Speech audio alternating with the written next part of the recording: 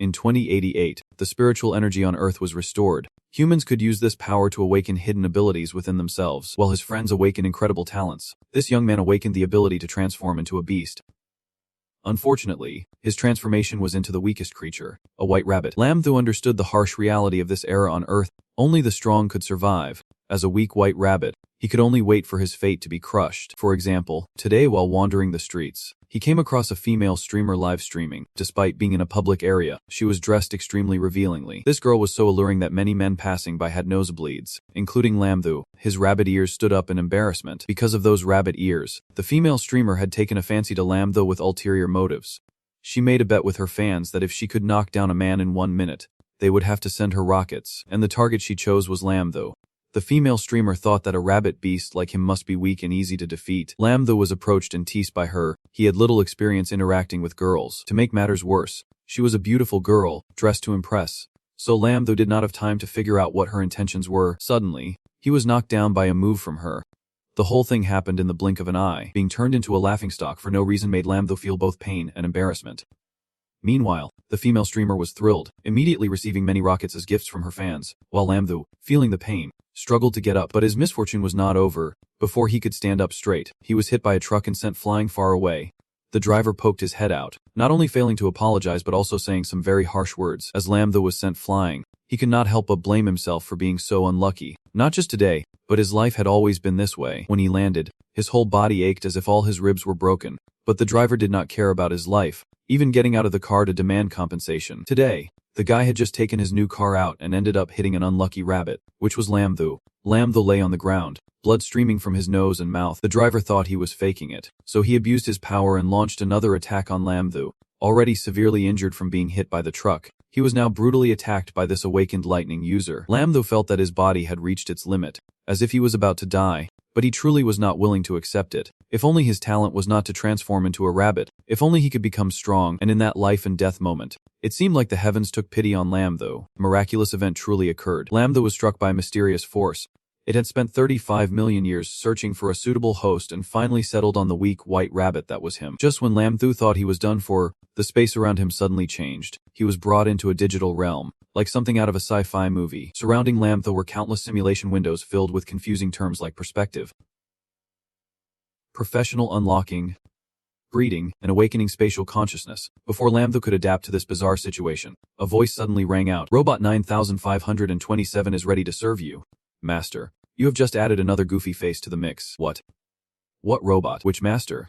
Teacher Lam Thu was stunned, and Robot 9527 began to explain. You are the most suitable host it has detected in nearly 35 million years. So just now, after that driver turned you into a mess, it used all its power to bring you back to life. After realizing he was not dead and had accidentally gained a system, Lam Thu's eyes lit up. Finally, he understood what the simulation windows surrounding him were. They were skills that had fallen from the sky. So, does that mean I am not dead? All 13 of these awesome skills are mine to choose from. Don't get your hopes up. The system splashed a cold dose of reality on him. Robot 9527 continued to educate him that it could help Lam Thu awaken a new skill every day. But that skill can only be random, because after reviving Lam Thu, it had already used a lot of energy. And since its host is you, who does not have enough energy to actively choose skills, it has to be a random selection. Lam Thu had not been happy for long before being hit with such a cold reality check. This stupid system could not find you 2 minutes earlier, and now it is awakening random skills. What if later, after escaping the system space, you come back with a skill that is completely useless? Wouldn't that just mean getting beaten up again by that driver and dying again? If so, what is the point of 9527 saving you? Dear host, it is time to make a decision. Do you want to awaken a skill now? Under the urging of the system robot, Lam Thu had no choice but to agree. After all, he had a chance to come back to life. Then let us give it a try. Who knows, I might awaken a good skill. And indeed, heaven had truly heard Lam Thu's earnest pleas. He drew an S-level skill called Skill Enhancement on his very first try. It could help Lam Thu enhance his existing skills. After the skill drawing process was complete, Lam Thu left the system space and woke up in reality. The driver was incredibly surprised to see him alive after his lightning attack. Even more surprised to see Lam Thu, whom he had just beaten up, now brimming with energy, easily jumping over 10 meters high. This was because Lam Thu had used the enhancement skill on his base skill, Rabbit Bounce. As a result, the power of his legs increased, and his attack and jump capabilities were greatly improved. Lam Thu jumped over 10 meters high and then landed directly on the driver's truck. His high jump made the impact strong, instantly denting the roof of the vehicle. The driver immediately exploded in fury. "You little brat. Do you dare treat my treasure like that? I can see you are tired of living." The car was already a piece of junk. But how could he pass up this opportunity to play the victim? He originally wanted to charge in and teach Lamtho a lesson to vent his anger. But unexpectedly, Lamtho calmly responded, "You are the one who is tired of living." After saying that, he kicked the guy. With the enhancement, his legs went from weak to incredibly strong. Just one kick, without using all his strength, sent the driver flying nearly 10 meters away. This left the nearby streamer utterly astonished. After dealing with him, he did not forget to confront her, since she had humiliated him right in the street, which was also the reason he got hit by that driver. Seeing Lamtho approach, she panicked, crying and backing away. "Don't come over here." Lamtho was not planning to let her off easily. He used that enhancement skill to boost the power of his base skill, the rabbit punch. The strength of his hands was enhanced, which increased both the attack power and speed of his punches. But after all, Lamtho was a real man. He did not intend to hit a weak girl right in front of everyone. So, Lamtho just used his hand speed to play a game of tearing her clothes to scare her. Of course, Lamtho did not rip everything off. He left some coverage in necessary places. The streamer girl fainted from fear. Lamtho then draped his jacket over her. After all, being so scantily clad outside really ruined the urban aesthetics. Once he was done, he grabbed the streamer girl's phone. Since the live stream was not over yet, her fans witnessed everything and began to fiercely criticize Lamtho. Fortunately, Lamtho was already used to being insulted. He ignored it all, raised the phone to his face, and announced loudly, "I am only going to say this once. Listen up, I am the rabbit. Your grandpa." This incident quickly became a hot topic on social media.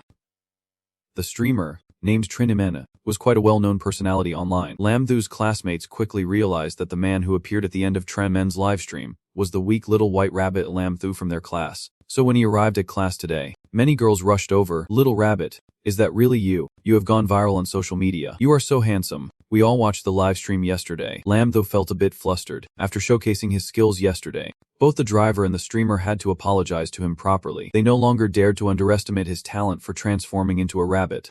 It was all thanks to the skills he drew from the system. At this point, Lamtho remembered he had not drawn any new skills today, so he called out Robot 9527. Unlike yesterday, today Lamtho only received an upgrade skill called Sowing Seeds of the World.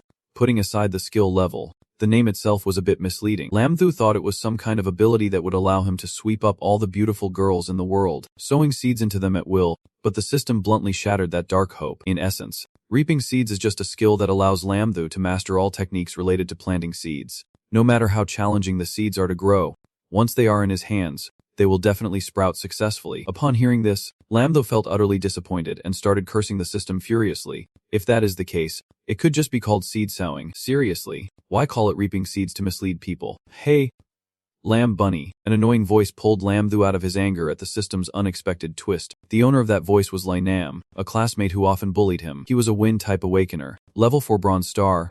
Just seeing him appear made Lamtho know he was not going to say anything nice. Sure enough, Lynam opened his mouth to say some very unpleasant things. "I see you are so welcomed by the girls. It is a shame you are out there delivering food after class. If not, let me introduce you to a more suitable job. With good luck, you could earn tens of thousands in a day." Lynam's words seemed sincere, but Lamtho did not trust a guy who always bullied him, so he skeptically asked, "What job?" "It is working at that X club. With your looks, I bet customers at the club will definitely flip your card." In other words, Lynam was suggesting Lamtho work as a bottle service girl at the nightclub. This was clearly an attempt to humiliate him in front of the class. Lamtho knew he would not suddenly be so kind, so he did not rush to get angry but instead continued to ask, "Oh, I see. Solely the young master often goes there to spend. Huh, definitely a wealthy person." Lynam was flattered by Lamtho's compliments, making him lose his composure. So without thinking, he nodded and said, "Of course," but when he heard the giggles from his classmates, he realized he had misspoken and hurriedly corrected himself. "Not that I could ever go to a place like that." Seeing Lynam flustered made Lamtho very satisfied, so he continued to stoke the fire to embarrass him further. Lynam got so furious that he wanted to teach Lamtho a lesson. But before he could act, the teacher walked into the classroom. "You dare to fight at school. Fighting at school leads to punishment." And since the teacher caught him red-handed, Lynam certainly did not dare to say a word. Everyone sat down, and the homeroom teacher stepped up to the podium and shouted. The students obediently returned to their seats. Today, he had two important announcements to make to the class. First, next week they would have the city-wide knowledge test for the third time, and they needed to study hard to achieve high scores. Second, those awakeners with powers like Lamtho and Lynam would also have a special competition. By then, all the big players will be there to observe, and their expressions will directly relate to whether they get accepted into Lin Viev University or not. As soon as Lum Thu heard the name Lin Viev University, he was completely awake. Anyone who is an awakener knows about this university. After the recovery of spiritual energy, Earth entered a new era, and Lin Viev University was established to train high-potential awakeners. Because the school's teaching resources are limited, the number of students admitted is also restricted. That is why the ability competition was created, becoming one of the measures to assess which students qualify for the school. Previously, Lum Thu had never dared to dream of entering Lin Viev University, as he had only awakened a beast transformation talent, being just a rabbit, with mediocre potential, rated only at bronze level 2 stars. But now Lum Thu has the 9527 robot in hand, and he can awaken a new skill every day. Therefore, he began to dream of stepping into this top university one day. Thinking of this, Lum Thu boldly raised his hand. He originally wanted to ask the teacher more about the rules of the ability competition. But before he could speak, the teacher coldly splashed a bucket of cold water on him. Lum Thu, do not participate in that ability competition. Your potential is too weak. Going would just embarrass our school. The teacher's words hit Lum Thu like a 1,000-pound stone, but that did not break his rising spirit. Lum Thu was determined to register for the exam, and with 9527 support, not trying would be a waste. He insisted on signing up, while the teacher firmly opposed him, believing his abilities were too ordinary. He used the excuse of protecting the school's honor to stop Lum Thu from taking the exam, which made Lum Thu very uncomfortable. Just wait until I awaken those 13 amazing skills.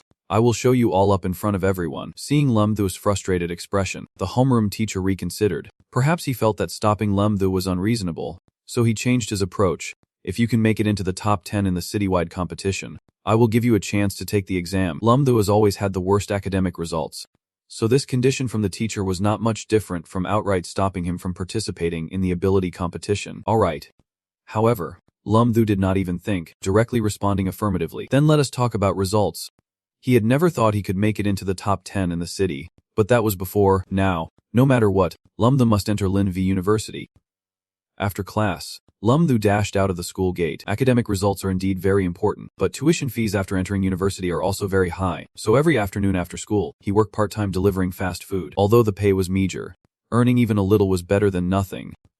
Yet today, as he rushed out of the school gate, Lum Thu was blocked by a luxury car. Moreover, the person stepping down from the car was a stunning beauty.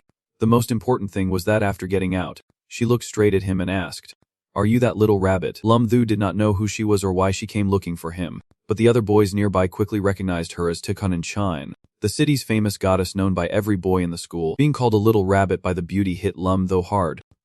After all, he was a passionate man, and being called that was humiliating, especially since she was exceptionally beautiful. He cleared his throat a few times, trying to salvage his image, even pulling out his WeChat to show her. "Let me introduce myself. My last name is Lum, and my first name is not Little Rabbit. You can call me classmate Lum. Here's my contact info. Feel free to scan it." Before Teen Chin could respond, the girl next to her giggled. "So annoying. Little Rabbit, you really love to show off, do not you?" Lum Thu then realized that this girl was the streamer Tran Men. She specifically brought back Lum Thu's jacket and reminded him to keep her identity as a famous online streamer a secret. The two whispered to each other, making it hard for Ten Chen Chen not to feel irritated. "I must ask, Immeniment, are you saying that the one with the beast transformation ability is him?" She came here because Tren MNN bragged about meeting a powerful beast transformer, but seeing Lum Thu's playful demeanor, Tunin Chun Chun was skeptical about her friend's words. To add a bit more, this beauty, apart from being the top beauty at school, is also a first-level psychic with a silver-white talent, consistently ranking first in the city. Never dropping in rank, she is a comprehensive scholar. Seeing Ten Chen Chin's doubts, Trimen quickly defended Lum Thu. "I witnessed Little Rabbit easily take down a second-level lightning psychic named Than Wang. Oh, so his opponent was just a second-level Thanang." Ten and Chen Qin seemed disappointed. But the fact that a little rabbit of the same level could dominate him showed that his power was clearly much higher than 2 stars. Trine Mean emphasized. Lum Thu wanted to impress the goddess, so he was ready to show off some basic moves. However, Tun and Chun Chun seemed to have lost interest in him. After waiting for Trena Menon to return the jacket, she wanted to leave immediately. Lum Thu was reluctant to see the beauty disappear like that. After all, he had not even gotten her name or contact info yet, so he hurriedly spoke up to keep her from leaving. "Are you leaving in such a hurry? Little sister, why do not we find a quiet place to discuss and exchange knowledge?" Discussing, huh. Initially, Lum Thu just meant to flirt, but Ten Chun Chun looked very uncomfortable because she interpreted his discussing knowledge as a challenge, and she had never turned down any challenge. It is just that Lum Thu was only a 2-star Thanong, while she was a 1-star Butch in it. The gap was quite significant, so instead of fighting, Tan Chan Chan suggested to Lam Thu that they settle it with an essay in the citywide test next week. The deal was that if Lam Thu could win, she would take back all the disrespectful things she just said about him. Moreover, Lam Thu could freely set a condition with Tan Chan Chan. She felt comfortable making such a condition because she believed Lam Thu had no chance of winning against her. Totally fine. I follow the goddess's words instead of listening to Chan Chan. Seeing Lam Thu casually call her Chan Chan like that, Tam I knew felt a strong dislike. Trine Man quickly reminded Lam Thu that Tan Chan Chan was the top student in the city. But before she could finish, Tan Chan Chan pulled her away. Even if she had managed to finish her sentence, Lam the Bong Bin would not give up. If you win, you can make any request to the goddess. How could you let go of this once-in-a-lifetime opportunity? After they left, Lam Thu received an urgent message from a customer. But what was important was that the order said, I am about to get beaten. Help me. Hurry to the Phoenix Internet Cafe. The price is up to you. Bring as many people as possible. Within So's order that long, Lam Thu only focused on the 4 words, the price is up to you, without thinking any further. He immediately drove off. Here I come. The one who placed the urgent order was Truong Tam, a 9-star bronze level therapy awakener. At that moment, he had been pulled into an alley next to the Phoenix Internet Cafe and was being beaten by 2 big guys. Seeing her, he could only curl up and plead for mercies since the opponents were aggressive and outnumbered him. But they showed no sign of stopping until Lam Thu appeared in that alley wielding a baseball bat as a weapon. Hey, he shouted loudly. What you are doing is not right. What era is it that you are still bullying others like this? Do you know that you will face consequences for this? His tone was aggressive, but his face clearly showed arrogance. The thugs saw this and immediately let go of Truong Tam, turning their attention to Lam Thu. He could tell at a glance that they were not easy to mess with, but before coming here, Lam Thu had already called for help. He snapped his fingers, and a group of over 10 delivery guys appeared. Each one looked fierce and ready for a fight. We are here. Who do you want to take down? Which bastard dares to flaunt their power in our territory? Tired of breathing? Huh. You thought it was something serious, but it turns out there are only 2 of you. Not even worth our time. Each of them could spit a few times, and it would be enough to drown those 2 thugs, let alone actually fighting. And they knew they could not take on such a large group. Therefore, among the 36 strategies, fleeing is the best. Truong Tam was so happy he almost cried, immediately rushing to hug Lam Thu's leg. Boo-hoo. Who would have thought that ordering fast food urgently would lead to meeting the boss of this territory? He then yelled loudly at the 2 thugs running away, trying to intimidate them. In the future, do not let me see your faces again, or if I do, I will have my big brother teach you a lesson.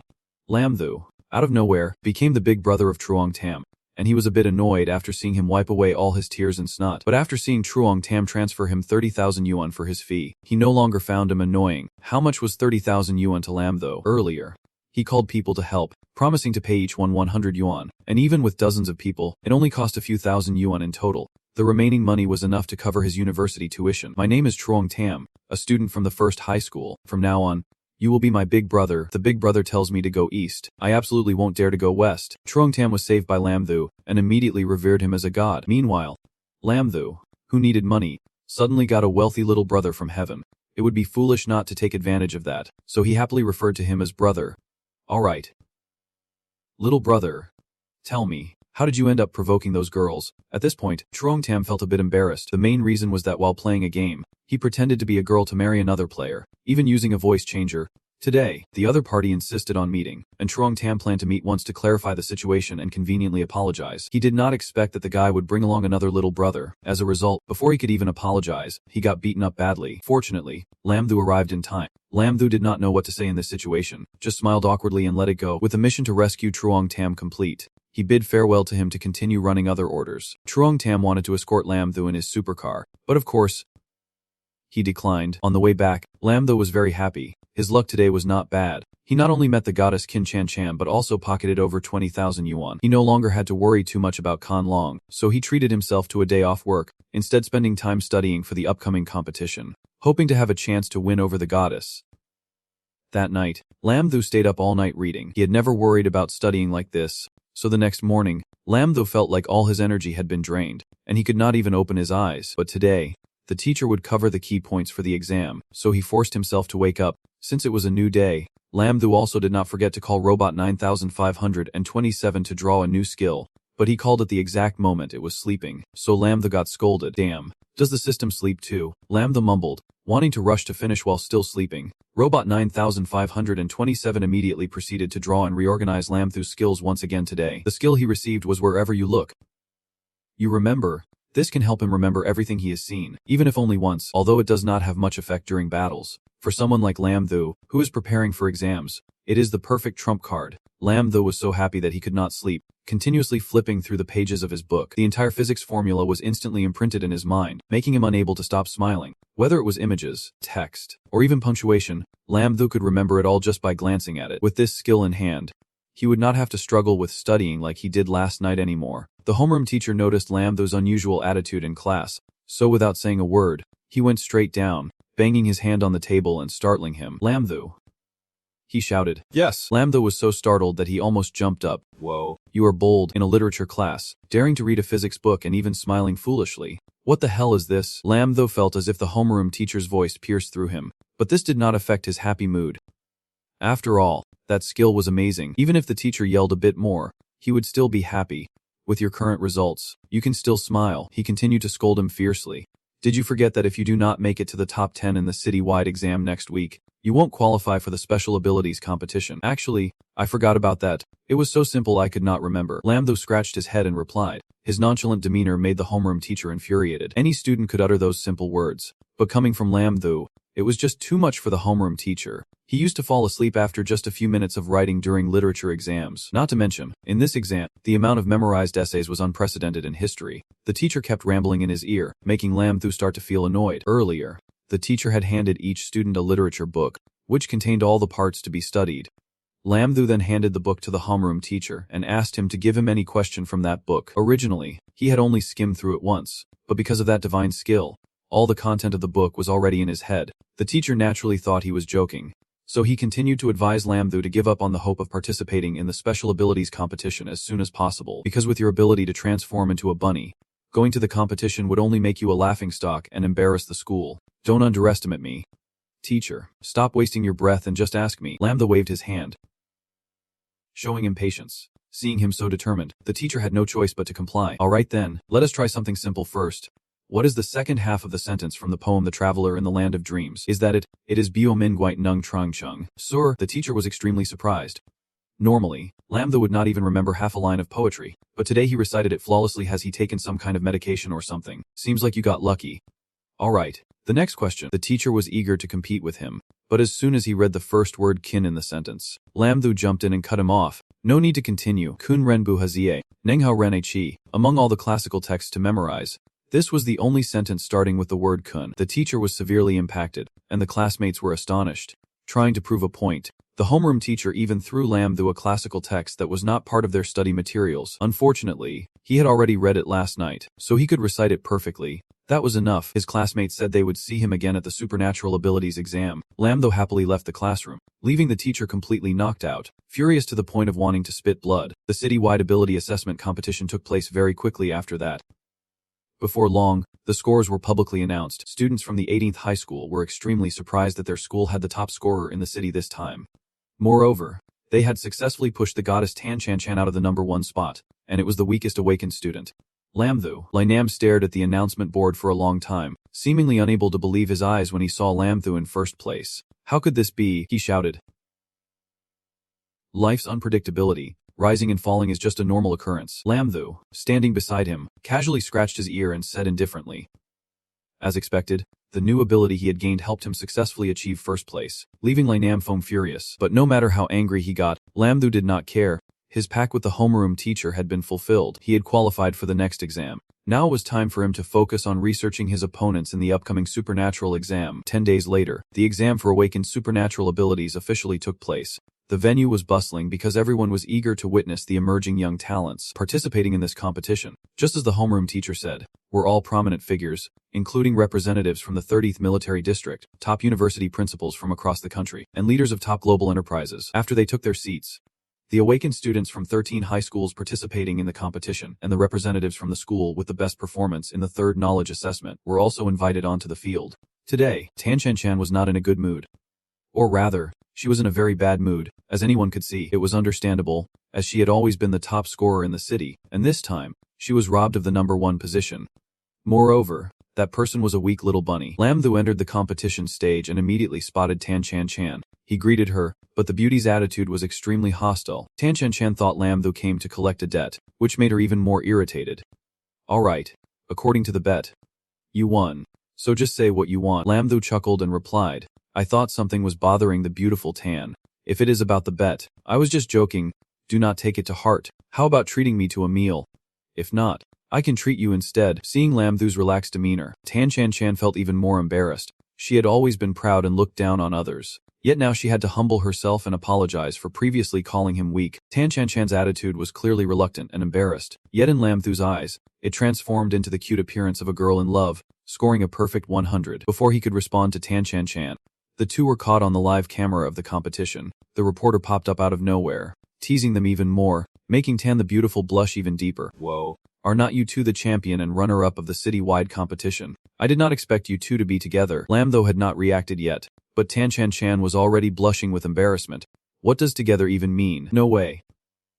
Absolutely not. Seeing the goddess's strong attitude, the competition's host stopped teasing her further. Instead, this person turned to Lam Thu, speaking in a seemingly aggressive tone. I have heard this champion is a low-level beast awakener, and despite being such a weak little white rabbit, they still came to compete. This bravery is commendable. Lam Thu knew they were mocking him, but he was used to this kind of talk and not only did not get angry but replied confidently. Not only did I dare to compete, but this time I will also win the championship. As soon as Lam Thu said this, the audience below burst into laughter, because even if he was the champion in knowledge, that did not mean he would become the champion in the ability competition. They all thought Lam Thu must have crammed so much knowledge into his head that he had gone a bit crazy, which is why he dared to say such nonsense. Even the program's host was left speechless. It seemed that the host did not expect the words champion to come from the mouth of such a weak little bunny. Lam Thu ignored their reactions and directly snatched the microphone from the host's hand, boldly declaring into the live camera, I do not have much to say to everyone. Just this, I am number one. Pray for your favorite contestants. I hope they do not run into me. As he spoke, Lam Thu raised his middle finger. This look is clearly challenging the entire audience. His bold attitude made the competition's host quickly snatch the microphone back, preventing him from rambling on. But what Lam Thu said was clear. Everyone heard it. The audience in the stands and the other contestants felt insulted because Lam Thu was just a low-level beast awakener. Yet he dared to look down on others so arrogantly. Despite their furious insults, Lam Thu pretended not to hear. They would find out how strong he was when he stepped onto the arena.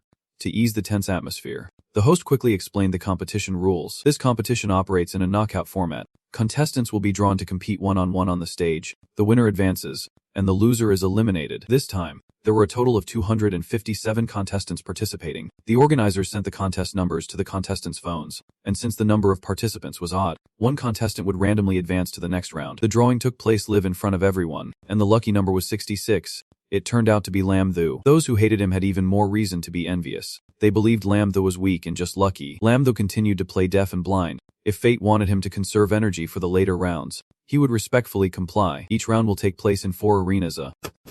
Lam Thu only caught the announcement that Tan Chan Chan was competing in the first round, but before he could even see which arena she was in, he was already overwhelmed by the cheers of the audience. A stunning kill move has appeared. Shortly after, the Missy announced that Tan Chan Chan has won the first match. The other Awakens were not too surprised, as Tan Chan Chan had long been famous as a superstar among the new generation of Awakens. As for Lam Thu, this was the first time he saw the goddess's abilities firsthand, and he could not help but break out in a cold sweat. The fact that Tan Chan was successful in battle put a bit of pressure on Lam Thu. He did not want to fall behind the goddess, so he started diving deep into studying his next opponents, ensuring he could defeat them and become a worthy man for the goddess. 10 minutes later, Lam Thu truly could not keep up anymore. The flashy skills of the other contestants made him so bored he was nearly falling asleep. To combat this drowsiness, Lam Thu had no choice but to call out Robot 9527 to work. Although it was his personal system, Lam Thu felt that lately, it had been getting lazier, even refusing to talk to him. Its host, Robot 9527 also seemed disinterested, directly moving into the skill lottery process. In recent days at Auntie's house, the system had always given Lam the low-level farming skills, to the point where he felt this poor system was just like that. Yet today, at the competition site, it drew its level skill for Lam Thu that brought him to tears. Today's skill was called Body Enhancement, and its function matched its name. Lam Thu was extremely eager and immediately began the enhancement process. When this process was initiated, Lam Thu entered the digital space opened by the system. Here, all the muscles in his body were reconstructed, becoming more robust. The effectiveness of this skill astonished even Lam Thu himself, as it exceeded all his expectations. With a physique like this, he felt even the goddess Tan Chan Chan would be bowing down before him. For the next match, they continued to draw for a lucky contestant to be exempt from the competition. Since some people had given up in the first round, the number of people advancing remained odd, and what is unbelievable is that this time they drew Lam Thu's number 66 again. His luck did not stop there. On the second day of the competition, Lam Thu's name was still called when drawing for the lucky contestant exempt from the competition. By the third day, he still had not had to compete, advancing to the top 35 without breaking a sweat. The competition Misi even had to come specifically to interview Lam Thu about his feelings being continuously exempt from the competition. Nice. Do not say any more.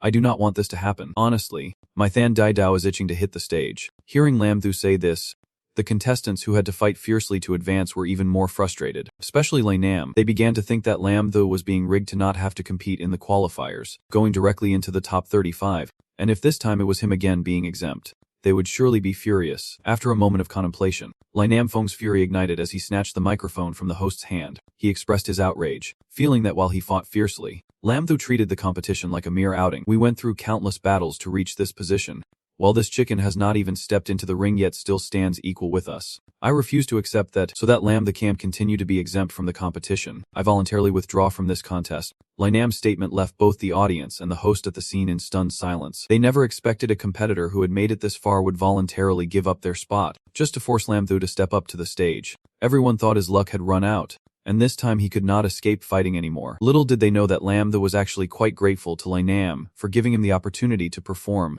Lam Thu's first match would be against contestant number 88, named Luyan, an 8-star Thunder Awakened. He seemed to be quite formidable, as when he stepped onto the field, everyone felt that this time Lam Thu would be taken out in one hit by Loi Dian. Loi Dian himself was not modest at all either. The proof was when he first entered the ring, he made a gesture to warn Lam Thu. Faced with the cold attitude of his opponent, Lam Thu could only sigh deeply. Being a little white rabbit, and having been exempt from the competition for 3 consecutive days, it is understandable that he would be targeted.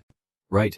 Lam Thu. Loi Dian spoke up, his tone full of arrogance. You have used up all your luck. Facing me in the first match is truly a stroke of bad luck. Once the match starts, you won't even have a chance to show off, because I will defeat you in an instant. Lam Thu simply responded with an indifferent "oh," which made Loi Dian furious. He quickly changed his approach, intending to wear Lam Thu down slowly, leading him to face a humiliating defeat. Lam Thu just let out another indifferent "oh," clearly showing he did not care much. This reaction only infuriated Loi Dian further, and he immediately launched his first attack. A powerful punch charged with lightning aimed directly at Lam Thu. A normal person would either be knocked out by the pain or be left incapacitated by the shock from this hit, but Lam Thu effortlessly dodged it. That powerful strike only hit the ground uselessly. Suddenly, he felt a bit sorry for Loi Dian. Had he taken too long to charge his power, were all his previous opponents made of clay? Otherwise, how could you have possibly hit them? Loi Dian seemed shocked to see his opponent able to evade his attack. He was also furious over the blunt criticism Lam Thu had just given. He unleashed another wave of lightning strikes, but Lam Thu continued to rely on his quick reflexes to avoid them. Loi Dian was overexerting himself, beads of sweat forming on his forehead,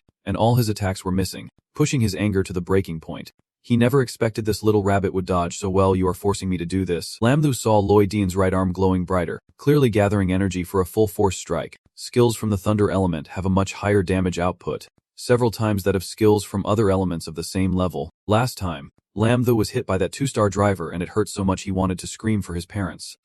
And now, Loi Dian is an 8-star driver. If he gets hit by this move, he would not even dare to think about the consequences. This time, the opponent is definitely going to attack widely, so Lam Thu decided not to dodge anymore. If that is the case, he just needs to take him out before he can launch his move.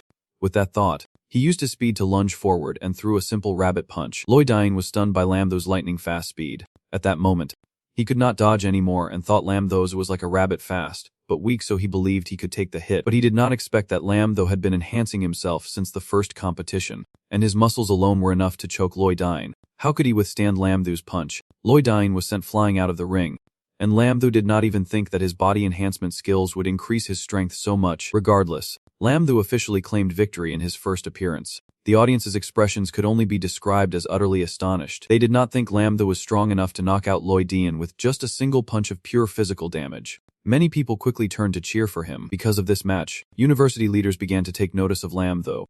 Lu Zhen, the vice principal of Linvu University in City M, was eager to recruit Lam Thu under his wing. He had observed the last match closely and realized that Lam Thu had not used any spiritual power at all. Kuang Van, the vice principal of Linvu University in City Dai, felt that his old friend was talking nonsense, because the power of that punch was at least equivalent to that of an 8-star awakened one, while Lam Thu was just a 2-star talent with mediocre awakening. On the next competition day, Lam Thu's first opponent was contestant number 12, named them Kwai, who was also an awakened beast type like Lam Thu, But he was at the 9-star level and his beast form was a wolf. A wolf and a rabbit were set to face off, and the audience was incredibly excited. Lam Thu could see that his opponent was fierce and very intimidating. He was still deciding whether to transform or not when Them Kwai suddenly knelt before him. Surrendering, don't hit me, do not hit me.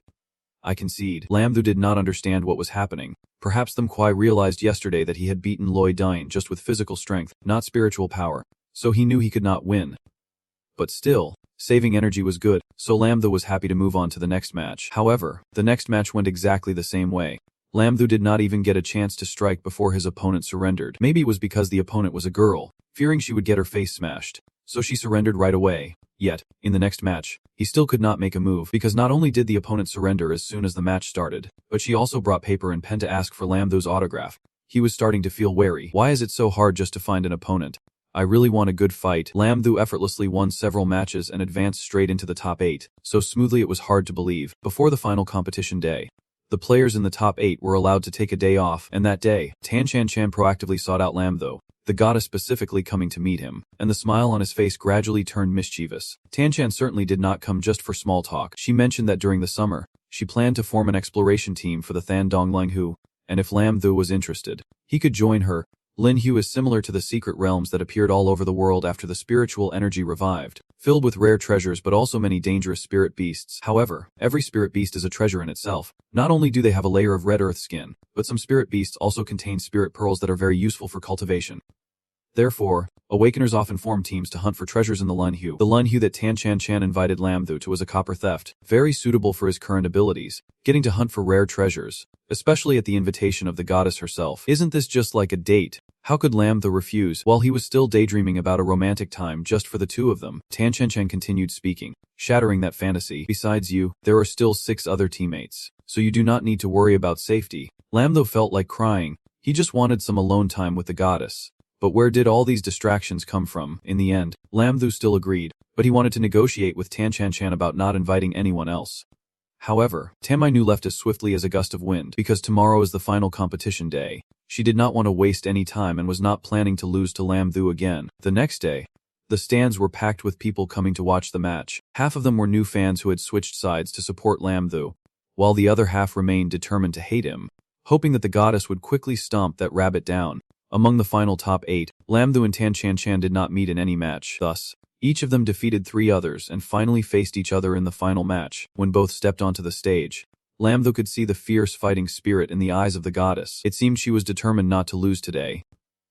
Sure enough, as soon as the Messi announced the final match, Tan Chan Chan aggressively pointed at Lam Thu and declared, "This time I won't let the championship title slip into your hands." This intimidating demeanor was truly different from yesterday. When she came to invite Lam Thu to join the team, Tan Chan Chan was combative and unwilling to lose, while Lam Thu did not care about winning or losing with his crash. Just that when he first arrived, he accidentally showed a rude gesture to the entire audience, claiming he would become the champion. If he could not fulfill that now, he did not know where to hide. So even though he was facing the goddess, his crew, Lam Thu was determined not to hold back. When both competitors were ready, the Messi officially announced the final match had begun. Tan Chan Chan had taken a stance, ready to strike first, but she did not forget to intimidate her opponent a little. "Lam Thu, not only has my energy reached silver level, but I also got my black belt years ago. Whether it is spiritual power or strength, my body is no less capable than yours." "Oh really? If that is the case, I need to be even more careful." Lam Thu seemed unfazed, instead feeling more excited. Unlike previous matches, this time he took the initiative to attack first, wanting to strike before being struck, but the goddess lived up to her title. Tan Chan Chan easily dodged that attack. She even smoothly circled around behind Lam Thu and kicked him. Although this blow did not take Lam Thu down, it made him stagger and fall. It turned out Tan Chan Chan was not lying. She appeared slender, but her strength was no joke. If it were not for the body enhancement skills that increased his muscle and strength, he would have lost to that kick from the goddess. But the match had just begun, and that kick from Crash really activated Lam Thu's fighting spirit. He stood up straight and charged at Tan Chan Chan once again. This time, Lam Thu unleashed a flurry of punches, but all were blocked by Tan Chan Chan, who looked quite relaxed while doing so. Once again, Lam Thu found himself being outmaneuvered as she slipped behind him. He took a full elbow strike from Tan Chan Chan to his right shoulder and immediately fell to the ground. He felt like his shoulder bone had shattered from the hit. Meanwhile, Tan Chan Chan stood arrogantly on this side, beginning to mock him. "Just give up.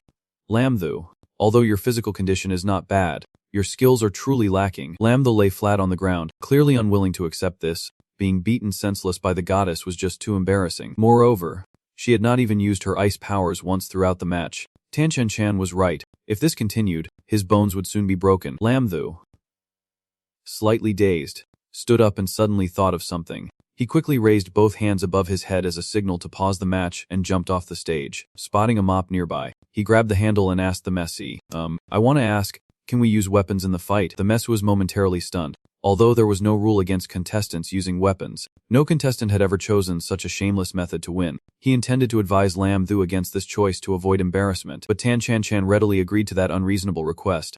She even felt that Lam Thu picking up the mop to fight her was equivalent to insulting her. If that is the case, Tan Chen also planned to go a little harder, thoroughly breaking his face and spirit. Can we start now? Tan Chen impatiently asked. Let us go. Lam Thu brandished the mop in his hand, looking quite ridiculous. This is called a mop pole, forged from your cleaning tools, weighing about 2.5 pounds. I am ready to fight you. His posture made Tan Chen even more annoyed. His skills were as weak as a cat's scratch, holding a mop like a general wielding a spear on the battlefield. This is truly an insult to her. Lam Thu raised his spear and teased Chan. Watch this move, and do not complain if you lose. Chan felt his attitude was very strange. Something's off. Lam Thu felt different with the spear, like a general charging into battle without a hint of hesitation. In a flash, Lam Thu leaped to attack Chan, forcing her to step back a few paces. If you won't attack, then I will go first. The spear in Lam Thu's hand pointed directly at her face. Suddenly, it shifts down to Chan's slender waist, making her hurriedly dodge. His hands grip the spear tightly. Lam Thu's eyes are mischievous, the corner of his mouth curling into a sly grin, unexpectedly tapping her behind, causing her to yelp, but inside she can't help but admire. I did not expect his spear techniques to be this formidable. Then, now angry, scolded. Shameless, I am going to kill you. Lam Thu scratched his head in defense. That was just a slip of the hand. I did not mean to grab you. I could not stop. Using a basic ice arrow skill, Chan angrily ordered Lam Thu to shut up, her hands continuing to cast powerful spells. Lam Thu, slightly panicked, knew she was upset and tried to calm her down. Just hear me out. While he spoke, he kept trying to dodge Chan's attacks. The water-type ice wind technique. She relentlessly launched attack after attack. You are the one forcing me here. Lam Thu grunted, straining to withstand her spells. Mumbling, it is so cold, my body feels frozen. Inside, he could not help but sigh. Chan's spells are too fast. The ice pillars encircled Lam Thu one by one. He calculated that without transforming, he could only buy time to cope. The ice blocks charged towards Lam Thu, who was gradually falling into a passive position. The freezing ice solidified Lam Thu into a block, while Chan stood still, watching. At this moment, she confidently believed she had won, demanding the Messi to call an ambulance, ready to declare the results. Not seeing Lam Thu anywhere, the Messi, thinking it was true, complied. Oh, so you claim victory. However, before she could finish, from the melting ice, a figure appeared nonchalantly. Lam Thu grinned mischievously as the smoke cleared, rarely having this chance to be alone together. No need to rush. He tightly gripped the spear, aimed at his opponent. His ears perked up, ready to banter. Hey now, your big brother Rabbit is here. This time it was Chan who was caught off guard, quickly putting on her ice armor to counter. So fast, Lam Thu dashed in like a gust of wind, leaving her no time to react. Chan nimbly used her ice armor to block the surprise spear attack. Annoyingly, Lam Thu, after transforming, was strong enough to break through her ice armor. Her arm was nearly numb. The more she thought about it, the more unwilling she felt. Tears were on the verge of spilling from her eyes. Could it be that I will drop to second place again? I refuse to accept this. In the overwhelming situation, Chan still fought back with all her might, unwilling to back down. Breaking through to the second tier of Bai Yin, she shouted loudly, unleashing her powerful might. Lam Thu felt a bit anxious. This was a breakthrough for him, and if he was careless now, he might end up in trouble. Seeing Chan fired up for battle, Lam Thu called out to the mess, asking the referee to pause the match due to someone intervening. He whispered mysteriously to the mess, isn't it cheating to have a breakthrough in the battle? The Messi helplessly replied, it is you again stopping the match. This is not cheating. It is a breakthrough. You idiot. And explained further that the biggest cheat in this special ability competition is actually him. Got it. Stop talking. Chan looked at him, thinking it was surprising he did not take advantage of her breakthrough to attack. However, she unexpectedly smiled gently, thinking, this little bunny is quite adorable. She clenched her fists, restoring her fighting spirit, and boldly challenged Lam Thu, stop fooling around. Come here and let us have another round. Lam Thu firmly held the spear, ready for battle. Alright then, let us fight again. Chan pointed directly at him, making the first move. Be careful. I am much stronger now than I was before. Wherever I step, ice forms. Lam Thu used his spear for momentum to advance, suddenly launching himself high into the air with strength. His pupils contracted. He moved quickly and thought, this is the breakthrough. The speed boost and attack power increased significantly. The spear struck the ground powerfully, causing the ground to crack. Sharp ice columns attacked him relentlessly, making Lambda let out a soft cry. Chan immediately cast a spell, wrapping the columns around her powerfully. She opened her eyes, her gaze sharp as she swung her hand fiercely. Lambda was hit repeatedly, feeling anxious that this time he might really be in trouble. He used both hands to block the relentless onslaught of ice shards. He let out a pained groan. Seeing his injured arm frozen stiff, Lambda gritted his teeth in discomfort. His hand was frozen to the point it lost feeling. Although he had the physique of a bronze level 9 star, his spiritual energy was only at bronze level 3, and he simply could not withstand the continuous attacks. He clenched his teeth, his face pale from the pain, and had to push through. Continuing like this is not sustainable. It is time to go all out. Later, Lambda lunged forward like a rocket, leaving Chan wide-eyed in shock, not expecting such a burst of energy from him. Chan leaned back to dodge Lambda's attack, causing him to react quickly, not allowing her to continue her assault. Suddenly, he held her tightly from behind, leaving Chan frozen. She struggled to break free from Lambda. "What the hell do you want? Let go of me." Stubbornly, he tightened his grip and replied, "I want you let go." Out of nowhere, Lambda felt his hand touching a soft, right peach. Chan blushed in embarrassment because of that inappropriate hand placement.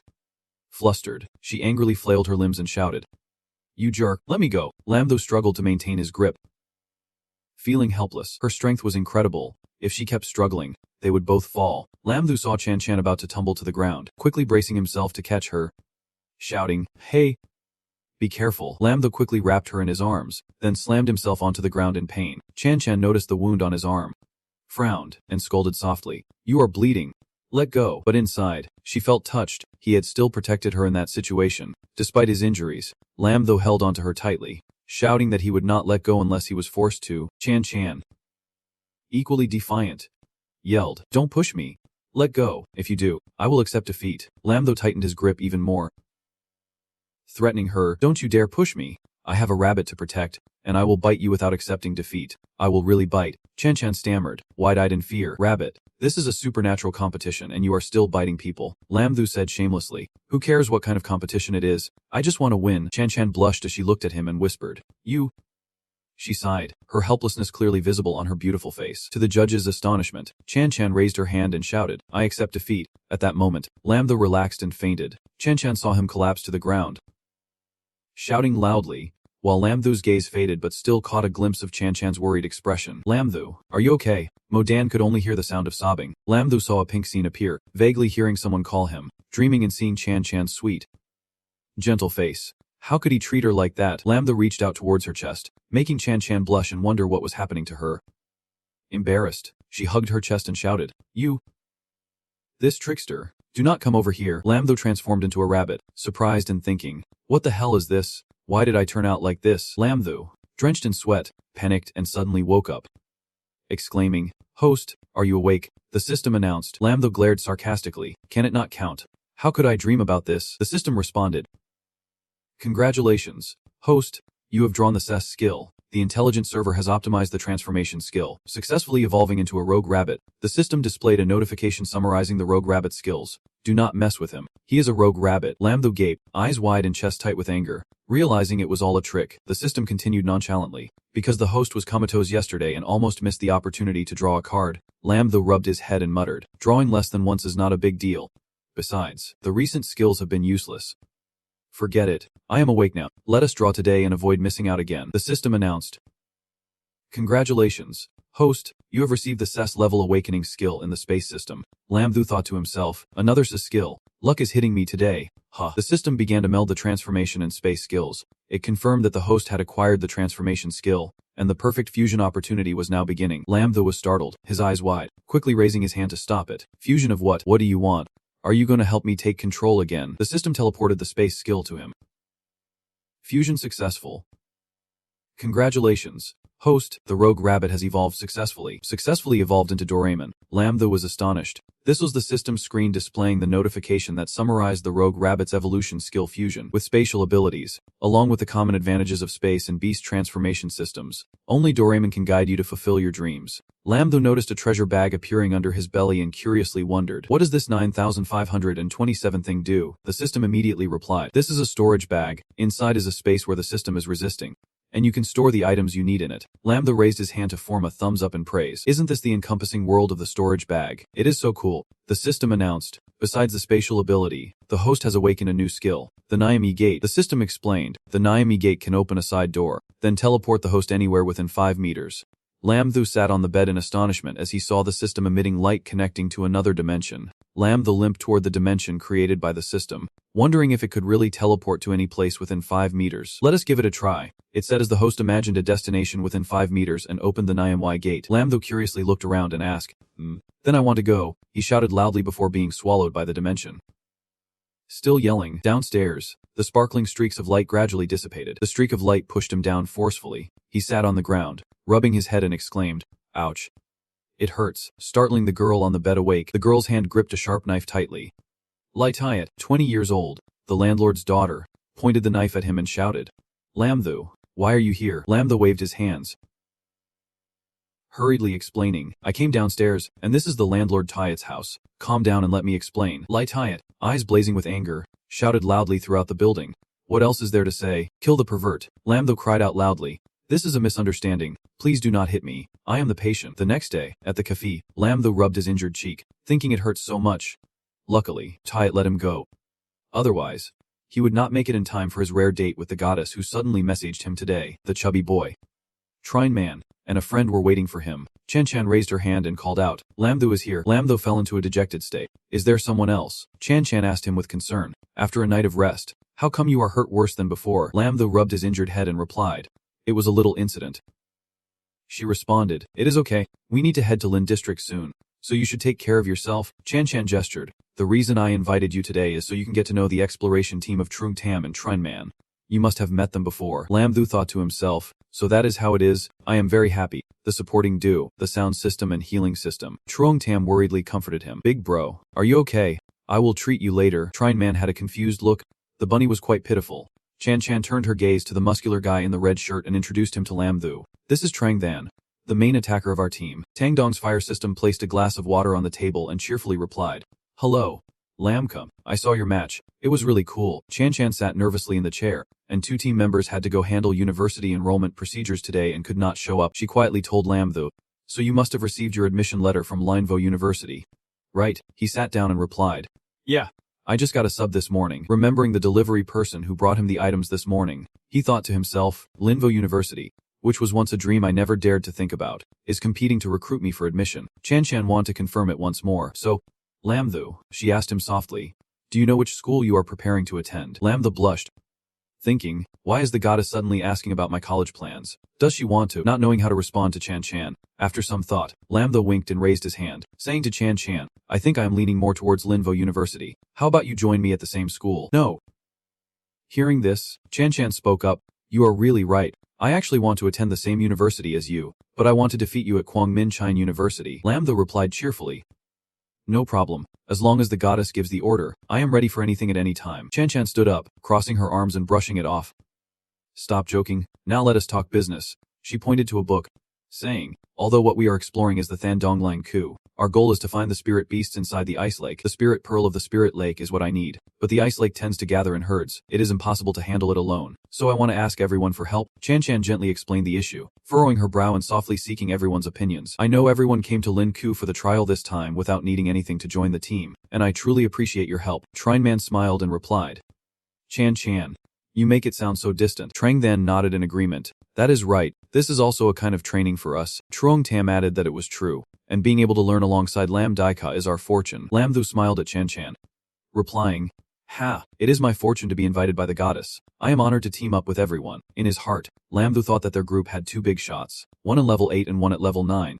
Yet they wanted to learn from this level 2 rookie. Hey, Chan Chan cleared her throat and coughed. Do not call me goddess anymore. Just call me by my name. She stood firm against the cold. Announcing behind her was her newly formed exploration team. Then our departure time is 3 days from now at 10:00 am. Gathering downstairs at Lam Thu's place, everyone agreed in unison. On the departure day at 9:30, Lam Thu was preparing his things, mumbling, 9,527 skills. The system quickly appeared and said, Congratulations, host. You have acquired the E-level skill of proficiency in the main art. The system announced, E-level language proficiency has been mastered. The host can understand all human languages. The Earth has mastered A-level medical skills, ensuring the host can understand all Eastern and Western medicine that has ever existed. Lam Thu glanced with frustration and said, Why is it that for days now, all I have got are useless skills? Mastering languages and medical skills means they want me to go to the West as a principal. It reassured him, saying, You are very lucky. You have unlocked a spatial system in such a short time. Lam Thu recalled and questioned, Right, speaking of space, how do I use this bag? The system replied, try placing the backpack inside. Lamtho held the backpack in front of the magical bag. Amazingly, the backpack was sucked into it. Lamtho exclaimed with excitement. Awesome. He happily thought to himself. That big backpack was stored away in no time without any weight. The system continued, saying there is still a lot of space left inside. Everything in this room can be put in. Lamtho raised an eyebrow doubtfully. Are you serious? From upstairs? Lamtho heard someone from the group waving and calling loudly. Big bro, we have arrived. He waved back cheerfully. I will be down in a second. Trineman stared curiously at the bag and asked about the spatial skill. Under everyone's curiosity, Lamtho took the alloy staff that Jang-san gifted him and stuffed it into the magical bag, saying, Hey, do not look at me like that. I will get embarrassed. The chubby boy then asked, pretending to be shocked. The bag slowly disappeared into the magical bag in a miraculous way. Zhang-san exclaimed in surprise, is it really possible to put it in? No wonder he is your big brother. Chan-chan lightly asked while propping her chin. The spatial system is very rare. This kid is quite extraordinary. Trineman continued to stare at the bag with interest. Trineman raised her claws happily. Let me touch it. Lamtho blushed and shrank back. Hey, do not take advantage and poke around. Long thought to himself, his son is protecting him from outside. But Trineman shamelessly replied, what is the big deal? Everyone has seen the spatial system skill for the first time. The driver in front laughed out loud, praising, haha, Lamji is really funny. Tran Kwai, excited about his beast transformation, said. Everyone, pay attention. We are almost there. Lamtho looked forward in surprise. Before them was a stream of purple spiritual river flowing like a powerful waterfall. Lamtho was amazed and thought, is this really the spiritual river? No one knows how the spiritual river appeared, but all investigative evidence suggests it is related to the recovery of spiritual energy, with the spiritual river abundant. The types of spiritual beasts are determined by the levels of the spiritual river. Although spiritual beasts can enter the human world, for some unknown reason, they rarely voluntarily enter it. Humans, however, cannot afford to let their guard down and dare not be careless. Thus, even though the country does not take the spiritual river, King Dong, and Baiyin very seriously, they will arrange government personnel to record and guard it, becoming the last line of defense for humans against this undefined spatial world. The personnel blocking Lamtho's group said, the number of people entering today is sufficient. If you want to enter, please register to come tomorrow. Chen Chen immediately replied, okay, I will go register our team tomorrow. Lamtho stood in contemplation in front of the space rift of Lion Kai, carrying an indescribable feeling in his mind. The aura at this entrance feels stronger than other places. Meanwhile, Chen Chen is registering with the staff here. Trineman suddenly jumped in and wrapped her arm around him playfully. What is Bunny doing? Startled, Lamtho exclaimed, Travaminant? Lamtho helplessly rubbed his head as he heard Trineman's sweet voice. It is annoying how he calls her Menememen. Don't you call Chen Chen that too? He replied with a smile. That is different. Where do you want to drag me? Menemen happily continued to pull him along, of course heading back to the car for a nap first. Before that, she wanted to study your miraculous belly a bit, unaware of someone secretly observing them. That person watched Trying Tam with wide eyes, silently assessing. These little devils seem pretty wealthy. I remember the chubby guy next to the car. The gangsters lurking have been pretending to chat with each other. Boss. This group looks like a bunch of fat sheep based on their gear and cars. The guy called Boss smirked in response. Lam may look at that chubby guy. He seems to be the young master of the Xena Thun group. The leader of the Hunglan 5 Stars ordered his subordinates to keep an eye on them and follow them into Lane Kai. Mintitho replied, don't worry, boss. I will keep my eyes on them. Mtitho thought of the fat catch and excitedly said, this spring outing of the rich kids is in the hands of the Hunglan team. You are in for misfortune. Ingin crossed his arms and replied with a fierce look, Hunglan, we are regulars here, specializing in taking care of the small, wealthy adventurers. Just wait, kids. We will make the whole forest tremble under your footsteps, and the birds will scatter. Ingtin shot a vicious glance, saying disgustingly, this lion catch will become your grave. The next day, Lam Thu and his group officially entered Lai Kai, stepping into a land of lush greenery, with towering mountains ahead shrouded in mist. The 6 of them stood there, surprised by the scenery before them. Lam Thu thought in amazement, this is the world of Ling Esh. Why is the space inside so vast? Tenin Chen Chen turned him and said, let us go. Our target is the inner yard of Linkesh. There is a snowfield that is still 2 days away from here.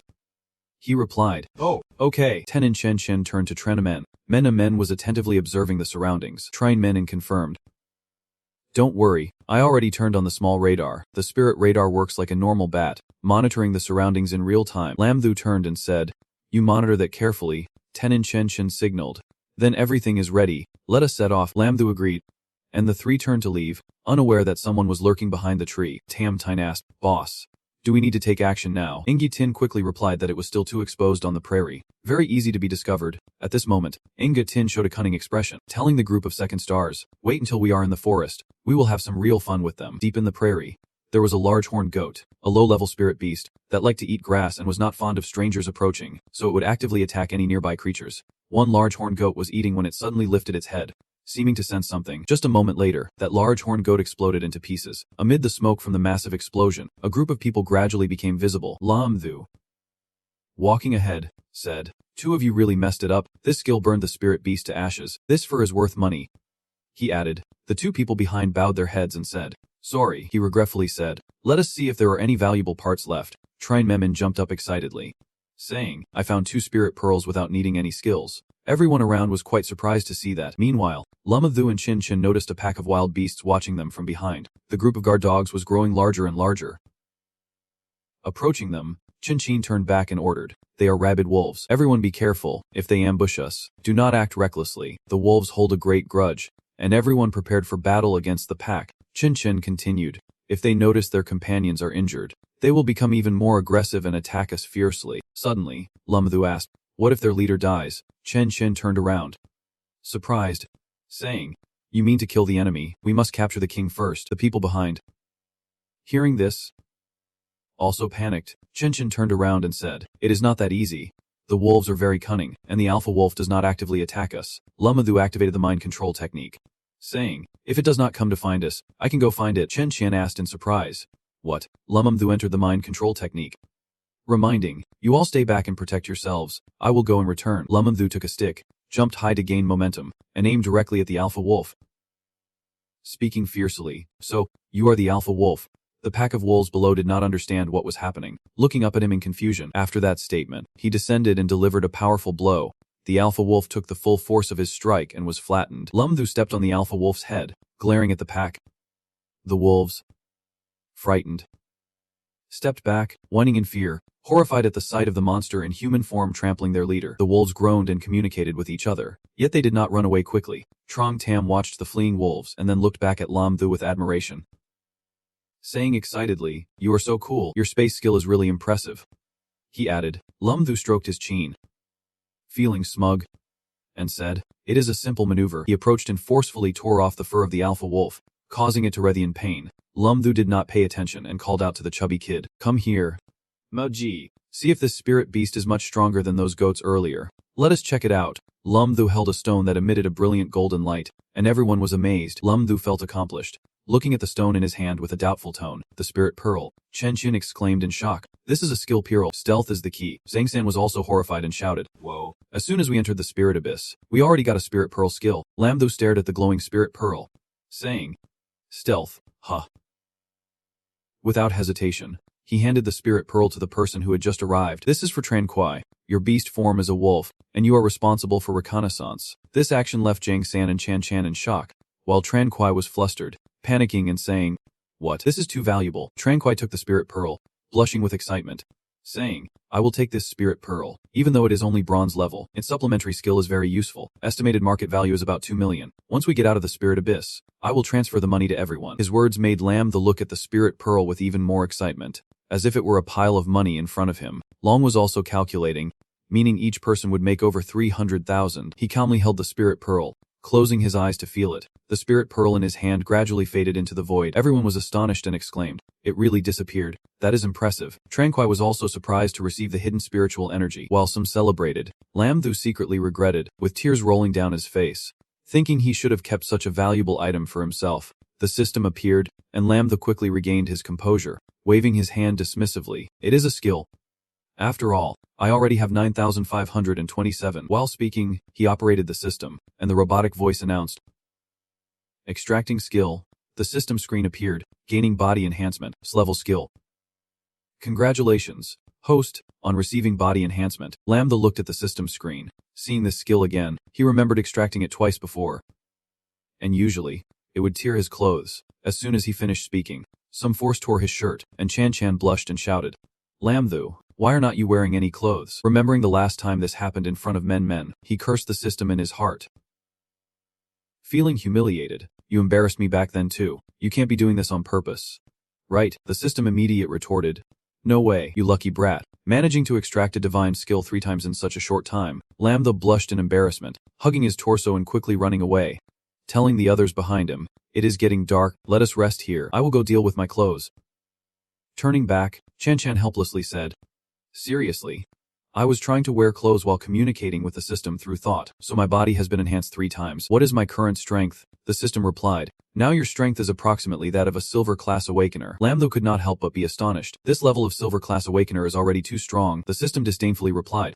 "Indeed, this is cheating upon cheating. You just enjoy it quietly." At night, darkness fell, and in the forest, Lamthu and the others set up camp, lighting a fire and sitting around it. Lamthu had a happy expression, laughing brightly and loudly. Chan Chan sat beside him, looking speechless, darkly asking, "I need to say, you," suddenly raising her voice, Chan Chan shouted angrily into Lamthu's ear, "What are you so happy about after coming back from the little forest?" Lamthu giggled shyly, covering her mouth and waving her hand. "Nothing," she thought to herself, feeling overly pleased with the enhancement of her power, eagerly anticipating what skills tomorrow would bring. Man walked over and whispered into Chan Chan's ear, "Big C's. It seems like someone is following us." Chan Chan's expression darkened, confirming it. Could it be other adventurers on the same path? Man glanced back and replied quietly, "After observing, I found that they are always trailing us, and each one is quite cautious, keeping a distance of 800 to 900 meters, not getting closer and not disappearing." The 3 of them, Chan Chan, Man, and Lamthu, became more vigilant. Defeng glanced around, his face serious as he said, "Then we need to be very careful. I heard from the elders at home that there are some illegal organizations specifically hunting other adventurers in Lingku." Lamthu felt a bit confused.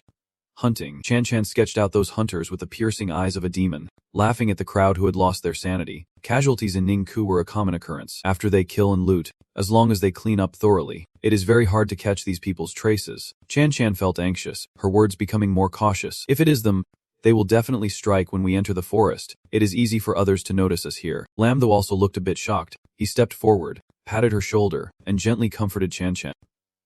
"Don't worry. If they attack, we will respond. I will protect you." Chan Chan blushed in embarrassment and turned away, slightly annoyed. "Who needs your protection? I mean, we need to prepare well." Lamthu laughed behind her. Yes. We will all listen to Chan Chan." The next day in the tent, a voice announced 9527. The mechanical voice responded, "Extracting skills." The screen displayed successful taming. Skill level E. Lamthu lay bored in the tent. He sat up, still groggy, yawning, hoping not to be congratulated anymore. He had high expectations for today's skills, but suddenly a scream came from outside. Lamthu immediately became alert, his heart racing. What happened? It was Chan Chan's voice. 2 giant, vicious red serpents were staring intently at Lamthu's group. Lamthu gaped in shock at the sight before him. The system analyzed the serpent, which was baring its fangs and charging to attack. The serpent's eye was extremely fast, poisonous, and hard to tame. Lamthu suddenly understood the situation. Through taming, he could obtain information about this snake species. "We are in trouble." Lamthu shouted urgently to stop everyone. "Everyone retreat quickly. We can't get close to attack." One of the 2 serpents spat venom towards Chan Chan's group. Luckily, they all dodged just in time. "Dian Loi, let us combine our attacks from a distance." Dian Loi, standing beside him, acknowledged the order. Dian Loi unleashed lightning strikes, while Chan Chan shot ice spikes, both attacking the serpent at the same time. The serpent hissed in pain, howling in agony. The python was struck by lightning, and with the spikes around its body, it twisted in pain. Both snakes lay defeated, sighing in relief. "That was way too dangerous," Man next to me criticized. "Whoa, this snake is disgusting." "Oh my gosh." Lamthu approached with a dagger. "This is definitely a job for the men." Zhang San followed and noticed something, reporting to Lamthu, "Big bro, something's moving inside." Pointing to the python's belly, Lamthu knelt beside the bulge in the python's belly, saying, "Wait a moment, everyone stay back." As the dagger cut a line, blood sprayed out immediately, revealing 2 red eyes staring out. A rat suddenly jumped out of the incision, lunging toward Lamthu. At the same time, the system displayed, prairie ground rat. Gentle temperament, extremely easy to tame, Earth system skills, little expert at digging. Chan Chan and Man, along with Zhang San, pulled over to see the new creature in front of Lamthu. The 2 female students exclaimed in unison, "So cute."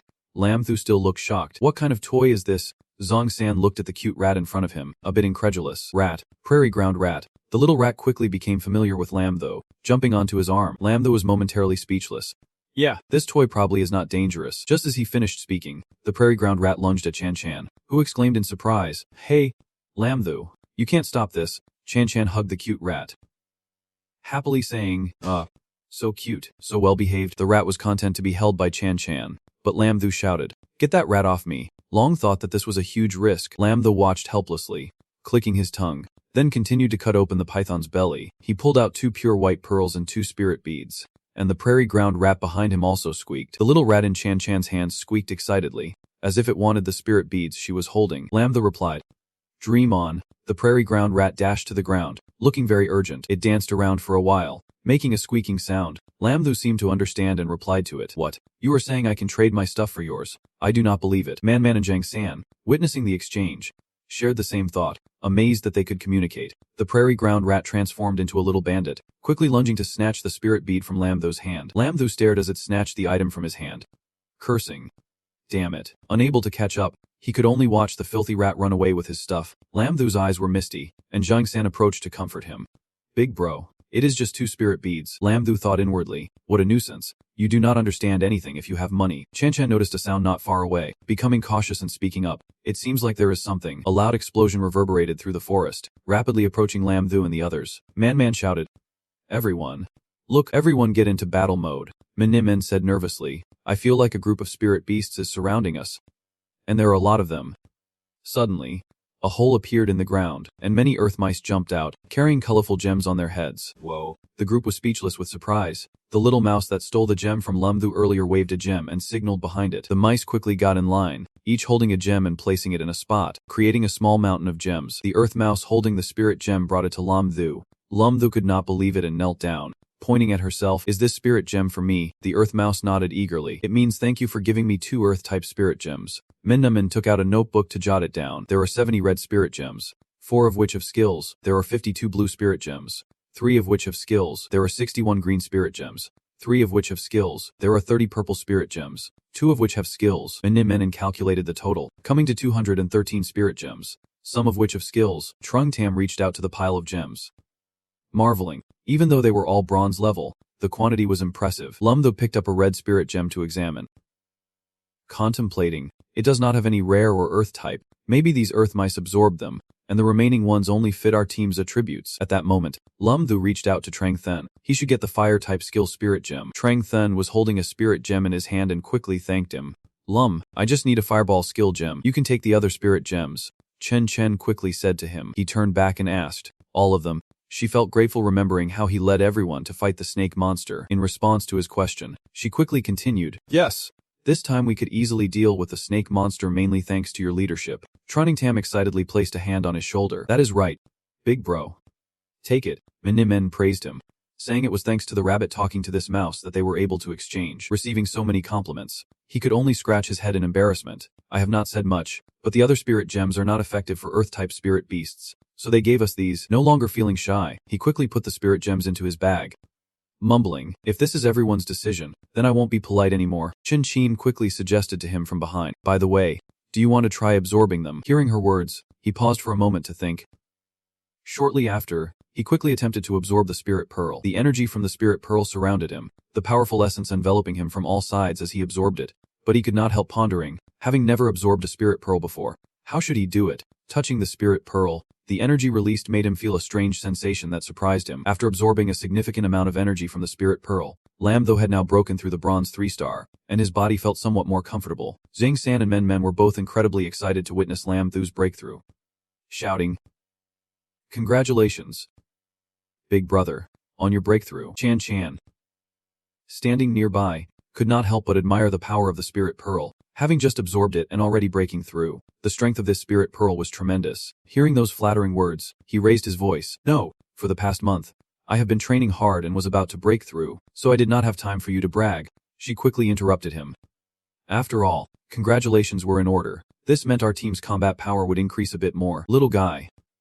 Thank you." As she spoke, she continuously patted the little guy's head in appreciation, informing him that they were about to leave, so he should head home. Seizing the moment, he grabbed the little guy by the collar, pulling him from her embrace. "Wait a minute, I still have something to ask this little guy." The little guy yelped in surprise, and then he leaned in close to him, threateningly saying, "It would be a hassle for you to join us for a trip. I am sure you won't mind, right?" Faced with his irresistible offer, the little guy could only agree.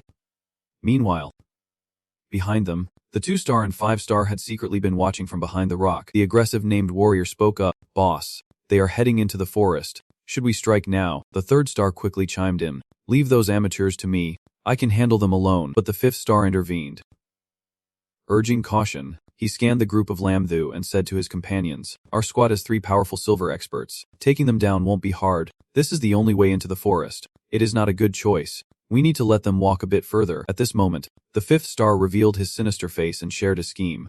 We will strike when those unsuspecting goats in the forest let their guard down and rest. Night had fallen, and Lamthu's group had set up camp to rest. Outside the camp, Chan Chan and Lamthu were gathering firewood. Lamthu quickly created a rice-based barrier, specifically a fire skin, by cracking the ground in front, creating a deep pit. The final step was to drive the stakes into the hole. Hearing the command, Jia-ho quickly grabbed a sharp stake and jumped into the deep pit. In no time, countless wooden stakes were driven into the hole by Jia-ho. The sharp stakes now formed a solid barrier for Lamthu's group. Seeing the satisfactory result, he praised Jia-ho. Very good. Very good. Call your other little rat brothers over. I have the snake eye venom in hand. He then immediately poured the snake eye poison into the deep pit, his cunning face becoming more pronounced. Just a little snake venom added would leave them either dead or crippled. The drops of snake eye poison fell into the pit with a plop. He then praised Jia-ho for his combination of efforts. With this, we have achieved great success. You can go now, but be careful not to get caught by other spirit beasts. We will meet again if there is a chance. Jia-ho quickly bid him farewell and left with his companions. At this moment, Chan Chan spoke up from behind, causing him to turn around instinctively. The traps are all set. Trine Man has news to share with everyone. Standing by the fire, Man called Chan Chan and Lamthu over. Chan Chan asked, "Is there any new information?" Man replied clearly, "That group is getting closer to us. They are now stopping about 500 meters away. I can hear their words clearly. They are planning to attack us tonight." At this point, the seriousness of Man's face was evident. Trung Tam next to her quickly asked in panic, "What?" Fear was evident on his face. Man continued, "It seems like they are the infamous Hung Lang team." Hearing Man's words, Trung Tam shouted in worry, "Hung Lang, I have heard they specialize in killing novice adventurers in the Spirit Abode Cave, and some members of their team are silver level." The more he spoke, the less stable Trung Tam became. Instead, he just sat there, deep in thought, while everyone else seemed very anxious. Continuing like this was not good. He quickly spoke up to lift everyone's spirits. "I say the current state of everyone is very off." He seriously expresses his thoughts. His serious face is evident. "I hope everyone maintains absolute calm, because what we face next is no longer an opponent in the arena." Hearing his words, Chan Chan and Man calmed down a bit to think. Trung Tam also listens to him intently. He continues, "They want to hold back. Just a slight oversight could cost you your life here.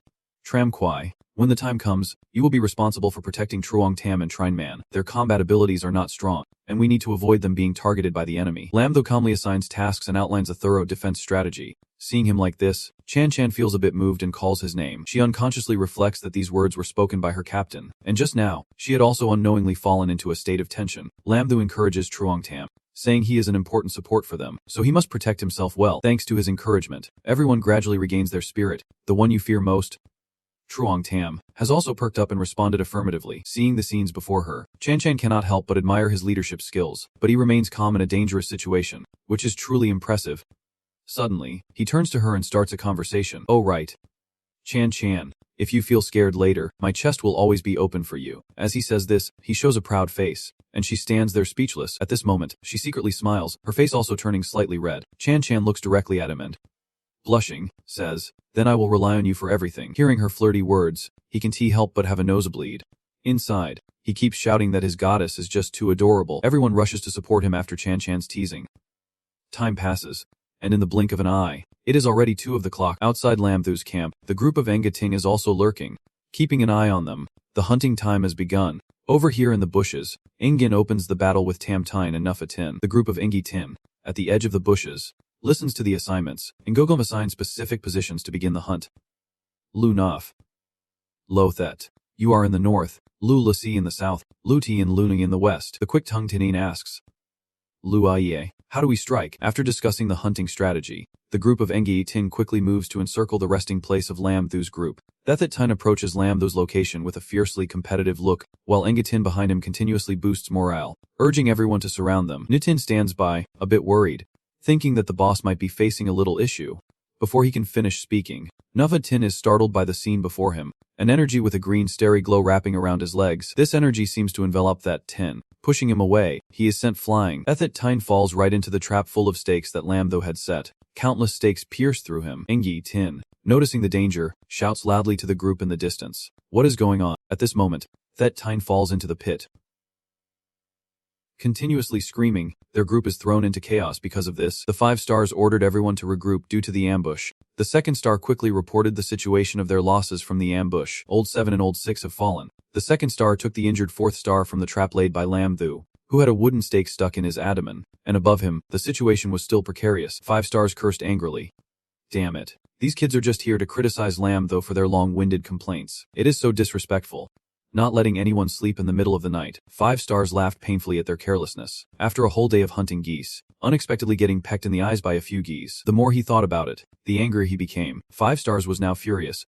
But with their ranks, they could just wait to die. Lam Tho raised his hand to the sky. Behind him were Man and Truong Tam. He raised his hand to the sky and shouted loudly at the group of 5 stars. Who is to say who will die first? Right after that, he snapped his fingers. And suddenly something was approaching from above towards the 5 stars, causing them to stare in shock. It was the ice energy from the ground closing in on them. The energy that approached left sharp ice pillars on the ground. The ice energy enveloped the legs of the 5 stars, making them jump in alarm. At that moment, fireball from above came towards the 5 stars. The powerful energy sent them flying. 5 stars turned to the 2nd star and heard news that the 4th star was lost from the 2nd star's grasp. 5 stars was furious, their powerful energy fully unleashed. Good. Very good. Next let us open your eyes to what hell really is. In front of Lam Thu's group, there were now 2 types of energy, 3 from Bayanginian and 1 from Bayan. Chin Chin was startled by the energy she sensed. The spiritual energy is too strong. The opponents are all Bayan powerhouses. Lam Thu looked at the people in front of him, disregarding them and warning, "We are just like the villains in stories. Just to be clear, we are acting in self-defense." Chen Chen next to him cautiously reminded Lam Thu, "No more boosting. Be careful." Looking at the 2 groups in front of her, one blue and one red, Chen Chen felt a surge of fear. Their strength is much greater than ours. Chen Chen got into a ready stance and said loudly to Lam Thu, "I will hold off the leader while you take care of the others." Lam Thu turned to look at Chan Chan and realized she was putting on a show of strength. He reached out to pat her shoulder reassuringly. Chan Chan looked at Lam Thu, who struck a hero pose and comforted her. "Don't worry, your big hero rabbit is here." Chan Chan shyly turned away, saying awkwardly, "I am not scared." The 2 went their separate ways, leaving behind the words, "I am going ahead. You all hang in there." Lam Thu also shouted, rallying, "Brothers, get ready to move up." In his heart, he thought about her strength being a bit lacking to handle the leader, so he needed to end the fight quickly to help her. Truong Tam said to Lam Thu, "You give the orders." Lam Thu replied, "Truong Tam, you find a safe place." Truong Tam quickly responded, "Yes." Then Lam Thu assigned the others, "You guys protect Truong Tam as if we are all in this together." Huh. The 2 opponents voiced their frustration. "What do you mean? You clueless rookie want to challenge us?" Lam Thu did not bother to respond, just brushing off a bunch of lackeys talking so much. Tam Tam was furious, gathering energy to unleash a death blow. Lam Thu shouted, "Everyone, be careful." He unleashed a powerful attack, swirling with energy that sent people flying. Truong Tam yelled, "Big bro, be careful." Lam Thu charged forward, slipping through the attack with a thought. It was too slow now. The Tam Ting group stood there in shock, unable to speak, as Lam Thu swept them aside with a metal rod. "Take that." The hunters who got hit cried out in pain. 2 of them were knocked down under Lam Thu's feet, one hand on the ground, the other holding the stick. He scoffed, "I have not even used my full strength, and you are already down." Truong Tam laughed and shouted, "Big bro is awesome." Lam Thu turned and smiled modestly, saying, "Not at all. I am lucky to have this quality stick you gave me." Over there, Chan Chan was not doing too well. Her eyes were alert. The leader of the Bayin and Neg Tin was charging to attack Chan Chan, but she seemed to be injured, weak and unable to fight back. Just standing there waiting for the incoming blow, Lam Thu's expression turned anxious. Rushing over, oh no, he quickly positioned himself behind Ngai Tin, the stick ready, and in an instant, both Chan Chan and Ngai Tin were in disbelief. Lam Thu furiously channeled all his energy, striking Ngai Tin with a force that caused an explosion. Ngai Tin was lucky to dodge the blow, turning around in shock to find the bodies behind him. What just happened? The 2nd and 3rd had both died. Lam Thu showed no mercy and charged forward to attack. "Here, try this." He swiftly unleashed a piercing strike aimed at Ngai Tin's critical point, making him turn pale with fear. "Be careful. Where are you hitting, kid? You only know how to sneak attack." Ngai Tin quickly retreated far back, just barely dodging an attack from Lam Thu while cursing out loud. Damn it. Ngai Tin was extremely angry at this moment, using all his strength to unleash his fierce roar technique. "You little brat, you really got on my nerves." Roar. He leaped high, claws outstretched, lunging towards him. Ngai Tin's face was now incredibly fierce. "I will carve you up first." Lam Thu quickly raised his weapon for defense, but the power difference was too great, making it extremely difficult for him to hold his ground. He was knocked back by Ngai Tin's attack. At this moment, Lam Thu crouched down, trying to stay grounded. He was panting, teeth clenched. The strength was overwhelming. He could not meet force with force. He had to think of another way. Seeing Lam Thu not counterattacking, Ingo became even more arrogant. "You dare to lose focus." Ingo launched another attack. He kept striking Lam Thu with blow after blow, but none landed. Watching his attacks perfectly dodged, Ngai Tin thought to himself that this kid was quick on his feet. He needed to finish him off quickly, otherwise his fierce roar would not last much longer. Ngai Tin gathered all his strength, wanting to end it with his tiger whip technique. You little brat. Are you going to keep hiding? Let us see you taste my tiger whip. Lamamtha looked at Inga with a helpless gaze and said, come on. You are not really going to use that unspeakable thing to attack me. Are you? Lumhe did not say much more. He jumped high into the air, then turned around to whip his long tail at Lumthu. Lumthu tried to block with his head, constantly thinking that the tiger whip was definitely not that disgusting thing. At this moment, he could no longer hold on. His body was thrown back and fortunately, he landed safely. Indeed, Butch Ingan's abilities should not be underestimated. It seemed the trump card could no longer hide its location. Lumthu thought. Come on, Nonly me and stepping out of Nam Lament, he told himself, but your good day has come to an end. Engi Tin. Surprised, said, why can I suddenly not see him anymore? Lumthu jumped from above him to attack, and he asked in shock, when did that happen? Inga Tin turned back to receive the strike, saying, but that is good. You are coming right to me, as he threw a punch at Lumthu. He said, let us see how you dodge this. Suddenly, Lumthu turned and said, now's the time to attack. At this moment, 3 people using 3 different techniques, including Lumending Di Chia, Zi Hichu, and Luki Etch were on standby, while Lumthu had jumped into Nam Evelaman. Inga Tin thought in shock, how could that kid have disappeared? It is over. Tin finally realized, could this clueless kid be a space type? Meanwhile, Lumthu, with sharp eyes, said, I meet you again. Miyu. Everything before them exploded into pieces. Lumthu stepped through, intending to say they worked well together. Meanwhile, 5 stars lay defeated on the ground. Truong Tam approached 5 stars to check and said, Big brother has died.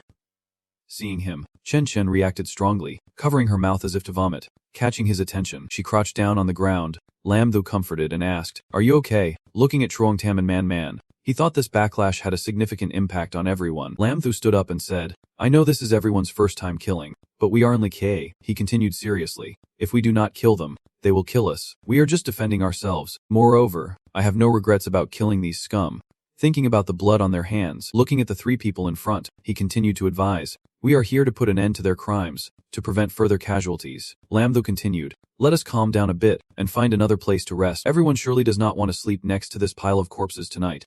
Right, Zhang San replied. At a critical moment, it is still best to listen to the big brother. He signaled, let us go. Tanzin and Zin's infatuated gaze had been fixed on Lumthu all this time. Lumthu urged everyone, you all rest, I and Zhang San will keep watch. Saying that, he and Zhang San sat outside the tent and chatted. After being treated by Zhang San, Lumthu felt his strength had doubled. Incredible, he was back to his former self. Zhang San smiled modestly, saying it was just a small skill, not comparable to the big brother. Lumthu laughed cheerfully, encouraging him, you are our strong support, why be humble? Zhang San blushed at the compliment. Can I call you my big brother? Suddenly, from somewhere, a voice called out Zhang San's name. Zhang San looked up and saw Tan Zhenjin coming out.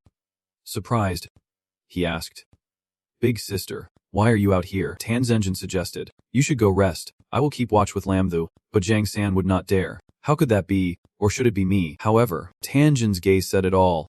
I just happened to have something to say to him. Zhang San quickly caught on and withdrew. Understood, then I won't disturb you two any longer. Farewell. Lumthu was taken aback. What is this situation? He sat there, restless, wondering what was wrong with the goddess all of a sudden. Lumthu could not help but steal a glance at Tan Zhenjin. What did she want to say to him?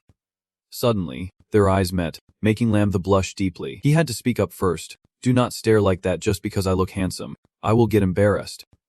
In reality, Lumthu was overjoyed. Oh my, why is Zhenjin looking at me too? Excitement was written all over his face. Being stared at by someone he liked was truly embarrassing. Tanjin chuckled at Lumthu's words. His thick skin was quite exaggerated. However, a moment later, she had to admit, honestly, looking at you like this, I find you a bit handsome. Lumthu was shocked and leaned back. He unconsciously exclaimed rapidly, who the heck are you? Normally, Zhenjin would not compliment me like this. Who would have thought Tanjin Zhenjin would not refuse? Moreover, this time she took the initiative to extend her hand to get to know Lumthu. I meant what I said. Today, while everyone was panicking, you stabilized the team's mood and dealt with the dangerous group of criminals.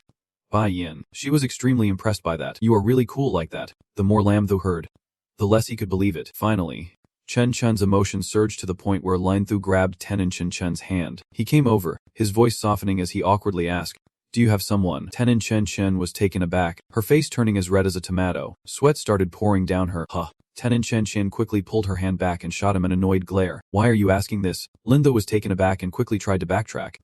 Not this. He regretted what he just blurted out. Chayin is so cute that I unconsciously. He quickly tried to change the subject. You suddenly compliment me like this? I can't help but wonder if you like me. Chen Chen, feeling flustered, shouted. What do you mean by like? Why do you both seem like you are in some kind of competition? Ten and Chun Shen had advised Lithu to give up. I have high standards for my other half. They have to be better than me in every aspect. Lenthu chuckled upon hearing this. So, would not that be me? He thought to himself. Great. So you are saying you do not have anyone? Sure enough, Ten and Chen Chen could not argue against that. She struggled to retaliate. Hemph, you are only a little stronger than me now, but I won't back down in academics. We will see who comes out on top after the exam results. Linthu accepted the challenge without hesitation. But what if my results are still higher than yours? He knew he should have no problem since he was already accepted into university, but he needed to prepare seriously for the exam this time. Seizing the moment, Linthu proposed, if I win again, will you be my girlfriend? Ten and Chen Chen outwardly tried to maintain her dignity, telling him not to dream. After a while, someone came out to help Linthu. We are here to switch shifts. He knew it was late, so he said goodbye and headed home. See you tomorrow. Chen Chen. Ten and Chen Chen pretended to sulk and did not respond to him. Everyone watched and wondered, why is the big sister so angry? The next morning came quickly. The moment Linthu opened his eyes, he checked the system to see what skills 9,527 had awakened today. 9,527 announced it was withdrawing skills. Suddenly, a huge notification exploded on the system. Congratulations, host, you have received a spirit energy enhancement. Starting immediately, the screen displayed in big letters, Spirit Energy Skill Enhancement Levels. Linthu was stunned. Can spirit energy really be enhanced? Is that possible? He tried to check his current power, and found he had broken through to the 5th level, with a double level increase. Linthu looked at 9,527 with a cunning expression, as if demanding something. Can you be generous and let me level up to Bai Yin or even Golden? His greed was so intense that even 9,527 could not take it anymore and shouted, wanting too much, your luck is already extraordinary, and your demands are excessive. See you tomorrow. Linthu stepped out of the tent, feeling excited, having reached the quintessence of bronze, the power of silver. This is just amazing. Zhang San saw Linthu come out and greeted him. Big bro, you are awake. However, he immediately sensed something unusual about Linthu's spiritual energy and could not help but ask, Big bro, have you really reached the quintessence of bronze? Zhang San was so flustered that he accidentally cut his finger with the knife he was holding. Everyone around rushed over in worry. Hey, Qing Min gently took out a cloth to wipe Zhang San's wound, frowning in concern. Be careful. Okay. Linthu chuckled and asked about his condition. Are you okay? Why are you so surprised? Jing San's eyes widened. Whoa. Big bro, you leveled up 2 ranks overnight. Isn't that enough to shock anyone? After hearing this, everyone rushed over to see. What? Linthu broke through 2 ranks. Are you even human? For the first time, Linthu felt such intense pressure surrounding him. He explained, the battle yesterday gave me some insights, which is why the breakthrough came so quickly. After saying that, Linthu modestly scratched his head. Masters, please do not laugh at me. Li Dian shot him a sideways glance and sighed. You are really something else. Zhang San and the others kept praising him, calling him a true big brother. Suddenly, Qing Men's expression turned cautious, and everyone prepared to defend themselves. A crowd was rushing toward them in panic. A group of spirit beasts is coming toward us. Linthu shouted in surprise. What? Linthu looked bewildered. Oh no. They are a bunch of beasts eager to attack humans. Linthu analyzed the situation, knowing these beasts were wild, hot-tempered, and extremely hard to tame. Moreover, they had a strange lust, and these beasts would pounce on any female they saw, acting very crazily. Realizing this, Linthu quickly turned to remind everyone. Everyone, run. These are the lustful beasts. Especially you, Xin Zhen and Qing Min. The lustful beasts are lecherous, and if caught, you will end up as their camp mistress. Upon hearing this, everyone turned and ran, the lustful beasts quickly closing in from behind. Zhang San gasped for breath while running. Huff, huff, I can't run anymore. The others were not faring any better. I think the situation is getting serious, Linthu thought. We can't keep running. We can't outrun these beasts. Finally, the group decided to stand their ground against the lustful beasts. Damn it. I am running out of strength. After 18 years, let us fight together. Linthu broke off a branch, ready to fight alongside everyone. Realizing this was their only option, Zhen turned to Linthu, her voice a bit fearful. Linthu, I need you to promise me something. Hearing Zhen say that, Linthu's face turned confused. Huh. Zhen slowly said, if we ultimately can't hold them off. At this point, Zhen's face suddenly turned red as visions of being captured as a camp mistress flashed in her mind. She shyly said, I would rather die than fall into the hands of those beasts. The girl next to her shyly replied, I am here too. Linthu stepped forward and confidently said, Don't worry, we will all be fine. He silently vowed to himself, even if it costs me my life, I will protect you. Linthu rushed ahead, directing, I will hold them off. You guys get ready to amplify. The 2 girls replied, Got it. In no time, Linthu had charged into the monsters' encirclement. Just a bunch of uncivilized beasts, wanting to bully my goddess. Linthu struck at the demons one by one, his demeanor extremely resolute. The demons cried out in pain as they advanced towards Linthu. Chan stood back observing when suddenly she noticed something. Oh no. Linthu was still fighting the spirit beast, but some demons had already rushed through. Discovering Chan Chan standing alone, a demon lunged at her, but in a critical moment, a massive explosion completely obliterated the lustful demon. It turned out to be Lam Thu, who had arrived just in time to thwart its attack. Lam Thu did not say much, directly hitting the demon with a stick. Get lost. Suddenly, another half-demon charged from behind. Lam Thu did not react in time and took a hit from the demon spirit, his face showing clear signs of pain. Chan Chan watched and felt extremely worried. She told him, Lam Thu, we are ready. At that moment, Lam Thu clutched his injured arm. The three joined forces to drive away the monsters. The echoing screams of the demon spirits combined with the strength of the three created a thunderous explosion. Jing San smiled lightly with relief upon seeing the demons being defeated. Great, it is all settled. Tri Neiman used her special hearing to check, and in a panicked voice, she said, wait, I sense another wave of spirit beasts approaching. Pointing ahead, in the distance, a large horde of monsters was fiercely marching towards them. Damn it, there are so many. That is their leader. Zhang San hesitantly spoke up. Trenda Men was so scared she started to cry. The situation was extremely tense. It was tough for both Lam Thu and the others. Our spirit energy and strength are nearly depleted. This is really tough now. Tran Numinan was so frightened she could hardly speak. I do not want to die here like this. I still do not have a boyfriend. Zhang San turned his head, looking confused, and asked, Immeniment. Seeing Trinda Men and cry made him feel incredibly heartbroken, and he decided to stand up to protect her. Inna Men had no other choice. He took out his phone to call someone, not forgetting to comfort Trinana Men. Immeniment, I won't let anything happen to you. Noticing Zhang San's expression suddenly change, Tran Manan was a bit surprised. Huh. Zhang San stared at his phone and shouted, raising it high. Come here, Zhao Si. He double-tapped. Immediately, a person suddenly jumped out from nowhere. Young master, do not be afraid. Zhao Si arrived. Standing before Zhang San was a tall man. Lam Thu saw him and used the identity searching system, finding the name Zhao Si, an awakened level of golden ability with the power of beast transformation. Zhang San pointed at him and shouted, I am telling you Zhao Si, you stole my dad's cigars again. Zhao Si replied nonchalantly. Young master, do not worry about the small details. Zhang San did not beat around the bush, directly ordering Zhao Si, go take care of these beasts, or I will tell my father that you stole his cigars. Zhao Si replied straightforwardly. No problem. These filthy monkeys are not even enough to get stuck between my teeth. After speaking, he laughed, his outer robe bursting with energy, as he looked at the crowd in admiration, his aura overwhelming like gold. Zhang San, proud, responded without taking his eyes off him. That is right, he is my golden level butler. Lin Shu was confused upon hearing golden. What? Golden? Zhang San ordered without hesitation. Zhao Si, go ahead and teach these beasts a lesson for me. Zhao Si accepted his master's order and charged at the group of monsters. Zhao Si erupted with rage, rushing towards the monkeys. The leader monkey was relentless. Hoo-hoo, get out of my way. The gang was buzzing with chatter, and the big ape looked quite formidable. Zhao Si's eyes lit up as he charged like a storm at the fierce, roaring leader monkey. Zhao Si grabbed the monkey's hand and twisted it hard. He threw it aside with incredible strength. The monkeys watched in panic as their big brother was taken down so easily, worrying about their fate. Who? This chimp is too terrifying. Another monkey whimpered with tears in its eyes. Who? The boss has been beaten like this. We should run. Zhao Si used all his strength to throw the leader monkey far away. The leader lay on the ground, painfully hit by the force. The gang members screamed, Who? The boss. While the thrown leader monkey was in shock from the throw, the gang members were terrified seeing Zhao Si's gigantic shadow looming over them. Who?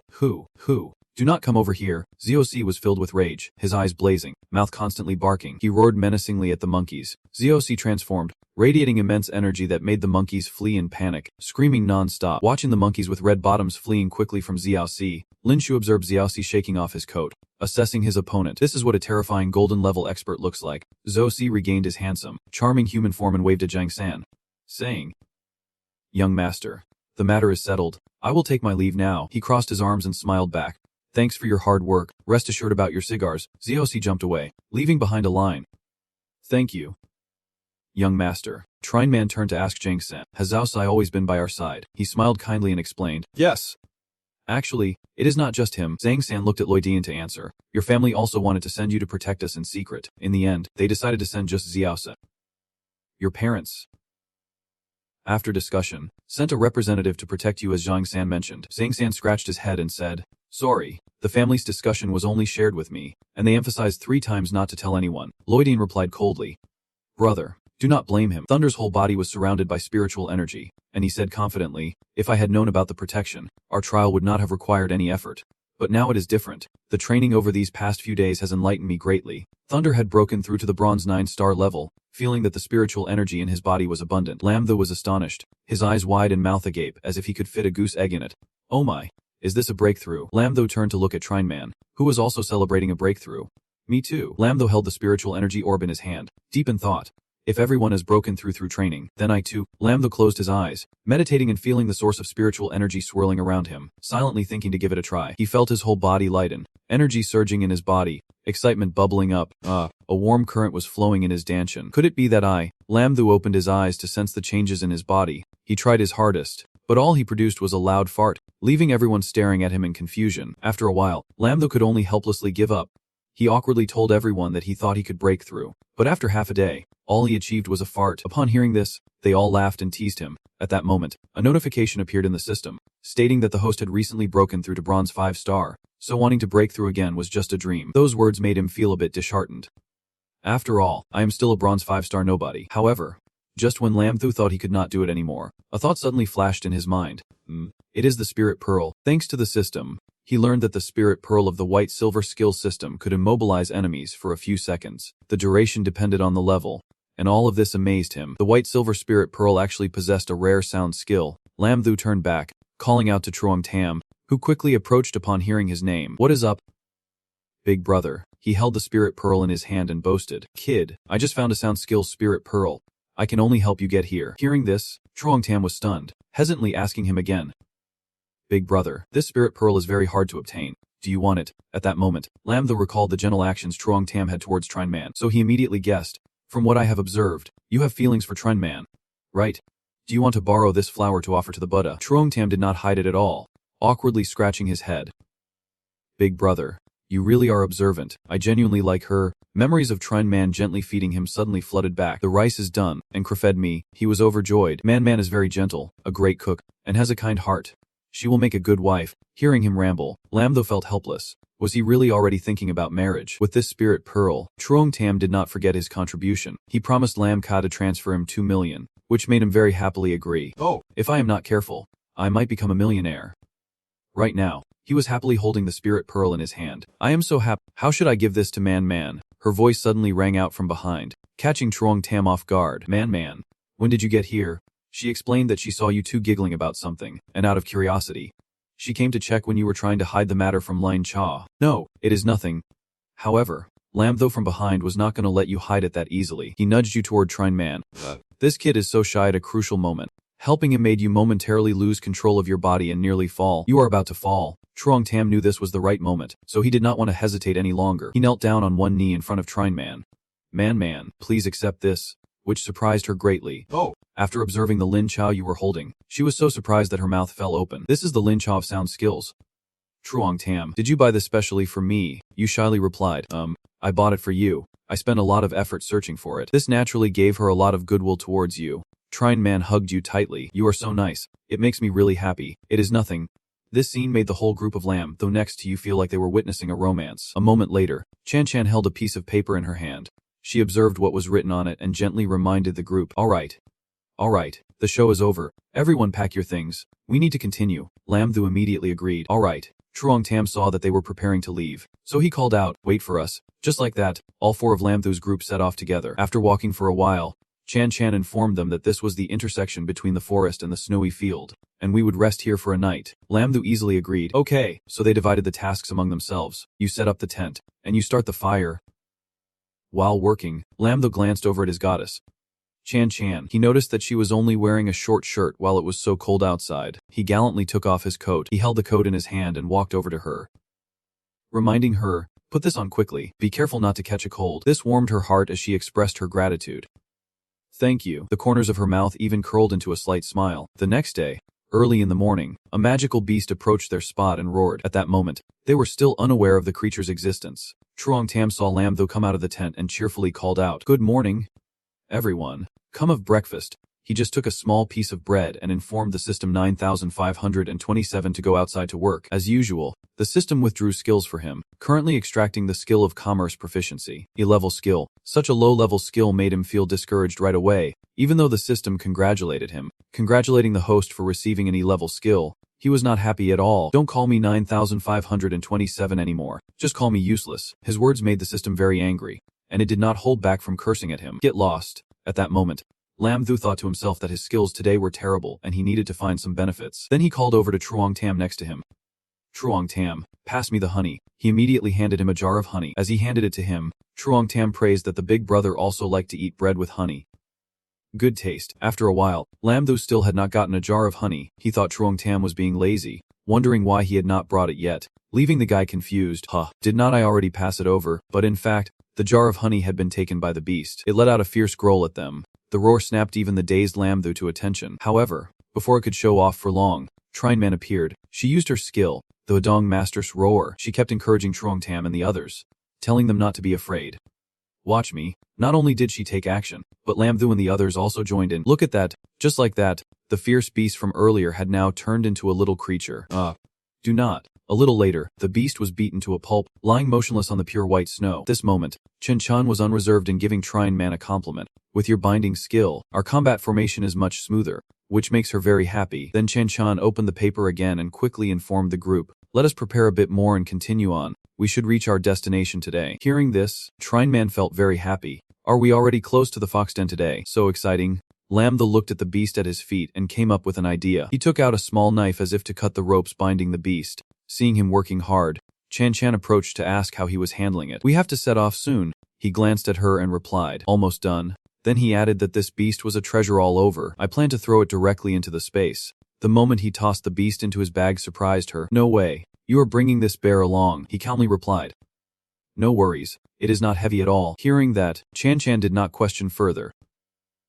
Pointing ahead, if you like, let us go. About 3 hours later, they had traveled a very long way together. At this moment, Chan Chan opened the paper again to check. The map showed they were likely near the snow fox's den. Trine Man also used her skill to sense. A little later she announced to the group that she had sensed it. There are 32 snow foxes nearby. Everyone be careful, which left Truong Tam in disbelief. You have to say so many things. At that moment, something nearby caught their attention. Chan Chan and Lam Thu turned to look. Suddenly, a small beast approached them, with its white fur mixed with some black spots and its cute expression. It quickly captured the hearts of the two girls in the group. How adorable. Lam Thu quietly observed from the side. This spirit beast seems harmless. The system fully agrees. The snow fox is usually gentle and easy to tame. But if you are unsure, do not harm its kin, or the snow fox will relentlessly hunt you down.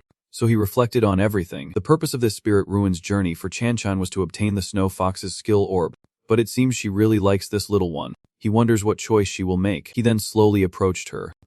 Chan Chan, he said frankly. Dealing with this spirit fox should be an easy task. This made her very regretful. Her face showed reluctance to harm the little spirit beast, but he still seriously asked, do you need us to help you take action?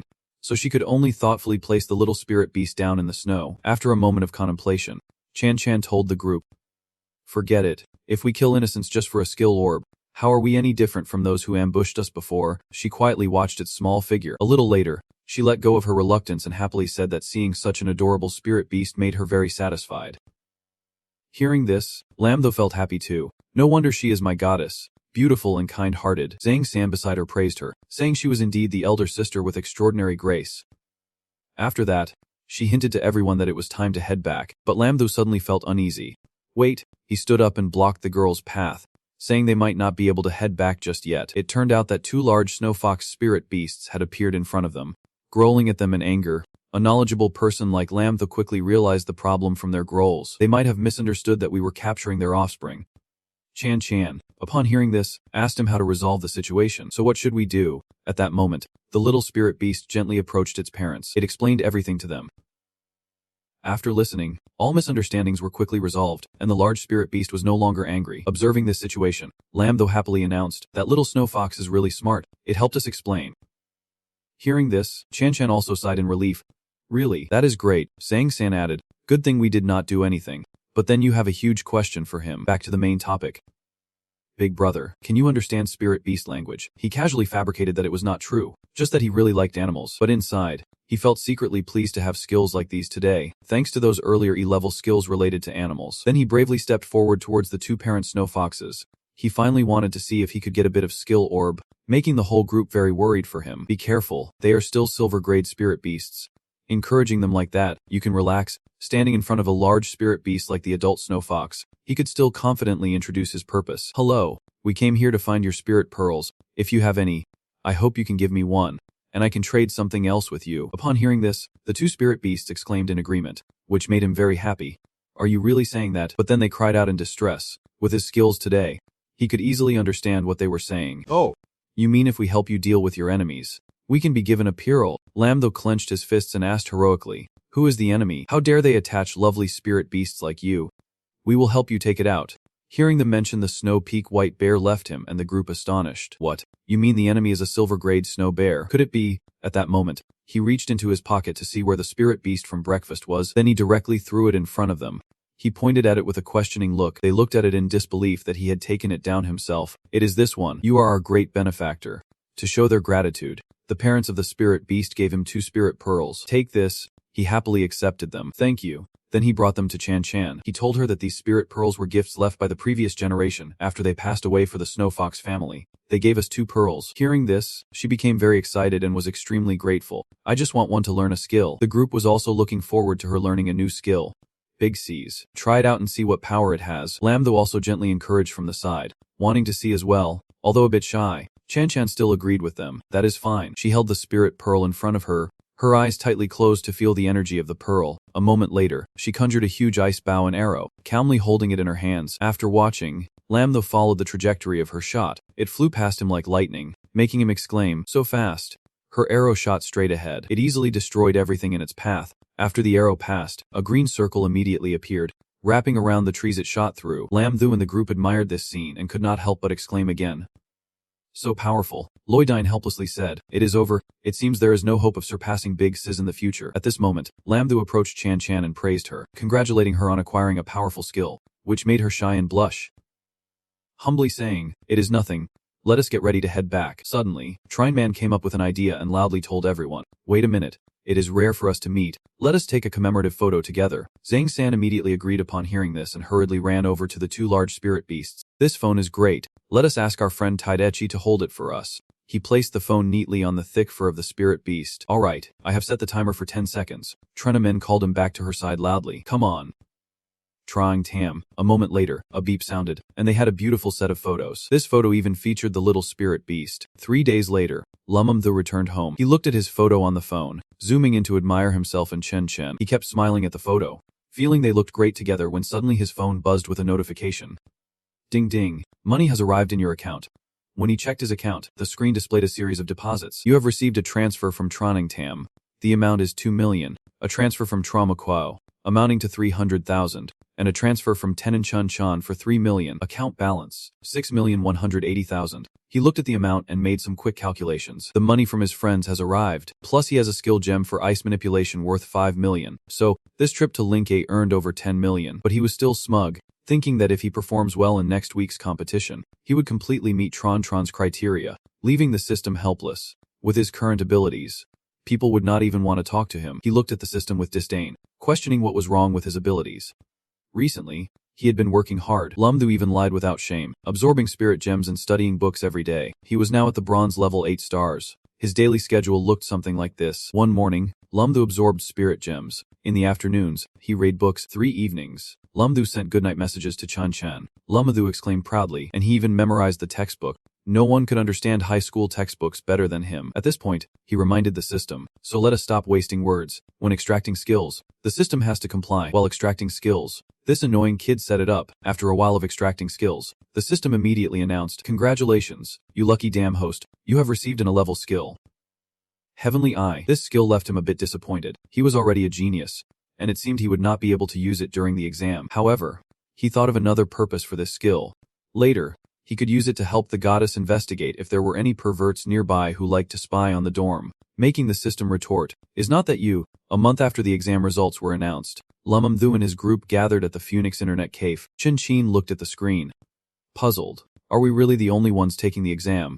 Trong Tam explained that since they received the notification letter, they were participating just to entertain the 2 geniuses. Trine Mn proudly stated that she was taking it seriously and was confident she could make the top 10.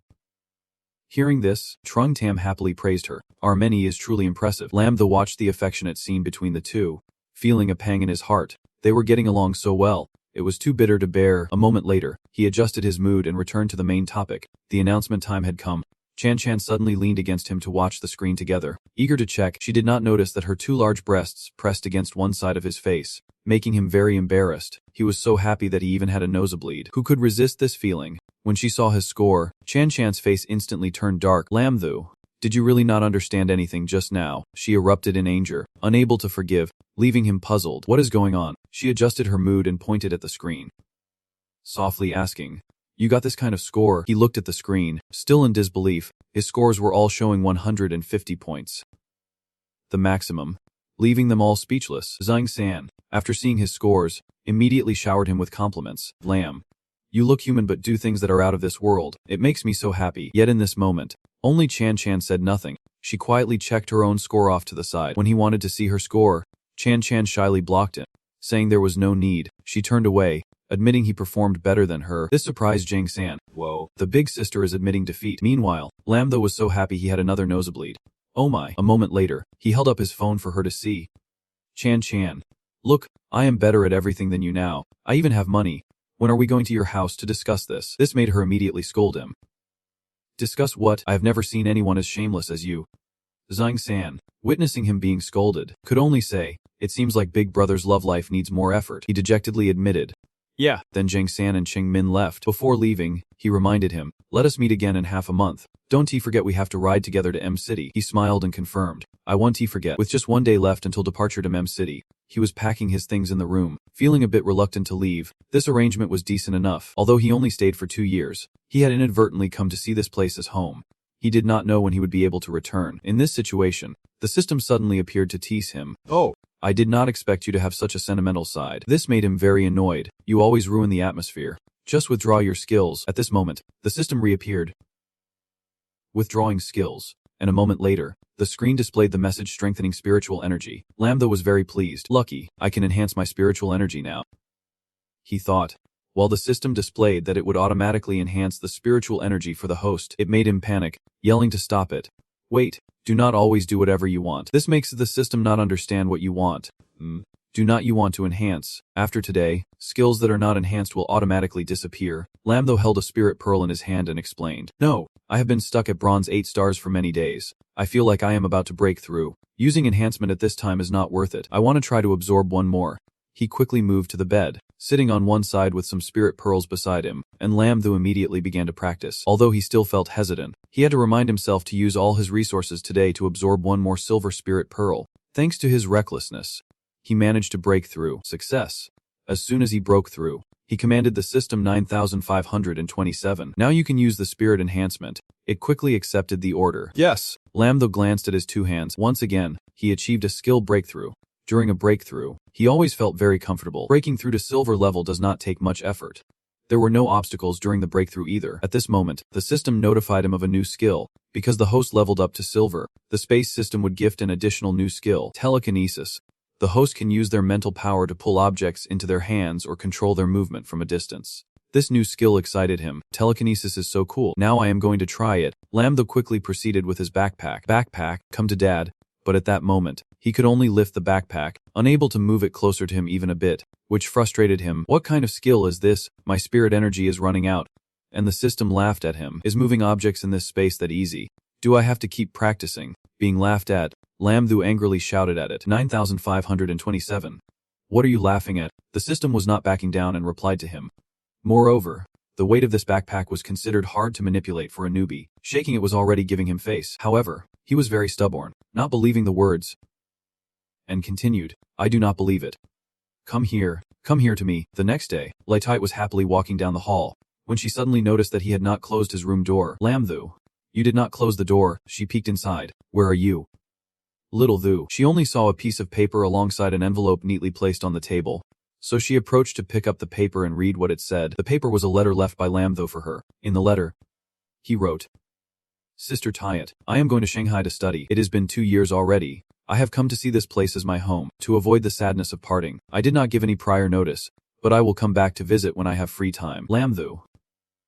After reading, she understood the reason for his departure, but could not help but scold him. Turns out, studying at university in Shanghai is like this, and no one said a word. Then, Likes picked up the envelope beside her to take a look. As soon as she opened it, she saw a thick stack of money. This surprised her greatly. Huh, so much money. A bold thought popped into her head. At such a young age, where could she get so much money? It can't be from a crime. Right, on the side of Lam though. It seemed he had to cough a few times after she spoke ill of him. Chen Chen next to him immediately asked, "What is wrong? Shanghai will be a bit colder. Be careful not to catch a cold." He just denied it. I've lied. Just then, his phone in his pants pocket rang, and Lam though picked it up to answer. "Hello." Before he could say much, Likeshu on the other end shouted, "Hey, Xiaothu, you did not commit a crime. Did you?" "Don't scare me like that," Lam though hurriedly explained to her. "I've lied. That money is what I earned honestly." Likeshu had no choice but to trust him. "Alright, now that you are a university student, things are different." Then she reminded him. "Lam though, make sure to study hard at school. Your foundation is weak, but hard work will make up for it. And when you find a girlfriend, you must bring her home for me to see." Lam though smiled and agreed. "Okay." Just then an announcement rang out, asking passengers to pay attention. Hearing this, he told Likeshu, "Sis, we are at the station now. I will call you back later." As the announcement played again, they had arrived at Shanghai Station. "Please take care of your luggage." And their whole group had already gotten off the train. At that moment, Xingxin said, "Big bro, your family cares about you a lot. And that makes me very happy. Let us go." In the sultry weather today, there were still many people standing outside the door waiting for the train to arrive. A man with a white beard slowly walked through the crowd. He was the vice principal of Lingwu Academy, Lu Zhen, a level Jin. When he saw the four of them approaching, he greeted them with a friendly smile. "Lamthu, Kun Chen Chen, Zhang San, Dian Loi." Upon seeing him, he was a bit surprised. "Principal, why are you here?" He placed a hand on his shoulder and proudly said, "I knew for sure you would come to our Lingwu. That little brat Kang Wen could never steal you away. And I have seen a few people competing with you. Their talents are not bad." However, at this moment, he felt something strange. This feeling was off. He excitedly asked him, "You have reached the silver level already, and it has only been a few days."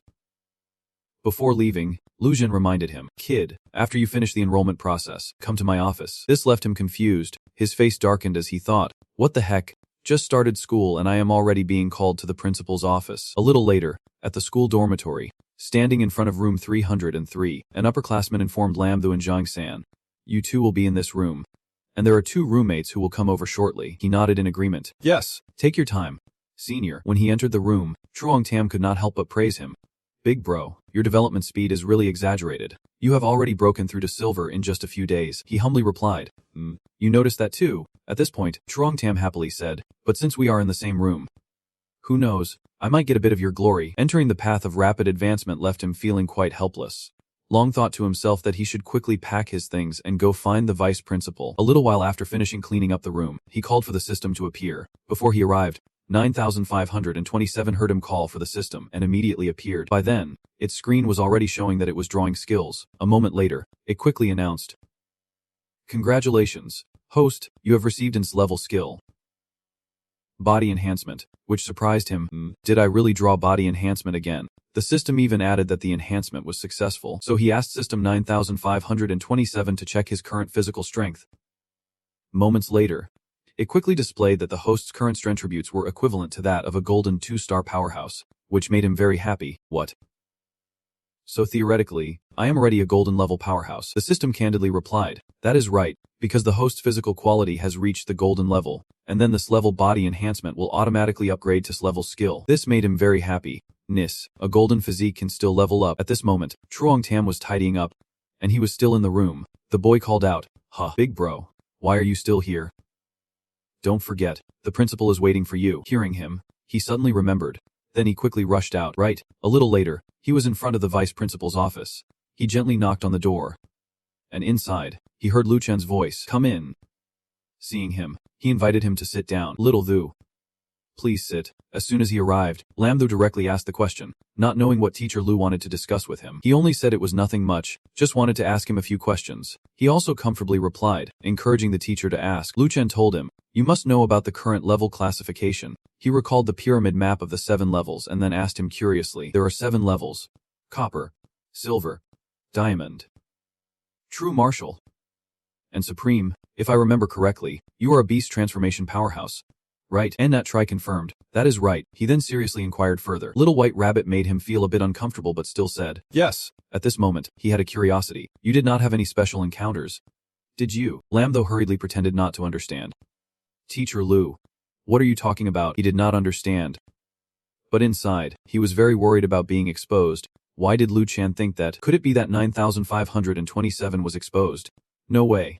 Right, unexpectedly. He began to list a series of cases that could lead to his rapid breakthrough. Did you fall off a cliff and end up in a fairy cave? Or did you eat some divine elixir? If not, then why has your level increased so quickly? How did you reach silver in such a short time? He helplessly waved his hand. After hearing the old man's story, he finally felt relieved. He thought to himself, the vice principal must have read too many novels of Long Ninjago Then. During the previous conversation, he thought the system was exposed, just trying to come up with excuses, so he based his story on the Line Chao number from the last trip.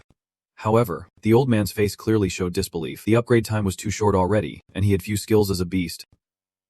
After pondering, he replied, 7 skills. Le Citron moved closer to him and asked carefully, 7 skills. The old man loudly denied everything. He said, how is that possible? I can also be considered a powerful figure at Line V University in the country. I have encountered plenty of fake little white rabbits before. Why do you have so many skills? Unless you are not a little white rabbit. Lum The waved his hand and gently explained to the old man. Teacher Las, my beast transformation has actually undergone evolution, allowing me to use some spatial abilities after evolving. This surprised the old man greatly. What? He quickly asked him back. Can the spatial beast transformation evolve into another system? He replied seriously, although it is hard to believe, but it is the truth. Then he picked up the suitcase beside him and said, look, teacher, this is the suitcase I placed in the spatial system, which astonished the old man even more. What? La Citron took his suitcase and examined it closely to confirm it is a real entity. It really seems he has spatial skills. Then the old man cautiously told him, we do not fully understand the spatial system, but you are right to come to our Line Zai University.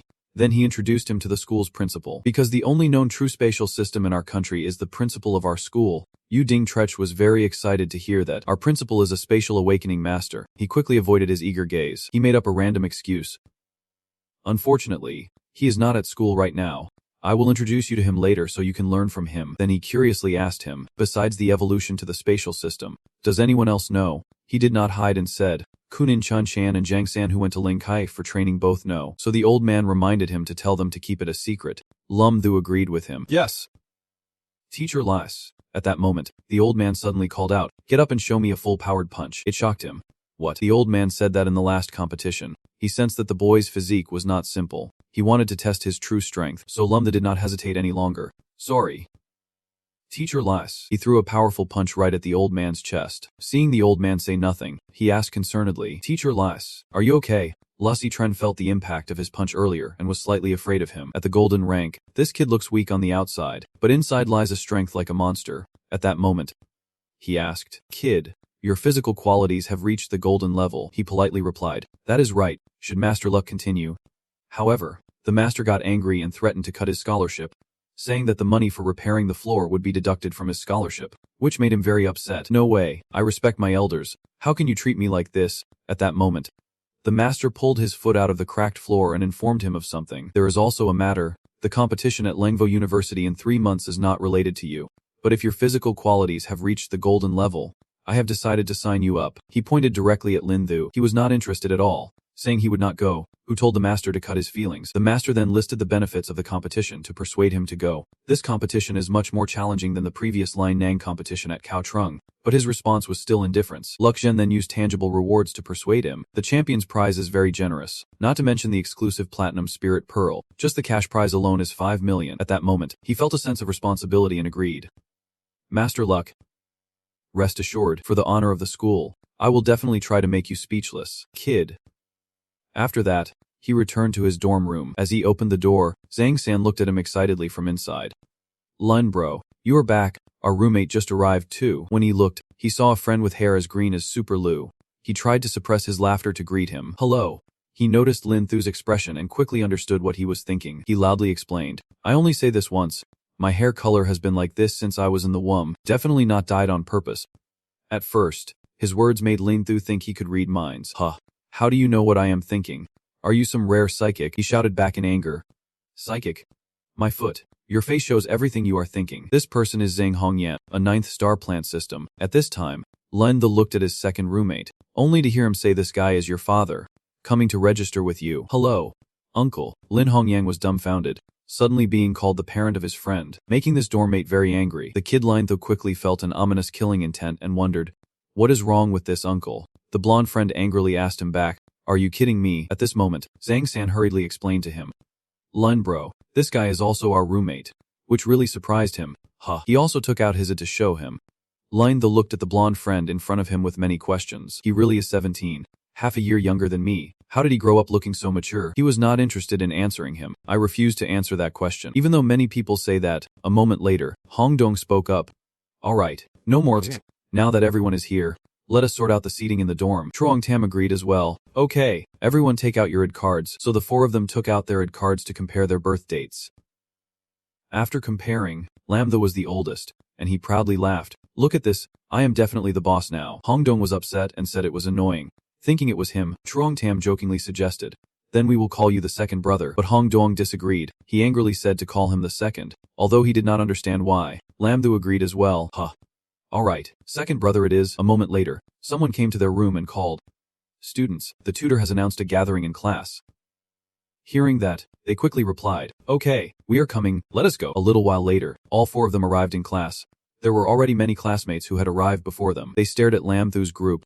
Then, looking at Lam Tho's blonde friend, Dong then exclaimed, hello, it makes him very helpless. I am your classmate. Lam Tho laughed at that. Shortly after, the teacher appeared behind Lam Tho. She coughed to get their attention. This beautiful teacher was Hang Quan-gung, a platinum-level tutor, with an extremely rare nine-tailed fox awakening. She instructed them to take their seats. At this time, she stood at the podium. First, she gently introduced herself to the class.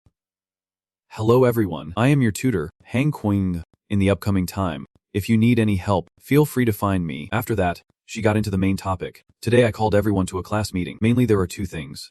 First, I hope everyone gets to know each other and, by the way, elect a class representative. First, let us introduce ourselves. I will demonstrate once. She began to introduce herself as a model for the class. Hello everyone, I am An Kwang-gung from Shanghai, awakening as a platinum level 8-star beastmaster, type 9-tailed fox, and I like sports. Then she pointed to Truong Tam, calling him to introduce himself first, inviting classmates to come up one by one to introduce themselves, starting with the boy in the first position. Although a bit surprised, he introduced himself smoothly. My name is Truong Tam. I am an awakening support healer from City Pete. I like classmate Trine Man. Hearing him say he liked her right in front of the class, Trine Man felt very embarrassed. After hearing his introduction, she smiled slightly. This kid is really straightforward. The next person, her eyes glanced at Lam Tho below. He understood her cue, and he quickly stood up to introduce himself. Hello everyone, my name is Lam Tho. I am an awakening beast master from City B, and I like all the beautiful things in the world. Right after he finished introducing himself, she smiled and wanted to share a bit more information about him with the class. Wait a moment.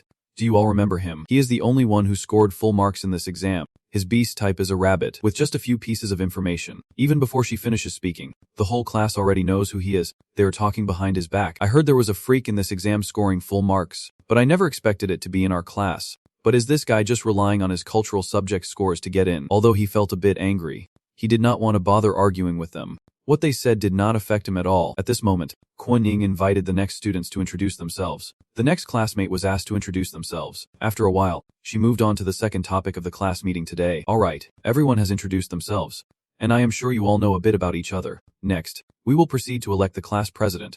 As for the achievements, as I mentioned, if you made it into Lin VM, your scores must be excellent. Finished. She looked at the class's achievements and said, I will select the 4 best representatives. You all have silver level status, and your exam scores are above 700 points. They are Tinan Chin Chen, Yu Ding Thin, Tamu Vim, and Lum Thu. Upon hearing their names, they quickly stepped up to the podium. Kwon Jing held the mic and announced the upcoming content. Next is the election part, and each person has 2 minutes to present. Who wants to go first? The student with light blonde hair is Tajimi Vim, a type of awakening.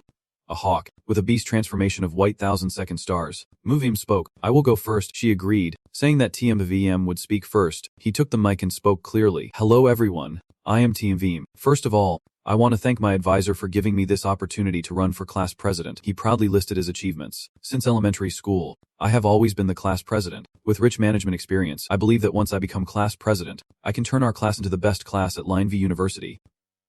In conclusion, he sincerely thanked everyone. I hope you all vote for me, the friend with blonde hair from the dormitory, sitting with Lam Thu. Mocked him. Everyone here is an outstanding student from various places. Why should we choose him? Trung Tam also agreed. That is right. Then Kunjing pointed to Lam Thu. Good. Thank you for the clear speech. Tamu Vim. Next, please welcome Lam Thu. In complete contrast to Vim's enthusiastic spirit, he looked very lethargic while responding. Yes. He thought to himself, this position is very troublesome. And he had no interest at all. He spoke very reluctantly. Hello everyone, I'm Lam Thu, and I do not want to be class president. Then he told his classmates, If you want to vote, please vote for Team Qinchan Chen. Thank you, everyone. This made Kun Ying very annoyed. On the surface, she politely said, I have been a teacher for so many years, and this is the strangest campaign speech I have ever heard. The next one is Team Chen Chen, but inside she felt like exploding. Is this kid here to mess things up? When Ten Chen stepped up to speak, she kept it short, saying, please vote for me. Thank you. Then she went down, surprising Kun Ying. Is that it for the speech? She asserted. Yes. After her speech, the group below cheered for her. No doubt the big sister, always a fan of the Ice Queen, the most elegant and unique. While Kun Ninjing was telling the class, this is the shortest campaign speech I have ever heard. The last student, Yu Ding Thin. Dueling Thing glanced subtly towards Chan Chun, thinking to herself that the popularity of this cold girl was very high. However, that did not make Ding Thing feel intimidated. To her, Yu Ding Thing did not pose any threat. When Du Meng Thin entered, everyone's attention turned to her, and they cheered endlessly. It is Zhu Ding Thin. So beautiful, radiating a hot vibe, she gently brushed her hair and sweetly spoke to everyone. Hello everyone, I am Yu Ding Thin, and I do not have any great words to say. Please send those lovely tickets my way. Lastly, she did not forget to send an adorable glance to everyone. Her actions made the boys in the class extremely excited, and they all shouted their determination to vote for her. The dynamics in the class now showed a clear contrast. One side was the cold and aloof Tenin Chinchum, and the other was the playful and fiery Yu Ding Thin. Both had their unique allure, making Lum Thufin vain unsure of whom to vote for. He thought to himself that the styles of Yu Ding and Chen Chan were completely opposite. Both were very well received. After a while of voting, the results finally came in. The teacher held the results in her hand and announced loudly, Alright, after tallying the votes, there is a bit of a surprise. Our class leader, who received the most votes, is Tin Chin Chin. Let us congratulate her. Even as the winner, Chun Chun maintained her cold demeanor throughout the class. As for Wu Ding Thin, after hearing the teacher announce the second place was her with 29 votes and that she would be the class deputy, she angrily said, How annoying. Do not let me find out who did not vote for me. Lam Thu, nearby, felt a chill run down his spine as if a breeze had suddenly passed through him. After the voting was concluded, the teacher said, Alright, the selection of the class leader is over. I hope the two of you can work well with me. Next, we will discuss the second matter of this class meeting, which is about your military training. Our military training is different from that of high school students. It is very strict. First, attendance is mandatory for this training. Those who are absent will be eliminated immediately.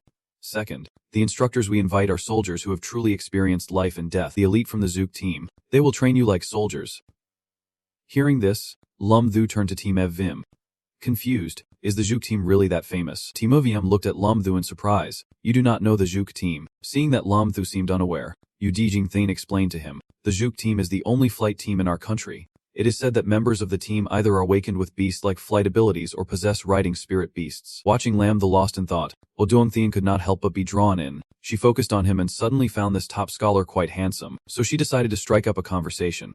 Putting on a cute demeanor, she approached Lam Thu to chat. Outside the Zhuku team, our country has the King Long and Baihu teams. Unexpectedly, Lam Thu did not even spare a glance at her. His mind was solely occupied with thoughts of the Zhuku team, especially the spirit beasts for riding. Thinking of this, Lam Thu suddenly felt a surge of determination. His eyes filled with a yearning for conquest. He seemed to have quite a few spirit beast skills and thought maybe he could also have a mount for himself. In no time, the training day arrived, and all the students gathered on time and seriously. Man noticed something different about Zhang San and kindly asked, Tam, have you lost weight? Being cared for by his crush, Zhang San happily replied. After not seeing Man for a few days, he could not eat. Seeing the two chatting sweetly made Lam Thu feel a bit uncomfortable. Where did this come from? These two are always flirting. Then he turned to sneak a look at them, thinking to himself, when will spring come for me? My goddess looks so adorable even in tight clothes. Just then, Tima Van suddenly shouted, Look up. Hearing this, everyone simultaneously looked up at the sky. Thousands of enormous spirit beasts flew in. Their wings radiated an incredibly powerful presence. Riding on them was Lam Sung, a member of the Zhu Ku team. He stood atop the spirit beast, shouting with grandeur. Everyone landed. The spirit beasts obeyed the command and descended to the ground. Lam Sung landed gracefully and confidently declared, This training session officially begins. The team leader of the Zuka team, Lieutenant Colonel Lam Sung, introduced himself with an annoyed tone. I am the commander of this military training session. Lam Sung, to be honest, I feel quite uncomfortable about sending us to train students like you. People like you who indulge in comfort and pleasure are not what soldiers strive for. After a pause, he clasped his hands behind his back, looking sternly at the chubby guy and replied, You are all flowers in a greenhouse and have not realized the harshness of this world. Turning to the soldiers lined up seriously, he announced, But if it is an order from above, we will obey. Next, the instructors outlined the training tasks for each class. They would train you just like military personnel. A fiery instructor with golden attributes looked directly at Lam Thu and formally introduced himself. Hello everyone, I am Tanmin, your training instructor for the next month. Lam Thu, with an innocent face, whispered just enough for everyone to hear. Isn't he there? One Lam Sung and one Tan Min here from Liangshan. This made everyone burst into laughter, except for Tan Min, who frowned in anger, thinking to himself, this new batch is quite stubborn. Hopefully, they will still be able to laugh later. Looking over the new students, Tan Min glanced at the roster and said, very good, you all look spirited. Next, let us have a roll call. First task for today. Everyone runs around the training ground for 10 laps without using any energy. If anyone is caught, they will have to run an additional 5 laps. The new students panicked and scrambled at once. 10 laps. Lam Thu stood still, cursing under his breath, wondering why it had to be so intense right from the start. Tan Min crossed his arms, notebook tucked under his arm, watching the new students run like crazy as he shouted, good. Everyone run. If you can't finish, no food for you. Tan Min glanced at a new student who was panting heavily. Teacher, I can't keep running. Tan Min flipped through his notebook, thinking to himself that he could already see some people falling behind by the 5th lap. He noticed one student who was lagging and assessed everyone's strengths and weaknesses based on their running. Tan Min checked Lam Thu's profile, his shadow just passing by the teacher. He observed how effortlessly Lam Thu was running and thought, but this student named Lam Thu. Tan Min silently evaluated it, realizing he was just a B-class rabbit beast, yet he was still ahead of the pack. Chan Chan and Aldong Thien were running under the hot sun, completely covered in mud, breathing heavily and exhausted. Lam Thu glanced at her, worry evident in his eyes. Chan Chan seemed very tired and was struggling to keep up. Lam Thu intentionally slowed down to wait for her as she struggled to run. He opened his hand toward Chan Chan. Are you really that tired? If not, I can help you run a bit. Chan Chan replied, out of breath and sounding down. Fine. You keep going. Lam Thu thought to himself. Feeling unsatisfied, she really is strong. Oduong Thien grabbed Lam Thu's hand, giving him a flirtatious look with puppy eyes. Little handsome, I am out of strength too. Can you help me? Lam Thu felt a chill run down his spine. Skillfully declining, that is not really appropriate. She looked at him with a pitiful expression. Swaying slightly. What is wrong with that? Chan Chan saw this scene and felt a surge of anger. Lam Thu ran ahead, waving to Chan Chan. Chan Chan, I will run ahead. If anything happens, call me. Hearing this, she could only smile and nod. Got it. 9th lap. Tuma Viem was running, gasping for breath, his face turning purple as sweat poured down. Ha! Lam Thu continued to run calmly beside him. Unbothered, Tuma Viem looked at Lam Thu, who was unaffected, whistling as he ran.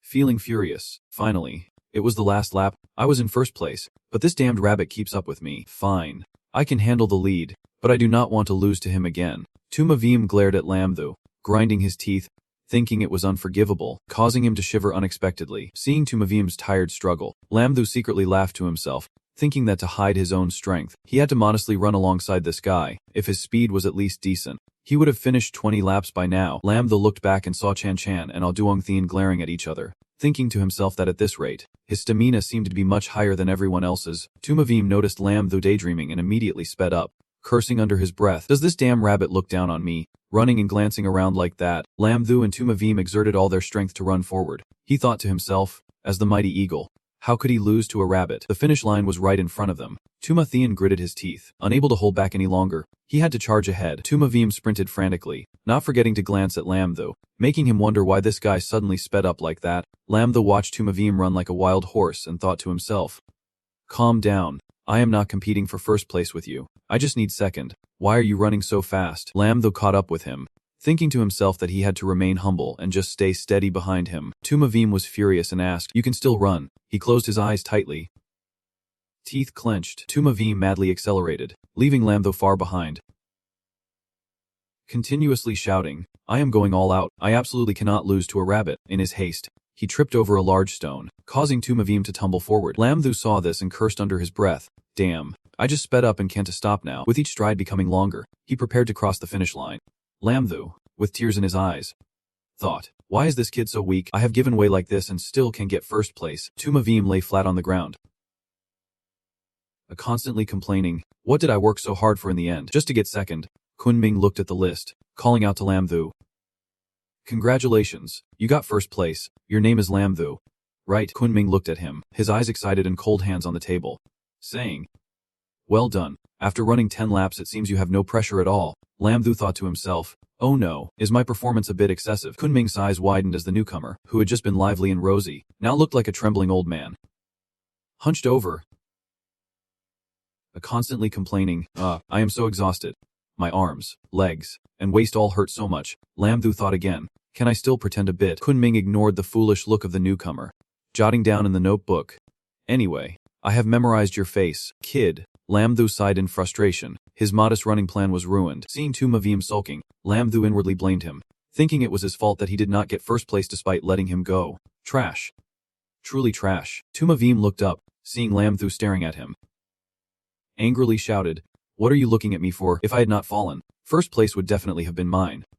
This time, I gave it to you. He felt uncomfortable thinking, does this kid have no humility at all? Lam Thu then put on a smug expression, crossing his arms and provoking him. I look at you and see a worthless guy who can't stand the gaze of others. Tu Mavim, provoked, opens his mouth wide in anger. He grinds his teeth in disdain. Don't get cocky. We are all just beasts in the end. A rabbit like you can never defeat a hawk. You only deserve to be my meal. Lam Thu looks at him, not bothering to respond.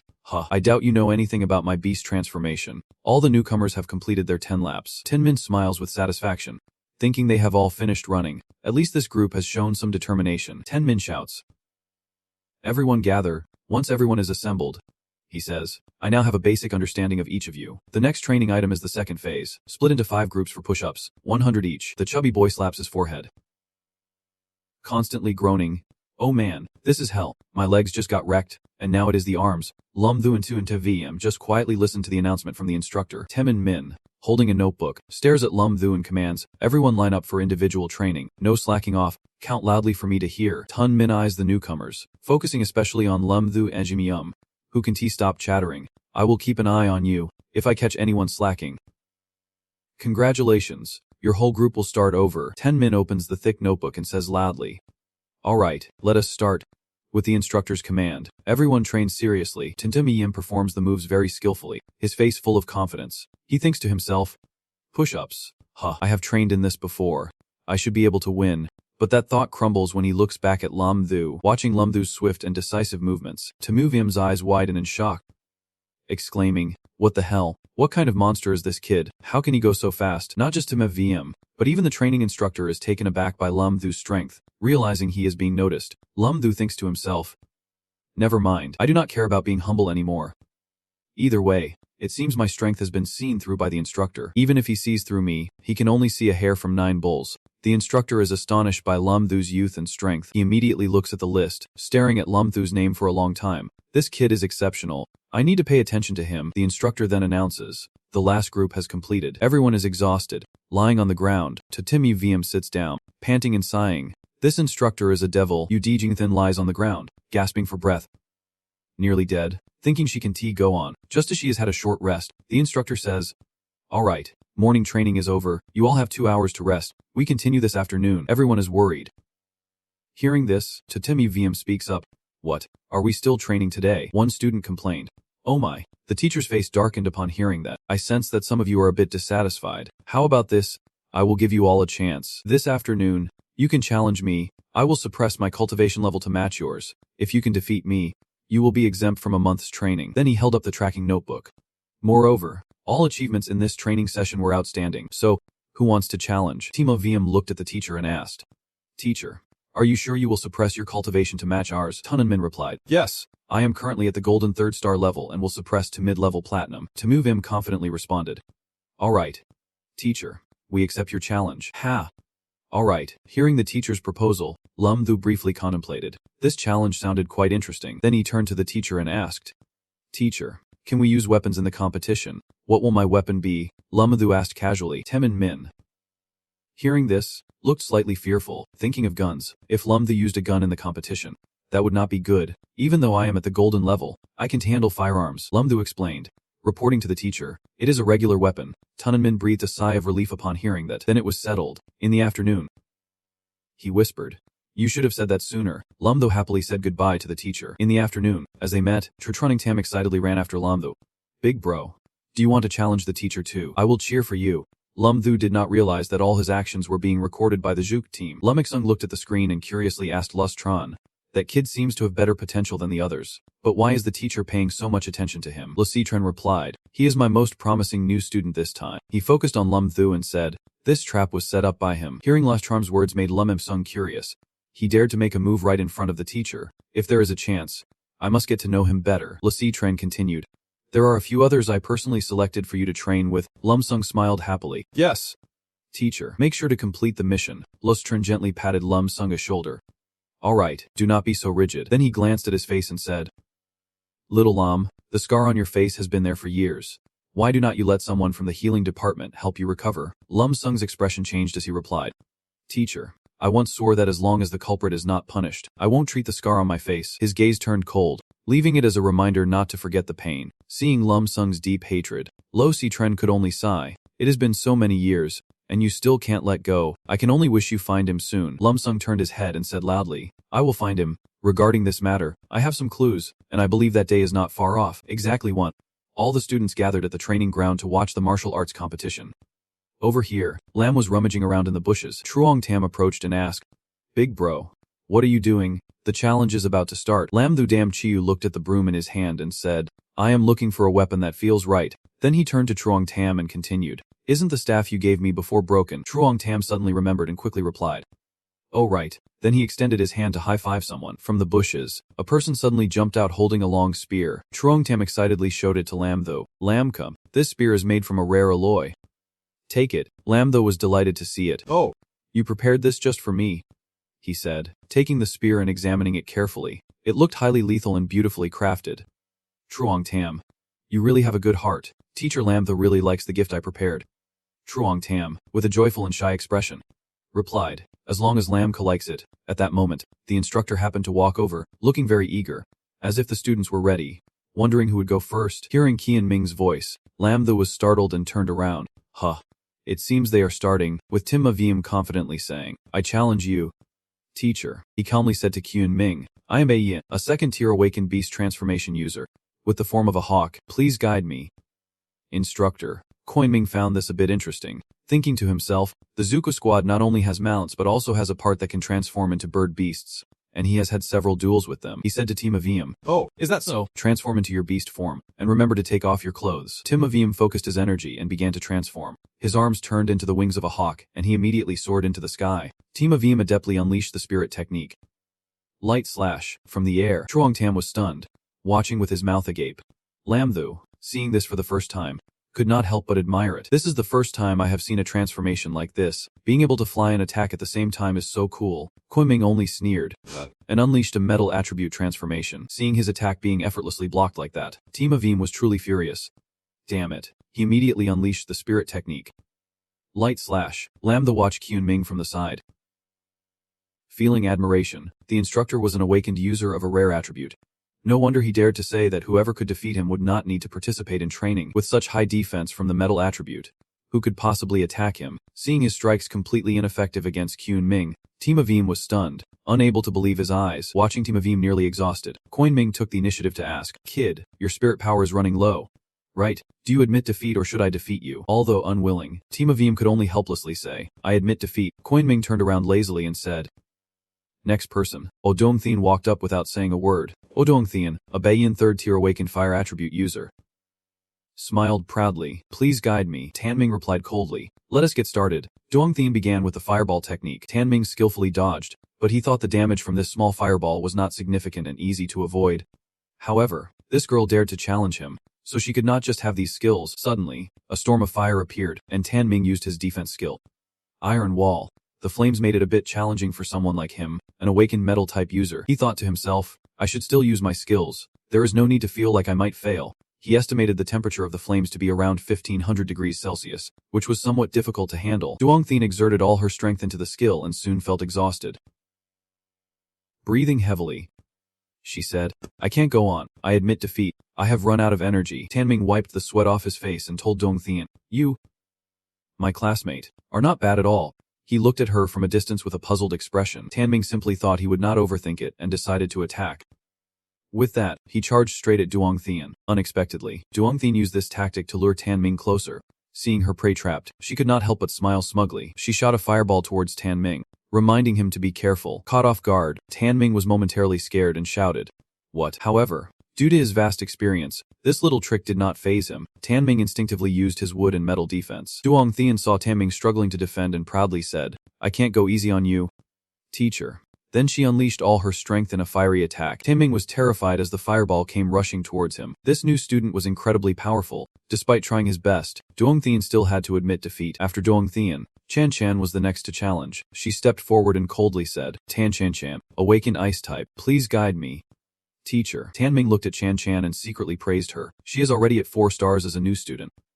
Impressive. Chan Chan asked Taming, "Do you need a break?" Teacher. "I do not want to take advantage of you."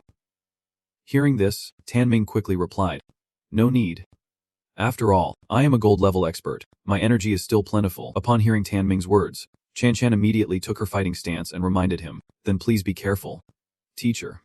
Taming, ready to fight, said sternly, "Let us start." Chan Chan launched her ice arrow directly at Taming. He carefully blocked her strike, feeling the intensity of her attack. Chan Chan relentlessly fired ice arrows, forcing Taming to be on guard. He thought to himself, "What kind of monsters are these? This one is even stronger than the previous one." The arrows were fired continuously, making Taming unable to use the wooden needle to defend. He could only move skillfully to evade. "Mom, this ice skill requires the body to be completely transformed into metal to resist. It is better to attack in close combat." While I was thinking of an approach, Chen Chen suddenly jumped high and shot a projectile straight at Tenamin. I thought so too, but getting close to this little girl means facing her high damage Hun being arrows. Losing my composure, Tenmin could only do his best to defend himself. Thinking that the mindset of riding high on his horse had crumbled too painfully, being knocked back by the girl like a kite, Lumthu watched from afar, unable to hide his delight. Puffeft. This big brother instructor could not get within 3 meters of Chen Chen the entire time. She is really impressive. Suddenly, Chen Chen raised her arm to signal. I lost. My spiritual energy is depleted. After a hard-fought defense, Tenmin finally had a moment to rest and gasped for air. I am hooked. I finally held on. Regaining his composure, Tenmin turned to Lumthu and asked, "Is there anyone else?" Lumthu raised his arm and cheerfully shouted, "I am Lumthu, awakening the beast transformation silver tier eye." Tunanmin looked at Lumthu with a doubtful expression. "So you are finally stepping up among this batch of students. I am most curious about this kid's strength." Tunanmin looked at Lumthu and just responded with a simple "Oh." Seeing Tenmin come closer, Lumthu felt a bit anxious, so he asked, "Don't you need to rest for a moment? You used quite a bit of energy in the last battle." Tunanmin replied, I recover quickly. Do you think fighting against a beast transformation silver tier eye costs me much energy?" Seeing this, Lumeng stepped in to stop it, saying, "Recover your energy. You need to go all out later, or you will be in big trouble." Hearing this, Tunanmin could not help but be taken aback. He questioned Lumem Sung about going all out. He confirmed. Lumeng Sung coldly responded. The classmates were all astonished upon hearing this. One student spoke up. "Did I hear that right? Tinanmin is a powerful gold tier eye expert." Another student chimed in, agreeing, "That is right. The instructor's strength is impressive. Just now, he did not even dare to go all out against the class president and vice president." Mei VM, seeing how Lumexung valued Lemtho, showed a jealous attitude, cursing that damn rabbit quietly, waiting to be beaten. Tenmin sat down on the ground and replied softly, "Then I will rest for a bit." Lumexung turned to Lumthu with an urgent gesture. "Kid, Teacher Lice has told me about you." Lumthu hurriedly asked, "He told you?" Lumexung replied, "Yeah, he did say your physical ability is quite strong." Lumthu asked further, "Did he mention the space system too?" Lumthu was a bit puzzled. What space system? Lumthu felt he was about to be exposed, so he pretended to be clueless. "You must have misheard. I said beast transformation." Lumexung thought to himself, "Kid, I clearly heard you mention the space system. If there is a space system, you might be able to help me with that." He slapped Lumthu on the shoulder and said, "Kid, later help me teach that Tenmin a lesson. I feel like he has been a bit too arrogant lately." Tenmin felt a bit displeased upon hearing this. "I am telling you, Squad leader, you are underestimating me. Do you think I will lose to some punk at platinum level?" Lumexung turned to Tenmin and said, "If you lose, how about 5 push-ups? Are you up for a bet?" Tunanmin replied confidently, "Just wait for your turn to do push-ups." Hearing their conversation, Lumthu was terrified. He thought to himself, "What are they planning? I do not want to be famous. I want to stay humble. How can I be humble in this situation?" Tunmin picked up the spear with determination and said to Lumthu, "Transform into your beast form." Lumthu hesitantly replied, "Sir, my combat power does not rely on transforming." Tunmin looked a bit confused at Lumthu's words. "What are you talking about?" He thought to himself, a beast transformation ability should primarily rely on the transformation itself. Who does he think he is fooling? The more Tenmin thought about it, the angrier he became. Feeling that this kid was just underestimating him, he could not take it anymore and decided to attack Lumthu. "Kid, I hope you won't regret this." As the flames approached, Lam Thu quickly raised his spear to defend. He thought Taming clearly had not learned spear techniques systematically. He was just using his cultivation to control the spear, knowing only simple moves like jabs and sweeps. Outsiders probably would not notice. Watching Min attack continuously, a classmate shouted, "The teacher is really impressive." Lam Thu dodged the attacks while focusing his thoughts. Realizing that countering this chaotic style of attack was easy, he just needed to find the opening, which would be his chance to turn the tables. Then he decisively swung his spear. Lam Thu's strike caused Min's spear to shatter into many pieces. Seeing this, Min panicked and shouted, "What?" Lam Thu's powerful kick sent Min flying into the air, and the spear in Min's hand was also shattered. The classmates watching were in shock at seeing Min defeated by Lam Thu. One classmate shouted, "Is this really our dorm leader? So strong. From now on, I will be your loyal little brother." Trunning Tam glanced over with a proud expression. "Yes, he is our champion." Lam Xung looked thoughtful and said, "Teacher, you were right. This kid named Lam Thu definitely has the potential of a gold-level physique." Chen Chin gazed at Lam Thu, thinking to herself that he had grown even stronger, from a weak little rabbit to someone she could not surpass. But that is okay. Having a friend like him is not a bad thing. With that, she boldly cheered, "Lam Thu, you got this." The classmates joined in unison.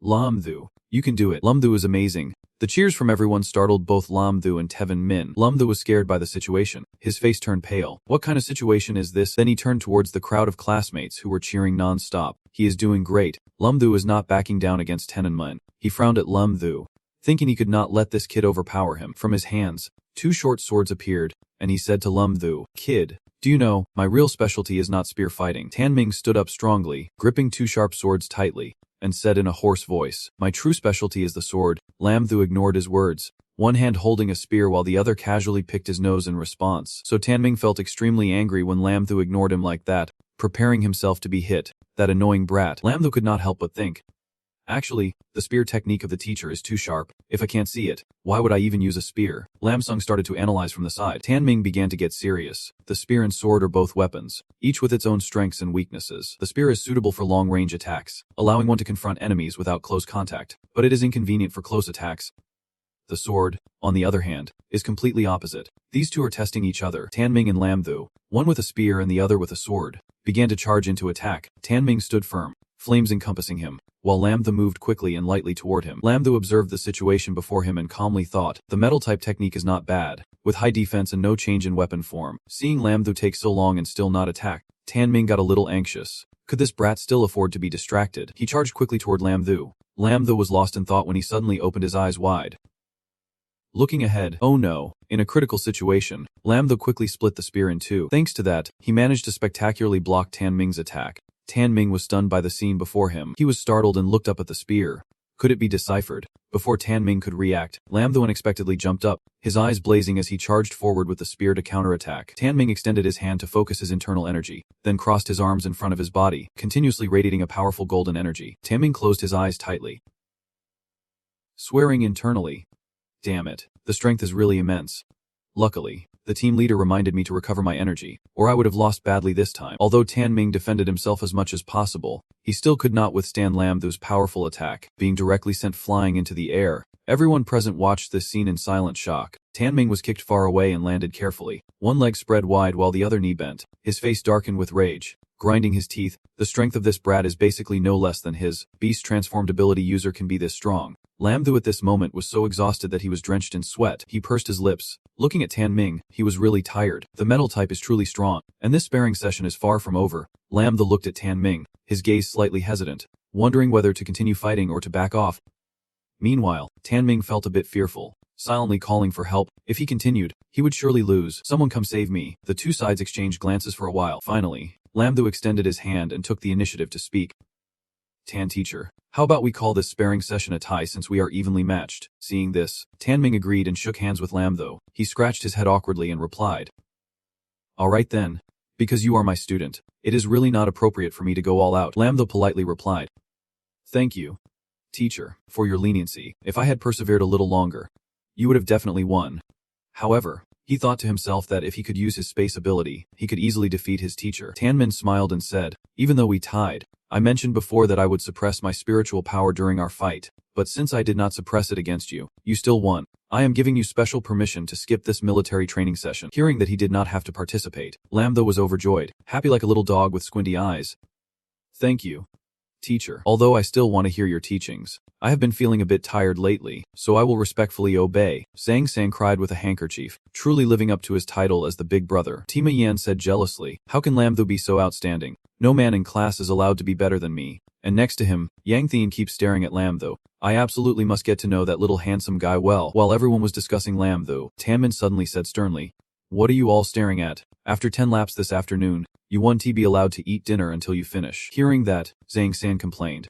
Help, I want to skip training just like my big brother. Tima Yan beside him also sighed and lowered his head. Oh no, we have to run again. Tanmin pulled the crying Zhang San away, not forgetting to remind him, you better go run now. Lam Thu smiled and encouraged Zhang San. Run well. Good luck. He waved goodbye to Zhang San. Suddenly, Lam Thu felt someone watching him from behind. He turned around and saw Lam Sung, looking a bit surprised. General. Lam Sung frowned and lightly touched Lam Thu's shoulder, saying, do you want to go out for a breeze with me? Lam Thu, curious, asked. Oh, a breeze. Just the two of us, Lam Sung replied. Yes, just the two of us. Hearing this, Lam Thu's mind suddenly filled with countless scenarios, his face turning red. He quickly replied, General, maybe not. I have other things to do, Lam Sung replied coldly. Is that so? I was planning to take you for a ride. Lam Thu looked at Lam Sung in surprise and asked, a ride? You mean riding the windstorm eagle to enjoy the scenery? Lam Thu's extensive knowledge intrigued Lam Sung. Oh, how did you know my mount is the windstorm eagle? You must not have studied beast mastery yet. After that, he turned around and raised his arm to summon his beast. Lam Thu stood beside him, chuckling and scratching his head in confusion. Well, a senior named Mei Trite Nam told me a lot about spirit beasts. The windstorm eagle is one of them. Lam Sung turned back, and from a distance, a massive eagle was soaring towards them, landing with a majestic flare, stirring up dust. Both Lam Thu and Lam Sung looked at the eagle. Lam Sung asked Lam, so from your perspective, what do you think of these windstorm eagles? Lam Thu looked up at the windstorm eagle and replied, well, let me share what I know first, and you can see if I am right. Then you can come closer and observe it carefully. If I am not mistaken, these storm eagles must have lived in the military since they were young, or they were brought here from Lion Kaj, or they were simply bred outside. Lam Sung looked extremely surprised. How did he know? Lam Thu leaned his head against the beak, solemnly saying, I can actually see that, to be honest, the storm eagles in your hands are really a waste. Lam Thu's words made Lam Sung extremely angry, and shouted loudly, what do you mean by that? As protectors of Huaxia, how can we not be worthy of the storm eagles? Lam Thu calmly explained, Commander, please calm down. I am not saying you all have issues. What I am saying is that your breeding methods have problems. He then turned to Lam Thu and said seriously, the storm eagles you raise are not as big as those in Line A. Right. Hearing this, Lam Sung was stunned on the spot. Lam Thu continued, does Ding Qi still have to go to Lin Kash to catch young birds? The lifespan of a storm eagle is typically 100 years, but those living with you only live about 50 years at most. Right, and, Lam Sung thought to himself, these are all perplexing issues that the research team has not solved. Yet this kid spotted them in an instant. Lam Sung stuttered and asked Lam Thu, how do you know such details? Lam Sung smiled on the outside and replied, I can see that these are things that Senior Mei Trite Nam taught me, but inside I am thinking, thanks to the nurturing skills I gained earlier, I am now considered an expert in raising spirit beasts. Lam Sung placed his hand on Lam Thu's shoulder, asking seriously, are there solutions to the issues you mentioned? Lam Thu replied, there should be a way. Hearing this, Lam Sung quickly responded, really? Then come with me. Lam Thu felt a bit nervous. I can tee. I still have to go to school. Lam Sung turned to Lam Thu and said, isn't your training session exempted? Don't worry. I will speak to the principal. Then, Lam Sung immediately called Lu Zhen. Hello. Teacher. It is me, Lu Sung. I am borrowing this kid Lam Thu for a few days. Yes. Teacher, do not worry. I will return him in a few days. He won't be damaged. Then Lam Sung pulled Lam Thu's hand. Lam Thu hesitated and said, can I not go? Seeing that Lam Thu seemed reluctant to follow him, Lam Sung said some threatening words. No way. If you do not go, it will count as you being absent from the training session, and I think you do not want to be expelled.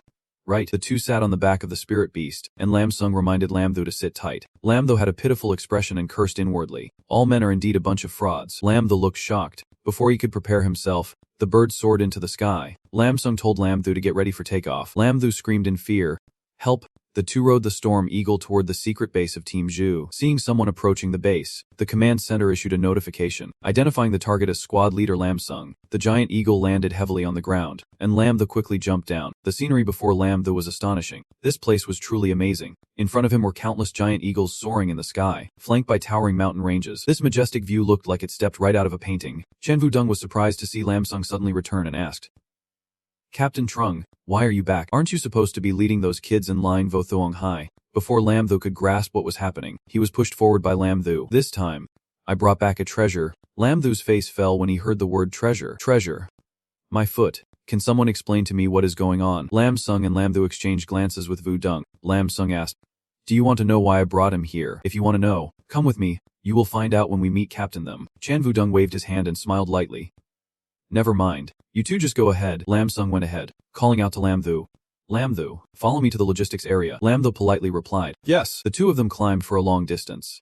And at the end of the path, they were halted by a stone wall. Seeing the wall in front of him, Lam Thu thought to himself, they said to meet Captain them here. But is not that a stone wall in front? In his mind, Lam Thu imagined a monkey suddenly jumping out and saying, I am Captain them, and wondered if Captain them would crawl out from the stone. While Lam Thu was lost in thought, Lam Sung pressed some kind of switch. Boom, boom, boom. The stone wall in front suddenly moved violently to the sides, revealing a hidden door nestled in the mountain. As they entered, Lam Thu could not help but exclaim, shocked by everything before him. This is high-tech indeed. Seeing Lam Thu so amazed, Lam Sung urged him to hurry. Stop looking around so much. There is even more shocking stuff below. Lam Thu looked around thoughtfully, realizing there was a completely different world. This base was home to experts raising giant eagles. The giant eagles here were raised in strict glass cages with the most advanced equipment. They came in all types and shapes. Lam Thu stared for a long time, exclaiming, this place is big enough to provide flying spirit beasts and support the researchers' activities. The base had taken control of the entire mountain. Lam Sung asked Lam, kid, what do you think? Isn't the logistics department of our Zook team magnificent?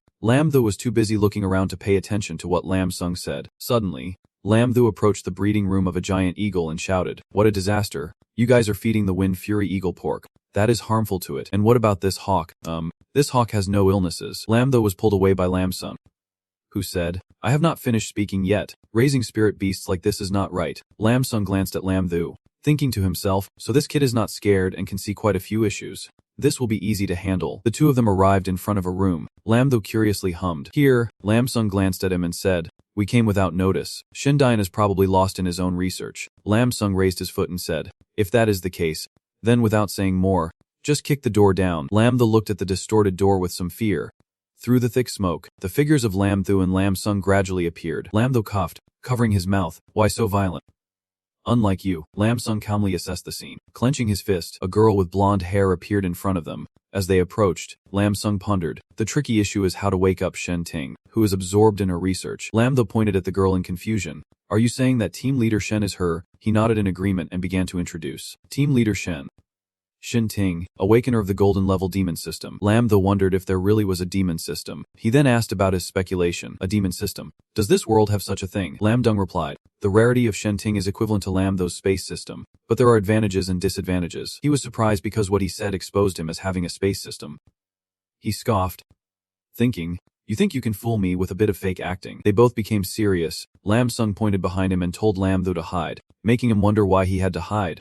He explained that if they disturbed Shen Ting while she was deep in thought, it would cause her to enter a demon state, and he was not sure he could win. He got into position and moved closer. One of his hands gently prepared to touch her shoulder. Suddenly, Shen Ting pulled a gun from the back of her pants. She drew two guns with both hands and aimed them at Lam Sung. Luckily, he had prepared in advance, so he easily dodged.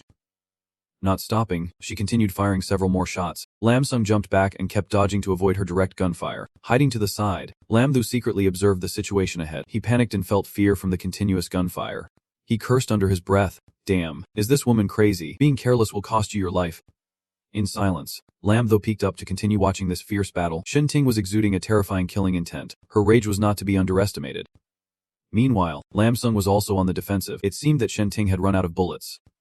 Frustrated, she bit her lip, her eyes filled with murderous intent as she looked at the man in front of her. Her nails began to lengthen, resembling a pair of sharp black claws ready to tear apart obstacles, and suddenly two sharp black horns sprouted from her head. Shen Ting lunged forward at her enemy. Lam Sung was taken aback. He was surprised by this new ability.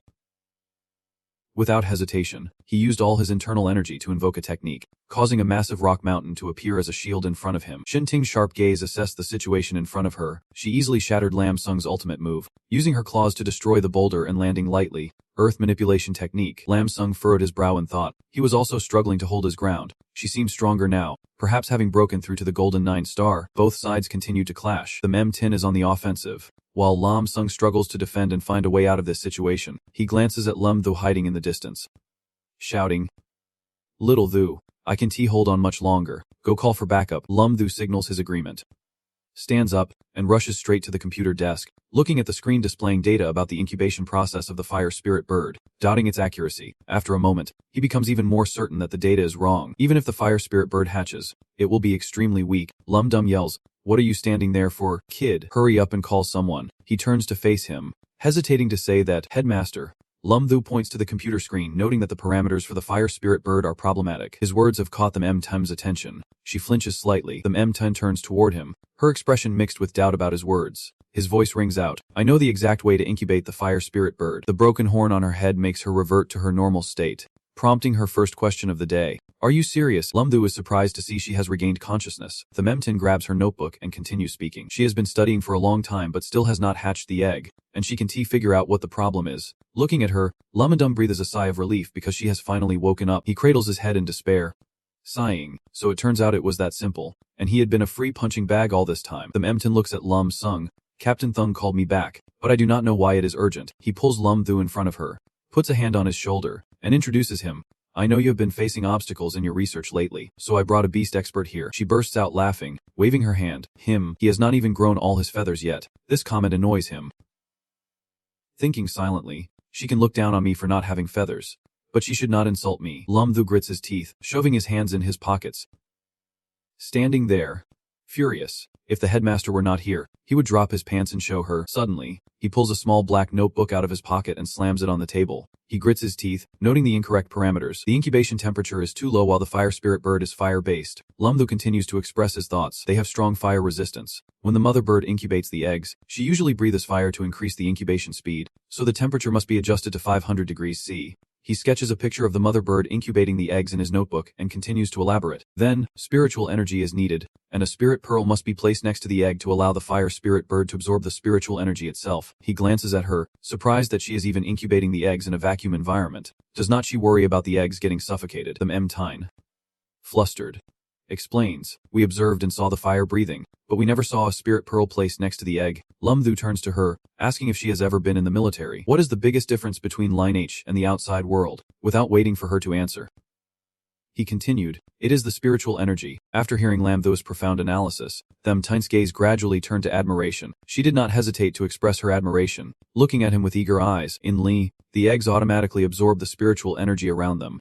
Why did not I think of that? You are really impressive," Lam Thu said proudly, wiping his nose with a smirk, showing off his arrogance. "It is just okay." Hun ran over and grabbed his hand, pulling him along. "Follow me. We are going to create new life," he asked to Sin Lin in confusion. She tilted her head and asked cautiously, "Or do not you want to help me hatch the spirit beasts?" His eyes were blank, shyly looking at Tin helping the spirit beasts. Lam Thu looked at Tin seriously, grabbing her wrist. There were more important things than hatching eggs right now. She looked at him in confusion.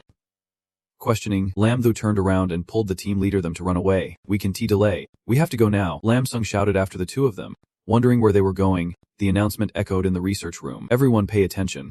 I have something to say." The two researchers looked curiously towards the source of the voice. All three appeared at once. Lam Thu stepped forward and began to introduce himself. "Hello everyone. I am Lam Thu, here to give my suggestions." Then he started to present his views. "Earlier, I noticed there were many mistakes in your nurturing process." The researchers in the room gathered in one place, standing opposite Lam Thu's group. One person among them spoke up to refute him. "Who are you? Is there anyone among us who is not an expert in this field? What does a kid like you know?" Seeing the situation becoming tense, Lam Sung quickly intervened, telling everyone to calm down. "What a mess this is." He then turned and asked, "Do you have any way to make everyone believe you?" Lam Thu had been silent until now. He replied, "I know just talking is not enough. I will use practice to show everyone their mistakes." He looked towards the group of researchers, proposing to borrow the Storm Eagles for testing, ensuring no harm would come to them and that it would benefit everyone here. The man who had just criticized him spoke up again. "All spirit beasts are very precious. You can just let him do whatever he wants." Lam Dum thought about it. The team still did not understand this kid, and they were reluctant to cooperate. After a moment, he pointed towards the door and ordered, "I will try first to bring in my Storm Eagle." The researchers disagreed upon hearing this. "Team leader, that would not be good." Lam Dung remained steadfast in his decision. He turned to Lam Thu with a trusting gaze. "It is okay. I believe in this kid's abilities." After a moment, another researcher announced loudly, "Your little cutie has arrived." A giant bird appeared in the room, towering with sharp eyes scanning everyone, its brown feathers and yellow beak standing proudly. Lam Dung was surprised by the cute name. He pointed at the creature and asked, "Is the nickname for the Storm Eagle really Little Cutie?" Lam Dung nodded. "Honestly, it really is quite cute." The headmaster still felt uneasy, standing in front of the eagle to block the squad leader. Think carefully. It took a lot for the little cutie to reach the peak golden level. Lamdo crossed his arms and observed the situation, suddenly suggesting, I need the anesthetic healing system and surgical tools. The squad leader agreed to the request, as he belonged to the healing system and had all the necessary tools.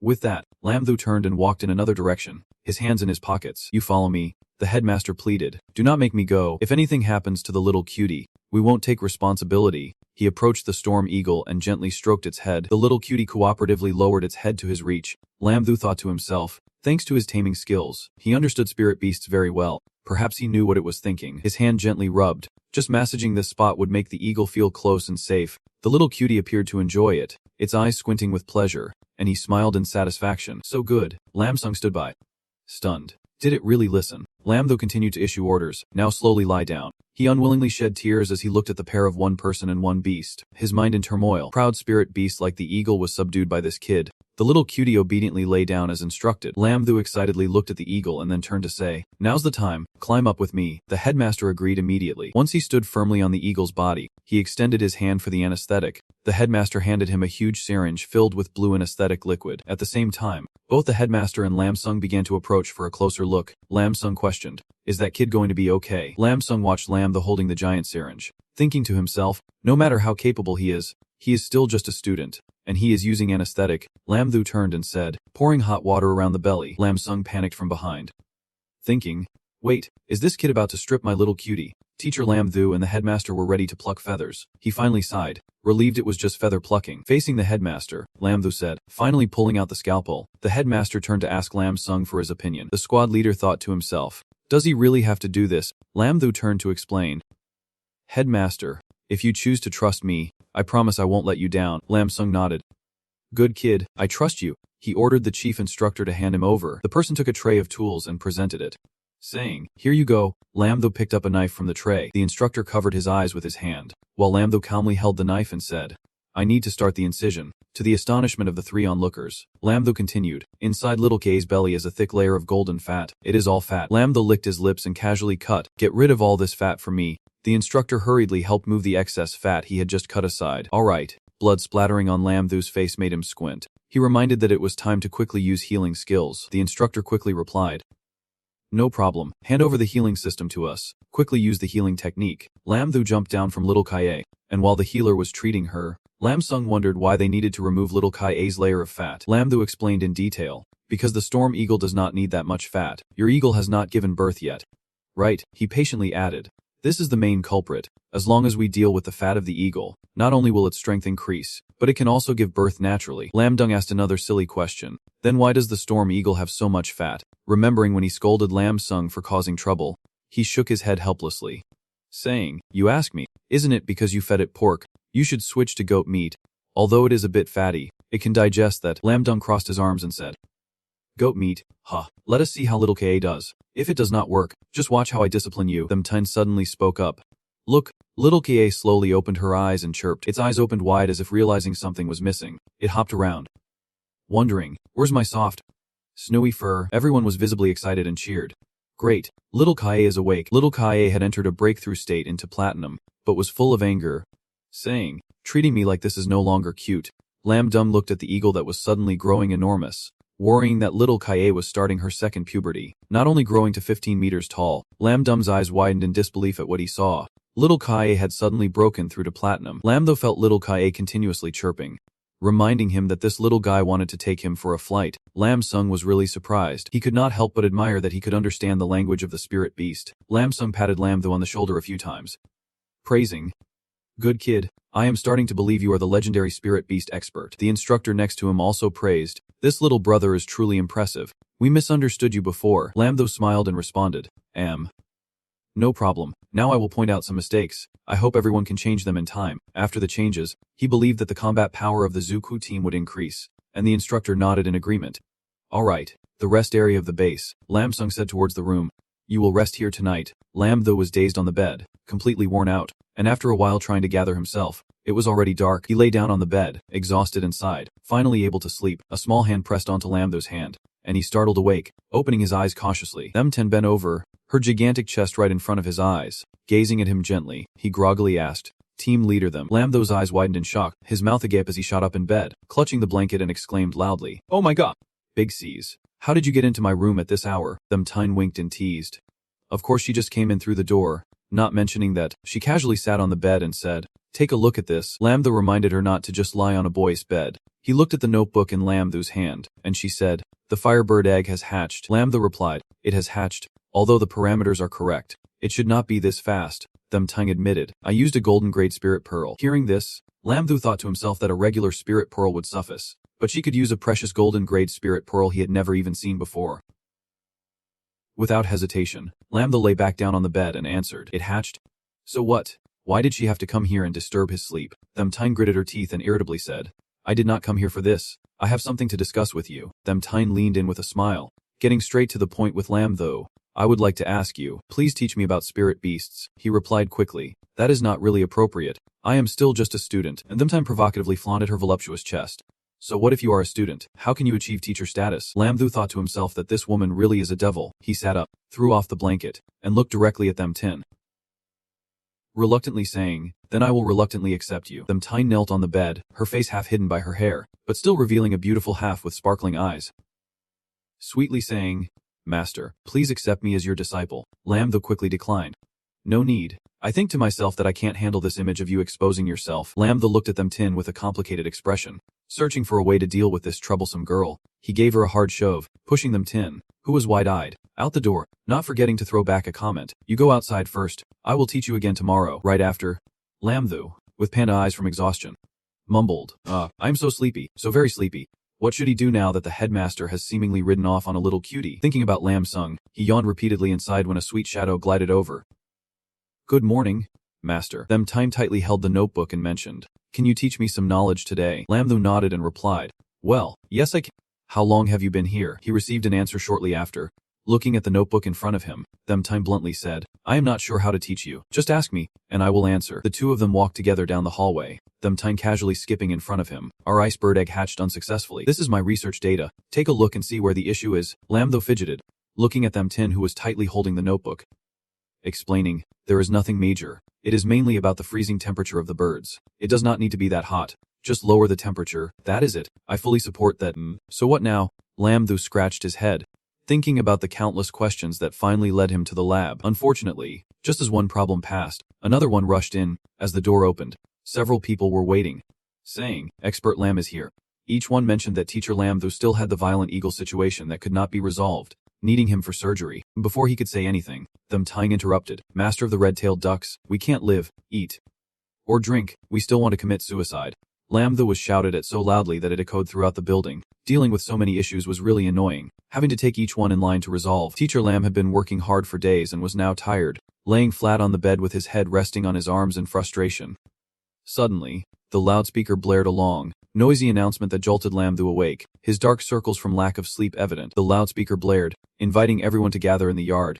Lam Thu sat on the bed looking out at the schoolyard where everyone was rushing to gather, wondering why the radio suddenly went off, and he could not help but be curious. "What is going on?" Running outside to meet Them Tyne, who was hurrying toward the yard, he immediately asked, "Team leader them, what is going on?" Kao Kai stood in the middle of the crowd, saying, "I will now announce an urgent news." Them Tyne turned to Lam Thu and quietly said, "Our captain has suddenly returned, and the alarm indicates that something big is about to happen." He thought about the captain of the Juke team, the 8th level Diamond Beast transformation captain, Kao Kai, who was sternly announcing, "A few days ago, Team leader Lam had stumbled upon a transnational crime gang appearing in our country with unclear intentions." Lam Sung leaned against a nearby bush, startled upon hearing Kao Kai's announcement. Team leader Lam Sung had finally tracked down their headiat after many days of surveillance. Kao Kai raised his hand high in front of the crowd, clearly articulating each word. "But my team and I have an important mission that is very difficult to handle all at once, so we need to select 10 team members to assist. This mission is extremely dangerous. Is anyone willing to step up?" One person shouted, "I will go. I am a top-tier golden level."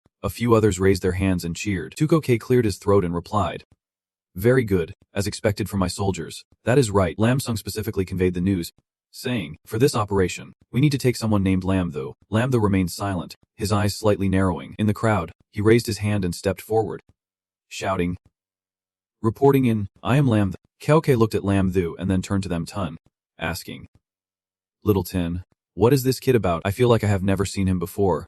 She eagerly introduced Master Lam as the expert that the team leader brought back. Hearing this, Lam Thu shyly scratched his head. Them eagerly recounted that he was very impressive, and just after arriving at the base, he had already made a glorious achievement. After hearing this, Triusi patted Lam Thu on the shoulder, laughing. Ha, kid. You are quite the talent. This made Lam Thu smile awkwardly, but with a serious look, he crossed his arms and sternly reminded Lam Thu, a talent like you should not be sent on such a dangerous mission. What if something goes wrong? How will I explain it? Remembering what Lum Sung had discussed with him, he said seriously, if Lum the volunteers for this, I will bear any consequences myself. He thought to himself. He hoped the chief priest could help him. Triu stared at Lum Thu and said bluntly, you bear the responsibility, kid. Though your qualities are not bad, when I say no, it means no. The Memtine looked at him, her expression very displeased, and could not help but speak up.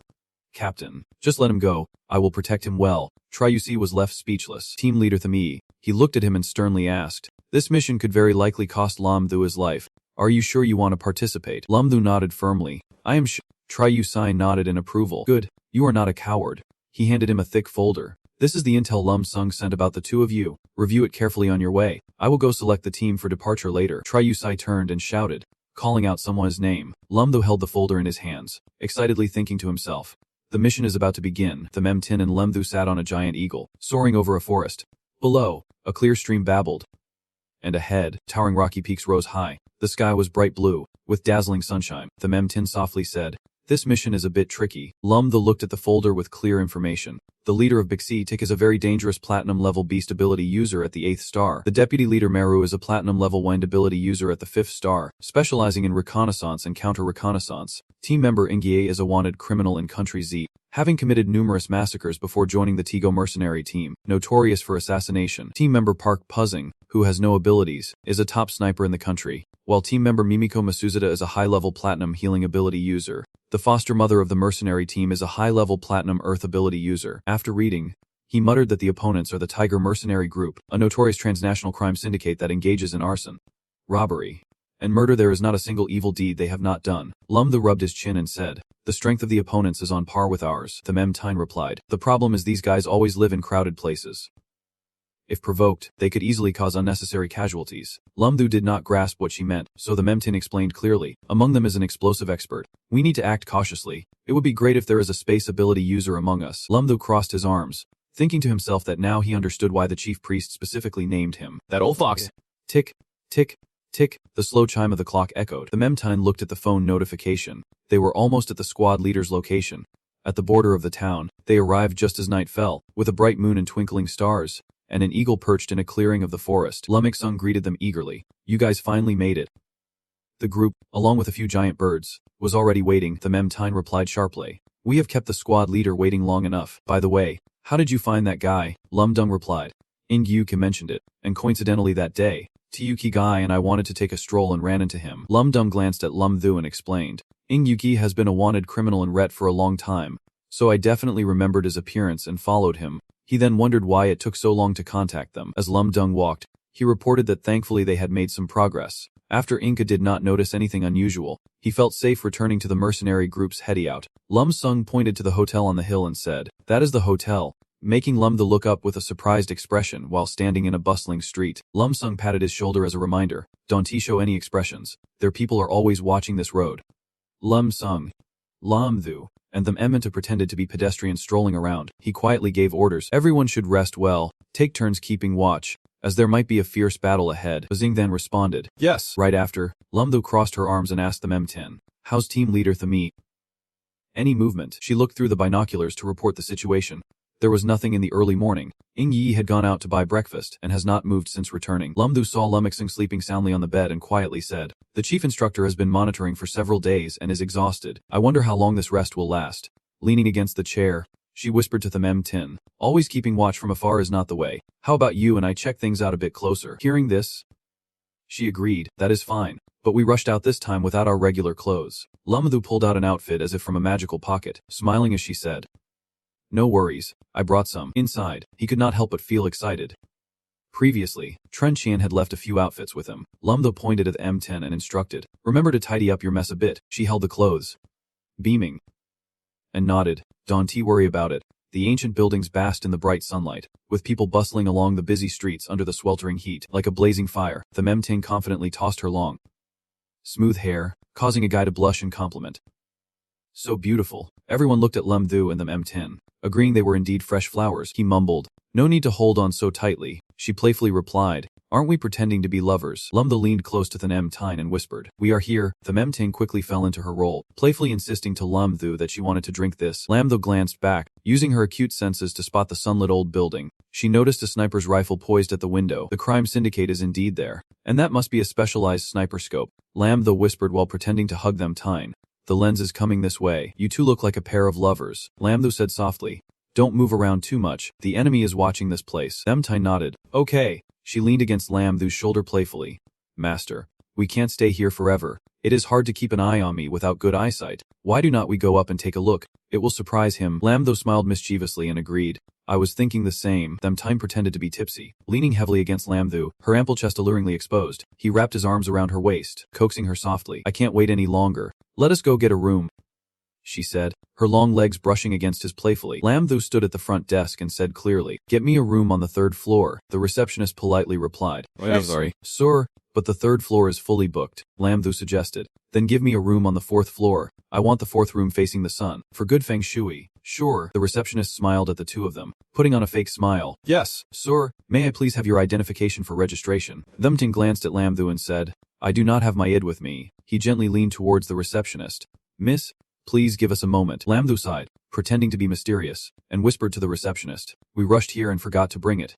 Besides, I took some medicine earlier, so I am feeling a bit too cheerful, which might surprise you." The receptionist tried to remain calm, typing on the keyboard. "I am afraid that is not acceptable, sir, according to our hotel policy." With a flick, Lam Thu tossed a stack of cash onto the counter. The receptionist bowed her head politely and replied, "Yes, sir, room 404 on the 4th floor. Here's your room key. Enjoy your stay. Our hotel is known for its soundproofing." Internally impressed, Lam Thu walked away in a daze, while the M10 looked at him like he was an alien. The room number 404 on the wooden door, Lam Thu put on his headphones, thinking to himself, "What good is soundproofing? We are here to eavesdrop." The M10 set up the equipment on the table, and Lam Thu pressed his fingers into the headphones, listening intently, but after a long search, he heard nothing. Suddenly, a loud echoed.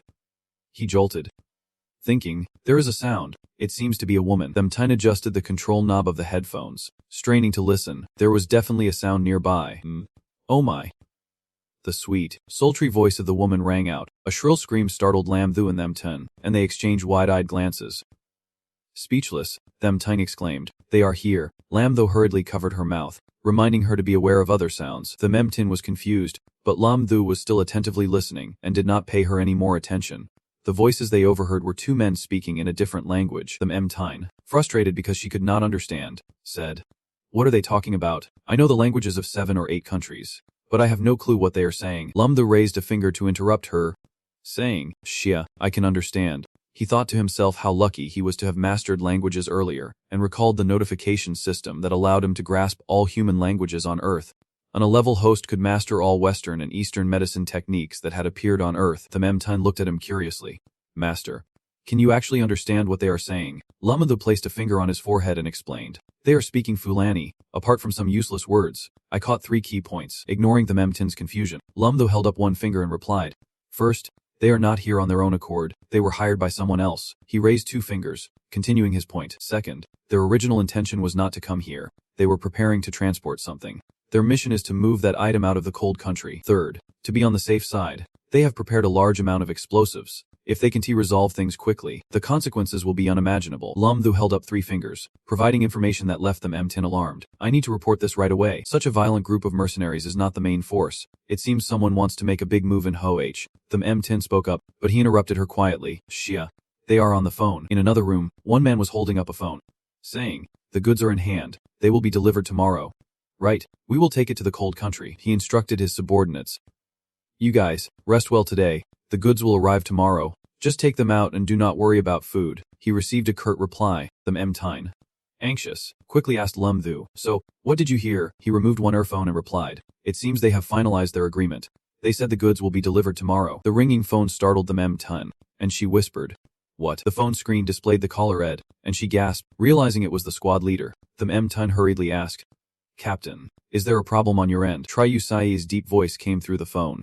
"We fell for the scheme. The item we needed to protect has gone missing." Lam Thu thought, could the item the captain needed to protect be related to them? Holding the M10, he said. The captain has an urgent situation to report.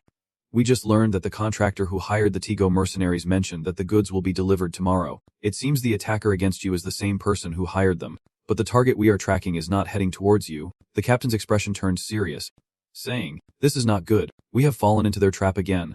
But we can leave right now. On this side, there are enemies at the foot level. If they find out we know their plans, I fear they might do something crazy. But I will let someone else support you guys." Lam Thu and them Ting were curious and asked, "Captain, can you tell us what was stolen?" Recalling the design, the captain did not hide it, saying, "Since it has come to this, I won't keep it from you anymore." What was taken as mere Trung Hong's lifelong research, the final design of the Linvo weapon. Over the phone, the captain continued, "Our mission is to deliver this material to the capital. But the news has been leaked." Them Tine was also surprised and asked, "This Linvo weapon was really researched by Mayor Truong?" The captain replied, "That is right, and we do not know who leaked it. This information absolutely cannot be lost." Lam Thu and them Tien, hearing this, were fired up and said, "Don't worry, Captain. We will make sure to complete the mission." After hanging up, Lam Thu curiously asked, "What is a Linvo weapon?" Them Tine did not hesitate to answer. "This is the latest weapon researched and developed by the country. The Linvo weapon uses spiritual energy to enhance its effectiveness significantly. Previously, it was always in the research phase. But unexpectedly, Truong has succeeded." Lam Thu marveled, "Whoa, Truong is impressive." While them Tine lamented, "It is a pity me, Truong can't see it." Lam Thu comforted, "The country is strong because of pioneers like him. We can't fall behind. This time, we must bring the material back." Them Tine replied. "Yeah." In the room, Them Tin said to the other four, "That is all the information we have gathered." Them Tin said to Lam Sung, "Captain, how about we cooperate with the fire department for this reason? The people can be evacuated." Lam Thu lay down beside them, thinking that for now, there was nothing for him to do. He thought about how 9,527 awakened his skills today, with the system notifying him that he could proficiently control all ground vehicles at level E. He noted that armored tanks could also be controlled at level E, and he was skilled at repairing all types of ground vehicles at level E. Hearing this, Lam Tine irritably said, "After over 10 continuous days, I have only gotten level of skills. Can I get lucky just once? It feels like I have only been given useless stuff lately." The system replied. Previously, the host was too overpowered. Our skill extraction mechanism emphasizes balance. The system continued to notify him, congratulating the host on awakening the level of skill of sound mimicry. Lam Thu was stunned, thinking that the sound mimicry could replicate the sounds of all things perfectly. He repeated, "So what is the use of this sound mimicry skill?" Suddenly he pondered, "Wait, it might not be without its uses." Turning to Lam Sung, he said, "Captain, I have a question." Lam Thu immediately asked, "Where do you think the Tigo mercenaries currently have that stash of explosives?" Lam Sung replied, "I believe they would definitely place it nearby for protection." Lam Thu continued, "If that is the case, it is easy to handle. I have a plan. Do you want to hear it?" Captain, Lam Sung did not hesitate to say, "Let us hear it," he said, pulling the wood from the bottom. Thinking about the scene engulfed in flames, Them Tine asked, "What does it mean to pull wood from the bottom?" Lam Thu cleverly said, "That is because I want to set the hotel on fire." Hearing this, Them Tine exclaimed in surprise, "What? Are you crazy?" Lam Sung said, "Keep talking." Thinking about some bombs, Lam Thu said, "Captain, you know my ability. After the hotel burns, the mercenaries will definitely revolt in that situation. They certainly won't take out the explosives if they do that. It would draw too much attention." Lam Thu thoughtfully continued, "Captain, take someone disguised as a cop to the scene immediately. Escort Bay and the others under the pretense of protecting foreign nationals. I believe they definitely won't refuse because they know there are explosives in the hotel and will surely think it won't be long before it blows up. They will want to leave quickly." He firmly continued, "Once the captain takes the group to a deserted place, we won't have to hold back anymore and can act freely." Lam Sung asked, "But if we eliminate them, how will we retrieve the information tomorrow?" Lam Thu raised his phone and said, "For that, you need to get B's phone back or at least get the SIM card." Lam Sung continued to ask, "What good will it do to get his phone?" He replied, "If I can get the phone, I can impersonate Ba. I can make the person who needs to show up tomorrow appear." Lam Sung questioned back, "What guarantees do you have?" Lam Thu tried to simulate the sound. Lam Dung added, "This is not a joke. The person behind needs to recognize Ba's voice." Lam Thu calmly said, "As long as I have Bak's phone, I can mimic his voice to lure the enemy here, so we can definitely retrieve the materials." Them Tine next to him admired, "No wonder you are my master. Is there anything you do not know? You have such knowledge about multilingual spirit beasts." Lam Dung added, "If you can get a soundproof room this way, maybe the plan can actually work." Lam Dung continued, "Lam Thu, can you ensure you eliminate all of them before the explosives go off?" Hearing this, Lam Thu confidently replied, "I guarantee I will teleport over to handle the explosives." At this, Lam Sung thought to himself, "There is no better way than this right now." Immediately, Lam Sung commanded, Alright, now all teams listen to my orders. We start the operation at 8:00 p.m. Everyone shouted in unison. Yes. In room 404 of the Love Hotel, them Tyne and Lamthu gathered in a corner. Lamthu, feeling bored, thought that with so little time left before the operation, it was too dull to be eavesdropping. Them Tyne turned to ask, Master, what is all the noise downstairs? Upon hearing this, he quickly replied, they have probably been playing cards all afternoon. Them Tyne continued, do they need to use Fulani to play cards?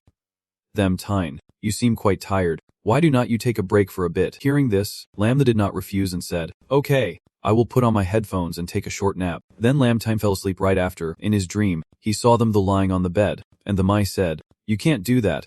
What are you thinking? Them Tyne murmured, Master, do not. Hearing this, Lamthu froze, wondering why he was doing this.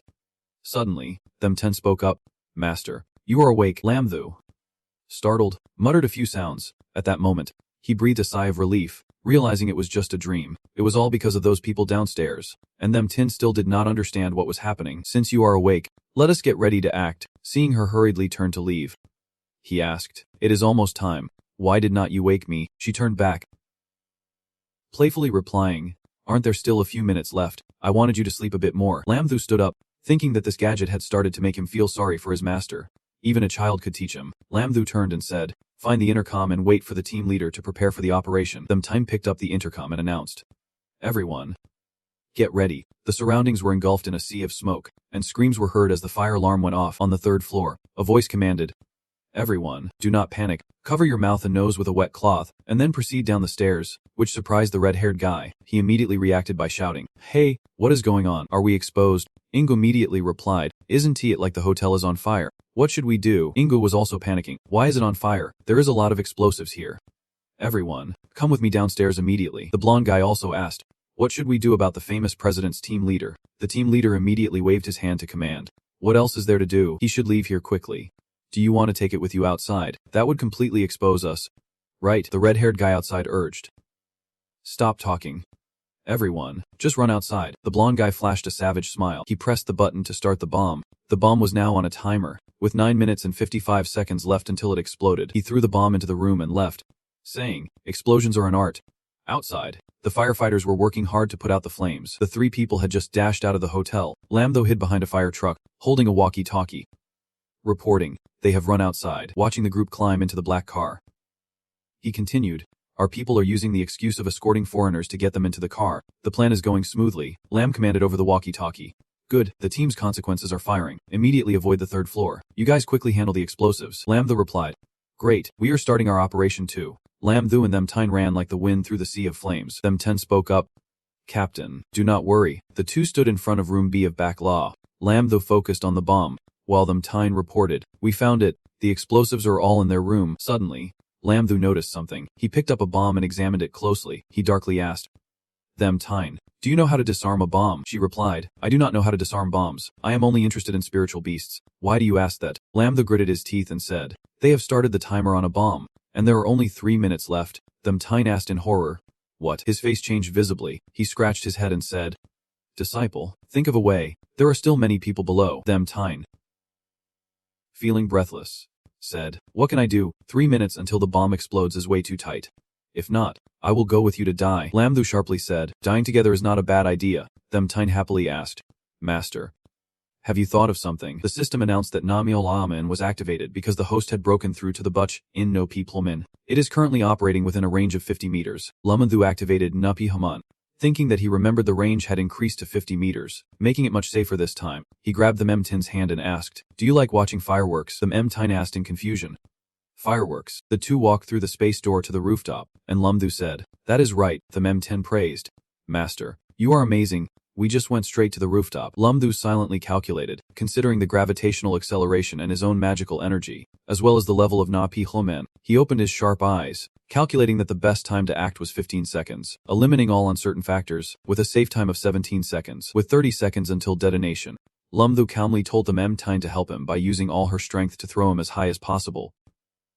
Surprising her, she held Lamanthu's hand and worriedly asked, Master, going up to the sky is easy, but is that really okay? He reassured her, it is fine. With 20 seconds until detonation, the Memtin used her strength to spin Lamanthu around. Okay, the Memtin said with effort. Let us go. Just as Lamanthu was pushed up high, thinking sideways, He had underestimated the Memtine's strength. They were flying faster than expected. Lumdu continued to think, realizing that this way they could fly higher and faster, which was a good thing. With 10 seconds until detonation, at Numulmen, he positioned himself sideways, just needing to open the door slowly and prepare to descend. As he opened a shield in front of him, the shields became a platform for him to jump higher, and Lumdu thought he could only continue upward. Seeing the bomb in his hand with only 5 seconds left, he silently reminded himself that time was running out. He raised his hand to the sky, opened a door, and shouted, "Noli me."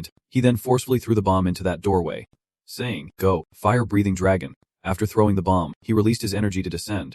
Thinking that the bomb could reach a height of 50 meters immediately, the Memtin opened her eyes wide, amazed, thinking it transformed into the night fireworks. The bomb exploded in the sky, looking like fireworks. At that moment, Lumdu let himself fall. The Memtun looked up at the sky, marveling at how beautiful the fireworks were from the sky. Lumdu shouted down, "Disciple, come over to the edge and pull me up.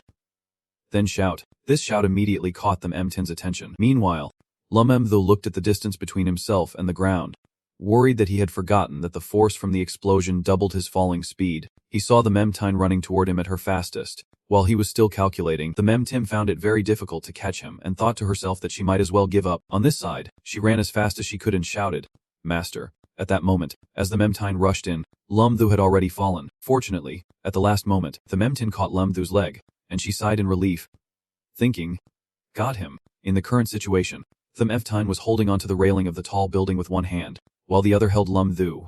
But as she jumped back to the building, Lumdu's back slammed onto the ground, his face contorting in pain as he exclaimed, "Ah, that hurts." Finally, he let out a sigh, saying, "But thankfully Guinea successfully saved me. It is really touching." The Memtin was lying on top of Lumdu's chest, and he blushed as he said, "I need to recover a bit of my spiritual energy first. I still need to find the Tigo mercenaries. They actually dared to set off F4 bomb here. They really do not take anything seriously." She then said, "Master acted quickly. It seems there is nothing to worry about. Your physical condition is really strong." He replied, It is just that I am out of spiritual energy and need to recover a bit." The Memtine stood up and suggested that using a spirit pearl would be the best way to recover spiritual energy. She did not mind lying and said, "I will give you a golden level spirit pearl. I find it annoying. One day I will take you to Lynch to get a bag of golden level spirit pearls." Hearing this, Lumdu asked, "Golden level spirit pearls?" Lumdu took the spirit pearl and said while refining it, "You use a bag as a unit for golden spirit pearls. Do you think you can definitely take me with you?" After refining it, he felt the abundant spiritual energy and said, "Energy recharge complete. Next, let us take down the Tigo mercenaries together." "Okay," the Memtine replied. "All right." Looking at the two bursts of light in the sky, below was a car speeding down the road, emitting thick smoke. The 3 members of the Tigo mercenary group were sitting in Lam Sung's vehicle at that moment. The blue-haired guy spoke up. "That is the sound. I really like that sound." The purple-haired guy ordered, "Shut up and stay still." Lam Sung was driving and wondered why the bomb did not explode. Didn't they say it could prevent the explosion? Would Lumdu and the M10 be okay? Lam Sung continued to ponder. The town must be suffering serious casualties right now. We need to finish things up here quickly. The purple-haired guy interrupted Lam Sung's thoughts with a question. "Officer, where are we going?" Lum Dum turned back and said, "Sorry. There has been a bit of an incident ahead that we need to handle, so I did not tell you. But we will be there soon." Leaving the purple-haired guy speechless, he turned to the guy next to him and said in Fulani, "Be careful. I feel like something's off. Prepare for a fight." The other guy responded in Fulani as well. Understood. Lum Dum thought they were almost there, and the other team members must be ready to act. Lum Sung's gaze became determined, thinking, "Your limitations are coming." Lum Sung turned to face the blue-haired guy. Immediately, the purple-haired guy reacted quickly. Realizing they were not ordinary police, the Tigo mercenaries were targeting the bomber Park Pudong. Lum Sung opened the car door and jumped out. Looking at the scene before him, Lum Sung thought everyone had fought together, but the enemy only lost their least threatening combat power. In the Sea of Flames, a group was fighting, indistinguishable from one another. Metlul turned to Lum Sung and said, "Captain, I feel like something's not right." The girl ran up. "The air here is filled with poison. It seems we have been poisoned. I can't use my healing powers." Is the one speaking the awakened healer of the elite team Chu Ti Met Aloof? Lum Sung exclaimed in surprise. "What?" Someone emerged from the smoke and is a squad leader. "Which team is this?" "My ability is poison. I noticed something was off with you, so I poisoned you on the way here." He is the captain of the Tigo mercenary team and continued, "As long as your level is not higher than mine, you will be poisoned. If it is higher, I will still be affected. Unfortunately, I have just let the toxin take effect." At this moment, Dueling Phum and his teammates were poisoned behind Lum Sung. They were completely exhausted, only able to lean against the police car, while Lum Sung stood there with a chaotic whirl of thoughts. A strange person appeared, asking who Lum Sung was, and he did not hesitate to introduce himself as the squad leader of Chu TC. He smugly hinted that he had heard some rumors about Lum Sung, like how the scar on his face came to be. Lam Sung was a bit surprised and cleared his throat to ask, "You know him, where is he?" This mysterious person is Xie, who has the ability to transform into a huge beast called Tengu with sharp rhinoceros horns and a body covered in spikes. Here, he spoke darkly. What does knowing this matter now? We will be dead here soon. As soon as he finished speaking, he ordered the massive red-horned rhinoceros monster to charge at squad leader Lam. He remained calm and used his solid earth technique. Shrouding his hand in a strong golden aura, he reached out, grasping the horn of the beast that was several times his size, then gracefully turned and used his strength to throw the massive rhinoceros away. Due to its size, it caused the ground to crack and debris to fly everywhere when it landed. Ingu quickly held his dazed rhinoceros, feeling distressed, and turned to stare at the nearby people, saying, "All of you, come at me with those low-level poisoned ones. They won't be able to use their skills." Vice Captain Marui appeared. He is a Platinum 5-star wind ability user. He stepped forward to help Nifke, who immediately began controlling his abilities. Lam Sum could only quickly try to create a large stone to block this attack. Suddenly, the rhinoceros regained consciousness with eyes fiercer than before. With the terrifying attack from the beast and the glasses-wearing guy, Lum Dung activated a protective barrier against the strong impact waves, while his poisoned teammates behind were unable to sit still. Two members urged him to hurry and save himself, saying that he could only take vengeance for them if he survived.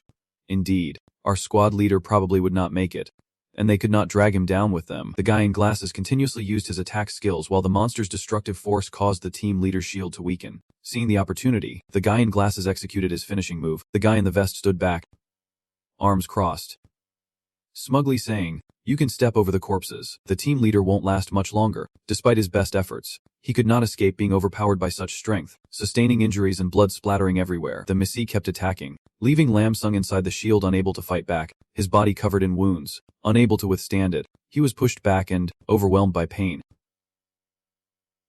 completely surrendered. Blood spewed from his mouth, terrifying his teammates behind him. At that moment, Goke, holding a knife, rushed over with a murderous gaze. Wanting to end Lam Sung's life, the space seemed to freeze. Lam Sung thought to himself that he could not escape his fate, regretting that this time he could not save his teammate. From above, bright red supercar sped straight toward Gokai. Lam Dung stared in confusion, unable to understand what was happening. In the bright moonlight, a young man jumped out of the supercar carrying a long-legged girl and then vanished. That person was none other than Lam Thu, holding them Tin with a more intense expression than ever. As soon as they landed, them Tin hurriedly jumped down to check if Lam Sung was okay.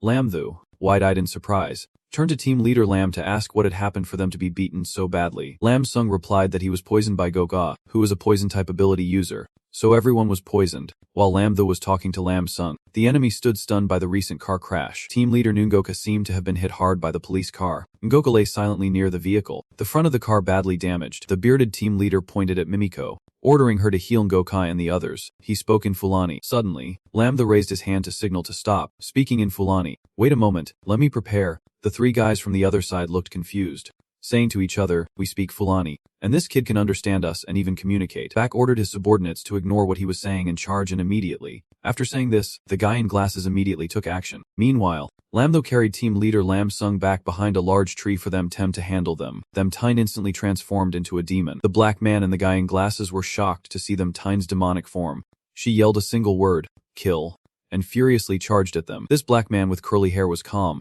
using his ability which was a high-level earth-type power. Although he was trying his best, the monster behind him kept mocking his moves. Them Tine leaped high and flew towards O. Her overwhelming strength radiated around her, enveloping the guy. Taking advantage of the moment, she clawed at him. He stood there, sweating coldly as Man scratched his arm. Luca and Bixie fell into deep thought at the sight, not expecting this was the attack power of Hong Kim T10. Luca was even more surprised, as the eruption of the evil system should not be underestimated. It was best to charge together. After saying that, both of them charged at the M-Tine, but she single-handedly held her ground, and the two of them were still unscathed. Lum Thu watched them fight from the side, sighing that it seemed impossible to determine a winner at this moment. Behind Lum Thu was team leader Lam Sung, who was lying unconscious, and a female member, Memeti Alv, was trying to awaken her healing abilities. She was leaning against a tree, coughing violently due to the effects of the toxic gas. Lum Thu glanced at the others who were poisoned and lying scattered behind him. He approached and sat down to look over everyone, making Menetl blush with embarrassment. However, she kept expressing the critical condition of her teammates. Lum Thu hurriedly pulled Metilal to her feet, but she was a bit surprised by this action, not understanding his intentions. He then sat down in front of her. Of course, the scene looked a bit ambiguous, making Metal even more shy. Suddenly, Metal let out a moan with a flushed, ambiguous face. Lum Thu calmly said, "Hang in there. We need to solve this quickly." In Lum Thu's hand, he was holding an acupuncture needle for her. lamenting that he was glad he had learned some medical skills before and had bought some commonly used medicines and needles along the way. After finishing, he explained to Met Lo about taking her pulse to understand the poison. He also calculated that quickly removing the poison should be no problem. After saying that, Lum Thu stood up, and Met Lo woke up, looking at him with admiration and saying, "It is thanks to you, young man, that you not only understand spirit beasts but also know about medicine." He politely reached into his pocket while speaking. "Oh, it is just a relatively broad hobby."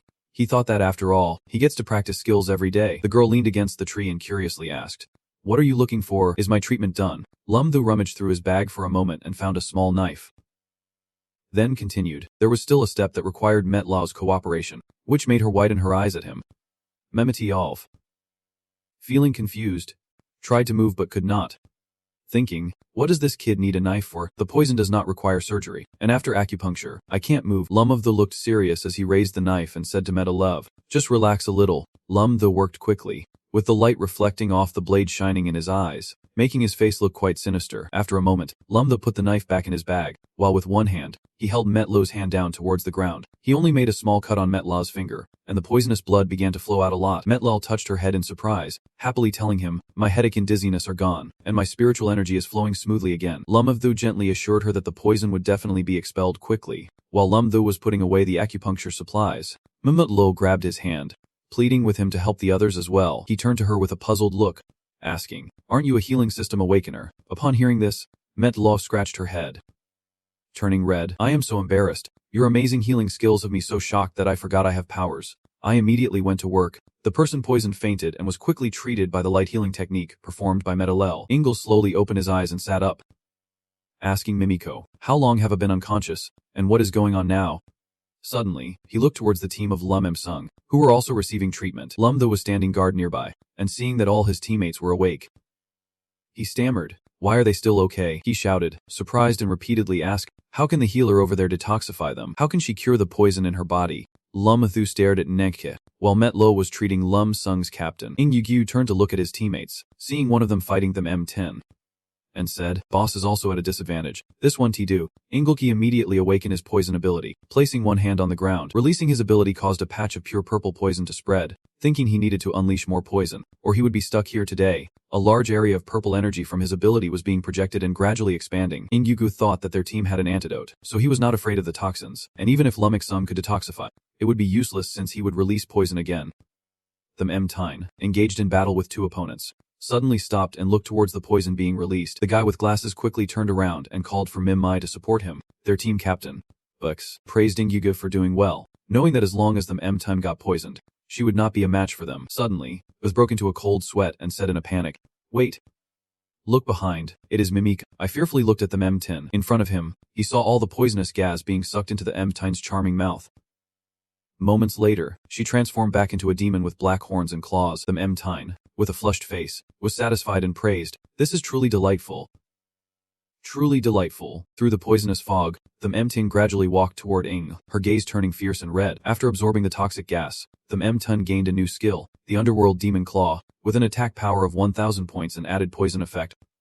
Ing, terrified, stepped back, not understanding why she was not afraid of the poison, trembling and turning pale, falling down in a daze. With just a gentle flick, the M-Tin sent Engya flying, calmly stating that she still wanted to eat more. Bixi turned pale, breaking into a cold sweat, gaping at this demon system, thinking how monstrous it was to convert poisonous gas into her own power. The guy with glasses and the captain were visibly scared as they saw them M-Tin getting closer, and the guy with glasses warned the captain that she was coming over. In an instant, the M-Tin charged towards the captain, and the guy with glasses, terrified, huddled together and screamed.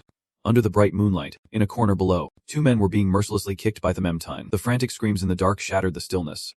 Lum Sung, Lam Thu, and Metalov each had different expressions as they watched the scene. Lam Thu continued, "Even Captain Ong Ding, a platinum level, could not withstand this damage. It is only a matter of time before the opponent concedes." Lam Sung beside him remained silent, watching the torture unfold. "I will report to the captain for a bit. You guys remember to keep that dog's life. Inge, when you clean up the scene, I have a question for him," said Matli, standing next to Lam Thu. After a moment, Lam Thu asked her, "Matli, why do you want to keep Inge?" She glanced at him, suggesting it might be because NU Kree could know the whereabouts of the enemy that the squad leader was always searching for. He leaned in close to Matli.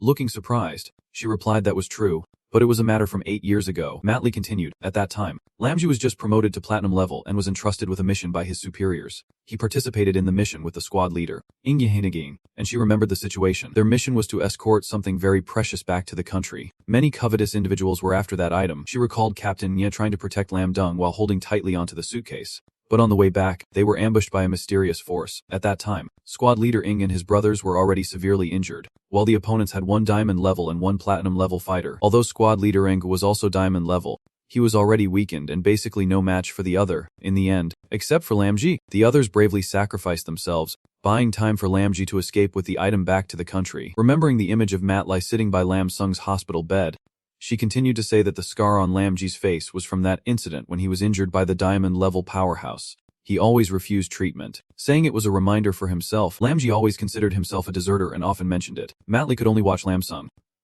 heartbroken, as he blamed himself for everything that had happened. Concluding her story, Matlai said, "But we do not see him as a hero who completed the mission." Her hands clenched tightly. Trembling, Matlai added, "I think it was difficult for squad leader Ahai Gain to choose to let Lamji escape." She looked sadly up at the sky, realizing that sometimes the living suffer even more. Lam Tho looked at the squad leader and replied, "That is right." You can tell from his reaction that he was not indifferent. While Lam Tho was thinking, Matlai mentioned that after so many years, she wondered how strong that diamond-level fighter had become. After torturing them, the M10 stomped hard on the body of the mercenary vice-captain, lifted another one up with one hand, and used her powers to kill the infamous mercenary vice-captain Tai Go. Suddenly, Lam Tho glanced at the M10 and noticed something was off about her state. Her body was reacting awkwardly to the unexpected breakthrough. After the M10 finished, Lam Tho happily said, "Congratulations." And Lam Sung quickly looked over and told her that once the demon system breaks through to platinum, she can maintain her sanity. Behind her, Mimiko was healing Yikye. He was unconscious, while Ikip stood beside them. Utterly exhausted, the M10 coldly asked, "How should we deal with these three? Do you want me to take care of it right now?" As soon as they heard this, Kimiko and To immediately knelt down and begged for mercy. Squad leader Lemmiksum glanced at them then said to the M10, "Take them to the MVM. But first I have a few questions for them." Lum Sung continued to question them. "Do you know the origin of the scar on my face?" Since they were foreigners and did not understand, they waved their hands and replied in Fulani, saying, "We do not understand." In a moment of desperation, the bloodthirsty translator Lam Thu spoke up and asked in Fulani, "Do you know the origin of the scar on his face? Don't lie, or we will deal with you directly." They replied, "We do not know, please spare us." After hearing their answer, Lum Thu turned back to the squad leader and said, "They do not know." Lumik Sung pondered something after hearing that. Mimiko pointed towards Ingesh, who was lying unconscious on the ground. "He has been poisoned with a mixed toxin from the evil system, and I have no way to treat him." Lum Dum continued, "It seems we still need to find answers from Unke." The Memtin stepped forward and said, "Leave the task of waking him up to me." She placed her hand on Ingech's shoulder, drawing the poison back into her body. Ing gradually weakly opened his eyes. In front of him was the Memtum's face. He remembered in fear the moment he was sent flying by her, thinking it was that violent female demon. Upon seeing the Memtim, Ing Yugyuga jumped away from her, quickly saying, "Don't come near me." Team leader Lemum ordered the M10 to quickly take the two of them to the corner. Under the bright moonlight, Lum Sung stood seriously in front of Engen Kai. "Ing Gei, tell me what you know." Lum Sung asked again about the scar. Hearing this, Ingluka looked at him gloomily and hesitated, saying, "This." He hesitated and turned his face away, saying, "If I say it, I will no longer be useful to you. Do you think I am that stupid?" Squad leader Lum Sung remained calm and reassured. "Tu and Mimiko, we won't kill them, and neither will you." He looked at Lum Sung with sharp eyes and said, "Do you think I am stupid? I am not like them. After committing so many crimes in Hoa, do you think you can easily let me go?" Lum Sung looked serious. "Then what must I do to get you to share information about him?" After hearing this, Ingnigi proposed the condition that after providing the information, they would not harm him. Squad leader Lum Sung looked at him and asked, "Aren't you afraid we will go back on our word?" Ingyuki confidently replied, "I understand that you value rules and oaths, even willing to risk your lives to protect them." Without saying much, Lum Sung raised his hand to swear to the sky, saying, "All right. I swear that all members of the Chu-Ti team present here will not harm you after you provide the information. Otherwise the Chu-Take team will face disaster." Upon hearing the oath, Ingluko scoffed. Not expecting him to actually swear, he stood up and seriously said, "Ingi, although I am not a good person, I will definitely keep my word." Lum Sung listened seriously as Enji-ka recounted about the one who left that scar. That person is named Capella, a U.S. Special Forces enhanced individual. I do not know his current level, but the last time I encountered him, he was already at the peak diamond level. Lam unexpectedly asked Ningoka back, "How do you know about this?" He crossed his arms and said, "I know his subordinate named Jabari. He talked a lot once and revealed it himself." Team leader Lam Sung thought uneasily. What he said must be true. The clues I have been investigating for years all point to Capella, but I just do not have the evidence. Then, Lam Sung's expression changed, and he happily saw him off. Nungoka narrowed his eyes, feeling smug, and said, "You soldiers are really old-fashioned. After letting me go, I guess you will have to face punishment when you return." This immediately made Lam Dung uncomfortable. "Are you coming or not? If not, I will make a move." But the person opposite just chuckled softly. "Since you have been dead for so many years, is it worth it?" Ha! As Nungoka turned away, Lam Tho smiled lightly. "Well then, now that we have the information, we can let this threat go." He turned back, shrugging mockingly at team leader Lam Sung and Lam Tho. "How could you not be afraid? Aren't you afraid that the oath will truly come to fruition?" After hearing this, he continued, raising his fist dangerously. "The team must be scared, but I am not one of Zuka's team." Nungoka turned pale with fear, stumbling backward and speechless. Lam Sung used his ability to awaken the little white rabbit and raised his fist to charge at Nungoka, who was just waiting to be hit. Precise punch landed on his face, causing him to spit out a mouthful of blood and scream in pain. He lay unconscious on the ground while Lam Tho proudly rested his hand on his hip. Lam Sung, meanwhile, casually picked up Ngoka's phone, saying, "Got the phone from the north." Lam Tho happily took the phone and said, "That is great." Team leader Lam Sung looked at the other person with gratitude in his eyes. "Kid, thanks this time. If it were not for you, we might have died here." Following this, team leader Lam Tho replied, "Team leader, you are being too distant." Lam Sung asked, "By the way, we seemed to hear an explosion earlier. What happened?" Lam Tho confidently gave a thumbs up, saying, "Don't worry, we managed to get the explosives to the safe cooking area in time.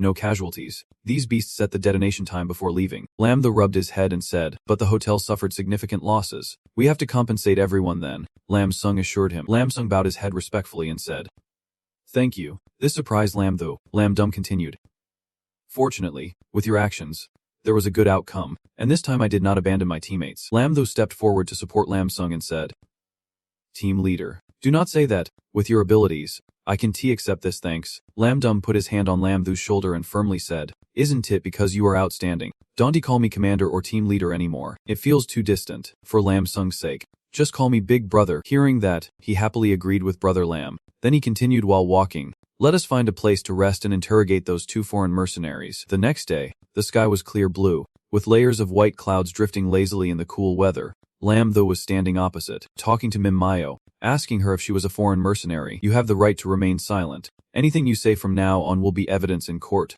Will you confess or not?" Mimiko was flustered, quickly saying, I confess. I confess." She began to sway, showcasing her charm. "My name is Mimiko Masita from country L, with measurements 34, 23 and 35. I used to be a wandering woman until I awakened healing powers and was taken by the north. I have not done anything wrong." While being interrogated, Mim moved closer to Lam Tho, causing him to fall into the chair, his face turning red. She, in a seductive tone, told him not to be too rough with her. Immediately, the M-Tun banged on the table, reminding the two that they were in the middle of an interrogation. "Be serious." Lam Tho was startled like a cat caught doing something bad, awkwardly replying, "Yes sir," and pushed Mim away. Finally, Lam Tho decided to be serious, saying, "I am interrogating here. If I notice any concealment, I will use force." Mimiko straightened her face, lowering her voice to agree. "I will answer honestly." Lam Tho stood up, holding a notebook in one hand and a pen in the other, starting the interrogation. "For this operation, who is your employer?" Mimiko hurriedly shook her head. "I do not know, but I have seen him before." She recalled the scene back then, paused for a few seconds, then continued, "A foreign person once spoke with the boss. I heard him say he was from some obscure country, but I could not hear clearly." Lam Tho pondered for a bit. "Obscure country? Good. Do you know who your contact is?" She replied that she knew but had never seen him, only knew his nickname was Master, and seemed to hold a high position. He suddenly thought back, if his position was not high, how could he have access to such confidential documents? He continued, "How much did they pay you this time?" Mimiko casually announced that the payment for the last mission was $100 million.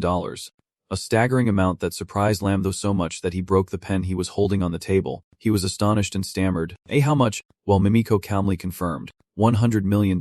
Lam Tho gasped, asking how the payment would be made. Mimiko leaned back slightly, answering that they would give $30 million upfront, and once the mission was completed, the money would be directly transferred to the account of our mercenary group. Lam Tho was sweating profusely, pressing further, "The mercenary group's account. Don't tell me only that North guy knows the password to that account." Mimiko cheerfully pointed to herself, saying, "I know because I am the treasurer of the mercenary group." Lam Tho decisively said, "That is great." The M-Tine. "Does anyone in our team know computers?" The M-Tine, sitting with her legs stretched out on the chair, replied, "There is Phim Dieng. He is a very skilled hacker. Do you need me to call him over?" It had been 10 minutes since he called Fum Ding and entered, carrying a laptop. Hastily asking, "What is up, Lam? Is there something you need help with?" As Phoebe Ding walked in, he saw Lum Thu and the Emin standing there, eagerly waiting for him. Lum Thu said, "Of course we do. We will transfer the earnings from the Mercenary group to our account." He leaned in close to whisper to them Tim, team leader Thami, "How about sharing some of your leftovers with me? I only need the odd amounts." Tim beamed and nodded in agreement, saying it was no problem, as the master had helped with something big this time. The three of them stared in surprise at the computer screen. After Phim Ding finished his work, Lum Thu eagerly gazed at the computer, but then who would have guessed that the amount was so shocking? He quietly counted the units. 10. 100. 1,000. 10,000. Suddenly, he realized he had mentioned wanting just the odd amounts, but the odd amount was only $1.5. Phum Ding and team leader Tham looked bewildered at Lam Thu's expression. When he realized how little money he had received, he buried his face in his hands and cried, "Who would have thought? If I had known, I would not have said anything about odd amounts." The Memtine rushed over to comfort him. "Master, how about I take charge and give you a little extra money?" After hearing that comforting remark, Lum Thu regretfully, with teary eyes, declined. "No need. No need. You all need this money more than I do. I just wanted to experience this feeling a little. You can take the $1.5. I do not need it." The Memtin innocently said, "If the master does not value it, then fine. I still want to give you 10 million. I can only make it up to you in another way." Lum Thu felt like he had been struck by lightning. Unable to say anything, he sulked alone in a corner like a ghost. $10 million, that is 67 million yuan. Meanwhile, Phum Ding and the M10 happily looked at the money on the computer. Lum Thu remained sad and speechless, because missing out on such a large sum of money was truly heartbreaking. He had to find something to soothe his broken heart, so he decided to check the skill awakening system today.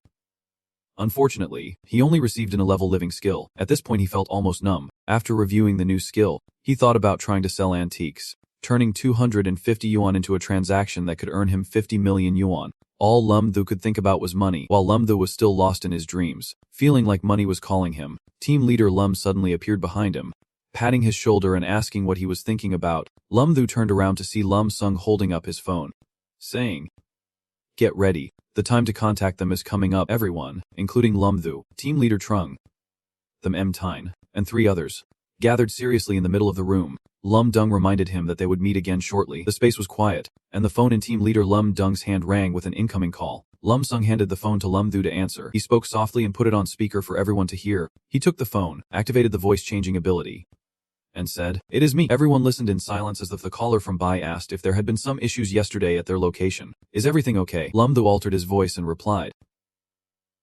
"Everything's fine. Just that the dry weather caused a fire at our place, but we have found a new hotel." Hearing Lum Thu's altered voice, Tuo and Mimiko were surprised it was the boss. The call continued. The person on the other end of the call continued. "All right, I will be there in 2 hours. I will let you know," Lam Thu calmly replied. "I understand." Ito and Mimiko looked at Lam Thu with admiration. The call ended with a long beep, and Lam Thu turned to Captain Lam, signaling that everything went smoothly. Then Tin happily said, "That is great, we finally get to meet that guy." Lam Sung added that she had to be cautious, while Lam Thu stayed silent. He analyzed over the phone that even though the person spoke English, their accent suggested they were from a cold country, then reminded everyone to be careful. After discussing, Lam Sung turned to threaten Ito and Miko. As mercenaries, they had to perform well. No need to overthink. If exposed, the outcome for you would be very painful. As for the 2 of them, they took the threat seriously. After all, they had to stay alive first. Money is just a fleeting thing. We will cooperate well. After a while, they were still waiting without any updates. Then Tun looked at the clock. 20 minutes had passed. Lam Thu suspiciously suggested calling directly. Lam Sung sat in thought and said, "Let us wait a bit longer." While waiting, Lam Thu frowned and thought, could they have been exposed? No way. The phone rang, breaking the silence. Lam Thu quickly picked it up. He answered right away. "Hello, why are you so late?" Lam Sung listened intently as the person on the phone explained. "I got held up on the way." Then the caller abruptly changed the subject. "My stuff is in locker number 035 at the Tatur supermarket. Send someone to get it." Lam Thu asked, "Aren't we supposed to meet directly?" The caller interrupted. "Some things are better kept secret." Then Lam Thu tried to call back, but before he could get a clear response, there was no reply. Everyone gathered closer, and then Tin asked, "What do we do now? Should we go get the materials directly?" Lam Thu immediately thought that someone would surely be following his people. His gaze shifted instantly, thinking to himself, if that is the case, then we are exposed, and we do not even know if they have contingency plans. Lam Dum clenched her fists. "So what should we do? Should we just stand by and watch the documents sit there?" Lam Thu looked at Ito and replied, "Of course not." After saying that, he placed his hand on her shoulder and said, "Aren't we ready to retrieve the items?" Ito looked confused, not understanding what was happening, while Lam Tho wore a scheming expression typical of a villain, staring directly at Ito. About 10 minutes later, at the Tico supermarket, the city had entered the afternoon. Small stars began to appear in the sky. The staff handed the last bag to the final customer and smiled, thanking them. Ito glanced towards the storage lockers, guessing it was here. He recalled the moment of his promise with Lam Tho. In front of him was a chance for redemption, and at that time, he would arrange for him to have a separate cell. Yuo had assured him, "I will do well." Yu thought to himself that the cabinet had been found, but how to open it? Suddenly, a shadow passed by and accidentally bumped into him. Yu was startled and looked up, but at that moment, all Yu saw was an empty space with not a single person. Yu suddenly noticed something. He looked down at the small remote control lying at his feet. Yu picked up the remote to check it out. It seemed the delivery person was very cautious. After opening the cabinet, Yu reached in and took the bag from inside right away. He curiously opened it. It seemed he was quite surprised to see what was inside. At the Vin Hotel, Ito's voice echoed in the brightly lit room. The items have been retrieved. Before handing the items to Lam Tho, he carefully reminded, "Brother, do not forget my separate cell." Lam Tho nodded in agreement. "How could I forget?" Duongfem took the USB and tried it on the computer. He stared at the screen for a while, ultimately having to admit defeat. "This is too complicated. I can't figure it out." Lam Tho also examined it seriously. "Anyway, this USB material seems to be real now." Duongfem pulled his hands away from the keyboard, feeling too beaten down. "Although what you said is true." Lam Sung approached from behind and gently patted him on the shoulder, chuckling a bit. Even though they could not find out who the mole was, the material in hand could be considered as completing the mission. Next, they just needed to wait for reinforcements to deliver the goods to them. Lam Tho turned to talk to Lam Sung. "Big brother Lam, the enemy still thinks that the materials are in the hands of the Tiger mercenaries. Do you think we can give them a surprise?" Lam Sung also felt this idea was quite good. "Yet you did not think of this point." He pointed towards Ito and Mimiko, quickly asking what their mission was, and where they were supposed to deliver the goods. Hearing this, Lam Tho stepped in front of them and said she had received a private cell for herself. Whether she could get it or not depended on her cooperation. Mimiko gasped softly, showing a seductive demeanor that made Lam Tho's nose bleed. People also wanted their own private room, and they were ready to do anything. Lam Tho quicked away from Mimiko by several dozen meters. He covered his mouth with his hand while loudly requesting her to put on some clothes, then asked where the goods needed to be sent after they got them. Only then did Mimiko understand Lam Tho's true purpose. She honestly replied that it should be sent to Chiyoth of Mayan High, where someone was waiting for them. The specific coordinates are in the phone. Lam Sung praised her for doing well and said it was time to let them know the pain. Lam Tho remained silent, deep in thought. If the transaction was interrupted like this, then what about the 70 million reward for Team Tigo? Suddenly, he spoke up. "Got it." Lam Sung stared wide-eyed at Lam Tho's actions. "That was B's phone. What do you want to do?" Lam Tho raised his hand to his mouth to signal silence. "I suddenly have a bold idea." A slightly sharp voice came from Lam Tho's phone. "Hello. Has the goods been retrieved? Quickly send the designated location." Lam Tho smiled with delight. "I did not call you to talk about this. Transfer all the reward money to us." Them Tun and Lam Sung exclaimed in unison. "Is this kid trying to catch a wolf empty-handed?" The person on the other end of the phone continued to ask. "Didn't I say payment would be made upon delivery?" Lam Tho replied lightly. "Now I have changed my mind. You tell me, are you sending it or not? I believe many people would be interested in this." The person on the other end threatened, causing his expression to harden immediately. Lam Tho quickly regained his composure. "Then I will send you this message. I do not need 50 million anymore. Just send 100 million directly." The other end stuttered. "Wait a moment. I need to ask for instructions from above." Lam Dung raised his index finger to signal Lam Tho, and he also raised his hand to signal OK. Suddenly, a loud bang echoed. Lam Tho curiously looked at the phone screen. The thunderous sound coming from the phone forced Lam Tho to hold it several dozen centimeters away from her ear. "The money has been transferred. You guys hurry and bring the stuff over," he replied slowly. "We will send it over quickly." The other side did not say anything more and immediately hung up. Lam Tho gritted her teeth in anger. "How rude. They have hung up on me several times already." After checking for a while, Duong Pham happily announced, "Got it. 100 million. Them Tine was visibly excited. "This is a great move. Not only getting back the materials but also tricking the opponent out of 130 million. Lam Dung watched Duong Pham's computer screen. "Soon we will ambush the enemy's reinforcements," Them Tine hurriedly ordered. "Duong Pham, quickly transfer all the money into my account." Hearing this, Lam Thu immediately asked her, "Where is my share? Where is my share?" She lightly nudged Lam Thu's elbow. "Don't worry, master. I promise to compensate you, and I won't let you down." He was truly at a loss for words now. "I especially want to keep 30 million for myself to get married. Just taking from me like this. What about my wife?" Them Tin blushed because of him. She put on a seductive look in front of Lam Thu. "You too see me as your wife, so your wife does not need any formalities." Lam Thu remembered the beautiful image of Chan Chan in his mind and bluntly rejected Them Tine's proposal. "No need. I have someone in my heart already. You want to get the chance." She waved her hand dismissively, indicating her contempt. After all, she would compensate him properly later. A few hours later, The support team arrived, and the huge helicopters hovered in the sky, causing quite a disruption to the scenery. The leaves rustled in the wind, and from the luxurious helicopter, someone who looked very formal stepped down. All three of them, Lam-thu, Shin-ting, and Lam-sung, watched intently as the person stepped off the helicopter. Mo Dong-du was one of the three supreme powerhouses of the Ri country, striding forward with an impressive demeanor. Lam-dung was a bit surprised to see him and spoke up. Du Lao, why have you personally come here? As Lam-sung approached and bowed to greet Dong-du, Shen-ting explained the person's background to Lam-thu. This person is an idol for all soldiers. Mo Dong-du, known as the Fierce Tiger in the military, is one of the three supreme powerhouses in our country. Upon hearing this, he thought to himself about the four words supreme powerhouse. Dong-du squinted at Lam-sung beside him. Kid, you did well this time. Really well. At this point, he hesitated to speak further. Just a few seconds later, Lam-sung stood before him, feeling grateful. This time, Lam-sung did not dare to take credit. Hearing that, Dong-du looked puzzled. He quickly mentioned the person standing behind him. The credit for this action should go to the little brother Lam-thu and team leader Shan-ting. Lam-thu and Shan-ting, standing not far away, were momentarily startled, and Dong-du happily praised. Indeed, the Yance River waves pushed forward the waves behind. That Ting girl performed quite well. Shan-ting quickly approached and clung to his arm, asking, why did you trouble yourself to come out this time? He pondered for a moment before replying, I have been bullied to my doorstep. I can't stand it. This time, the other two supreme powerhouses are also eliminating the traitors. These people have committed crimes, and not even one of them will escape. Dong-du suddenly remembered something. Right, who is Lam-thu that you just mentioned? I have never heard of him. Shan-ting turned to point at him as he stood upright. It is him. Du-jia.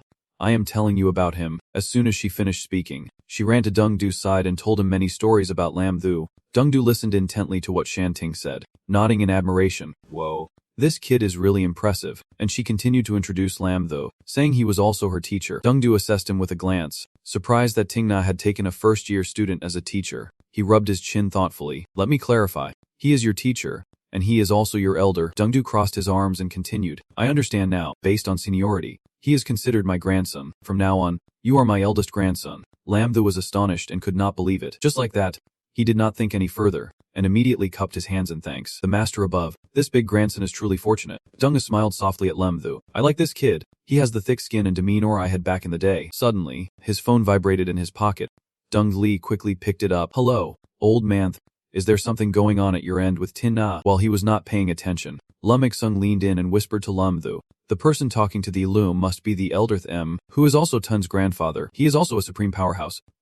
This time, he helped eliminate the reinforcements from Chua High. At this moment, Dong Li's voice could not hide his excitement. The opponent has been completely eliminated. 2 martial arts level fighters, a few gold level ones. Good. After hanging up, Dong V immediately turned to inform the three that the enemy attempting to steal the Line V weapon data had essentially failed completely. Lam-ik-sung and Lam-thu cheered with excitement. That is great. Lam-ik-sung handed Dong Yi a small drive. This is the data they wanted to steal. Dong Yi received it while praising him. The image of Trung Hung flashed in his mind. They were like people of the same era. His talent was on par with anyone else's. If he had focused on his abilities, perhaps our Huoxia would have had 4 esteemed positions. Trung Hung and the other 3 esteemed ones had known each other since they were young. But after breaking through to the golden level, Trung Hung gave up cultivation, resolutely dedicating himself to weapon research. Under the sky filled with helicopters flying in circles, Dong Yi clutched the USP tightly, repeatedly reassuring himself, our research results have been protected. Dong Yi turned to Lam-thu and said loudly, Old man, I have to head back. I want Trung Hung's research results to be revealed as soon as possible. Although this operation was considered successful, the inner threat still existed. We must quickly investigate which wolf has betrayed us. Lam-thu silently gazed up at the vast sky. Dong's plane was gradually flying away. N2 and Mimiko had been taken away by Avudov. Dong Yi wanted to see if he could find any new clues on them. A few eagles were soaring through the sky. On their backs were Lam-thu, the M-tine, and several others. On the way back, Lam-thu was filled with thoughts, and they quickly packed their belongings to ride back. Before long, the eagles landed in front of a large school, taking the route back. By the time everyone returned to the logistics of Team Chu Teach, dawn had already broken. The company commander had returned, but his actions surprised Lam-thu. As soon as he saw Lam-thu, he rushed over to invite him to join Team Chu Teach. The unexpected invitation left Lam-thu wide-eyed, but he did not respond right away. After a moment, he waved his hand to decline. No need for that. The military rules are too many and not suitable for me. Triu's expression darkened slightly as he patted Lam-thu's shoulder. I tell you, kid, think carefully. Our benefits are really good. Lam-thu began to feel a bit excited. I am really not suited for this place. Joining is out of the question. If there are special rewards, then I won't refuse. Triusai gave a thumbs up in front of him. Don't worry, I have already asked the higher-ups for you. Seize the first-class merit for you. Lum Thu clapped his hands in excitement, his eyes shining like car headlights. Can't you offer something more practical? Triusia became angry seeing him demand so much. Kid, do you even understand what it means to have first-class achievements for soldiers? But clearly, Lum Thu is not a soldier, he is a student. He got angry after hearing that and pointed at Lum Thu, criticizing him for being unambitious. The Memting quickly stood in front of Lum Thu to protect him because she had something better to reward him with. She led him a bit away from Lum Thu before pointing out that it was the team's treasured item. He hesitated for a moment. This was not very good. Although it is called the team's treasured item, it has not been used in many years, and who knows if it is even alive. The Memting continued to discuss, but keeping it would not help us. If we do not give it to him, we might as well give him $30 million. Triusai felt there was no better option and agreed. Although he knew this item was extraordinary, it would not do us any good if we did not use it. Seeing the two whispering to each other, Lum Thu spoke up. Feeling uncomfortable, can you two not discuss this in front of me? If you are not going to use it, just give it to me. I would rather have the 30 million. Triusai crossed his arms and looked at him. This money should stay with us to maximize its usefulness. Then he ordered the Memtin to quickly fetch the team's treasured item. The Memtin did not respond but turned and ran off immediately. But he had not agreed yet. The Memtin looked at him, a gentle smile on her lips that was extremely cute. Don't worry, master. It is definitely a great treasure. This is my compensation for you. Lum Thu focused on the team's treasured item shining before him. This is the compensation, the Memtin replied proudly. It is our team's treasured item from the Zook team. Lum Thu widened his eyes and exclaimed, isn't it just a spirit beast egg? The Memtin looked at him with innocent eyes. They still did not know what kind of egg it was. It had not hatched yet, and they could not figure it out. The system suddenly expressed amazement, saying that there were actually dragons in this world. Lum Thu thought to himself as the system appeared. Does this mean it is a dragon egg? It confirmed accurately.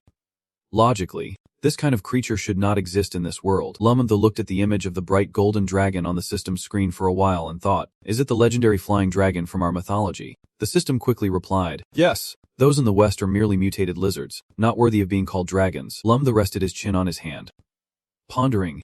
System, if there is proof, does it mean this little creature still has parents? The mechanical voice quickly added. Of course, but they are dead. Otherwise, I would have sensed their presence. He smiled secretly, thinking, I scored big this time. It will be my mount in the future. Suddenly, the system appeared with a pair of judging eyes. Dragon eggs do not hatch so easily. You will have to work for it. The system gradually faded away, and he looked seriously at the Chi-Bo squad. Based on the egg hatching skill he acquired earlier, the method was quite simple, just a bit costly. If I had known that dragons existed in this world, I would not have brought hatching eggs as a level of skill. Before Lum Thu could even touch the egg, the Memtin had already reached for it. He caught the egg in his arms and snapped at the Memtin. Aren't you afraid of breaking it? She aimed the gun in her hand at the ceiling. If it could break, I would have used it to make egg fried rice a long time ago. Even bullets can puncture its shell. As soon as she finished speaking, the Memtin lunged at it like a witch, fiercely tearing at the egg. At this point, Triusai finally spoke up. This egg was studied by the team leader for 3 months. It is said that since nothing was found, the team leader went mad and turned into a demon, hitting this egg for an hour. Hearing this, Lum Thu gently stroked his treasure. The dragon egg is so pitiful. The Memtin coughed a few times. That is all old news. Right, master. Do you know what kind of egg this is? Lum Thu honestly told her in Triusai. I know it is a dragon egg. Triu suddenly slapped his arm. Dragons are legendary creatures that fly in the sky. Right. Even the Memtin was equally shocked. Lum Thu was very confident in his answer. That is right. Triusai began to regret giving Lum Thu this precious item. He scratched his chin and thought, is it too late to regret now? Lum did not reject his request. Of course, he would not let himself be at a loss. It is not too late. If you give me $30 million now, I won't need this egg anymore. Triusai still found it hard to believe what he was saying. You would easily give up this egg like that. The Memtin wondered if this egg was really hard to hatch. He raised 2 fingers as an example. No, hatching an egg is quite simple. It just needs spiritual energy. There are 2 methods. Lum Thu explained the first method to both of them. The first is if a supreme expert transmits spiritual energy to it every day. It would take about 10 years for the egg to hatch. The second method is to use spirit pearls, which is much faster. 2 supreme-grade spirit pearls could make it hatch. After hearing this, the Memtin looked quite displeased. Are you kidding? What supreme position has the leisure to continuously transmit spiritual energy for 10 years? Triusai felt the second method did not seem very promising either. After hearing Lum Thu's methods for hatching the egg, Triusai sighed helplessly. Little Thu, our Zuka team already gifted it away. Why would we take it back? He patted Lum Thu on the shoulder, as if to encourage him. I think this egg has a connection with you. You should take it, Lum Thu happily replied.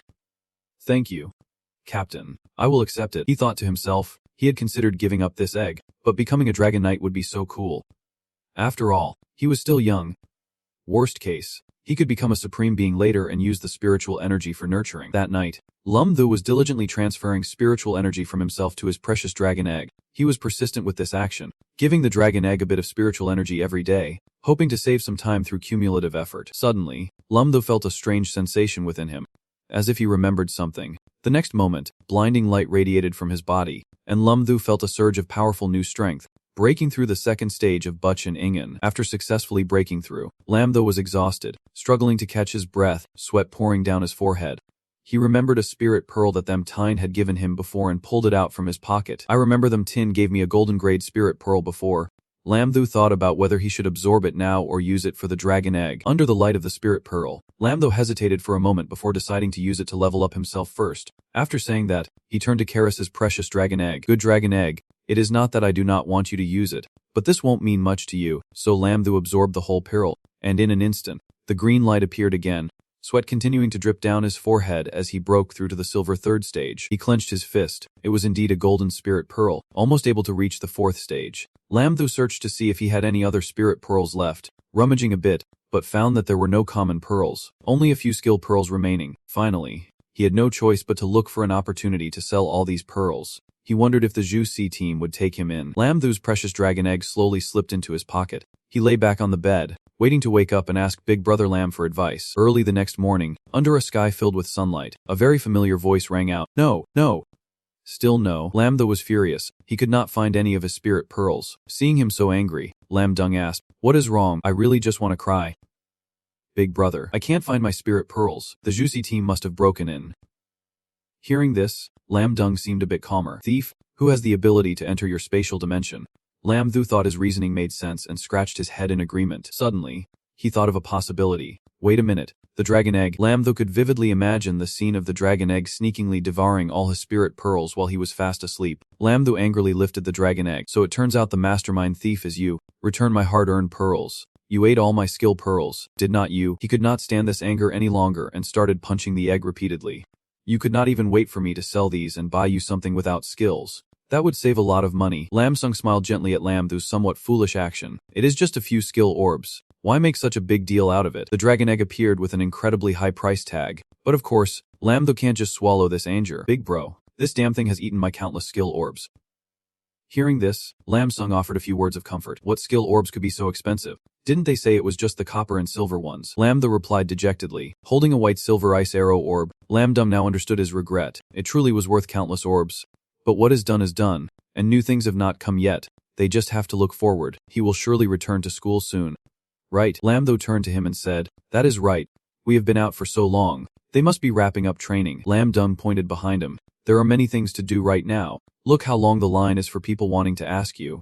It is stretching all the way to the gate." Them Tin and two men smiled at Lam Thu. He glanced over there. Was he going back to life as just a tool? Suddenly, he felt that military training at the wall was quite good. Lam Sung laughed loudly. "Don't mess around. Just do your job well."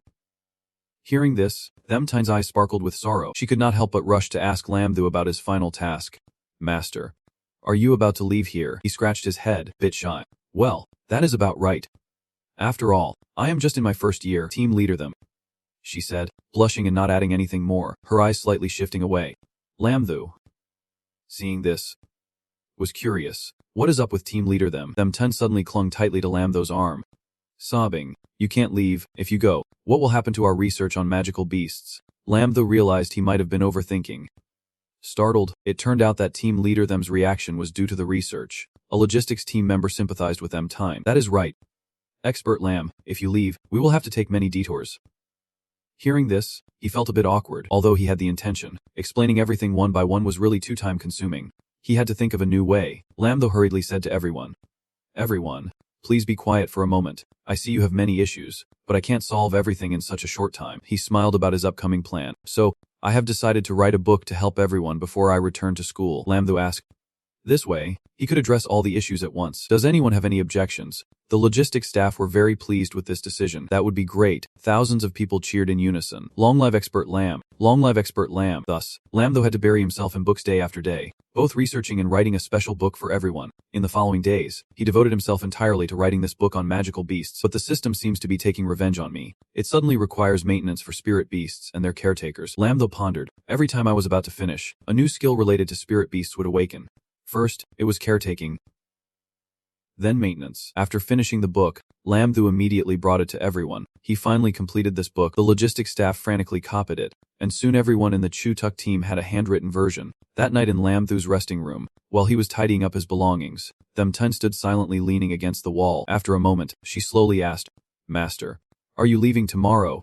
Lam Thu turned to look at her. "That is right. The opening ceremony will begin after military training ends tomorrow." Them Tim curiously asked, "Master, sometimes I really wonder, how do you know so much? At your age, how do you possess such knowledge? Just like these spirit beasts, you must have seen them before."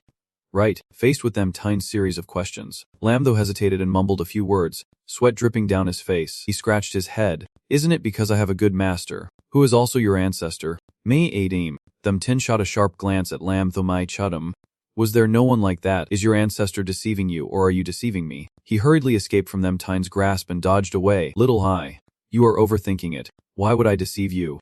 I could not have known this knowledge from birth." Finally, she stopped pressing for more answers. "Forget it. I trust my master." "Master, I came tonight mainly to thank you." Lam Thu sat down beside her. "Oh, thank me for what?" Them Tine also sat on the table. "Thanking you for doing so much for the team. The knowledge you taught us would take us decades to learn on our own." Her face slightly changed. The spirit weapon matter this time also could not do without the master. Them Tine revealed a charming expression. "Master, if there is nothing else, remember to visit me. We miss you a lot." Lam Tho smiled and agreed with her. "Of course, everyone can reach out to me if there are any issues, and I am not far from your school." Early the next morning, the sun began to cast its first rays over the cities and wide roads. Lam Tho looked inside. Although he had feelings for this place, he still had to leave. He sneaked away, but took the chance while everyone was still asleep to leave quickly. Lam Tho flipped over the blanket on the bed, bewildered as he could not find that item. How can it be missing? It is not here either. He walked softly, unaware that the Triuci group was behind him. It was strange. This morning, he woke up and found his headphones missing. Triuci then spoke up. "Forget the headphones. Leaving is more important. I am not good at handling farewells." Lam Tho turned around in surprise. A loud voice called out, "Respect." Everyone behind Chiu Kai raised their hands in salute. Lumam Tho was stunned by the scene. He could not figure out how to express his feelings because he had never imagined receiving such treatment before. After calming down, he also raised his hand in salute, then decisively ran straight towards his spirit beast. "I will never forget this special moment in my life." Triuci looked at Lum Thu with a regretful expression. "I can't pull this kid into our Zuku team." The Memtine lowered her head slightly. The Zuku team may not be suitable for him. She looked up at the sky, watching the spirit beast spread its wings and fly. Joining our team might actually limit his development. Teasing the little thing with the Memtine. Perhaps. The clear sky was dotted with fluffy white clouds. Soon, the spirit beast landed at Lem Thu's university, and he jumped off its back at Lin Vimy University. Lum Thu asked, "You did not tell anyone I wanted to leave, did you?" Lum Sung candidly admitted, "That is right. You deserve for us to do that. If the brothers can't see you off, it will definitely bother them." After hearing this, Lum Thu not only did not thank him but also got worked up and shouted, "But that makes me a little uncomfortable too." Lum Dum calmly agreed, pointing at Lum Thu. "Your reputation in the Zhukuk team is probably not less than the captain's." He was taken aback by this. "Really? So, should I be proud of that?" Lum Sung quickly responded. "You have every right to be proud." He pointed off into the distance. "So, do you want to come with me to the teacher's dormitory and tell that kid Ten Min about what happened during this time?" Lum Thu quickly waved his hand in refusal. He looked at Lam Sung with a very serious expression. "At the moment, I still want to see my classmates more." Saying goodbye to the principal, Lum Sung could not stop him, and he happily went to meet them. At dorm room 303, Lum Thu stood in front of the door and knocked a few times. He was excited to see his classmates again, wondering how everyone was doing. Hearing the knocking, the person inside opened the door while yawning non-stop. It was early morning. What was all this knocking for? Trying to let others sleep. Lum Thu peeked in. The voice that greeted him was that of Trajing Tam. But right after that, Lum Thu was left in a confused daze. Trang Tam stood in front of Lum Thu and could only utter one word. Trang Tam was overjoyed to see that the person before him was real. "Big bro, is this a dream?" Lum Thu was stunned, pondering for a moment. It really is room 303. But who is this person? Lum Thu did not think any further and was about to turn away. Wait, I'm sorry. "It seems I came to the wrong place." While Trundring Tam was confused, he tried to explain to him, Lumka did not come to the wrong place. I am Trundring Tam. Lumanthu could not believe that the person in front of him was Trying Tam. No way. At that moment, another voice echoed, Hey, Lum, you are back. The man gently patted Trying Tam on the shoulder. This girl is definitely Trying Tam. Lumthu was so surprised he spoke loudly. What? The guy next to Trying Tam explained. I do not know what happened to this kid. Every day after training, he has been sleeping less, and after a month, he is like this. Lum no longer felt suspicious. He lightly pinched Trying Tam's cheek. Is this kind of move even possible? Are you sure it is not someone else? Trying Tam crossed his arms and replied, Lum, after a month of hard training, I have lost weight fast. The image of Lumthu in action on the battlefield appeared along with a series of excited comments. I want to know all about this handsome guy. If I had his skills, I would not need training anymore. His name is Lumthu, and he is my roommate. The girls were even more flustered by Lumthu's charm. Tranam kept walking and praising Lumthu.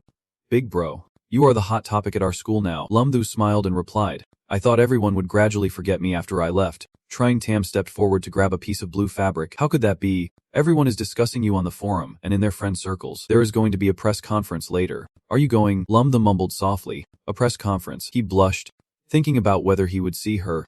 The campus press conference was bustling with people coming and going. Lumthu looked around anxiously. Trying Tam noticed and asked, Big bro, are you looking for your goddess? Lumthu was startled and denied it.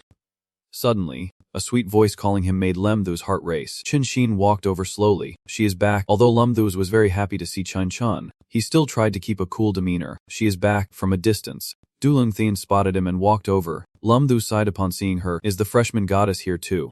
Dulung Thien came up and leaned close to Lumthu, her voluptuous chest brushing against his arm. You just got back.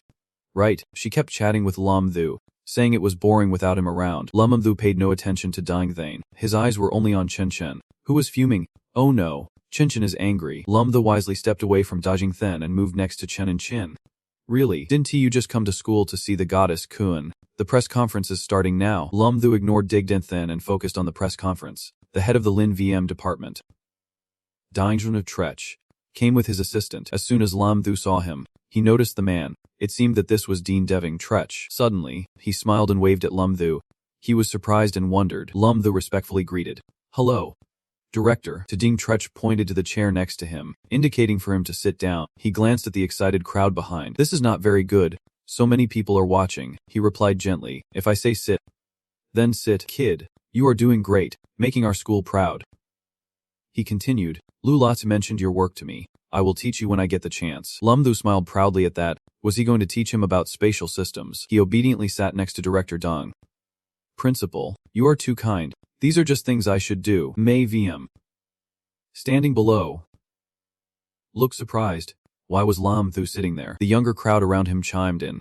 Is he watching our performance with the leaders? They are all freshmen. Why is he getting such special treatment? Chen Chen looked up at him, surprised that Lumthu could sit there now. The gap between us is getting wider. She turned away shyly. But strangely, she did not feel disappointed or envious, just genuinely happy for him. The Misi's clear voice rang out. The final score for Class 2. Lumthu put his hands behind his head and thought, what a drag. What should I do? He suddenly remembered the system and quietly called out for it to awaken skills today. A translucent screen gradually appeared with the line indicating skills being drawn.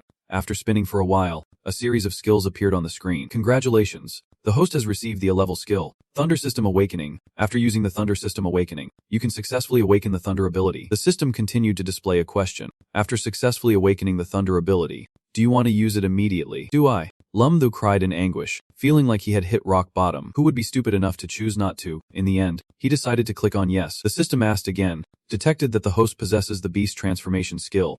Do you want to merge it? Lumthu hesitated for a moment before answering. I have already merged Beast Transformation in space. Can I merge again? He reached out to press the button on the system. Lumthu gently brushed his hair back. Of course, my good buddy. Help me enhance it when we get back, the system joyfully announced. Congratulations, host, it continued. Merge successful. Congratulations, host. Doraemon has successfully evolved into Doraemon. Lumthu's eyes widened in shock. What? 9527 explained. For glory, to let thunder and lightning dispel the darkness. Doraemon for the glory of the northern gods. To let thunder and lightning dispel the darkness. Lumthu looked from his hand to the system notification board. After pondering for a while, he asked again. System, are you serious about the name and dialogue of this second type? But this means I can use the electric skill now. The system nodded in response. That is right. 4 words vividly express all your systems. Space. Thunder. Beast transformation. Is there a problem? Lam Tho helplessly raised his hand in resignation. Do as you wish. After all, I do not need to call your name to transform. The light from the system panel shone directly on his handsome face, granting him 3 new skills. The system delved into this skill, electric friction only used in beast form, by rubbing the palms to generate electricity. The intensity of the current is determined by the speed of the friction. A sincere reminder. Mom does not need to worry about your phone running out of battery anymore. Lam Tho focused on reading the speed of hand friction displayed by the system. He was so excited he could not help but laugh, a gift from a man who has been single for 20 years. Naturally, I have confidence in my own speed. The system continuously transmitted many new skills, including a lightning strike for single target attacks. Heavenly punishment enhances single target attack skills, can summon 7 heavenly punishments to eliminate enemies. The power of heavenly punishment will grow stronger over time. Lam Tho could not take his eyes off the notification board. Finally, the deer has a long-range attack. He suddenly imagined himself fighting against a large crowd. Too many people make it impossible to fight. Lam Tho became contemplative. Unfortunately, all these skills are single target attacks. Looks like I need to find a gem with more spirit skills soon. He asked out loud. What level is my ability now? The system announced that it is now considered level S, almost breaking through to level S. Lam Tho looked at his hand, filled with immense power, and sighed, feeling that he has finally become stronger. The Missy loudly declared, "This performance has concluded successfully." Lam Tho tiredly stood up, stretching deeply. The performance is over, which means this round of military training is also over. A voice from afar reached his ears. Instructor Tan, you truly are my reborn parent. Tan Mun embraced a friend of his. We have to go now. We must definitely control ourselves in the future, or else we might gain weight again. That friend happily replied. Yes. Instructor, for Man, I won't gain weight anymore. Seeing this, he smiled slightly. Although he had been looking forward to the end of the training, at this moment, he felt a bit reluctant, did not he? Luk Zhen came from behind, calling. Lam Tho, tell him to come with me. Ol Duong is waiting in the training room to guide you. Lam Tho turned in surprise and followed Luk Zhen to the training room, discovering that only Duong Trach was diligently practicing alone. Since it has not officially started yet, the training room was temporarily closed. The principal's rapid punches flew right past Lam Tho. He stopped upon seeing someone arrive. You all are here. Lam Tho felt something strange. Isn't this supposed to be guidance? Why do I feel like the principal is about to hit me? Duong Trach looked at him and gently called out, Come here, use all your skills and attack me with full force. After he finished speaking, Lam Tho's face turned dark, devoid of light. Does the director really like to speak so bluntly now? He stood still, hesitating. In the end, Lam Tho closed his eyes and accepted this proposal. There was no other choice. His footsteps began to emit powerful rays of light. The armor shimmered with energy. Come out. Doraemon. Lam Tho's body was surrounded by a brilliant lightning current. His eyes became opaque, bursting with vitality. After a transformation, Lam Tho had turned into a cute little Doraemon with bunny ears. Lu Zhen and Yang Xie were amazed by this magical transformation. The power of this kid seems stronger than before. This bunny is just too cool now. Lam Tho smiled slightly and began to raise his hand. Preparing to unleash an attack, a large vortex appeared before him. Without waiting long, Lam Tho launched it straight at the director. He was caught off guard and received a strong sneak attack from Lam Tho from behind. The director's whole body became stunned. His mind started to fade. He dove into that strange light and gradually disappeared. Yang Jie turned around in surprise, not expecting this kid to have lightning skills. The power of that punch was at least at a golden level. Lam Tho stepped out from the light, and Yang Jie called out to him, Kid, he is ready to fight, so unleash any attack you want. I won't fight back. Lam Tho imagined the director angrily hitting him on the head and shouting, You rebellious brat. How dare you ambush me? He patted his chest. You did not say anything earlier. I thought you wanted to beat me up. Lam Tho began to unleash a powerful lightning strike, his whole body radiating energy dozens of times stronger than before. His voice echoed powerfully. If that is the case, Lam Tho concentrates his strength in his hand, unleashing bolts of lightning around him. Then I won't hold back.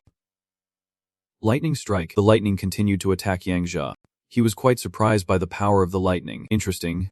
This final strike of the thunder punishment could even rival the strongest attack of the Silver Peak. Lam Tho continued to focus on unleashing the strongest lightning strike, and a few drops of sweat appeared on Yang Zie's face as he taunted him. Is there more?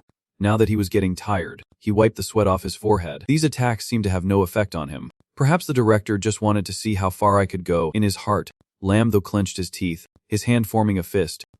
Alright. Let him see my true skills. Lam Tho punched wildly at Yang Jie. Just as he expected, the director only used his hand to block. Not bad at all. One more time. At this moment, Lam Tho smirked, raised his hand, and warned.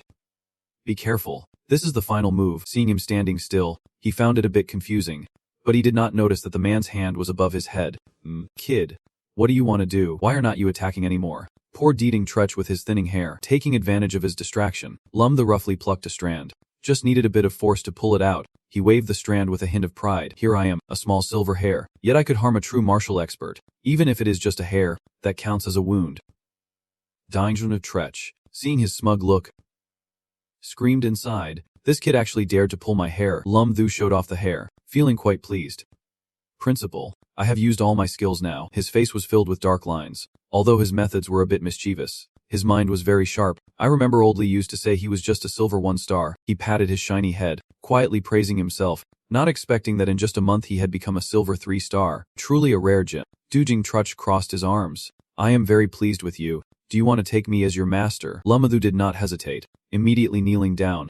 Master, please accept my bow. Dujing Tretch rummaged through his robe. Your space system lacks attack skills. Consider this gift from me as we meet. Lum Thu looked in shock at the colorful orb in his hand, unable to hide his joy. This is a golden-level space orb with a skill dimension slash. Dune-Tretch's expression was extremely serious. Learn it. Lum Thu focused on sensing the energy emanating from the orb. It continuously flowed into him. He stared intently at him.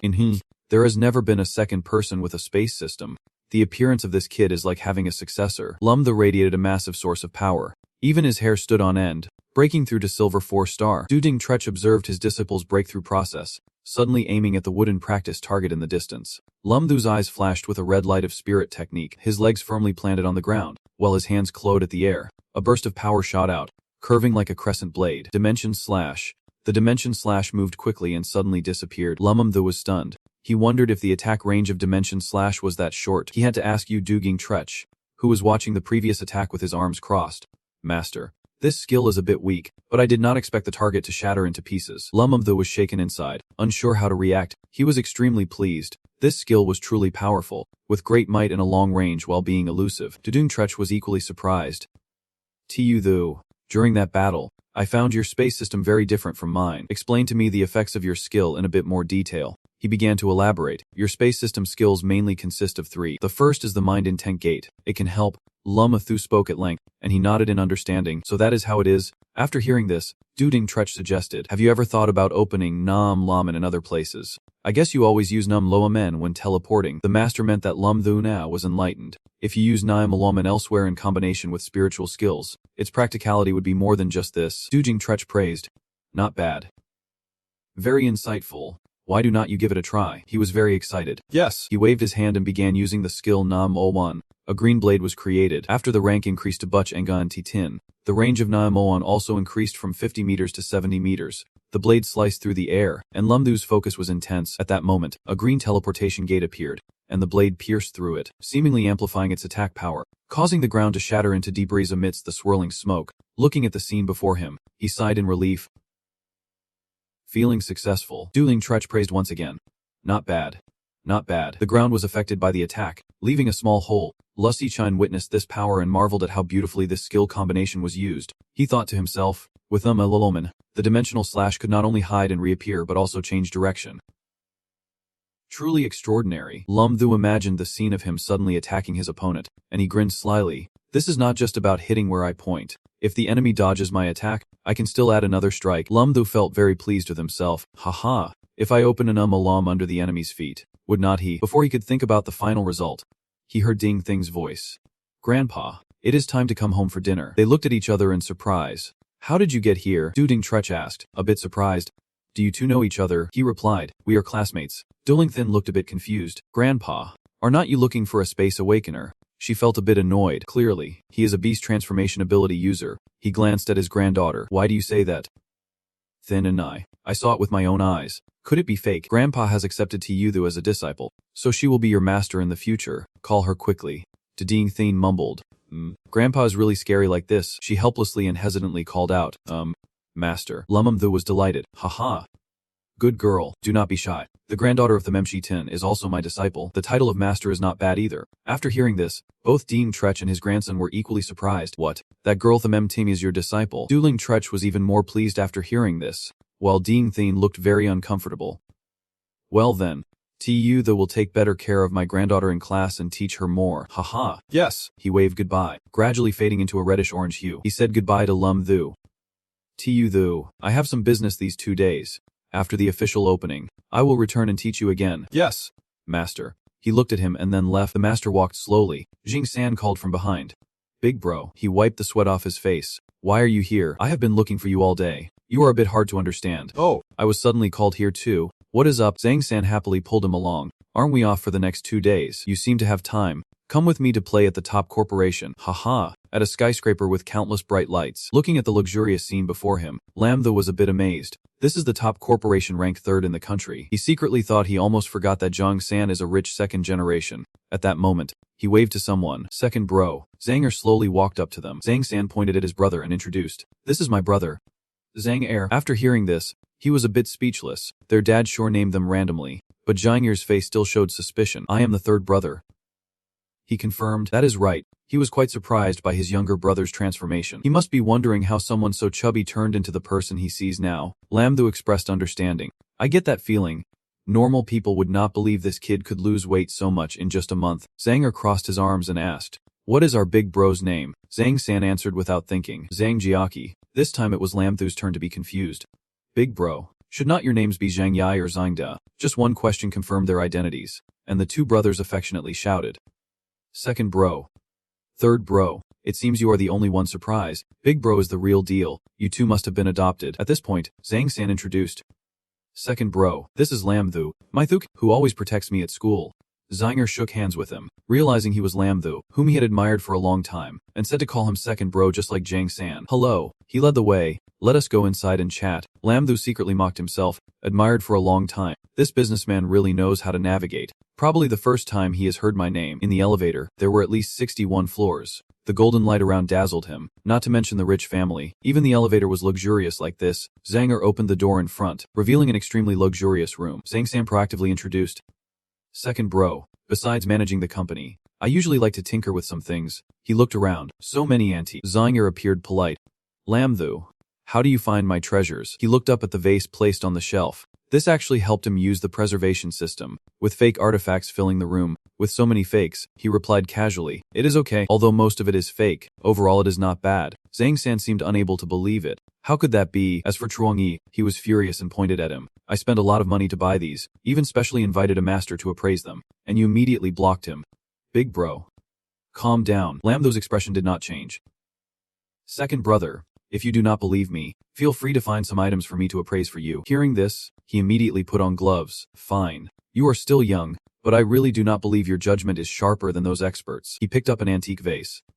Instantly, Lamtho pointed out its distinctive features. The item you are holding is a high-footed bowl painted with a blue dragon and white clouds from the Yuan dynasty. It is wide-mouthed, deep-bellied, and has 3 raised bands around the high foot with a joint cover. The mouth is decorated with grass patterns, and the inside features 2 dragon images. He continued, on the outside, it is painted with 2 dragons fighting framed by vibrant green and white flames. The lines are strong and can be called a genuine piece of Qinghua porcelain, representing the Yuan era. If it is genuine, this would be worth at least 20 million. Chuang-yi patted his shoulder without looking at La Tiu too. You have this skill. This genuine piece cost me 25 million. He interrupted. Second brother. Do not get too excited. Let me finish. He shattered Chuang-yi's pride, causing his face to darken. Yuan dynasty decorations are specially designed, with layers and spots on the surface being very unique. Although yours is crafted exquisitely, it is fake, or we could say it is a counterfeit, worth around 100,000. Lamtho's words struck him like an arrow to the heart. What? You mean I spent 25 million on a fake worth 100,000? Seeing Chuang-yi's gloomy face, Lamtho patted his shoulder to comfort him. Second brother. Bear up. Let us continue the appraisal. Each of his finger points made Truong Tam's tears flow like a river. This fake is worth at most 180, and if it exceeds 300,000, it is a big scam. His face darkened, and he could not help but shout. Enough. Stop talking. Lamtho also felt a bit uneasy. I'm sorry. He felt a little scared inside. Oh no. Did he get too shocked and turn his anger into rage? But he did not expect Truong Nai to happily throw an arm around him. There is an auction tomorrow afternoon. Come with me to pick out some treasures. I will get you roses. The next day at 10:00. Lamtho lay in bed thinking. It was only 10 of the clock. Truong Tam probably had not woken up yet. He called out. System, awaken today's skills. The system's voice rang out. Withdrawing skills. Please wait. Congratulations, you have received a B-level skill. Clairvoyance. Immediately, a pink bubble appeared in his mind with the image of a hot girl. This thought made his nose bleed. Damn. Clairvoyance. My dream. When the system asked if he wanted to learn it now, he did not hesitate to confirm quickly. Let us go. The sound of the clairvoyance system echoed in his head, allowing him to see the essence of things clearly. Lam Thu's expression darkened. Clairvoyance was only a B-level skill. It should definitely be incest level skill. He could clearly see inside the vase and the fish from a distance. The internal structure was all distinctly visible. At this moment, Truong Tam walked in. Lam bro, are you up yet? Habitually, Lam Thu turned to look. Immediately, he saw his first shock in life. It felt like his eyes were tainted. Oh my god, my eyes are about to go blind. Isn't this supposed to be a humanoid hologram? Lam Thu quickly rubbed his eyes, wondering why this reality was so different from what he imagined. But he could not grasp the shock of his first experience. Lam bro, what are you dazing about this early in the morning? He thought to himself. Just forget it. Pretend like he did not gain any skills today. Lam Thu held the bag of things he brought. Nothing much. Why are you here? Didn't we have plans for today? He smiled. My brother said we should go sell stuff together. At that moment, Lam Thu suddenly remembered. The sky was clear and the breeze was nice. At Hini, the bodyguards were lined up neatly at the entrance. Lam Thu walked with the two brothers from the Truong family. He glanced at the bodyguards, feeling a bit envious. They are impressive. Even the bodyguards here have some aura about them. The area of the wealthy always amazed him. The staff hurried to lead them when they saw them. Truong, please follow me this way. The spacious environment always left a common guy like him in awe. Sitting down, Truong Tam whispered. Anyone who could attend this auction was a wealthy boss. Not to mention he had not finished when his gaze fell on the newly arrived girl, Chan Chan. His heart bloomed with joy. He could not believe he ran into a goddess here. Chan Chan also seemed surprised, not understanding why he was here. Lam Thu's eyes lit up. Chan Chan looked so beautiful today. Just as he was happy, he heard another voice. Chan Chan, do you know him? She immediately introduced. Mom, this is Lam Thu. Thayam was a bit surprised. Oh, so you are Lam Thu. He was even more bewildered. What? This is my future mother-in-law. She crossed her arms and looked at him. So you are the kid who often defeats my precious daughter. Truong Ni quickly greeted. Aunt, you are here too. She glanced over, realizing it was Truong Nai. Do you all know each other? He quickly introduced. Yes. This is Truong Tam's younger brother. Lam Thu is my classmate. Thayam smiled. Oh, I see. You are Lam Thu. Right, my daughter often mentions you. Lam Thu hurried to ingratiate himself. Is that so? It is an honor for me. She seemed quite pleased. People who could make Chan Chan mention them often are rare. His mother was quite skilled at flattering. Aunt, if you had not said, I would have thought you were Chan Chan's sister. You are all so beautiful. Although she smiled on the outside, her inner thoughts were different. Ha, such a smooth talker. This kid's quite the charmer. However, she imagined the scene of a talented young man and a beautiful girl standing side by side. Chan Chan acting cute. Don't talk nonsense. Just listen to the goddess. The future mother-in-law looked at her son-in-law. Feeling more and more pleased, she silently agreed. The kid was just to her liking, and she felt a certain fondness towards him. At that moment, the introduction announcement rang out, signaling that the auction was about to begin. Previously, there were a few places that wanted to remind everyone. The owner of Qinbao Pavilion, Lai Xinwu, reminded everyone that although these antiques had been appraised, there were always some items that could be mixed between real and fake. Everyone surely knows the rules of playing with antiques. The money is real, but love cannot be saved. Lam Thu secretly raised his middle finger. Disdainful. Your meaning is that there are counterfeit goods, and it has nothing to do with you. Right? He clapped to call the staff, and without further ado, he declared the auction officially started. Now, let us invite the first item of today. On the table is an antique bowl, a white and blue plum blossom bowl from the Song dynasty. He held up 2 fingers, starting the bid at 2 million, with each increment no less than 100,000. Friends interested can place their bids. Below the stage, Zanger curiously asked Lam, what do you think? Is Brother Lam's item real? Lam Thu looked at Zanger's anxious expression and inwardly sighed. Big bro, this is just the first item. Do you really need to be this anxious? Although unwilling, Lam Thu still had to evaluate the item on stage. He focused on the bowl at the auction stage. After observing for a long time, Lam Thu looked at the item and said, it is real, but not worth more than 5 million. Upon hearing Lam Thu's words, Zanger immediately stood up and shouted, I bid 5 million. Lam Thu was left speechless by Zanger's action, helplessly covering his face with his hand. On stage, Lai Xinwu, after hearing Zanger's bid, looked down and asked, is there anyone else who wants to bid? The crowd below was silent. No one responded. Some were sleeping, some were pretending not to hear, and after a while, no one reacted. Li Zhenwu tapped the table to announce, congratulating young Master Zhang for winning the first item at 5 million. Below, Lam Thu curiously asked Zanger, gee, there will be betting after the auction. Right. Zanger turned to look at Lam Thu and replied, that is right, but I am usually not interested in betting.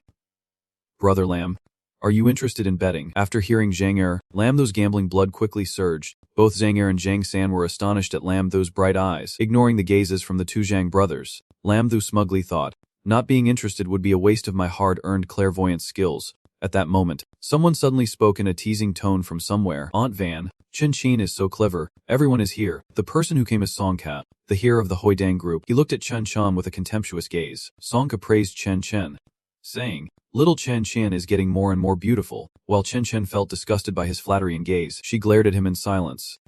Suddenly, a slender hand appeared out of nowhere, gripping Chen Chen's delicate wrist. Songka was startled upon seeing this, and the owner of that hand was none other than Lam Thu. He held her hand and placed it on his neck. Lam Thu looked at Chan Chan with deep affection and said something ambiguous. "Chan Chan, turns out you have been here. I have been looking for you all day." Chan Chan felt embarrassed and blushed by Lam Thu's strange behavior. She hesitantly asked Lam Thu from the audience. Wali Zhenvu continued, "The green wine glass from a wealthy merchant. Starting price 300,000. Lam Thu looked at the muddy green glass and rolled his eyes, judging it to be fake. Next was a landscape painting. Starting price 400,000. Lam Thu squinted as he looked at the painting. After a moment of contemplation, he quickly gave an honest answer. Moving on to another painting, depicted a sultry girl with a rather eerie green fish. Le Zhenvu announced a starting price of 500,000, and after appraisal, Lam Thu declared it fake but still worth a look. After auctioning off the items, Le Zhenvu, as usual, opened the next segment. People often say, "A knife for the poor, a knife for the rich, a knife for heaven, a knife for hell," and the adjacent hall had prepared many raw jade stones. He pointed in one direction and continued. "Moreover, this time Qinba Pavilion has found a peculiar stone, which is bound to have treasures inside, listed at 10 million. If you are interested, please move to the main hall." The people sitting in the auction room quickly headed toward where he pointed after hearing Le Zhenvu's introduction. Back with Chan Chan and Lam Thu, she observed his strange actions and suddenly realized something. Chen Chan blushed as she secretly speculated that Lam Thu was helping her. As for Lam Thu, after saying those words, he quickly turned to face Tongka in a provocative manner. Tongka was angered by Lam Thu's taunting expression, grinding his teeth and cursing inwardly. "This brat dares to ruin my plans." After provoking his rival, Lam Thu confidently took Chan Chan's hand and walked toward the main hall. Chan Chan blushed and obediently let Lam Thu lead her. After watching the two leave, Tongka clenched his fists in anger. He gritted his teeth and called out to the butler standing behind him. "Wang." Tongka glared at Wang Bao with a reluctant expression, coldly ordering him, "I need specific information on that brat." Wang Bao respectfully replied, "Yes, young master." In the main hall, Lam Thu and Chan Chan held hands. They looked at the crowd passing by. While Lam Thu observed his surroundings, Chan Chan shyly gazed at him from behind. After observing for a while, Lam Thu quietly speculated that they probably would not be seen here. While Lam Thu was lost in thought, Chan Chan suddenly released his hand. She blushed and warned him that if he did it again, she would chop off his hand. Lam Thu looked at Chan Chan, who seemed to pose no threat, and smirked. "Don't worry, that guy just looks like he wants to devour you. I am helping you out." Hearing this, Chan Chan's face turned even redder. She softly said, "I know, but do not address people like you did earlier." Thanks for what happened earlier. Lam Thu felt his heart blossom at her bashful demeanor, thinking to himself, "Chan Chan, she is just too adorable." Once the shyness passed, Chan Chan returned to her usual self. She placed her hands on her hips and questioned, "By the way, who did you just call a dog?" Lam Thu scratched his head, conceding with a reply, "It is just a metaphor. I take back what I said." While the two were arguing, Chan Chan's mother appeared from behind to intervene. All right. There are many people around. I am gently mediate. You two should not argue anymore. How about watching the stones?" Hearing his future mother-in-law's suggestion, Lam Thu obediently replied, "Yes, madam, whatever you say." Chan Chan felt annoyed at Lam Thu's fawning demeanor and huffed coldly. The three quickly moved to the viewing area, where stones of various sizes and colors were scattered all over the ground.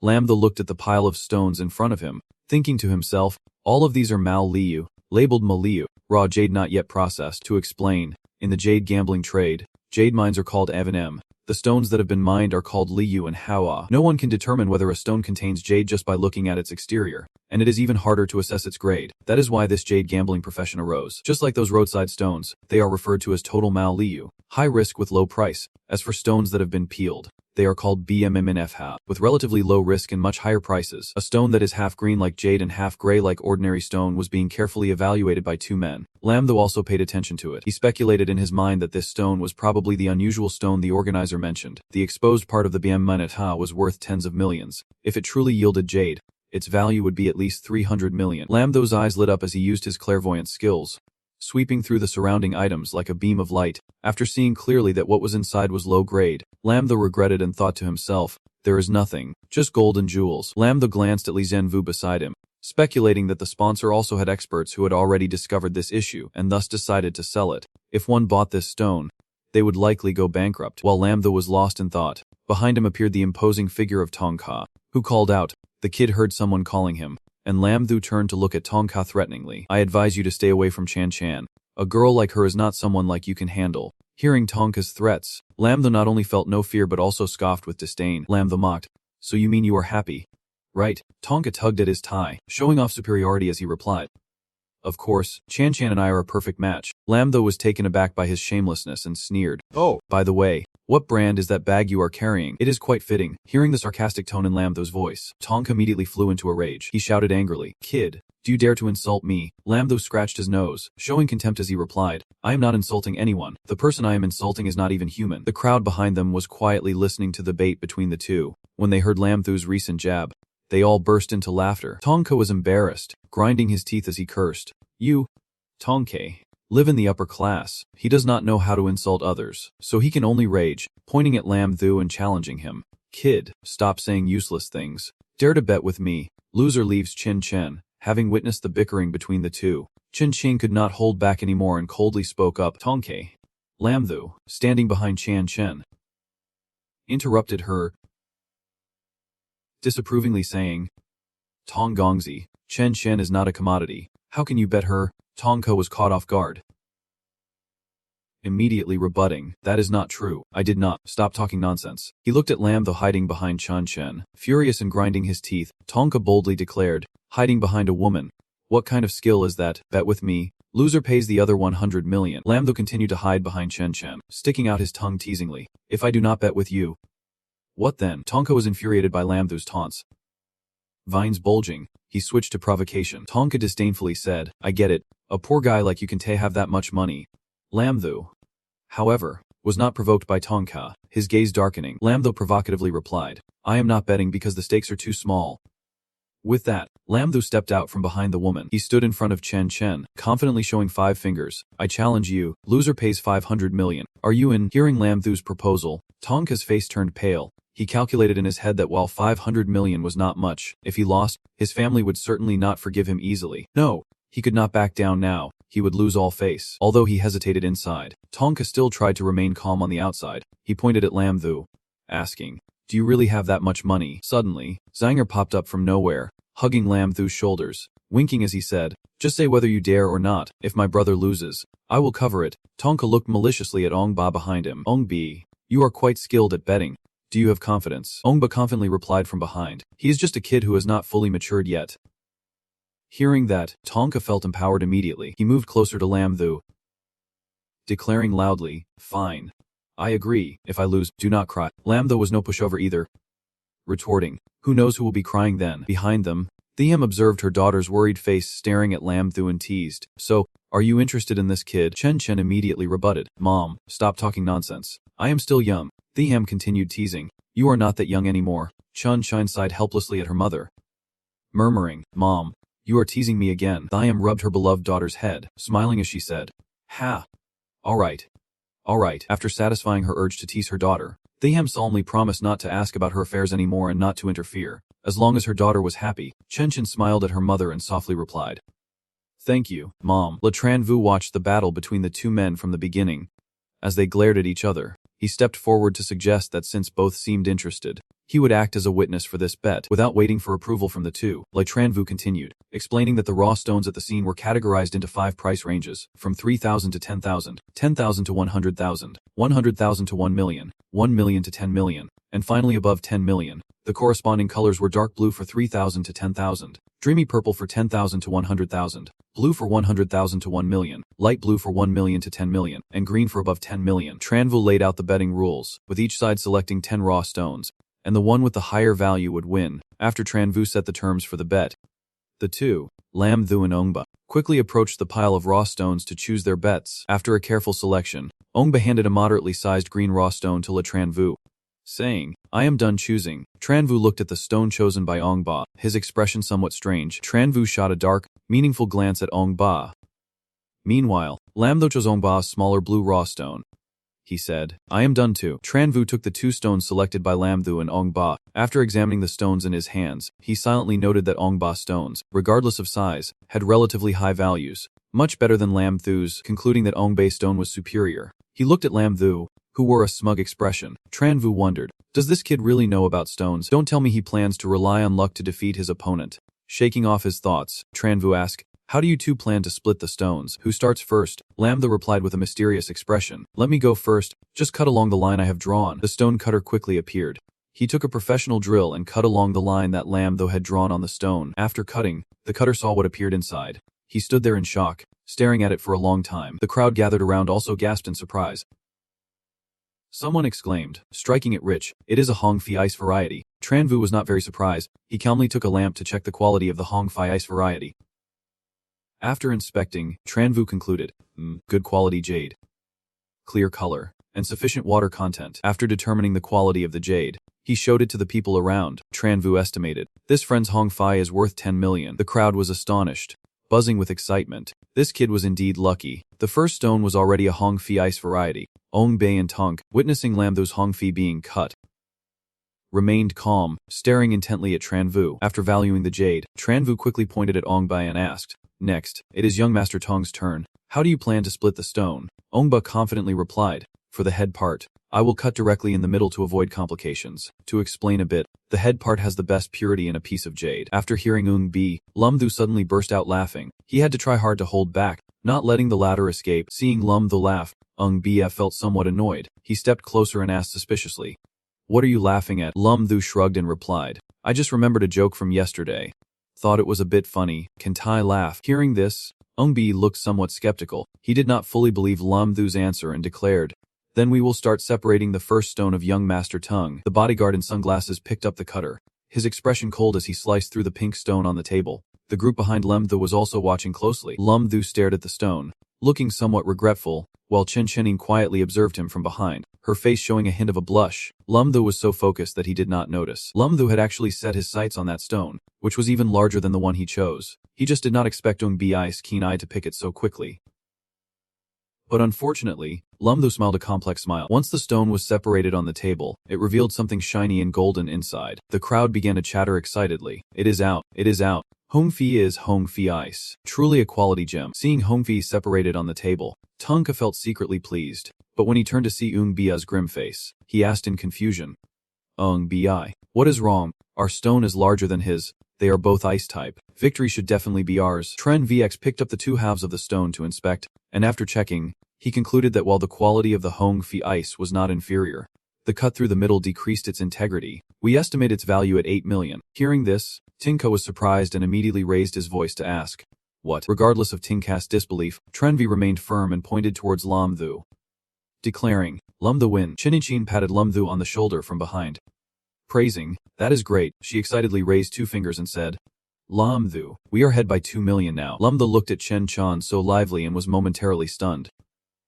He wondered, is the goddess really that happy about his victory? Lamtho raised a finger to suggest, we are ahead now, so let us get Chen Chan a gift. Upon hearing this, Chen Chen pouted in protest. Your match has nothing to do with me. I do not need it. Lamtho complied with her wishes, affectionately saying, all right, I will keep choosing stones. Lamtho looked at the pile of stones, thought for a moment, and decided that since they were ahead by 2 million, it would not hurt to be a bit modest. The choice for the second stone was quickly made, and after opening it, neither of the two stones on the table revealed jadeite. Tren Viev loudly announced that for the second stone, neither side had opened jadeite, so it did not count. For the third stone, 2 stones were opened on the table. Ung Bia's stone appeared to be slightly larger than Lamtho's.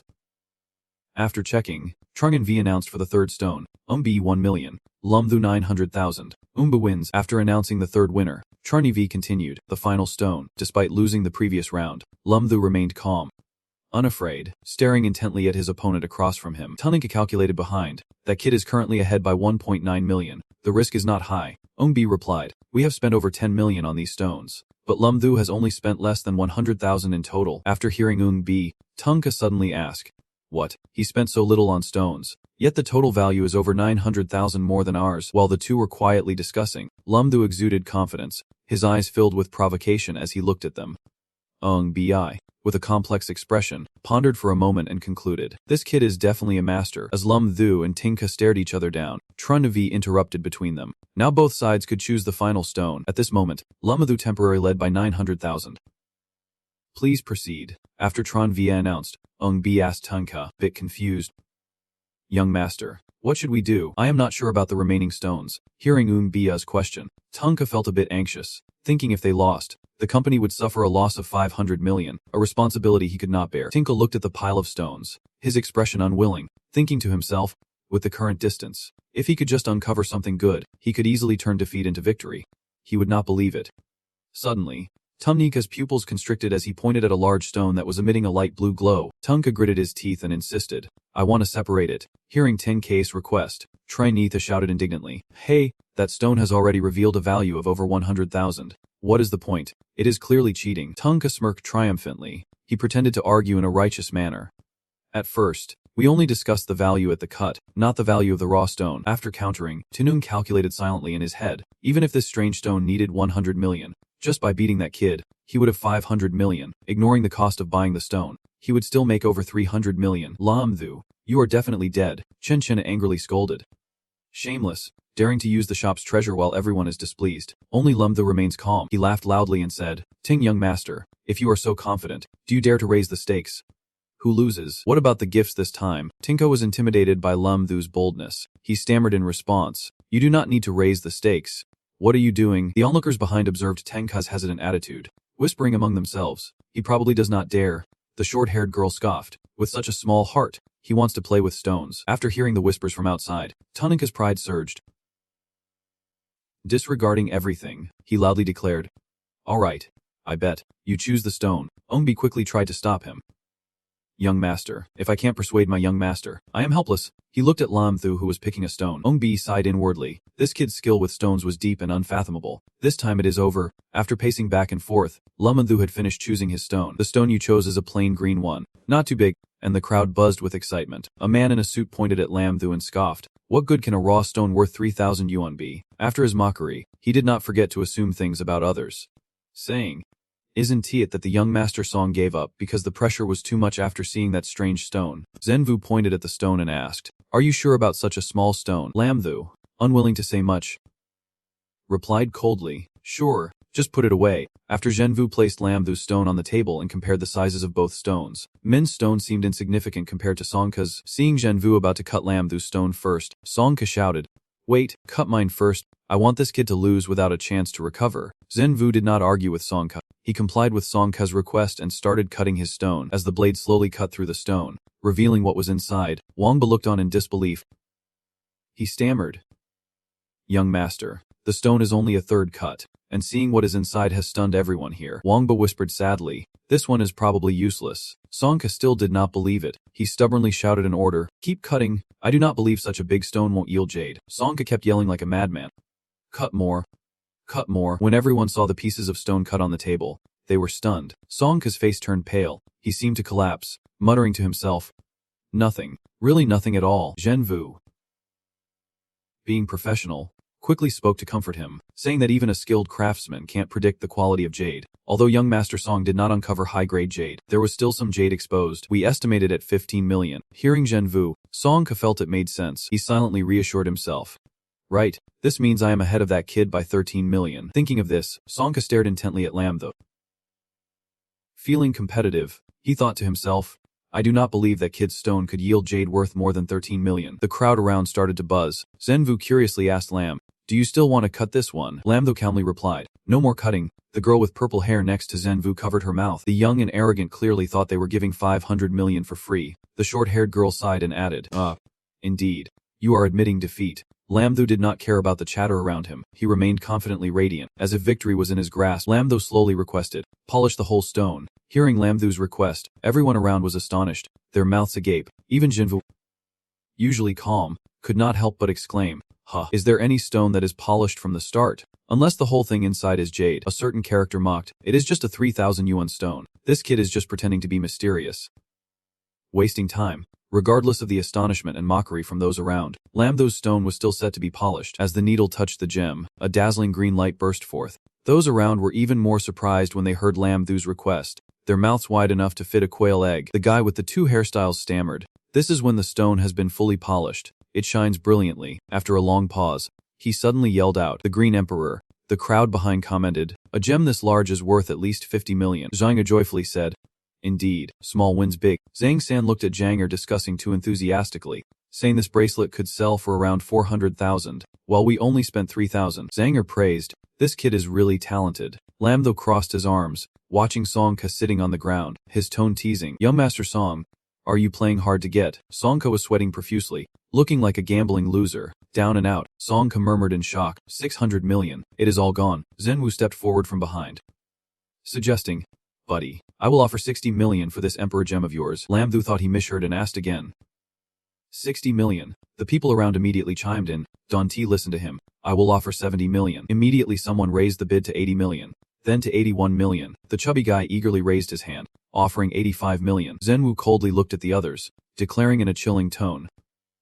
1 million. After successfully acquiring the Emperor gem, Zhenwu praised, this bet was amazing. Zhenwu looked at the gems Lam was holding and suggested, buddy, I also intend to buy the other jade pieces from you. Lam agreed, that would be great, saving me a lot of hassle, so thank you. After negotiating, Zhenwu left with a bunch of jade. Lam watched his back as he walked away, looking at the last stone in hand. Lam paused for a moment, silently gazing at Chan Chan. Chan Chan was startled by Lam's look, her face gradually reddening as she saw him approaching with the stone. Feeling a bit hopeful, Chan Chan touched her face, continuously wondering in her mind, he is still holding a pink jade, surely he is not giving it to me.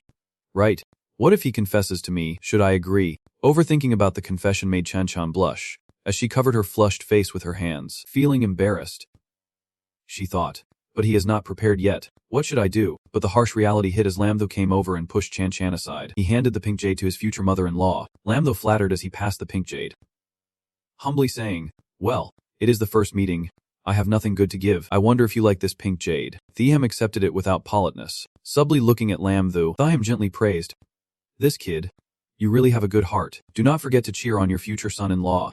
If I have a good eye for you, you better do your best. Receiving encouragement from Thiam, Lam smiled widely, replying, thank you, esteemed mother-in-law, your son-in-law will definitely try his best. A voice almost shouted out loudly, you are truly an ungrateful brat. That is the sound of Father Tongka. On the other end of the line, Tongka was surrounded by debt collectors. The guards coldly threatened him, if you do not pay up, do not even think about getting out. Tongka had no choice but to swallow his pride and plead on the phone. Dad, the gang is in trouble. After receiving 600 grand from Ting Ting, Tongka hesitantly said, thanks, Dad. Lam looked at Tongka's demeanor and smirked. It seemed like the old man at home had taught him a lesson. With tears in his eyes and no sign of intimidation, Tongka bitterly threatened, kid, just wait for me. The sound of coins clinking echoed. After hearing that, Lam broke into a mischievous smile. He innocently said, the money's received. Thanks. Young Master Tong, a lot of money. Tongka Nongba quietly left, the culprits of his woes. Lam not forgetting to wave goodbye, said, take care. You too. After sending the two off, Lam looked up with a smug thought, a day of 600 million, striking it rich. Suddenly, he remembered his egg. Lam stroked his chin and calculated, feeling happy about his earnings. He quickly became gloomy again, thinking this little money was not enough for his little ancestor to waste anymore. His spirit pearls had already been wiped out. Just then, Zhang Er, seeing Lam troubled expression, complimented, Xiao, your performance today was really awesome. Hearing Zhang Er's voice, Lam felt enlightened. He woke up amidst the chaos. He quickly turned to look at Zhang Er, his tone serious. Second brother, I want to ask you for a favor. Zhang Er generously agreed. What you need, brother Lam, is my business too. Hearing this, Lam did not hold back. He straightforwardly requested, I want to give you the money for this bet, hoping you can help me buy some golden level thunder and space spirit pearls. Zhang Er, after hearing this, felt a bit awkward. This is not a problem, but the thunder ones are easier to buy. The space ones with your 600 million might not be enough. Lam calculated in his head, one person's power definitely could not compare to a corporation. Moreover, Zhang Er might have a shortcut. Lam smiled and instructed, no worries. Second brother, just keep an eye out for me. Zhang Er understood Lam intent and readily agreed. Okay, if I really find something, I will keep an eye out for you. Lam politely replied, then I must thank you in advance. Second brother, time flew by like a dog running in the fields, and soon it was evening. The moon tonight seemed rounder and bigger than usual. In the late night, a car was parked in the middle of the road with an unknown voice echoing, you guys take a rest here for the next 2 days. Lam returned to his room and lay down on the soft bed. He sighed, I am dead tired. 9527. Time to get to work. Hearing the master's call, the system immediately appeared. The system announced that it was extracting skills. After the extraction, 9527 quickly updated the Jade Rabbit, a legendary level skill from the Moon Goddess, known for its extreme combat strength under the moonlight. The excited voice of 9527 came through. Congratulations. Host, you have received an S-level beast transformation skill, the Jade Rabbit type. After listening to the system for a while, Lamthu asked in confusion, wait a minute, this is not scientific. It has been 3 days without pulling any level skill. 9527 was getting angry at the host and started cursing. Damn, you get a good skill. And you still have complaints. From tomorrow onward, Lamthu quickly interrupted. He quickly changed the subject. Wait, I already have a beast transformation skill. Right, why can I still awaken another transformation? 9527 explained. The beast transformation skill cannot merge with yours, but the Jade Rabbit can. There is no conflict with your beast transformation. After explaining, the system asked if he wanted to merge. Lamthu immediately replied yes, receiving the answer. The system announced it was merging the skill, and the merge was successful. Congratulations, host, you have evolved from Doraemon into a spatial moon rabbit. Hearing the new name after merging, Lamthu wondered. System, this name is not bad. But you did not forget the Thunder system.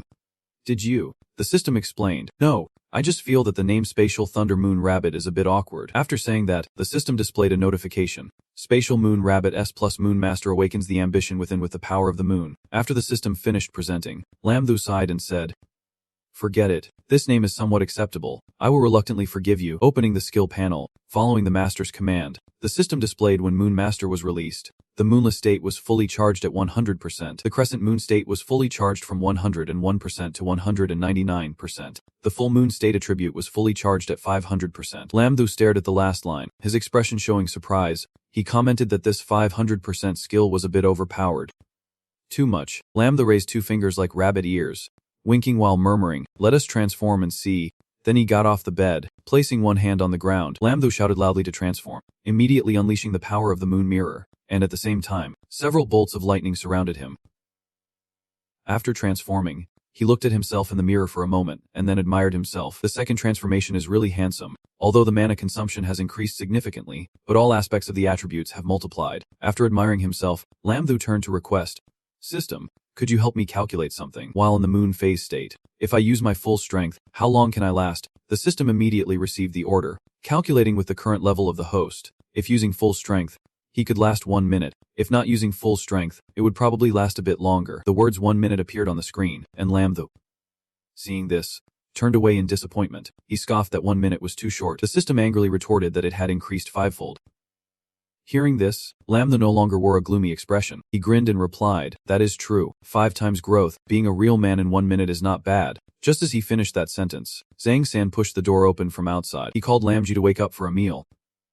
But suddenly, Zhang San turned pale, and Lamthu felt like he had been slapped across the face. The two looked at each other in confusion. Tam immediately slammed the door shut, shouting outside, I have not seen anything. Lamthu gloomily looked at the slammed door, wondering if he should kill to keep his mouth shut. 2 days later, at school, the students reunited, creating quite a noisy scene. Tam exclaimed, there are so many people back at school today. Lamthu happily said, finally, the semester has officially started.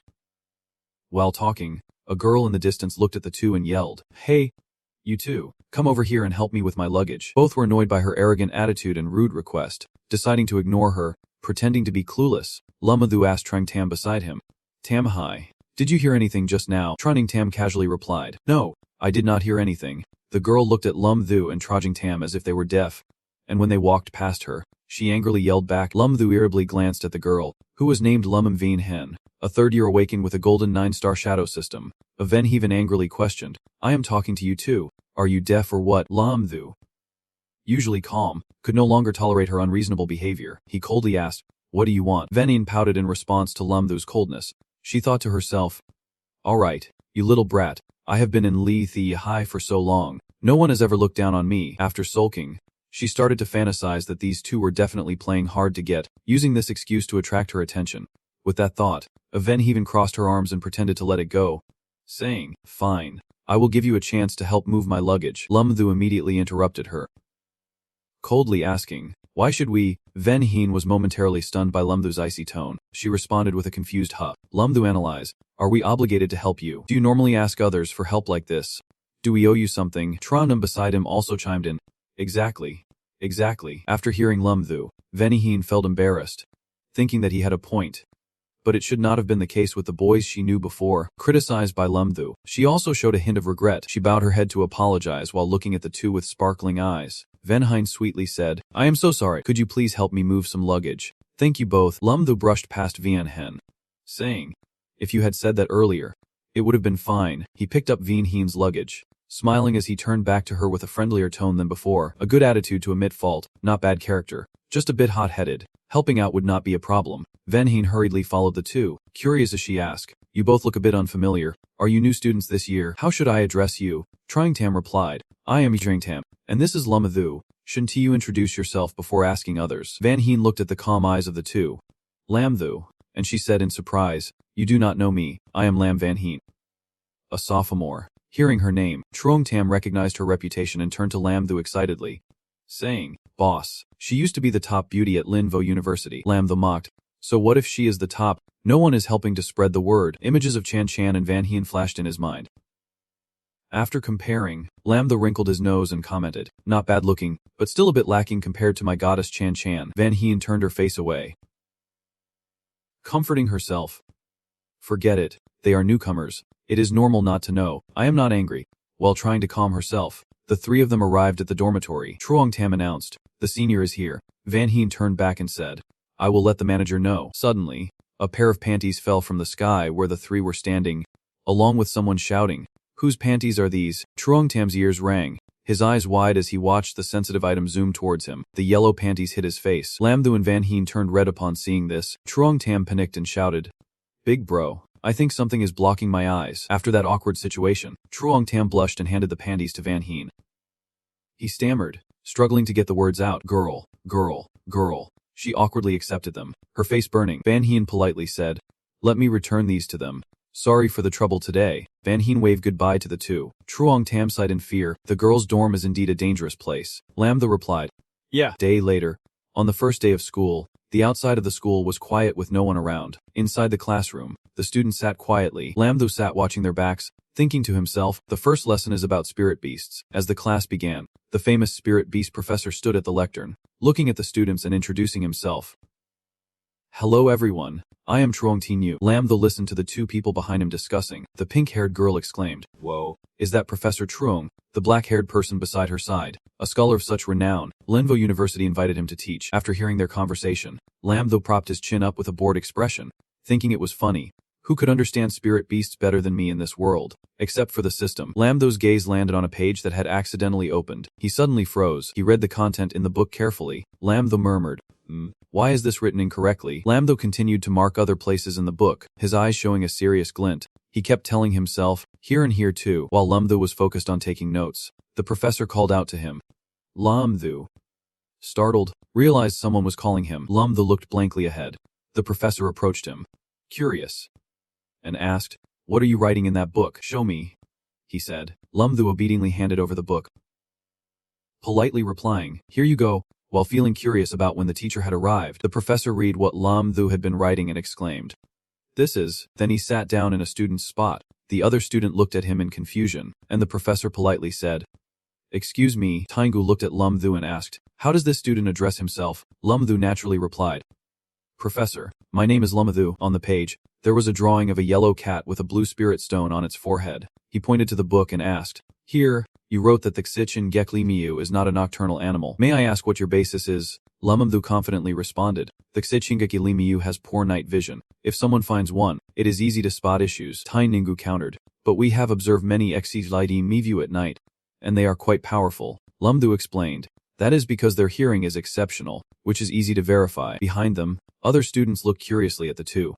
and one student asked, what is going on? The professor is consulting Lam Thu over here. The professor ignores the students behind him. He continues asking questions. What about the black flame beast? Team of Flame said indignantly. He stood up to remind the professor. We are still in class. Tingu looked at him and calmly replied, there are some issues with this teaching material, but it can be revised again. I need to discuss it with classmate Lam Thu a bit. You all prepare to continue listening. Hearing that, the students began to move out of the classroom. Odong Thien expressed surprise and mockingly said, whoa. Lam Thu, you are something else. You made the professor change the teaching material in the first class. Another student complained, what is this Lam Thu doing? Tiningu waved his hand to shoo them away. Alright, you all go. Do not disturb the teacher. The students quickly left but did not forget to glance back at them. Looking at Lam Thu with a hint of hostility, Fendi was jealous and annoyed at being kicked out of class. Lam Thu awkwardly asked, Professor Trung, Do we really need to hurry? The professor replied seriously. This is not a joke. Every mistake we teach can lead to many lives lost in line K. That is our fault. Hearing the professor's response, Lam Thu looked at him with emotion and softly said, Professor, Truong Gu urged. Classmate Lam Thu, let us continue. Time quickly passed, and it was time for advanced math. The students sat neatly in class to begin the lesson. After finishing his discussion with the professor, Lam Thu entered the advanced math class and saw Chan Chan sitting there. He happily thought, lucky, there is a seat next to the goddess, and was about to sit down when Duong Thien popped up from nowhere. She shamelessly hugged Lam Thu's arm and coyly said, Lam Thu, I did not expect you to be such a genius. Advanced math is not my strong suit. Let us sit together. You teach me. Okay. Lam Thu was pulled to another table, staring blankly at the leg beside him. He awkwardly declined. That is not really okay. I want to find my leg. Chan Chan immediately interrupted him, turning her face away in anger, and emphasized, No. Gun Hafe, you sit there. Duong Thien hugged Lam Thu's arm and praised. So impressive. Little handsome. You actually remember everything. Lam Thu glanced at Chan Chan's sulking face and heard Duong Thien's nagging voice in his ear. He thought to himself, because of his skill of never forgetting after glancing, Chan Chan's gaze was really hot. As it was time for English class, the atmosphere grew colder. Lam Thu was burned by Chan Chan's gaze. He fearfully covered his face with a book, silently lamenting. Help! Chan Chan was really mad now. Duong Thien looked at his gloomy face and curiously asked, Lam Thu, what is wrong with you? In the morning at the training grounds of Lin Vo University, the students were gathering at the training area. Lam Thu happily said, Finally, we have arrived at Tai Lin Vo. Zhang San walked beside Lam Thu discussing. The teacher must be a strong, tall, rough man. Lam Thu laughed loudly and replied, Just saying. Suddenly, Lam Thu turned to look at Duong Thien beside him. He suspiciously asked to Duong Thien, Why do you keep looking at me today? She quickly replied, I want you to help me with my studies. Is that a problem? Being asked back like that, Lam Thu had no choice but to respond, No. No problem. He looked at Chan Chan standing nearby. She was giving him a glare. Lam Thu sighed to himself, Just if I keep helping, I am going to die. The red hill appeared, cutting through Lam Thu's thoughts. The hill spoke up, Oh, kids, long time no see. The owner of the hill was none other than Quan Nai. In that same tone, she looked at the students, announcing that this semester's spiritual martial arts class will be taught by me. Seeing a familiar face, Lam Thu happily started a conversation. Teacher Han, Zhang Sam behind commented, A wrestling coach is a beauty. Quan Yi heard this and laughed, saying, Haha. Sweet talker. Everyone show off your abilities first. Hearing the teacher's words, Lam Thu felt a sharp pain in his heart, tears streaming down. He imagined showcasing his ability as a rabbit form, being laughed at by everyone. Lam Thu unwillingly cried, secretly lowering his head. Lam Thu thought to himself, filled with despair, Do I have to transform into a rabbit in front of everyone? Whether I want to or not, the teacher still calls people up to showcase their skills. She looked at the lineup, and Quan Ning called out, The first one. Chen Chan heard her name and quickly responded, Yes. She stepped forward, showcasing her ice skills and form in front of everyone. Quan Ning continued calling, Next. Aoyang Thien. Hearing the teacher call, Aoyang Thien showcased her fire skills while responding, Yes. Quan Ning praised, while looking at Lam Thu, who was listless. She said, Very good. Next. Lam Thu. Lam Thu made a pitiful expression, begging, Coach, can I skip showcasing?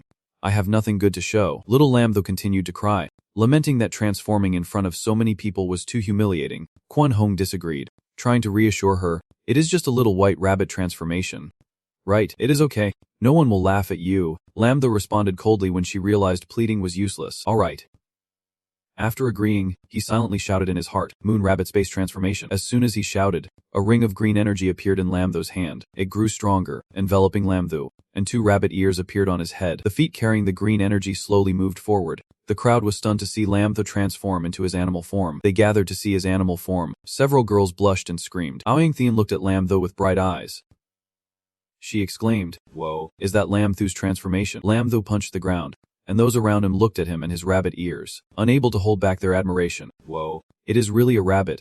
So cute. I really want to touch its ears. Lam Thu punched the ground hard, using the momentum to leap high. He looked at the scarecrow placed nearby. Then Lam Thu punched the scarecrow, shattering it into tiny pieces with the force of his punch. Lam Thu guardedly looked at the stone scarecrow, displaying a cold and fierce expression. The girls around, infatuated with him, could not hide their delight, continuously praising.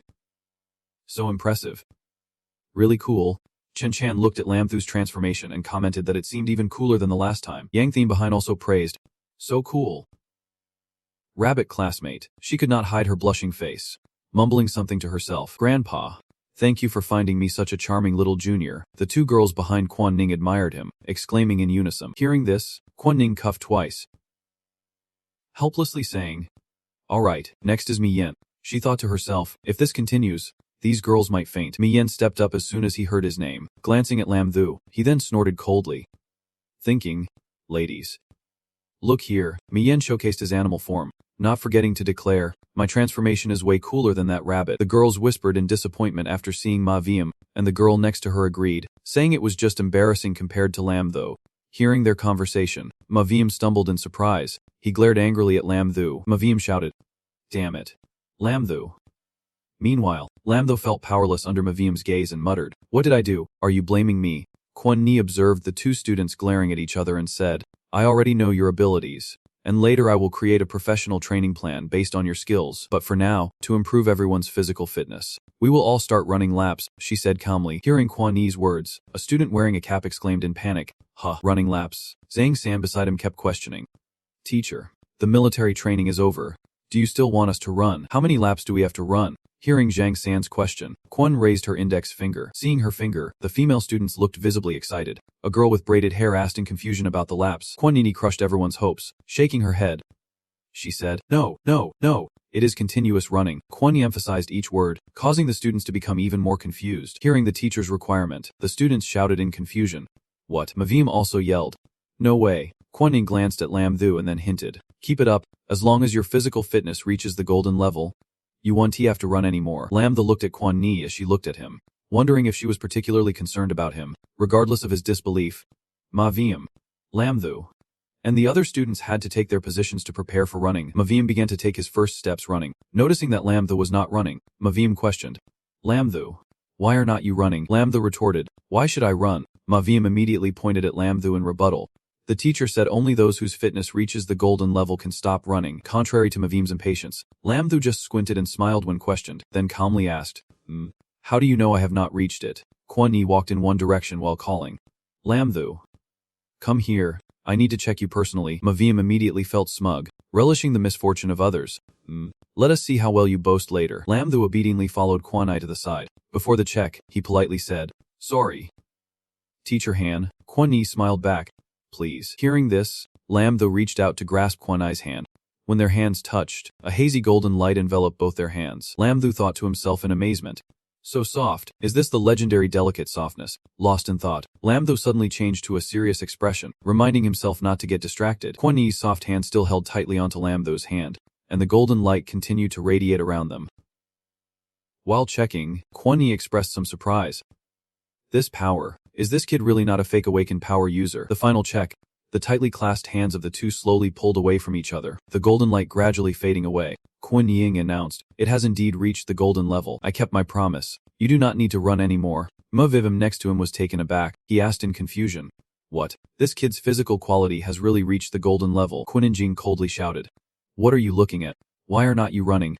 Ma Vim scolded, tears streaming down his face, replied indignantly, "Yes." After being reprimanded by the instructor, Ma Vim hurriedly ran off. Suddenly, Kuan Ying asked, "By the way, Lam Thu, do you know about the martial arts tournament in 2 months?" Upon hearing Kuan Ning's question, Lam Thu recalled in the past when Lassie Tron had forcefully raised 5 fingers and declared, "The grand prize is generous, not to mention the platinum spirit pearl reserved for individuals, plus a cash prize of 5 million. Lam Thu replied, "I know, Vice Principal Lice Tren has given me a spot to participate." Kuan Ning expressed regret, saying, "I originally wanted to recommend you, but it seems Vice Principal Lassa has noticed you early on, so I won't meddle anymore." Kuan Gung continued to reveal, "But there is one more thing. There is another person in our class who also has the opportunity to participate in this martial arts competition."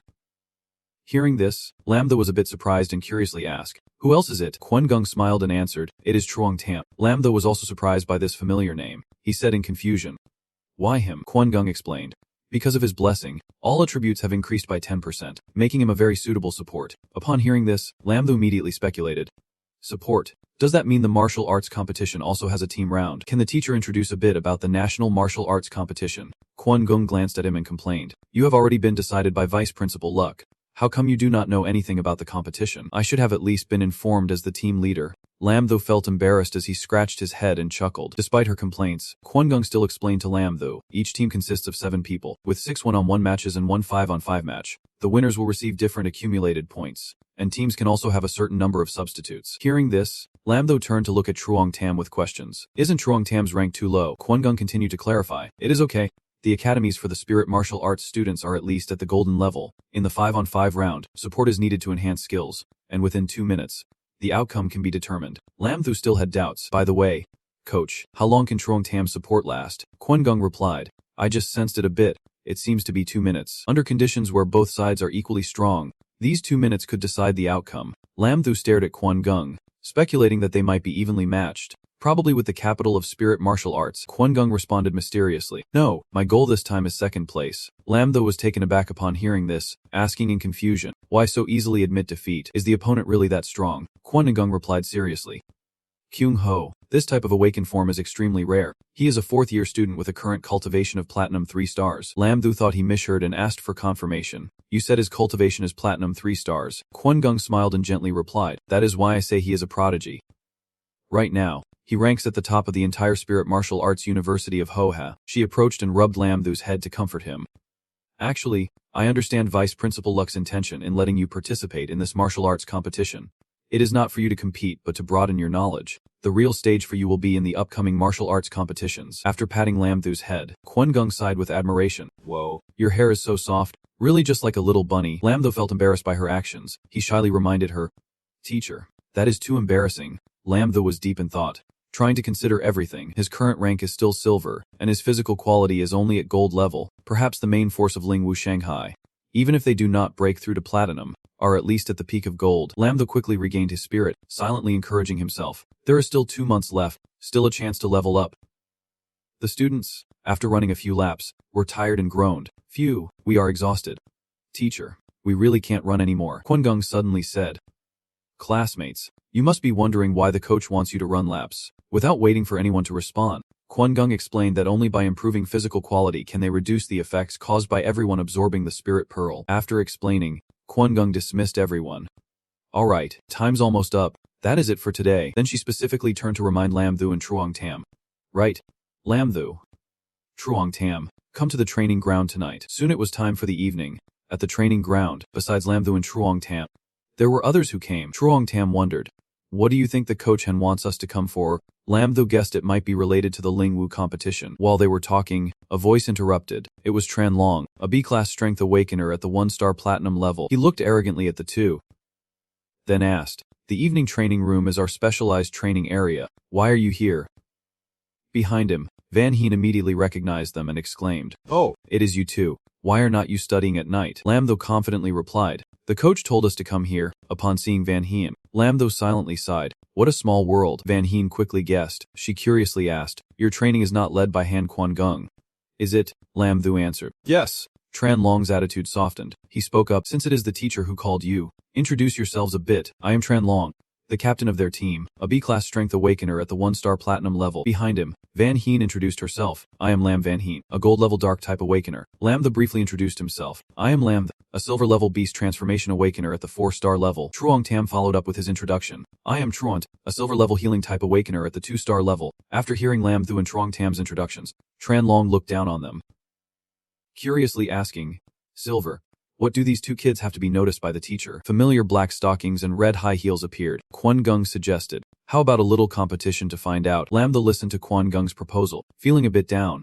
thinking he must have misheard. He mumbled to himself about competing at the golden rank. Little Lam Tho cried inside, wondering, Coach, you are not joking about this, are you? Kwon Gung glanced at Truong Tam and then instructed, that is right. Truong Tam, you are the support. No need to fight, just showcase your skills a little. Truong Tam obediently complied, closed his eyes, and activated his skill, causing a stream of golden energy to appear. Truong Tam reached out towards Van Heen's group, using his glorious blessing skill. When the skill took effect on Van Heen, she was struck by a few sparks, lifting her dress slightly. A minute passed, and Van Heen blushed. Feeling her body heating up, she sensed the power rising within her. Tran Long saw Van Heen receiving an extra boost of strength. He approached Truong Tam to praise him. Awesome. This kid is surely something. Meanwhile, Lam Tho could only watch in tears as Truong Tam was cheered on. He sobbed and muttered. It turns out that the favorites are loved wherever they go. Tran Long turned to Lam Tho, extending a hand to suggest, Lam Tho, Why do not you compete with Dai Tiu? He is the lowest ranked member of our team. Before Lam Thu could respond, Dai Tiu awakened his beast transformation, his golden 5 stars emanating a fierce aura as he taunted, "Kid, use your strongest state, or you will lose badly." Lam Thu frowned at Dai Tiu's challenge. Sighed. "Oh, with such a huge rank gap, I already know without you saying." Just feeling down about his fate, Lam Thu instantly transformed into his beast form. Lightning crackled around Lam Thu as he jumped up. Lam Thu soared high to kick Dai Tiu. He taunted, "If you want to go all out, then come at me." After kicking at Dai Tiu, who managed to defend against it, Lam Thu stepped back, placing his hand on the ground to push himself up. Just before reaching Dai Tiu, Lam Thu shouted, "Enhanced rabbit foot punch." Dai Tiu was hit repeatedly by Lam Thu, struggling to withstand the blows. Dai Tiu thought in confusion, "This kid really is just a silver 4 stars. While distracted, Lam Thu suddenly appeared right in front of him. Dai Tiu stared blankly at Lam Thu's mischievous grin, saying, "Hello there." Lam Thu raised his arm high and then struck down. As Lam Thu's arm came down, Dai Tiu instantly fell to the ground. Upon impact, an explosion of cosmic proportions erupted. Tran Long and the others were completely shocked. They could not believe it. Thinking, Dai Tiu was actually suppressed by a silver 4 stars. After the explosion, as the dust settled, Dai Tiu's figure remained standing in the center, gritting his teeth. He threatened, "Kid, I admit I underestimated you, but if this is all you have got, you might as well accept defeat." Lam Thu stared intensely at Dai Tiu, furrowing his brows. He thought to himself, "His defense is too high, my attacks barely did any damage." After threatening, Dai Tiu unleashed his beast, piercing through the armor, and proudly declared, "I won't hold back later." After transforming, something like scales appeared on Dai Tiu's back, resembling a set of armor. Lam Thu stared in amazement at Dai Tiu's beast form, and those behind him also looked on in shock. Then someone covered their mouth, snickering at how ugly he looked. Hearing this, Dai Tiu angrily shouted, "You need to keep it together." With a fierce aura, lightning crackled around him. Dai Tiu's eyes turned red as he coldly said, "I am getting serious." After speaking, he quickly jumped off the ground, rushing towards Lam Thu at lightning speed. Lam Thu was not backing down either and fought back. Tran Long watched as Lam Thu and Dai Tiu fiercely exchanged blows in mid-air. Up there, Lam Thu was beaten badly in the face by Dai Tiu. He jumped back, calculating in his mind that this guy's defense was too strong to break through. He had no choice but to pull out his trump card. Lam Thu clasped his hands together, summoning countless blue lightning bolts. Gritting his teeth, he prepared to strike. One hand of Lam Thu pointed towards Dai Tiu, and countless lightning bolts surged forth. Lam Thu shouted, his palm protruding. Lam Thu's strike tore through the air. Dai Tiu was hit and suddenly felt his whole body go numb. Dai Tiu felt the electricity coursing through his body. Somewhat surprised, his defensive beast armor was rendered ineffective by this kid. Lam Thu once again gathered a ball of electricity. Just getting started. After speaking, he initiated a new attack. Lam Thu leaped up to attack Dai Tiu head-on. Dai Tiu merely smirked, his fist clenched. When Lam Thu saw him swing his fist, he immediately jumped back. He did not want to confront this warrior face to face. He brought his hands together to focus on gathering electricity. Lam Thu again employed a long-range attack, catching Dai Tiu off guard. Then he took advantage of his beast form to jump closer to Dai Tiu. Quan Gong realized his true intent. Remaining still was the state of the warriors. Tran Long nodded. Agreeing, being restrained for so long made Dai Tiu extremely uncomfortable. "That is enough," he shouted angrily. "You little brat. Are you messing with me?" Dai Tiu raised his hand. Smiling smugly, he curled up, and immediately Dai Tiu entered the state of using the spirit skill, the body hardening like the armor of a beast. Seeing this scene, Lam Thu could not help but be astonished. The speed was too fast. He did not have time to react before being hit. Lam Thu was injured and spat out a mouthful of fresh blood. Wang Tu, who had been observing the fight, also looked startled. She had the golden 7th grade healing system. Avidyuta was flustered. He had fallen into a trap. Aving Tu shyly used the healing technique. "Let me heal him," she murmured, not forgetting to mumble. "The little bunny is really pitiful." Lam Thu looked at the 2 bouncing balls in front of him. Feeling shy himself, Quan Niniging glanced at him. "Don't worry, he is fine. You guys do not need to disturb this match." Lam Thu licked his lips. He pulled his shirt to check the injuries on his body. Realizing he mistakenly thought he could let him fly a kite, his eyes widened as he looked ahead. Etu continued his new attack. The strength of his body caused dust to fly everywhere. Lam Thu jumped back. He had dodged Eta's attack, but things still did not look good. "Oh no, this is bad." Lam Thu pressed his hands to the ground. In the sky he could only see the incomplete moon. It seemed that his ability to concentrate was affected by this. He gritted his teeth. Moon rabbit. Space. Lam Thu closed his eyes to feel the source of power concentrating within him. When he opened his eyes, he was in a new state. His beastly form had added black patterns. Resembling a moon warrior, Lam Thu felt like the center of a storm. He sensed a surge of abundant energy. All attributes increased by 120%. The 2 girls beside him looked at him with admiring expressions. "So cool." The little bunny can be harmed. Lam Thu clenched his fist. He started strategizing, transforming into the lower crescent moon state. The increase in his power was not very obvious, but 120% was enough. One foot planted firmly on the ground to gain momentum. Lam Thu jumped up with lightning strength. Senior, I am coming. Even though he had been warned, Eetu still could not react in time to his attack. Instantly, he was slammed against the wall. ZT's eyes rolled back. He spat out a mouthful of blood. He had reverted from his beast form and looked utterly exhausted. I actually lost. Eetu saw Lam Thu's hand reaching down to pull him up, still unable to believe he lost to someone who had just reached the silver level 4 star. But Lam Thu just smiled at him. Are you okay? Dai Tu chuckled. This first-year kid is something else. He grabbed Lam Thu's hand, and Dai Tu laughed. I admit defeat. Dai Tu looked at Lam Thu with admiration. You are pretty impressive, both in strength and speed. Definitely not like a regular butch end into tin. And you are quite humble too. Senior brother, if you just hold on a bit longer, you never know. Vong Tu suddenly interjected between them. Are you okay? Dai Tu, seeing her treating Lam Thu, could not help but shout. Tu, it seems my injury is worse, but she does not care about him at all. I am willing to treat him. Can you stop me? Vong Tu held his hand gently. Just a little longer with my healing spell, and you will feel better soon. But his voice faltered. Ivan. Quan Ningyi spoke to those watching the match, confident that everyone had a good understanding of Lam Thu's strength by now. Does anyone have any objections now? Tran Long also shook his hand. Butch In and T defeating Hong Kim and Tin truly qualifies to join our battle team. Lam Thu welcomes you. Even though he won the match, Lam Thu still wore a pensive expression. Hong Kim Inga Tin was tough to deal with. Unless he transformed in a situation like Mangayat, he could never be a match for Tran Long. Quan Ningyi called out to him. Lam Thu, this is the reward for this competition. She looked at him, showcasing her full charm. Lam Thu, if you want to be stronger, you can come to me anytime. I can train you specially. Lam Thu quickly waved his hand, thanking his teacher, but he thought it was not necessary. Before long, the next day arrived, and he used the 3 spirit orbs he had won to absorb. The effect of the Butch Engan spirit orbs was too weak. The absorption felt pointless. Forget it. Just give it to the dragon egg. Lam Thu tossed the spirit orb to the dragon egg, but his expression did not improve much. To break my shell, I must endure. Just then, his phone rang. As soon as Lam Thu answered, he immediately heard Zhang San's voice. Boss, second brother bought you quite a few golden spirit orbs. If you have time, come pick them up. He was a bit confused. Aren't you coming? Zhang San looked like he was really enjoying himself. I am a bit busy right now. Trine Man was by his side, taking care of him attentively. Tam, open your mouth. In the quiet night, pink hearts appeared around the two. It is hard to get a break. I want to talk about life with Xiao Man and think about my ideals. Lam Thu immediately understood the situation. Angrily scolding, putting romance over friendship. He imagined the scene of himself being like that, eating first or whatever, and the more he thought about it, the more pitiful he felt. Tears streamed down his face. Wondering when he could be with the goddess again, Lam did not hesitate any longer. He got out of bed. He put on his coat. Thinking, forget it, work comes first. I will go get the spirit orbs now. Tran Tuthach stood outside, observing all of his actions. He immediately called to report. Uncle Long, the target has appeared. Should we act now? The person on the other end quickly warned. Don't act near Lin Vo School. There are too many experts there. Lam Thu got out of the car and walked into the building of the Zhang cousins. Zhang San came out with a box and handed it over to Lam Thu. Brother Lam, there are over 100 golden level spirit pearls here, 3 platinum level spirit pearls, but we still have no news about the space and lightning skill pearls. Looking at a box full of spirit pearls, Lam Thu felt very grateful. Gathering so many in just a week was no small feat for him. After receiving the items, Lam Thu bid farewell to Zanger.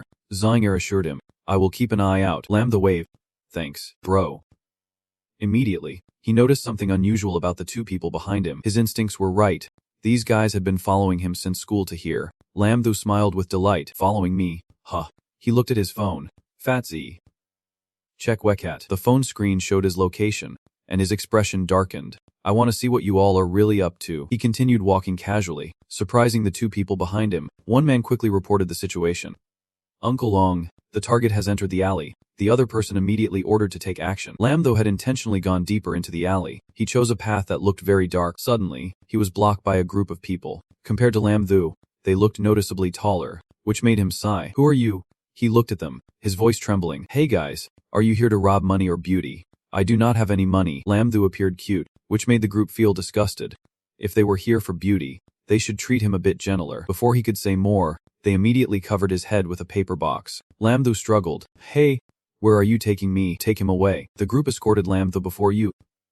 he signaled. You guys step back and keep watch. Let me know immediately if anything happens. Uncle Ong took the paper box off his head. A triumphant expression was clear on his face. Kid, you finally fell into my hands. It seemed that the group did not bother to restrain Lam Thu. He had his hands in his pockets, looking very cool. Uncle Ong, young Master Song, what do you have to teach me this time? He threatened. Kid, do not think about running away. You can't escape. Lam Thu was speechless. Old man, if I really wanted to run, could you catch me? I just want to see what you all are really planning. Song Ji, sitting beside, swirled his wine glass, laughing mockingly. Brother Lam, with your skills, why would you need to run? Songji looked at Lam Thu. Inviting. Brother Lam, are you interested in teaming up with me? Lam Thu was quick to retort. Oh, why do you want to talk about cooperation with me? I thought this was about kidnapping. Songji acted very polite. I know Brother Lam is very skilled at betting on stones. Why do not we team up for this? I can split 50-50 with you. Lam Thu looked at him, laughing as if he was looking at a fool. Why is it bad for me to open a stone by myself? All the money is mine. Is not that good? Tongji's face turned dark. Lam Thu, you better understand your situation right now. Ongbai stood beside him, exerting pressure by releasing his power. Tongji did not bother to be polite anymore. I am not negotiating with you. I am giving you a chance. Don't push me. His whole body trembled uncontrollably. So this Ongbei is actually a platinum powerhouse. Tongji smirked. Lam Thu, last time you took 500 million from me, and I got scolded by the old man. This time I want you to give it back. On the surface, Lam Thu pretended to be calm, saying the money was not with him, that he had left it with Zhang Er, and if he had the ability, he could go get it. But inside, he was screaming, Zhang San, you need to be smart and quickly bring some experts here. Otherwise, I won't last much longer. It seemed like heaven favored him. Just after praying, an explosion appeared beside him. The underling guarding outside was also blown in. Chan Chan leaped out from the explosion, gracefully landing amidst the debris. Chan Chan hurriedly called out. Seeing her, Lam Thu felt worried again. In such danger, how could Zhang San bring Chan Chan here? She did not even glance around and directly hugged Lam Thu. Are you okay? I heard Zhang San say you were in danger, so you are just standing there. Oblivious, Chan Chan's face flushed red. It is really great. I was so scared just now. Lam Thu also felt shy. He secretly thought, does she really care about me that much? The two ignored the outside world and exchanged flirtatious remarks. Sorry, I won't make you worry anymore. Who is worrying about you? Tongji beside them was fuming. He ordered Ong Bi. How dare you touch my Chan Chan? Ong Bi, eliminate this brat. Yes, young master. But at this moment, Ong Babe could not move. He was restrained by a beam of blue light. What happened? Tongji looked very uncomfortable. Brat, what did you do? Lam Thu also felt innocent. He had nothing to do with it. It was not me. Just then, Zhang San and Yang Ji appeared. The boss. Ongba was trembling all over. Stuttering. It is Chan Chan, the martial arts master Yang Ji. Oh Yang Zi looked at the young couple hugging each other. Seeing this scene, Zhang San could not hold back his tears, while Oh Yang Zi whispered praises. What was I even in a hurry about? I thought it was an emergency. But instead, I got a mouthful of dog food. This kid has the charm I had when I was young. Chan Chan's head was spinning. Do not think too much. But Lam Thu was also someone who knew how to seize the moment. He quickly grabbed the beauty's hand, pulling Chan Chan into his embrace. Actually, I have always wanted you to be my girlfriend. The two looked at each other with affectionate eyes. Lam Thu, the clown Tonka, really likes to meddle. Lam Thu, you and I are not on the same side. He threw the chair straight at you. But you just glanced at it, and she kicked the chair away. You squeezed your hand. Snorting softly, showing she had no strength at all. Lam Thu was a bit shy too. Well, let us continue. When facing him, Chan Chan switched to a gentle mode. Alright, Lam Thu lifted her hand, looking straight into her eyes.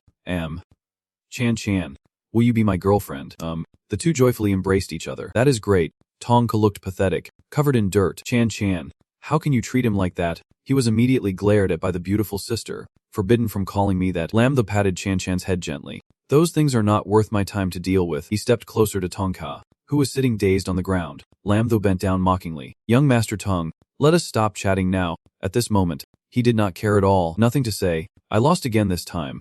Do whatever you want. He sounded like he was enjoying a joke. Kill me. Lam Thu took Tongka's phone.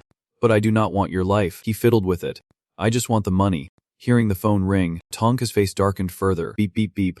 What do you want to do? Lam Thu was startled by the shouting voice from the other end. Tongke, do you have a brain problem? Don't you know I am busy? I will give you 30 seconds to give me a reason. Don't come back to this house again. Seeing the call connected, Tongka's face darkened. It is dead. Lam Thu smirked. Tong, your son has been kidnapped by us.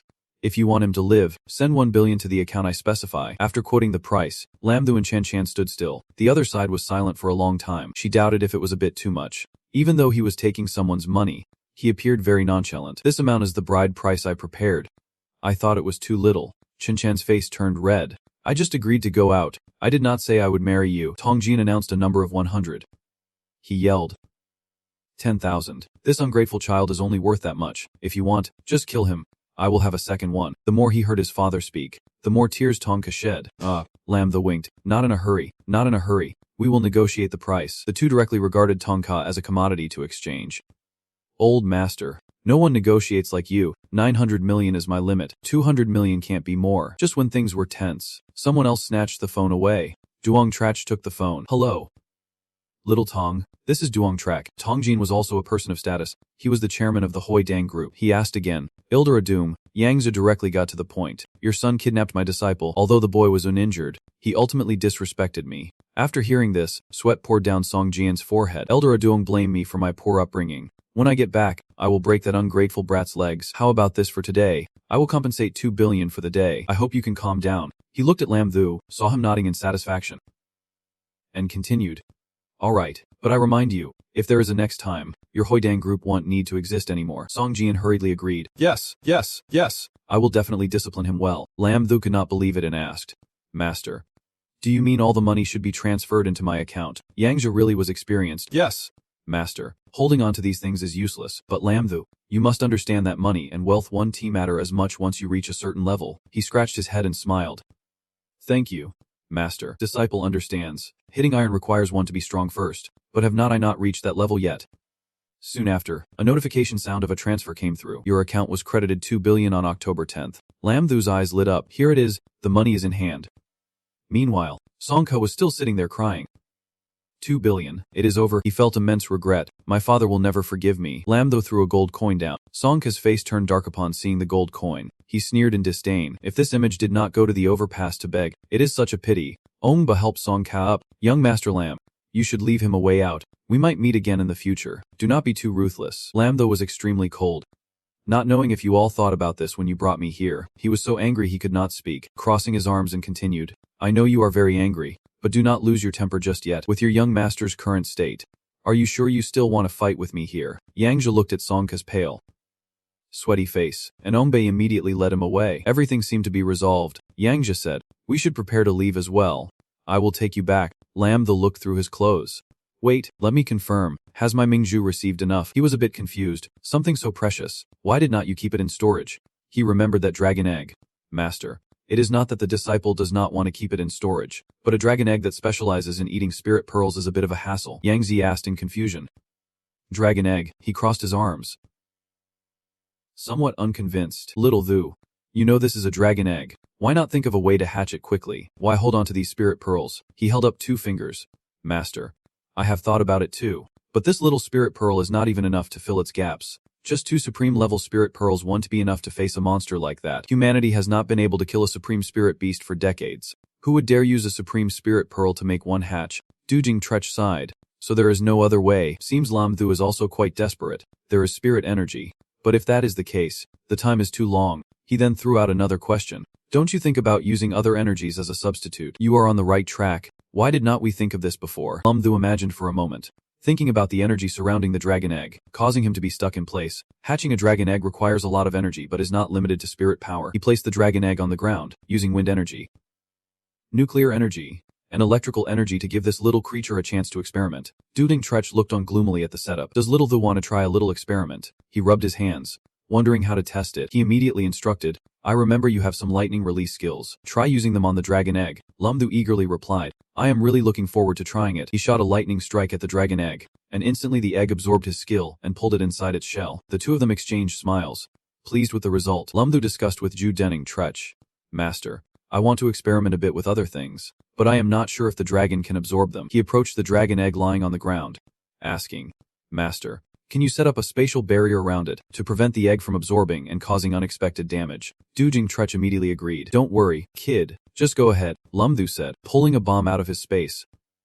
He grinned. The spoils from the last time will come in handy. Lam Thu stood back and shouted, Master, I am ready. He snapped his fingers, and right after his command, the timer bomb began its countdown. The dragon egg seemed to be enveloped in a massive energy shield, with layers of spatial barriers created by Dong Tretch surrounding it. Thanks to the protective barrier, the explosion was completely contained, filling the area with thick smoke. The dragon egg remained intact, with not a single crack.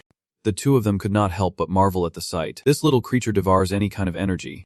He was thinking about the scene of the egg exploding, imagining countless ways to fry an egg, but the egg looked back at him provocatively. Dong Tretch quickly advised, "Little Thu, we do not know if the dragon egg can absorb the energy from a nuclear bomb. If it can, it could lead to a disaster. So let us set this dangerous idea aside for now." Lum Thu thought about the explosion, grinning mischievously at the dragon egg. "If we use a nuclear bomb, this little guy could hatch soon. But in front of my elders, I still have to be cautious. Master, do not worry. I am just saying that." At this point, he started talking about the next tournament. "So, Little Thu, are you ready?" "I agree." He added, "Let us set the dragon hatching aside for now. There are only 2 months left until the spirit martial arts tournament begins." Dong Tretch smiled. "No wonder you are my disciple. You think just like me." The two immediately got into a fighting stance, and Lum Thu, feeling the pressure, asked for guidance from his master. Lum Thu and Dong Tretch were both on edge, gathering strength in their palms. The two, one in blue and the other in red, charged at each other relentlessly, but it seemed Lum Thu was still quite weak compared to his master. Not long after the duel began, he received a punch from him. The atmosphere became heated due to their intense battle. Outside, the sky was gradually darkening, and the two wrapped up their training. Dong Tretch hurriedly instructed, "Today's training ends here. After you absorb the spirit pearl, go back and rest." "Yes." Lum focused on absorbing the power of the spirit pearl, reminiscing about the training, feeling a bit amazed at how intense his master's special training was. Just then, Chin walked in.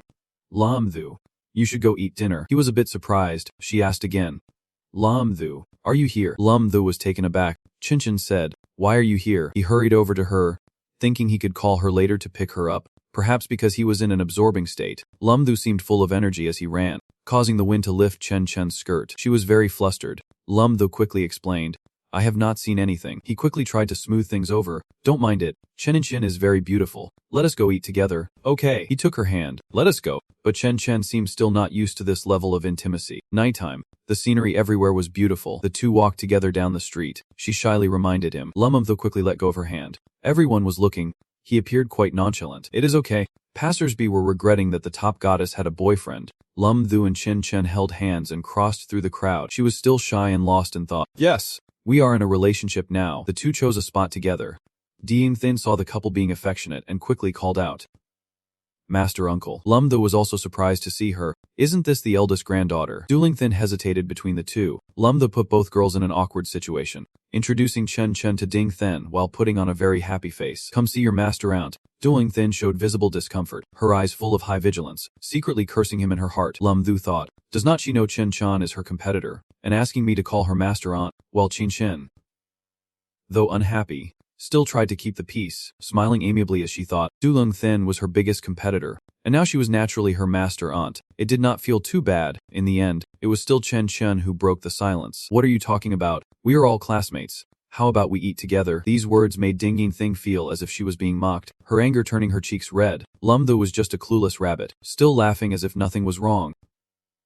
Laughing loudly. Why is the older niece suddenly so angry? It left Dong Thin and Chen feeling helpless, both sighing. This person really has no sensitivity in love. The meal for three became quite awkward. Although the table was full of food, only Lum Thu seemed to enjoy it. The sky had turned late, and although the moon was not full tonight, it shone brightly on top of the high-rise building. Lum Thu held Chen's hand, with feelings soaring in the air, saying, "In 2 months, the Lin V competition will begin. We have to train hard every day and make the most of our time to improve ourselves." As he spoke, his voice grew heavy. Gently touching Chen's cheek, he said warmly, "Maybe we won't have much time together." Chen looked up at him, understanding, and said, "I get it.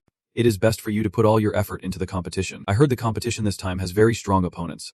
Indeed, this hit the nail on the head for Lum Thu, who turned away, feeling gloomy, sighing, "With so many tough competitors in the Lin V competition, if I lose in the first round, I won't even want to continue." Chen knew he needed comfort the most, saying, "You do not need to put so much pressure on yourself." But as she said this, she felt a little unsure. Lum Thu was not someone who worried so far ahead. When she looked back and saw him smiling at her, realizing it was a trap, she scolded him in her heart. This wicked guy was teasing her, and feeling provoked, Chen turned her frustration into a thunderous punch, hitting Lum Thu on the head. "If that is the case, I suggest you all do not come back anymore." to avoid getting beaten up. After the hit, Chen Qin wanted to release a bit more anger, but everyone knew Lam Thu's strength. He let her hit him because he wanted to, and dodging was not an issue.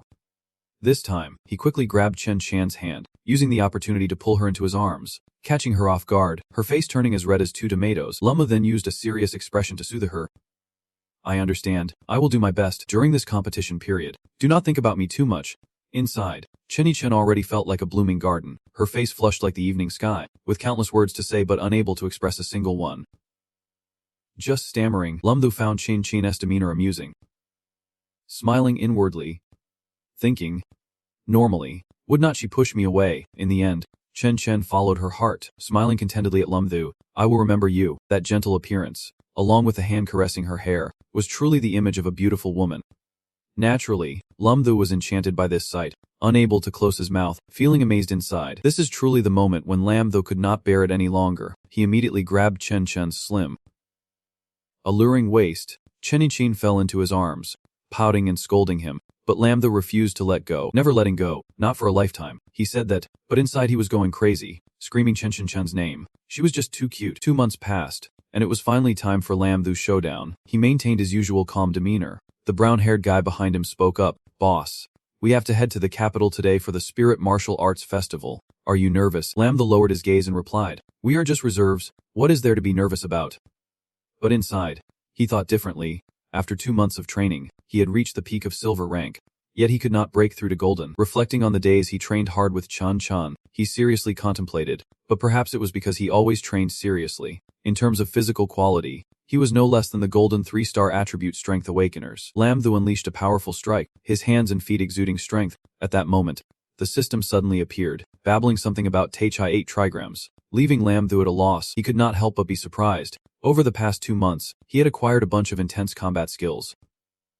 Mastering swords, staffs, Tai Chi, Northern 8 trigrams, and Wing Chun. Thinking of this, Lam Thu felt much more confident, clenching his fists. Has 9,527 recently started getting into martial arts movies, but thanks to that, his close combat ability had increased significantly. At that moment, Menna Men and Chin Chen happened to arrive, waving and calling out, Tamhai. Seeing someone call out, the brown-haired junior nudged Lam Thu. Boss, someone is here to see us off, but you do not seem happy. Why is Chin Chen here? He quickly ran over to her and asked, are you going to miss me? You have not even left yet and you are already starting to miss me. Chen Chen did not deny it. Lam Thu blushed and said, I know there will be a lot of people at the school gate later. I do not like crowds, so I did not bring it up with you. Chin Chen seemed to have a connection with him. Smiling knowingly, she grabbed Lam Thu's collar, pulling him close, and planted a passionate kiss on his lips. Lam Thu also enjoyed it, happily accepting her affection. The kiss felt like it lasted for centuries, and they finally pulled away from each other. Both Lam Thu and Chen Chen were satisfied, their faces flushed as they gazed into each other's eyes, only hearing Chen's satisfied laughter. At this moment, she finally voiced her wish, her eyes speaking to him, do your best, bring back the championship. Lam Thu felt his heart wanting to explode from her words, both delighted and struggling to hold back. After saying that, Lam Thu happily watched Chen Chen's figure leaving. Still wearing a happy smile on his lips, Lam Thu touched his lips with 2 fingers, wanting to hold on to the feeling of that kiss a little longer, reminding himself to keep trying. The arena was now filled with people, as if everyone from all directions had gathered here. A mature-looking girl with long hair spoke first. Everyone, I hope you can perform well at this martial arts tournament. Don't let the reputation of Lin V Thigi High fall behind. The response echoed loudly through the air. Lam Thu regained her composure, smiling as she stepped forward. We are here for the Len V tournament. The sun shone brightly over the city. The air was fresh and vibrant. As Lam Thu was walking, a small plane flew by, and she heard an announcement. Hello, I am a reporter from the city television station. May I ask if Lin V Thingy High, which ranked second last year, is confident for this tournament? The reporter approached Lam Thu and her instructor with a microphone, not hesitating to bring up the sensitive topic. Both of them found it amusing. I heard that 2 male students from your team are planning to withdraw from the tournament this year. Suddenly, a man in formal attire pushed his way in to respond. Sorry, I can't answer that. The female teacher next to Lam Thu said, you seem worried. Don't pay attention to this. It might affect your mood. Lam Thu replied politely. Yes, I won't let it bother me. But the expression on her face did not seem very comfortable. A yellow bus stopped, and others simultaneously got off. 7 other teams had already arrived. The red-haired reporter still held the mic, her face covered with a mask, amidst the bustling crowd filled with urging voices. Hurry, let us go. Lam Thu looked back at the crowd and asked, are these the only schools? The female teacher behind her replied, there are hundreds of Lin V universities across Ho H, But after fierce competition, only 8 teams made it through to this tournament. The female teacher raised a finger to illustrate. So everyone here is truly the elite. Carefully selected, Lumthu was surprised by the answer, her eyes wide as she repeated the teacher's words. 8 teams. The teacher then began to list the names of the 8 teams. That is right, besides Lin V Kingo and Lai the High. The other 6 teams are Lin V Thane, Lin V Fing Thin, Li V Imin, Lin the Kim Lung, and Lin V Jing Long. The Line V the Ingyi High team moved forward together. The 3 of them, led by Lumthu, talked as they walked. These opponents won't be easy to deal with.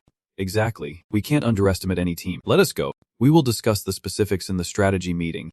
They settled into a classroom. The female teacher stood on the podium looking down at everyone. She began to explain the competition rules. The competition rules for the Line Vi tournament are very simple. There will be a total of 2 rounds. She started to explain in more detail. The first round consists of 6 individual matches and 1 team match. In each 1-on-1 match, the winner earns 1 point. In the 5-on-5 match, the winning team earns 5 points. Saying this, she raised her index finger. In other words, in the first round, we will face off against all the teams. Let us see the final accumulated points. The 4 teams with the highest accumulated points will advance to the next round, which is the finals. The participants in the 1-on-1 matches are Tron Long, Lum Vif, Tremphan He Ko, Viding, Vying, and Lumthu. The trainees called out below all raised their hands to report in. Lumthu rubbed his chin. Calculating, is not this just like horse racing? The order of appearance is well arranged, so even teams with weaker strength can score points. The female teacher agreed with this thought. That is correct, but our goal is not the 1-on-1 match. It is the 5-on-5 match. I will send Tron Long, Aveen Hein, the Lam, by Aim, and Trenching Tam into the match. The teacher called out from below. Trun Long is at platinum level, and Veenin has recently broken through to platinum level as well. The 2 of them participating in 1-on-1 matches should not be a problem at all. The orange-haired girl behind looked at Lam Thu and complimented him. You are great. But he did not understand what she was praising. According to calculations, in the worst-case scenario, Lin Vithagi Hai would get 7 points, while the opponent would only get 4, which means we would win. The female teacher explained further. So as long as we win the 5-on-5 match, even if the other 4 lose, we can still win against the opponent with a score of 74. The white-haired trainee happily added, with 2 platinum and 2 golden eye stars plus Tredong Tam's strength, we are guaranteed a 9 out of 10 chance of winning. The situation looks promising. The female teacher holding a stack of papers said, here are the materials about the opponents that I gathered. Everyone can take a look. This also marked the end of the meeting. The teacher stood up to dismiss everyone. Take a good rest, adjust your state, and do your best. Meeting adjourned. Suddenly, a stack of papers flew straight into Lumthu's head, making a loud sound. Lumthu turned sharply, wanting to know who had the audacity to throw something at him.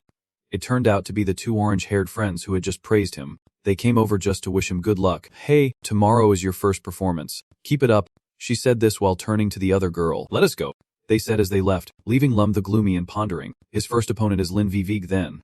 It seems like winning against them should not be a problem. But to ensure the next match goes smoothly, 9,527, he must put in some effort today. Lumthu sat alone in his room, conversing with the system. The system appeared. Awakening skills.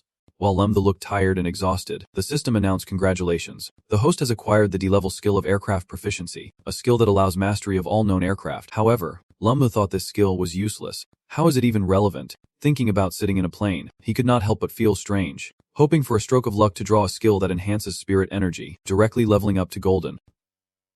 But unexpectedly, he awakened aircraft proficiency. Lumthu walked toward the sunlit door, thinking that with these skills, he should have a plane. Suddenly, a dark shadow darted past him, leaving him no time to react. He only saw the beautiful back of them Tyne rushing by, jumping up to hug Lumthu. Master, the dead ones. He fumbled, unsure of where to place his hands. Lumthu pushed her away, but Nigi asked, Them Tyne, are not you in the Juka squad? Why did you come to the capital? Them Tyne pouted and replied, I came to carry out a mission. Our zoo squad was assigned to ensure security for the Linvo conference, so I came here. Seeing the fruits laid out before him, Lumthu could not help but nosebleed, covering his face and turning away. Good disciple, you do not need to be so enthusiastic.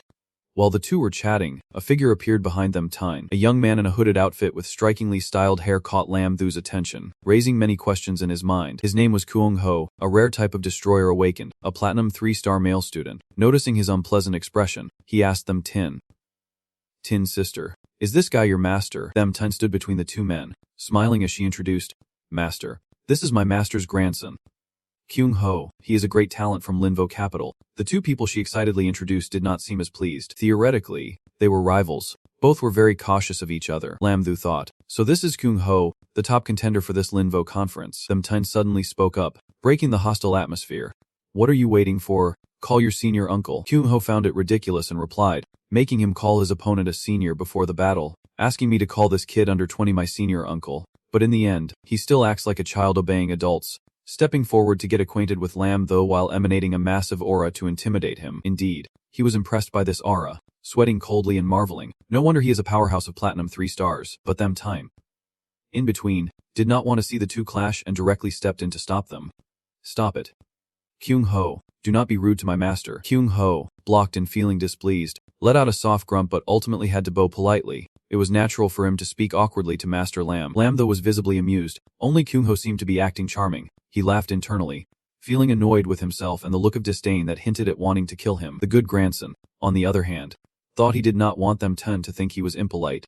The more Lam though teased him, the more he waved his hands dismissively, saying, "You can leave now, my disciple and I have some matters to discuss." Kyung-ho obediently said goodbye to them ten. "Sister Tin, I am leaving first," she sweetly replied. "Bye-bye." Kyung-ho turned away, walking off in a sulking manner. Behind him, Lam though commented to them ten, "This guy has quite a temper. By the way, how do you know Kyung-ho?" Them Tine recalled the time she talked to Kwang-ho in the Green Forest. She said, "His grandfather is the vice principal of Linvo Kindu. Kyung-van and my master's grandfather are friends. We used to play together since we were little." After saying that, Them Tine turned to the main topic. "Right, master. I am actually here to specially find you." Lam though was surprised. "You came to find me." She pulled out a thick stack of documents. Her disciple had gathered a lot of questions, asking the master for guidance. The cover of the documents had 4 words, compilation of questions. Lam though immediately opened it to look and gasped in surprise. So many. This is cheaper than 100,000 Ys. After Lam though finished reading, she sweetly suggested, "We should ask the master. Let us go to the cafe next door." The scene shifted to a building. Today was another beautifully sunny day. With perfect weather, Truong Tam was nervously pacing with his hands in his pockets, while Lam though sat comfortably in an armchair. Truong Tam asked, "Isn't that the big brother?" He actually saw someone he knows, and Truong Tam wanted to strike up a conversation right away, but he hesitated because Lam though was sitting next to an incredibly beautiful woman. His mischievous thoughts arose, and Truong Tam wanted to seize the opportunity to tease the big brother, moving to sneak up behind Lam though, using his elbow to poke his neck, then threatening him playfully. "Kid, you eat from the bowl and look into the pot. I have to report to the big sister." Lam Thu immediately dismissed Truong Tam's dark implication. "What nonsense are you talking about? I am helping my disciple with questions." At this moment, Them Ten also noticed Truong Tam. She glanced over from beside Lam Thu. "Disciple?" Truong Tam, of course, did not know and just found it hard to believe. After all, Them Ten and Lam Thu were about the same age, and the master-disciple relationship did seem a bit off. But this was the truth. Lam Thu introduced Them Ten to Truong Tam. "Disciple, this is Truong Tam. He is my brother." Them Tine respected her master and loved everyone along the way, so she was naturally very polite to Truong Tam. Friendly saying, "Hello, Tam uncle. I am Lam Thu's disciple, team leader Them Tin of the Zhuku logistics squad." Truong Tam calmly greeted her, but inside he was going crazy with admiration. "My god, Lam is too awesome. Even the team leader of the Zhuku squad is bowing down." At this moment, Lam Thu saw it was time to leave, bidding farewell to her student. "Disciple, tomorrow I have a match, so we will end the lesson here today." Them Tine also turned to leave. "Yes, master. Good luck in tomorrow's match. After you finish, I will find you." The next day, the weather was still great, with clear blue skies and golden sunshine. The crowd below flowed like a river, and a loud announcement rang out simultaneously. "This martial arts tournament will be broadcast live on TV and the internet, and we invite everyone to take their seats." A young man with neatly styled hair stood up and shouted, "In a moment, we will have the opening ceremony of this tournament, so everyone stand up and do not let Line V Thayahava lose face." "Yes." The cheers erupted in unison, responding to his encouragement with overwhelming spirit. He glanced back and saw a group of people, led by Kangi H, the formidable rival of their team. Kangi's team consisted of 5 members, and he threw out a provocation. "Tron Long, Lin V Thinghai has lost to our Line V capital for 2 consecutive years. You have already lost face." Kangi H, a young man with purple hair, called out to him with a sharp glance. Facing their taunts, he seemed calm, but a second later, he transformed into a fierce beast, roaring back at them. "Say that again, and see if I do not make you regret it." Kinjingich laughed mockingly. "I am so scared of you." He did not seem concerned about a confrontation at all. Seeing their stubbornness, Trunlong became even more furious. The two sides had barely met, yet it felt like fire and water, with sparks flying between them, revealing that this conflict had long been brewing. The team from Lin Vthingahai was taken aback. Their morale was so high that they were nearly unable to stand. Seeing this, Kinji-hei pressed on. mocking.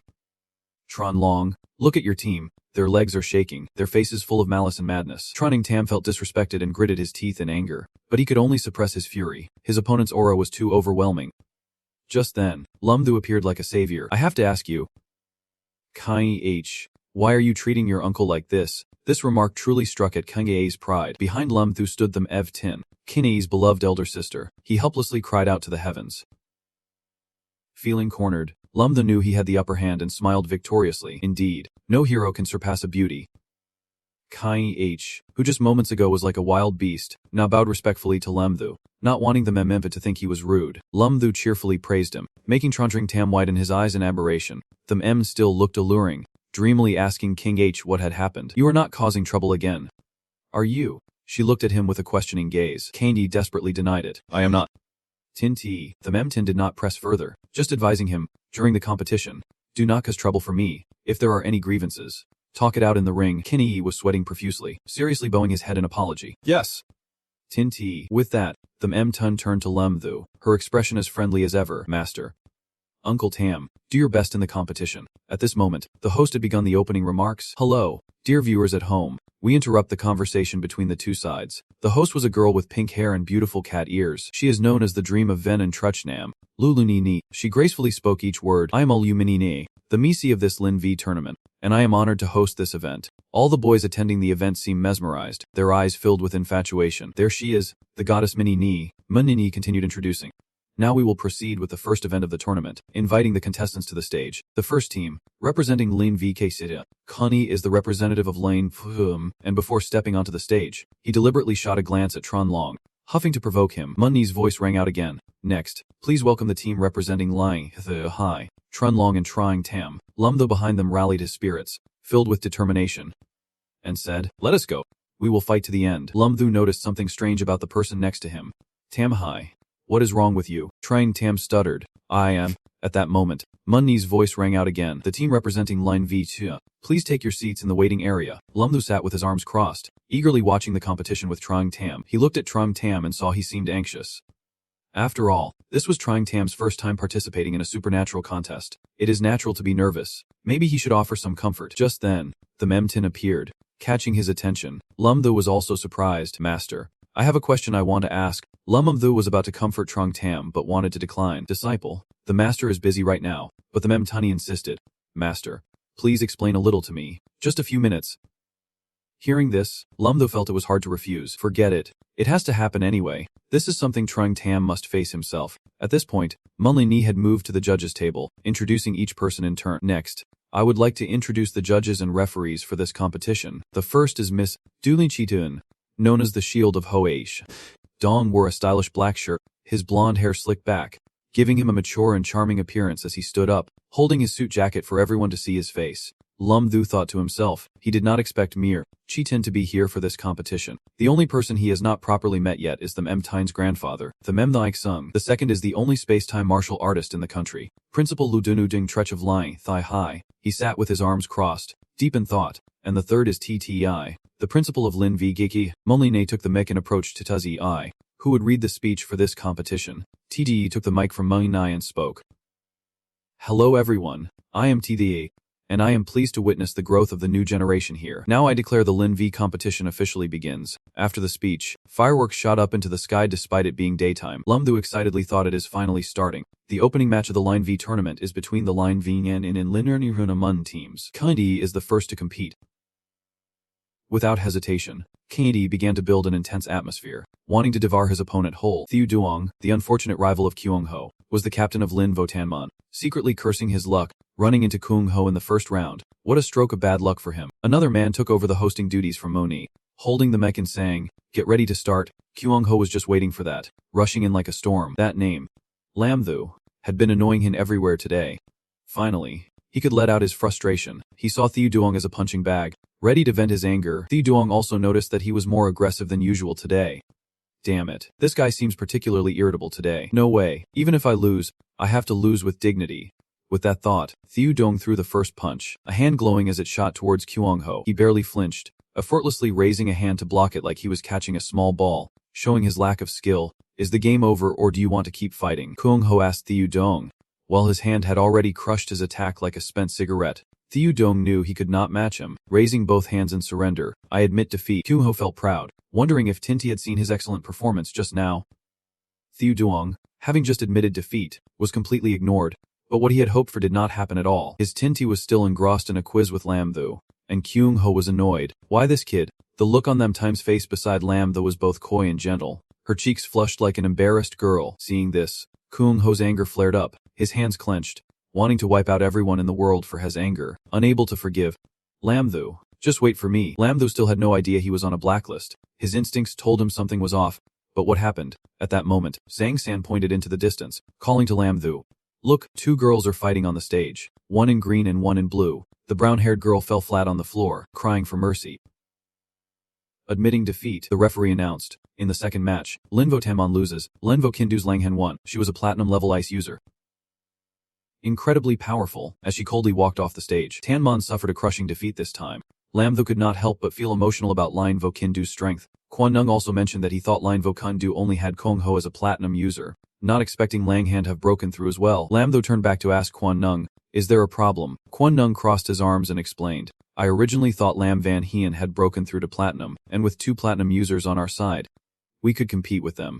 But it seems that is not going to happen. Could it be that Lingvo Thong Hai is destined to always be second to Linvo Kin Du? Lam Thu looked up at the sky, realizing the situation had become increasingly dire for them. They were indeed stronger than we anticipated. Just as expected, Linvo Tanmon faced Linvo Kin Du and not only lost but lost miserably. In the third match, Linvo Tanma, Time of You, lost. In the fourth match, Linvo Mon faced a total loss. In the fifth match, Linvo Tanmon lost, failing to win even a single honorable match. Quan Nung felt worried. This was too frightening. With such momentum, it seems that winning would be extremely difficult for them. Quan Gung reminded everyone that the members of Linvo King City, apart from the 2 platinum members, were all high-level gold rank, while Linvo Tanmon only had 2 high-level gold rank members in total. Tanmon was beaten to the point of being completely bald, crying while holding their sign, and Lam Thu felt pity for them. Linvo King City is really abusing their strength. They should at least leave the opponents some face instead of shaving their heads. Meng Ni announced that next Linvo Shanghai would fight against Linvo Ong Thien. The representatives of the 2 Linvo stood facing each other without any movement, as if they were not planning to fight. Suddenly, the brown-haired person clasped his hands and said, I am not a match for the team leader. I admit defeat. He did not even want to throw a few honorable punches. Is he being too passive? Meng Ni was surprised. What? Linvo Ong Thien was indeed full of talents. Realizing he would lose, so he willingly accepted to avoid the fight. Speechless, Meng Ni announced, this round goes to Linvo Shanghai. Next up is Lam Van Hien versus Dio Quap. Both are high-level gold rank. This will definitely be an amazing showdown. The beautiful figure of Van Hien also appeared. Kuo Kan from Linvo Ong Thien also stepped onto the stage. No big deal. I am not facing team leader Tran Long. She is a dark element ability user. I can give it a shot. As the spiral technique began, Kuo Kan gathered energy with one hand, preparing to unleash the first move, probably wanting to win quickly against Van Hien. Van Hien was ready to face the enemy, holding her sword in a defensive stance, her expression serious. Kuo Kan launched an attack. A massive gust of wind rushed forward. The howling wind seemed to cut into the skin. Van Hien remained standing, maintaining her defensive posture, while the whirlwind approached closer. No one could predict what she would do next. The wind whipped through her hair, and her eyes looked like they were blazing with fire, glaring at Kuo Kan as she moved like lightning, narrowly dodging the attack. Missing the target, Kuo Kan exclaimed, so fast. I thought my attack could hit Van Hien. Van Hien's foot landed silently, moving lightly as if she were walking on cat's paws, and before anyone knew it, she had circled behind Kuo Kan, leaping to strike. The tip of her sword was already close to his neck, and Kuo Kan realized something was off. Indeed, Kuo Kan could not dodge in time and was pressed by Van Hien's sword against his neck. The outcome of this battle was clearly in favor of Van Hien. Kuo Kan, in shock, asked Van Hien, when did you break through to platinum? But she only smiled faintly from behind, conceding. Thus, the battle ended. Both sides turned away, and Meng Ni stepped out to announce the results. In the second match, Linvo Shanghai won. Next up is the following match. Lam Thu witnessed the entire battle and thought to himself that dark abilities are truly overpowered. Where there is darkness, it is basically unbeatable in matches of the same level. Van Hien suddenly dashed out from behind him. At the same time, the Misi's voice rang out. In the third match, Linvo Ong Thien wins. Van Hien hugged Lam Thu from behind, blushing as she asked him, how was it? Is the senior sister impressive? The atmosphere between the two came incredibly ambiguous. Van Hien leaned down to look at Lam Thu. You have to do your best, while her mind was focused on something else. This kid is blushing, he obediently replied. Yes.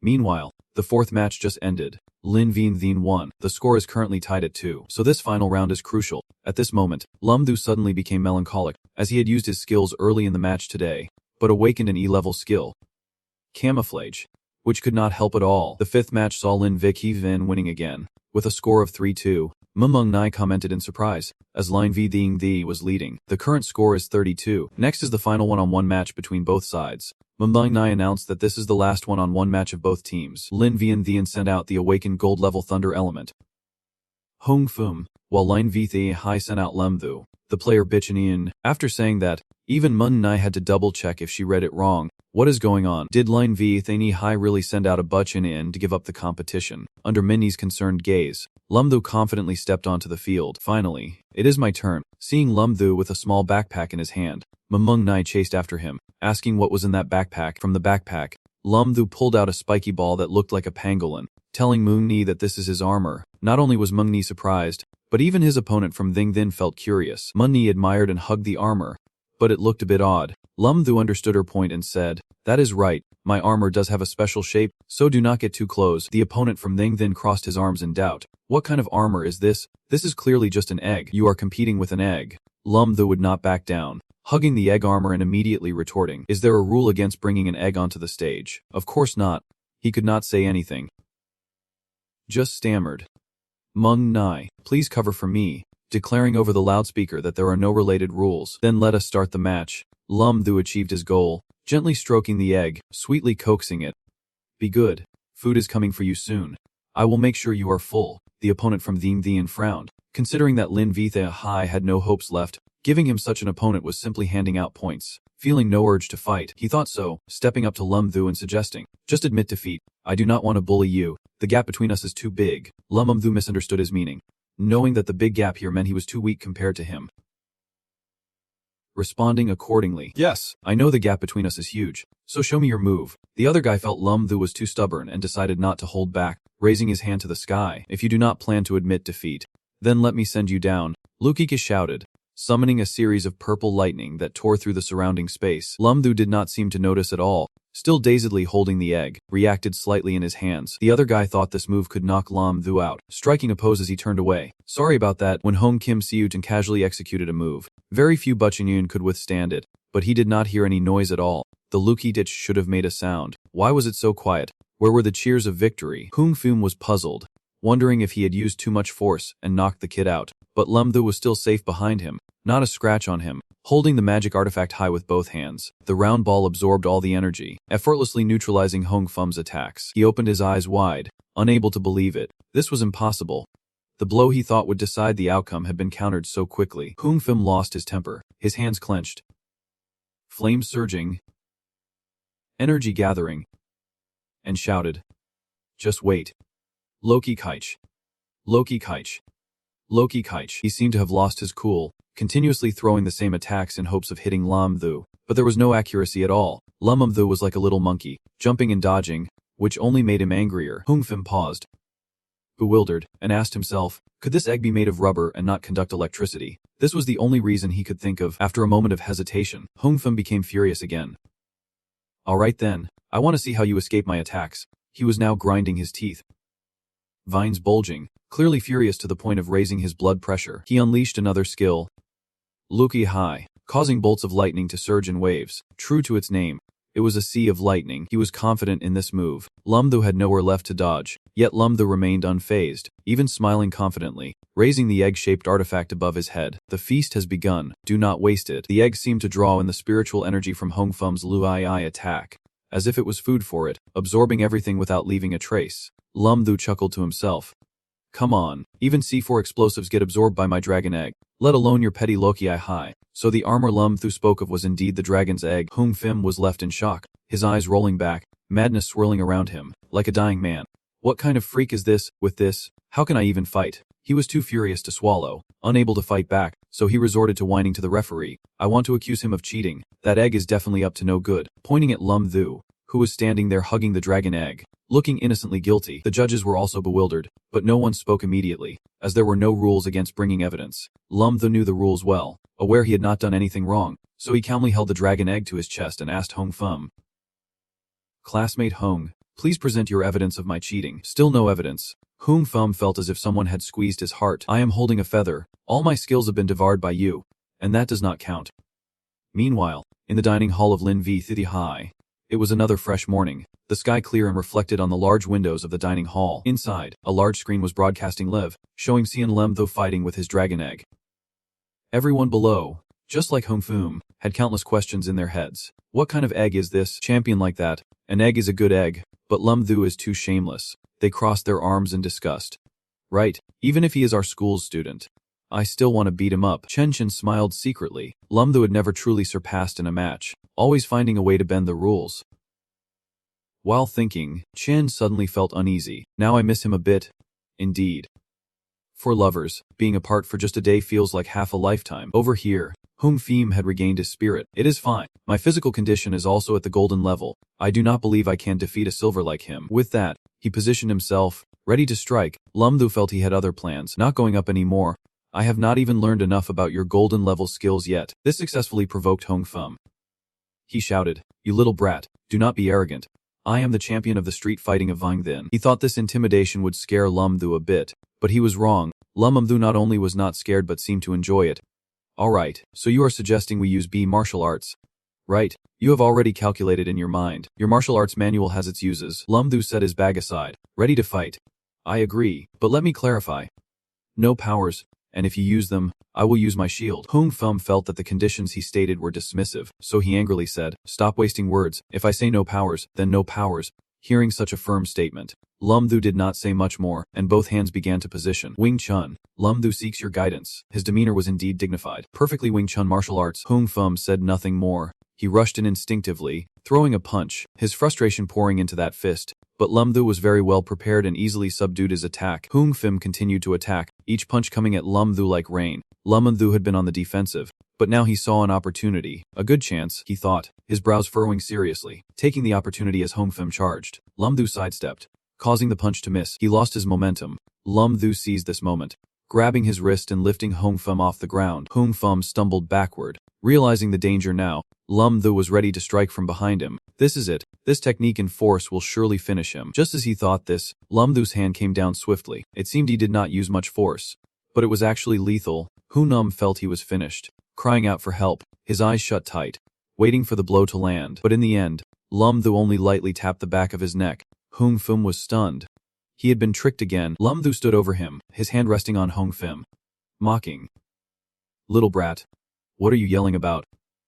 Saying that, Hong Fum looked like a scared rabbit. Even a tap on the shoulder made him scream. Everyone below saw this scene and raised their hands in applause. Lemtho, his name echoed loudly. It was so beautiful. His martial arts were truly impressive. Meng Nai held the mic to comment. It was amazing. Competitor Lemtho even defeated Hong Fum without using any skills. This result was truly unexpected.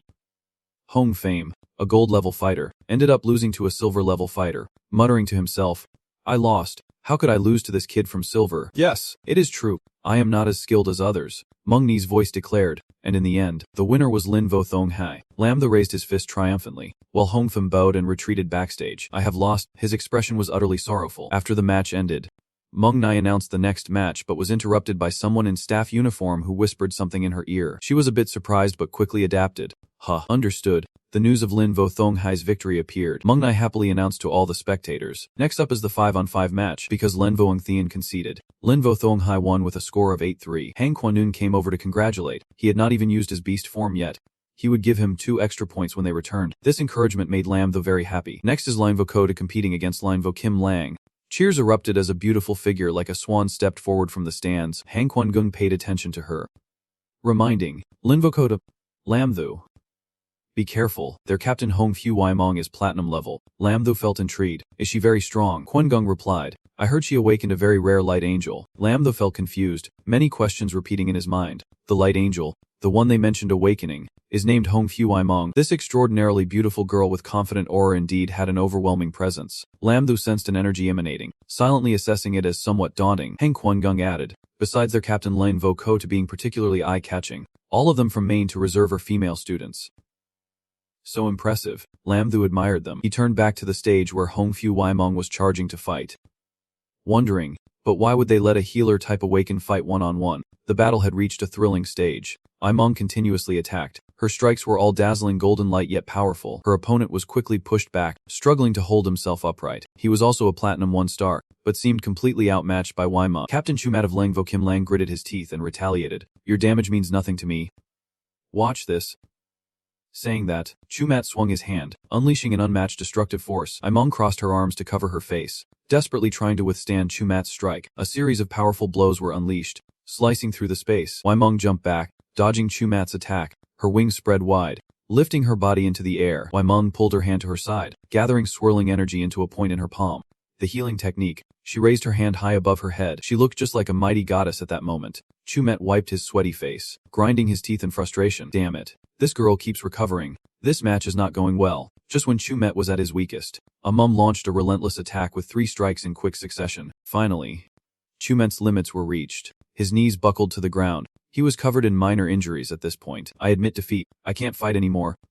Over here, Wamin healed herself one last time after the battle. Still looking fresh and strong, the announcement rang out, declaring Hong Fui Meng as the winner. The other members of Lin V2 gathered around to congratulate Captain Wei Ming. Seeing Hong Fui Mia's strength, both Lin V Kyo and we fell silent. Next, in the 5-on-5 match, her healing support led us to victory without any injuries. At this point, the first day's matches had all concluded. Lin V the Q temporarily took the lead with 11 points. The Ingi Hai Kautich, Jiang Lung all tied with 8 points. The remaining characters were formidable as well, but the most notable were Zhang Then, Kim Long, and Fang Then, who each scored 3 points, tying for third place, while Line V Tina Men sat at the bottom with no points. Hun Kun paused, deep in thought, his sharp lips moving with each word. The next time was free to arrange. She winked at her team, just telling everyone to meet at 7:00 am for a per-match conference.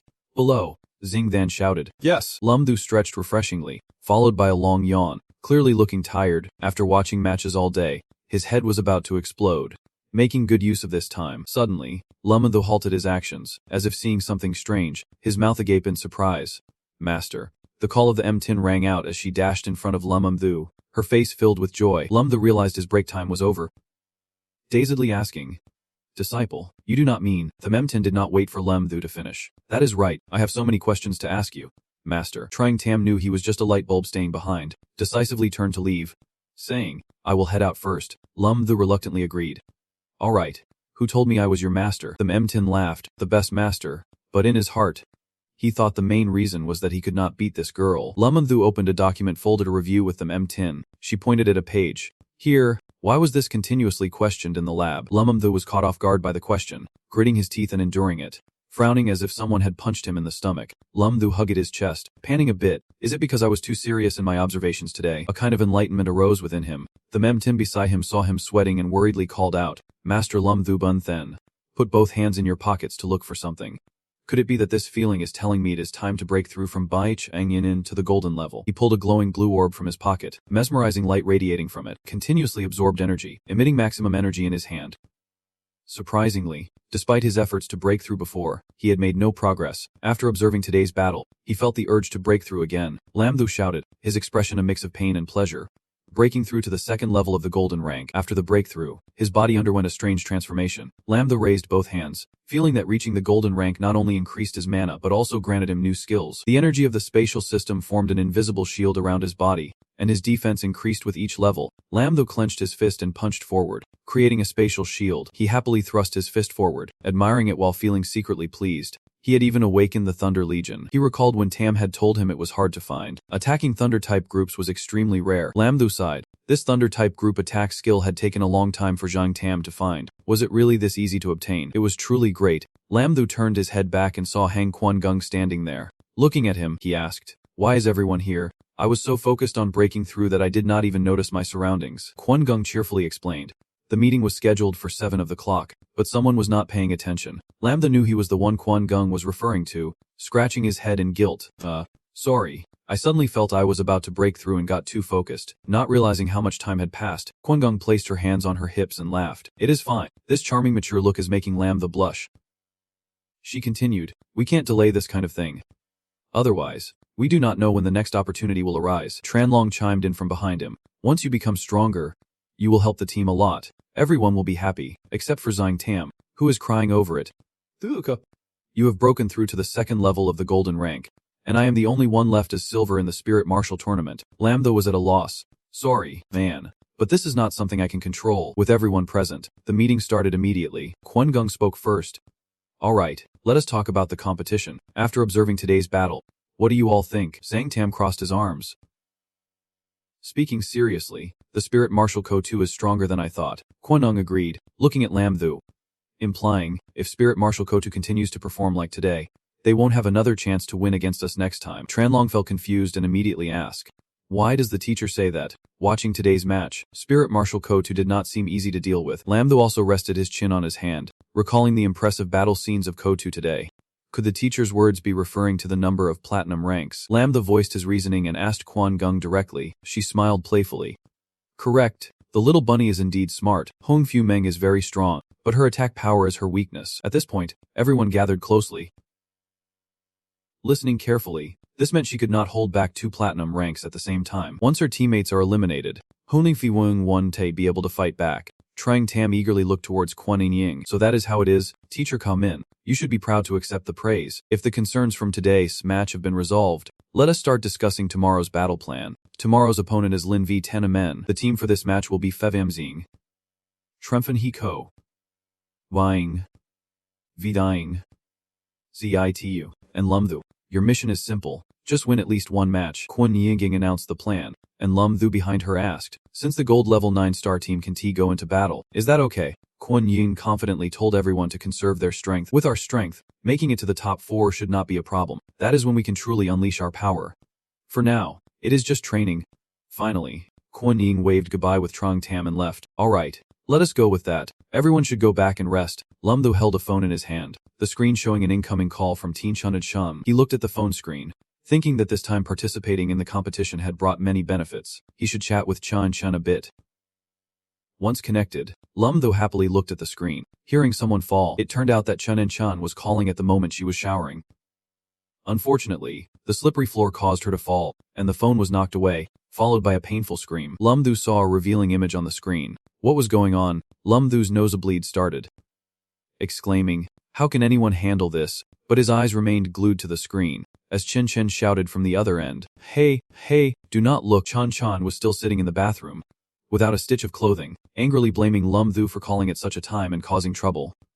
Of course, in this situation, all the blame fell on Lam-thu. He quickly admitted his mistake. Alright, it is my fault. By the way, I have good news to share. I have broken through to the gold level, Lam-thu joyfully announced. Chen Chen's first reaction was surprise.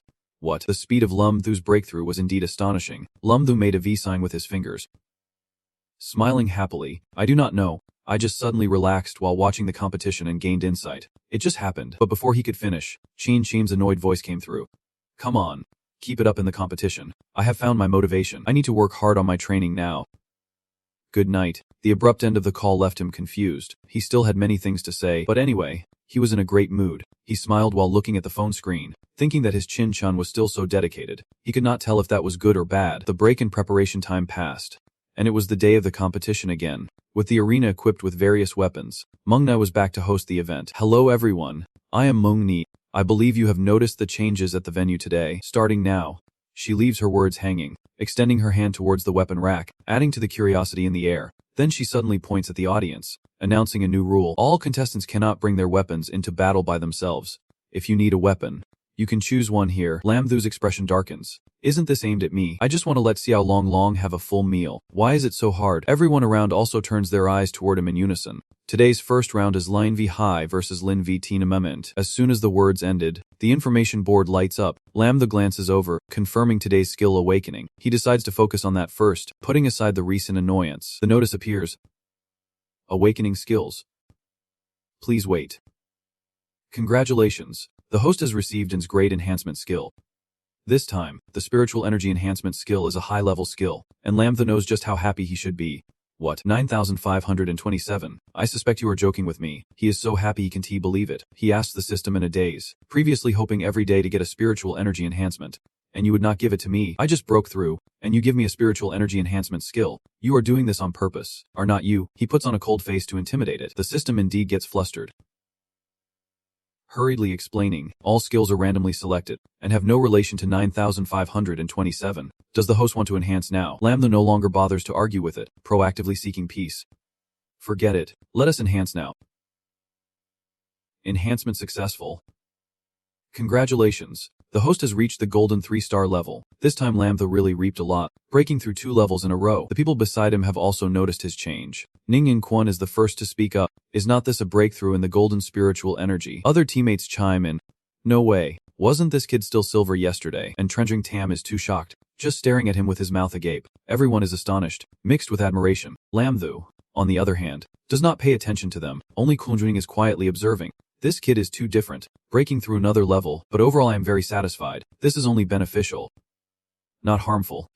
Suddenly, the competition time has come, and the announcement echoes, calling out Lamtho's team. Next, Lin Vithing High faces Lion Mun. Lamtho stands opposite the white-haired Mong Nai, who speaks, inviting contestant Lam from Line Tho from Line High and contestant Tronathasi from Line V, 10 men to the stage. Lamtho still wants his little dragon to have a full meal, grasping the last bit of hope and pleading with Mindri. Is it really impossible to bring my armor into battle? I hope I can bring Xiao Long Long onto the field too. But Mun Nai is just the host and can't he change anything?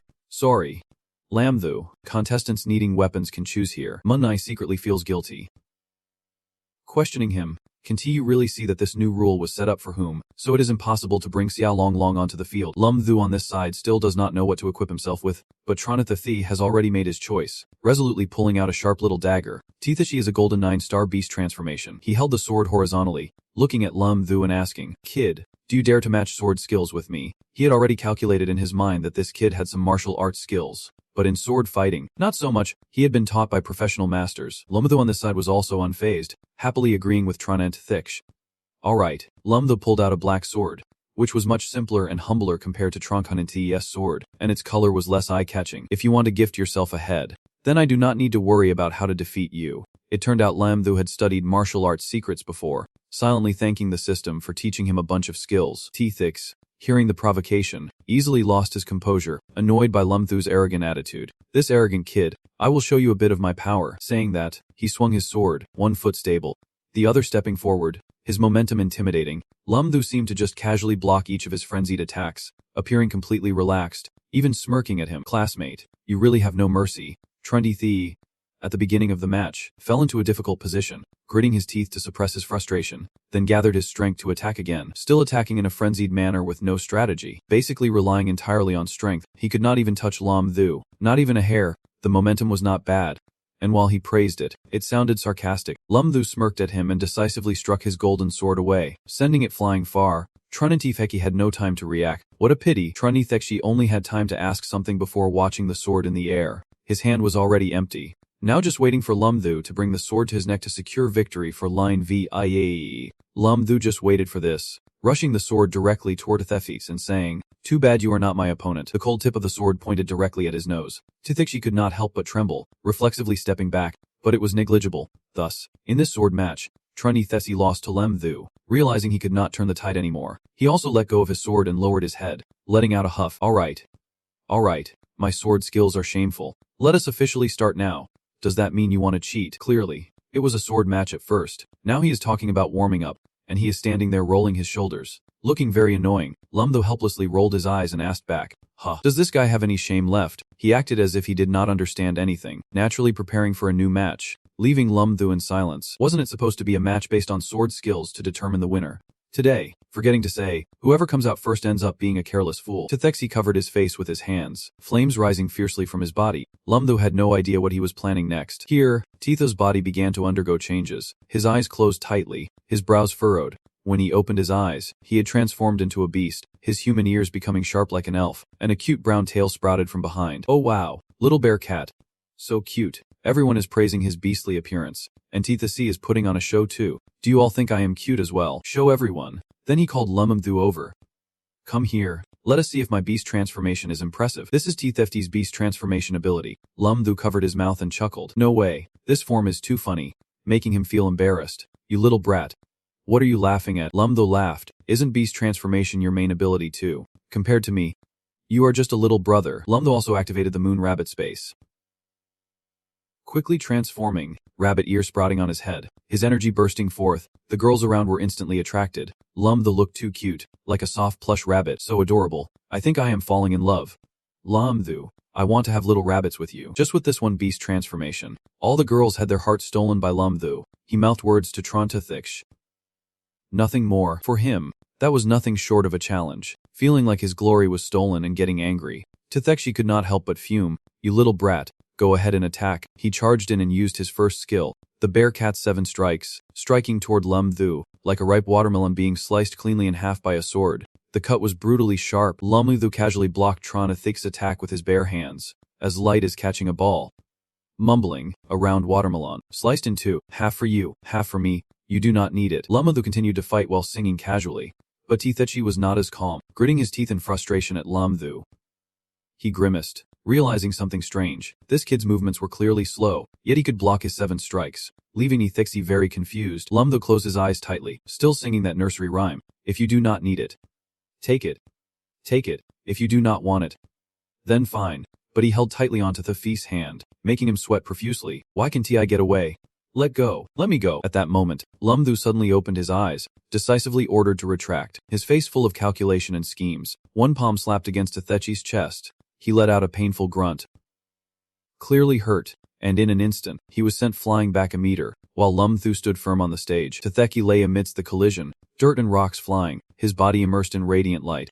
After finishing his attack, Lum Thu stopped, closed his eyes to rest for a moment. Munning admired his relaxed demeanor, his absolute power crushing the opponent, his fighting style truly impressive. When Lum Thu suddenly turned around, Munling was startled out of her focus. Oh my! I was so mesmerized that I forgot to officiate and rushed out. I loudly declared to everyone that the victory of this match belongs to Lum Thu. At this moment, he had turned back toward the wings. Mahongi looked around and could not see him, only spotting his black backpack left on the ground, while its owner had already walked away. Mumlini felt this was a chance for the two to get closer, hurriedly picked up her backpack, blushing as she handed it to him. Lum Thu, here's your egg. Lum Thu felt a bit embarrassed, quickly took the bag, and said to Mengi Ni, little sister, please do not say such misleading things next time. You can mention your spirit beast instead. He cheerfully slung the backpack over his shoulder without saying a word of thanks. Meng Nai stayed in the arena. In the next match, Lin V and M forfeited. In this round, Lin V Thagani Hai secured the victory. Lam Tho cheerfully talked to himself, lightly saying that fighting is not just about spiritual energy. Combat skills are also very important with these techniques. But then suddenly something interrupted him. Girls he did not even notice had surrounded him, sweetly calling out to classmate Lam Tho. Each girl was as beautiful as a flower, colorful and varied, continuously asking him, do you have a girlfriend yet? Classmate Lam Tho, when you fight, you are so cool. Let us be friends on WeChat. I wanted to. The little bunny is so cute. Lam Tho found himself in a tough spot, gritting his teeth and wondering, what is going on here? What is wrong with the girls here? Lam Tho raised his hand in resistance, but it was hardly noticeable. Sorry, I already have a girlfriend, he said, but they thought he was just making excuses. Why is it like this? Lam Tho proudly declared, I am the kind of man you can never have. I am already taken. The judges on this side were also discussing the match. The match had gone through 2 rounds already. What are your thoughts? One judge stroked his chin. Kyung Ho is definitely no problem. Huang Fu the girl is not bad either. Plus Tran Long, Lam Van Hien, Chu Mat, and Lang Han should also be noted. What about Aoyang? The other asked. You suggested. I recommend we keep an eye on Lam Tho. His rank is too low, but he confidently replied. What if I said he broke through from silver to gold in 3 months? This statement left the others confused. How could breaking through to gold be that simple? From the aura radiating from him, he must be at gold level 3 by now. Indeed, the judges all had sharp eyes. Not bad. How could a prodigy like him end up at Lion Pho High? The old man crossed his arms and chuckled. This kid is not as simple as you think. The next move will definitely surprise you too. Meanwhile, Lam Tho was still chatting with a few female students. Lam Tho returned home looking exhausted, drenched in sweat. It must have been tough to escape from that group of girls. Phew. Finally home, remembering the earlier scene made him shudder. He sighed. It was not easy to escape from that group of crazy girls. He lay on the bed, motionless, feeling utterly drained, resting his head on his hands. He tiredly told himself, tomorrow, I won't have to face Master Lang V Feng Thin in the match. I can finally relax a bit. Just as he was about to drift off to sleep, the sudden knocking interrupted Lam Tho's intention to rest. He sat up and asked, Master, why are you here? I thought it was Zhang San. The teacher stood at the door, gently speaking to Lam Tho, wanting to discuss something with him. Lam Tho followed along but was filled with questions. It was already late, and the master came to see him. He wondered what it could be about. He sat down first, hands clasped on the table. Little Tho, do you know about the world competition? Lam did not respond immediately. Master, please enjoy your tea, and after serving you, I will sit down. After the master finished his tea, Lam Tho stood up to share what he knew. He heard it was similar to the Lingwu competition, and everyone worldwide would participate. Held every 4 years, it had never been broadcast live before, so no one knew the details of the competition. After finishing his cup, the master gently set it down and said, "You are mistaken. The world competition is not like the Lingwu competition. The battles in the world competition are much more brutal." The master rested his chin on his hand, solemnly stating, "Not knowing the details is because each match is different. Moreover, the scene can be very bloody. It is not suitable for the public to know that the world competition can be deadly." He added, "Let me tell you, the survival rate in the world competition is only 20%. Lamtho showed a worried expression. "Master, if the death rate is that high, why still hold it?" The master gloomily replied to Lamtho, saying there is nothing that can be done. This was the final outcome after negotiations among the countries, because the world competition involves many factors. Without it, the casualties could be 100 times greater, or even more. Lamtho suddenly understood. So that is it. The competition would significantly affect the distribution of benefits. The countries also agreed on this division. Without the world competition, they would constantly fight over these interests. Thus, the casualties would be even larger. The master, fearing Lamtho would overthink, comforted him. "In fact, this matter is not greatly related to you. After all, you are still young, but the master hopes you can participate." It seems this time the master has placed a lot of expectations on him. Lamtho was hesitant, pointing to himself, indicating he would participate. Not only is he too young and inexperienced, but this competition is also very dangerous. The master explained, "The talent you show makes me think of letting you go." But Lamtho interrupted him. "Talent? Could it be spatial ability?" He reluctantly admitted, "Yes. There is still half a year until the world competition. Your progress and abilities are extraordinary.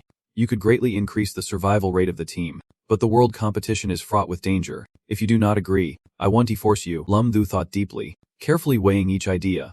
With his current strength, the chance of returning from the world competition was very slim. This situation was indeed dangerous, but it was a gamble worth taking. Lamtho gritted his teeth and considered it thoroughly, finally stating, "Master, I grew up in an orphanage, so I consider the country to have raised me. If the country needs me..."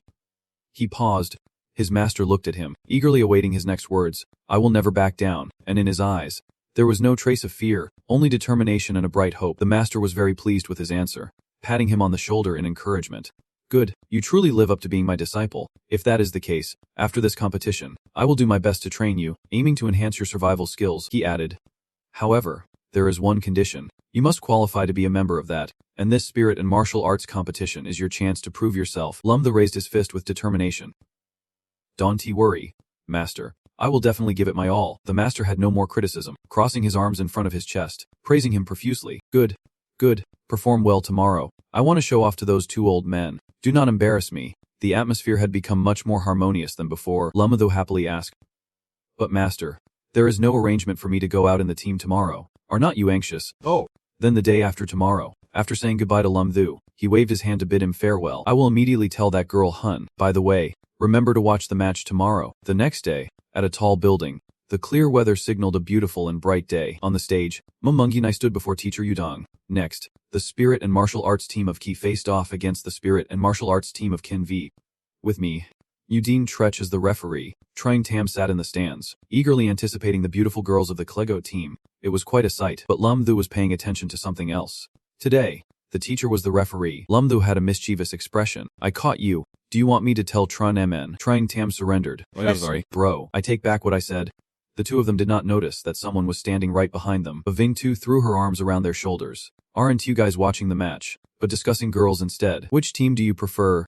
Both pretended to think, but Trung Tam had a nosebleed. "It must be that the Kindu team is strong after all." Lamtho nodded in appreciation. "That is right, but the captain of the Q2 team also deserves praise." Suddenly, Lamtho noticed a familiar figure. Looking up, he silently asked, "That golden hair, angelic wings, this stunningly beautiful face is so familiar, and those graceful legs, walking lightly as if gliding on the wind, all belong to someone everyone knows. It is the angelic form of Weiming. Her divine figure is truly unmatched. We must win this battle this year." Weiming is flying solo, with 4 teammates below. Kinjingichi pointed at her, losing his cool, shouting, "Long An, stop stalling and finish them off quickly. Something feels off." Long An confidently responded, "The vice captain of Lin Vik Hu is indeed impressive, using one hand to unleash a powerful strike that overwhelmed everyone." In front of KH, a chaotic brawl was underway. The scene was a mess, with dust everywhere.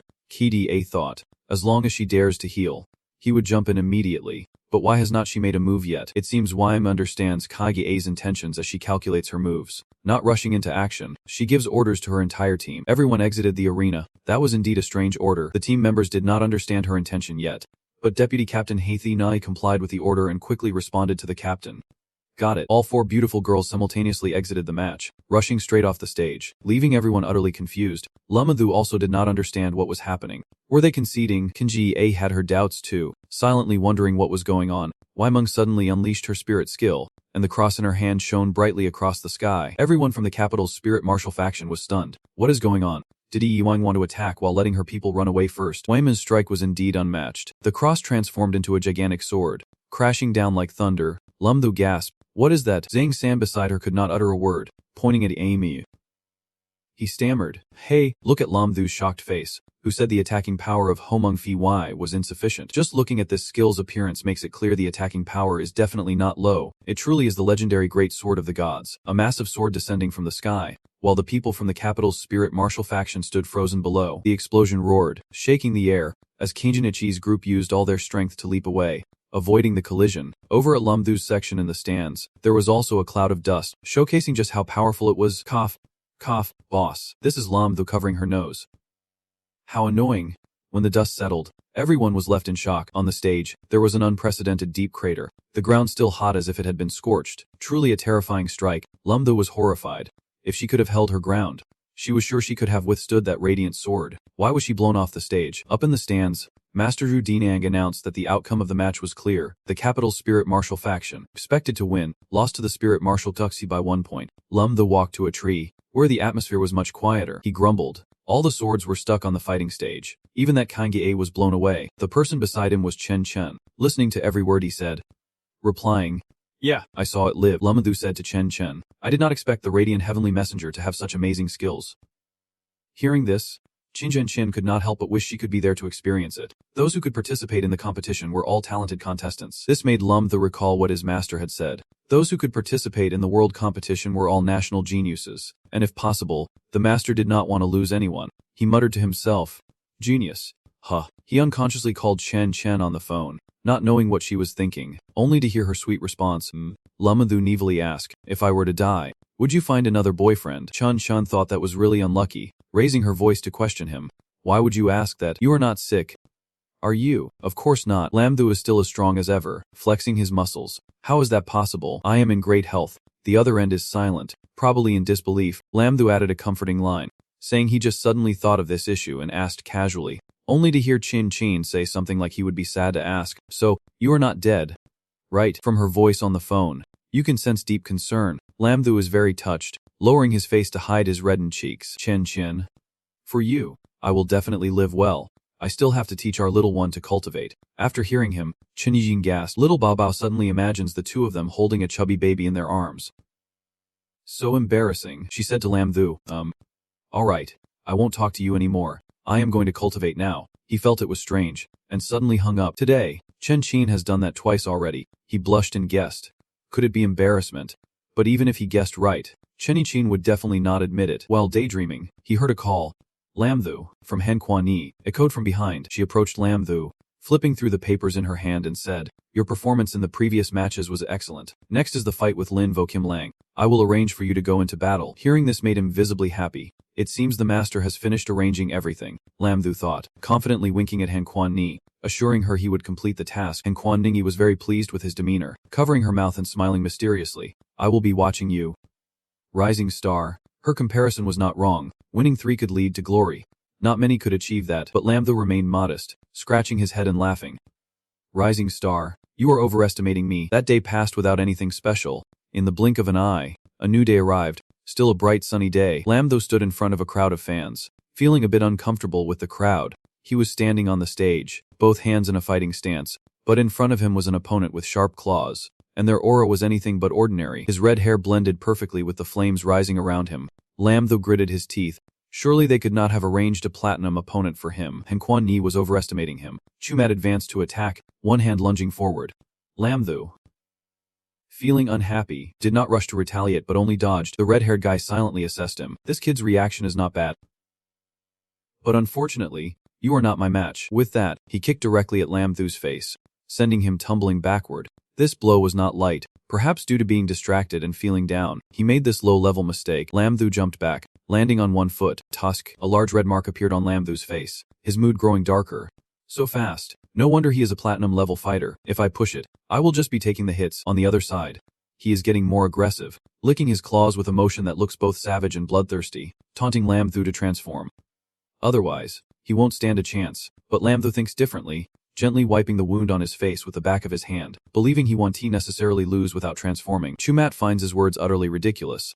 Has this guy been it so hard he has gone daft? I am platinum. Little did Lam Thu know he was just about to pull out his trump card, his hand forming a cluster of sparks. Last night, I observed the celestial signs. And today, someone will be struck by lightning. The sky suddenly turned gloomy, and a deep black hole appeared. From that black hole, a green lightning bolt shot down to the ground. Below was Lam Thu. His body acted like a giant magnet, drawing all the energy from that lightning, causing the energy surrounding him to flare up. Chumat stared blankly at the sky. Where just moments ago the weather was clear, now it looked like a storm was brewing. What is going on here? Isn't he supposed to be a beast transformation awakener? What is this scene? Lam Thu shouted in anger, accepting the punishment of the lightning. The divine punishment unleashed an endless source of power, with thunderbolts crashing down toward his opponent. Chumat looked up at the bolts of electricity heading his way. He quickly jumped to escape. The destructive lightning obliterated everything in its path, turning the once flat ground into ruins. Lam Thu smirked, his eyes growing colder as he continued to hold his stance and unleashed a new move, the intention of his technique expanding. Sparks concentrated to form a circle in the dark sky, emitting a terrifying hiss. Before he could catch his breath, the circle grew larger in an instant. Chumat gaped at the sky, the giant circle resembling a door sucking in the lightning from the atmosphere. He stammered, his eyes wide, staring at the horrifying sight before him.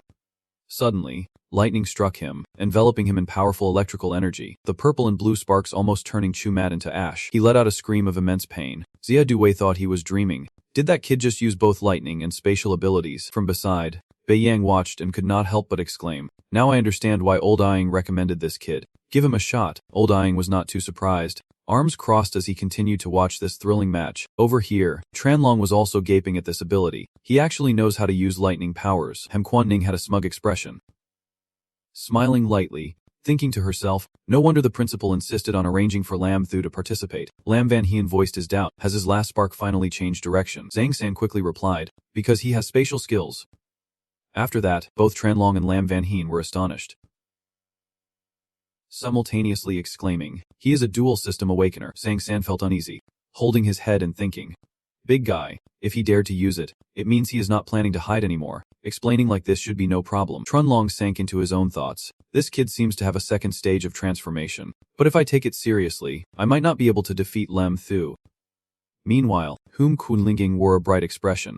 But when she turned, she was met with Trunlong's not-so-happy face. What is with that pained expression? She looked confused and continued. This is actually a good thing for us. With Lam Thu as our ace, we are one step closer to the championship. At the same time, in another apartment, in the dark room, the light from the TV was broadcasting the intense match between Lam Thu and Chumet. Hello, I am TSEU. Tuli Sen Ziyu was on the phone calling his subordinate. He maliciously ordered, telling that Cu be Thet to prepare for the mission. No mistake, he must be dealt with. The TV continued to broadcast the referee's voice. It seemed that Lam Thu had completely defeated Chumet in the Line V the Yangyihai match. He lay sprawled on the competition floor. In the arena, Lam Thu was like a celebrity, with the aura of victory surrounding him. Lam Thu proudly raised his hand to the sky. Surrounded by fans eager to take pictures of their idol, Lam Thu looked over to Min for a photo. Looking handsome, while some people called out a familiar name as he transformed. Bunny. Bunny, he thought smugly. Isn't it just winning a match? Do we really need to be this excited? In front of him stood his master Udong, who was looking at him seriously. Lam Thu approached him and asked, Master, why are you here? Udim Trech maintained a cold expression and said seriously while patting his shoulder. Tu Thu, come with me. The two used teleportation, and in the blink of an eye, they arrived in a spacious room filled with many bookshelves. Lam Thu looked around and asked curiously, Master, where is this? Udim Trech replied, this is the study of that old man Tisivai. A third person appeared in the room, and Lam Thu was a bit surprised, asking, Senior TTA and TB King appeared together. TD spoke first. The spatial system is indeed useful. Just like that, the person arrived. TB Giting also complimented. Lummi TE, that last match was really impressive. TD approached Lam Thu and provocatively said, Little brother, staying with that old man Dukung Trech has no future. You might as well come to our Line V capital, and I will satisfy all your requests. Uding Trech showed a disdainful expression, crossing his arms as he looked at T Zivai, shaking his head. How could he satisfy when he was not even a spatial system? Can he teach the boy about the spatial system? Principal TTA was left speechless. Master Yu Ding shook his head. You can't dig into my corner. TT huffed back, neither willing to back down. They glared at each other with murderous intent. After a moment, Tima walked over and sat at his desk. He looked towards Lum Thu, saying seriously, All right, let us get back to the main topic. Yu Dijing Trech spoke first. Tu Thu, I have already talked to you about the world competition. You know the dangers involved, and today you revealed your spatial system abilities. Do you know what this means? Lam Thu quietly looked at the two, thinking for a moment before answering that he did not know, but he was really curious. Was not the old man supposed to tell him to give it his all? Principal Tudu continued the words of Odong Trach. Little Thu, your abilities have been exposed, which means your life will not be easy. You could encounter any forces from all directions trying to assassinate you. Lam Thu was surprised. Assassinate? Is it really that dangerous? He showed clear signs of sadness and worry on his face. Duong Trach approached and patted his shoulder to comfort him. Don't worry. So for the next period, we will have someone responsible for protecting you 24/7. Lam Thu was distressed. Although I know they mean well, I really do not like the feeling of being watched by others. Hearing this, Duong Trach understood his plight and thought for a moment before saying, You can rest assured. We will arrange for someone familiar to protect you. Is that okay? Lam Thu fell silent, wondering who this familiar person would be. Just as he finished speaking, Them Tine appeared. She excitedly greeted him. Master, I got the notification. Lam Thu saw her, his face slightly flushed, awkwardly looking at her. Is she really a familiar person? Them Tine came over and wrapped her arms around him, her face cheerful as she smiled brightly. From now on, I want to leave Master's side for a moment. She took out a pair of metal handcuffs, putting one on Lam Thu's wrist and the other on her own. After finishing everything, she gently pulled their hands together so they faced each other and softly said, I will be by Master's side every minute and every second. Lam Thu was confused. But do you really need to handcuff me? Them Time pretended not to hear and dragged him in the direction she wanted. She held a stack of documents in her hand, saying she had a few questions to ask Master. He looked at her in despair, lamenting inwardly, Who will help me carry this book of 100,000 questions? Suddenly, a pretty face appeared, with bright orange hair and a beautiful mouth that emitted a clear voice. Ro Lam, the junior. Found you. Lam Van Heen entered through the door, saw the scene of the two before her, and walked over to pull his other arm. So, you are here enjoying the perks. The team is looking for you to hold a meeting. Lam Thu glanced back, realizing it was Lam Fakes T. An idea popped into his head. Reinforcements have arrived. Why not let these two stick together? He turned to respond to Lam Van Heen. Alright, let us hurry up. Then he turned to urge them Tin. Come on, hurry and unlock me. But Lam Van Heen seemed unwilling, raising her hand to ask, What is going on? Then she used her other hand to unlock the handcuffs. Freeing the two, free from the cursed handcuffs, he quickly dragged Lam Van Heen and ran outside. Them Tine waved her hand calling after them.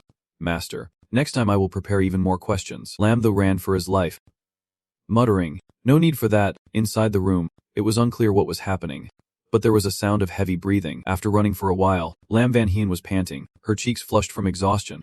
She turned to question him. Why are you running so fast? Lam Thu replied nonchalantly. Aren't you afraid she will chase after us? The two of them walked into a crowded auditorium, where many people were already waiting. Lum Vin Heen teased him. The popularity of the freshman is really high. Huh. So many beauties are surrounding you. Lum Thu immediately retorted. Don't say that. I am already taken. Kwon Ying walked in holding a thick notebook, gathering everyone to start the strategy meeting. Is everyone here? Let us start the strategy meeting. She stood straight, beginning the session. Our opponent tomorrow is Line V Kai. I hope everyone can give their all for this match. Think of this as the finals. Kwon Jing looked at the prepared documents and began announcing the roster. Now I will announce the members for this match. For the one-on-one round, Tron Long, Lum Vinf, Lam Thu, Yin the Lam, Trang V, Bai Aim, and for the 5-on-5 match, Tron Long, Lum Vif, Yin the Lam, Lam Thu, and Trung Tam. Everyone listened attentively, lost in their own thoughts. Lum Thu was worried about the opponent's strength. Coach Hun had sent the strongest lineup, hoping for an explosive match. But considering the levels, the opponent's strength was actually significantly greater than theirs. Quinn Jing gently twisted her hair, proudly stating, Lin VTUT has shown us the hope of defeating K. After saying that, she looked at Lum Thu with hopeful eyes. Moreover, Lum Thu's spatial skill is our trump card. If the freshman has the strength to fight fiercely, should not we, as seniors, strive even harder? Trun Long jumped up, smiling brightly, shouting Line VT Ing High, to boost the morale of everyone in the room. At this moment, Lum Thu suddenly realized something and thought. Coach Trun Long and everyone stood up, smiling brightly, shouting Line VT Ing High, to boost the morale of everyone in the room. At this moment, Lum Thu suddenly realized something and thought. Coach Trun Long and everyone stood up, smiling brightly, shouting Line VT Ing High, to boost the morale of everyone in the room. At this moment, Lum Thu suddenly realized something and thought. Shouting encouragement, and in that moment, everyone was filled with fighting spirit. The next day, at the arena, the goddess Meng Nai was the host for the match. She excitedly stood on the stage, Greeting everyone, dear audience. Today will be the most anticipated match between Lin v Kinyo and Lin v Anyahai. Now, may I invite the team members from both sides to the stage? She looked at the ranking board and said, currently, leading the rankings is Lin v Kuncha with 36 points. Just 2 points behind is Lin v Anyahai in second place. This match is destined to be a fierce battle everyone is looking forward to. Minnie continued to introduce. The opponent in the first match is Kaji facing team captain Tron Long. Please welcome the contestants from both sides to the stage. On the stage, Kanyi and Tron Long faced each other. Both sides were ready to fight. Tron Long stared seriously at his opponent, nervously thinking that he might not be a match for Kaigring H. Kanyi looked down on him with a disdainful expression, arrogantly declaring, Tron Long, this is your third year, right? This time, I will make you taste defeat. Tron Long was full of fighting spirit, raising both hands in a defensive stance, clearly showing his determination not to give up, thinking to himself, but I will definitely not back down. He boldly declared, I know I may not be your match, but this match is not just about one person. I may have failed, but my team will make you taste defeat. With that, both sides charged at each other, eyes filled with murderous intent. Kanyi and Tron Long threw punches at each other, the force echoing loudly as they faced off, unleashing their most powerful strikes. When their fists collided, the energy released was incredibly intense. The cuff of Tron Long's sleeve tore apart from the impact. Quining and Lemthu stood outside, watching the battle, her gaze assessing the situation of both sides. Strangely, Kanyi's strength seemed slightly weaker than Tron Long's, but with his rank suppressed, combined with King A's fierce abilities, it seemed that Tron Long would not gain any advantage in this match. Lemthu also considered the situation, silently agreeing with the teacher's words. The teacher's words were not wrong. The two had engaged in the most primal contest right from the start. He watched the intense fight before him. Although King A's strength was slightly lacking compared to Tron Long's, he occasionally emitted a destructive aura from his palms. Kanan gradually focused his power between his palms, channeling all his inner strength into this attack. His hair stood on end as blue lightning began to gather into a massive energy ball, growing larger in his hands. Tron Long frowned as he looked at his opponent, squatting down to maintain his balance, his face showing pain from the heavy blow he had taken. His clothes were tattered, one sleeve ripped to shreds. Falling to the ground, he was contemplating. The destructive system had a unique characteristic. Kanyi could disrupt the formation of spiritual energy by contacting the opponent's abilities, rendering their skills ineffective. Kanyi's power erupted, manifesting a terrifying skull image, a colossal blue skull. His destructive spiritual force was damaging his own body. If he continued to attack himself, he would surely be seriously injured, or even die. Tron Long, in a desperate state with torn clothes, saw Kanyi's attack push him back and bitterly thought to himself that he truly was not up to par. He clenched his teeth in resignation, unsure of what to say, only able to exclaim, I finally admit defeat. Everyone knew what kind of person Tron Long was. To utter such words was a significant loss of face. Kanyi stepped forward, extremely pleased, and disdainfully said to Tron Long, wise choice. Tron Long walked past him, and he solemnly reminded, this match is not a solo performance. I do not mind losing. My team will make you taste defeat. Meanwhile, in another arena, Lumum Vanin and Lung An were on the field. Kanyi was unfazed by Tron Long's threat. He casually replied, I can't wait. This match is over. Mong Ni continued to lead, now shifting the focus to the second group of competitors, Lum Vanin and Lung An. She commented that both were stunning beauties, and this match would be incredibly exciting. Lung An was creating countless sharp ice arrows in the air, while Lum Vanin jumped back to keep her distance. Lonan smiled, launching her skill, the Ice Snow Lightning technique. The ice arrows created earlier immediately shot towards Lemum Vain Hein. Her legs were quickly bound by ice, unable to move. Lang An, surrounded by sharp ice spikes, wore a challenging smile. With this area attack, let us see how long you can evade this as my final move. Suddenly, Lam Van Heen moved at lightning speed. Hearing her words and scoffing, in the next moment, she abruptly appeared behind Lang An, her body pressed tightly against Lang An, while she pressed the sharp tip of her weapon against her neck, whispering in her ear, how will you escape this? With her being pinned down, Lang An blushed and could not break free. The previous move could be explained as Lam Van Heen having already launched her spear behind Lang An from the start, but she had not noticed. Van Heen softly explained, the power of the shadow system is like that of an assassin. My golden tier skill is Shadow Lock, and I have got you trapped. Lam Van Heen continued to hold Lang An tightly, making it impossible for her to struggle, her expression troubled. With her chest being held tightly, Lang An felt embarrassed and flushed. Lam Van Heen continued, and how do you think you can avoid this? Ice blocks you created were illuminated, casting a shadow large enough for me to evade all your skills. Want to know more? Lang An could not take it anymore, immediately exclaiming in embarrassment, enough, I admit defeat. Lam Van Heen released her, and the host's voice echoed, in this one-on-one match, Van Heen win. Van Heen, still not satisfied, said somewhat unhappily, is that it? You are giving up just like that? Lang Enjan sighed in relief, hugging her chest. Lam Van Heen leaned in closer to Lan. speaking seductively, wanted to be a bit more intense. Lang En blushed in embarrassment. This was exactly the scenario everyone below had imagined. Zhang San, next to Lam Thu, with a nosebleed, asked, "Bro, you doing alright?" Lam Thu excitedly exclaimed that it was indeed an embarrassing match. Mengna's voice rang out. "Next up, let us welcome our popular contestant. Lam Thu, against Chu Zihang."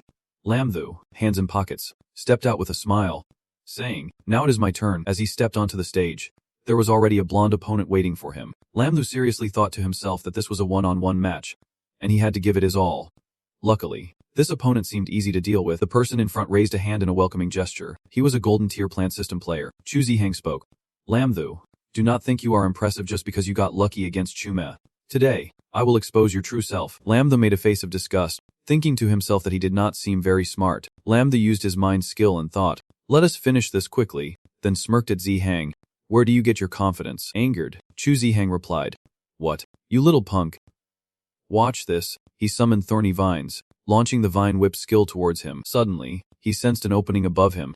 From the purple space opening, Lam Thu appeared, ready to kick him, provocative smile on his face. "What are you looking at? I am here to teach you how to be a person." Zihang panikedly turned around. Lam Thu kicked him away with one swift move. His spine must have gone a bit too far this time. Zihang, dazed from the kick, looked a bit slow-witted. He flew out of the arena, crashing into the wall with enough force to crack it. Unsure if he was knocked out, Lugal Munli watched sympathetically and declared, "Lin Vithi, Lam Thu Thing. This must be the quickest match in history." Zihang was helped off by his two teammates, shedding 2 streams of tears before he left. "Lam Thu, you are not human." Lam Thu shrugged and replied, "I thought he was tougher than that." After 6 one-on-one matches concluded, the scoreboard read Lin Vo Shanghai B and Lin Vo Kin Do 2, with Mengni leading the commentary. After the fierce battle between the two sides, in the one-on-one match, Lin Vo Shanghai tied the score at 4-2. She winked at the audience while flashing a beautiful smile. In the next 5-on-5 match, will Lin Vo Kin Do reveal a new trump card? Now, let us welcome the members of both teams to the stage. Mengnai pointed to the left, first introducing Lang Vo Kindu. Stepping out was Kuang Ho, Platinum 3 stars of destruction. Lang Han, Platinum 1 star of ice. Zai Hang, Gold 9 stars of plants. Chi Vian, Gold 9 stars of earth, and Moa, Gold 8 stars of healing. Kuang Ho furrowed his brow, thinking, I did not expect to be defeated by Shanghai in the one-on-one round with a score of 4-2. Looks like we need to give it our all in the team round. Mengni glanced to the right to introduce. Lanvo Shanghai's members stepping out were Tran Long, Platinum 1 star of strength. Van Hien, Platinum 1 star of darkness. Thu Lam, Gold 9 stars of beast transformation. Truong Tam, Silver 3 stars of healing. At this point, she asked a bit confused. The contestant Lamtho seems to be of the beast transformation type. Right, I do not know what level Gold 3 stars is, Lamtho helplessly thought. What the hell does it mean not knowing what type? Is it cause I previously used space and lightning types that caused confusion? Kunho stepped forward with a mocking smile. Even Bayangian is stepping out. Linvo. Shanghai. None of you stand a chance. I advise you to just admit defeat, Truong Tam said, feeling a bit awkward in front of Kyong Ho's imposing demeanor. Lamtho stepped up, arrogantly retorting, you won't know who loses until we fight. Tran Long, not wanting to fall behind, replied, that is right. He signaled to his teammates to set up formation, and the others immediately complied. Yes. Kunho turned to remind his teammates. Be careful. They are going to strike. The Kundu team took a defensive stance, exuding great strength, looking toward Linvo Shanghai, who still stood there in a line. Where are we? Hearing the crowds fly by, it was silent. Kyungho shouted in frustration. Where's the formation? Is this all there is? Are you kidding me? Tran Long smiled.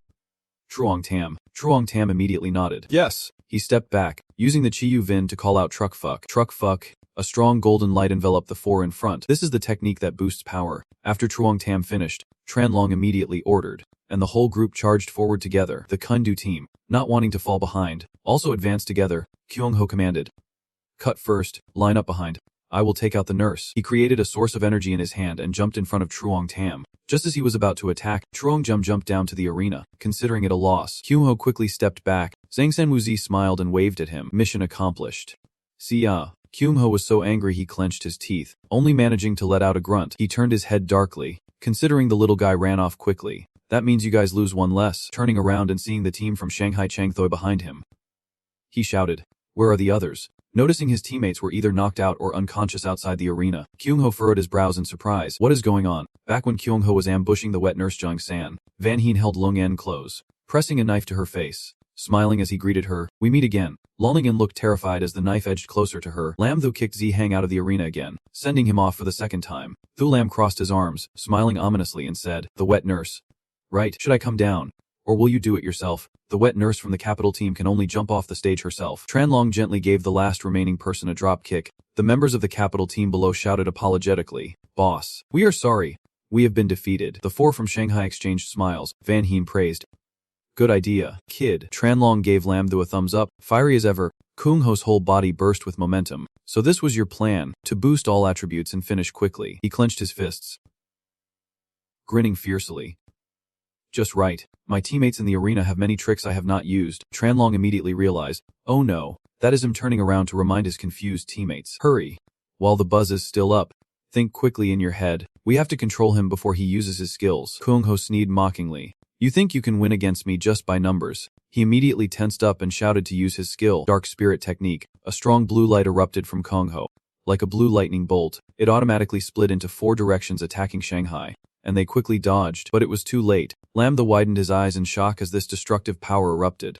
Van Heen yelled as it hit him, his clothes torn, while the lamb fell backward, and Tranlong gritted his teeth, wanting to withstand it, suddenly leaping onto the arena, blocking the attack from Kyung Ho with all his strength, shouting loudly to pause. The energy slowly dissipated, leaving only the golden light from the power of Tubak Doong. He did not turn around to explain. "This move is not something you can stop." Tranlong looked up at his back and called, "Senior 2. Kyung Ho over there smiled triumphantly. "Referee, declare the match over." Tubak Doong looked back at the 3 behind him, confirming that indeed the 3 had stepped outside the regulation area. Just as Kyung Ho was feeling extremely pleased, a bolt of lightning suddenly shot toward him. This bolt was aimed directly at him. Kyung Ho shut his eyes tight in defense, shouting angrily, "What? Who is it?" From the thick smoke of the arena, a figure appeared, with the power of Thunderbolt still emanating from his hands. Lamthu glared and said, "Big nephew, I have not fallen off the ring yet." He smiled confidently in front of him, his body unharmed, and the announcer immediately made an announcement. The match continued. Kung Ho looked at Bak Doong in confusion and asked the referee,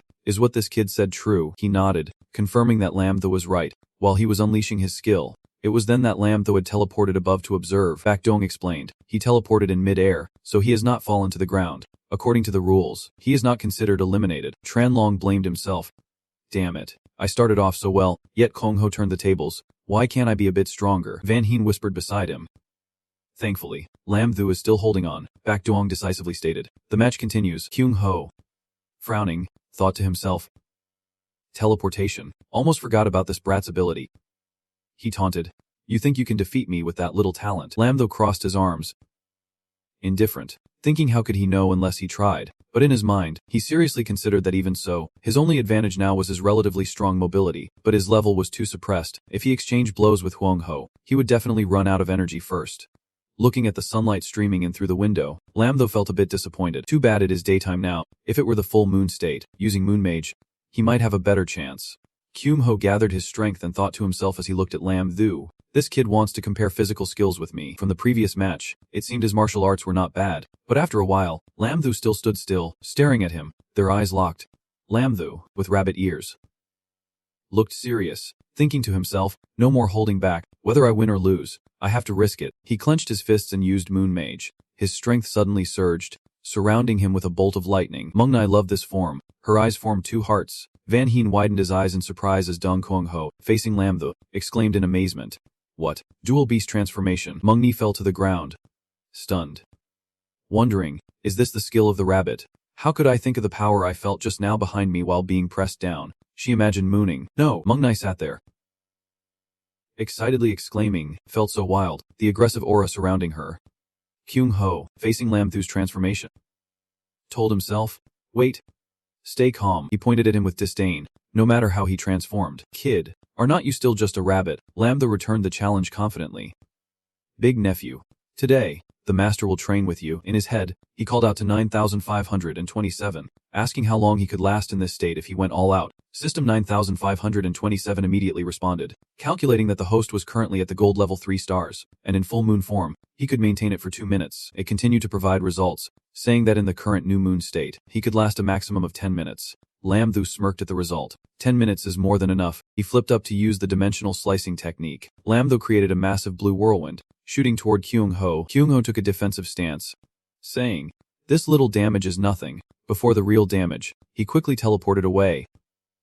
Gone already. Feeling the surge of power swirling behind him, he immediately turned around, suddenly hit by an energy blast to his left hand. Kung Ho dodged, clutching his injured left hand, gritting his teeth in frustration. Realizing he had been hurt, the attack power of this kid had at least reached platinum level. What was even scarier was that he was also mobilizing his entire body's strength to supplement himself. His skills truly made it difficult for others to defend against. He could not continue like this, gaining momentum.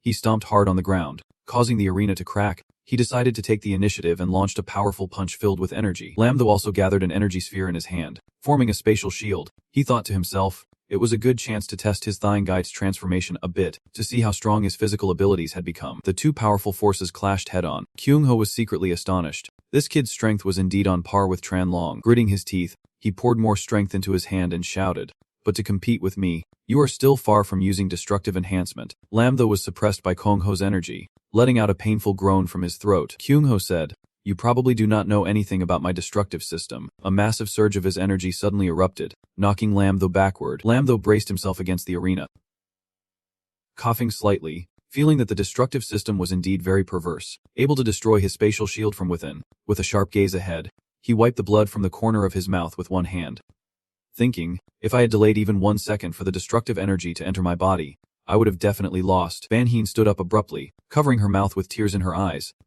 shouting, "Lamthu! Tran Long! Stop her, do not provoke." Van Heen looked at Quan Nun, who remained calm beside her, and asked, "Master, seems Lamthu is in trouble. Should we?" Quan Nin interrupted her, looking at Van Heen and saying, "Since when did our flower ever care so much for her junior?" Van Heen replied shyly, "It is not that." Quan Nin smiled confidently at Lamthu, comforting Van Heen. "Don't worry. We should trust the strength of our junior. This is his stage." Kyung-ho stood before Lamthu and said, "I advise you to admit defeat early." Lamthu slowly stood up in the arena and laughed loudly. Lamthu replied solemnly as he moved his wrist, "You want me to admit defeat?" In the next moment, only an afterimage remained where he stood. Kyung-ho looked in shock as Lamthu suddenly disappeared before him, exclaiming, "Where did he go?" Lamthu appeared from a strange red space behind Kyung-ho to attack. He must be dreaming. Kyung-ho was astonished, turning to gather energy in his hand to confront Lamthu. "You little brat. Take this." But when his punch swung, it only hit the air. Lamthu suddenly vanished. He was puzzled. Where is he? After so many times, the red space Lamthu created is about to surround Kyung-ho. Lamthu peeked out from a space, cheerfully waving at him. Surprised, Kyung-ho shouted in frustration, "Is this guy like an eel? Can't catch him, let alone attack." He thought irritably. At any moment he could be attacked by him, with no way to dodge. Another space formed behind him as Lamthu suddenly jumped down from it, calling out to him, "What are you doing out there?" Before he could react, Lamthu landed a punch on Kyung-ho's head, spitting out words like a demon. "Eat this. My punch. Bunny. Bunny." The next moment, he appeared right in front of Kyung-ho, using Dimensional Slash, a blade slicing past Kyung-ho, who struggled to dodge, then reappeared behind him using Heavenly Punishment. Watching Lamthu appear in unpredictable places, Kyung-ho gritted his teeth, realizing the spatial system was indeed hard to deal with. This little brat was as hard to catch as an eel. Lamthu also thought seriously. The difference in power level was too great. Even a high-density attack only resulted in a few minor injuries for him. He frowned. And moreover, his spiritual energy was running low. Kyung-ho looked at him, his body bursting with energy, saying, "Brat, are you running low on spiritual energy?" He shouted and lunged forward. "Now is my time." Suddenly, Lamthu raised his hand to signal. Kyung-ho paused in confusion. Lamthu smiled provocatively. "Big nephew, today Uncle Lam can only teach you this much. How much you can learn depends on your own abilities. See you next time." Kyung-ho, angered by him, shouted, "Are you still joking with me?" He unleashed his power and yelled, "With all these injuries, you think I can just let this go? Absolutely can't hold back anymore. That is a destructive spiritual technique." Before he could reach Lamthu, Kyung-ho found he had vanished again. This time, Lamthu directly teleported down from the arena, raised both hands and shouted, "I concede." Kyung-ho wanted to reach out to pull him back, stomping his feet in anger. "You can't run after the fight. Come back here. Let me hit you a little more." Lamthu made a face at him, driving him crazy. Kyung-ho, furious, yelled loudly, and the arena cracked under his punch, creating a pit. Kyung-ho gritted his teeth and cursed. "Damn it." Lamthu casually crossed his arms behind his back, commenting that young people these days were too hot-headed. Kyung-ho pointed at Lamthu's back and threatened, "Lamthu, you little brat.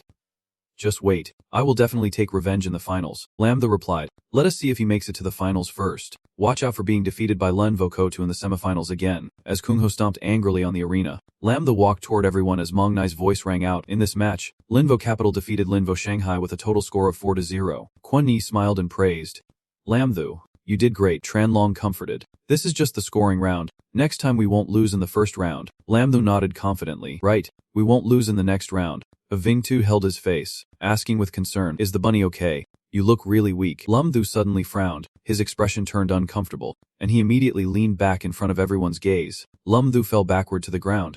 No one had time to react. Ving Tu exclaimed, and after a moment, Lam Thu groggily opened his eyes.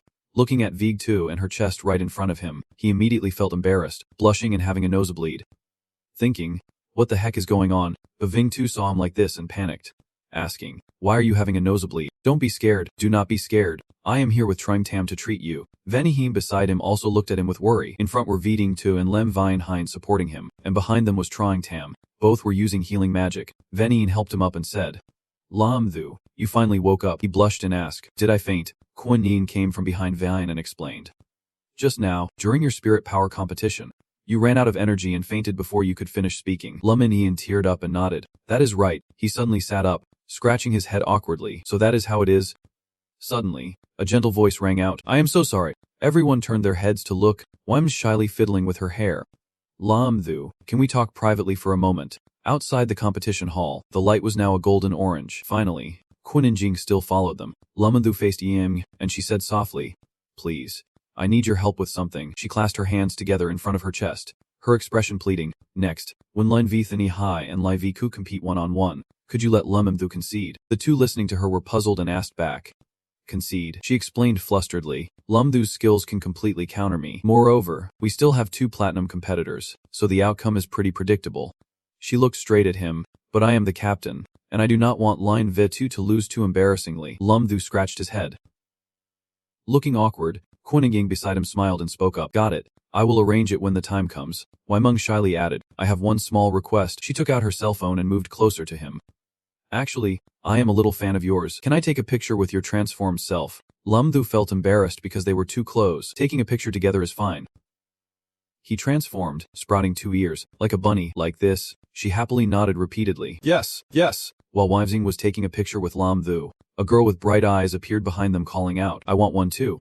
The news anchor's voice came through the channel, mentioning that the first-year student Lam Thu shone brightly in the competition and received much applause. On the cell phone screen, Lam Thu stood out. Zooming in on the picture reveals him surrounded by girls, making him the center of attention. Chen and Chin looked at the cell phone screen, pouting a bit in annoyance. Lam Thu, a girl passing by, looked at her in shock. At the athlete dormitory, Lam Thu had just escaped from their group of girls, scratching her head anxiously. Phew, if Chen Chen sees me, I will turn into a block of ice, he called out. Looking at the system panel 9527, today's skill awakening is starting. It is making a sound, extracting the skill. Please wait. Congratulations to the host for receiving this level sensory skill. It explained that he could accurately sense small fluctuations within a 100 m radius, automatically alerting him to any spiritual energy disturbances within that range. Lam Thu smiled with delight. This skill is amazing. From now on, no suspicious person can approach me anymore. He immediately activated the new skill, releasing an aura that radiated around him. Let us see. Appearing were Tron Long and Trying Tam. Lam Thu grinned wickedly. He felt it. The captain's room had very strong spiritual energy fluctuations. This is a breakthrough to Platinum 2nd star. Trong Tam was talking on the phone with Tron Emmeman. Suddenly, Lam Thu felt someone wrap their arms around him. Something soft pressed against him. He awkwardly thought to himself that he might have been discovered. Tusk.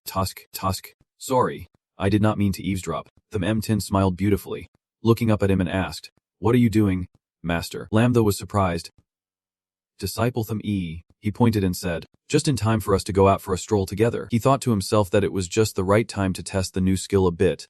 The Memtun looked at him curiously and said as they walked through the dormitory area, Master, old man Dududing said that there are bad people watching you, so do not wander around. Lam Thu casually rested his hands behind his head.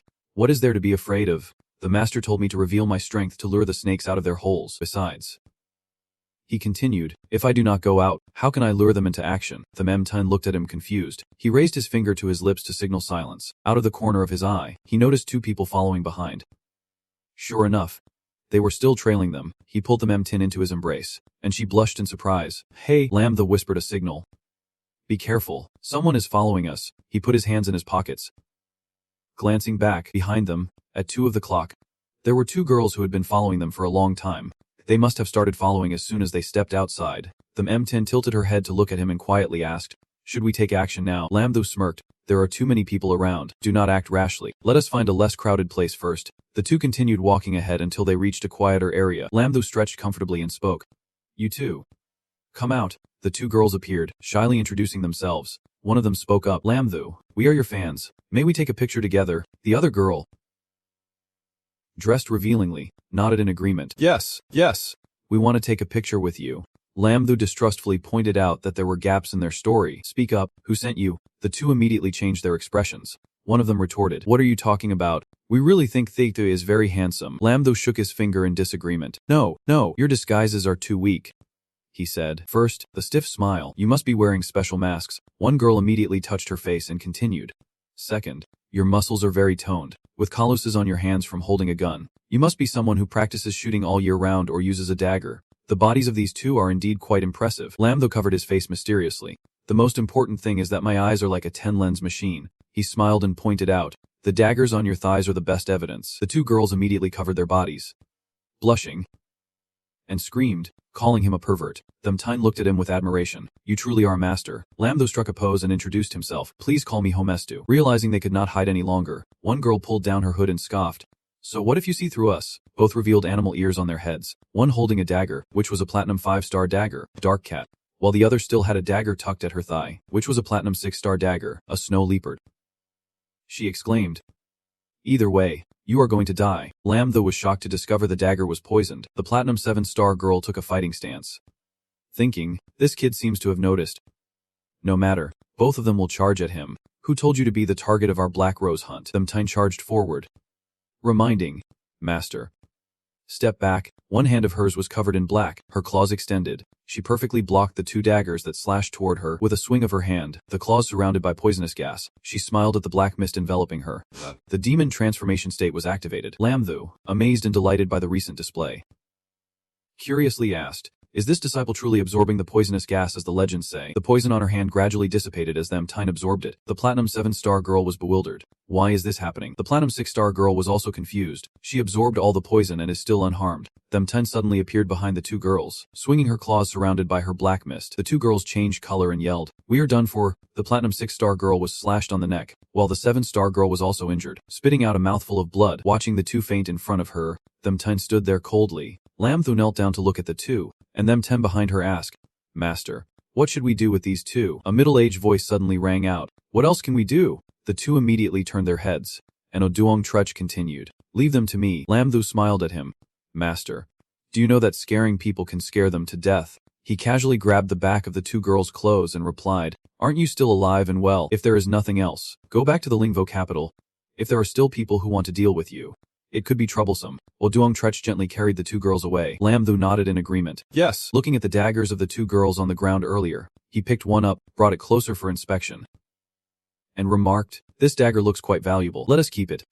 Disciple, we should head back now. Suddenly sensing a strong fluctuation of spiritual energy behind him, Themtine was enveloped in a wave of energy, her face darkening. Lamthu immediately noticed the strong surge of spiritual energy, turned around, and called out, Disciple. Themtine raised her powerful hand, smiling as she broke through to platinum level 4. He stood up from the ground, speculating, could it be? Lamthu asked, you broke through successfully. What level are you at now? Themtine replied, I am at platinum level 4 now. Hearing this, Lamthu covered his face, wanting to cry, tears streaming down. This is not fair. How can you level up just by absorbing a bit of poison? This is too much. She patted his back to comfort him. Well, every time after transforming into a demon, seeing these toxins makes me feel a rush. Don't worry. Master, your leveling speed is also impressive. The two returned, strolling through the Lingvo Kindu contestant dormitory. Seeing the door ajar, showing signs of being opened, Lamthu wondered why his room door was like that. Peeking inside, he was astonished to see Chan Chan sitting on his bed, holding a pink box tightly wrapped. Lamthu happily called out, Chan Chan, and immediately rushed over to hug her, saying, I am not dreaming, am I? How did you get here? Lamthu puckered his lips wanting to kiss her, wondering if she missed him so much that she came to visit. Let me kiss you to see if this is real. Chan Chan shyly reminded him, don't tack up. Who misses you? I am here to cheer for the school. She opened the pink paper box and held it up, saying, this is an energy-packed dinner I made for you. You need to replenish your nutrition during the competition, and it contains your favorite dish. Looking quite appetizing, Lamthu immediately grabbed the box, joyfully thinking to himself, I even got a bento from my beloved wife. Chan Chan is really good to me. He continued to lean in closer, saying, I have nothing to repay you with, so I can only hug you. Chan Chan, feeling shy, said, let go, stop messing around. Noticing someone had been standing next to them, she realized it was Lam Thu and then introduced, pointing at Chan Chan. "Oh right. Disciple, quickly say hi. This is your master's wife." Them Tyne approached, clasping his hands and bowing. "Hello. Master's wife, my name is Them Tin, and I am currently responsible for ensuring master's safety." Chan Chan, hearing this, looked at him with concern. "Safety? Did you encounter any danger?" Lam Thu tilted his head, wanting to avoid her gaze, thinking about how to respond. This is not good. If Chen Chan knew he was in danger, she would definitely want to stay. I can't let her be dragged into danger too. He immediately grabbed her hand to comfort her. What danger could there be in the academy? Chan Chan looked at him and softly asked, "Do you think it is something very dangerous that you are hiding from me?" Lam Thu felt flustered under her gaze. Sighing helplessly, "It is nothing serious. When the time is right, I will tell you." Chan Chan turned away, feeling a bit wrong. "If you can talk about it, I won't ask too much." Lam Thu immediately hugged her, assuring, "Don't worry, if I say it is fine, then it is fine. Besides," he whispered softly, "I have not even married you yet. How could anything happen?" She blushed. "You are still in the survey period. Why should I marry you?" While they were having a deep conversation, there was a knock at the door, and the three of them turned to look outside. The Memtine went out to open the door, and there stood a Dinujing Truch outside. He called seriously, "Tu Thu, the master wants to talk to you." Lam Thu exchanged glances with Chan Chan and replied, "Yes." At that moment in Lam Thu's room, he was discussing with Ju Dong Trech and the M10. Lam Thu asked curiously, "Master, did the Mevening get results?" Hearing this, he showed a serious expression, crossed his arms and replied, "They come from an assassin organization called Black Rose. Members of the Black Rose have no names. They are referred to by numbers. All members are female, and this organization has previously assassinated some important officials in our country. Although the two captured this time are both platinum level, they have successfully assassinated diamond powerhouses before." At this point, Dueling Trech paused for a moment and continued grimly, "But they had been poisoned to death before any information could be extracted." Hearing this, Lam Thu could not believe he said, "Poisoned to death." Then he realized something and spoke up, "Wait, being so reckless in Lin V capital shows that there must be someone inside." He looked serious and speculated that there is an insider among us. Hearing this, Du Trech became cautious and warned, "Tu Thu, Taine, the enemy has infiltrated Lin V capital. You both must pay attention to your safety." Both of them quickly replied seriously, "Yes." After saying that, Lam Thu sternly reminded himself that if the enemy is inside, he must be even more careful. Suddenly, the sound of the door opening rang out. Someone was stepping out of his room. It turned out to be Chen and Chen. She looked at him affectionately and said, "Lam Thu, why have not you come in yet?" This made him quickly snap out of his previous thoughts and respond unexpectedly, "Oh." That, seeing his expression, she guessed that he was definitely hiding something from her, and she looked at him with displeasure. Chen Chen turned around, crossed her arms, and said in a sulking tone, "Hemph, I have to go back to practice." He awkwardly replied, "So soon?" Then, Lam Thu quickly grabbed her hand, leaned closer to her, and said in a pitiful tone, "Don't you want to sit for a while longer? We have just met for a bit.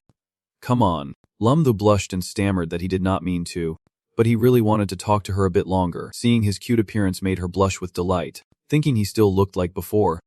However, Chen Chen still decided to leave, not forgetting to remind him, "All right, tomorrow is the finals, and I need to practice well." Knowing he could not keep her any longer, he accepted her leaving. He then thought silently, not knowing if those assassins had any other subordinates. The only way to protect Chen and Chen from harm was one. On the other hand, Chen Qin was no different from Lam Thu, quietly worrying about him. Although Lam Thu said nothing, she knew that no matter what, the only way to help him was one. At this point, both of them shared the same thought, muttering to themselves, that was to become stronger. Very quickly, the next day arrived. At the competition hall, the announcer began to speak loudly. "Dear audience, we have finally awaited the day of the Line V finals. The teams competing for the championship are Line V Kin A, Lin V Thi, and Lin V Kim Lung." Immediately after, she moved on to the main part of the match. "Please welcome today's first team of contestants." Linli Vegan faced off against Line V Qtub, and the representatives of the two teams promptly took their places in the arena. After the announcer left, they quickly launched a fierce attack on each other in front of the audience. Below, Lam Thu observed the match, silently assessing it. If the match was like last time, with Line VQ2 winning, but then our chances of winning the championship would be greater. Plus, having drawn S level skill yesterday could enhance the spiritual energy, allowing me to break through to the golden 4-star. At this moment, the match was intense, and the audience began to discuss loudly. "Oh my, Kinigega is preparing to face the Judge Guangxi from Weimeng." On the side of the stands, Weimeng soared high, using her ultimate technique, the spiritual skill, Judge Guangxi, attacking KH. Seeing this, he remained unfazed, directing a deadly gaze at his opponent. Using the shadow skill in response, Shortly after, the two spiritual skills from both sides collided, creating a massive shockwave. Witnessing the fierce contest, Trun Long immediately praised, Kage has become even stronger. Meanwhile, in the stands, Amuving was shocked to find Kage was nowhere to be seen. Soon after, she panicked, realizing he had appeared behind her at some point. But it was too late. He punched her away before she could react, receiving that powerful blow from Kage. Waimeng fell heavily to the ground, causing a large tremor, with dust flying everywhere. At this point, the outcome was clear, and the announcer quickly appeared. The announcement confirmed it was indeed a spectacular showdown. Let us give a warm round of applause to congratulate Lin V. Kinki for securing the first ticket to the finals. Hearing this, Quinin Jing said seriously, looks like we will be facing Lin V. Thaziko in the finals tonight. At this point, she turned to her teammates, reassuring them, don't feel too pressured, just aim for second place, and give it your all. Hearing this, Venin could not help but worry, sighing as she said, who would not want to win, but that Kage is just too insane. Meanwhile, Trun Long stood by, grim-faced and silent. Over here, Lum Thu appeared deep in thought. Based on the current situation, we really are not a match for Lin Kai Yai. But if I think of something, I quickly raise my hand and ask, but Teacher Hun, what is the lunar date today? Hearing that, she seemed a bit confused, replying, the 15th. Why? Receiving the answer she wanted, Lum Thu proudly said, nothing. The 15th is good, the moon is relatively full. In the stands, the announcer excitedly declared that Lin V. Koto had defeated Lin V. Kim Long to take third place. Next up is the highly anticipated Levi finals. Shortly thereafter, the two rivals appeared in the arena. The announcer declared that the match was one-on-one between the captains, Kwang Ho and Tran Long. At this moment, Tran Long radiated a red aura and cautiously said, come on, over there Kwang Ho is no slouch either, he is radiating a green aura. We are about to graduate, let us have a thrilling match today. Immediately after, Tran Long unleashed a violent attack on Kwang Ho. Seeing this, Kwang Ho smugly remarked, what is this? You should know that when it comes to strength. With that, both sides launched their first attacks. Moments later, both were pushed back by the strength of each other. The battle now intensified like never before. Kwang Ho, with a confident expression, assessed that Tran Long had made significant progress in just a few days, showing respect towards him. With that, he quickly channeled a powerful green aura, saying, I have to use my full strength now. I won't back down. Tran Long's eyes were bloodshot, his body emanating a golden power as he used the 9th level spirit technique to counter. Below the arena, Vong Tide voiced her concerns. Captain, is he really going to risk it all against Chuang Ho, or should we just concede this match? Hearing this, Quan Ningyi confidently replied, no way, this is Tran Long's decision. At this point, she raised her hand to her mouth, thoughtfully saying, if we concede, it may leave a mental scar on him, and he may never get the chance to reach the gold level. In the arena, Tran Long and Kwang Ho were still fiercely battling, with no clear winner. Kwang Ho began to appear cautious, silently analyzing his opponent. Tran Long's advantage lay in his immense strength. He absolutely could not afford to be reckless against him. While he thought this, Kwang Ho was hit by a punch from Tran Long, causing him to spit blood. Realizing things were not looking good, he struggled to retreat and create distance from Tran Long. At this moment, Tran Long felt a bit anxious, telling himself, before his destructive spirit power becomes overwhelming, he must defeat him. Without delay, he used the celestial technique to attack Kwang Ho. He quickly received a punch to the face, but soon regained his composure, swiftly using the destructive technique to block Tran Long's next attack. Huffing, you are asking for it. Predictably. Moments later, Tran Long was knocked down by Kwang Ho. It was a fierce struggle with no clear victor. The result was that both fell to the ground. Those watching below gasped in shock, shouting, Captain. Up in the arena, the dust and smoke from the battle is shrouding the arena, limiting visibility. Kwang Ho lay flat on the ground, saying, was it worth it to defeat me? You won't be able to participate in the next team round. Hearing this, Tran Long replied, maybe it was not worth it, but I truly do not want to have regrets. Understanding his heart, Kwang Ho looked at him and smiled. Tran Long, you are a true warrior. At this point, the outcome was clear. The announcer declared, dear audience, this match has resulted in a rare draw. To everyone's astonishment, at that moment, Vivanta used her spiritual power to heal Tran Long, worriedly saying, what do we do? The destructive power is not easy to completely eliminate. The captain can participate in the team round now. Hearing this, Tran Long calmly sat up and spoke, I am sorry everyone, it was my fault. As soon as he finished speaking, Lum Thu confidently replied from behind, don't worry, Captain, with me here, the champion team won't escape. Finding it somewhat amusing, Ki unhappily said, do you see me as heir? Very quickly after, he appeared cautious, silently analyzing that although he had won last time, he had taken hits throughout. So this time he had to teach that little brat Lam Thu a lesson. Lum of Thu pointed at Kyung H. Smugly mocking. Just wait.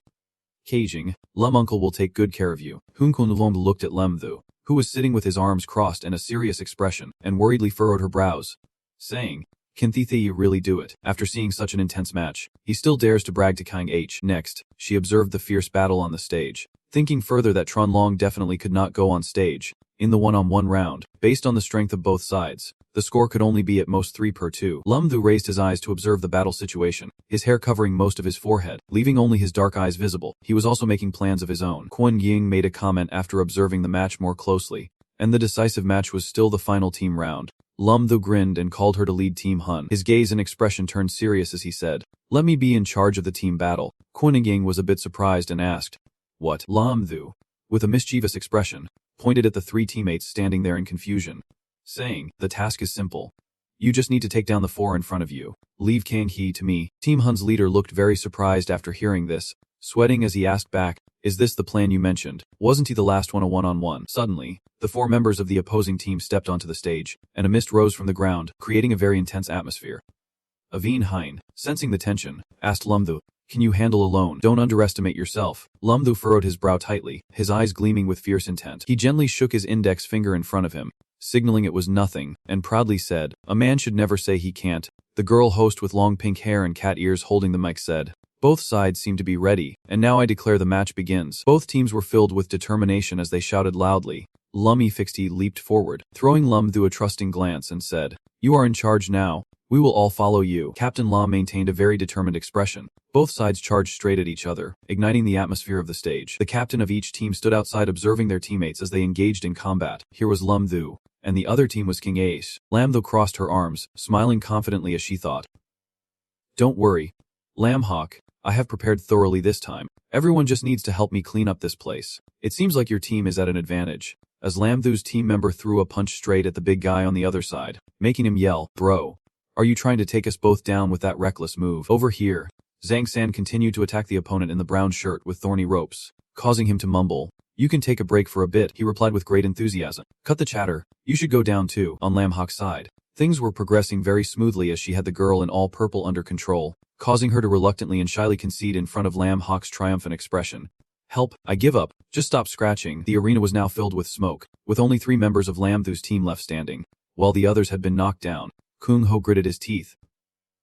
Thinking deeply, once again forcing his team members off the field, he pointed at Lam Thu and the guy with glasses, yelling, hey, do you think just the 2 of you can handle me? One sneak attack can take all of you down. Hearing this, Zhang San quickly raised his hands in a surrender gesture, denying, no, I am not fighting, I am just here to. Lam Thu looked at him in surprise. Huh, aren't you going down yet? Zhang San raised his hands high, channeling a stream of golden energy, and said, Spirit skill. The glorious bamboo blessing allowed Lam Thu to immediately unleash immense power, her entire body enveloped in a blue light. After finishing what she needed to do, she quickly turned to leave, but not before saying, sorry, I won't bother you all anymore. Her words successfully drove the guy with the chest-length hair, Kyung Ho, into a rage, making him shout angrily, hey, you are being too much. Kyung Ho looked at the confident Lam Thu in front of him and mocked, Lam Thu, you think a bit more power is enough to win.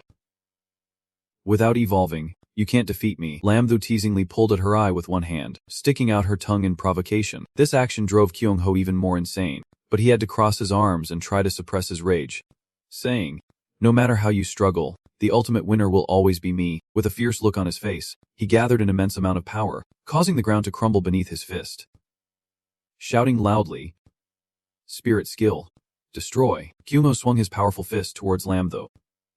But suddenly, her image shifted in front of him. Lam Thu had instantaneously teleported behind Ho, striking with a shocking blow. The previous move made Kung Ho furious. He raised his fist towards her, yelling loudly, again, Lam Thu, do you dare to face me without using teleportation? Lam Thu heard this and only smirked, asking back mockingly, then do you dare to fight me without using spiritual power? Facing me without it is my advantage. Why should I give up my advantage to do useless things with you? Saying that, Lam Thu turned to the window to observe the full moon outside against the night sky. The full moon, with the clear sky, was now obscured by dark clouds blocking its light. Lam Thu's head began to transform, energy causing his hair to stand up like chive. He clenched his fists, electric sparks of a dark blue hue radiating around them. The moon priest in full moon form, Lam-Thu had transformed into a beast form, with long rabbit ears sprouting from his head.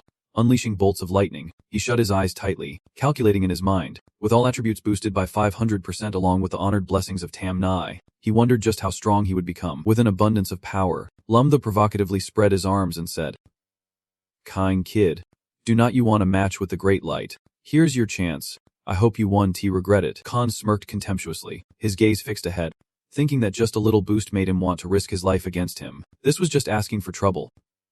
Immediately, Kai H, with a fierce glare, charged at Lam-Thu, but once again, he used teleportation. Kai H, feeling wary, thought, he is nowhere to be seen now. At the same time, Lam-Thu's figure had teleported behind him. He delivered a powerful kick toward him, but he quickly raised his hand to block, gritting his teeth and letting out a groan. Kai H, dissatisfied, questioned Lam-Thu, "Did not you say you would not use teleportation?" Lam-Thu innocently touched his nose and replied, "I did not use teleportation." Just after saying that, Lam-Thu appeared dangerous, his arm extended in a chopping motion, energy still enveloping him, eyes locked ahead as he continued his earlier statement. "You are just too slow. With BBP's enhancement, you can keep up with my speed." Lam-Thu swung his arm, the force tearing through the air along with his next words. Next, he was ready to receive guidance from Uncle Lam. The dimensional slash, Kange extended one hand, the other supporting it while channeling energy to create a shield to block Lam-Thu's attack. Hoping to withstand this devastating blow, the dimensional slash shattered his defensive shield, striking him hard, causing him to spit out a mouthful of bright red blood, his face still showing shock. Cough. Kinji H coughed violently. The slash had left a deep wound on his back that would not stop bleeding. Outside, TC Vi remarked that he could actually make Kavangi spit blood. "This is not scientific." TBE Defting sitting in the audience also commented, "Lam-Thu's current speed is very fast, his strength likely reaching platinum grade 7 or 8. Could it be that he was hiding it before?" Chen Chen, Quan Ying, and Trendring Tam gasped in awe. So Lam-Thu was this strong. After taking the blow, Kinji Hu knelt on one knee, wondering why he had become so much stronger in just a few short days. Lam-Thu's foot stopped in front of him, calling him big nephew. Lam-Thu rubbed his wrist, his face full of menace as he asked, "Do you want to continue? Uncle Lum has shown mercy." Kyung Ho, full of anger, gathered his strength in his fist and said, "Spirit skill." Lam-Thu glanced at him disdainfully, showing that no matter what technique he used now, he could not defeat him. That confident aura made him incredibly handsome. Before he could launch his attack, Lam-Thu swiftly threw a punch straight into his face, shouting Dudukan, the name of a move in the game. He did not have time to resist as Lam-Thu's punch sent him flying backward. Kyung Ho could not believe it, coughing up blood and thinking, what just happened? Before he could regain his senses, Lam-Thu jumped high, preparing to throw another punch, leaving him stunned. He smirked contemptuously, teasingly saying, "Did you feel the love from Lam-Thu yet?" In the face of Kyung Ho's terrified gaze, his hand appeared ready to flick his forehead with immense power and fatality. Lam-Thu flicked lightly, but the force release blew Kong Ho away. He said goodbye. The massive force emanating from Lam-Thu sent Kong Ho flying far away in a completely helpless position. His body slammed down onto the arena floor, creating a thunderous explosion. The ground shook. Everywhere turned a fiery red from the blast. Clouds of smoke rolled up everywhere after the shocking explosion. With remnants of red from the fire lingering in the air, Kong Ho lay sprawled out in the shape of a character on the arena floor, completely unconscious. The ground beneath him shattered, proving the terrifying power unleashed by Lam-Thu. Lam-Thu landed beside Kong Ho, his face shadowed by his hair, lips pressed tightly together without a word, intensifying the deadly atmosphere around. Then he confidently smiled and said, "I win." The host girl quickly announced the results in astonishment, unable to believe that the victory of this match belonged to him. Zhang San joyfully approached him, calling him boss. Chen Chen also quickly came to his side, beaming with joy. In response to their excitement, he simply smiled calmly. Everyone around him was extremely happy. "We won. We are champions." Cheers rang out. "Congratulations." The space was filled with dazzling golden hues, colorful confetti flying everywhere. Lam-Thu looked at everyone and reaffirmed, "Yes, we are champions." Behind the joyful scene, Yangzi looked at him thoughtfully. He murmured, "Winning is good, but I regret letting Xiao the reveal himself so early." Next to him was Uncle Yang, watching the kids celebrate. Yangzi's face suddenly darkened as he said, "Those assassins are surely determined to kill him now." Du Wei cautiously added, "In the next 6 months, he can't afford any mistakes." Another person beside him chimed in, "Right, we need to handle the enrollment procedures for Tin Nai, so she can protect Lam-Thu well," the cheerful host said excitedly. "Dear audience, the Spirit Martial competition this year has come to an end. Let us congratulate Spirit Martial Shanghai for winning first place." Next to her was the group led by Lam-Thu. The captain called out, "Lam-Thu, step forward." Lam-Thu looked at the one who spoke and asked, Captain, is not this a bit off? He just smiled and said, it is fine. I won't have the chance to participate in the next line voce contest. Consider this a passing of the torch. I officially hand over the captain's position to you. Lam-Tho looked at him, smiled subtly, and said, Captain, I accept the position of captain. But Lam-Tho held on to the golden cup they had worked so hard to win, and declared, this victory belongs to us. The whole team raised the honor cup together. Joyfully celebrating, the captain's tears flowed, and with a face devoid of regrets, he spoke, years of dreams have come true. My good brother, do not say anything more. Thank you. Huh. Lam-Tho cheerfully said, Captain, do not be too emotional. The cat-eared host spoke up. Next, please welcome Mir Duongchi-tun to present the 5 million reward to the champion team and a platinum lean pearl to each team member. Doom, with a serious expression, encouraged the whole team. This match was outstanding. You all worked hard. Behind him was a person holding a tray containing the prizes. The prize was clearly visible with the eye-catching number 5 million. The captain held the Lin Pearl, examining it, and mentioned that the Line Pearl also comes with additional skills. Thank you. Duongchi-tem. Everyone around was also very happy. Lam-Tho thought to himself, it is amazing. I wonder what my Len Pearl is. He excitedly reached out to unveil the prize on his tray. The curtain was lifted. But apart from the book with the number 5 million, there was nothing else. Lam-Tho gaped in dissatisfaction and asked, where's my Len Pearl? Nugo-ten replied, Little Thu, as for your Line Pearl, we plan to choose the most suitable one for you, and we will give it to you later. Lam-Tho was not pleased and retorted, fine. I will hold you to that. The cat-eared host called out as the group began to leave. Wait, this year's Linvo contest also has a new award, which is the MVP award. Lam-Tho was surprised and murmured, there is an MVP. Could it be a spotlight shining directly on Lam-Tho in his surprise? The host continued, due to time constraints, I won beat around the bush. The recipient of this MMP is Lam-Tho. In Lam-Tho's bewilderment, she continued, now, let us invite our special guest today, the famous weapon research expert Feng Bang, to present the award. The top-notch diamond expert, Feng Bang, stepped up, exuding a charming aura and good looks, holding a button and 2 shining line pearls in his hands. Lam-Tho suddenly fell into deep thought, looking at Feng Bang and reflecting. Clearly, he had never seen this name before, so why did his appearance feel somewhat familiar? Lam-Tho reached out to receive the award and politely said, thank you. Bang-ji, Feng Bang replied, you are welcome. This voice made Lam-Tho recall a past conversation, where someone told him, I vaguely heard that person say the phrase I love you, in a very strange voice. Lam-Tho gritted his teeth in anger and frowned, secretly thinking, so this voice is actually him. Feng Bing noticed his unusual expression and asked, what is wrong? Is something off? Lam-Tho smiled sheepishly and replied, it is nothing. I am just too excited about getting the MEVIP, and I did not know what to say. Feng Bing turned and left, encouraging him that the young man should keep trying. Lam-Tho smiled back, yes. Feng Ka, take your time. Then his expression turned dangerous as he thought to himself, I do not know anything about this guy. It is best not to provoke him. I need to discuss this with my master when I get back. Thulu Dieng happily patted Lam-Tho on the shoulder and informed him. Lam-Tho. Everyone agreed. After the competition, we will have a celebration party. Let us go together. Lam-Tho smiled and replied, sure, but I need to talk to my master first. You all go ahead. I will catch up later. The team turned to leave, and Lam-Tho turned back to talk to his master. Master, I have something to say. Before he could finish, Yu-Trech quickly interjected. Tu-Thu, you arrived just in time. Yu-Trech patted his shoulder and said, about that space system in Vienlin-Chiu, I said I would help you choose. I forgot to mention it. Lam-Tho replied, I will follow my master's arrangements on this. Also, I need to discuss something with you regarding the insider. Yu-Trech looked a bit surprised. What? Saying this, he signaled for Lam-Tho to follow him and whispered, this is not a good place to talk. Come with me. There were suspicious figures lurking behind them. Feng Bing hid behind the wall, eavesdropping on the conversation between the two and called to report. The plan has changed. Lam-Tho is not going to the celebration party. I will observe secretly first. And if something happens, I will inform you. Lindi Kindeka Arbitration Office, a building that is beautifully ancient yet very sturdy. Inside the office, Lam-Tho was discussing with the seniors. Yu-Trech spoke up.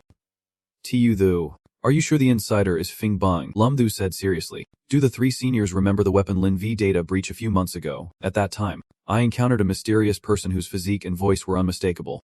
It was definitely Feng Bing. Yu-Trech crossed his arms and pondered. I have always suspected there was an insider among the weapon research staff.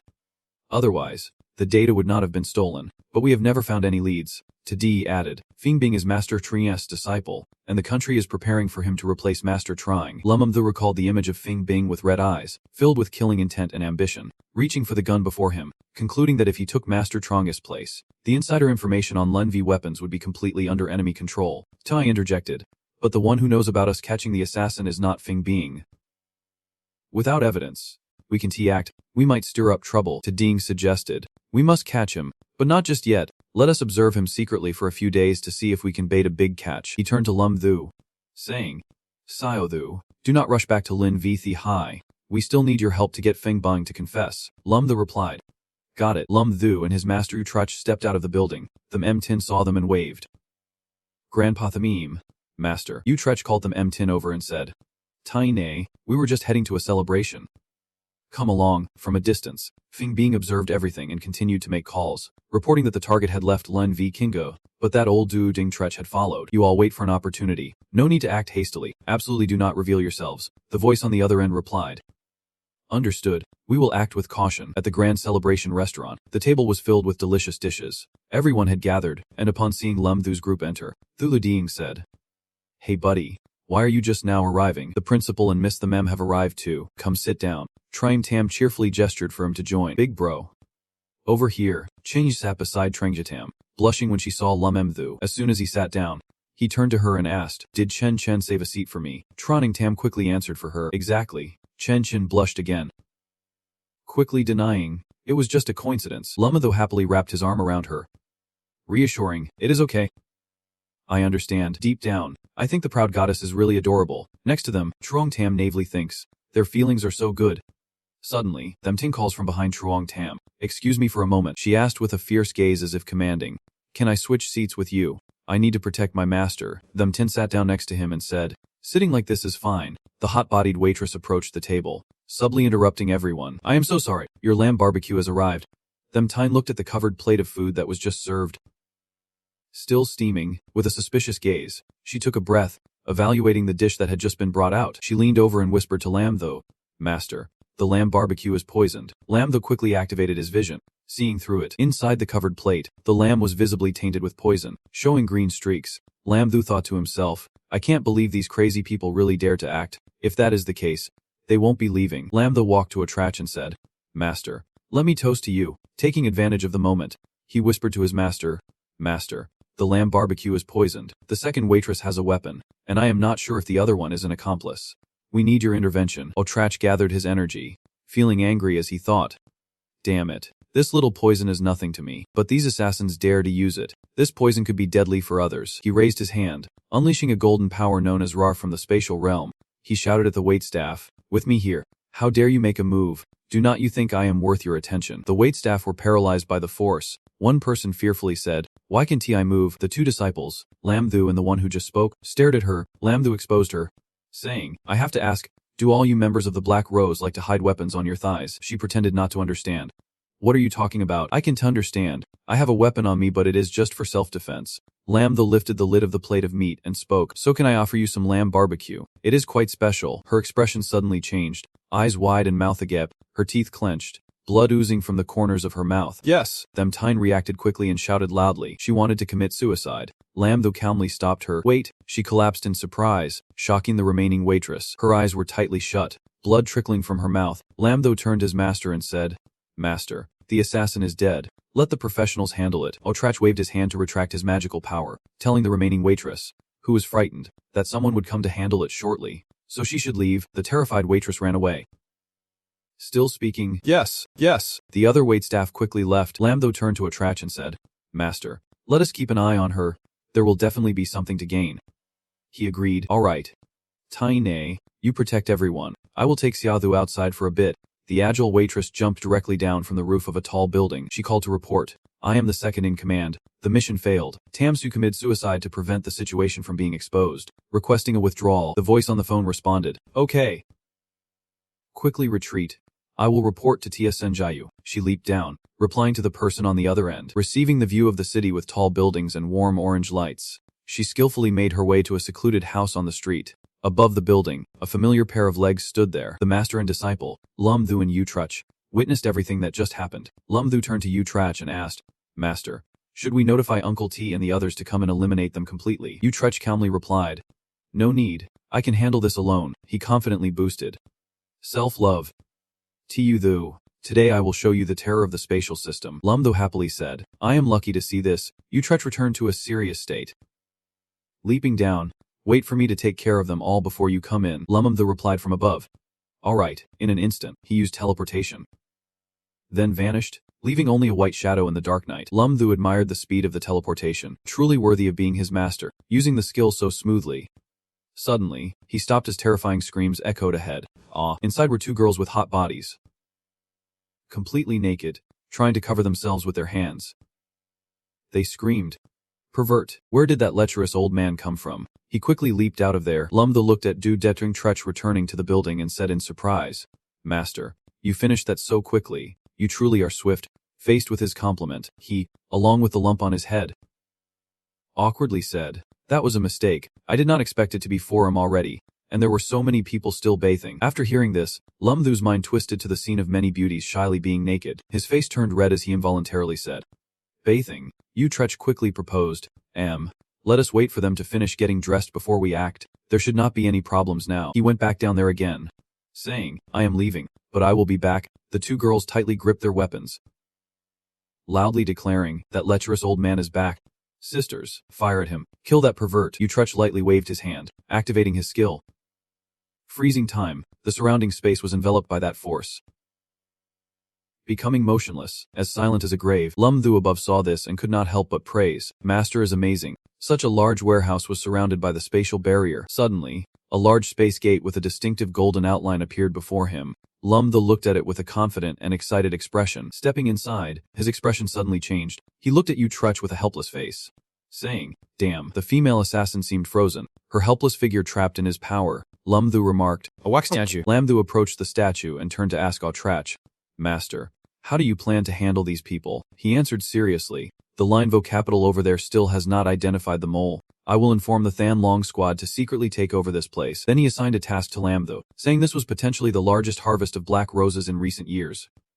Little Thu, be careful to investigate this place before the Than Long team arrives. Lam-Thu eagerly accepted the order, saying, no problem, I guarantee I will complete the mission. He cast his gaze inside, thinking to himself, with such a large base, there must be plenty of lucrative things. Lam-Thu flashed a cunning smile and approached Trech, flattering him, Master, do not worry. I will be very filial to you in the future. Trech responded with a satisfied expression. He quickly activated his eye powers, and sparks shot from his gaze. Looking at the wall, Lam-Thu discovered the first clue. Great. There really is another place. He opened the lid with his hand, and with a clatter, a dark passage appeared below. Lam-Thu stood above, observing the guns below, thinking to himself, there are no fluctuations in spiritual energy, so it should be fine. He then used a flashlight to carefully observe as he walked. After a while, Lam-Thu reached the end of the tunnel. Instinctively, Lam-Thu raised the flashlight to shine ahead. The scene before him left Lam-Thu in disbelief. In front of him were piles of gold and jewels, radiating an enchanting golden light. Lam-Thu surveyed the surroundings, noting money, weapons, and diamond-grade spiritual pearls. This was definitely not an ordinary base. His expression turned cunning as he rubbed his hands together, saying, whatever, just take as much as you want for now. With that, he swiftly began collecting the jewels. Suddenly, he noticed something unusual on the curtain. He raised his hand to pull the curtain aside, revealing a very large space inside. With the curtain fully lifted, the interior space became clear to Lam-Thu. He muttered to himself, a secret door, and quickly activated his powers to probe the situation. There were many presences, but they were not very strong. Trech stepped down and asked, Little Thu, did you find anything? Lam-Thu pointed to the suspicious area and said, Master, I sense there are at least over 100 people behind this. He quickly gathered a surge of power, telling him, Little Thu, fall back. A massive explosion occurred as Trech's power shattered the wall in front of them. As the smoke gradually dispersed, the vision of the two became clearer. Both of them suddenly felt panic. He seemed unable to believe his eyes, stuttering, This room has sturdy cages inside, filled with poor little girls looking at them with innocent eyes. Trech concluded that these girls were likely new members being trained by the Black Rose organization. Lam-Thu's fist slammed hard against the wall. The force of the blow was no joke. His whole body trembled with anger. He gritted his teeth in anger, saying, how dare they target children? These people are completely inhumane. Lam-Thu knelt down, reached to open the cage, and said to the girl inside, everyone come out, you are safe now. But those kids did not believe his words at all. They huddled close together in fear and said, this is just another trick. How many more times do you want to use it? Last time, Sao Man was brutally killed because she trusted you. Do you think we will believe you? Lam-Thu scratched his head, feeling a bit worried. It seemed the kids no longer trusted anyone. What to do now? A round lollipop appeared in his hand as he spoke up. Got it. He tried to communicate with them. Here, this is for you. His voice continued. Don't worry. I am here to save you. A blonde girl reached for the candy, but another small hand quickly blocked her and knocked the candy away. The red-haired girl tightly hugged her blonde friend and said, 7,587. Do not be fooled. He is trying to trick us. She remembered the time she was hung up and whipped. Continuing, soon they will torture us. Aren't you afraid of those torturous whippings? He frowned in anger, thinking, damn.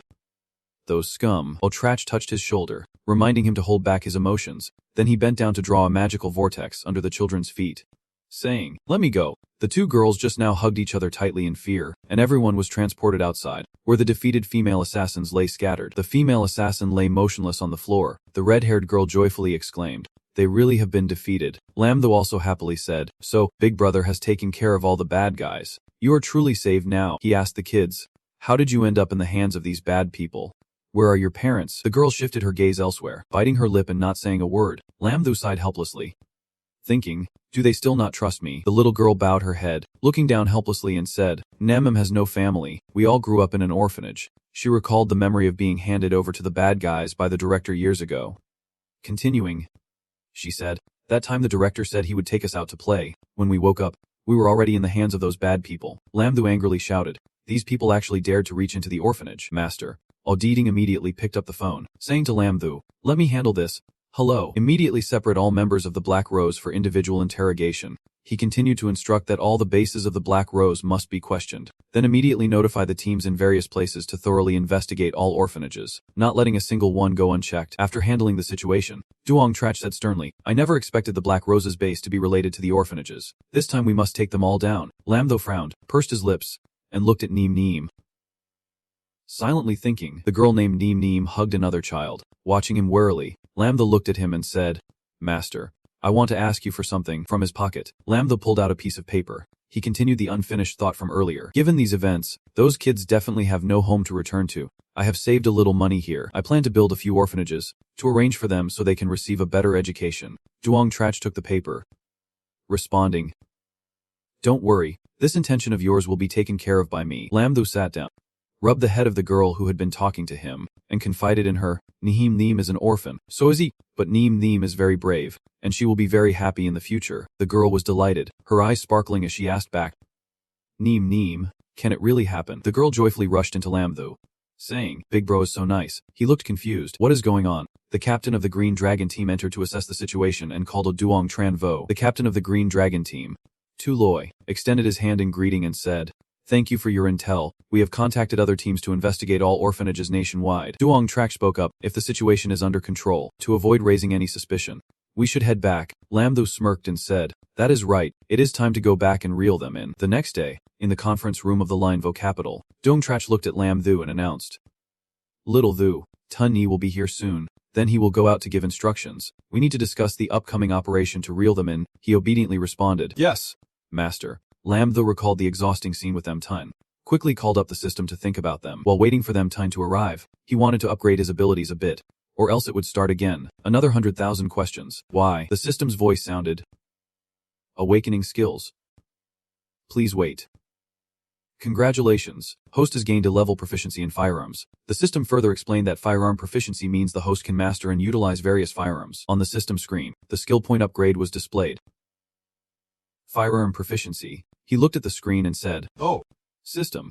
You figured that pulling out a bunch of weapons would directly grant me firearm proficiency. You really are my best buddy. He rubbed his chin and said, that is right. Others can only absorb one spirit pearl when leveling up. I have always wanted to know how many I can absorb. The system quickly replied, 3. Although the ability has merged, it does not affect your ability to absorb the spirit pearl. Lamtho looked at the pearl crackling with electricity in his hand, thinking, well, that is good. I will absorb the lightning system skill pearl I got from the competition. He closed his eyes, focused, and tried to absorb the spirit pearl in his hand. Learning the lightning divine strike skill, a new surge of energy surrounded him, filling him with excitement as he shouted, breakthrough to golden 5-star. Lamtho watched the electricity running through his body, chuckling. Not only did my level rise to golden 5-star, but I also received a pretty decent platinum level lightning system skill. Behind him, the Mem Tin was entering.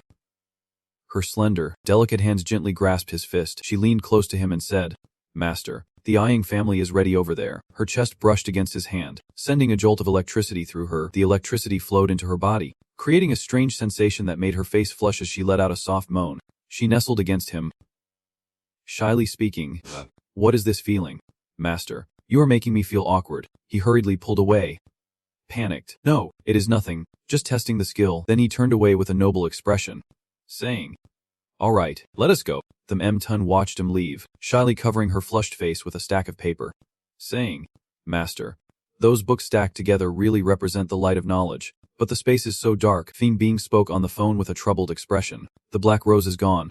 How could this happen? The black rose has more than one base. And the phone call suddenly got cut off. Feng Bing's expression turned serious as he thought to himself, he always had a private line with the other side, never showing his face, so they could not trace him. Then, he pulled open the drawer to hide the gun inside. Feng Bing gripped the gun tightly, frowning as he said, if there is really a risk. He aimed the gun at eye level, coldly stating, then let you all broaden your knowledge a bit. This was the new spiritual weapon researched by the old master from Troning Hung. Feng Bing, with a sharp expression, looked towards the door where a knocking sound had just come from. He hid the gun behind his back and stepped outside to open the door. 3 people, Yu Dijing Trech, the M-Tine, and Lam Thu stood outside waiting for him. He spoke first. Little Feng, we have to leave here tomorrow. To thank you for your hard work helping the spirit martial capital, let us all go out for a meal together. Feng Bing replied politely. Aoyang Sr. No need.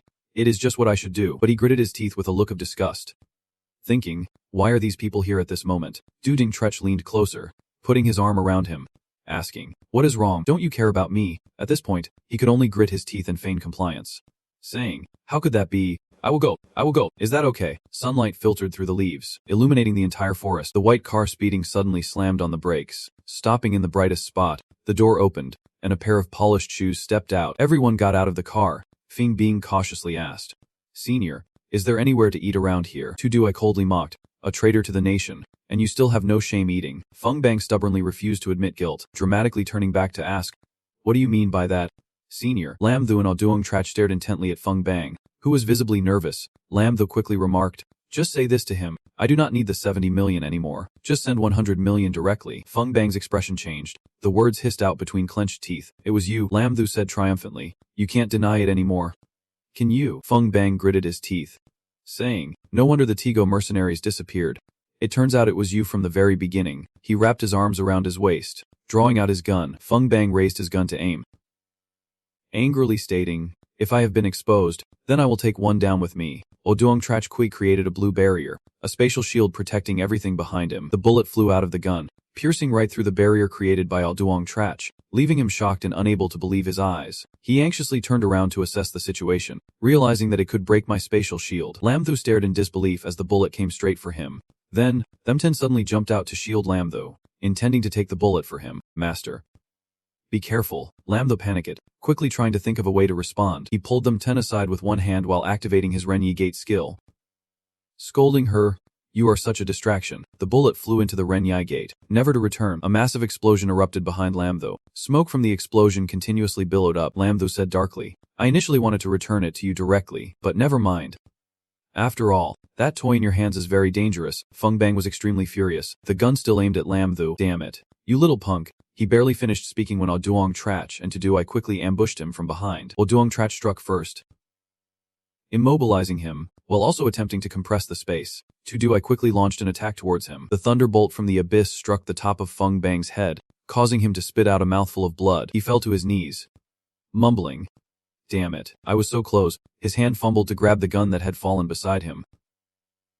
But unfortunately, Lam Thu stepped down hard on his hand, preventing him from reaching it. He picked up the gun in front of Feng Bang's furious expression, saying, is this the legendary spiritual weapon? Seems pretty powerful. Huh. Lam Thu examined the gun in his hand and said, the spiritual weapon is different from a regular gun. It does not need bullets but requires energy. Each charge can fire 20 shots. He thought to himself that his previous mastery of guns made him instinctively know how to use this toy. He raised the gun to eye level, telling himself, no matter how tough it is, as long as it is a gun, I can handle it well. Lam Thu fired a shot, piercing through several trees, leaving a large smoking hole in the trunk after the bullet hit. Lam Thu looked at the smoking barrel, silently noting its strong penetrative power. But unfortunately, it became useless after firing and needed to recharge to continue using. Feng Bang, looking bewildered, said, how come you understood how to use the weapon so quickly? I coldly replied as he saw Feng Bang kneeling on the ground. Little Feng, old Zhang has not treated you badly. Why would you betray your own country and your teacher? He glanced up, gritting his teeth, murmuring, I admit the old man treated me well, But what of it? Images of someone tossing him gold coins flashed through his mind. Feng Bang pressed his hands on the ground, smirking as he added, without a hint of remorse, someone treats me even better. They gave me so much money. Enough for the life I want. Dujing Truch crossed his arms, looking at him and asking, is money really that important? Lam Tho replied without hesitation, Master, this is really very important. Hearing this, he looked at him, displeased, and said, do you think I am about to disband the school? Lam Tho raised both hands in a gesture of unconditional surrender, but still argued. Of course, no matter how important money is, it can't compare to the country. You can never betray your own country. Daingjun of Trech, satisfied, said to the one kneeling on the ground. Little Feng, do you see this? You are even worse than a child. He laughed mockingly. Deeply entrenched, hard to escape, he extended his hand towards Feng Bang, trying to persuade him, I hope you can cooperate and answer our questions. Then perhaps we will show you leniency. Suddenly, Feng Bang's mouth bled, his teeth clenched as if biting down on poison to commit suicide. Seeing this, Daingjun of Trech, do I? And Lam Tho were all shocked, staring in disbelief at the scene unfolding before them. Lam Tho immediately reacted, shouting that he wanted to use poison to kill himself, but it was too late. He collapsed, his face turning purple from the poison. Lam Tho said sternly, he could not let him die. Suddenly, the Mtein's eyes lit up, and she rushed towards Feng Bang lying on the ground. Horns sprouted from her head, and her hands transformed into sharp claws as she lunged at him. The Memtin squeezed Feng Bang's neck with her claws, as if drawing the poison out of him. The Memtin sat on him, absorbing the poison from Feng Bang's body, her expression immensely satisfied. Moments later, Feng Bang slowly opened his eyes in a daze, sitting up and looking around in shock, asking, why am I not dead? Lam Tho confidently replied, wanna die? Not so easy. My disciple has sucked the poison out of you. Hearing this, Feng Bang was stunned, panicking and sweating.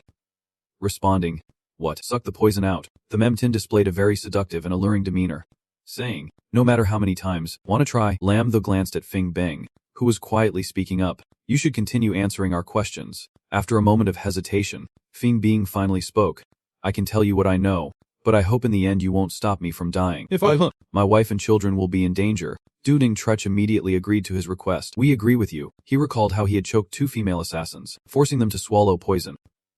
Recounting, at that time someone informed me that the 2 assassins had fallen into your hands, telling me to secretly poison them. Dujing Truch quickly grasped the main point. Who is that person? Do you have other accomplices? He recalled what that guy said. You do not need to know my information. Then, close your eyes and answer him. The opponent is hiding too deep. I do not even know who he is, let alone if there are any accomplices. Dujing Truch looked at him seriously and continued to ask, the second question, why did the opponent need to steal the information about the spiritual weapon? Feng Bing looked up at all 3 and replied, at this point, there is nothing more to hide. The country controls the Than Than Line mine, and this material is crucial for making spiritual weapons. Lam Tho looked at the gun in his hand and guessed, they do not allow other countries to create such powerful weapons. Right, Feng Bing put his hands in his pockets, confirming his guess. That is right. I have said everything that needs to be said. I hope you can keep your promise and not make it difficult for my family. Then he popped a pill he took out of his pocket into his mouth. Feng Bing bit the pill. Blood oozed from the corners of his mouth, his face showing clear pain. The Memtine was about to rush over. She spoke up, the smell of poison. Lam Tho quickly stopped her. Don't go. Let others leave calmly. Dujing Truch glanced at his expression and said, Feng Bing's body cannot be taken back. Let me handle it. Suddenly, the Memtine's body was surrounded by a haze. Lam Tho saw this and worriedly asked, hey, what is wrong with you? Her body erupted with an immense force, breaking through to the Platinum 6 star. Yui saw this and exclaimed in surprise, these 2 are really monsters, leveling up so quickly. Dujing Truch agreed, that is right. The next day, at the airport, the plane was ready to take off under a clear sky. Dujing Truch looked towards the city and said, the situation here is resolved. It is time for us to return to Lin Vai Vi Hai. Lam Tho happily thought to herself, we are going back soon. I wonder if Chin Chin remembers me. We just met not long ago, on the plane. Lam Tho glanced towards the row of seats behind, where 2 passengers had just gotten up suspiciously. The next moment, they suddenly pulled out guns, shouting threats. Everyone stay still, hand over all valuables. Lam Tho saw this scene and thought to herself, seriously, I can't believe I am facing such a clutchy situation. At this moment, the system suddenly appeared with a warning, detecting the host is in a dangerous area, forcibly awakening today's skill. The host received a level bomb defusal skill. The image of the explosion occurring suddenly made Lam Tho unable to believe it and angrily curse. There is a bomb on the plane. Clairvoyance. Lam Tho activated her ability to observe her surroundings, calculating in her head, there are too many innocent people on the plane. I need to quickly find the bomb's location. He looked towards the blonde man holding the gun threatening everyone. Found it. He then turned to D. Truch and said, Master, There is a bomb on the plane. We need to deal with those 2 robbers quickly. Hearing this, he replied in surprise. What? He quickly jumped out of his seat and said, leave these 2 to me. Dueling Tretch then moved behind the 2 robbers, catching them off guard. Without delay, he tied them up. They had not even reacted yet, only managing to wonder why this old man was so quick. Lambda also leaped to solve the bomb problem. He walked into the bathroom and immediately saw the bomb under the sink. The timer on the bomb showed only 5 seconds left. Lambda was startled and thought, damn, with so little time, how can I disarm this? He hugged the bomb to his chest and rushed outside, shouting, Master. Space barrier. Hugh immediately waved his hand to create a barrier. Got it. He quickly threw the bomb far away, put one hand in his pocket, took out an egg, and said, all thanks to you. Lambda tossed the egg into the space along with the bomb to let them have their own chat. The timer on the bomb flashed red, showing only 1 second left. The bomb exploded with a loud bang, creating a massive cloud of red smoke. The black smoke gradually dissipated. Inside the space, the blue egg had absorbed all the residual energy from the explosion. He looked at it, let out a sigh of relief. Everything was fine now. After finishing the task, he turned to seriously look at the 2 robbers from earlier. His face was filled with killing intent as he questioned them. Tell me, who made you do this? If you do not tell the truth, I won't let you off easy. The 2 immediately knelt down, their heads touching the ground, sincerely confessing, it was the 2nd dog in our village who told us to do this. He said this was a chance to get rich. We did not expect it either. Lambda realized everything was a trap. This fake name is really too casual. You have completely been used by someone. He scratched his head and turned to ask Doong Trach, Master, what should we do? Suddenly, the plane shook violently, causing the 2 of them to be on guard and look forward. The flight attendant's voice announced loudly, Dear passengers, I am Annie, the head flight attendant for this flight. There has been a bit of a special situation in the cockpit. If any passengers know how to fly a plane, please come to the cockpit. Hearing this, Lambda angrily cursed under his breath. Damn it, is this flight cursed? After cursing, he quickly ran forward, shouting to Doong Trach, Master, I know how to fly a plane.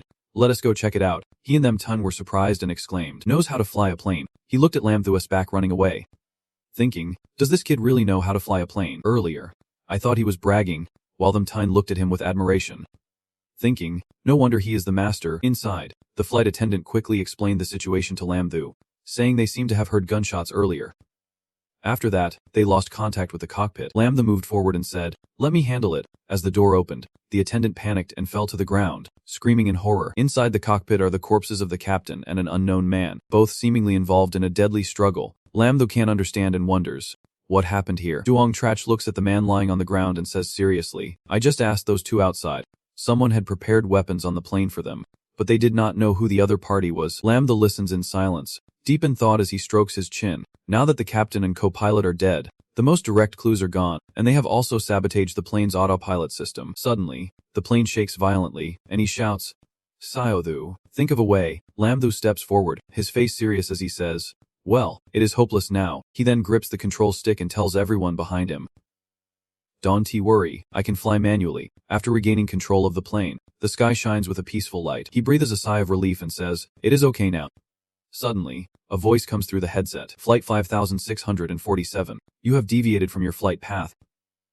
Please respond. Lambthu, drenched in sweat, responds over the intercom. Flight 5647. Acknowledged. The plane experienced a minor malfunction and will return to the flight path immediately.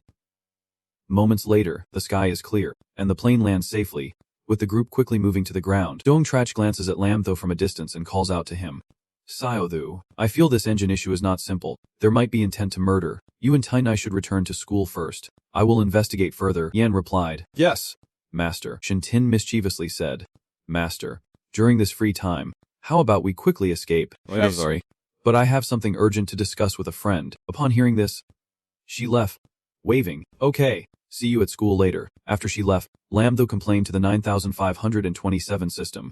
Today, forcibly waking skills. Can't you explain a bit? The system replied irritably, what is there to explain?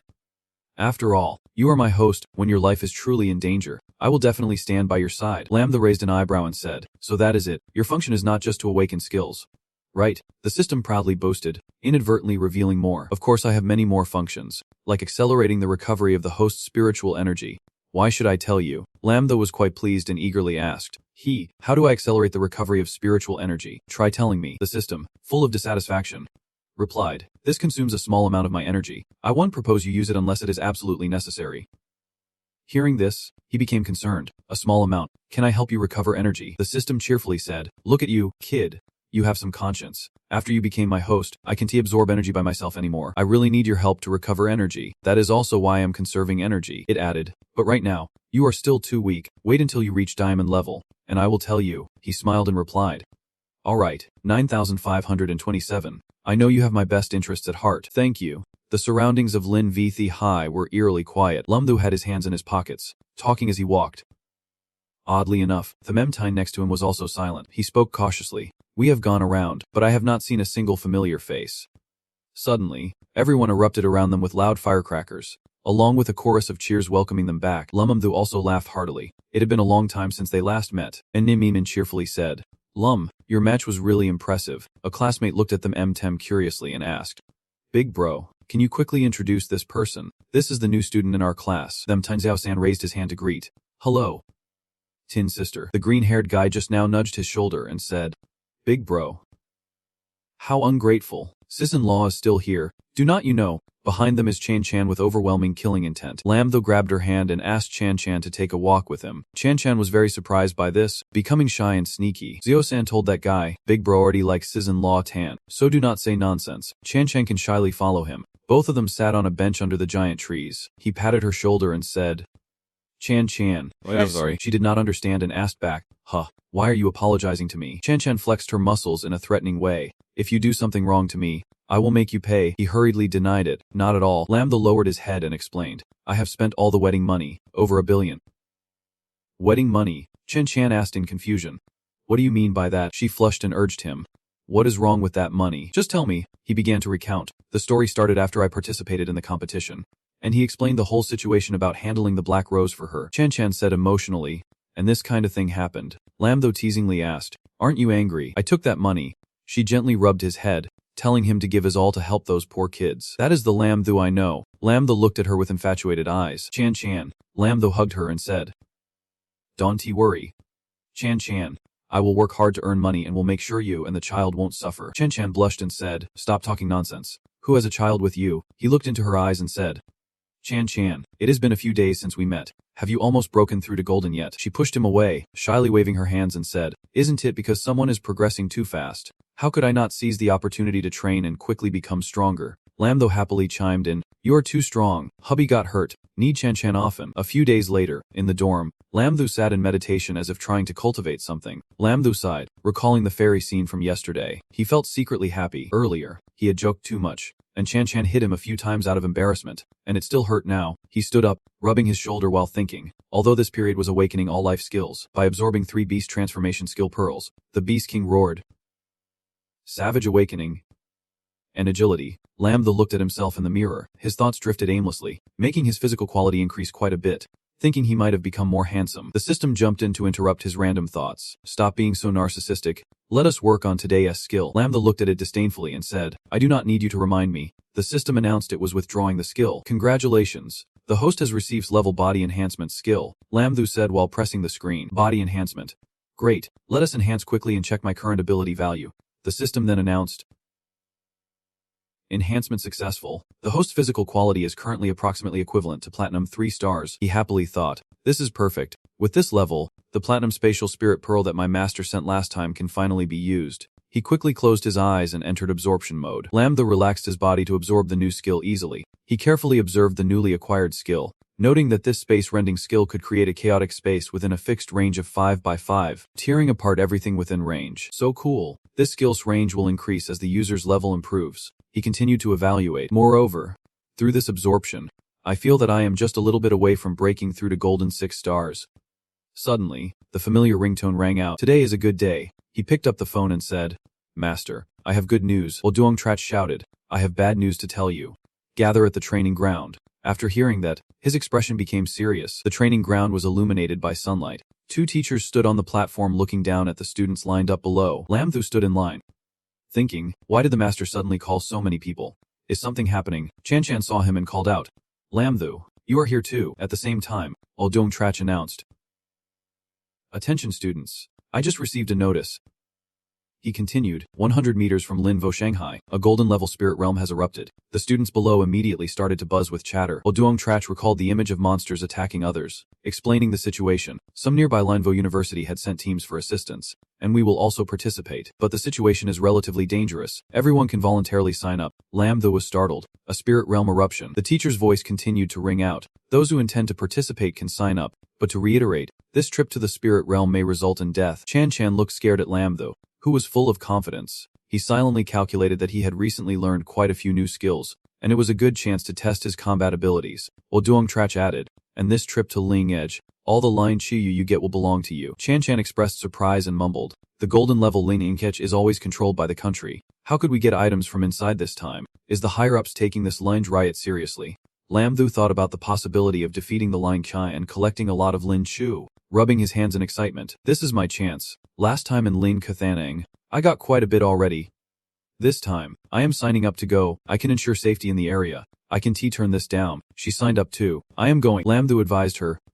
Chan, in the golden level Ling Esh, there are golden level spirit beasts, and even the existence of platinum level spirit beasts. I am worried you will be in danger. She gently told Lam-Tho. I know my own strength, but I feel this Lin K is very important to me. Moreover, Chan looked very confident and asked trustingly, you will protect me, right? Lam-Tho blushed and his heart raced at her adorable look, responding in a fluster. Yes, I will protect you. He took her hand and instructed her, but you have to promise to always stay by my side. She obediently replied, okay. I understand. Suddenly, he remembered something and exclaimed, right, I will give Chan a gun to teach her some knowledge. Take this secret weapon. I told the master to charge it fully. It has a total of 20 shots, which should be enough to deal with regular golden level spirit beasts. Lam-Tho explained as he put his hand in his pocket, especially about the last 5 shots, which might not even be enough against a diamond-stealing spirit beast. She looked at the gun in surprise and admiration. It is truly impressive. He took out a blue armored egg and offered it to her with both hands, saying, you must carry this egg no matter what. If you encounter danger, use it as a shield. Huh? Chan asked in surprise. A shield. He scratched his head and mumbled, having these should be a good balance of offense and defense. Wait, I also need to ask them time to go with you, to always protect you. She smiled and pinched his cheek. Saying okay, she gently said, don't worry, I will be fine. Lam-Tho tightly held her hand and promised with deep affection. Chan, no matter what, I will definitely protect you, she shyly replied. I believe in you. Duong Trach watched the pink atmosphere with helplessness, thinking to himself, my disciple is really lucky. Even in a crucial moment, he can find a meal ticket. By the way, I remember that girl. Duong Trach mumbled, it seems she is an ice-type awakener. This ride in the golden level line Kachi must be related to some ice treasure. Letting her go is fine. A few days later, the student bus crossed dangerous mountains and passes. The teacher's announcement still echoed in everyone's ears. Students, all the platinum level spirit beasts in the spirit realm have been controlled. After a thorough check, it has been confirmed that there are no other spirit beasts threatening anyone, so there is no need to panic. The students can get off the bus one by one. Lam-Tho stood back, observing the crowd in front. He spoke up, Lingwu Kim Lang and Lingwu Koto are here too. Lam-Tho looked at the group of female students ahead. Puzzled. Long bro, is Lingwu Koto an academy for girls? Why is not there a single boy here? Zhang San replied, although it is not a girls' academy, the principal of Lingwu Koto, known as the Ice Queen of the Jade-Faced Demon, primarily admits male students, which is why there are no boys here now. After hearing this, he clicked his tongue and said, isn't the Ice Queen the same as the Destruction Grandmaster? With such hostility towards men, how much resentment must she have? Suddenly, someone patted him on the shoulder and asked, you are Lam-Tho? Right, I am very interested in you. Would you like to transfer to our Lingwu Kotu? Hong Fui Meng introduced from the side. Lam-Tho, long time no see. This is our principal. Lam-Tho thought to himself, whoa, this is ridiculous, he said. Tu Thiao. Tu Thuo is coming. He shook his hand to refuse. No need. I am really doing great at Lin Vi High. She then snapped her fingers at him and said, Lin Vi, we have all beautiful girls. You can choose anyone. I believe these girls won't refuse either. She patted his shoulder and added, even my granddaughter would not be off limits. She shouted in panic. What? He quickly clarified. Grandma, I already have a girlfriend. Chen Qin was so furious she was steaming. Isn't your relationship with others not bad? Lam-Tho hugged her to comfort her while showing Hong Filun the depth of their feelings. Moreover, we are very affectionate, so there is no need for you to worry. Grandma, she chuckled softly but still insisted. You have good taste. How about this? Both of you could transfer here. He quickly turned away. Declining again. Thank you for your kind offer. Grandma, but I really feel great at Len Vi Thai Yi High. Over here, Hong Feeman shyly reproached. Aunt, Why are you selling your granddaughter like that? She sighed nonchalantly. It is a pity. This boy is one of the few males I do not have a dislike for. After escaping from her, he breathed a sigh of relief, feeling a sense of being forced into marriage. Dean Tretch and 2 other teachers looked down at the students and announced, "Everyone, this area is under the management of the Zuku team. We have already surveyed it." He held a coat in his hand. As the environment suddenly entered an ice age, the air temperature was very low, and everyone needed to wear down jackets before entering. The spirit beasts that could not adapt to such conditions had become uncontrollable. To prevent them from rampaging outside, all the students quickly put on their jackets. He continued to instruct, "After everyone enters, we hope you will do your best to assist." Everyone responded in unison. Yes. In front was a spatial vortex, emanating an extremely cold feeling. Chen Qian and Lem Thu's group stood before that icy gate. She felt a bit anxious, thinking to herself, "What is this intense feeling?" Lem Thu quickly held her hand.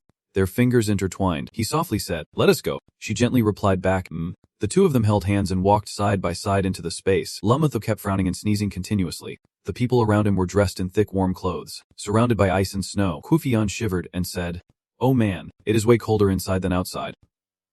Thi Ding, despite also shaking from the cold, did not forget to tease. "Are you that scared of the cold?" He ignored the teasing and said, "But thankfully, there have not been any spirit beasts spotted recently, so we should be safe. Let us head out." Suddenly, Lam Thu noticed something and shouted to the group, "Quick, find a place to hide." All around them was a herd of giant elephants. They were charging fast. The herd moved so powerfully that the ice shattered, their eyes filled with murderous intent. Lam Thu quickly lifted his legs to the side, and the group swiftly scattered from their previous spot.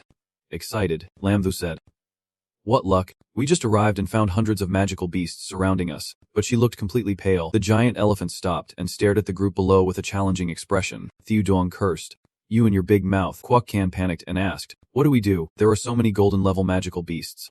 The numbers are overwhelming." Lam Thu spoke up to assign tasks. "You guys go first to draw the attention of the magical beasts to buy us some time to prepare our battle skills." Then he turned to them 10 and said, "Disciple, you do not need to join in. Take care of Chin Chin. You do not need to intervene with the golden level magical beasts," he said loudly, and Home Fu Waimong activated her domain. Everyone immediately rushed in, each doing their part with great efficiency. Waimong flew high and activated her healing domain skill, saying, "Zhu Fu." The group around Lam Thu was immediately enveloped by her area. Lam Thu charged up, diving from the sky. He struck hard at the center of the herd, landing on the ground.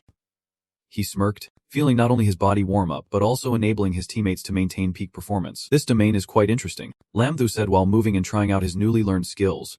He charged straight at the elephant in front of him, shouting fiercely. Beast awakening. The punch he threw made the elephant stagger. With just one hit, the gigantic elephant fell helplessly onto the ice. Lam Thu grabbed the sturdy, curved tusk of the elephant, causing the beast to look at him in confusion. He lifted the elephant high into the air.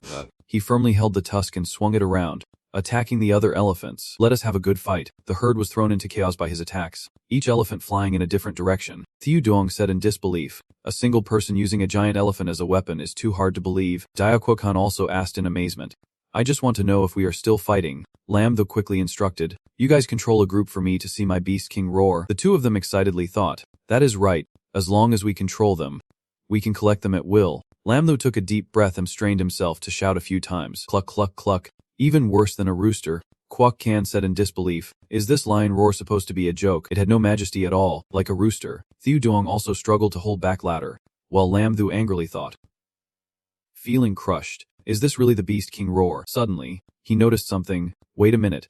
Looking at the confused elephants in front of him, he concluded that the group control skill was effective. Lam Thu told the others behind him, "Quick, unleash your skills." They quickly expanded, shining brightly. "All right." Beams of power shot straight down at the herd of elephants. The lead elephant communicated with its companions. "Hurry, run. They are too strong." Seeing the spirit beasts turn and flee, Lam Thu froze, smirking as he muttered, "So they are running now. I overestimated these spirit beasts." The others looked at the spirit beasts scattered on the ground and said, "You are the one underestimating your own strength." Kwok Kan caught everyone's attention. Everyone looked where he pointed, seeing several spirit beast corpses glowing. The bodies of the elephants vanished, leaving behind shining spirit orbs on the icy ground. Lam Thu exclaimed in surprise, "Whoa, they are all spirit orbs." He regained his composure first and reminded everyone, "What are you waiting for? Go collect the spirit orbs." Waimong scratched her head and said, "We do not deserve this. This victory is mainly due to you. Just take them." Lam Thu handed her a spirit orb. "I feel bad. Everyone contributed in some way. Take this." Waimong thanked him. "You are really nice,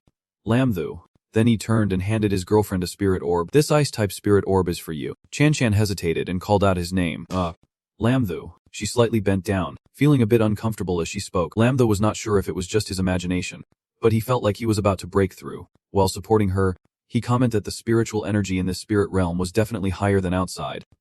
This time, it was almost certain. He instructed them, Tim, take good care of Master's wife. I will go collect the remaining spirit orbs. She replied, yes. Waimong interrupted them, saying, hey, she spoke while handing the bag of spirit orbs to him. Good thing you took the chance, or we would not have been able to scare those spirit beasts away. These spirit orbs should belong to you. Lam the looked at them in surprise. With so many spirit orbs, do not you want them? Thieu Duong answered his question. We do, but we want to earn them through our own efforts, a monk suggested. Lam the replied, then we should split up and act, he asked in surprise. Split up? Tok Dan scratched his head, feeling confused since everyone was experienced. Being with you, it would be hard for us to train ourselves. Lam though was at a loss for words. He crossed his arms over his chest, holding the large bag filled with shiny round orbs. That is fine. Long felt a bit guilty. The first time out, not controlling his strength scared everyone. He took out a small green signal flare from his coat pocket. This is a signal flare. If you encounter danger, send a signal for help, and I will come immediately. Man received it and replied, got it. Lam the waved goodbye to Man and the others as they turned to leave. All right. Then you all must be careful. He lowered his eyes, continuing to calculate in his mind. Next, Lam though carefully placed the blue egg, about half his size, into the large bag. To take care of that little one of his, he had already put away the precious spirit orbs. He stood at a distance, arms crossed, looking at the egg surrounded by blue-green scales, with a few small horns sprouting around it. The rest belongs to you. Enjoy your meal. The Memtine stood with arms crossed in front of Chen, who was sitting cross-legged, radiating a soft pink aura.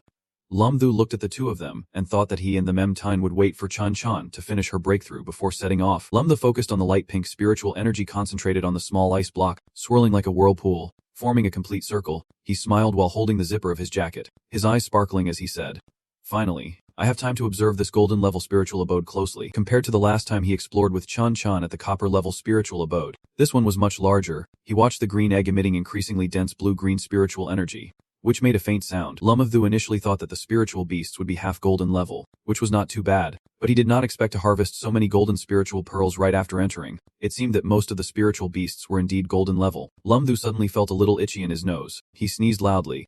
The system displayed a virtual screen with information indicating that the giant elephant typically lives in the grasslands or forests with moderate temperatures. Below was an image of a mother elephant with a dark gray body and two young ones with silver gray bodies. Lam Thu rubbed his nose and frowned, thinking it was too cold. This kind of icy environment was clearly unsuitable for many spiritual beasts to live in. No wonder they suddenly lost control. Wait a second. Suddenly, he turned to look at Chen, who was cultivating, and suddenly realized, so, the climate here must have recently begun to change. Chen was about to finish her cultivation, her eyes still dreamy. She suddenly floated up, surrounded by swirling pink spiritual energy like a tornado. She was overwhelmed by a sudden surge of power and exclaimed, she has broken through to golden. Lam Thu saw her stand up and immediately asked, Chen, did you break through successfully? Chen, hugging her chest happily, replied, yes, I have reached golden. At this moment, she looked around in confusion and asked, hey, where is everyone? Why are there only 3 of us left? Lam Thu took out a handkerchief to wipe his tears and said, Chen, I have been abandoned. Chen still looked bewildered with wide eyes. He ran over pretending to want to hug her, feeling that he was too strong and was rejected by them. His heart truly hurt. Chun pushed his face away in disgust. Stop it. You do not look like you are hurt at all. The Memtine, standing between them, shyly asked, Master, where are we going now? Lam Thu casually replied, whatever, it is all about slaying monsters, leveling up, and collecting gear anyway. Chen silently agreed with him. She was lost in thought, turning her head towards the dense forest. As a breeze rustled the leaves, she pointed in a direction. Can we go over there? I feel like something is calling me. Lam Thu agreed comfortably. Over there.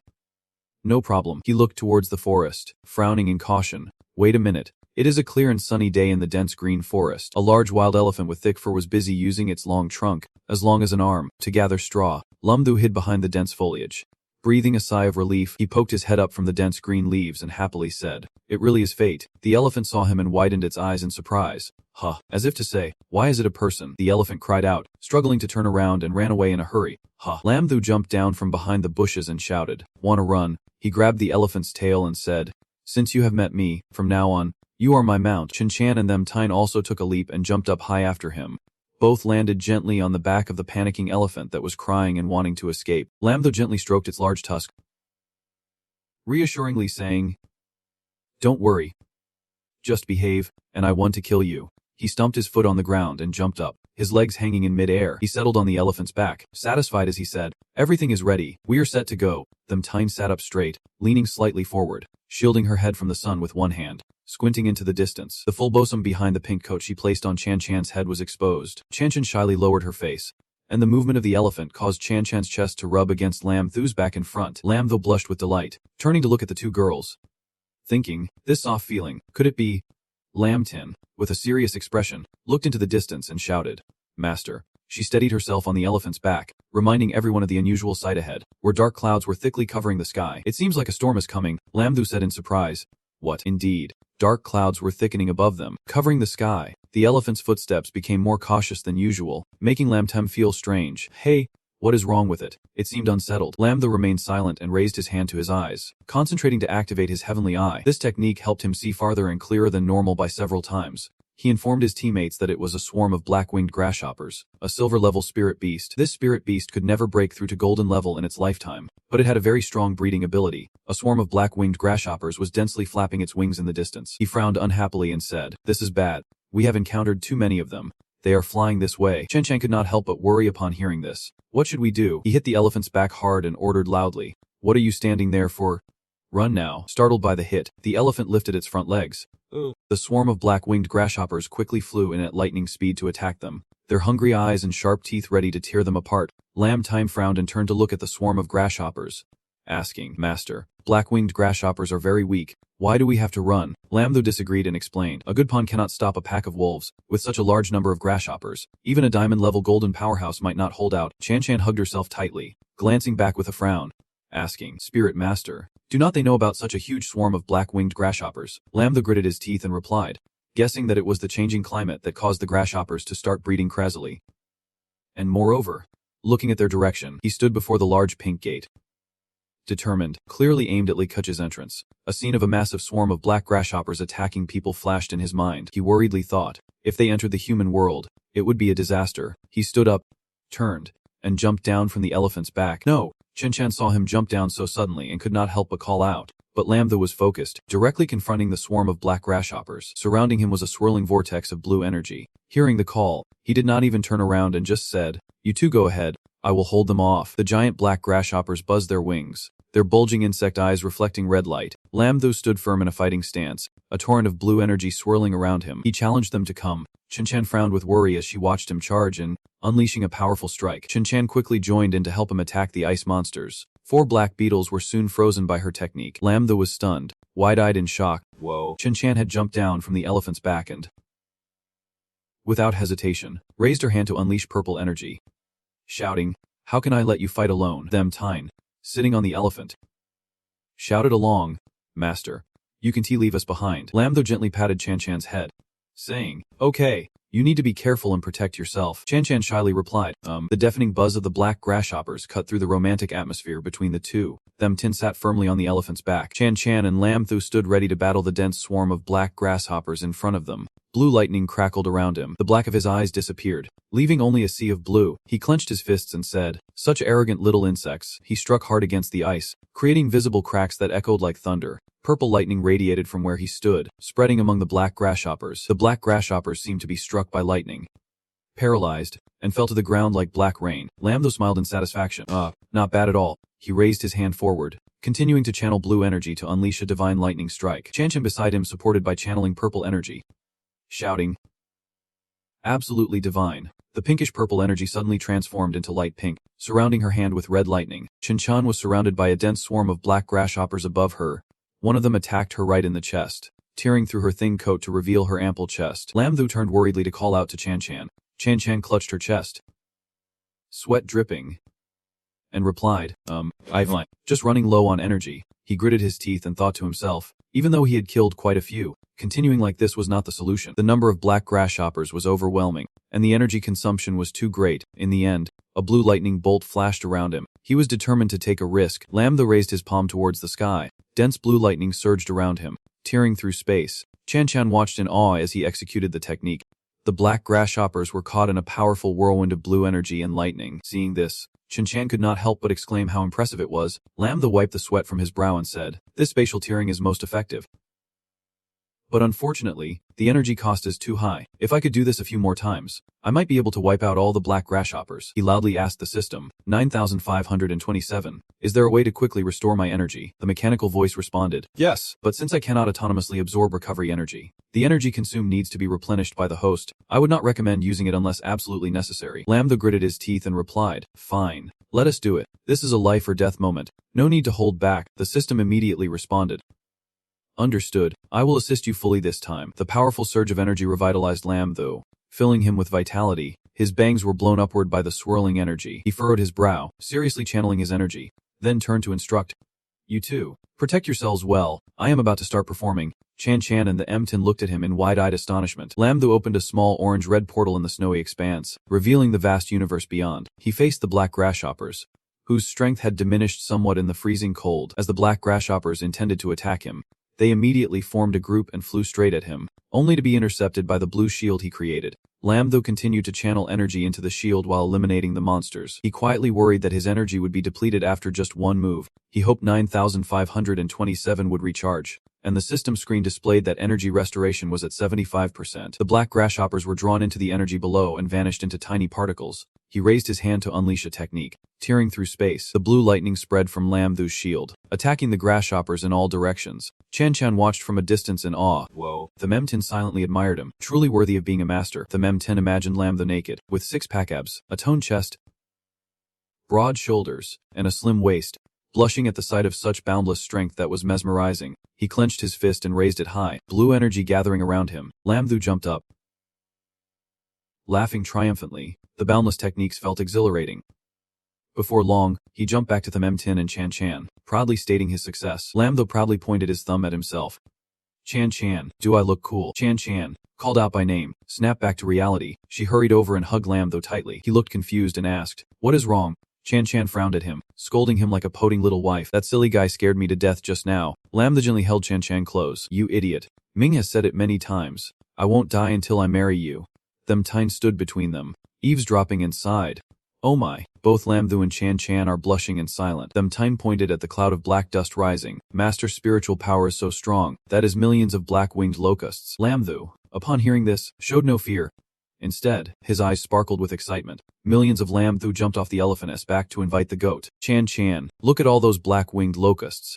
We are about to get rich. Chan Chan still seemed a bit hesitant. Lambda's eyes shone brightly, his face beaming as he continued to wish for more spirit pearls. So many spirit pearls, so many spirit pearls. He paused for a moment, looking down at his dirt-stained hands in disbelief. No. Still nothing. Really, he held his head and cried out loudly. Not a single spirit pearl above the white-silver level. Lambda sat in a corner, sadly hugging the egg while crying in despair. Forget it. Even though the quality of the spirit pearls is not high, quantity is in our favor. These low-level spirit pearls are still a good deal for you. The blue egg began to absorb energy, continuously taking in purple-white-blue energy. He liked to rub his cheek against the egg and thought, it is okay, my little one can have a bit more today, and later we can give less. He could already guess the egg was resisting that statement. No way. All three sat firmly on the elephant's back as it moved. Lambda focused on the system notification that was mechanically reading. Awakening skills. Please wait. And thought impatiently, I know, unless absolutely necessary. I do not need you to help me recover spiritual power. Just awaken the skills today. Soon, the system chimed in with a notification. Congratulations. Host, you have acquired the B-level skill of understanding spirit beasts. You can now communicate normally with spirit beasts. He thought to himself. Satisfied. Good, but I do not quite understand.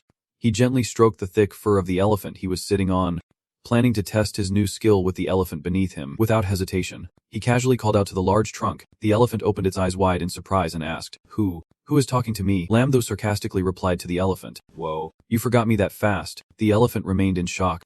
How do you know our tribe's language? Are you some kind of all-powerful being in our tribe? Lambda ignored its question and got straight to the point. What nonsense are you thinking? Tell me, what exactly happened in this spirit realm? The elephant slowly recounted. It was one night a month ago when a beam of sapphire light suddenly appeared in the center of the spirit realm. It lit up the entire spirit realm as if it were daytime. The elephant confidently said, I will press my toe. There must be a rare treasure emerging there. Lambda scoffed in disdain. Huh, all I see is your big, fat foot. Show me your two. The elephant reminisced about the scene where various animals, birds, and insects rushed toward the spot where a beam of light shone down. It recounted with a nostalgic tone, saying many elders had gone to compete for it. But I do not know the specifics. At that time, we did not pay much attention, but gradually I felt that things were not simple. Because the weather here was getting colder by the day. He frowned in silence, Long secretly worried. This was strange. Could the treasure emitting that icy blue light be related to Chan Chan? Chan Chan looked at him with wide eyes. Curious.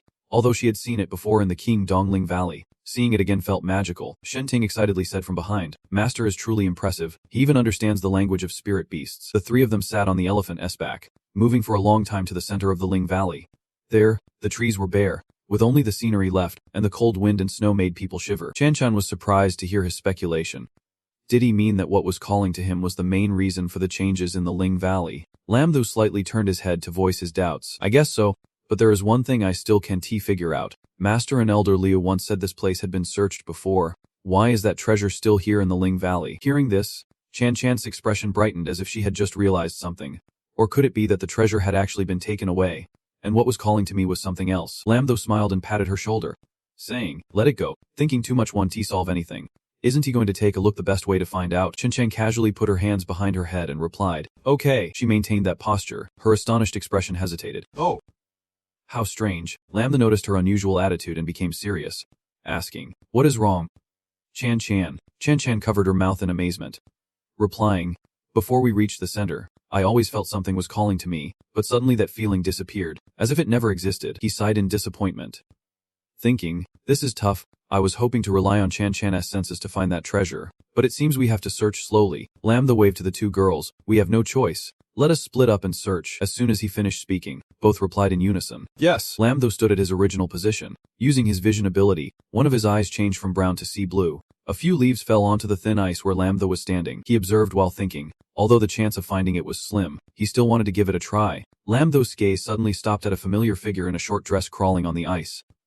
Searching. Her round buttocks raised up and her toned thighs created a seductive pose. She called to Lam Thu, asking him to come over to help her search. You can go somewhere else. Lam Thu blushed at this beautiful sight. His nose bleeding, he widened his eyes in shock. Whoa. Embarrassed, he covered his bleeding nose and walked in the opposite direction. Okay, I will go this way. The elephant turned its head, looking at him in confusion. As night fell, the three of them gathered firewood and started a fire to keep warm. The elephant sat nearby.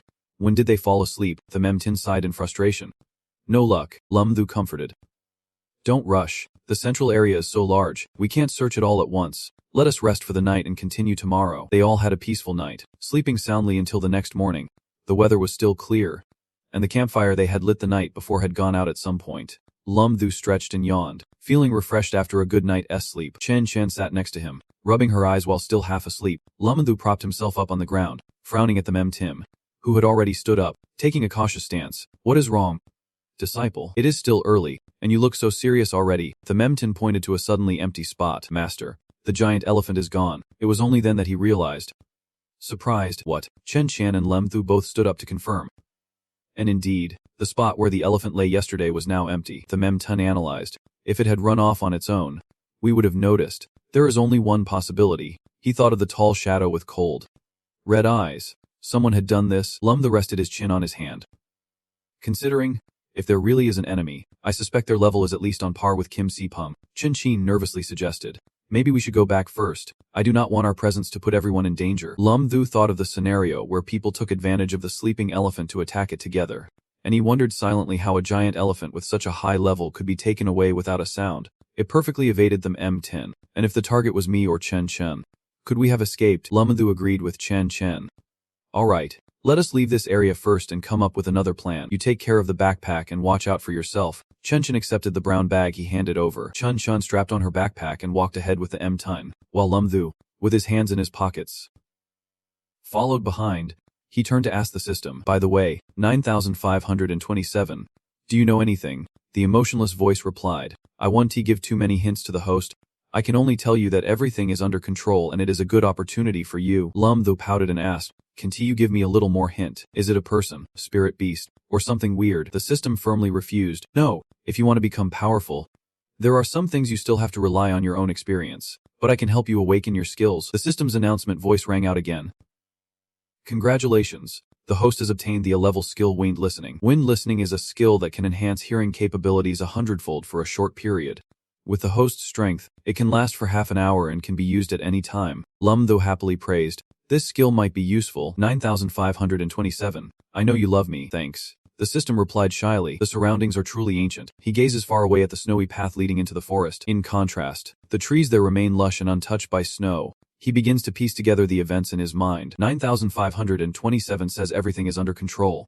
This proves that the opponent's strength is not so high that he can't counter it. He might quietly take the spirit beast away, giving him a chance. Suddenly, he opens his eyes wide in realization. So that is how it is. He calls the two girls in front of him to turn back. I know who the enemy is now. Chen Chan and them Tine are astonished upon hearing this. The two girls turn back in unison, urging Lam Thu to speak quickly. He places his middle and index fingers on the bridge of his nose, squinting with satisfaction and says, in the vast link A, one can quietly take a big nose right under the eyelids of the three of us. One hand in his pocket, he shakes his index finger. There is only one truth. The culprit is the spatial type spirit beast. You can call me Detective Kavdu. The two look at him with evaluating eyes. Chan Chan understands the issue after his explanation. That makes sense. Only a spatial type spirit beast has the ability to move the elephant while we rest. Them Tine expresses concern. Spatial type spirit beasts are not easy to deal with. Lambda places a finger to his lips, signaling silence. Xia. He concentrates, carefully using the Thonfeng Anoa technique to listen to his surroundings. The wind whistles through the lush green trees. In that peaceful scenery, a few rustling sounds suddenly appear,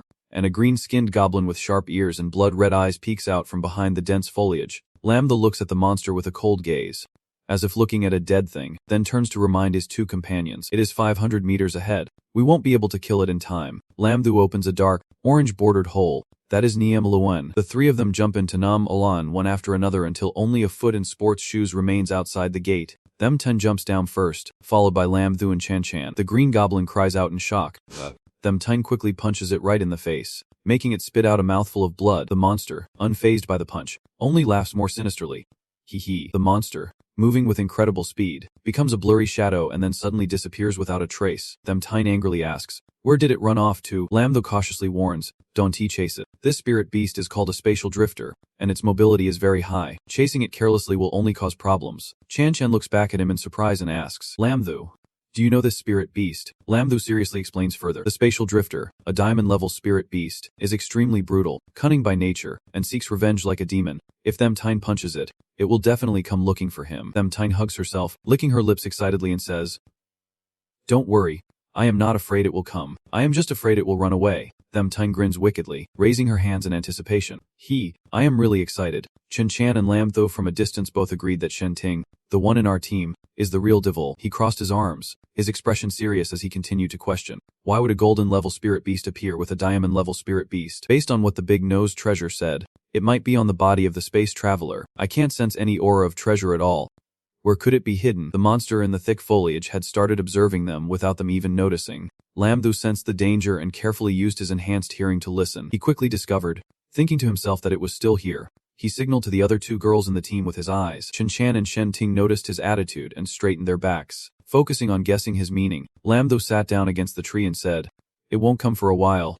We should rest for a bit. Chan Chan and Shen Ting understood and agreed. Okay. Chen Chan put her backpack down on the ground. Chan Chan and Lamtho smiled and pretended to close their eyes, resting their heads against each other, waiting for the traveler to take the bait. The traveler thought the group had completely let their guard down and slowly appeared like dark streaks mixed with bright red among the green leaves. He closed his eyes, frowned in discomfort, and clicked his tongue, losing all patience. It has been 2 hours already. My hands are numb. This space traveler still has no intention of making a move. Can it see that we are trying to lure it? No. I must capture this guy alive, take his spirit pearl and treasures to pay off debts. Chan Chan, leaning on his shoulder, had dozed off without realizing it and was slowly opening her eyes, while Shen Ting was still sound asleep against him. Chan Chan gently held his hand with both of hers and rubbed it. She sweetly asked, is your hand numb? Let me massage it for you. Lamtho could not help but feel happy inside. Chan Chan is really a great girlfriend. He continued to channel his spirit energy, using enhanced hearing to listen carefully to the sounds around them. Lamtho put a finger to his lips, signaling her to be silent. Chen Chan bit her lip, nervously looking in the direction he was looking. Lamtho keenly sensed it was coming. The traveler stealthily approached their group, his tall, muscular body moving quietly. Lamtho frowned and pushed Shen Ting's shoulder. Shen Ting frowned in discomfort and woke up alongside the other two. The traveler bared his sharp teeth and grinned. Ha! In that smile, there was a sense of pride that was distinctly his. His bright red eyes showed no attempt to hide the intense killing intent. He raised his claws and leaped to attack them. Grinning sinisterly, watch out, Lamtho shouted to remind his teammates. Now, Shen Ting replied. Yeah. Debris and dirt flew up as the traveler jumped. He raised his sharp claws, aiming to grab Shen Ting. She fearlessly turned her back to the traveler and said, just in time. One of Shen Ting's hands was surrounded by pink spirit energy with a bolt of red lightning flashing across. She shouted, I just wanted to find you for a little fight. She put all her strength into this punch, but it was easily blocked by the Traveler. The Traveler used spatial energy to nullify the swirling pink energy around her punch. The men stared in shock as her pink energy turned into a deep blue. The Traveler smirked with a sinister grin. Heave. The blue energy from me is growing thicker. The M10 felt as if something was controlling her, forcing her arms behind her back and leaving her suspended in the air. She panicked and asked, "What is this?" The Traveler laughed heartily. He. Its eyes gleamed a bright red as it bared its sharp teeth. Smiling. Silly. With this, you are definitely going to die. The M10's body, controlled and caught in the portal, was slowly disappearing from the waist down, as if struck by blue lightning. She opened her mouth to scream for help but failed. After the M10 was taken by the Traveler, Chen was extremely worried. She hurriedly turned to her boyfriend. Lam-thu, what do we do? I do not know where the M10 has been taken. Hearing Chen-chan's question, Lam-thu looked at the blue spatial circle created by the Traveler hanging in front of them. With a calm expression, Lam-thu smirked and said, "What are you afraid of? If it took you somewhere else, I might worry, but it took that evil M10, so it is better to worry about itself." Chen looked at Lam-thu in confusion. The portal created by the Traveler disappeared in the forest within the space. Just as Lam-thu said, the M10 was kicking the monster in the stomach, and the Traveler was in turmoil. The M10 threw a few punches at the monster's face, leaving it no chance to retaliate. She was enjoying the fight. While punching, the M10 disdainfully asked, "Is that all you have got? What level are you to dare challenge me?" Lam-thu used his energy to observe the situation inside that space. After seeing the M10 beating the monster badly, Lam-thu turned to himself and asked if he was right. Chen watched the fight, left speechless at the M10's brutality.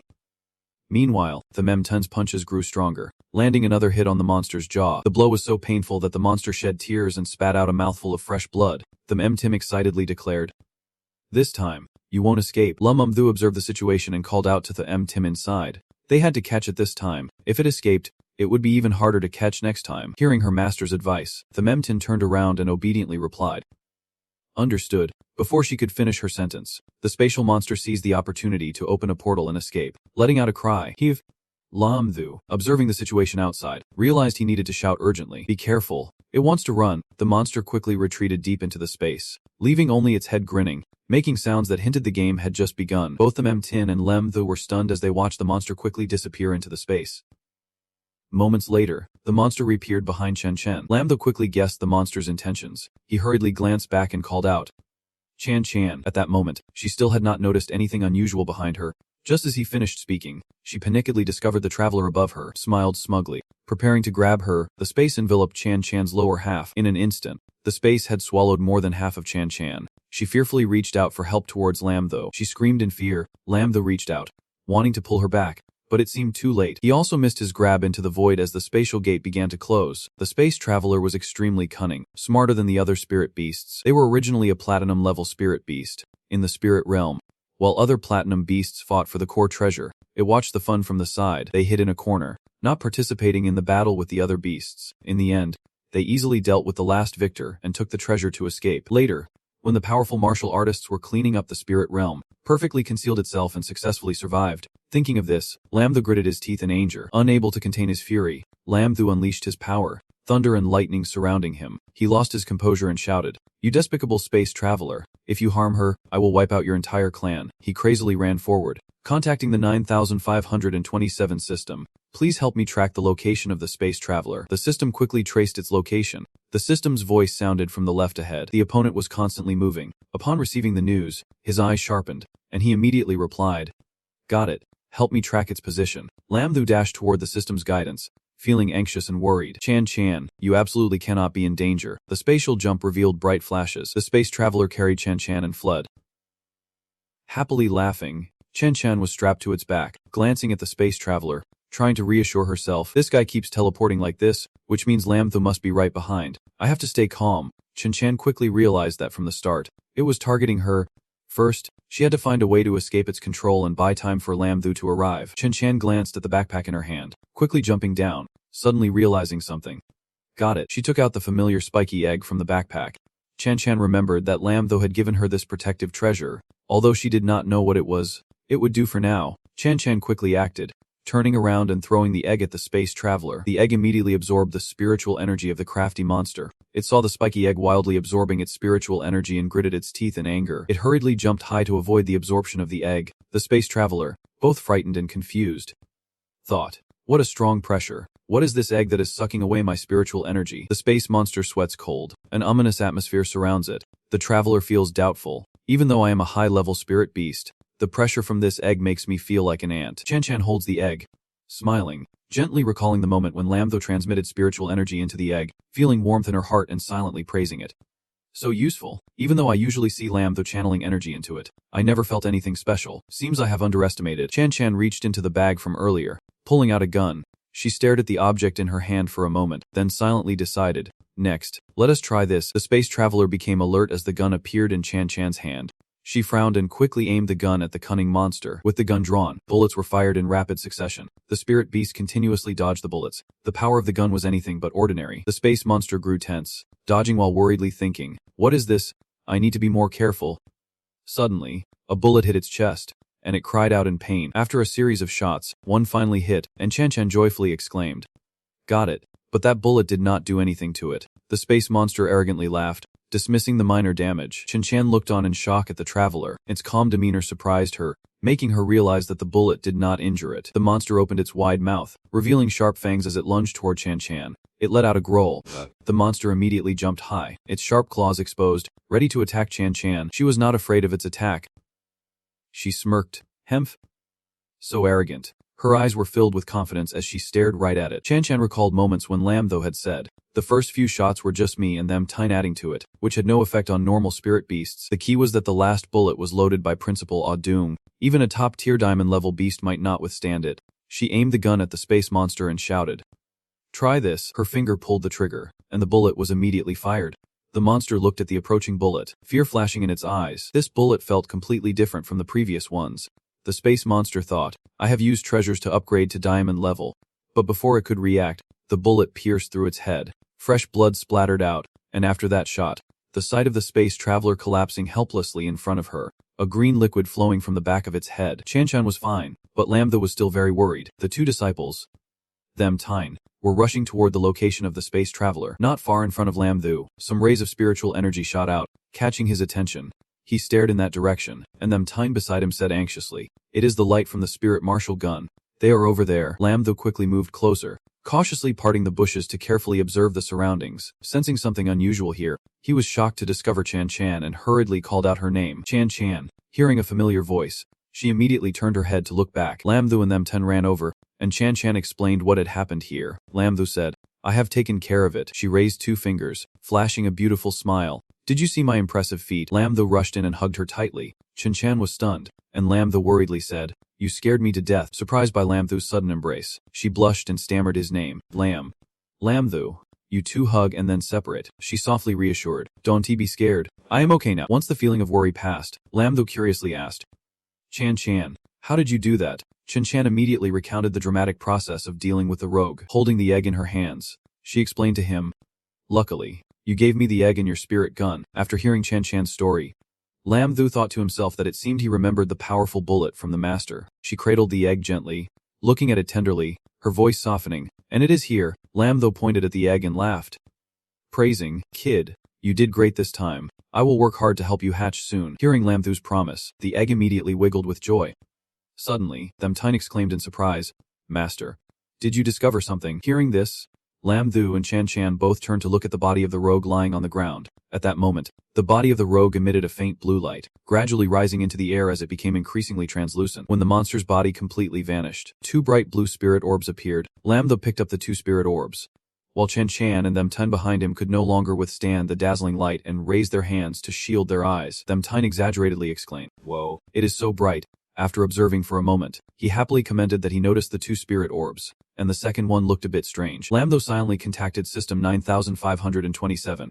Do you know what this is? The system immediately provided an answer. This is Amber Orb, considered a treasure. The system quickly explained. Initially, its spiritual energy was too violent, unsuitable for direct absorption, but it has been purified by the deceased. It is just right for your girlfriend to absorb. Hearing this, he smiled with satisfaction, and Lambtho felt joyful inside. Really? That is great. He handed the orb to Chan, urging her. Chan, this is the Amber Orb, perfect for you. Quickly absorb it. It will be very useful for you. Chan was not polite at all. She took the Amber Orb, feeling the abundant spiritual energy, and exclaimed in amazement, This is it. The one that called to me is this Amber Orb. She slowly absorbed the spiritual energy from the orb. After a period of absorption, Chen Chan immediately broke through from golden second to golden third, then to golden 9, 3 levels in a row. Both Lam Thu and them Tin beside her were astonished, their mouths agape, wondering what was happening with such continuous breakthroughs. The expressions on the M10 and Lam Thu were astonished as they watched Chen Chan's cultivation level rise continuously by 3 ranks. She exclaimed in surprise that this ice crystal could boost her cultivation so quickly. Lam Thu anxiously asked the system. 9,527. The rank increase based on this external force won't leave any side effects. Right. The system reassured him that the ice crystal had helped her level up comprehensively, even enhancing her physical qualities without any adverse effects. An image appeared of Chen Chan holding the ice crystal, absorbing spiritual energy. The system added, moreover, this ice crystal only consumes a portion of energy. The reserves are much higher, which is very beneficial for her future training. After hearing the system's explanation, Lam Thu's eyes widened, and he immediately exclaimed, that is great, I want one too. He looked at the system with a cute expression. The system responded immediately, aren't I enough for you? Lam Thu, greedy for the power of the ice crystal, replied with desire. The more, the better. The Memton looked around and suddenly noticed something unusual. She turned to Lam Thu and said, Master, look, the snowstorm has disappeared. Upon hearing this, Lam Thu glanced around and saw Chan Chan's figure absorbing the ice crystal. Lam Thu replied that after absorbing the ice crystal, Lind also started to return to normal. The two of them, and the Mentin and Lam Thu, silently observed the scene around them. As Chin Chin absorbed the ice crystal, the snowstorm gradually faded away. Lam Thu turned to look at her, his expression thoughtful. Lam Thu speculated that this ice crystal was the source of the environmental change in Line Kai. After a long time of absorbing the ice crystal, Chin Chin slowly opened her eyes, and he immediately asked her, Chin Chin, how do you feel? She smiled brightly and replied, I feel very good. After leveling up to platinum, she felt a surge of strength like never before. After saying that, Chin extended her hand sideways, using spiritual energy to create a circle. She joyfully exclaimed, not only that, but I also awakened the ice domain technique. Soon, Chin Shine's ice domain technique was unleashed. The area around the three of them was instantly enveloped by her power. She explained, as long as ice-type awakeners cast ice techniques within this range, the damage of ice skills will increase by 50%, and the magic recovery speed will also increase by 50%. Hearing this, Lam Thu asked excitedly, whoa, if you team up with an ice squad, would not that be a magical fortress? Chen Chen smiled happily, playfully pointing at his nose. Teasing. Do you want me to protect you? Lam Thu was taken aback by his girlfriend's teasing, his face immediately turning red. He stuttered, Lam Thu blushed from the teasing, clearing his throat awkwardly and pretending to be serious. Do not be noisy, my disciple is still here. Hearing that, Chen Chen stopped teasing him and obediently stood behind him. Lam Thu quickly hugged the ice crystal in his arms and created a protective barrier. He trusted Chen Chen and the Mem time behind him. If Chen Chen had successfully broken through, then the two would protect him, as he was about to level up too. Soon, a large beam of white light appeared in the forest, signaling that Lam Thu was preparing to level up. The light turned golden. He was sitting focused on upgrading his cultivation. The Memtin and Chin Chin behind him looked incredibly worried. Lam Thu lived up to their expectations, quickly breaking through to Golden 7. The Memtin covered her face in admiration. Her master had risen 2 levels and reached Golden 7. Chin Chin behind covered her mouth, exclaiming in awe, with so many high-level spirits being enhanced. Even disciples from some major families probably would not receive this kind of treatment. After breaking through, Lam Thu slowly stood up and said that it was not just a simple level up. He had also absorbed a skill spirit pearl. Lam Thu suddenly stopped speaking. He turned to Chen Chen and asked, Chen Chen, do you want to travel somewhere? He took her hand, and they held hands, the atmosphere filled with a hint of love. Chen and Chin blushed looking at Lam Thu holding her. She shyly asked him, travel. Lam Thu looked at her affectionately, smiled and said, no need to blink. She felt shy but wanted to confirm, so she asked before he could finish his sentence. Chen Chan suddenly screamed as Lam Thu used teleportation right in front of them. Tim. After successfully teleporting, Chen Chan seemed uncomfortable as she was not used to returning to the real world, and she let out a frustrated sound.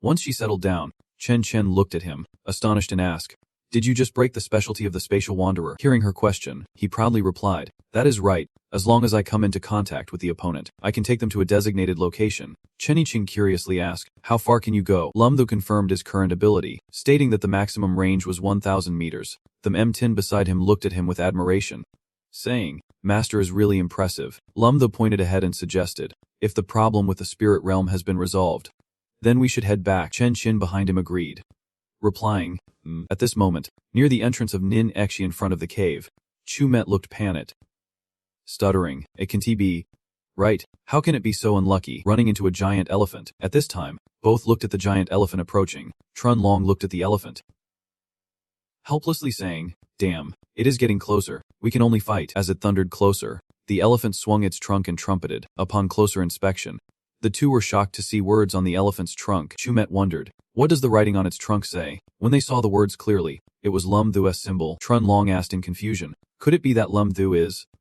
Just then, Lum Thu's voice echoed, hey, Chumet, why are you guys here? Did you run into any trouble? Chumet hurriedly turned towards the voice. He saw three familiar faces. Lum Thu, Chen Chen, and them Tim, all approaching the group of Chumet. After seeing the elephant, Lam Thu's expression changed. He ran to the elephant, hugged its trunk, and joyfully said, Big Trunk is here too. The big trunk was also happy to reunite with its master. It squinted and smiled as Lam Thu embraced it. Chumet looked at him helplessly, answering with no attack, but clearly intimidated by this little buddy of yours. Trun Long announced, all right, the principal told us to go back and say that the issue with Lion Catchy has been resolved. Everyone prepare to gather back at school. Lum Thu was also on his way back. Hearing this, he immediately responded. After teleporting out of Lynch, seeing his students appear, Yu Dijing Trek welcomed them back and said, you have worked hard. You all have finally returned. Dijing Trek was startled when he noticed the changes in his students. Dijing Trek looked at Lum Thu and Chen Chun standing at the entrance. He sighed inwardly. In just a few short days, Ten and Chen had broken through from Butch En to Butch Kim. Curious, Yu Ding Trek walked closer to Lum Thu and whispered, Tu Thu, tell me a bit about what happened in Lanka. How did this girl Chen Chen's cultivation rise so fast? Lum Thu heard his question, turned to Ding Trech and replied, here's what happened. Lum Thu recounted everything that took place. He pondered, lowering his voice. I did not expect it to be so dangerous. We clearly had inspected Lynch before. How unexpected. As he said this, Duding Trech looked at him and praised, good thing you all resolved it smoothly. You have really done a great job. Suddenly, he asked seriously, that is right. Tu Thu, with Chen Jinshan's strength reaching Butch Kim, with such power, how do you see the upcoming world competition? Lum Thu immediately disagreed. His face darkened as he shouted, no way. Lum Thu looked at him seriously and continued, Master, I hope you do not tell Chen Shan about this. I will strive to get first place in the world competition, but I do not want Chen Chen to participate in such a dangerous competition. Yu Dijang understood Lem Thu's intentions and said, Master supports you, but participating in the competition also requires the contestant's willingness. If she decides to, Lum Thu immediately interrupted, saying to wait until then to discuss it. At this point, he turned to look at Chen Chen, pondering for a moment. He silently decided that he would not let her get into trouble. The phone rang, and Dijing Trech immediately picked it up. He answered, asking the person on the other end, what is up? Luo Las. Lassie Tren on the other end quickly reported the situation. Country M, Country C, and Country J have each sent a team to Lingvai High for academic exchange. But after 3 days in the arena, many of our students have been injured. Hearing this, Dueling Trech was alarmed and quickly responded, what? We will return quickly. At the training ground of Ling Wu Shanghai, a fireball was launched, quickly striking a man and causing him to fall to the ground, spitting out a mouthful of fresh blood. Quan Gung saw this and worriedly shouted, Big Tiao, right now at the training ground, countless people are watching the match, and that young man has fallen unconscious on the ground. The blonde approached Big Tiao, who lay motionless, coldly staring at him before stepping on him. A flame appeared in his left hand. He is a fire ability user, a peak level golden from the foggy country. He smiled mockingly. Ling Wu Shanghai, you guys are really weak. It has been 3 days and you have not won a single match. How embarrassing. Quan Gung looked at the students around her and anxiously called out, Zhang San, hurry and help him with treatment. A hand rested on Quan Gung's back, as another young blonde casually blocked her. He was the leader from the foggy country, his martial rank unknown, and with an irreverent tone, he said, kids fighting, injuries are unavoidable. As elders, we should stay out of it. Quan Gung's anger flared up, and she immediately questioned, it is just an academic exchange. Why does it have to be lethal? Over there, he smugly held a phone as if calling someone, pointing at the furious Quan Gung, and asked mockingly, hey, is that a 9-tailed fox awakener from the Frost Country? Not bad. Huh. He pointed at himself, imagining using fire to burn Quan Gung. Luca sneered, once I deal with these useless students, I will arrange a date with her. He pressed his foot down on Big Xiao below, who gritted his teeth in pain to suppress any sound. Luca pointed down arrogantly and asked, before that, how should we deal with the losers at our feet? The people from the foggy country took out their phones to record, with one person in the crowd mocking. I heard that Lin V. Themya High is the champion university of their country. With skills like these it is just laughable. Someone on the other end of the phone retorted, you shameless people, taking advantage of our main force not being here to bully those at a lower level. How interesting. The smug group was immediately taken aback. One of them used spiritual energy to threaten, kid, I will give you a chance to admit defeat. Otherwise your life might be hard to keep. ZTU was pinned down, heavily injured but still refusing to yield. He gritted his teeth and replied, I would rather die than give in. Before he could finish his sentence, Luca attacked TU with fire spiritual energy. His face showed murderous intent as Luca shouted, just showing off. Die already. Eetu grimaced, closing his eyes to endure the attack. Suddenly, a resistance technique was unleashed. A bright light appeared, dispelling his opponent's move, blinding him to the point he had to cover his eyes. Luca gritted his teeth, looking at the one who just intervened. None other than Dean Trach and his group of students, he said sternly. Who dares to cause trouble in my school? Kuan Ying was overjoyed to see Dang Trach and immediately reported. Principal, they have finally returned. Dujing Trach interrupted. I saw it all. Dujing Trach glanced at them time behind him and instructed. Taine, teach them a lesson. Remember to keep your composure. The Memtin obediently replied. Yes. Hearing this, Luca looked at the Memtin approaching and quickly became alert, but still arrogantly prepared to speak. The Memtin frowned and immediately delivered a punch, cutting off the words about to come out of his mouth. Luca, who was arrogant, was unexpectedly punched away. When he landed, he cuffed a few times. Blood immediately spewed from his mouth. After taking such a heavy punch to the chest, he became furious. Luca questioned, how dare you hit so hard? The Memtin was surprised that Luca was still conscious after taking a punch. This guy released spiritual energy, preparing to rush at the Memtin. She opened her eyes wide, staring blankly at the scene before her. It was Dujing Trach appearing, neutralizing Lei's attack. Dujing Trach coldly asked, so you want to make a move? What kind of strength is it to bully a child? The leader of the Memi team pointed at Dujing Trach, criticizing. We are different. Lumthu mocked. Oh, are people from me today so shameless? He pointed at him, reasonably questioning, you have injured so many of us, and you do not care. Unable to endure seeing his people hurt, the leader was immediately embarrassed by Lumthu's straightforward criticism. Luca was supported by his teammates, and Fike angrily retorted, Hemph, Luca is just the weakest among us. You have lost 3 days in a row. While Fike was speaking, suddenly a girl interrupted with a suggestion. Forget it. Fike, let me take the lead. The speaker was Kane, leader of Team C, a true martial expert. She made a cute suggestion. Principal Lu Ding, it was just the kids warming up before the match. If your main forces have returned, I want us to have a professional academic exchange. Dujing Trach coldly replied. Warm up for 3 days. I want to warm up now too. Do you want to compete? Lumthu praised from behind. Master is impressive. Kai. Hearing this, pondered a bit. The spatial system was very hard to deal with, especially since Dujing Trach had once slaughtered supreme beings. She immediately changed her attitude, pointing and saying calmly, Principal Lu Ding is joking. We mainly came to see these kids. Dujing Trach realized their intentions. He coldly scoffed inwardly. What kids? They came for Tzu, did not they? Kane looked at Lumthu. She subtly spoke. I heard this Lumthu is from the spatial system and won the Mevip in the competition. If the intel is true, she thought, a first-year student with such power will be a huge threat in the world competition. This time was perfect to probe the truth during the academy competition. Dujing Trach coldly asked, tell me, how do you plan to have this academic exchange? Kana raised 5 fingers, smiling as she suggested. Very simple. The 3 of us take turns to battle your Ling Wu Shanghai in 5 one-on-one matches. How about that? Dujing Trach disagreed. That is too complicated. How about this? We pick 5 people to directly fight your 14, allowing you to rotate in combat. And Teeny thought she misheard. She hurriedly asked, what? Kane looked at Dujing Trach with a complex expression. She hesitantly said, you must be thinking something is wrong. Right? Behind her, Fike urged quietly, agree. This advantage clearly leans towards us. Dujing Trach pointed an AK high, saying, the rules are not what you decided. Let us make a bet. If we lose, we will give you the data on spiritual weapons. If you lose, just give us several dozen tons of heavenly minerals. Kane hesitated to respond to this. Dujing Trach pressed, if you do not agree, then this academic exchange does not need to continue. Kana softly said, this condition is related to a major issue. We need to negotiate a bit. Dujing Trach agreed. All right. I will give you 5 minutes. If you can't come to an agreement, you will follow my orders. Fike and Kane turned to leave. Fike even looked back, annoyed, complaining that the old man was too arrogant. Meanwhile, Lumthu looked at Dujing Trach, puzzled. Master, is not this a bit too much? If we actually lose, do we really have to give them the weapon data? Dujing Trach slyly replied, I am just telling them about the data, not when I will give it to them. Lumthu raised his finger in praise. As expected of the master, the older the ginger, the spicier it gets. The group waited in silence for Kai and Fike to discuss. Over here, Fike was making a phone call to someone.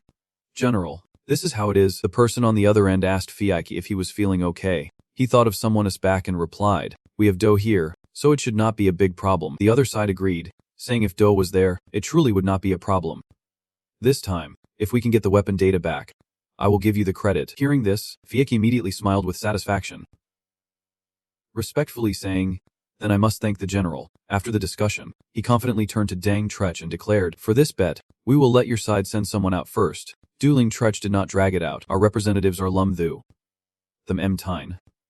Tron Long, Lum Vif, and Tron Tron. Chen Chen worriedly asked Lemthu, for such an important match, can you handle it? Lemthu smiled and replied, the master must have seriously considered this decision, so do not worry. He recalled Chen Chen's angry expression when she witnessed Lei stepping on the big guy. Lemthu asked, from your angry look earlier, I guess you also want to vent some frustration for everyone. Right? He reached out and held Chen Chen's beautiful hand tightly. Lemthu advised. Although worried, he could understand her feelings. During the match, be sure to pay attention to your safety. Hearing this, Chen Chen felt a bit surprised and touched. Thinking to herself that he actually cared about Lemthu, Chen Chen smiled beautifully and promised obediently. Okay, I will be careful. Chen Chen raised her hand and suggested, let me go up first, and you guys back me up. Dujing Trech turned around and looked, agreeing to her. With his approval, Chen Chen stepped forward, cautiously observing the group ahead. VK carefully observed Chen Chen, calculating in his mind, although we have investigated the outstanding students of Line Vith Enyi High, we did not pay attention to this female student. Since we have the permission for Lun Fin to fight, let us casually send out a punching bag to test her strength. With this in mind, he pointed forward and turned around to give orders. Otajeri, you go first.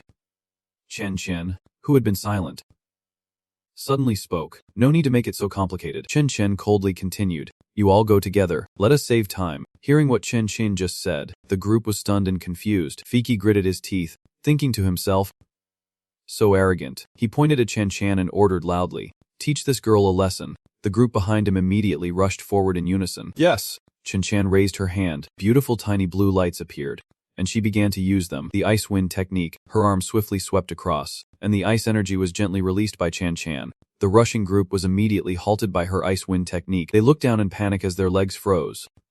Shouting, Chan Chan can't move anymore. Chan Chan raised her other hand, and blue light was drawn on her palm. Chan Chan reminded them. Watch closely.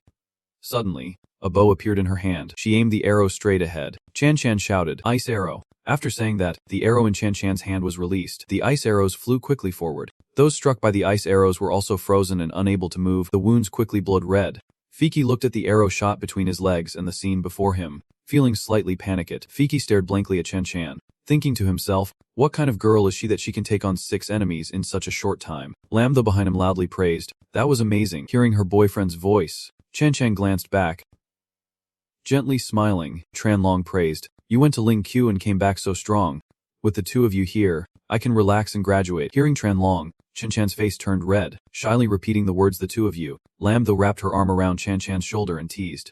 Great, remember to come drink at our celebration. Chen Chan brushed off Lam Thu's hand resting on her shoulder. Lam Thu sulkily looked at Chen Chan, blushing and lightly scolding. Don't he make a fuss. After scolding Lam Thu, Chen Chan's gaze softened.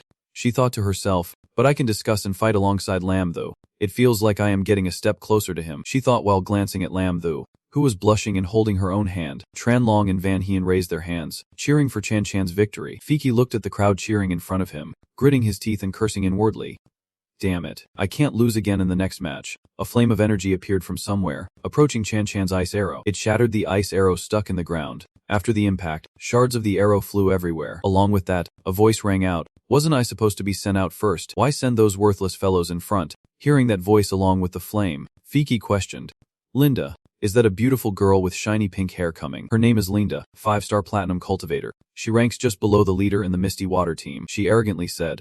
Leave this little chick to me. Linda stepped closer to the arrogant Chin Chan. Hearing a sound behind her, Chun Chen took notice and turned to look. Linda's hand was ablaze with fire. She provocatively said, need to restore your energy. I can wait for you. Chen Chen replied. No need. Fighting them won't drain much of my energy. Linda raised her fiery hand, smiling and introducing herself. Oh really? You are quite a decent opponent. I am Linda, 5-star platinum fire element cultivator. The fire followed her hand movements and fell. When it touched the grass on the ground, it immediately caught fire, and a circle of flames quickly appeared. Linda and Chin Chen stood in the middle of that circle. Linda smugly said, please enlighten me. Outside, both Lum Thu and Thun K were startled by Linda's raging flames. Lum Thu listened to Linda's introduction, feeling worried inside. The 5-star platinum has been depleted, and these two just happened to counter each other. Moreover, Lum Thu anxiously looked at Chen Chun, who was tense against Linda, who looked triumphant. He could not help but worry. Chenny Chin had just broken through to platinum. In the circle of fire, both girls were on the defensive, vigilantly watching each other. Linda struck first, controlling the fire in her hand, flames blazing fiercely. Linda called out a warning, and soon after, Chen Chin quickly used an ice shield, creating a barrier of ice to withstand Linda's attack. During the fight, Chen Chen silently assessed that Linda's destructive power was not comparable to those before her. Linda attacked Chen Chen again with fire, the flames growing larger, forcing Chen Chen to leap high. Up in the air, Chen Chen began to activate her skill Frozen Domain. After she shouted the skill name and moved her arms, the ice shards were launched simultaneously. Linda saw this and dismissed it, thinking it was nothing special. One hand raised, she controlled the fire. Using her elemental skill, Chen Chen's Frozen Domain attack was quickly suppressed by her. Seeing this situation, Chen Chen began to calculate in her mind, realizing her skill execution was not as proficient as Linda's. In that case, she raised one arm high, releasing ice energy that enveloped her arm. Chen Chen used her skill, Ice Domain. After accumulating enough energy in her arm, she thrust it forward and shouted heavenly ice and earthly snow, creating a massive vortex filled with ice energy. As the vortex quickly approached, Linda swiftly jumped back to evade. She began to grow cautious. Linda could not understand what was going on. This girl's damage suddenly skyrocketed. She excitedly flashed a fierce smile. Linda thought to herself, this is interesting. Linda raised her left hand, quickly employing the Fire Dance 9 Heavens skill to attack the foot. Over there. The foot was not to be outdone. She shouted loudly with absolute agility. Linda countered with the Gale Storm Dance. Meanwhile, Fike observed the battle, slightly surprised to note that this girl could hold her own against Linda for so long, hardly showing any difference in strength. Inside, Linda was frantically casting her moves, excitedly saying, I admit, you are very strong. If you and I were on the same level, I believe I would have lost to you by now. But, Linda emphasized, right now, I am stronger than you. She is using all her power to unleash her skill. Gale Dance 9 Heavens once more. The cold voice of Zhen Zhen rang out. I admit the first half of what you said is correct, but I disagree with the second half. Linda was struck dumb, stunned by the scene before her. Zhen Zhen continued. I am not necessarily weaker than you right now. What surprised Linda was the massive ice sphere created by Zhen Zhen. From the ice sphere, a small ice mountain quickly emerged. That was the ice skill of Feng Shangxia. While casting her spell, Zhen Zhen continued to argue that only a competition would determine who was stronger. The icy arrows she launched all aimed directly at Lina. She clenched her teeth, thinking, is this girl too freakish? I am 4 levels above her. How can she still retaliate with such abundant energy? Linda lifted her legs and quickly jumped high. Zhen Zhen guarded herself, watching Linda peer behind her like a ghost. With a vigilant expression, Zhen Zhen turned to look at Linda's smug face behind her. Suddenly, Linda became friendly and offered her hand, saying, let me tell you, sister. Linda moved closer to Zhen Zhen, making her blush with embarrassment. It seems like neither of us can defeat the other. How about we call this a draw? Zhen Zhen smiled and agreed. Okay, she thought to herself. Luckily, with the field, not only did it boost her strength, but it also allowed her to recover her energy, enabling her to hold out until now. Looking at Zhen Zhen and Linda shaking hands, Fike was a bit stunned. A draw. He can't accept that. Linda is just a backup player, yet she got taken down by a lower level. Fike frowned as he watched Linda happily singing and walking. Feeling a bit annoyed, he consoled himself. Forget it. They have top experts in their house. Someone like me can't get involved. Linda innocently explained in response to Fike's disdainful gaze. Don't lose heart as the team leader. This girl is formidable. She must be their main force. After I brought her down, Linda pointed at Fee's chest. Miss Neithu defended, saying, think about those monsters behind us. Are you still not worried? Fike thought it made sense, wiping the cold sweat from his forehead. Stammering. Yeah. Venin has also stepped up to fight. Fike immediately focused on the battle. He glanced at Lam Van Heen fighting on the other side. Fike thought to himself, aside from the Doe family, he had not had time to consider the abilities of the others when the referee's voice sounded. Lin Vithagi High wins. Fike's side was already being choked out by Van and Hiven. Then Tron Long landed a strong punch on the other side, blood gushing from that guy's mouth. The referee's voice rang out. Lin Vithagi High wins. Fike watched as Lin Vithi High continuously defeated his team, panicking and shouting, how could this be? Seeing the fallen fighters piled on top of each other, Kaney worried, we are down to just 3 people left on our side. Tears streamed down Fike's face as he lamented. I never imagined Lin Vithi High would be this tough to deal with. Kaney thought of the 3 others and murmured helplessly, that kid Lumthu has not figured out the details, and it is almost time for our 3 aces. Fike angrily shouted at the group. Damn it. Trun Long is still being treated over here. Someone yelled in praise. Whoa. Captain Tron is fighting beautifully. V Tut suggested. You were hurt badly in that last match. Let me treat you first. Trun Long refused. No need. Tell Lumthu I have rested enough. And see if I can take out one more for you guys. Lumthu encouraged him to keep going. A powerful foot appeared on the battlefield, radiating an extraordinary aura. The owner of that foot was Deech, a gravity-based ability user from Country C. Each looked at Trun Long and declared, your next opponent is me. Flames roared around Deek as he taunted Tron Long, who was already injured.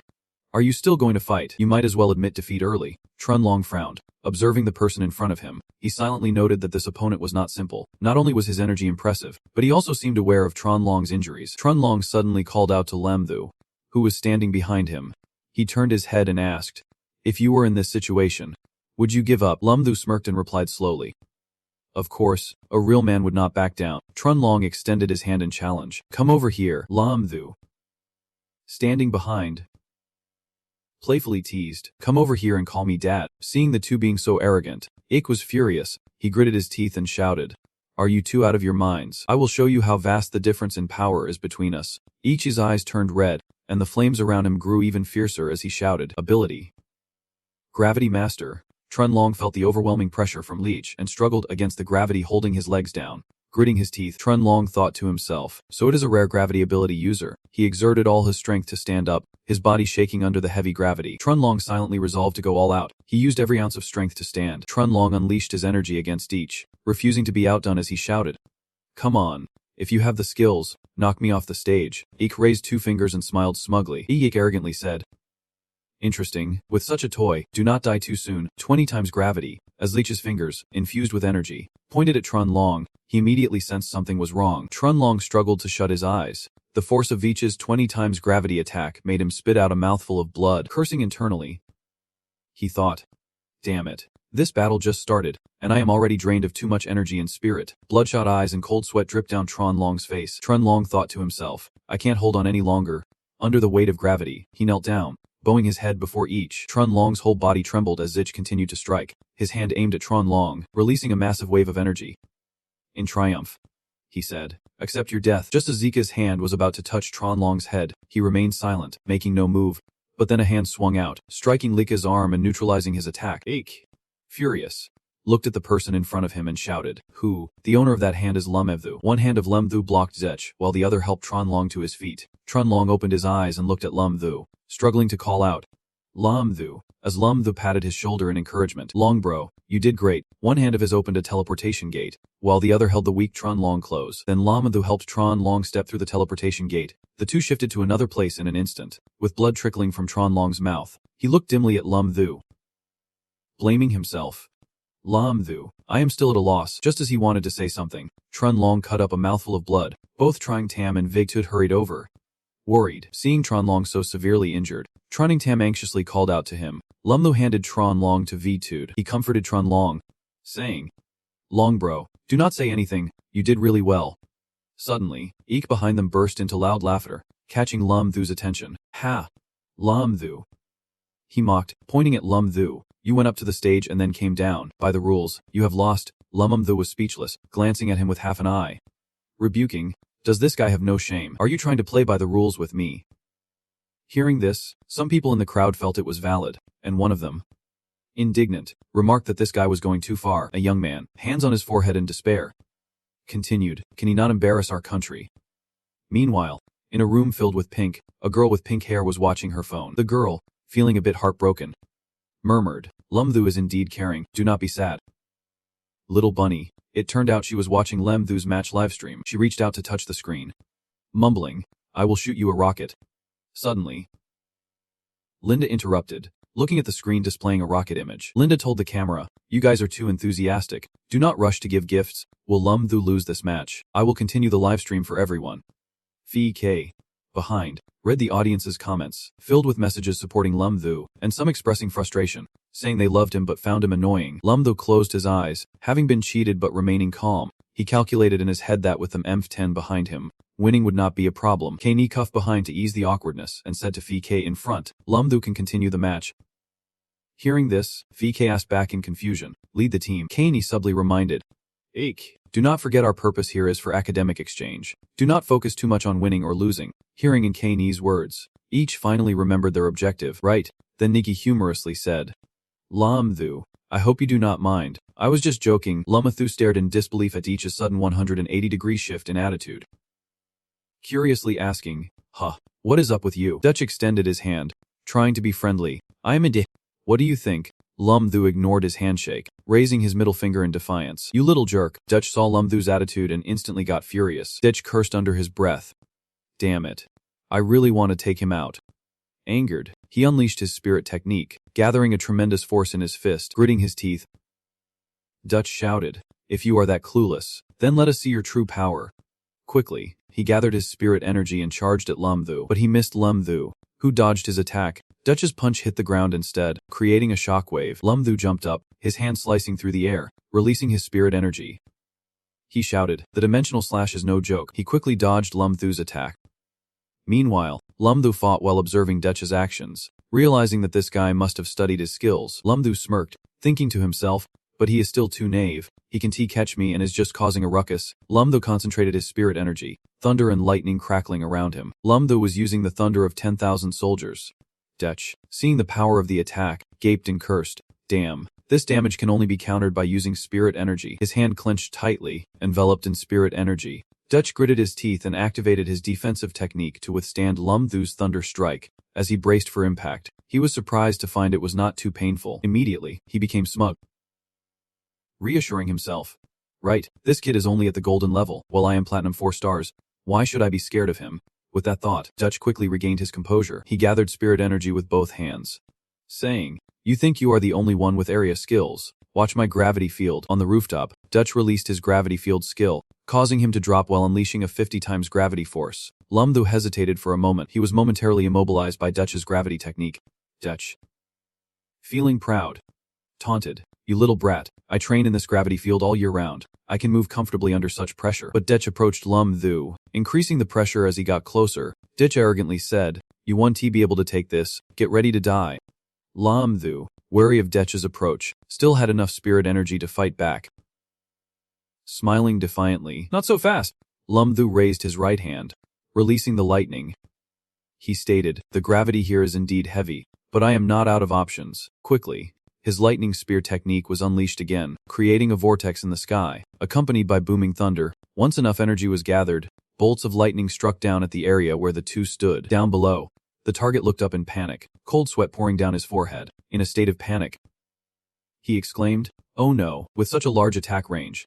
You should have turned your head to see that line though has disappeared without a trace." The target, stunned, asked, "Where is he?" He was shocked by the mysterious disappearance of Lemthu, feeling as if he had been struck by lightning. Even though he had used a stealth skill, he still could not withstand the pain. The target screamed loudly. The target frowned, struggling to spit out a mouthful of fresh blood after being struck by lightning. Lemthu teleported behind him. He casually said from behind, "Big bro, this is just the beginning." Lemthu soared down, feet infused with spiritual power, shouting as he jumped, "If you dare to treat my long bro like this, how could I easily forgive you?" Lemthu's foot quickly hit the target's face. He could not dodge Lemthu's attack, yelling as he kicked. Rabbit kick. After taking a kick, the target looked at Lemthu standing opposite him. He gritted his teeth, feeling a bit afraid inside.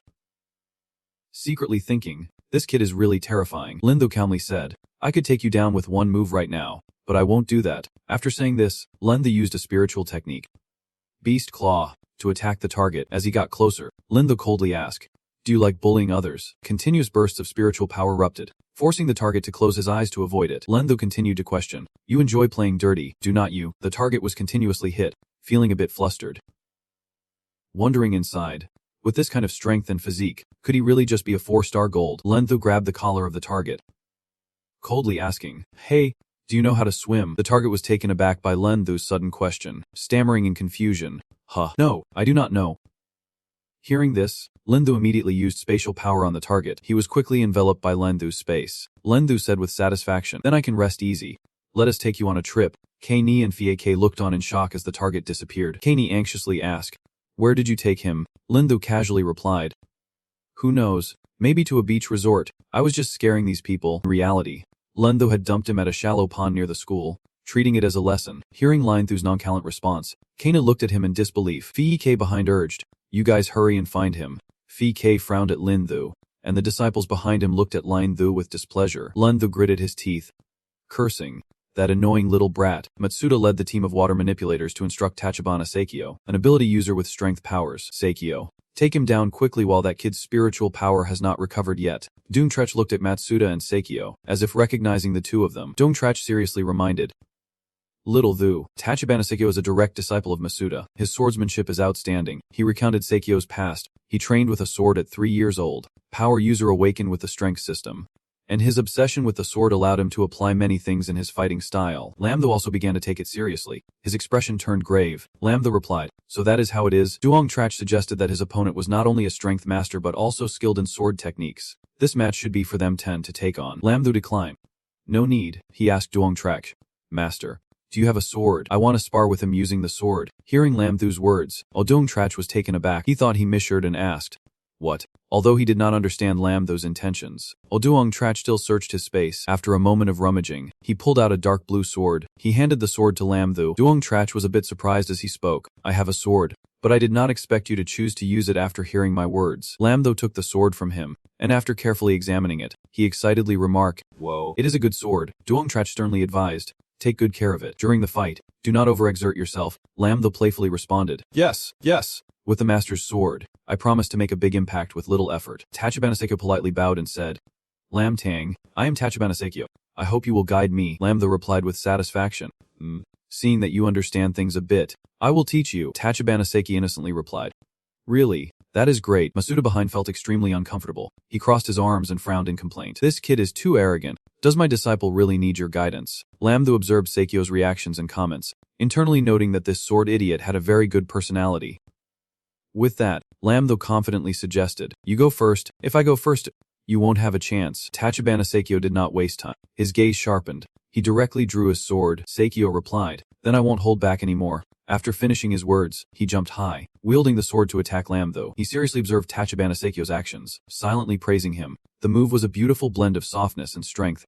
Indeed, he had a talent for sword techniques. Seikyo's sword drew a beautiful flow of spiritual energy, and he shouted loudly. Lam Tho calmly parried Tachibana Seikyo's attack. He thought to himself, "It is a pity that while Lam Tho deflected Seikyo's sword, he smiled and remarked that the sword technique lacked a bit of heat and did not showcase its essence. Your master is truly trash, wasting your innate talent." Seeing Lam Tho deflect his sword and hearing his words, Seikyo was shocked as if struck by lightning. Outside, Fiki anxiously watched the match, exclaiming in astonishment, "He can actually block Tachibana Seikyo's sword." Meanwhile, Masuda beside him felt extremely uncomfortable hearing Lam Tho's words. He frowned, thinking to himself, while others just scold, "This kid directly insulted me." Seikyo is eager to learn, sincerely asking, "Lam Tang, if you can stop my move, it proves your swordsmanship is truly impressive. I hope you can enlighten me." Lam Tho smiled and replied, "Seeing your sincerity, watch closely." With that, Lam Tho raised his sword. He jumped forward while continuing, "Your sword technique actually originates from the way of attacking the waist in my two-handed swordplay. The focus is on a single deadly strike and the essence of our swordsmanship." Tachibana Seikyo watched Lam Tho's speed, gritting his teeth and exclaiming, "So fast." Nevertheless, Seikyo fortunately managed to block Lam Tho's sword technique. Lam Tho smiled at him with a gentle gaze, softly asking, "Did you see clearly?" Seikyo was startled by Lam Tho's mild demeanor, stunned, and then he blankly replied, "Not yet. I still hope you won't wait." Tachibana Seikyo was interrupted by Lam Tho. "If you do not understand, there is nothing I can do." Seikyo bit his lip in frustration, thinking that he could not grasp how Lam Tho executed his moves, the power he used, and that his abilities might even surpass his master's. Thinking of this, he immediately knelt down, clasping his hands and bowing his head respectfully, saying, "Lam Tang, I concede, but please teach me your swordsmanship. Accept me as your disciple." Lam Tho was taken aback by Seikyo's sudden action. He was surprised by Seikyo's action, thinking to himself, "I did not expect him to be such a fool." Lam Tho forced a smile. "I definitely can't accept you right now." Tachibana Seikyo stood up, and Lam Tho, with a sly smile, continued, "But if you are interested in joining my country, I might consider it." Hearing Lam Tho's words, Fiki immediately got angry and shouted, "Lam Tho, do not go too far. You want to incite my team members to rebel."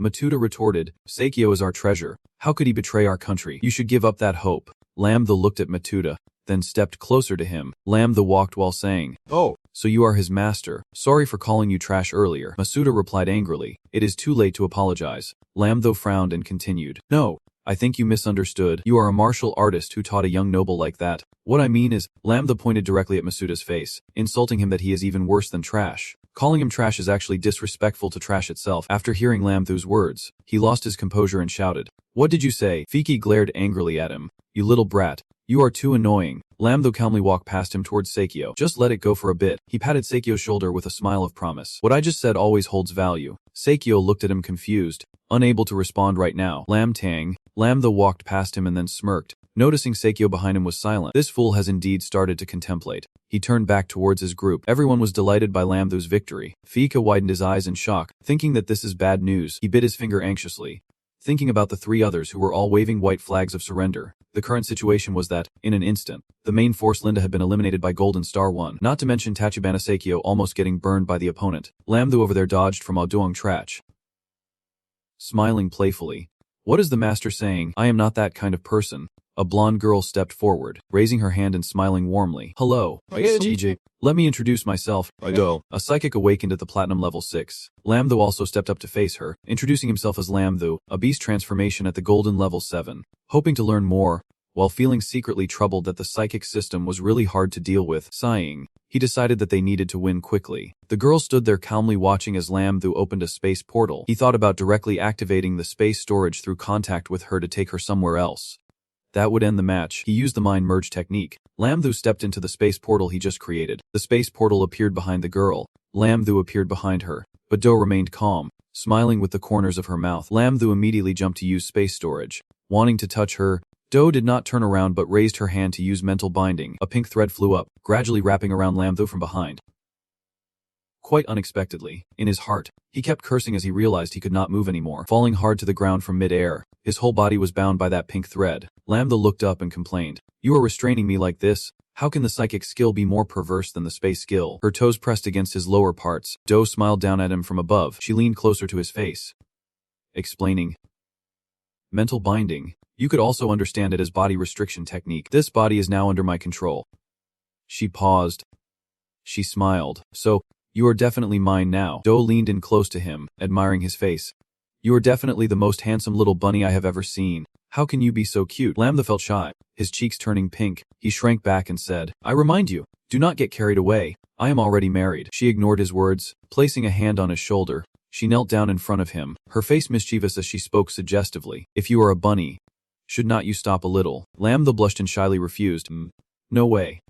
Suddenly, his bunny tail was grabbed by her. If he were a real little bunny, it would resemble how one would act when someone grabbed its tail and lifted it up. Do held onto his white bunny tail, exclaiming in delight, "This tail is so cute. It feels so soft to touch." Outside, a hand tightly clenched, showing its owner was very angry. Indeed, it was Chan Chan. Seeing this scene was about to explode, the wind and snow swirling around her body. Muttering, "Unforgivable. It is like there is a fire around her," and Chan Chan loudly says, "I have never even touched that tail." Truong Tam holds her back and advises, "Big C's. Calm down. If you keep charging in like that, Big Bro will lose." Man Man also grabs her other hand to hold her back. Chan Chan is unwilling, feeling both angry and ranged. Losing is losing. What does it matter now? I have not even touched it. Why should the first time for Lamthu go to that girl? Seeing Do getting more outrageous, she pins him down, licking her lips. "Let me see if your body is as soft as your ears and tail." Aoduang Trach wants to step in to stop her, but Do insists on continuing. "You will be banned if you keep this up." Fike beside him is equally furious, questioning why he is so close to Do. Lamthu is also very annoyed, thinking about how to break this girl's skills since he can't move. Suddenly, the system panel appears with a sound. It detects that the host's brain is in an excited state. Too much dopamine is released, which could lead to the host's neurological dysfunction. The system will forcefully awaken this level skill. Mental shield. Lamthu feels like he has found a savior and immediately becomes happy. 9527. You came just in time. The system asks if he wants to use it immediately. Without thinking, he agrees right away. Yes. He suddenly stands up in front of Do's confused gaze. Using the mental shield, a powerful force radiates out, breaking the spiritual binding thread of hers. Do looks at him in shock, wondering, what is this? The spiritual binding seems to have been severed. While she is distracted, Lamthu rushes in and quickly touches Do's shoulder. Using spatial push, she jumps back a few steps, putting some distance between them. She is annoyed, thinking he really has broken free from her control. How could a mere golden level guy do that? She can believe it and quickly reaches out to shoot a pink energy like before. Let us try again. But the skill shot can touch Lamthu. It seems blocked by a layer of separation, and the spiritual binding fails. She opens her eyes wide in shock, realizing that this skill can actually be immune to her mental control. It seems she can't keep playing like this. Do stands on her toes and jumps up, continuously using the spiritual binding on him. But every time it just results in failure. She creates several sticky balls, her expression menacing. "Kid, just give up.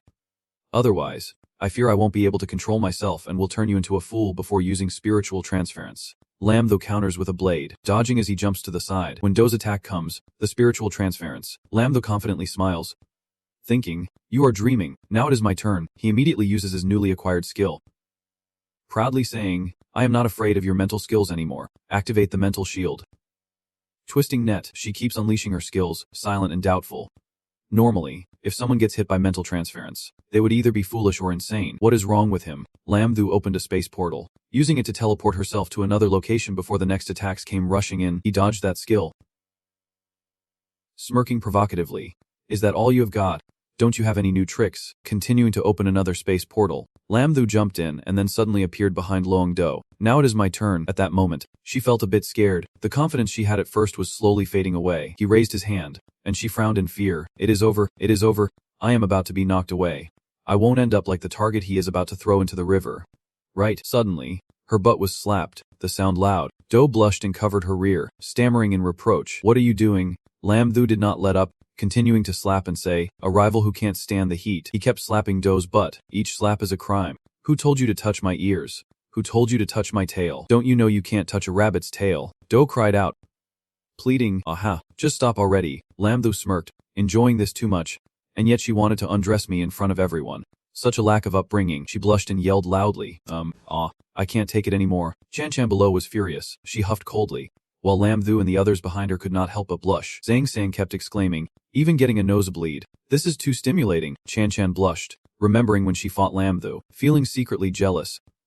Back then, he used a mop to hit her butt, and now he was using his hand directly. She shouted at him to stop. Lamdhu just realized, "Oh no, I forgot Chan was watching from below." He quickly thought of how to explain to her, "But I did not do anything too outrageous. Right, just trying to get back at Tungium." Do immediately stood up, holding her butt and distancing herself from him, condemning him. "Lamdhu, how dare you do this to me?" Lamdhu casually expressed, "What do you mean? You are allowed to touch my tail. But I can't fight back." Do was not giving up, immediately unleashing her spiritual power. Using the dazzling spirit field, she was angry, saying, "That is not fair. I will fight you." Lamdhu's rabbit ears suddenly disappeared. He widened his eyes in shock. What is this? This field not only forced him out of his beast transformation state but also made him unable to sense any spiritual energy. If she used spiritual energy to attack me under these conditions, Do's energy surged around her, rushing towards him, prepare to die. Lamdhu realized and quickly raised his hand to block her attack. When his power collided with hers, he was still pushed back, leaving imprints on the ground. He frowned, thinking, "It seems that when she opens this field, I can't use my spiritual skills either." He gathered his energy in his hand, facing Do who was charging at him. Lamdhu seriously concluded that if that was the case, he still had a chance to win. She was also shocked by the force of his attack, feeling equally terrified inside. Her face showed disbelief, thinking that she could not imagine her strength being slightly stronger than this kid's. But inside her heart was filled with doubt about how he could possibly withstand her attack. Lamdhu closed his eyes, feeling the continuous strikes coming at him. Just a moment later, he opened his eyes, seizing the opportunity. Behind him, the yin-yang symbol formed, and Lamdhu countered, delivering a punch straight at her. Do took a punch and gritted her teeth as she stepped back. Warily watching Lamdhu approach, she felt like she had been struck by lightning, extremely confused about how he had not failed under such circumstances. "Did I just reveal my ultimate kill technique for nothing?" Lamdhu said calmly. "Your abilities are indeed not bad, but your techniques are obviously inferior to mine."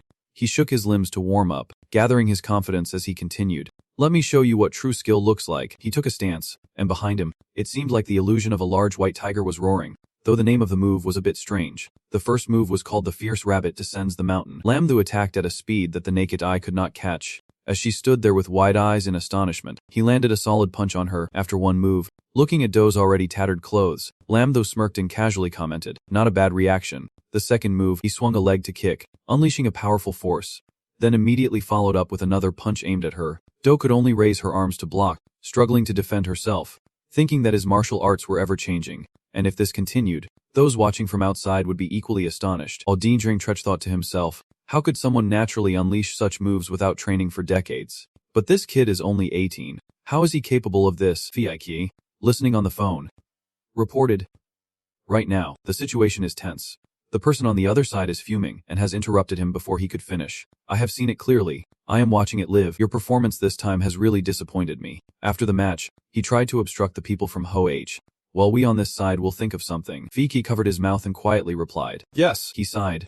"Well, it looks like I have to take responsibility for this. Judging by the situation, it seems Do won't be able to hold on much longer." Lamdhu soared into the air, forming a finger gesture, preparing for one final strike. He suddenly brought both hands in front of him, signaling to stop. Hearing this, Lamdhu also halted, Facing her, he asked in confusion, "What is going on?" "We have not finished our duel," she spoke up. "I have lost this match." Before that, Do felt embarrassed and hesitated. "I want to ask you something." Lamdo covered his face for a second, transforming into a star. "Don't ask. I have never liked anyone." She looked at him with an angry expression, suspiciously asking, "Are you sick? What are you suddenly acting like this for?" Lamdo brushed his hair back, looking up to express, "That line just now sounded familiar. I thought I would act it out a bit. It is no big deal. You can keep going." She poked him with one hand, her voice low. "What I want to ask you is, at the beginning, did you really fall under my spiritual binding?" Lamdo rested his chin on his hand, sighing. "Whether you believe it or not, I indeed fell under your spiritual binding back then." Do, curious, asked, "Then why did it stop working afterward?" Lamdo cheerfully guessed, "Maybe it is because I am handsome." What a crime. Do did not want to listen to his nonsense, so she moved closer to Oduang Trach. "Enough, I admit defeat." Oduang Trach looked at her and said, "Thank you for bringing us an excellent match. I declare it over." He glanced at him, thinking, how could that brat casually reveal his secrets? Even I can see through him. He spoke loudly for everyone to hear. "I declare Line Vo Thong Hai the winner." And everyone joyfully set off firecrackers to celebrate. "Hooray, that is great." Oduang Trach patted him on the shoulder in praise. "Little Thu." "Well done." Lam Thu scratched his head, shyly smiling. Just then, a voice called out, "Principal Odung." Fiki approached the two, clasped his hands, and bowed. "We lost this exchange match. As promised, we will bring the items over. Can we leave now?" The two were taken aback. Odung Trach secretly scoffed, never having seen someone so thick-skinned and shameless. Lam Thu, unable to believe he could say that, thought it was too shameless to just mention it as if it were over. He stepped forward to face Phi Kai. "I say, Phi Kai, do you think Lingvo Thong Hai is just any place? Is this a place you can come and go as you please?" Phi Kai retorted angrily at being called the wrong name. "My name is Phi." Lam Thu ignored him. "All right. BTK. He was angry but could only mutter. "You, Oduang Trach, step aside for Lam Thu so I can speak," he said sternly. "Phi Kai, I believe Lam Thu is right. If it is an academic exchange, how can a few matches in the arena be the end? We still have a lot of knowledge to share." Phi Kai, a bit scared by his aura, crossed his arms to build up his bravado. "Do you still want to force us to stay?" Oduang Trach pointed directly at him. "I am not being polite. So what if I force you to stay? Today I declare here, as long as I do not see those 50 tons of azure spiritual minerals, you won't leave." The people behind Phi Kai rallied around him, boosting his confidence. "Principal Odung, you are interfering with our personal freedom. Don't force me to use violence. I admit I am no match for you. But you should think a little about your students," he asked in a deep voice. "Are you threatening me?" The aura around Oduang Trach surged. "Does your statement represent yourself or your country? If it is you, then I can kill you right now. If you represent your country, then I can kill all of you." Phi Kai was shocked and instinctively took a step back. He tried to respond. "Don't think I won't dare. We have 3 fighters on our side." And Kane grabbed his hand, frowning. "Hey, are you serious?" she whispered, recalling his previous match. Udijing Trech, although a true fighter, had once slaughtered supreme experts. His abilities are no joke. Phi Kai wanted to speak up, but his body suddenly froze, his hand trembling slightly in fear. A huge flame suddenly erupted, cutting him off as he stammered. The red flames burst forth fiercely, blocking in front of Du Ding Trech, putting Phi Kai in a defensive stance. From behind the flames, a figure gradually emerged. The fire began to dissipate. "This is one of the 3 esteemed positions. The Mem Thaik Sung, grandfather of the Mem Tin." He spoke mockingly. "Whoa. Really bold, feeling all-powerful, daring to cause trouble in Ho-H." The Mem Tin saw him and exclaimed in surprise and joy, "Grandpa, why are you here?" Phi Kai recognized the identity of the newcomer, feeling terrified inside. This is troublesome. Even the supreme beings of Ho-H are involved. The Mem Thaik Sung gently looked down at the Mem Tin, scolding, "This girl spends all day researching nonsense. Does not even know to visit her grandpa." The Mem Tin cheerfully shook his hand, pouting, "Grandpa's so busy. Tun Ni wanted to visit you, but I did not know where to find you." He nodded and glanced over to the side. "Well, it seems everyone is in trouble now." The Mem Thaik Sung turned to him with an approving look. "Your name is Lam Thu, right? I have seen the match. Your performance was not bad. Come over here with me." Lam Thu was stunned and opened his mouth in surprise. Noticing his dazed expression, the Mem Thaik Sung waved his hand. "Help me translate a bit. I do not understand their language very well." Lam Thu excitedly stepped forward, assuring he would complete the task. Secretly thankful he had awakened his language skills, he spoke up, "I am here to translate for you." Phi Kai heard this. The MBB just mentioned that. Phi Kai frowned in annoyance. Lam Thu smirked, thinking the attitude of the other side was terrible. He pointed at him and said, "Phi Kai, I just replaced a bunch of your words with beeps. Who do you think you are to come to Ho-H and cause trouble?" Phi Kai was stunned, then retorted, "You beeped over all the key points. You only translated the insults, right?" He waved his hand. "I do not need you to translate. I can understand." Lam Thu picked his nose, ignoring him. This is not something I can just say and be done with. What my MBAE means is that no word should be left untranslated for you. Bleeping sounds are manual. He wanted to burst out in anger but had to remain polite. Thank you. No need to repeat it again. Lumthu smiled at the Menthoik Sung, the MBB. Please continue. He looked at him with satisfaction. This kid is very understanding, but we should wrap up this farce quickly. The Memthai Dung spoke seriously, calling your superior. I have something to discuss with him. Fieki was intimidated by his aura. He hesitantly took out his phone in front of the two. All right. Once the phone connects, pass it to Lamthu to take it. He put the mobile to his ear. The phone was on speaker, and an angry voice came through. Didn't I tell you already? Try to delay. I will think of something on my end. Lamtho handed the phone to the Thai Sung, the MBB. The opponent's plan is to stall for time. It seems like they really want to default on the debt. He did not accept it. Standing with his arms crossed, he raised his voice. What? Tell him if we do not see Lin Kong then in a week, we will execute the hostage. Hearing this, he complied and spoke into the mobile. I am Lam, currently representing the Menthoik Sung. The Memshi Tin wants to speak with you. If we do not see Lin Kong then, your student will be in danger. The person on the other end is B, the general from Enzia Shimiesh. He replied, we need time to prepare. You release the student, and once we are ready, we will send them over. Lamthu did not back down and immediately retorted. Only when we see the mineral will we release them. He shouted angrily. You are clearly threatening us, then trying to negotiate. Fine. I understand. At most 1 week, I will send someone with 50 tons of mineral over there. He casually turned his head and smiled, laying down the conditions. In a week, then send 57 tons. Just for food and lodging, with so many people. We need to calculate. Botin gritted his teeth in disgust. At most 3 days. No. 2 days. I will send people with the minerals. Have your people ready to receive them. He replied indifferently. Got it. Contact me when it is time. The call was disconnected. Botin turned back to instruct the people behind him. Kapla instructed to prepare 52 tons of Lion Kong then to be sent to NAK Ret. Kapla wanted to object. Are you just giving it to them like this? General. Botin thought of those girls and asked again. What if we do not give it? The students are already under their control. Linda and Do are both in there. They are the main forces for the world competition.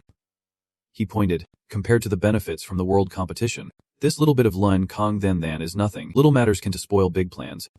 Hurry up. Capella immediately opened the door and ran outside. Yes. After hanging up, Lamthu threw the mobile, and Fia K quickly caught it. He smiled and gave a thumbs up to report to the Menthoik Sung. It is done. He smiled and praised.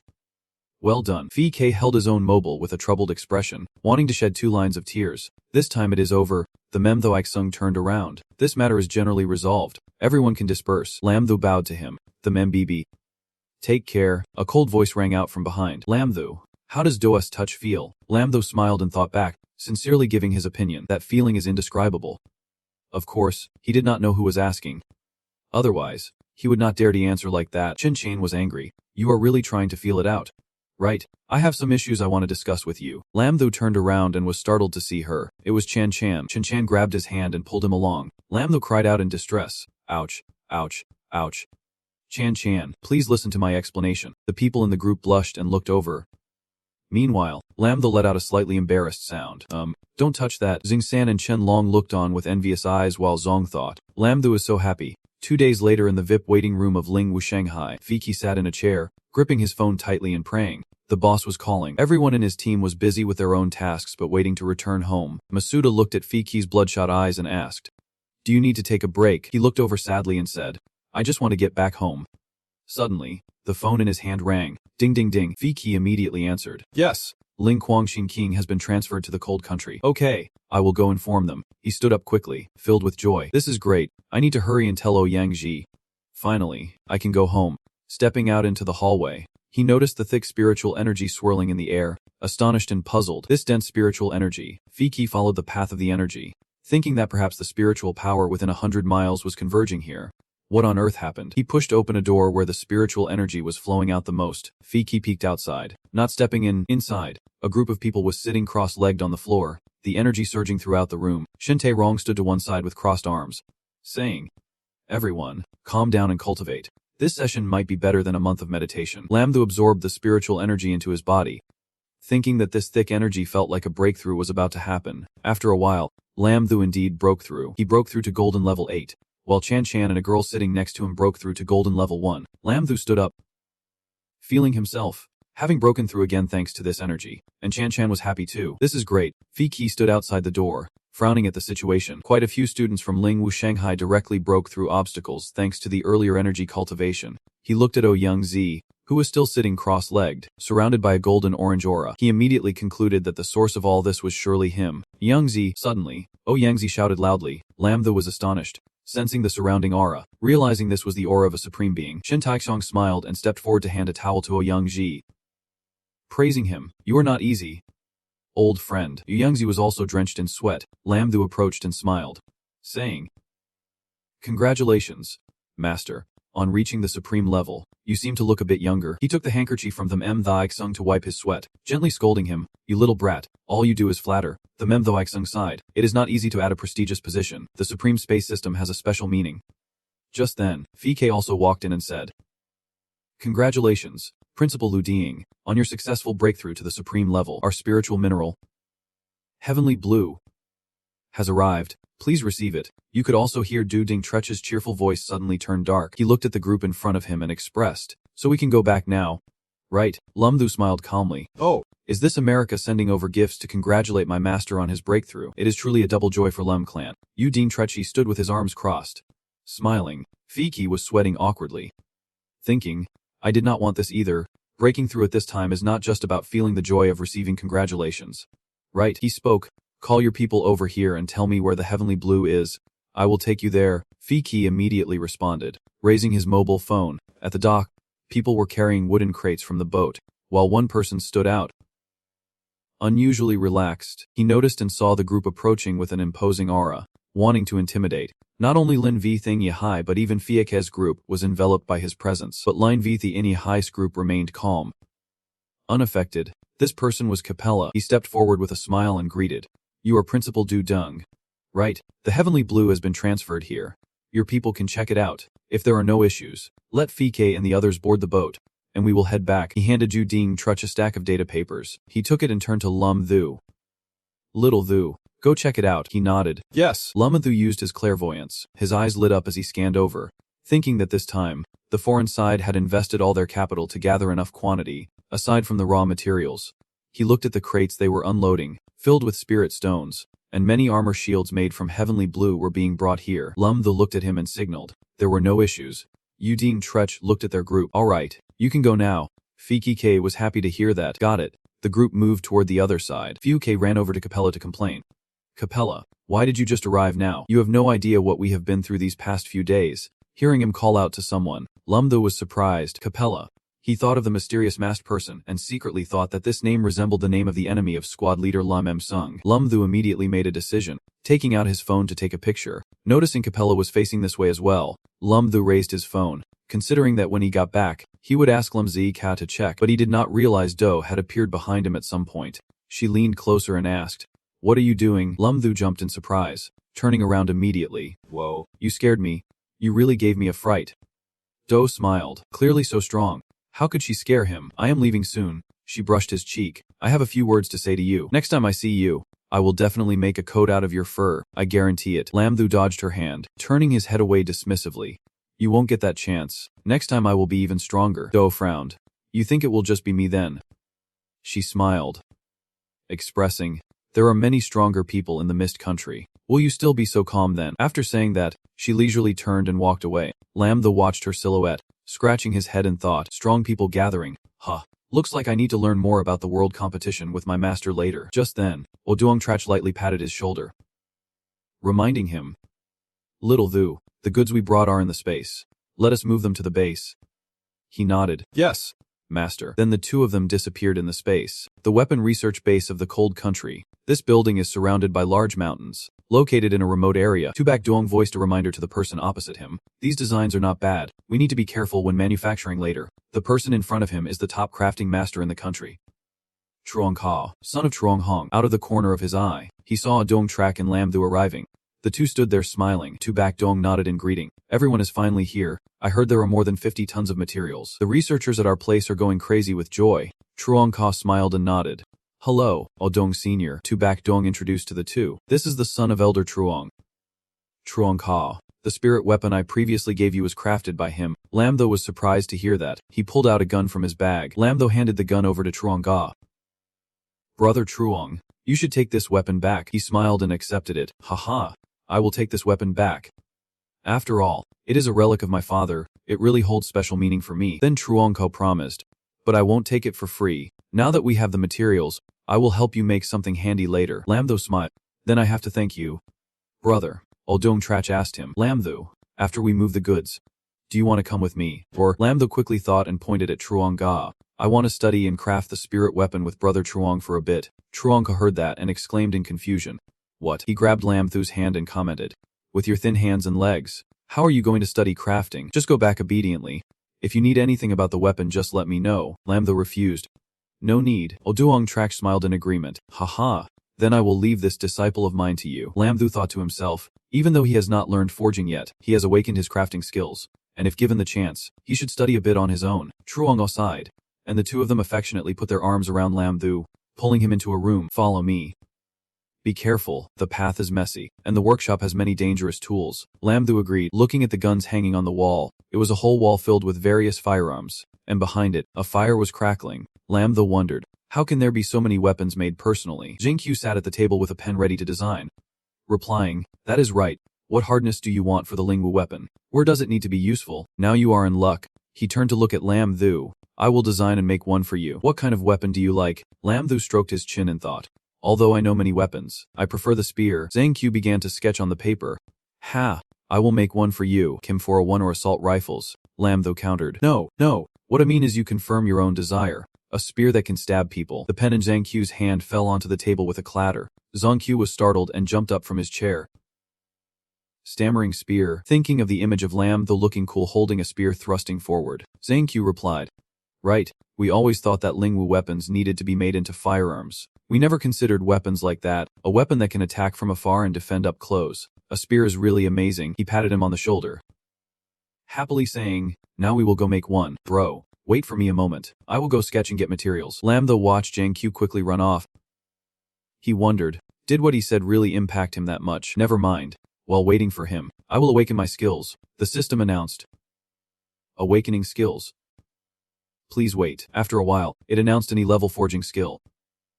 Congratulations, host, you have received an E-level forging skill. Looking at the skill he just received, he thought, 9,527. What a coincidence. It is like someone gifted me a pillow while I was dozing off. Lamtho pointed at the screen, suspiciously asking it, have you been spying on me? 9,527 immediately retorted. 9,527 immediately flustered. Replied, this is your luck. I have nothing to do with it. He looked at it and laughed. Ha, 9,527. You are really interesting. Just then, Zhang Qiu returned carrying a box of materials. Sorry to keep you waiting. I have brought the design sketch and the special materials needed. He picked up the materials one by one, introducing them. Mithril steel for the spear body, and adamantium for the spearhead. There is nothing more suitable. Lamtho looked over with a puzzled expression. Mithril steel, is not that used for making supreme grade weapons? Directly giving it to me is too much. He smiled, not caring. Consider this as a reward for helping me brainstorm. Is it a big deal? Lamtho did not take the matter too seriously and replied, since Big Bro said so, I won't refuse, but we still need a lot of stuff for adamantium. Zhang Qiu turned his head to look around, checking the materials again. No way, I have secured adamantium many times. Everything that should be here is already complete. How can it be? Lamtho wiggled his finger. This thing can run and jump, but ultimately must know how to use ice skills. Lamtho smiled and asked if the old man had ever heard of the ice forging method. A moment later, Truongko brought in a blonde girl. The ice ability user you need is here. She is a researcher awakened to the ice element from the Linvo Weapons Research Institute. Lamtho was nodding with flames surrounding the steel blade. Alright, the two of you will listen to my command shortly. After a moment, he spoke up to increase the firepower. Truongko pressed a red button. Good, the flames burst forth enveloping the steel. Lamtho calmly observed while playing his flute, showing no signs of pressure. Truongko was sweating from the heat of the flames. Puzzled, wondering if the Vajra still needed to be heated further. Normally, he would have pulled it out to forge by now. Watching the flames swirl up, Lamtho seized the moment and commanded, now release the ice. The ice researcher immediately followed his orders, sending ice onto the glowing red steel, causing steam to rise as the hot fire met the ice, revealing the shiny golden tip of the spear. Lamtho wielded a hammer skillfully, but then paused, switching to a smaller hammer. He gently tapped down on the steel body, and watching his simple, light actions, the two others were stunned. Truongka was astonished. Could it really be possible? Under the influence of the ice forging method, the Vajra became even more solid. The blonde girl held her face, thinking, this young man looks weak, but his striking power is no less than that of the squad leader. Her whole body felt immersed in a thrilling pleasure. This intense feeling truly captivates people. She blushed. After a short wait, Lam Tho raised the shiny golden spear. It was a success. Truong Ka, curious, stepped closer. Let me take a look. Lam Tho handed it to him unexpectedly. He slipped, and each spear fell down. Each spear immediately sliced the table in half with ease. Watching this scene, Truong Ka was dumbfounded. Shocked and unable to react, he expressed deep admiration. Bro, your skills are too cool. The spear tip you created is really amazing. His eyes sparkled as he praised Lam Tho. Please tell me the secret behind it. I want to learn if possible. Before Truong Ka could finish his sentence, Lam Tho caught a familiar scent. Oh no, that look is exactly like when Tham Tin wanted to become his disciple, so he bluntly refused. No need for discipleship, but I can unconditionally teach you about forging. Truong Ka cheerfully thanked Lam Tho and called for others. Perfect. You go take notes on Lam's forging techniques, and I will continue to set up the training ground. Another student approached to ask Lam Tho for help. Teacher Lam, I need your assistance regarding weapon forging. Lam Tho's dark eyes drooped, having to teach someone else again. Before long, Truong Ka brought back the results.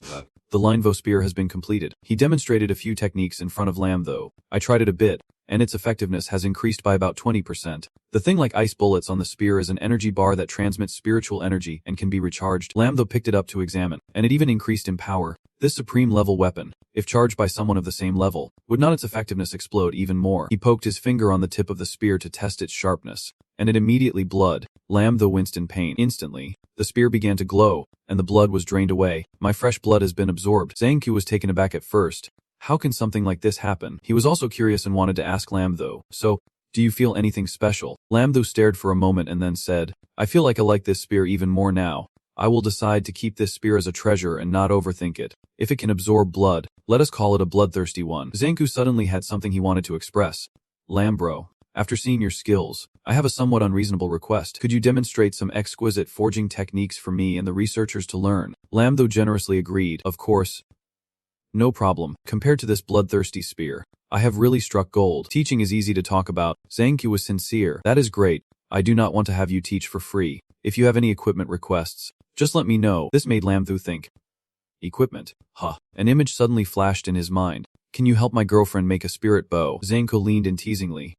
If it is for my sister-in-law, I will personally design it for you. Lam Tho shyly expressed his gratitude and asked for Zhang Ji's help. Zhang Qiu immediately started working on forging the steel. Before long, the bow was completed. It could change into 2 forms, which was very convenient. Teaching someone to fish is better than giving them a fish. Zhang Qiu called all the working students to observe and learn about forging knowledge. Lam Tho was also very dedicated in teaching and guiding. Among them, Zhang Qiu improved very quickly, and his overall level was about to catch up with him. A week later, in Lingwu, Shanghai, Lam Tho met Ouyangji and Tubei Yang. The leader praised Lam Tho Xiao Tho, saying, Thank you so much during this time. You have helped us a lot. Lam Tho humbly replied, That is too formal. Xing Diji has also gifted me a lot of equipment. Ouyangzi already knew this and mentioned that it was thanks to his help. The weapons produced by the Research Institute have significantly increased in combat effectiveness. Tubei Yang curiously asked, Right, if you have any requests, just let me know. I will make sure. Lam Tho pulled out his beloved golden spear and presented it for everyone to admire, saying, Actually, can I trouble you to charge this weapon? Tubei Yang did not hesitate at all, saying, Isn't it just charging? No problem. Then Tubei Yang began transferring his spiritual energy to the spear. However, the spear absorbed his spiritual energy in a way that was unusually intense. This time even TB Qidong did not expect the power within him to be completely out of control. What is wrong with this spear? After a while, TB Qidong was completely exhausted. He coughed a few times. TB Qidong returned the spear to Lam Tho and asked, Does this bloodthirsty spear contain something? Lam Tho smiled in satisfaction. It is perfect. This is a supreme weapon that will consume some of your spiritual energy. TB Qidong realized the issue and thought he almost got drained. Lam Tho smiled gratefully. Truly sorry. I will treasure this energy source. After finishing here, TB Qidong also prepared to leave. Alright, you head back first. Lam Tho bid farewell to his senior. Goodbye. Uncle T. After TB Qidong left, Yu Dijing Trech turned around and playfully hit Lam Tho on the head, scolding him. You rascal, you made me exhausted. Lam Tho knew he was at fault, but his heart was limitless. Master, I have one more thing to ask. Saying that, Lam Tho pulled out a bunch of treasures and asked, I have made some spiritual weapons that need your energy to recharge. Yu Dijing Trech was so angry he felt like smoking from his head. What? Aren't you afraid I won't hold back and kick you out? Meanwhile, in the classroom at Lin V Thi High, Lin V Trenchen was studying alone, always thinking about Lam Tho's absence. She even drew his picture on paper. When will you come back? Lam Thu. Her gaze was fixed on the paper. Not noticing that Nam Lan had just opened the door, Lam Thu slowly peeked out, wanting to admire Chen Chen from behind for a moment. He suddenly sat closer and asked Chan Chan if she was studying hard. Upon seeing Lam Thu, Chen Chen's eyes lit up like headlights. Lam Thu, why did you suddenly appear? Lam Thu started to show her something surprising, because he missed her and wanted to show her what he brought back. After saying that, he pulled out a golden bow that looked very impressive. Is this the 9V bow that Chen and Chan is seeing for the first time? This is not something you can make just with money. Lam Thu proudly puffed out his chest. Of course, my feelings for Chen Chan are priceless. Chen Chen pretended to be annoyed. What do you mean priceless? Why are you saying such cheesy things right after returning? Lam Thu even boldly pushed it further. Isn't it learned from your wife? Look at this, you drew me looking so handsome. Chen Chen could not hide her smile, so she turned around and pouted. Don't look, instead of teasing me, you should focus on studying. The exams are coming soon. Lam Thu put his arm around her in comfort. Isn't this rushing back to attend classes? Do you want to make a bet? Let us see who scores higher on this exam. Chen Chen immediately agreed. Bring it on. I do not believe I can't surpass someone who always skips class like you. What is the prize for the bet? Lam Thu's face was like a sly fox. He suggested, if you win, you can kiss me twice. If you lose, I get to kiss you twice. Chen Chen blushed and remained silent for a while. She playfully hit him. Is there really any difference? Lam Thu laughed excitedly. Of course there is. The question is, do you dare? In his mind, he felt incredibly confident. He was quick-witted, and after all, he had nothing to lose. Suddenly, an announcement came from the school's loudspeaker. Attention all students in the platinum level. Please gather at the training ground after hearing this announcement. Freshman Lam Thu must also report to the training ground. After hearing this, Lam Thu wondered why they specifically called someone like him a gold thief. After a while, all the students were present. The principal seriously announced that they had some bad news to share. The Tianchi volcano in De province suddenly erupted, although the country had arranged for the residents to evacuate beforehand. Upon hearing this, everyone felt a bit anxious and fearful. Natural disasters usually would not require students to participate. Sure enough, Yu Yangji's urgent gaze said it all. But unexpectedly, this volcano erupted with unusual intensity, and some residents are still trapped. The economic damage is incalculable. The dangers there need not be elaborated on. So today, the principal wants to call for volunteers to help with the rescue. Immediately, many students raised their hands, including Lam Thu and Chan Chan. They volunteered. Lam Thu understood. That was how it was, although he had not reached the platinum level yet. As a space system user, he could definitely help. Yangzi looked at the crowd voting and slammed his hand on the table to announce. He introduced that there would be a teacher in charge of the registration here. All students, follow me first. All those participating immediately moved behind Yangzi. Outside, the Tianchi volcano was billowing black smoke, and everyone was gathered near the residential area not far away. As soon as they arrived, Lam Thu noticed something strange. There was a full smell of rotten eggs. Recognizing the situation of the volcano about to erupt, everyone around panicked and ran away, calling for help. Witnessing this left Lam Thu utterly astonished.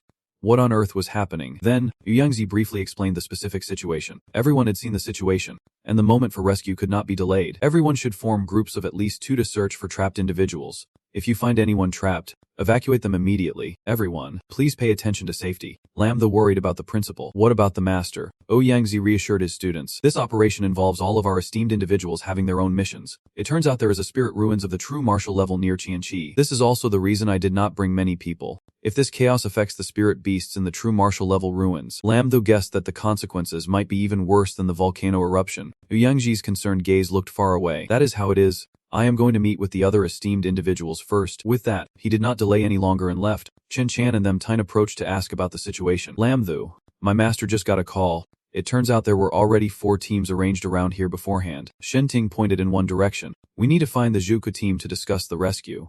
They have set up a temporary command on the roof over there. Lam Thu agreed with this idea. Alright.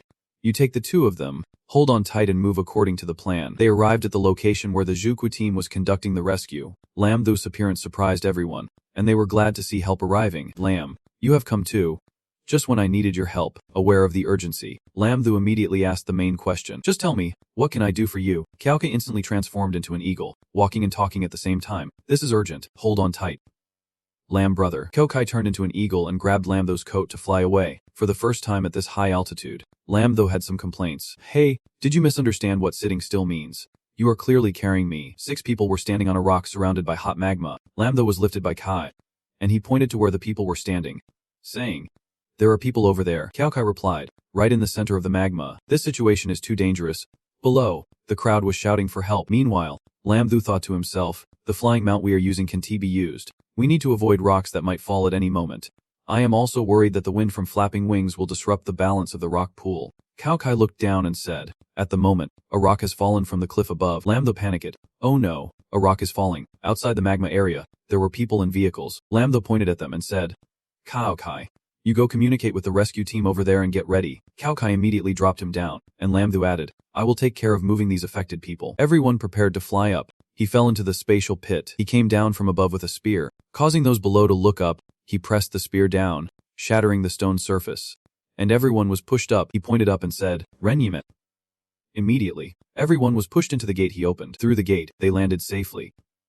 Someone said, Great, they have been transferred here. On this side, Kai approached Lam Tho, who was clinging to a piece of rock, saying, Lam Tho, they are safe. Cao Kai looked down and said, Your feet are in the flowing red magma. Lam Tho had dipped his foot into the lava, sweating as he said, It is fine. I am made of platinum. I can handle it. Cao Kai hurriedly picked him up and said, What are you joking about? Quickly heal. The dark sky returned, and Lam Sung saw the bird carrying Lam Tho flying back and said, They are back. Lam Sung caught Lam Tho as Cao Kai also transformed back into human form. Lam Tho was set down on the ground, and everyone quickly rushed over. Chen Chen worriedly asked, Lam Tho, how did you get so seriously injured? Lam Tho brushed it off, saying, Just some external injuries. I am fine inside. No need to worry. Cao gave a thumbs up in praise. Lam Tho is a tough kid. MTD hurriedly approached to treat, saying, Don't worry.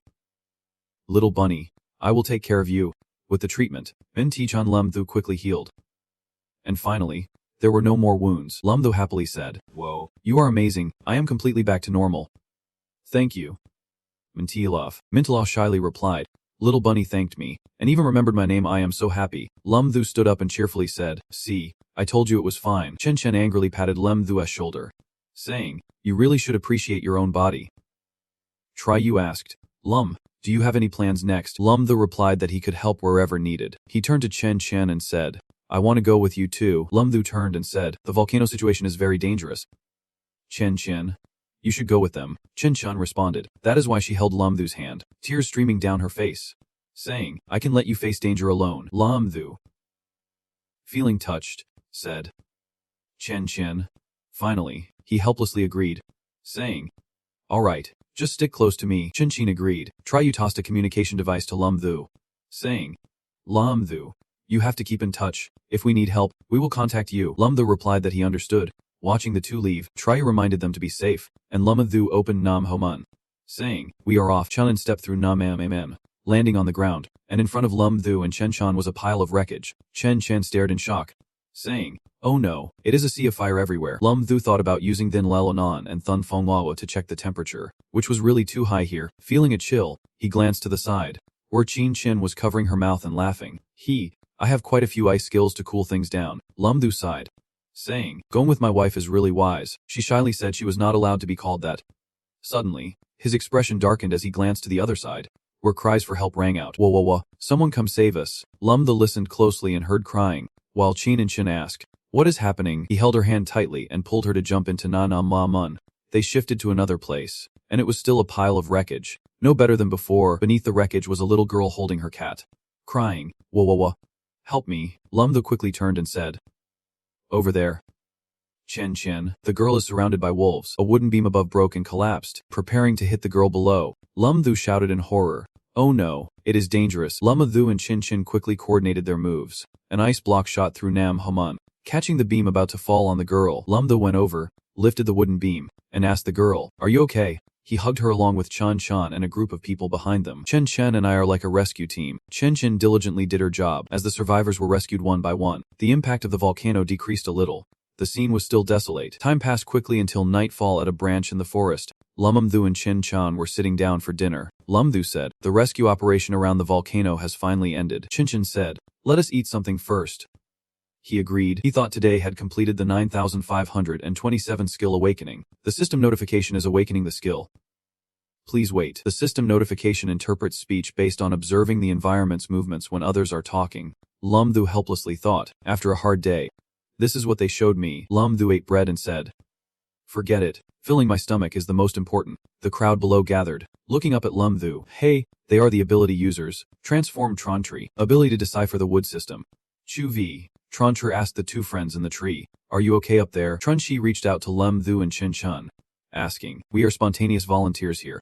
Did you two stop because you were injured? Looking at Tran and Shi, Lam Thu thought, they are volunteers, a group of people looking so clean. How could they be here to rescue? He addressed Tran Tra. Neither of us is injured. We are just resting. He jumped down from the tree, and Tran Tra asked, Little brother, you came for the rescue, right? What should I call you? He approached the two and said, My name is Lam Thu. How should I address you? Sir? Trenton Shi shook hands with him, saying, So you are Lam Thu, the one who helped Line V Thing Hai win first place in the Line V competition against the allied teams. He confidently admitted, That is right, sir. How do you know so much about me? Tran Tur explained, My name is Tran Tur. Behind me are my disciples. Your battle video is very popular. You are considered quite a celebrity online. Lam Thu rubbed his head and said, Celebrity? I can't accept that. I can accept it. Tran Shi continued, It is getting late. You two should be resting. Right? We will stay here to watch over you. Lam Thu did not hesitate to say, Then I will trouble you.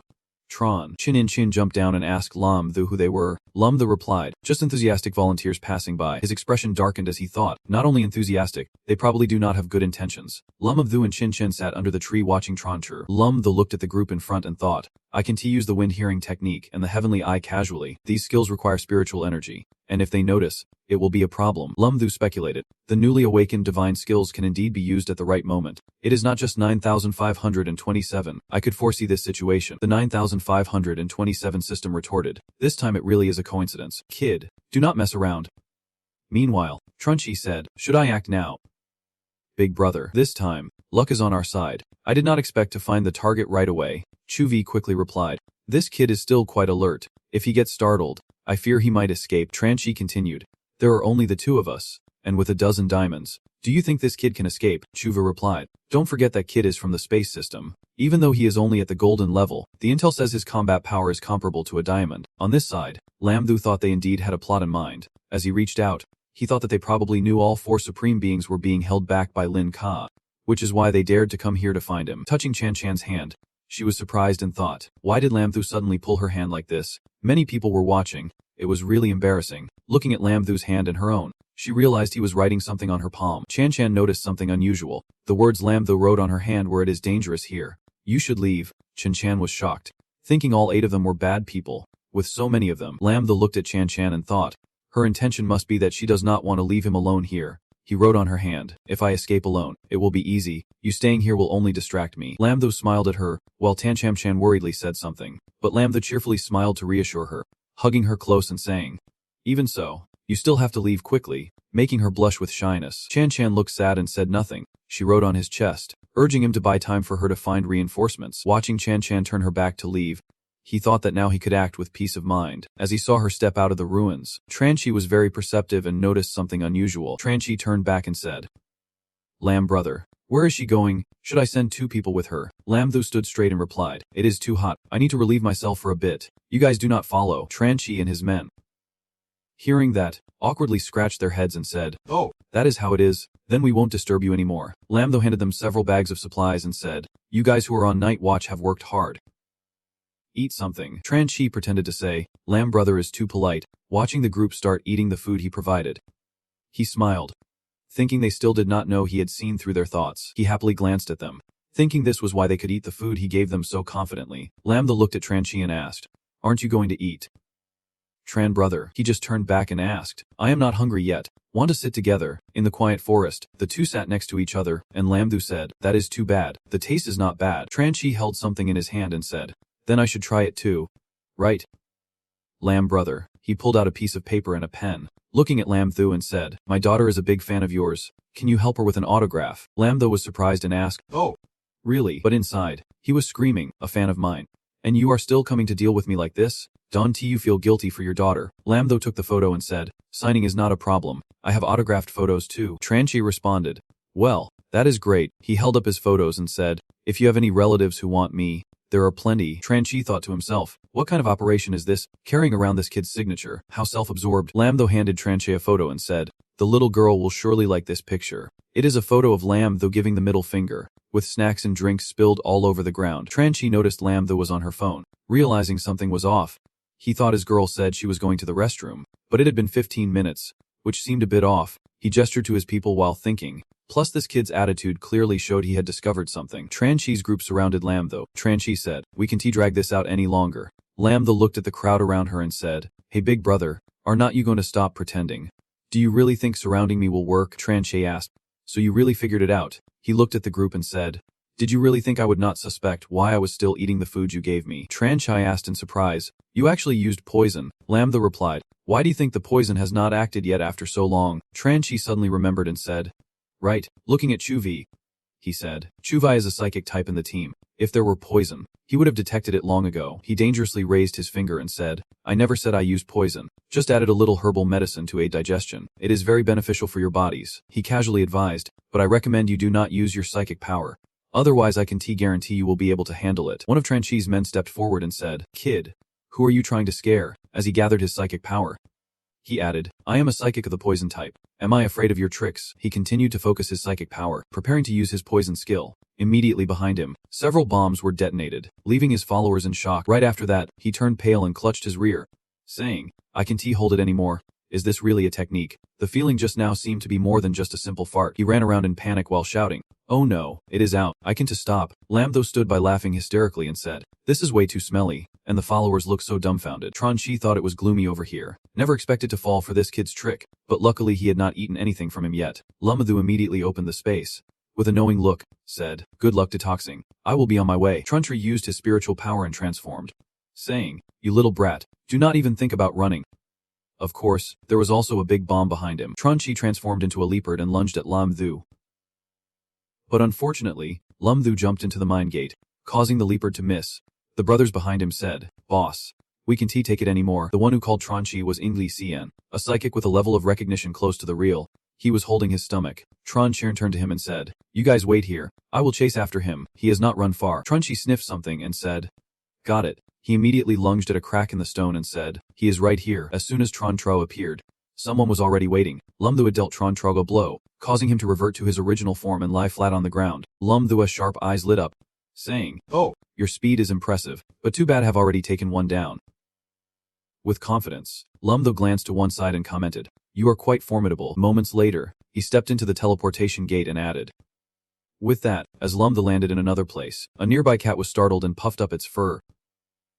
Immediately after, he leaped high into the air, weapon in hand, pointing at the group below, saying, I can only start taking down these people. The spear immediately swept through a group of people, blood splattering everywhere as they screamed in horror. Over there, some guys are taking a dump, seeing their teammate get chopped.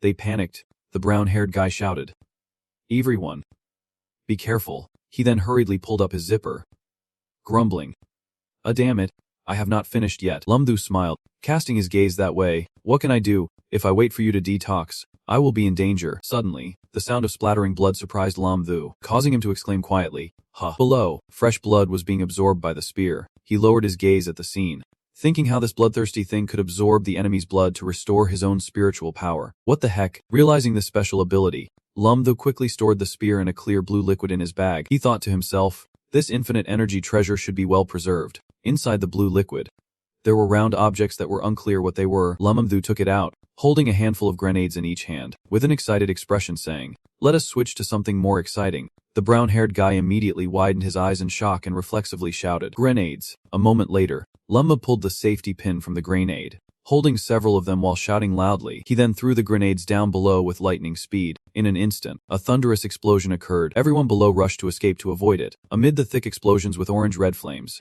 the brown-haired guy frowned and anxiously said, damn it. Lumthu, I am going to kill you today. Up high, Lumthu was still grinning proudly at his earlier performance. He was teleporting back and forth while tossing grenades down below, saying, I am waiting for you. Do not run around. The people being thrown screamed in panic. How annoying. The brown-haired guy, holding his butt, looked through the explosion and saw Lumthu arrogantly tossing grenades. He gritted his teeth and thought, these grenades might not have high damage, but the humiliation factor is off the charts. Dodging won't save my butt from this. Lumthu was still holding a grenade playfully in his hand, proudly touching his nose and saying, let me ask you, old folks, why are you still wearing pants? It is all crap inside. Is not that uncomfortable? And also, have you wiped your butts yet? The others immediately reacted to Lumthu's taunt, loudly responding, if we do not beat you to a pulp today, I won't carry your name. The brown-haired guy became more serious, and he had a gray creature behind him. He said, kid, do not get too cocky. He then used both hands to channel a source of power, called the release of perception. In front of him, Lam Tho continued to throw grenades down. The brown-haired guy noticed this and, using his power, quietly deduced, Brother Tran is here, I can lock his teleportation point. With that thought, he immediately acted, directing the creature to charge forward. Shouting, "You are done for," Lam Tho was focused when he suddenly saw the creature rushing toward him.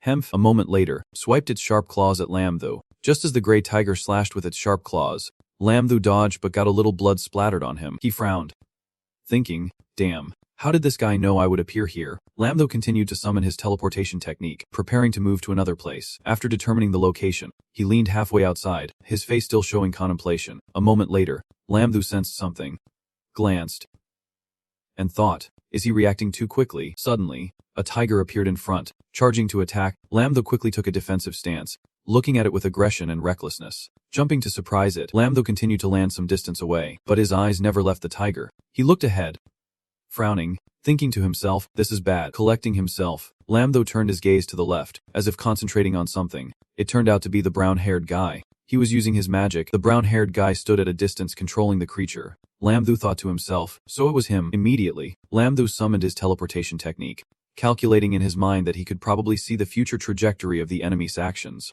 He rushed out from the teleportation with his powerful spear, swinging the weapon back to prepare for a downward attack, shouting at the same time. The brown-haired guy was unaware and was instantly injured by Lam Tho's strike on his arm. He gaped, eyes wide, with all surrounding magic extinguished, leaving only the brown-haired guy's pitiful cries. Glancing down at his subordinate behind him, he snapped, "Where's the healer? Quick, patch up my arm."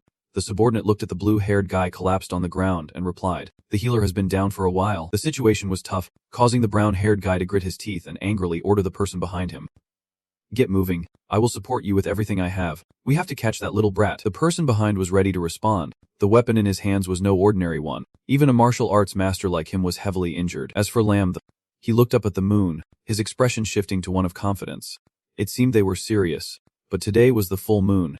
With that thought, Lam Tho transformed into the moon warrior form, brandishing his spear and said, "Time to play with you guys." His strength now rode like a beast king, 5 times stronger, with a flickering blue glow in his eyes. Boom, boom, boom. Immediately, in his moon warrior form, Lam Tho leaped high with great force. Tran Chi stood in front of the brown-haired guy and his group, saying, "I won't let you hurt the support." Lam Tho swung his spear overhead, moving with lightning speed. Tran Chi looked at the person above him, realizing the situation was unexpected, and suddenly shouted, "Hemph!" What Lam Tho aimed for was the people behind. He swung his weapon down, leaving them powerless to retaliate, each one spitting blood and crying out, "Ah!" Tran Chi looked at his teammate who had fallen, both surprised and horrified. "What?" He trembled, pointing his shaking arm at the fallen person and said, "These people are my trusted aides." Each one gone before they could show their worth. Then, a golden aura surged around Tran Chi. He spoke with an angry expression. Unforgivable. Perhaps he had hit a nerve in Tran Chi. He gritted his teeth, pointed ahead, and said, "Old Ni, the plan has changed. We have to kill this brat today." The guiding guy behind him replied just as fiercely, "That suits me perfectly." Suddenly, a surge of green power surrounded Lam Tho in his moon warrior form, complete with bunny ears. He spread his arms and soared high, saying, "Coincidentally, I was thinking the same thing." Tran Chi and Olden glared angrily, eyes narrowed, staring intently at Lam Tho from 20 meters ahead to the right. Lam Tho suddenly charged forward, face fierce, swinging his blade at them. Tran Chi was momentarily stunned, exclaiming, "Kid, your aura is intense." He frowned, voicing that he felt exposed, then slashed the Man King Dao towards the old man. A blue light surrounded him. The old man suddenly frowned and said fiercely, "You dare to show off at this level with us martial artists? That is a clear disrespect to Lam Tho." He suddenly shouted and charged towards him. In the face of this, he did not show weakness, his sharp gaze saying, "Martial artists? Huh, just in time. I want to see how strong I really am." As soon as he finished speaking, Lam Tho crossed his arms in front of his chest, countering Tran Chi's attack. 2 opposing forces, one blue and one red like fire, clashed. After their hands met, a fairy light enveloped everything. Both sides exerted all their strength, unwilling to give in, each wanting to claim victory for themselves. Lam Tho's face suddenly turned serious.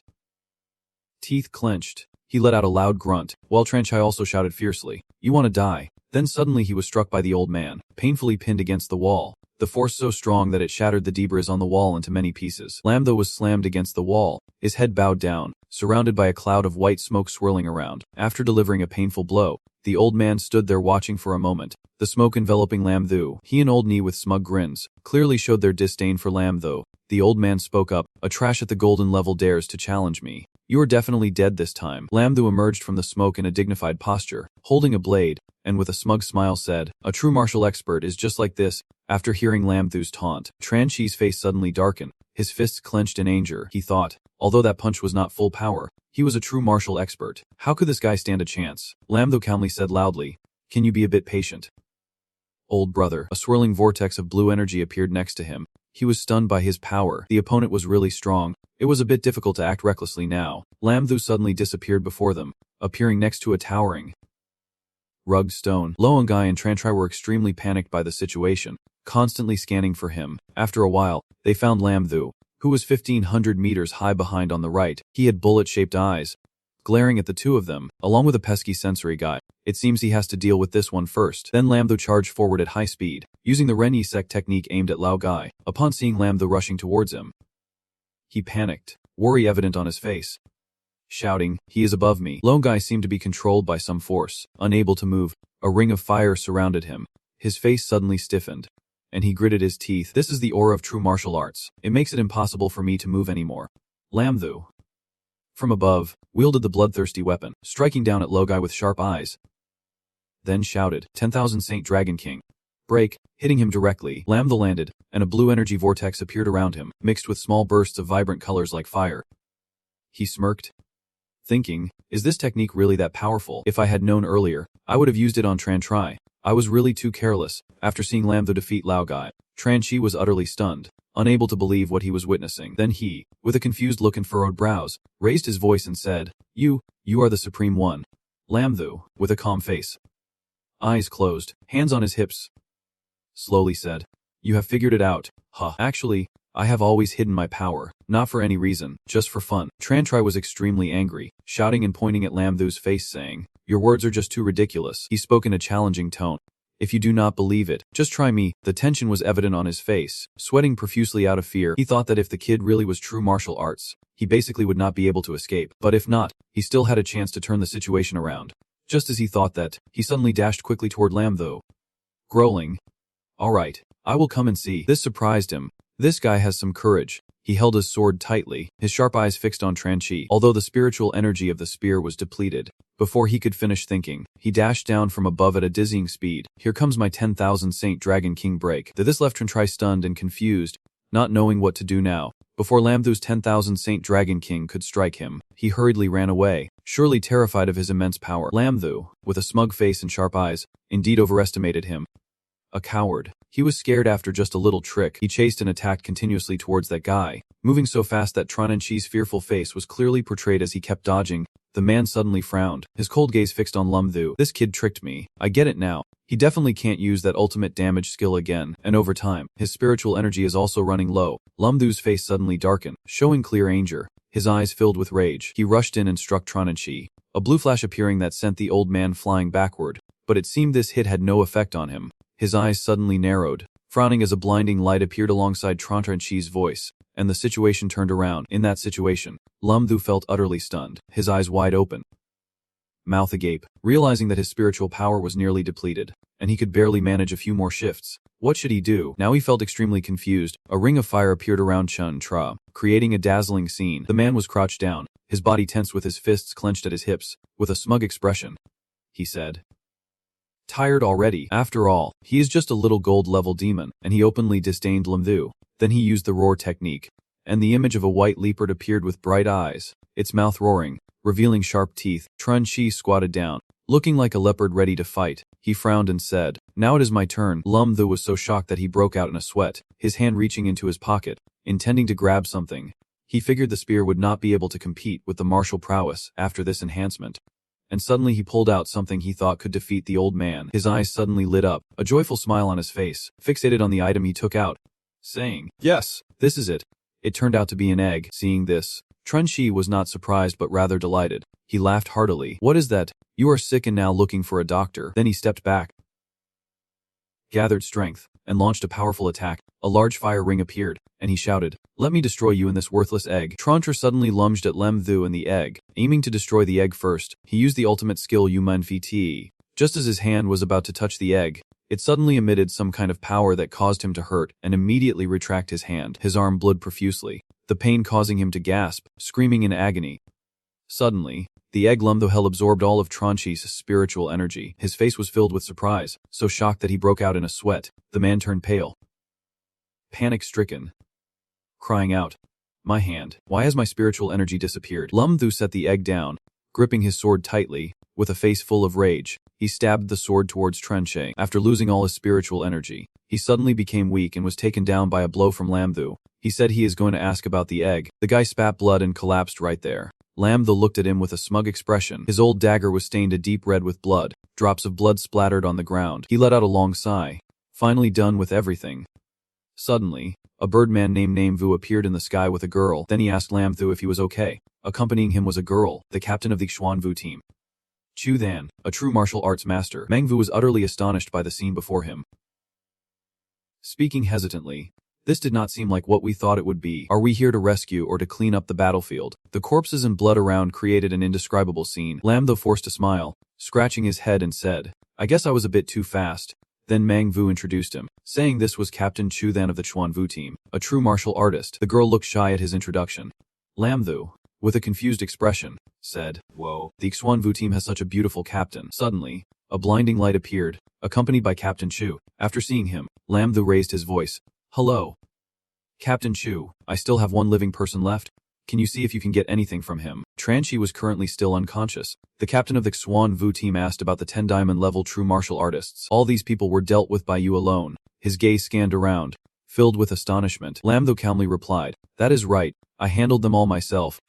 Suddenly, 2 birds appeared in the sky, carrying people and preparing to land. The girl jumped down from the bird and called out Lam Thu's name. The two ran to each other and embraced tightly. It turned out this girl was named Chan Chan. Lam Thu felt dazed by her sudden appearance. After hugging him, she quickly expressed her worries for him. Chan Chan looked at Lam Thu with sparkling eyes and gently asked, "What did they do to you? Are you hurt? Let me check." Seeing her concern for him made him silent for a moment. Suddenly, Lam Thu pulled up his shirt for her to check, revealing his muscular body, and said slowly, "If it is Chan Chan's order, then I will take my shirt off for you to check." This made her feel extremely shy, her face turning bright red. Lam Thu, with a smug smile, said, "Come on, do not be shy." Chan Chan turned her face away, raising her hands in front of her and exclaimed, "You are teasing me again.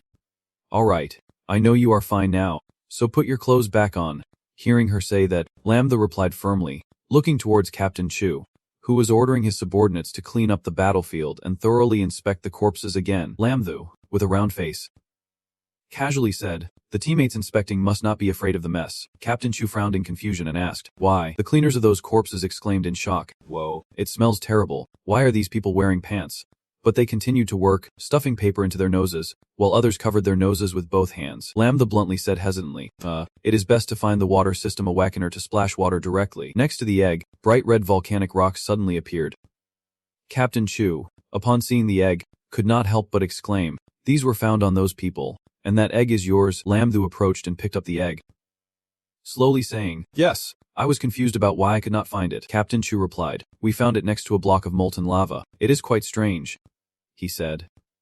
Hesitating, he, with a determined expression, said, "It must be a very large block of molten lava, but around the egg are volcanic rocks." Holding the egg, Lam Thu fell into deep thought as the molten lava disappeared. Could they absorb the energy from the volcano? A big question appeared in his mind. Lam Thu used his teleportation skill to get to the volcano. He stepped through the teleportation door to reach the volcano. Surrounding him were massive flows of lava, rushing and swirling continually. He said seriously, "Let me give it a try." Then he placed the egg down on the stone. Suddenly, the egg absorbed all the lava sources. Streams of lava were sucked into the egg. Lam Thu's hair flew back, with a satisfied expression. "It really works." The molten lava cooled at a visible speed, directly turning into volcanic rock. After absorbing enough, the egg suddenly made a noise. Captain Chu's team appeared. Speaking up, "Lam Thu, why did you suddenly run here? Did you find something?" Lam Thu knelt down, cradling the egg in his arms.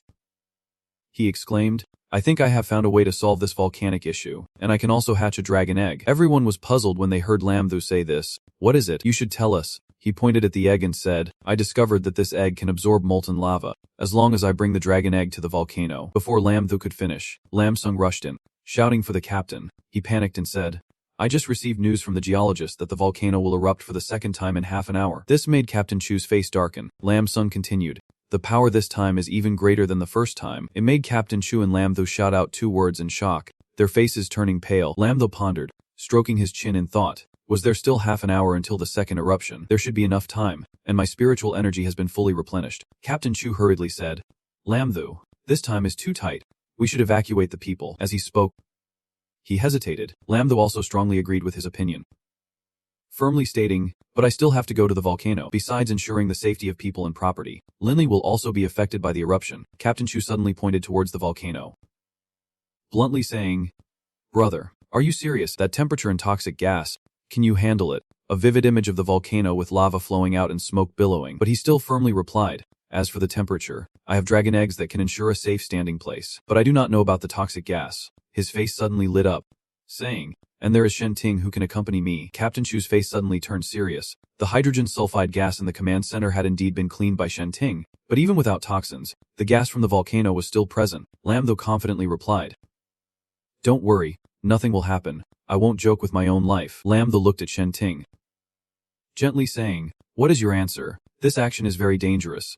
You have to think carefully. Shen Ting pondered for a while, unsure how to respond to his question. After thinking for a long time, she finally made her final decision. She said she would go with her master. Captain Chu respected their decision, urging them both to pay attention to safety, and if the situation turned unfavorable, not to be reckless. Lamthu and Shen Ting both looked at him, raising their hands to their foreheads in salute, clearly showing their determination. Dongthan said, Yes. He held the egg in front and she followed behind, then said firmly, Let us get started. Lamthu gathered strength and threw the egg into the volcano. A quick and decisive action. The dragon egg was thrown straight into the volcano, and it began to absorb. The streams of lava were gradually being sucked in. After throwing the egg, Lamthu turned to them Tin and said, Hold my hand tightly. Once we get there, transform into a demon to absorb the surrounding toxins. She said it firmly. They began to enter the volcano, surrounded by flowing hot lava. Smoke billowed everywhere. Them Time gently said, This egg really turns molten lava into volcanic rock. Lamthu coughed a few times, holding her nose tightly, her eyes wide as she looked at them 10.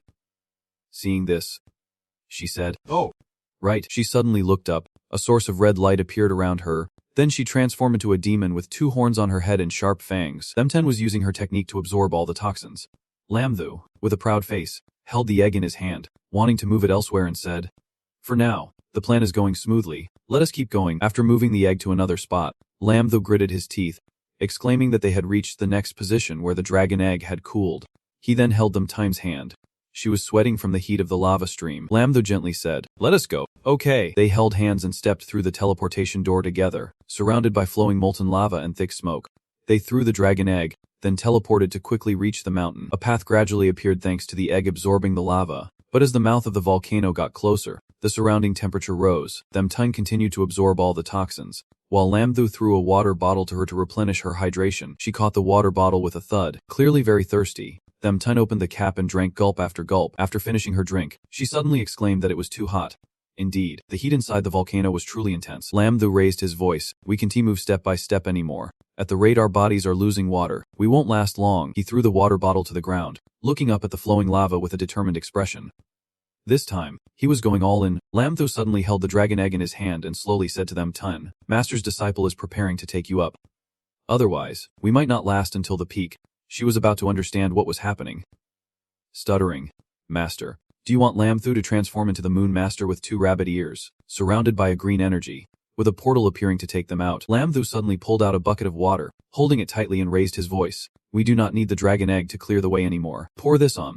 Them Time did not understand what was happening before he rushed over and splashed the water on her, making her startled, staring blankly at him. After being splashed, her clothes were soaked, her hands curled up as she exclaimed, Huh. Lamthu poured water over himself, soaking from head to toe. As he drenched himself, he said the water could evaporate quickly, but it could offer some protection. Then he tightly held Them Time's hand, cradling the egg in his arms, saying as they walk, Soon, we will move straight up. His clothes and skin could get burned, and his eyes showed determination. She said that wherever he went, she was ready to follow him. It is all right. They all listened to the master, her eyes always following him. They continued using the teleportation door to enter the volcano, hands still tightly clasped together. They had stepped into the volcano once again. As they entered, the overwhelming heat hit them, causing them to exclaim, Whoa, it is so hot. The temperature inside the volcano kept rising, making them sweat profusely. Their faces flushed as they gasped. This temperature is indeed hard to bear. Then the two continued holding hands as they passed through the teleportation doors. They went through one door after another, with hot lava flowing below, and finally,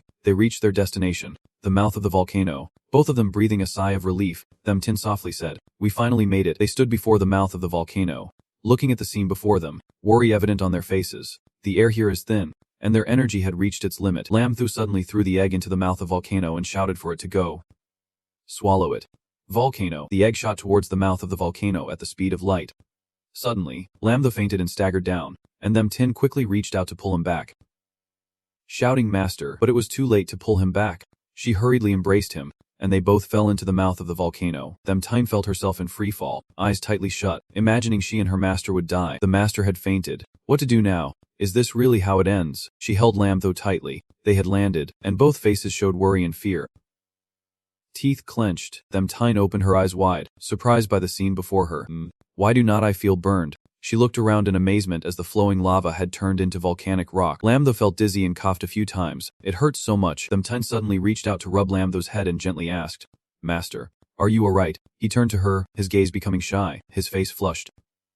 Slowly saying, Your clothes? Tin was confused, not understanding what was happening, while Lamthu scratched his head and forced a smile, saying, It is alright. It seems our plan has succeeded based on the surrounding temperature. They both looked towards the egg. Did it absorb all the lava spouting out? The egg was still continuing to absorb. Lamthu approached the egg, grinning proudly. Yes, all thanks to this little demon. He spread his arms to embrace it, exclaiming, Whoa, it has absorbed so much already. Just as he lifted the dragon egg, the volcanic rocks suddenly cracked apart, forming a circle around them. The scene around made Lamthu frown in surprise. He held the egg tightly, his sharp gaze focused as he said, Oh, the surface temperature is rising quickly. The volcano is still unstable, and the lava flow is increasing. He stared intently at the egg, lifting it up and saying, Looks like we still need the dragon egg to continue absorbing the volcano's energy. Tin gently replied, It was really hot just now. Lamthu pondered as he looked at the lava flows, his voice low. The scale of this eruption is at least equivalent to tens of thousands of nuclear bombs. If it does not hatch, that would be unreasonable.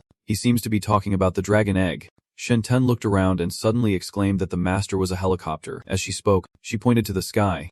They were approaching. Two people descended from the helicopter. One was the host, and the other was the cameraman. She said, Dear viewers, the time the expert mentioned has come, but the volcano has not yet shown a second eruption. She looked at the volcano and called out, Right now, there is no lava flowing, but it seems a young boy in ragged clothes has appeared at the mouth of the volcano. Looking down in a daze, she hesitated, saying next to him was another egg. Is this a heavenly being at the mouth of the volcano, frying an egg? Lamthu and Tin waved them from below, smirking with smug expressions. At the checkpoint, through the TV screen, two police officers were talking to each other. What is going on? It does not match the test results of the machine. The other replied, If it is wrong, it is wrong. Is not this result better? After seeing Lamthu safe and Minmay unharmed, Chan felt very happy, her eyes filled with joy, exclaiming that it was great. Next to her, Lamsung also spoke up. Lamthu has succeeded, and his face clearly showed pride. After investigating the situation of the volcano, the host called down, Do you all want to return with me? Lamthu replied, No, we have things to do. They said their goodbyes. The helicopter flew away. Lamthu watched it leave and slowly said, I still have to stay here and keep an eye on things. He and Tin sat down on the ground, likely exhausted. He turned to her, saying he did not know how much longer it would take. Disciple, you should rest first. Okay, she replied. Time passed gradually, and the molten lava continued to flow around them, smoke rising thickly. Lamthu sat down, his eyes never leaving the egg. Perhaps he had waited for the egg to hatch for so long that he dozed off without realizing it, sleeping in a sitting position. Suddenly, the dragon egg made a clattering noise, as if it was about to hatch. Upon hearing the sound from the egg, Lamthu woke up, rubbed his eyes, and stared at the egg, calling out loudly, Huh. The egg gradually hatched, revealing a cute little dragon inside. Looking toward Lamthu, he pointed at it and turned to call out to Tin, Disciple, the dragon egg has hatched, and the little dragon is jumping up and down with excitement. It jumped up and clung to Lamthu's hand, screaming and calling him daddy. Laughing joyfully, after clinging to his hand in panic, it flailed its arms, causing the little dragon to fly off in another direction. He shouted, Don't come over here. I am scared of snakes. Lamthu mistook it for a snake. It fell to the ground and cried out loudly, Daddy, do not you need me? He gasped, Don't call me daddy, or else Chen will misunderstand that I am fooling around. And you, do not come over here so I can calm down. The little dragon was approaching him. Suddenly, it yelled loudly, Yes, sir. No longer calling him daddy, it turned and walked toward the Tin. Staring at her, the little dragon turned and asked Lamthu, screaming, Is she a ghost? Am I born from daddy and a ghost hatching in the fire? Hearing the little dragon's question, Lamthu did not know what else to say, stammering about hatching in the fire.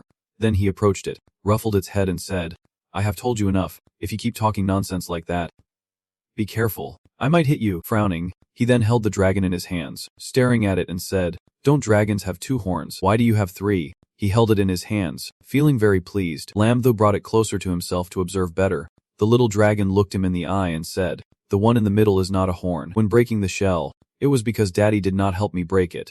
"Right," it said with a pout toward him. Hearing that, Lamtho hesitated and said, "Well, you need to learn to grow up slowly. I am afraid if I help you, your talent won't stand out anymore." He suddenly looked surprised, narrowing his eyes, and slowly said, "Wait, you?" Lamtho stroked its cheek, smiled lightly and exclaimed, "You can speak human language." Hearing his question, the little dragon casually replied, "Is it hard to learn? I only took 30 seconds to learn it." It eagerly answered Lamtho's question. Then he suddenly closed his eyes tightly, raised a finger, looking pleased. "That is good.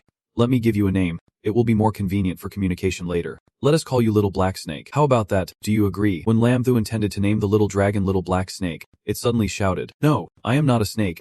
Lamtho, with a smug look, pointed at himself and said, "Don't call me Daddy anymore. You can call me Master, or if not, you can call me Big Brother." Hearing him say that, the little dragon obeyed and called him, "Yes, Big Brother." Lamtho looked at it and said loudly, "If you do not like the name I gave you, then you can name yourself." It laughed out loud with a proud expression. Behind it, a blue dragon suddenly appeared.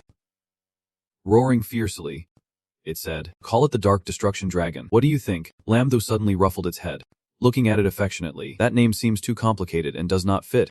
Just call me Little Black. Your appearance does not deserve such a strong name." Hearing Lamtho say that, it calmly replied, "People these days are just a pure essence." Then, Sahai suddenly jumped from Lamtho's hands down to the eggshells. "Wait for me a moment. I will give you energy to level up." It dove down so fast that he did not have time to understand what was happening. Seeing this, Lamtho asked, "What level will it reach after eating?" Sahai was still busy eating piece by piece. Then it suddenly licked its lips and glanced at Lamtho, saying loudly, "Based on human terms, it should be platinum." Lamtho suddenly pulled out a picture, showing a knight riding a dragon pointing at it and said, "Why are you still so small even though you are platinum? I want to be a dragon knight." Xiaohai suddenly looked up at Lamtho and confidently said, "Big bro, do not worry, my size can be adjusted. I can stretch up to 200m now." He was so surprised he gaped. 200m is impressive. Then he really is a true dragon knight. Feeling excited, Lamtho stopped stroking his chin and crossed his arms. Feeling smug, although he really wanted to tell Xiaohai to turn into a giant dragon. But then he thought it over. If so, it might draw attention. Would not it be better to get rich alone? But in the end, he decided to tell Xiaohai, "Xiaohai, change to a size that matches mine." "Let me see." It suddenly flew up high, confidently smiling. "Okay." Just as it finished speaking, it transformed into a dragon with formidable power and majesty. Its cold gaze looked at Lamtho, which left him stunned. Stepping back and exclaiming how cool it was, he got on Xiaohai, his eyes filled with excitement, loudly saying, "Xiaohai, let me ride for a bit. This is awesome."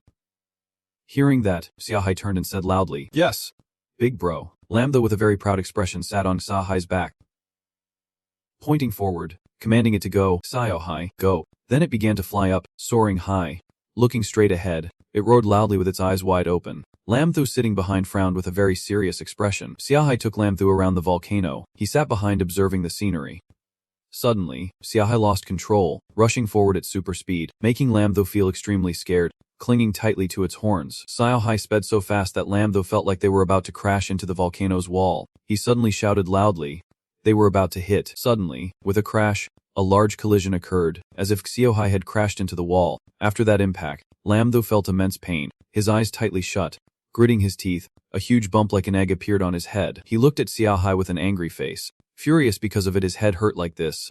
With a calm face and affectionate eyes, showed its cuteness looking at Lamtho. He rode on its back, the dragon with shiny scales, big eyes, and sharp horns. Both were flying down to the volcano where Tun was standing. Lamtho sat on the dragon's back with a very confident and smug expression. Lamtho and Xiaohai landed successfully. Just then Tun woke up, her sparkling eyes looking up at them. She was utterly stunned by the appearance of Little Black. What kind of creature was standing next to her master? A big question mark appeared in her mind. Seeing this, Lamtho reached out to touch Little Black's head, seemingly ordering it to do something. Suddenly, Little Black shrank down and jumped onto Lamtho's shoulder. Clinging tightly, he stood there with his hands on his hips, looking pleased. Suddenly, the Memtine raised both hands to her face. Appearing shy, her cheeks flushed as she softly said, "How amazing that it can shrink." Lamtho and Little Black turned to look at the Memtine and slowly said, "Let us hurry down the mountain to report the good news to the captain." Even though it has already been reported online, she was able to respond. The two began to make their way down the mountain, where Zinzhen and Captain Chu, Lam Sung were waiting for them. A volcanic eruption had occurred. Zinzhen felt very worried about Lam Thu inside. Suddenly, a voice called out Zhen nearby. She turned to Captain Chu and said in a panic that she thought she heard Lam Thu's voice just now. He replied, "Oh really? Where is he then?" Just as he finished speaking, Lam Thu's teleportation technique appeared, and suddenly a long, slender hand covered Zhen's eyes and gently said, "Guess who I am?" This made her extremely surprised, not knowing who was covering her eyes. Then he removed his hand, and when Zhen saw him, her face turned red from embarrassment as she pouted, saying, "You jerk." Stammering, he suddenly spread both arms out, looking at Zhen as if telling her, "Come here and check if I am okay." Then a laugh came from somewhere. It turned out to be Zhen. She laughed, showing her teeth. "Huh?" While laughing, she said, "Why do you have such a big bump on your head?" Lam Thu shyly replied, looking at Little Black, "Isn't it because of him?" Then she suddenly picked Little Black up from Lam Thu's body and lifted him in front of her, happily saying, "So cute." This little guy heard what you said about him, and he smiled shyly. Hee. Zinzhen felt very happy about the adorable little dragon and gently said, "Is it the dragon egg that once protected me? Has it hatched already? And it can talk too?" Hearing this, Little Black jumped into her arms and said, "Hup," which made Lam Thu extremely angry. This little brat, he was so mad he fluffed up like a hedgehog, his eyes wide as he coldly said, "Tonight, I am definitely going to eat dragon meat. I have not even touched that part." Lam Dung beside him advised him not to mind the spirit pet. "It is just a cute little dragon." Lam Dung asked sharply, "Is it absorbing energy from the volcano?" "That is right," Lam Thu confirmed. "Yes." Meanwhile, Captain Chu was on the phone with someone and suddenly shouted something. After answering the phone, he rubbed his forehead and said, "4 spirit beasts and the spirit pet in the spirit ruins of Zhenwu were fighting." The spirit beasts seemed to want to break out of the spirit ruins. After he finished speaking, everyone was stunned. Little Black in Zen's arms suddenly said, "Big brother, take me over there. I think I can help." Hearing this, Lam Thu said, "You are just a little platinum. How can you solve the problem of Lin Kai Shini Wei?" Suddenly he took it back from the real one and said, "Big bro, even though my level is a bit low, I am the master of Lin Thie. My words still carry some weight." The expression was smug. Xia Hai suddenly jumped onto Lam Thu's shoulder, and a large bird appeared. "Big bro, let us go. I want to see if this kid really has any effect." Big bro answered affirmatively. A pathway into Lin Qingshen V appeared, illuminated by a striking purple light as the 4 of them entered, including the real one. Captain Chu, them M. Tyne, and Lam Sung followed. Behind them were Lam Thu and Xia Hai riding on Big Bro. Approaching the teleportation door to enter Lin Kaichevan V, they gathered in front of the door and prepared to step inside. Once inside, they looked around, and Captain Chu suddenly said, "Respected seniors, we have a way to stabilize the spirit beasts in Langai." Tri Du Hong said they were still inside, and they continued on. Captain Chu said firmly, "Let us go." Lam Thu, with a fierce look, stared ahead as the light from the Line Kashi Chan Vate gate appeared. Lam Thu and the others kept moving. Glancing at everything around, he said seriously, "No wonder this is Ling Kumvech Shen." The concentration of spiritual energy here was incredible. Sahai was so exhausted that he lay flat on Lam Thu's shoulder when suddenly a massive rock appeared out of nowhere, hurtling toward him and Captain Chu. The rock was coming at a very fast speed. This stunned them, wondering how such a large rock appeared here and thinking about who wanted to harm them. Fortunately, Udim Trech appeared just in time to stop the large rock from hitting Lam Thu. He turned to him and asked, "Little Thu, why are you here?" "It is very dangerous here," Lam Thu hurriedly explained.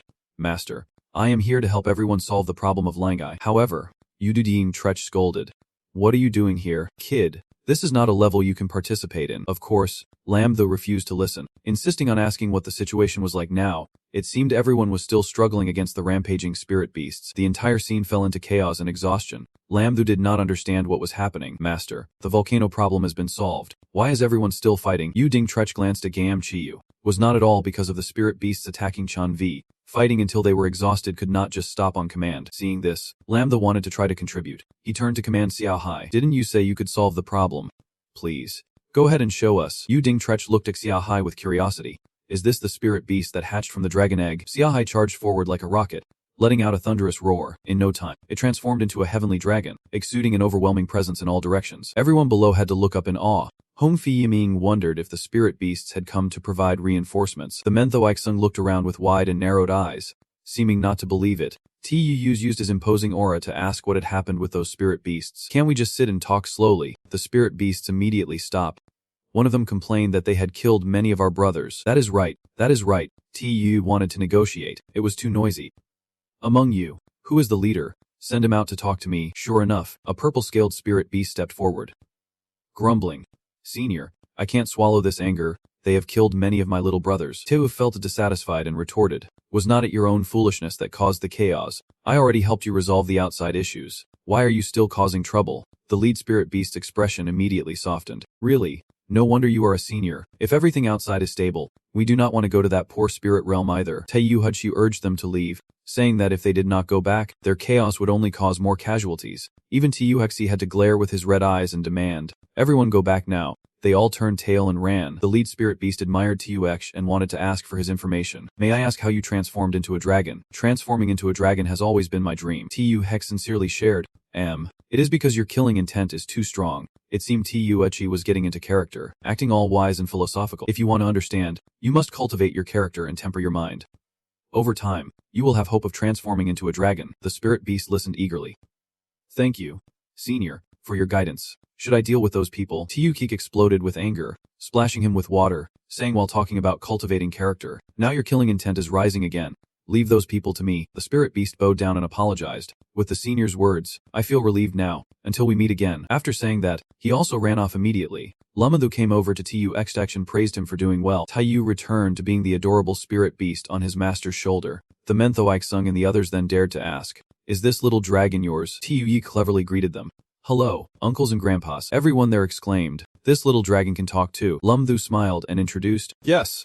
He is the little one hatched from the dragon egg of the Zuko team." Udine Trech sighed. "Having a spirit pet like this is truly a blessing." The director stepped forward to explain the issue to Lamadhu.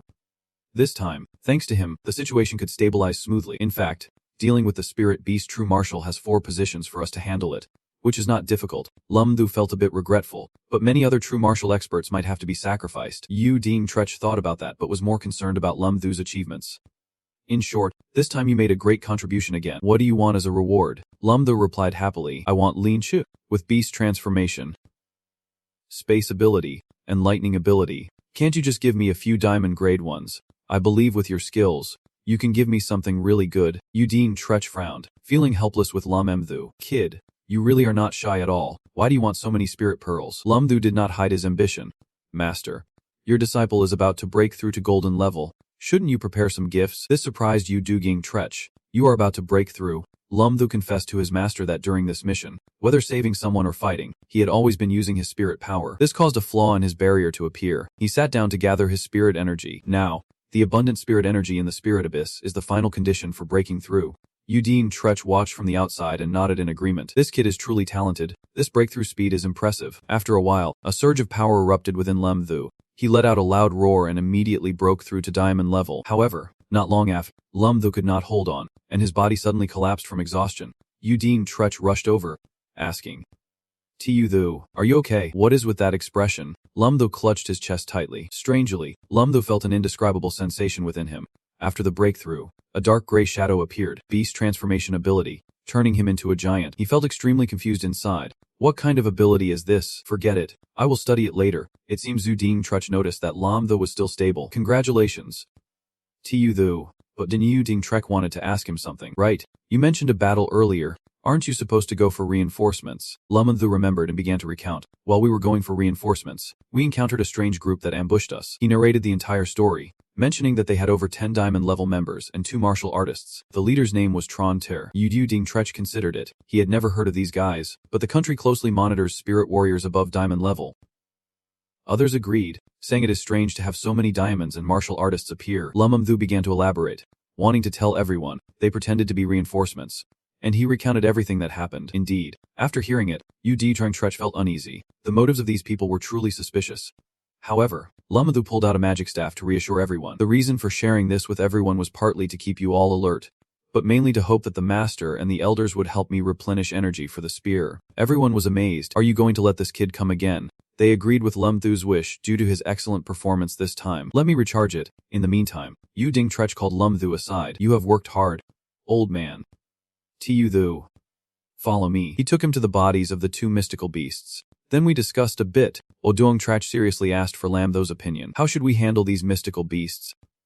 This time, Lamadhu was left speechless. Everyone here has experience. Why ask a newcomer like me? Themnaksung handed Lamadhu a stack of reports and said, the biggest contribution to this operation is yours.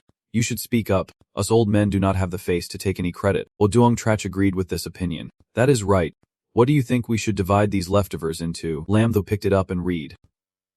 Feeling confused, I just need 2 elemental pearls and some beast meat. The rest, you all can divide up. I want need any. Oduong Trach was a bit surprised and asked back. Just these items. Them Thaik Sung pulled out 2 rare golden pearls. You do not need these 2 martial level pearls either. Lam Thu nodded. Yes, but I had already stuffed 2 of them in my pocket beforehand.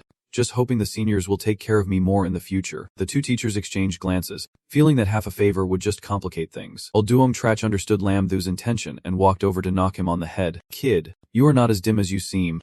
You have already taken all the favors from the martial level experts here. Lam Thu did not admit it. I can't see that. At this moment, Oduong Trach brought up the main issue again. If the matter of Ling Qi has been resolved, we should go meet Tran Tri, the one who attacked you. Lam Thu complied immediately. Yes. Everyone returned to the school, and after some time of interrogation, they got no results. This guy is really tight-lipped, asking 3 times and getting no answer. Lam Thu also found it exhausting. The key is that we have no impression of him. It seems there are hidden forces in the country that we are unaware of. Lam Dung speculated.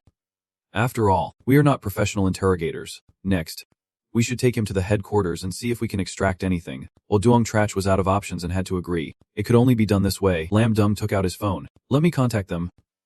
Seeing that, Lam Thu suddenly had an idea. Phone. That is right. He took out his phone and showed it to Lam Sung. Squad leader. Do you know this person? In the photo was a man with spiky hair.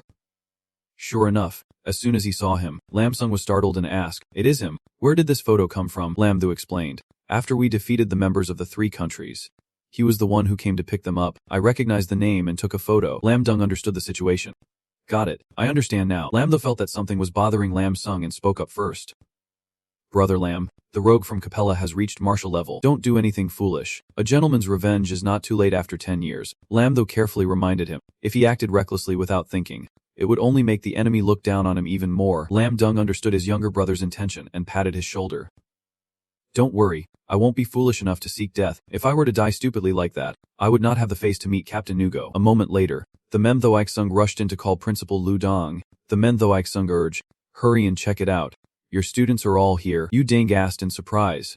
What? Where are they? The Mem Thai Dung reported. Near the collapsed Thin Chi Hotel. Yu Dijing Trech turned around and called out.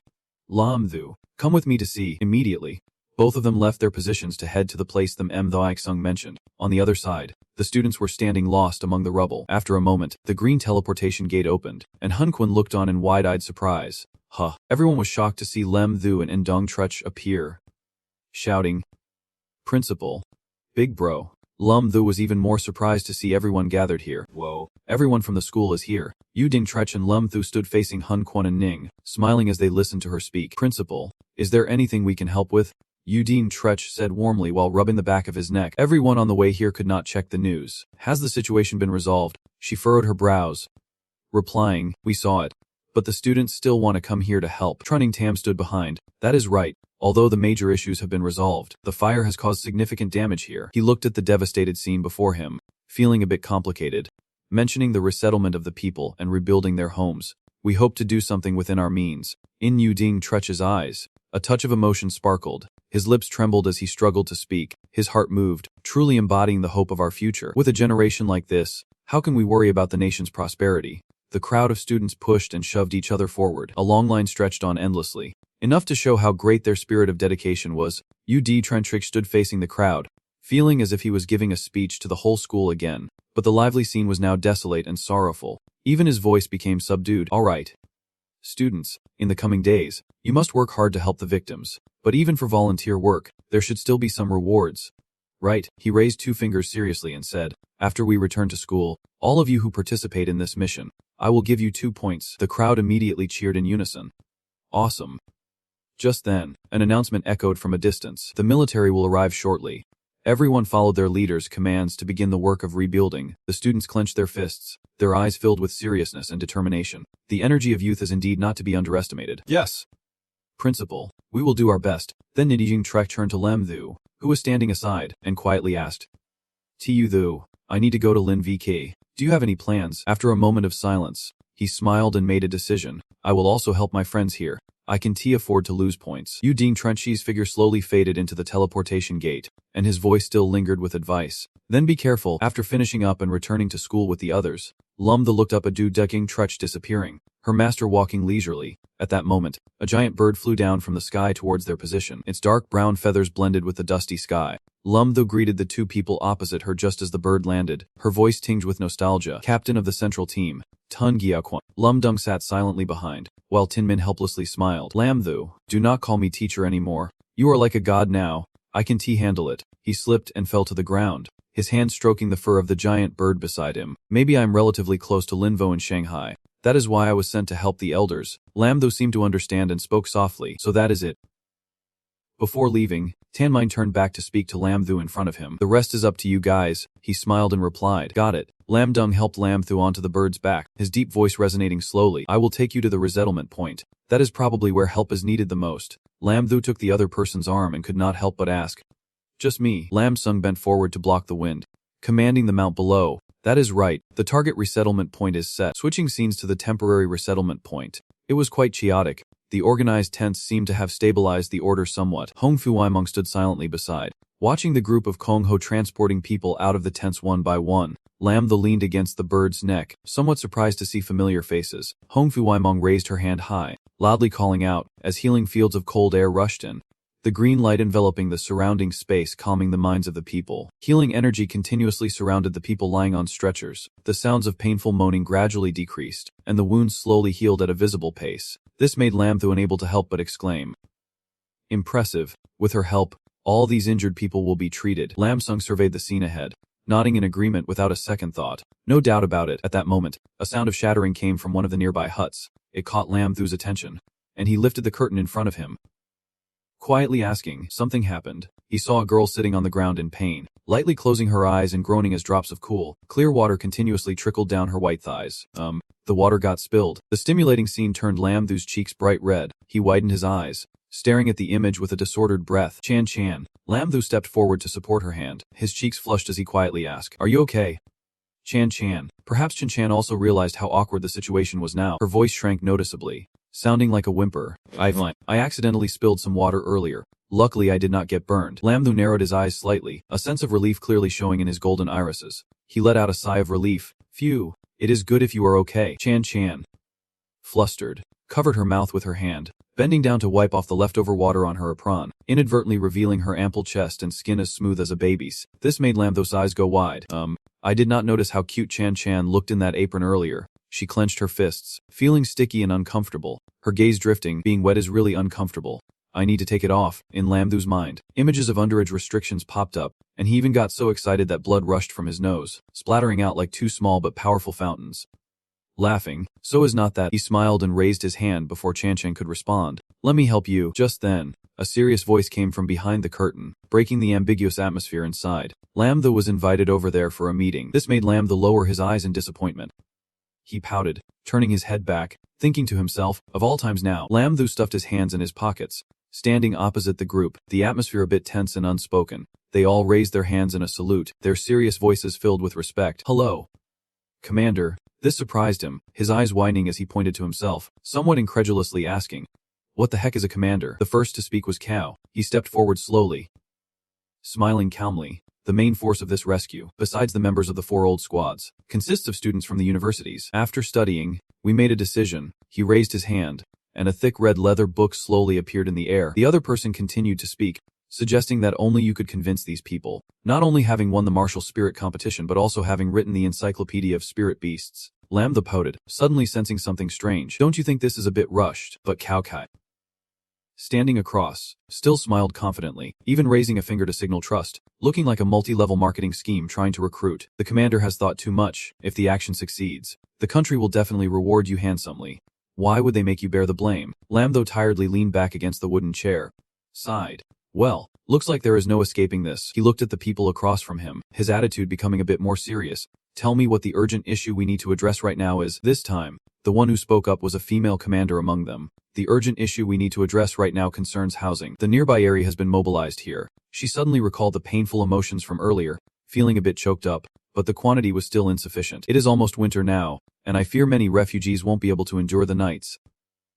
Hearing this, Lamtho widened his eyes. It was indeed the first time he thought of such a situation, realizing it was truly a big problem. Can the Earth system create housing for the people to get through the night? The idea sounds reasonable, but the other person shook their head helplessly, saying it would not be possible. She raised her hand and slowly explained, "This type of house needs to maintain the Earth system's spiritual energy. Once the energy is disrupted, it will collapse." This made Lamthu's eyes spin, his mind feeling a bit dizzy. "We can mobilize all the Earth system users," but the other person immediately refused, stating the key issue is that there are too many people. "We do not have enough awakened Earth users," making this seem quite difficult. Lamthu could not help but hesitate. Thinking too much made his head smoke. "Your CPU is overheating." The other person was a bit surprised at this scene. Moving forward with the control panel. "Commander," this left Lamthu feeling quite frustrated. "I am just a freshman. This is too hard." Suddenly, a mechanical voice unexpectedly rang in Lamthu's head, causing him to awaken as if from a dream. The inspection revealed that a series of brain cells in the host are dying, which severely impacts the host's health. Lamthu broke a sweat and spoke up. "Hemph." The atmosphere around seemed to be suffocating for a moment, forcibly awakening the E-level life skill proficiency in construction. Lamthu was so happy about the new skill that he jumped up, loudly exclaiming, "I have a solution." The people across were shocked, their eyes wide, not expecting this person to actually have a method. Although this person's ability is indeed not original, he is still just a freshman. They had also prepared themselves mentally in case no solution could be found. Lamthu raised his hand towards the other person. "Quick, hand me the paper and pen." He scribbled something on the paper, his speed so fast it seemed like the skill would vanish at any moment. One of them slowly stepped forward, eyes widening at the plan on the paper. Lamthu looked at the plan, feeling a sense of pride and accomplishment in his heart. Completed. A house like this should be good enough. The person opposite supported the drawing board, unable to hold back their praise. "Amazing," he smiled faintly, his eyes filled with admiration. It was indeed true that trusting this person was worthwhile. "This idea is really good. The drawing has no issues." Chu-Kei believed that Tran Bao-Niga, who specialized in architecture, had an eye for it. "Really?" Tran Bao-Niga held out the drawing, directing his gaze at the other person. "The key is all these materials. What should we do?" Lamthu smiled faintly. Clearly, it was all part of his plan. "I thought that through as well." He pointed to the high mountain behind, saying, "We will mine the mountain for materials." It was indeed the mountain right in front of them. Chu-Kei was a bit surprised. This idea was genuinely something nobody had thought of before. Mining the mountain. Lamthu crossed his arms, speaking with confidence. "Right. Normally it would not be easy, but right now we have about 10,000 spirits to help." Chu-Kei frowned, beginning to seriously consider this plan. "Indeed, mining requires demolition and transport workers, and we have those." The group behind seemed quite agreeable, all following the commander's orders. After a moment of thought, Lamthu raised his hand to assign tasks. Chu-Kei was in charge of gathering the combat spirits with strong attack abilities to mine the mountain. Chu then was responsible for gathering the spirits of strength or transport to bring materials back here for me. "Yes." Lamthu lowered his eyes, assigning the last task to Tran Bao-Ningok. Tran Bao-Ningok was in charge of taking the Earth-type spirits according to the drawing to speed up the construction. Tolai was responsible for bringing the healing and support spirits to reassure the people. The group once again saluted Chiyu-Kai, expressing respect for the newly appointed commander. There was no sign of considering him a rebellious youth. Everyone showed absolute trust. Lamthu looked at the time on his phone and spoke again. "Now there are 9 hours and 25 minutes until dark. I hope everyone has a place to stay before nightfall. Let us start moving now." And the group started to move, not forgetting to respond to his words. "Yes." The system noted that the situation seemed to be moving in a positive direction and praised them. "This time you really did well. Everyone in your hands obediently listened to you." Lamthu smiled with excitement, feeling a rush of accomplishment.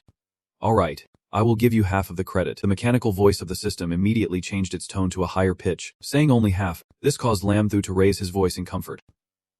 Praising again. "Just kidding. 9,527. You know I have always appreciated you." The system suddenly felt lighter, like a satisfied kitten. Just like this, suddenly, someone's loud voice rang out from beside. "Commander, there are some issues with the construction. I would like to consult you." It turns out it is the precious foot. Lamthu turned to take a look and then spoke up. Meanwhile, he silently considered his next plan, handling this side well, and then checking elsewhere for places that needed help. Time passed quickly, and it was already time for the evening tide. Lamthu took one last look at the surroundings and spoke to the person next to him. "There is no more problem at home, just waiting for them to transport the stones over here." He looked at the crowd bustling about with the transportation. Is the transportation of these materials a bit slow?" Lamthu immediately turned around and opened the entrance to the idea portal. Behind the mountain, Triuke was using his abilities to clear land with everyone, but the speed did not seem very effective. Feeling the presence of someone behind, he turned around, sweat running down, his voice tinged with fatigue. "Commander, why are you here?"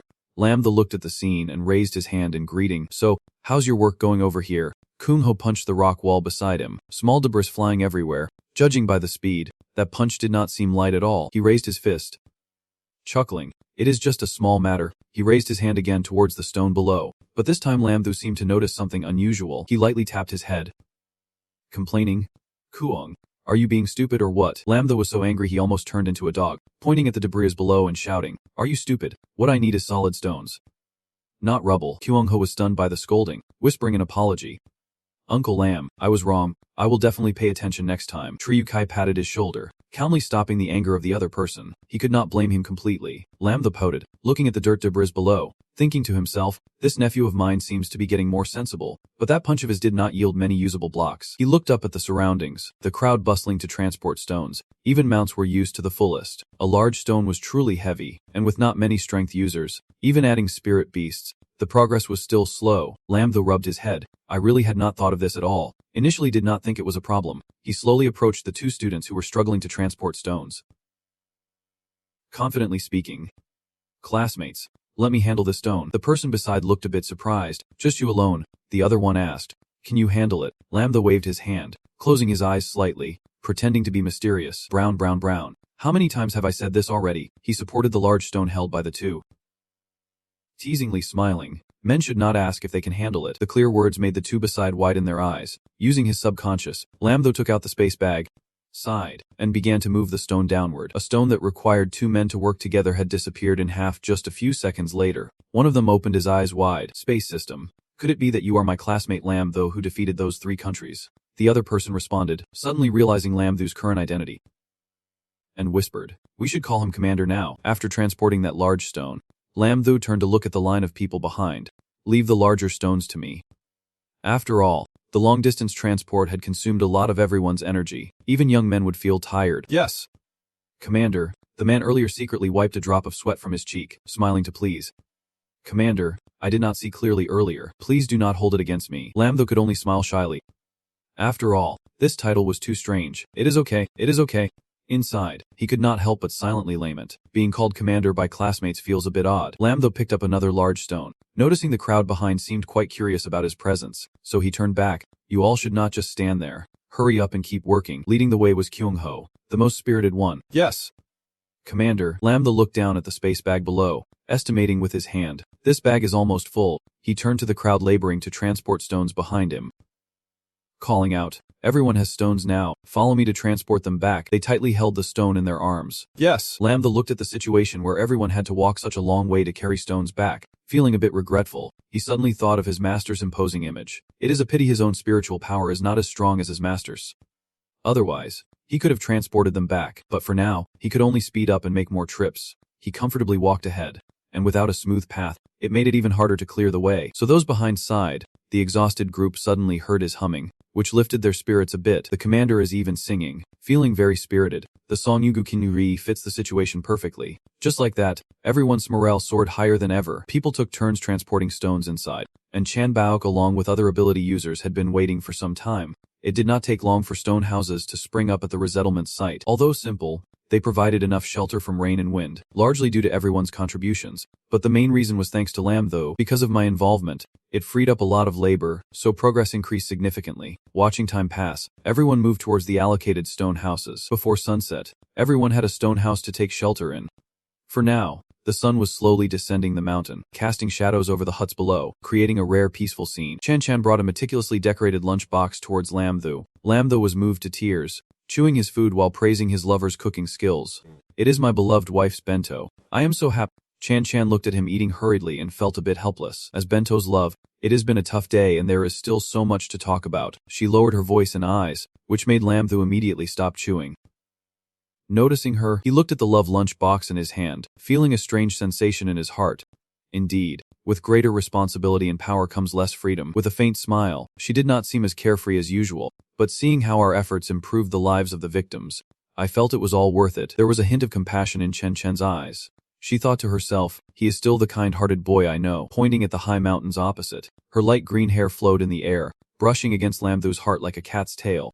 "Lam Tho, do you know, from our position, we can see the sunset," but her words caught him off guard. Why was it the mountain range that Lam Tho's group had just explored? Now it seemed empty. Yet there was a sense of something missing. She leaned her head on Lam Tho's shoulder, sweetly, because she was bored with it before, but now it is gone. "We have created a miracle." The silhouettes of the two stood against the light, looking intimate like two migratory birds. "We have created a miracle. This sunset is beautiful." Finally, Lam Tho let go of the strange feeling in his heart. Speaking softly, Lambda looked up at the huge eagle above, feeling a bit anxious. It turned out to be Chiu Kai, who suddenly spread his wings and jumped down to the ground in panic. Commander, something bad has happened. Lambda looked at him and asked, what happened? Having flown quite a distance, Chiu Kai's breath was a bit ragged. He spoke tiredly, explaining that the volcano had damaged the transport bridge. Remembering the earlier situation, they had no choice but to break the emotional atmosphere of the commander. The supply truck was stuck by the bridge and could not pass. If it was not repaired in time, dinner tonight would be insufficient. His eyes were filled with seriousness. Experts had confirmed that the quickest repairs would take at least 2 days. Lambda responded seriously. What do we do? You all worked so hard today, and the victims are tired. They won't be able to stand a day without food. At that moment, Chen Chen suddenly spoke up. How about I give it a try? This made Lambda turn around in surprise. Speaking gently, Chen Chen, do you have an idea? She raised her hand to explain. Bang Fong, if we can mobilize all the ice abilities in the team, it is like a small bell ringing in your mind. This idea is indeed not bad. Lambda jumped down, reminding Chiu Kai to gather all the ice and plant ability users by the bridge for him. Chiu Kai stood on the tree watching Lam Fong leave, filled with confidence. All right, the scene on the road is so quiet that it is unsettling. Lamthu turned to the crowd behind him and said, all ice ability users come here. The river ahead has blocked our way. Freeze it for me. One of them frowned, looking at Lam Fong and scolding him. I am telling you.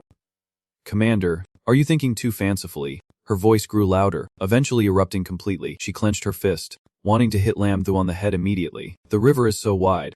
Do you think we are just a bunch of fools? The loud noise made him suffer as he covered his ears. He was about to scream. He quickly raised his hand in surrender, trying to soften his tone to ease the situation. What if I could increase everyone's skill power by 50%? The other person widened their eyes, unable to think about where this would lead. You are boosting. Lamthu turned his head towards the person behind. The person behind opened their field.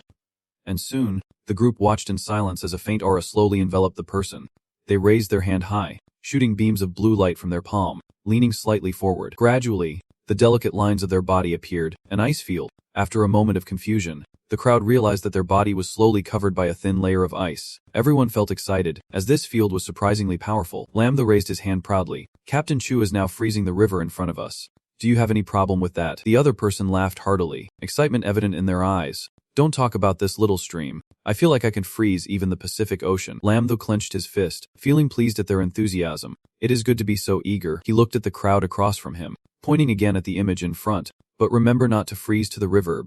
If the river collects or stops flowing, it will only cause more trouble. This made her unexpected. This kid was surprisingly mature at such a young age. Lambda pointed forward, urging everyone to go, and then they all jumped up together. All right. The blue light radiated from their palm, like powerful water snakes weaving forward. The cold air slowly spreading to the river below. The ice formation caused the rushing water to gradually come to a halt. Lambda pointed ahead and then turned to the plant-type ability users behind. The plant-type users arranged vines on the surface of the ice bridge, increasing the friction for Zhang San's wheels, giving everyone support. Seeing this, everyone responded in unison. Then one by one, they released their abilities. Green energy spreading around, they moved quickly, heading to the river ahead, intertwining with each other, gradually forming a small vine. The wheels were slowly lifted, supported by the power of their abilities. Each ability user formed 2 horizontal lines facing each other, their energies intertwining, creating a huge green sphere. The people saw everything unfolding positively, so they cheerfully laughed out loud. Everyone celebrated their success together. Behind Lamthu, the silhouette of a man suddenly appeared. He stood quietly behind, remaining silent, sensing the presence of Chiyu approaching. He spoke. Now I finally understand why they chose Lamthu as the commander. I feel like none of us could do better than him. He was silent for a few seconds before responding. That is right. Looking forward, it was clear he fully acknowledged Lamthu's abilities and intelligence. With exceptional skills, this kid really should not waste his potential as a soldier. Time passed quickly. And finally, night fell, bringing a lively atmosphere. The group raised their large beer mugs and shouted, to the successful completion of the mission. Cheers. Lamthu and Chiu Kai faced each other, smiling. Cheers. The crowd is lighting a bonfire outside the tent to celebrate after a long day. At that moment, Chiu Kai turned to Lamthu sitting beside him and quietly asked, you guys will go back to school tomorrow, right? Lamthu glanced down at his beer mug and replied, yes, we need to prepare for finals anyway. Hearing that, Chiu Kai raised his beer mug, and people gradually gathered around them. Then tonight, let us eat well, drink a lot, and have a blast. Everyone cheered. Just then, a handsome man stepped out from the crowd, speaking in a deep voice. Next to him was another beautiful woman. Both gently patted the head of a little girl in front of them, who seemed to be shy, lowering her head. You are the victims who received support and wanted to come here to thank everyone. The little girl, innocent and with bright, sweet eyes, said, "You guys are the great heroes who saved us." Chu Kai immediately turned to Lam Thu and praised him. "It is all thanks to the commander. This young man here, but he can't take all the credit." He raised his hand with a shy smile, saying it was the result of everyone working together. The little girl looked up at the boy on the chair, and the atmosphere seemed to glow. "Your power must be very strong. Can you show me?" But Lam Thu frowned, a bit worried. "This ability of mine is not easy to showcase. It is a bit embarrassing." Turning into a rabbit. Imagining the handsome guy with rabbit ears made the girl's voice excited and eager. "We saw you on the news. The big brother known as the strongest rabbit on earth." She pointed at the crowd behind her, saying it with certainty. Everyone was looking forward to the hero showing off, especially the girls. The female students behind had shining eyes like predatory beasts, focused on Lam Thu. "There is Lam Thu. I can't wait to see him turn into a rabbit." Lam Thu looked at Chen Chen beside him, hesitant.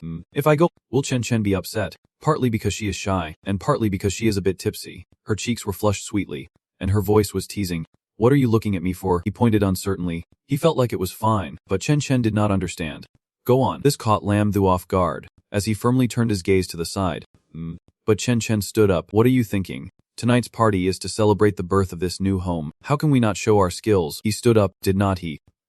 Just then, the hesitant voice of Chen Chen rang out. She only bent low, looking up with a delicate appearance like a small kitten. "Seeing so many girls like him makes me a bit jealous." This rare scene made Lam Thu feel shy, his cheeks flushed, mouth agape in surprise. "This is just too cute." In front of the crowd behind them, he jumped up to hug Chen Chen tightly, not caring about anyone else. "The girl I like is only Chen Chen, which makes me shy to speak up. Everyone else is looking at her." Finally, the two of them held hands and followed the little girl. "Let us go." The little girl cheerfully led the way, humming as she walked. "It is so great. The hero is here." The fire burns brightly, and the warmth spreads around, warming everyone's hearts. Today's MC is Trang Men.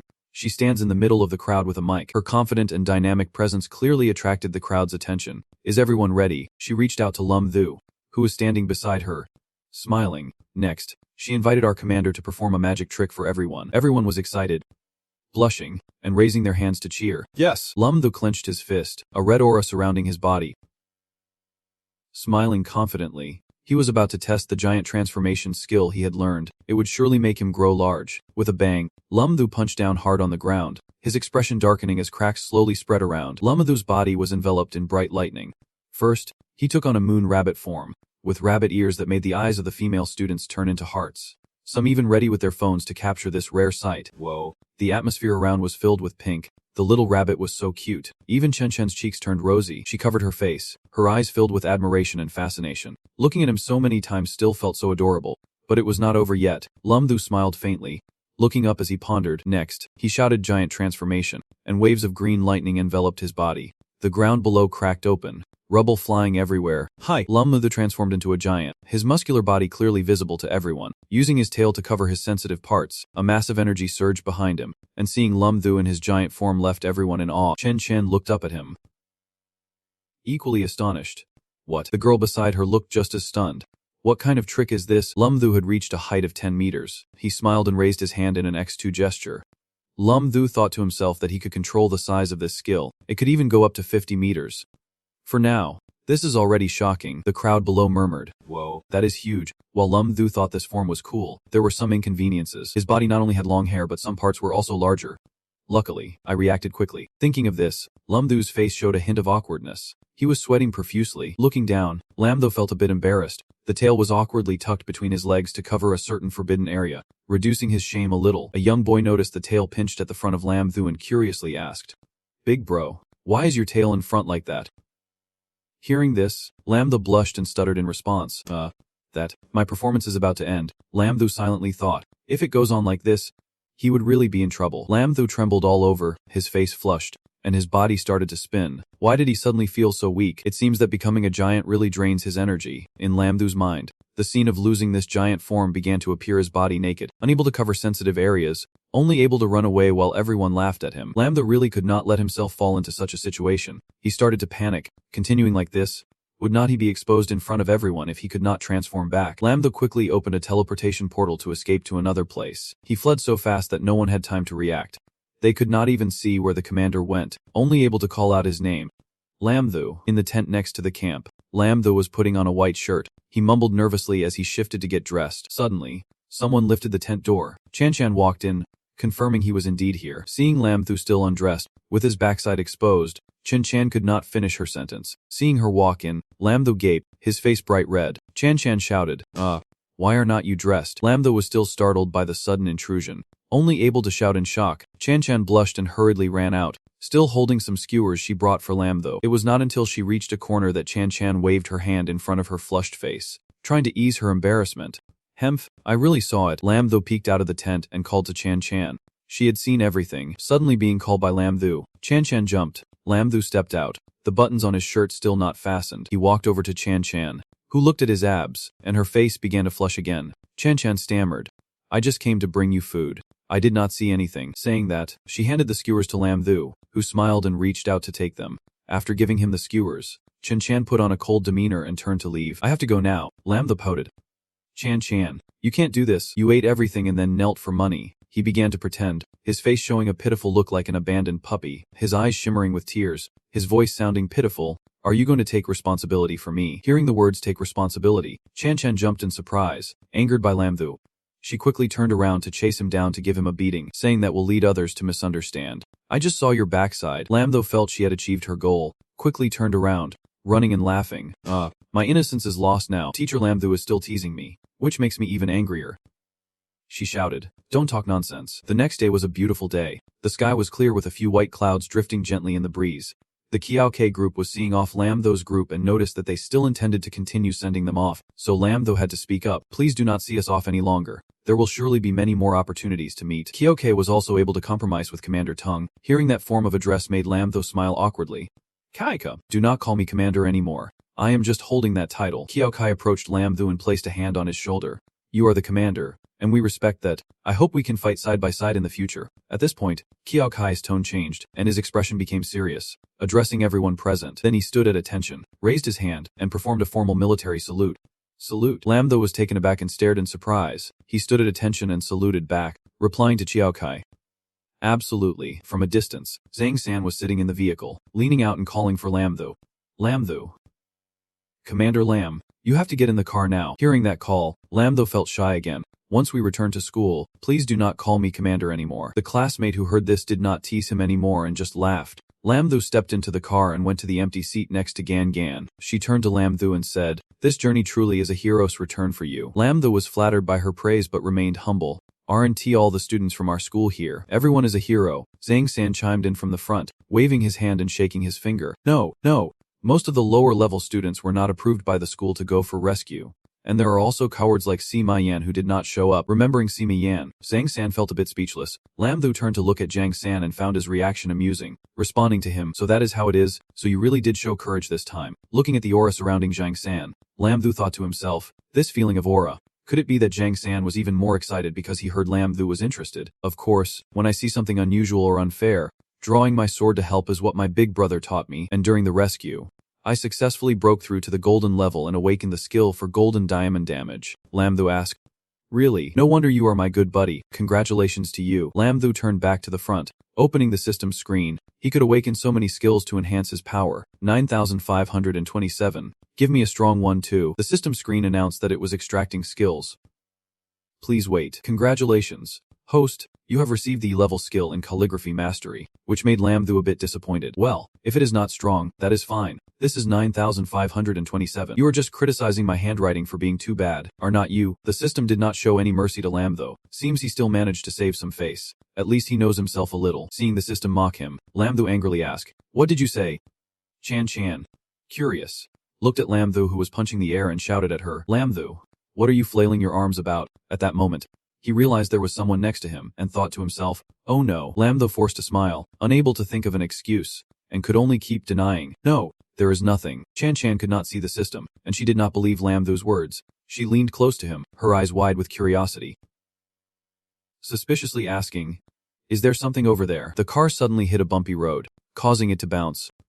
Chan Chan, leaning against Lam Thu, lost her balance and fell into his lap. Chan Chan screamed in shock. Her ample chest pressed against Lam Thu's legs. The heavy yet soft feeling made him blush immediately. He did not dare to look down. Was it because Chan Chan was lying on his legs? Glancing down at her chest directly between Lam Thu's legs, her face turned bright red as she quietly said, something hard is poking, but she could not finish her sentence. Perhaps because she was too embarrassed. Lam though was not comfortable either. He bit his lip, trying not to let her notice. After a while, he slowly began to explain.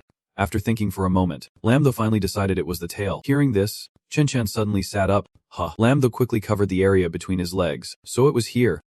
Earlier. He could not find it, so he was practicing calligraphy. In midair, Lam though felt helpless. This random excuse was better than telling the truth. Half an hour later, Ling Vgat, Lam though was showcasing his calligraphy skills. Surrounded by many people, after a while, the calligraphy was completed, and seeing Lam thou's skill, Chen Chan praised him, her voice filled with admiration. So your calligraphy is really that good? Very impressive. Lam thou said nothing, just scratched his nose. Qian Dao the keen, Lam thou's calligraphy was truly skilled, with strong strokes yet not arrogant. Chan held the calligraphy, constantly exclaiming, "Let us frame it." Lam thou also breathed a sigh of relief. Phew, it seems Chan believes me now. Lam thou glanced over at Ouyang then, lost in thought. We have been back at school for more than half a month now. Everyone is working hard to prepare for the exam.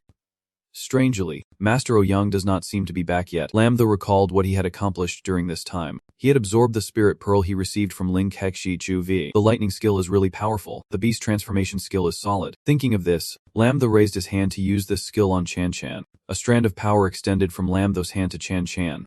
As if there was a thread connecting the two. Lam though wanted to experiment with this skill a bit. From the name, it seemed to be a tracking skill. So let us see how it works. Chen was still busy hanging up that calligraphy, and she unexpectedly spoke up. No nails left. She turned to go outside, calling back to Lam thou. I will go get some. This was just what Lam thou wanted to experiment with. Not bad. Chan's position was clearly pinpointed through the senses. Isn't this just spying?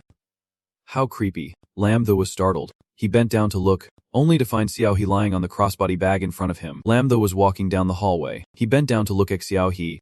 What are you babbling about? I am just testing a new skill, and poke Xiao He his horn. On the contrary, you, a platinum-level spirit beast, did not even tell me that you can only fly. Xiao He quietly protested, saying that he knew a lot more. For example, to make his words more credible, Tu has decided to show off his abilities. With a puff, Tu has breathed out a flame that engulfed Lam thou's face. Burned by the fire, he shouted angrily. Damn it. Are you trying to roast me alive? Lam thou grabbed Tu Hux by the neck, shaking him back and forth. People passing by in the hallway did not see Tu Hux. They only saw Lam Thu suddenly yelling to himself in the hallway. Everyone looked at Lam Thu with curiosity about what he was doing. Tu was extremely aggrieved and wanted to cry. You asked me first, besides the rare spatial ability. I pretty much of everything else. After saying this, he winked at Lam Thu. If you do not believe me, I can show you my lightning ability. Lam Thu was indeed furious with him. He coldly commanded. You dare, get into my bag. Lam Thu sighed in frustration. His spirit beast was really something else. Breathing fire and shooting electricity without limits. But it just had a few brain issues. He immediately returned to the main topic, planning to test out a new skill. Based on the positioning of the coordinates, it seemed like he had never been to this location before. Lam Thu closed his eyes, focusing to let his power flow through his body. He activated Nun O Men, intending to instantly appear beside her by combining it with Nam Lao Mun. Passing through to a room, a pink curtain appeared before Lam Thu. Looking at the pink curtain, Lam Thu felt a bit confused. Where am I? Suddenly, a voice came from behind the curtain. Oh no. I just got to the utility room and got my clothes dirty. No way. Could it be? Lam Thu's face turned red again as he stealthily pulled the curtain aside. The girl's changing room on the other side was a sight that made one blush. Chain was changing clothes. Her figure was incredibly hot, truly the perfect body shape from Legends. Her full breasts attracted the gaze of others. From behind, her slim waist was clearly visible, showing off her Venus's groove. The way her butt hugged the panties was indeed something that was hard to resist. Travaminant, standing beside Chan Chen, took the opportunity to tease her, but luckily found some pins to hang her husband's written words on the wall, making Chan Chen blush and quickly retort. What do you mean by husband? We are still just dating. Tran Men was relentless with Chan Chen, sticking close to her with a mischievous smile. Isn't this just a matter of time? Let me in on it. How far have you all gotten? Is it surprising that Chen Chun was asked? Seeing that things were not looking good, Lam Thu decided to run away first. It is better if I do not hear this topic from a girl. Lam Thu climbed up to the window, hurriedly trying to squeeze out. But unfortunately, he missed his step. He cursed under his breath. There was a thud outside the window. The noise caught the attention of the two girls in the changing room. Is someone there? Both girls spoke up in unison. Chin Chin worriedly approached the window. Could it be a pervert spying? Trun Nen looked around, not seeing anyone. Chen Chin still suspected. Could the sound be coming from somewhere else? She looked outside once more. The view was the same. Not a single person in sight. The two of them decided not to check anymore and turned back inside. That must be it. Let us change and go outside to take a look. behind a tree in the distance. Trung Tam had his hand over Lam Thu's mouth, both hiding behind the tree's shadow. After seeing that Chen Chan and Trinan had gone back inside, Trung Tam finally let go of his hand from Lam Thu's mouth. Lam Thu let out a sigh of relief. Phew. Lam Thu turned to thank Trung Tam for scaring him half to death. Thank goodness for you. Trung Tam, you saved me. Without you, bro. Trung Tam looked at Lam Fong and said, I did not expect you to do something like this. Trung Tam's face was full of disdain. Seeing that look of contempt on Trung Tam's face, Lam Thu seemed to crumble. This kid definitely thinks that way. This is a huge misunderstanding. Lam Thu shouted angrily. There is a limit to how unreasonable this is. Then he raised his hand and gave Trung Tam a hit on the head. Trung Tam could only stand there and take it. After hitting him, Lam Thu was still not angry. I was just testing a new skill and almost slipped. It was not intentional. Trung Tam recalled the image of Lam Thu climbing out of the girls' changing room window. Trung Tam was also startled. After taking the hit, Trung Tam could not stop crying. So that is how it is. Now I can relax. While looking for his bro, I saw him jumping out of the girls' changing room with a bright red face. Lam Thu was at a loss for words. I really did not mean to. What do you need from me? Trung Tam smiled at him. Principal Lu Ding Truck has returned. He said you should go to the principal's office to find him. Hearing that Yu Ding de Truch was back, Lam Thu was surprised at the principal's office. Lam Thu was now sitting obediently in a chair. Master, why have you been gone so long? Yu Ding Truch sat across from him. He rested his hands on the table. He looked at him seriously, as if preparing to discuss something extremely important. He replied in a deep voice that Lam Thu needed to prepare for the world competition. And he called him here to let him know that after the break, he would practice with the other team members. After all, there are only a few days left until the world competition. Lam Thu was taken aback upon hearing this. So fast. Master, what do you think this world competition is really like? At this point, Ouyangzi was so angry that his veins were bulging, and he slammed both fists down on the table. Ouyangzi shouted, Xiaothu, do you know why so many people want to cause you trouble now that they know you are from the spatial system? Linda really could not think of a reason, so she could only reply briefly, I do not know. Ouyangzi retracted his hands and rubbed his forehead, clearly showing his fatigue, because the location of the world competition is a diamond-level spirit realm, and this spirit realm belongs to the spatial system. Ouyangzi looked directly at him, and his expression made it clear how serious this situation was. The spirit beasts inside are all from the spatial system, meaning that the spatial system has a significant advantage there. And the benefits from the world competition are related to gaining recognition and dividing up the interests of the unique, supreme-level spirit realm. Linda wondered if there really was a supreme-level spirit realm in this world. Lam Thu stood up, approached Ouyangzi, leaned on the table with both hands, and looked straight at him, his expression darkening. Didn't the textbook say that the highest level of spirit realm is the true martial spirit realm? Ouyangzi explained. Of course there is. Books can impart knowledge, but they are also tricks to blind the powerful. Do you think our country really only has 4 supreme positions? Ouyangzi thought of those supreme positions, and his voice softened. Not just our country. The vast majority of the supreme beings in the world are in spirit realms, either cultivating or hunting. After hearing this, Lam Thu gradually began to understand everything. So that is how it is. Then where is the location of this world competition? Ouyangzi saw him asking and replied, the miraculous point of the spatial spirit realm is that it will not appear until the time comes. Every 4 years it opens once, and your task is to do your best to collect spatial spirit pearls inside. Does Master mean winning depends on the quantity of spatial spirit pearls? Ouyangzi denied that it is about quantity. It is about value. In Lam Thu's mind, he imagined a glowing spirit pearl achieving first place. Although there are more of the other types of spirit pearls, they cannot compete with that glowing pearl. Then he suddenly said to Ouyangzi, I understand now. It means that just collecting a bunch of spatial spirit pearls may not necessarily guarantee victory. Even obtaining just one true martial pearl could lead to victory. Ouyangzi turned his chair to face away, looking far away. That is the logic. But you won't have any thoughts about the true martial spatial spirit pearl, right? That would be seeking death. This competition is unlike previous competitions. The strong countries will make sacrifices. Participants are required to be under 22 years old. Lam Thu also smiled, breaking the tense atmosphere. Master, I was just speaking casually. By the way, who will be participating with us? Ouyangzi stood up, clasping his hands behind his back, turning his back to Lam Thu. We will have 10 people here. Basically confirmed, he began to list. Team Leader Chutham of the Diamond-level Ice System, Vice Captain Kotuveen of the Platinum-level Special System, Trung Lai of the Earth System, and Lam Ku of the Fire System, along with Kali Kao of the Special Support System. I already know the others. Kyung Ho, Then Long, Hong Fu Waimeng, and Tanshin Chan. Ouyangzi turned his head to look at Lam Thu. Hearing the name of his girlfriend, Lam Thu was surprised. Chen Chin. Lam Thu was sprinting across the campus. It was still early, and many people were still around the campus. Lam Thu skillfully weaved through the crowd. Knowing Chen Jin must be nearby, he had to quickly persuade her to drop out of the competition. Earlier in the principal's office, after hearing Chen Chen's name, Lam Thu could not believe his ears and immediately asked Yu Dong Trech why it was her. Were there not many other students who had broken through to platinum? Seeing Lum Thu's bewildered expression, Yu Dijing Trech did not blame him for his earlier rudeness. He understood that Lum Thu was worried about his girlfriend and slowly explained. Because of the field, our team only has one ice diamond rank. With Chen Chen's enhancement, the team's combat power will increase significantly. Listening to Yu Dijing Trech's explanation only made Lum Thu more anxious. Even so, he could not let Chen Chen take risks. After running around the campus for a while, Lum Thu finally spotted the person he wanted to see. Found her. Chen Chen was standing under a tree talking to Trinum MN. They were still discussing something in the changing room and had not noticed any suspicious people. It seemed like we were getting suspicious now. Lum Thu rushed to Chen Chen and took her hand. Chen Chen, come here for a moment. I want to talk to you. Chen Chen turned to look at Trinum MN. Imminent. Can Lum Thu and I have a private chat for a bit? Trin Menon had no intention of being a barrier between them. She raised her hand to wave at the two. Okay. Lum Thu hurriedly asked Chen Chen. Why do you want to participate in the world competition? Do you know how dangerous the competition is? Why did not you tell me? Chen Chen hesitated. But you did not tell me either.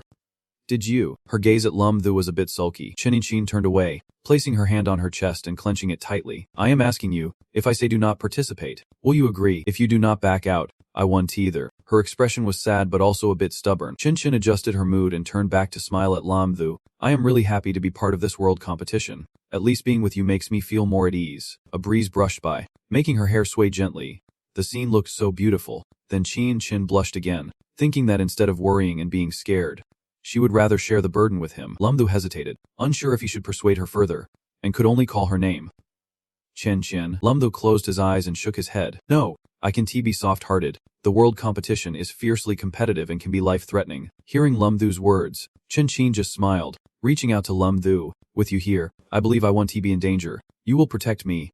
Right? Chen Chen said this without hesitation, as if everything would be fine as long as Lum Thu was there.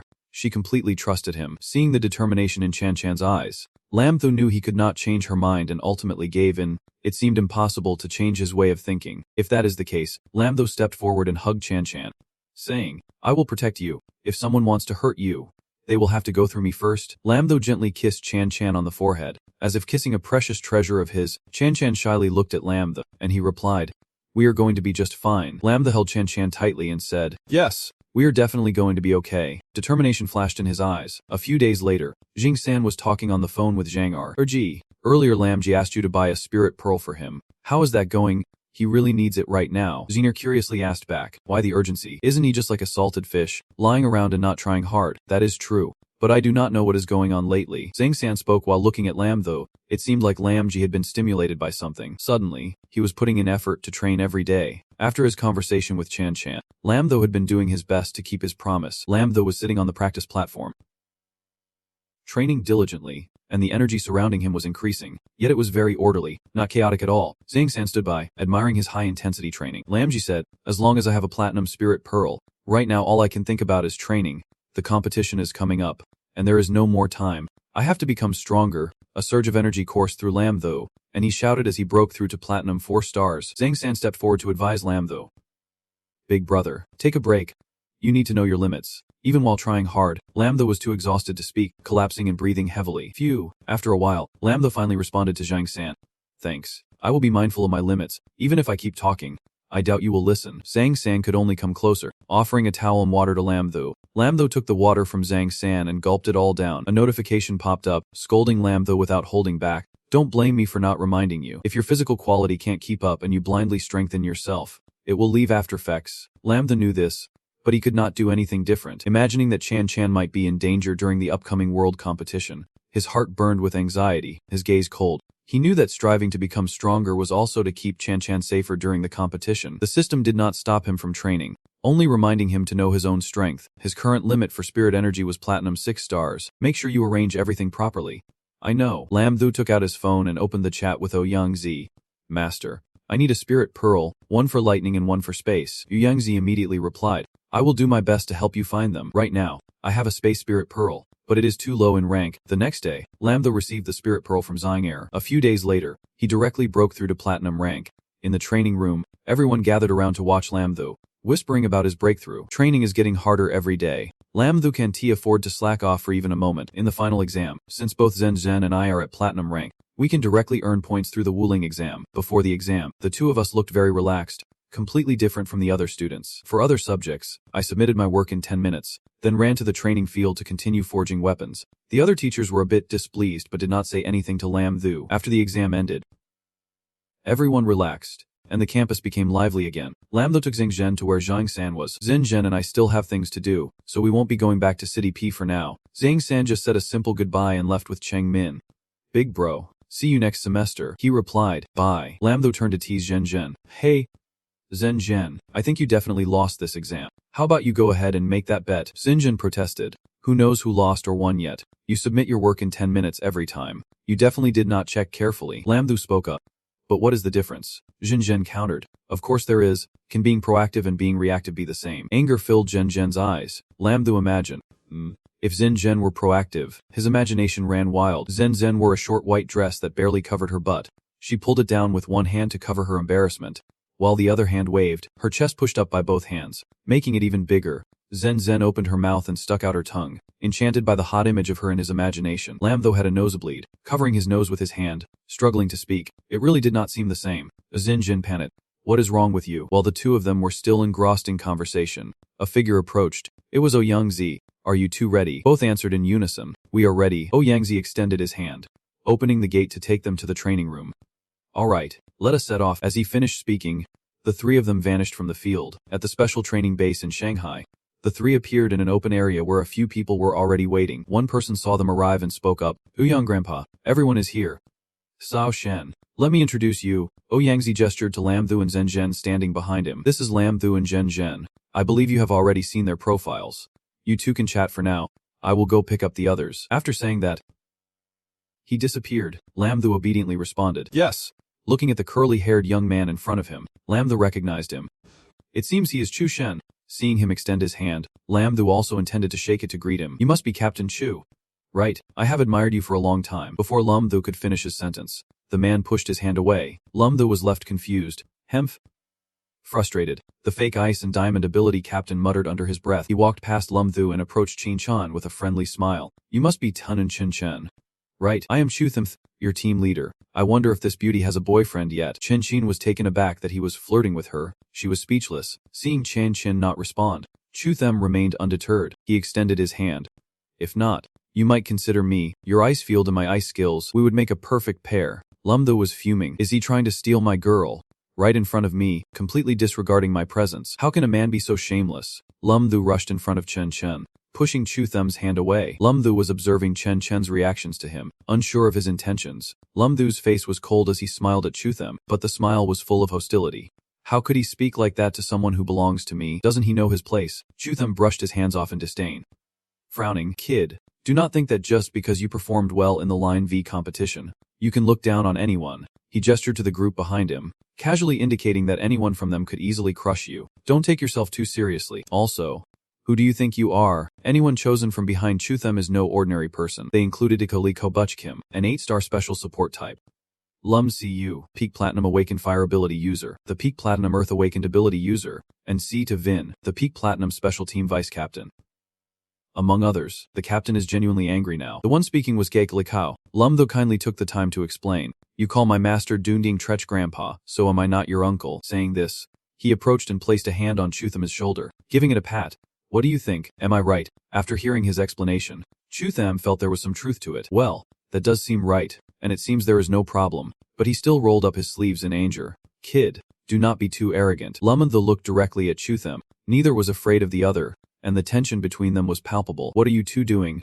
Udine Trech spoke up. No one knows when he stood between them. Udine Trech's gaze shifted back and forth between the two. He cleared his throat. Behind Udine Trech were 2 men and 1 woman, including Tron Long, Kai H, and Hoon Phi Immuniv. Seeing Udine Trech return, Chu Them quickly crossed his arms and turned away, his voice stammering. Nothing. As he retreated, Lum Thu could only smirk. Hemph, this kid knows that corner stealing is a shameless act. Udine Trech did not pursue the matter further. He clapped his hands to gather everyone's attention. All right, now that everyone is here, we will proceed with a month of training. First, we will proceed with the internal match. You all need to understand each other's skills. Do not let carelessness cost you your lives when you get to Line Kai. The match format will be 1-on-1. 5 of you against their 5. Lam Thu quickly raised his hand to speak. Master, I have no problem with the duel. I want to fight Chu Them. I can't stand that guy. Chu Them was taken aback and exclaimed. Huh. Chudam looked displeased. You are being too arrogant. Odongtrach interrupted him, agreeing immediately. Alright. Anyway, my intention is for you two to face off. He set 3 rules. First, no using spirit weapons. Second, no using weapons of spirit. Third, no teleporting to escape. Seeing the 3 rules, Chudam questioned. Wait, why are all the restrictions on Lamtho? Shouldn't I have some limitations too? I am a diamond. Can't you give me some face? Lamtho had no objections to Odongtrach's 3 rules. Alright, I got it, but if I win, I want to be the team leader. He thought to himself, this guy seems a bit too arrogant. If I let him be the team leader, I am worried he will screw everything up. Seeing Lamtho competing for the leader position with him, Chudam was even more displeased with him. Lamtho, are not you being too arrogant? As long as you can beat me for the leader position, it is yours, but what if you lose? Lamtho did not think he would lose. He calmly said, if I lose, you can remain the leader. Otherwise, what do you want? Chudam stroked his chin, grinning slyly. I want you to lose and stay away from my girl, he shouted loudly, pointing at his girl. Seeing that Chudam still wanted to take her away from him, Lamtho got furious. No more games. If I lose the title of team leader. If you lose, you have to leave my girl. Why do you think so highly of yourself? Master Lamtho planned to charge at him, but his girl had to stop him. So what do you want? I do not want anything. If I lose, I will definitely obediently follow your orders. I just want to know if you dare. After saying that, he pointed forward to provoke him. Chudam thought to himself, a diamond like me can't lose to a mere platinum. If I lose, I won't have the face to be the team leader anymore. I accept your challenge. Once everything was settled, Odongtrach finally spoke up. Since that is the case, we cannot delay. Everyone prepare a bit. The duel will begin now. Group 1. Kotuvin and Kyung Ho will face off against the Platinum Luck Tin in the destruction system. Both were serious. Lamtho looked at Kyung Ho, thinking to himself that Kyung Ho had leveled up to Platinum Luck Tin, indicating that this kid had made significant progress recently. Kyung Ho was crying. How can we even fight like this? Seeing Kyung Ho crying, Lamtho was taken aback. Kotuvin remained unfazed, bending down to prepare to attack Kyung Ho, exposing all 8 of his arms. Kid, do not get distracted. I am about to attack. With that, he charged straight at Kyung Ho. The force of Kotuvin was so strong that the ground beneath him cracked. Kotuvin shot forward like an arrow. Kyung Ho quickly regained his fighting stance, focusing his attention, determined not to let him get close. He raised his hand to unleash a destructive psychic ability. Kyung Ho shouted loudly, simultaneously sending out several waves of power that looked like massive tiger scratches from his hand. Each scratch contained tremendous energy. Kotuvin smoothly dodged to the left, avoiding Kyung Ho's attack. A good opportunity. Seeing Kotuvin airborne with no support, Kyung Ho used his other hand to condense his ability into a sphere. He threw the sphere forcefully towards Kotuvin. Just as he regained his balance, Kotuvin saw the sphere flying towards him. Realizing he could not dodge in time, he decided to face it head-on. The closer the sphere got, the larger it became, resembling a small black hole. This move was the shadow sphere technique. The sphere crashed into Kotuvin and entered his body. Seeing that Kotuvin had been hit, Kyung Ho did not dare to let his guard down. That was just an external wound. The real danger was that his destructive power had infiltrated Kotuvin's body. Kotuvin's clothes were completely torn after Kyung Ho's last attack. He directly laughed and tossed his torn shirt aside, revealing his toned physique. Each muscle was striking, making for a solid attack. Kid, Kotuvin complimented him. With that, he reached behind his pants to grab the handle of something. Kotuvin smiled excitedly. It had been a long time since he felt this excited. Kyung Ho was stunned. The warm-up is over. Now it is my turn. He spread his arms to use his ability. A column of fire appeared behind him. In his hand, he was waving a knife. Seeing that knife, everyone gasped in surprise. Hey! A machete. Kotuvin spun the knife a few times, surprisingly transforming it from 1 knife into 8. 8 arms of Kotuvin held 8 machetes, looking just like a chef pouring all his heart into a dish. Next, how should I cook you? Kyung Ho began to lose his composure, swinging his hand. The shadow sphere technique. Kotuvin charged straight into the path of the attack. Kyung Ho was shocked to see him still standing there, not dodging the attack. Cuts appeared all over his body, blood gushing everywhere, but he still wore a smile as he lunged forward, looking somewhat eerie. Kid, your move hurts a lot. You should taste the pain of being injured. Kotuvin jumped in front of Kyung Ho, raising his hand high to strike down. Kyung Ho turned pale, unable to move or he would die. If that knife comes down, he would die. In a panic, Kyung Ho shouted, I give up. The knife was just inches away from him, ready to fall. A dagger stopped right in front of Kyung Ho. He trembled in fear as the blade was pressed close to his face, breathing in shallow gasps. Seeing his opponent's will to fight gone, Kotuvin also ceased his attack, retracting his hand in concession. As he walked past Kyung Ho, he paused to pat his shoulder. Noting the destructive power was somewhat intriguing, Kyung Ho was still in shock, unable to respond to him. The killing intent was palpable, as if he was about to be killed. Suddenly, the sound of a flute drifted into Kyung Ho's ears, awakening his senses. He felt like he was lost in a fog. His senses froze, and the fear dissipated. He turned towards the source of the flute. It was Gali Kao. The smoke quickly cleared his mind. Finally noticing Kong Ho looking over, Gali Kao stopped playing the flute. Come on, do not be so downcast. Do not underestimate Ko Tuvian just because he is not as skilled as Chutham. If it came down to it, Chutham would only have a 40% chance of winning. Ko Tuvian just does not want the captaincy. Chutham standing nearby nodded in agreement. That is right, he continued. Ko Tuvian started training his body from a young age, enjoying challenges against masters of the same level. His nickname is the Blade Fighter. After awakening, his abilities became even stronger, and the number of secret missions he participated in forged this formidable aura. Kyung Ho, upon hearing this, broke into a sweat, not expecting to have just faced such a monster. No wonder there was such a powerful aura. Lam Tho glanced over with disdain. A strong fighter afraid of a knife.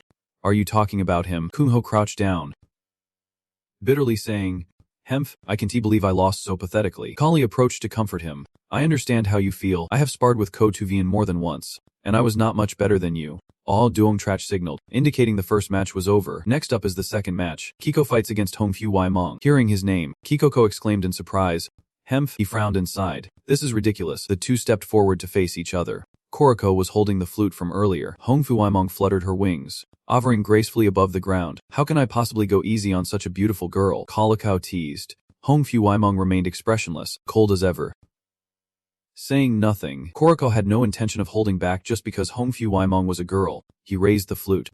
Alright, let me introduce myself. I Aliko, the Platinum 8-star support system. I look forward to your guidance. He then raised the flute to his mouth and began to play. The mist reappeared, thickening around Kali Kao, slowly engulfing him. Lam Tho wondered, how can a support type from the north fight like this? Chutham, standing nearby, began explaining Kali Kao's abilities to everyone. Earlier, Little Ka had let everyone inhale smoke, which was different from the mist currently on the field. The last time in the north was actually the bronze-level skill of the brain-clarifying deity and the platinum-level skill of Xiao Ku's calm demeanor. Its effect is to enhance mental clarity and can immunize against most mental attack moves. Not bad at all. At that moment, both Home Fi Wai Menon and Ka Li Ka displayed their unique spiritual techniques. This was also the secret weapon prepared for Do from the United States. At that point, they were sure to give the United States a big surprise. Imagining the fight between Do and Ka Li Ka, Chutham smiled confidently, believing they would win. Saying that, he looked up at the arena. It was now shrouded in thick mist, making it hard to see what was happening inside. The scene filled with smoke made Shu Lei Kao uncomfortable. Coughing, he noticed that the smoke was different from before. It was really stinging his nose. Home Fian Yiming struggled to open her eyes and observe her surroundings. She decided to spread her wings and fly straight up into the sky, escaping the thick, unpleasant smoke. Q frowned as he saw Hong Fei rise, having forgotten that this girl could fly. Originally wanting to rely on the mist and Buk Sheski One kind to defeat her, it seemed he had underestimated her. At this moment, Honi Fei Yiming in the sky held a shimmering golden sword, raised it high, and with force, swung it down hard, using the momentum to dive down and attempt to stab Kuli Kao with a deadly strike. Kuli Kao panicked. Don't come over here, you are forcing me into a big move. He leaned to the side, dodging Hong Fei Yunyan's attack. Her sword drove deep into the ground. Not hitting a Kalika did not deter Hong Fei Wang, and she retaliated against him. Feel free to use your moves. Ku decided to take it seriously. So you are forcing me.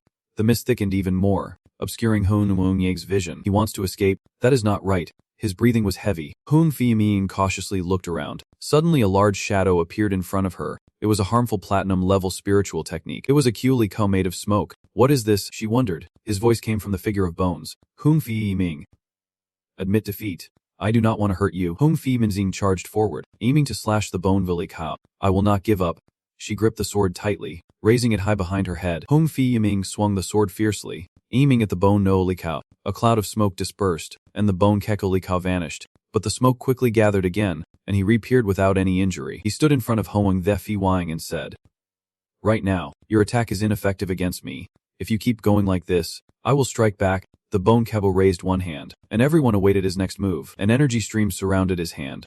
She would not be able to withstand this skill. Even flying into the air would not help. The energy ring was shot out, flying towards one direction. The direction where the energy shot created a terrifying explosion. Dust flew everywhere. Dust was everywhere, making Chen Chan and Lam Thu unable to open their eyes. They coughed from inhaling too much dust. Cough. Cough. Too much noise. After the dust settled, everyone saw that the energy blast had created a massive hole, proving the power of that attack was no joke. Lam Thu was so shocked that she could not close her mouth. Is the support skill really that powerful now? Hong Fu Wai Mong looked at the hole caused by the explosion with a hint of fear. He was not wrong. Even using the light judge now would not have much effect. Keiko appeared behind Hong Fu Wai Mong. She had lost. Hong Fu Wai Mong kept her head down, not speaking. As she walked forward, the power surrounding Akko gradually faded, making him cough continuously. Coughing too much. This is just great. Cough, cough, cough. The side effects of the skill caused smoke to continuously pour out from his ears, nose, and mouth. He complained, this skill is strong, but the side effects are really annoying. Hongfu Waimong noticed as well. She turned around. Hongfu Waimong reached out, using her healing technique on Akko. He was surprised to feel relief in an instant. Once he returned to normal, Kilika blushed and started a conversation with Hongfu Waimong. Miss Hongfu, do you have a boyfriend?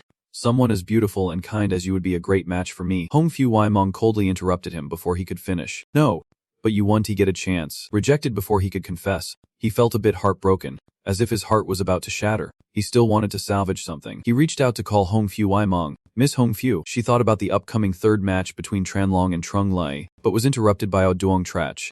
Both were called to the arena. They greeted each other. Tranlong introduced himself. I am the Platinum 5-star Strength user. Trunglai coldly replied. I am Trungla, the Peak Platinum Earth ability user. Lam Q.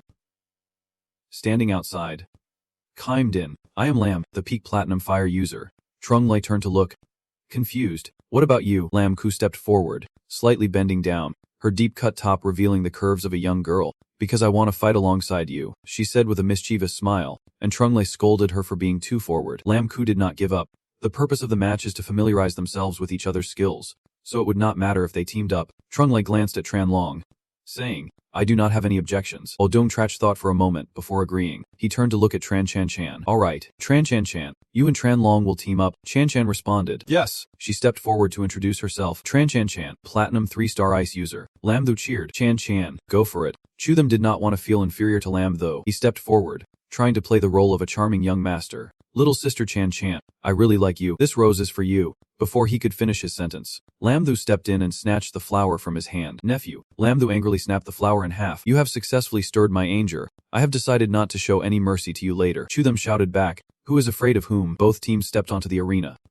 Tranlong, acting like a gentleman, said, Please enlighten me. Lam Ku replied, You two can attack first. This was exactly what Tranlong wanted and it sounded good too. Violence breaks through the field. Tranlong charged at Trunglai. Jinquan 9 tripods. Trunglai also took a stance. Using the earth manipulation technique, Trunglai clenched his fist and punched the ground, causing a column of earth and rock to rise before Tranlong. Without hesitation, he jumped through the column of earth and rock, realizing it could be passed through. Tranlong felt more at ease. A clever little trick. Let us see what I can do. But he was soon taken by surprise as more columns of earth and rock appeared before him, leaving Tranlong stunned. In such a disadvantageous situation, Chan Chan appeared just in time to support Tranlong, lightly jumping onto a stone pillar. I will help you. Chan Chan adjusted her stance, using one leg to stabilize herself. An ice bow appeared in her hand. Chan Chan drew her bow, aiming to shoot, and released.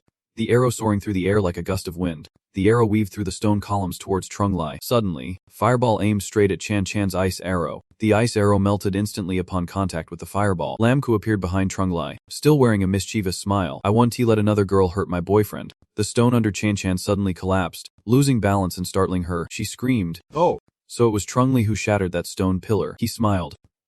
Be careful. I am about to attack. Chan Chan leaned back, jumping off the stone pillar, panicking what was happening. She had never seen a spectacle like this unfolding before her. The stone columns did not shatter. They simply broke into many small pieces that flew into the sky and reassembled. Lam Ku and Trunglai jumped onto it, their skilled movements suggesting they had fought each other many times before. Both simultaneously unleashed their powers. Phoenix charge and earth manipulation. Their techniques combined. The flames from Lam Ku surrounded the large stone created by Trunglai. Heating that stone, it looked stunning, large and hot like the love they had for each other. It hurtled toward Chan Chan and Tranlong, realizing she could not dodge the attack in time. Chan Chan could only close her eyes and cry silently. This time it is over. The impact of the blow struck the ground, creating an explosion. A massive amount of earth and rock was thrown into the sky. Chan Chan slowly opened her eyes, still safe and unharmed. At this moment, she realized she was leaning against Lam Thu's chest. He was holding her. Chan Chan. He softly called her name. Chan Chan was surprised. Lam Thu, why are you here? She slid off her brother and looked down at the site of the explosion. The blast left a deep hole. Clearly the power of the last move was terrifying. Lam Thu slowly recounted. I saw the situation was too urgent, so I quickly moved here to save you all. Chan Chan asked Lam Thu again. But this match was not supposed to be. Oduong Trach had been standing back, observing the match. Now he spoke up. The outcome of the battle was clear, and both sides' skills were almost fully understood. He continued, by the way, even if Lam Thu had not come to save you, you would not be in life-threatening danger. Lam Ku knows his limits. Chan Chan felt a bit sad. After all, they had lost. Lam Thu gently patted her head. Lam Ku approached. You were really impressive. When you activated your field, I felt my own fire weaken a bit, but my level suppressed you. Chen Chan was surprised to hear that. Is that so? Suddenly, Lam Ku's curiosity flared up again. And you are Lam Thu?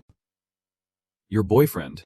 Right. He turned to respond when he heard someone mention his name. Is there something going on? Lam Ku moved closer to Lam Thu, placing a hand on his chest and firing off a series of questions about him. I am really curious about you. Do you usually eat grass? Do you eat rabbit meat? They say rabbits are very fast. Are you fast? Lam Thu rolled his eyes and said, I do not eat grass. He clenched his fist and raised it in front of her, emphasizing his point. I only have the rabbit transformation, but I do have a half relationship with rabbits. If you keep this up, I will sue you for defamation. Lam Thu's words startled Hu the Nu. She hugged the poor Trung Lei and said, Why are you shouting so loudly? Lam Thu sighed and said, Seriously, if I did not step in to explain, my name would be ruined in an instant. Duong Trach raised his hand for attention.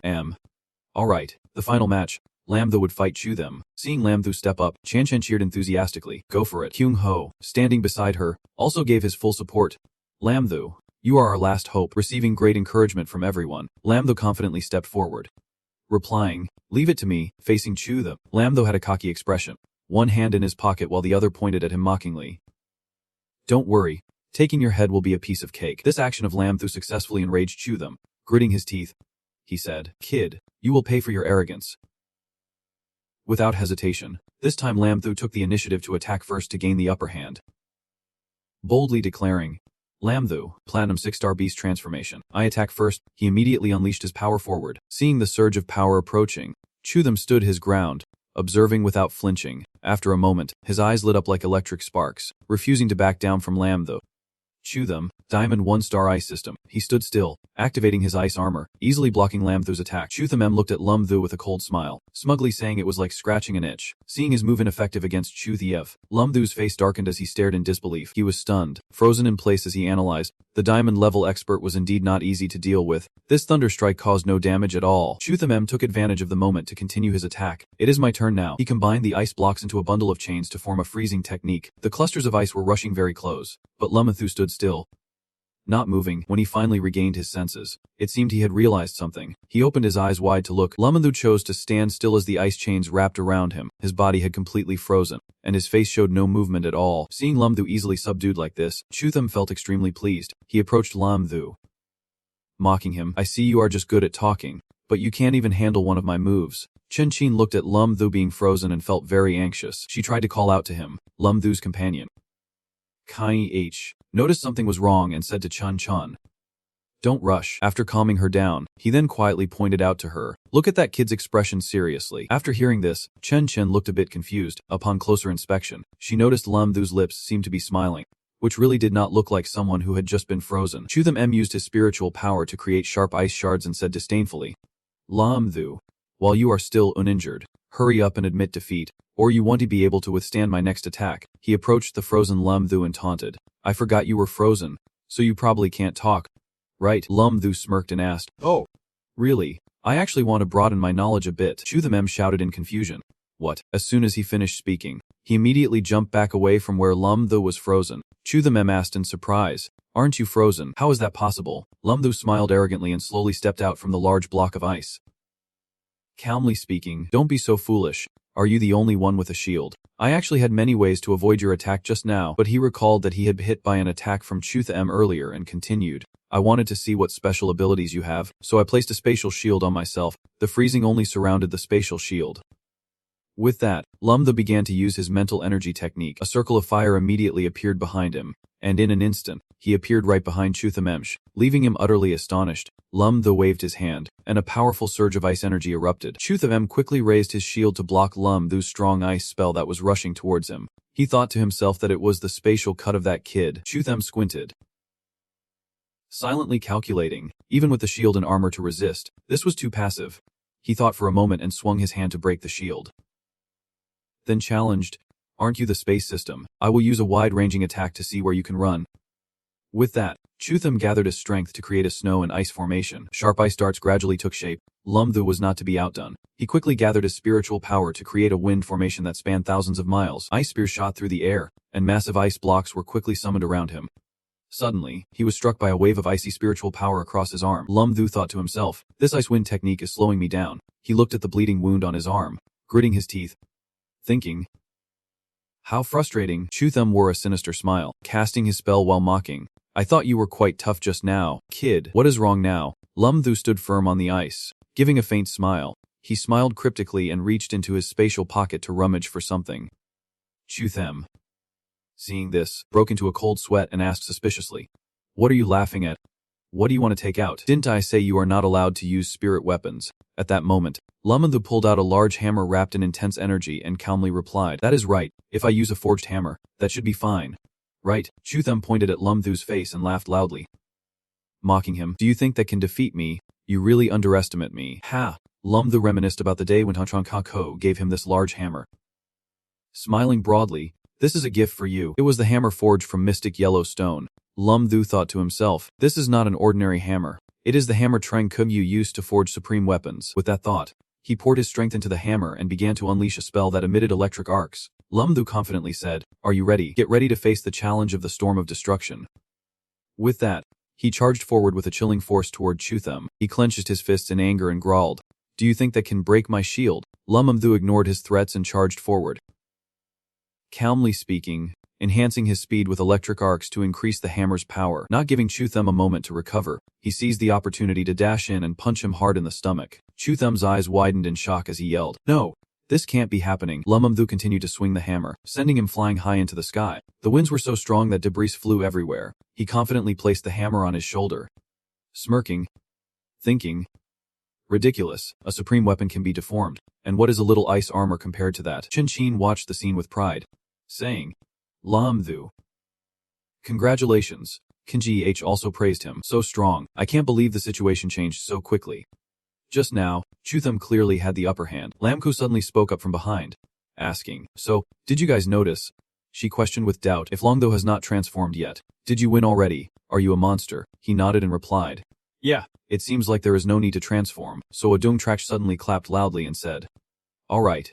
Let us talk about the match. He pointed at Chutham, who was lying unconscious on the ground, and instructed, let us treat Chutham first. She seems to be hurt, does not she? At that moment, Chutham had been knocked out, lying still on the ground, blood spreading around her. A moment later, Lamku approached him and used healing magic to treat his wounds. In no time, Chutham was able to wake up and slowly opened her eyes to look at everyone. Odong Trak, seeing this, exclaimed joyfully, you are awake. Lamtho smiled and handed him a towel, then calmly said, I am glad to see you are okay. I was worried I might have used too much force. Chutham glared at Lamthu's hand extended in front of him, silently wondering, so, Lamthu is that strong? Without saying a word, he irritably snatched the towel from his hand. He stared intently at Lamthu and thought, unwilling to accept it. But then, Chutham immediately knelt down, bowed his head, and said loudly, I admit defeat. From now on, you are the captain. Lamthu and the others behind him were incredibly astonished to hear his words. Chutham hesitated for a moment before softly adding, there is one more thing. He firmly pointed his foot toward Lamthu and calmly said, I have understood your strength. You deserve the captaincy. Chutham frowned and continued, I am at ease handing the captaincy to you now. Lamthu was very surprised by this, thinking to himself that Chutham was not as bad as he had thought. He imagined Chutham scolding him fiercely and thought to himself, he would have thought he had a terrible personality. Surely he would say harsh words to him, even having a fierce battle or something. Lamthu slowly spoke, what you just said counts as recognition, but I will change my tone now, he said seriously. What do you mean by you are at ease handing the captaincy to me? You have no relation to the captaincy, so do not put gold on your face. Lamthu stepped closer to shake hands with Chutham, smiling as he said, I hope to learn from you more in the future. Odoong Trach thought to himself, at first, I was worried that Chutham and Lamthu would not get along, but it seems I was overthinking it. He stepped in to interrupt the two of them and said loudly, alright, today's match is over, let us talk about your feelings. Chutham spoke first. We were once like frogs at the bottom of a well, looking down on the heroes of the world. Trungli quickly added, now I have changed my perspective. I feel they are reliable teammates. The Weird Hat girl also agreed. To be honest, before we came here, I looked down on them. Chutham turned and asked, what about you guys? Kuo humbly said, our strength still has shortcomings. Especially our cultivation is a bit low. The captain spoke modestly. If the team members from other countries in the world competition are as strong as they are, our chances of survival are slim. After hearing everyone's thoughts, Oduong Trach proudly said, very good. Not only do you all know each other, but you also understand your own shortcomings. He then turned his gaze toward Lam Thu and contemplated. Except for Lam Thu, this match does not mean much to him. Lam Thu is considered an exceptional talent among these students. Nothing more to discuss. Oduang Trach clapped his hands loudly, announcing that he would set up professional training based on their situations. He quickly issued instructions. Tran Long, Kyung Ho, Chan Chan, Hong Fu, Wai Mong. You four will be arranged to go to the diamond level Ling Ku for training. Unless faced with life-threatening danger, your bodyguards will not intervene. Chan Chan politely replied. Yes. Lam Thu, confused, asked, Master, did not you just miss my name? Oduang Trach gently said, You do not need to go. I have other arrangements for you. He watched the others leave and thought to himself. He understood his master's intention. Going to the diamond level Ling Ku now with bodyguards could allow them to experience a bit of the terrifying nature of that level. Kuang Ho excitedly exclaimed, That is great. I want to go right now. Lam Thu recalled the fierce battles between humans and beasts, with countless casualties, and worriedly pondered. The arena for the world competition is the most terrifying spatial Ling Ku, and the enemies are not just simple spirit beasts but also spirit warriors from all over the world, making it many times more dangerous than a regular Ling Ku. He frowned and silently asked, But what exactly should I do? Over here, Lam Ku curiously asked, Grandpa Doom, what about us? How should we train? Oduang Trach stroked his chin thoughtfully and said, Your training is actually very simple. Just stay at the base. She responded, feeling frustrated. What is fun about staying at the base? With just a few people here, it is so boring. And doing that, how can we improve our skills? He pointed at Lam Thu and explained, What I am about to say involves training with Lam Thu. Each of you will spar with him every day. At least 10 matches per day. He was shocked and shouted loudly. What? Lam Thu, dissatisfied, retorted, What are you joking about? Is my training just to be a punching bag for them? Oduang Trach replied calmly, It is all for the world competition. Chu then asked in confusion, Isn't this just asking for trouble? We have all seen Lam Thu's strength with our own eyes. As for the person beside Hu Qian, he excitedly said, My Gofei is starving here. Oduang Trach continued in a serious tone, You 5 can take turns sparring with Lam Thu. Do not give him any time to rest. How much you can improve depends on yourselves. Upon hearing this, they immediately turned their gazes toward Lam Thu, causing him to despairingly hold his head and scream in agony. Oh my god! Master is giving me no way out. Am I about to become a punching bag? The night sky sparkled with stars, and the crescent moon illuminated the space, creating a romantic scene in a park. A glowing path led to 2 figures, one male and one female, sitting on a public bench, admiring the view and chatting. Lam Thu's voice rang out, That is indeed a diamond-grade spirit beast. Very dangerous. Chan Chan impatiently cut him off. All right. You have been talking all night. Chan Chan leaned in, her slender fingers touching Lam Thu's astonished face, freezing him in surprise from her intimate action. But she just smiled and said, Don't worry about me. This is a chance to train. He unconsciously touched where Chan Chan had just touched, shyly saying, I know, but I still. Chan Chan glanced at Lam Thu, her bashful expression looking very cute. She shyly asked, Do you know why I want to become stronger? Lam Thu curiously questioned, Why? Chan Chan immediately remembered the image of Lam Thu holding the victory trophy, a shining aura surrounding him. His confidence made him shine brilliantly, while Chan Chan could only quietly watch him glow from behind. A hint of sadness flashed in her eyes, and her voice was no longer as cheerful as before. I do not want to always stand behind and watch you. I want to fight alongside you. But in an instant, her mood brightened again. Thinking about the present, Chan Chan blushed shyly. She bashfully revealed her feelings, excited to participate in the world competition with him this time. I am really happy. Her words struck Lam Thu's heart like an arrow, surprising him and making him blush alongside her, already moved and calling out her name. Chan Chan. Chan Chan glanced at Lam Thu, softly saying, That being said, you can understand. Before she could finish, Lam Thu suddenly stepped forward, cutting her off with a kiss, leaving her astonished, her beautiful eyes wide open looking at him, her eyes still focused on the man kissing her. Her slender arms lifted to rest on Lam Thu's shoulders in response to his kiss. Her heart fluttered, silently calling his name. Lam Thu. When they finally pulled apart, their breaths still intertwined, Chan Chan's expression was still a bit flustered, breathing slightly heavy. Ha! Lam Thu responded to Chan Chan. I understand. He wrapped his arms around Chan Chan, gently lowering his head, his gaze fixed on the blushing, shy face of the girl in his arms. His voice was gentle, and because he understood, he would worry more, feel more attached for her. Becoming stronger was not an easy task. Lam Thu let go of Chan Chan, his hand rummaging into the bag on his chest as he said, You carry it, that way I can feel a bit more at ease. Making Chan Chan curious. Suddenly, a sound rang out, sounding very panicked, like being caught doing something wrong. I can't see anything, do not pull me. A creature with a blue appearance, covered in spikes, appeared in Lam Thu's hand. Chan Chan recognized the spirit beast in his hand and softly said, Just to say hello, is that Little Black? Lam Thu looked at her and said, Even if we encounter some strong spirit beasts, Little Black can communicate with them. If you do not want to take action, having it as a translator is not bad. Lam Thu sat down, leaning closer to Little Black. Instructing, Little Black, take good care of Chan Chan. If I find out you have done something wrong, you will be in trouble. Xiahai made an innocent face and retorted, I have not done anything except just see you two. Mawa Mo. His words made Zhen blush deeply. Covering her face with her hands and sitting in a corner, Lam Thu angrily looked at the green creature in his hand and shouted, You are not allowed to look next time. Suddenly, the bushes rustled, and someone yelled from inside, Don't push me. Kung Ho fell down hard, lying on the ground with his eyes tightly shut.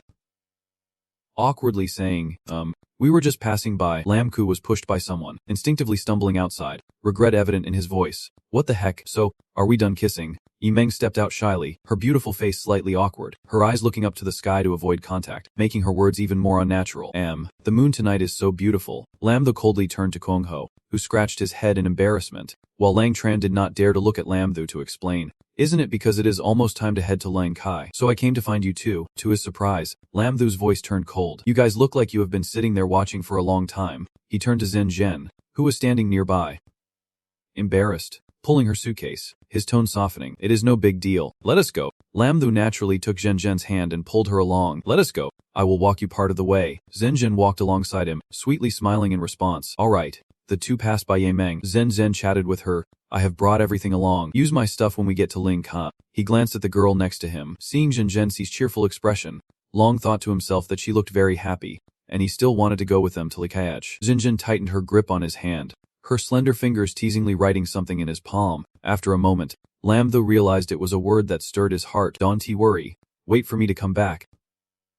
After finishing, Zhen Zhen observed Lam Thu's expression, feeling the letters she wrote. He gently looked at her hand playing with his palm. Lam Thu once again became shy, his face suddenly heating up. Zhen Zhen pulled her hand away, moving forward with a face full of smiles, softly saying to the dazed Lam Thu behind her, That is how it is. She joined Kyung Ho's group, then turned back, beaming and waving goodbye to Lam Thu, assuring him not to worry about her. She could handle it.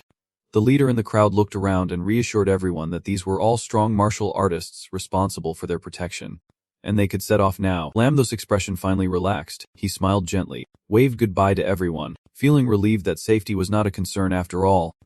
Suddenly, the system appeared in his line of sight, causing him to feel a bit disheartened. A mechanical voice reminded him, You should worry a little about yourself, bag of sand. Lam Thu awkwardly shouted, 9,527. Why do you appear out of nowhere like that? In response, a mechanical voice replied, You have not withdrawn your skills today, so I am here to remind you. His tone softened as he discussed the conditions. Or today you won't withdraw any new skills. Tomorrow I want you to restore my spiritual energy. Immediately, the system held up a sign stating it could not be done. The mechanical voice echoed, Impossible. As long as the host's life is not in danger, I cannot restore your energy. Every second of my energy is incredibly precious. Lam Thu had no choice but to compromise, his tone losing patience. Alright, fine. Awaken the skill today. 9,527 issued a notification. He received the E-level suing skill, which he ignored, crossing his arms with a look of disdain.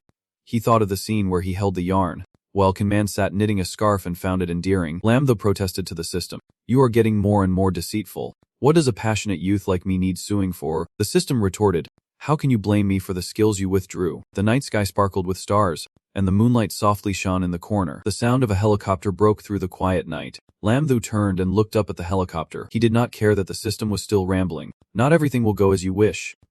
Young man. He stared blankly at the sky, mumbling to himself, That is true. The next day, the sky was clear, and the principal led Lam Thu's group to a hilly area. Standing next to him was a short man, only as tall as his waist. The principal introduced, Now I will introduce you to this person. He is the most powerful healing awakener in the country. The short man had a tuft of brown hair on top, cold distant eyes, and a thick beard. This man was the former captain of the Green Dragon Squad, now retired, named Ho Tiu-dae. With peak martial prowess, the principal looked over the group of Lam Thu, stating, With him here, as long as you have breath, you can be restored to your original state immediately. This senior is known as one of the rarest healing sages in the world. Having broken through to the martial level, Lam Thu looked at the short man in front of him and could not help but admire his strength. The principal could not help but imagine the battle, with both sides fiercely clashing.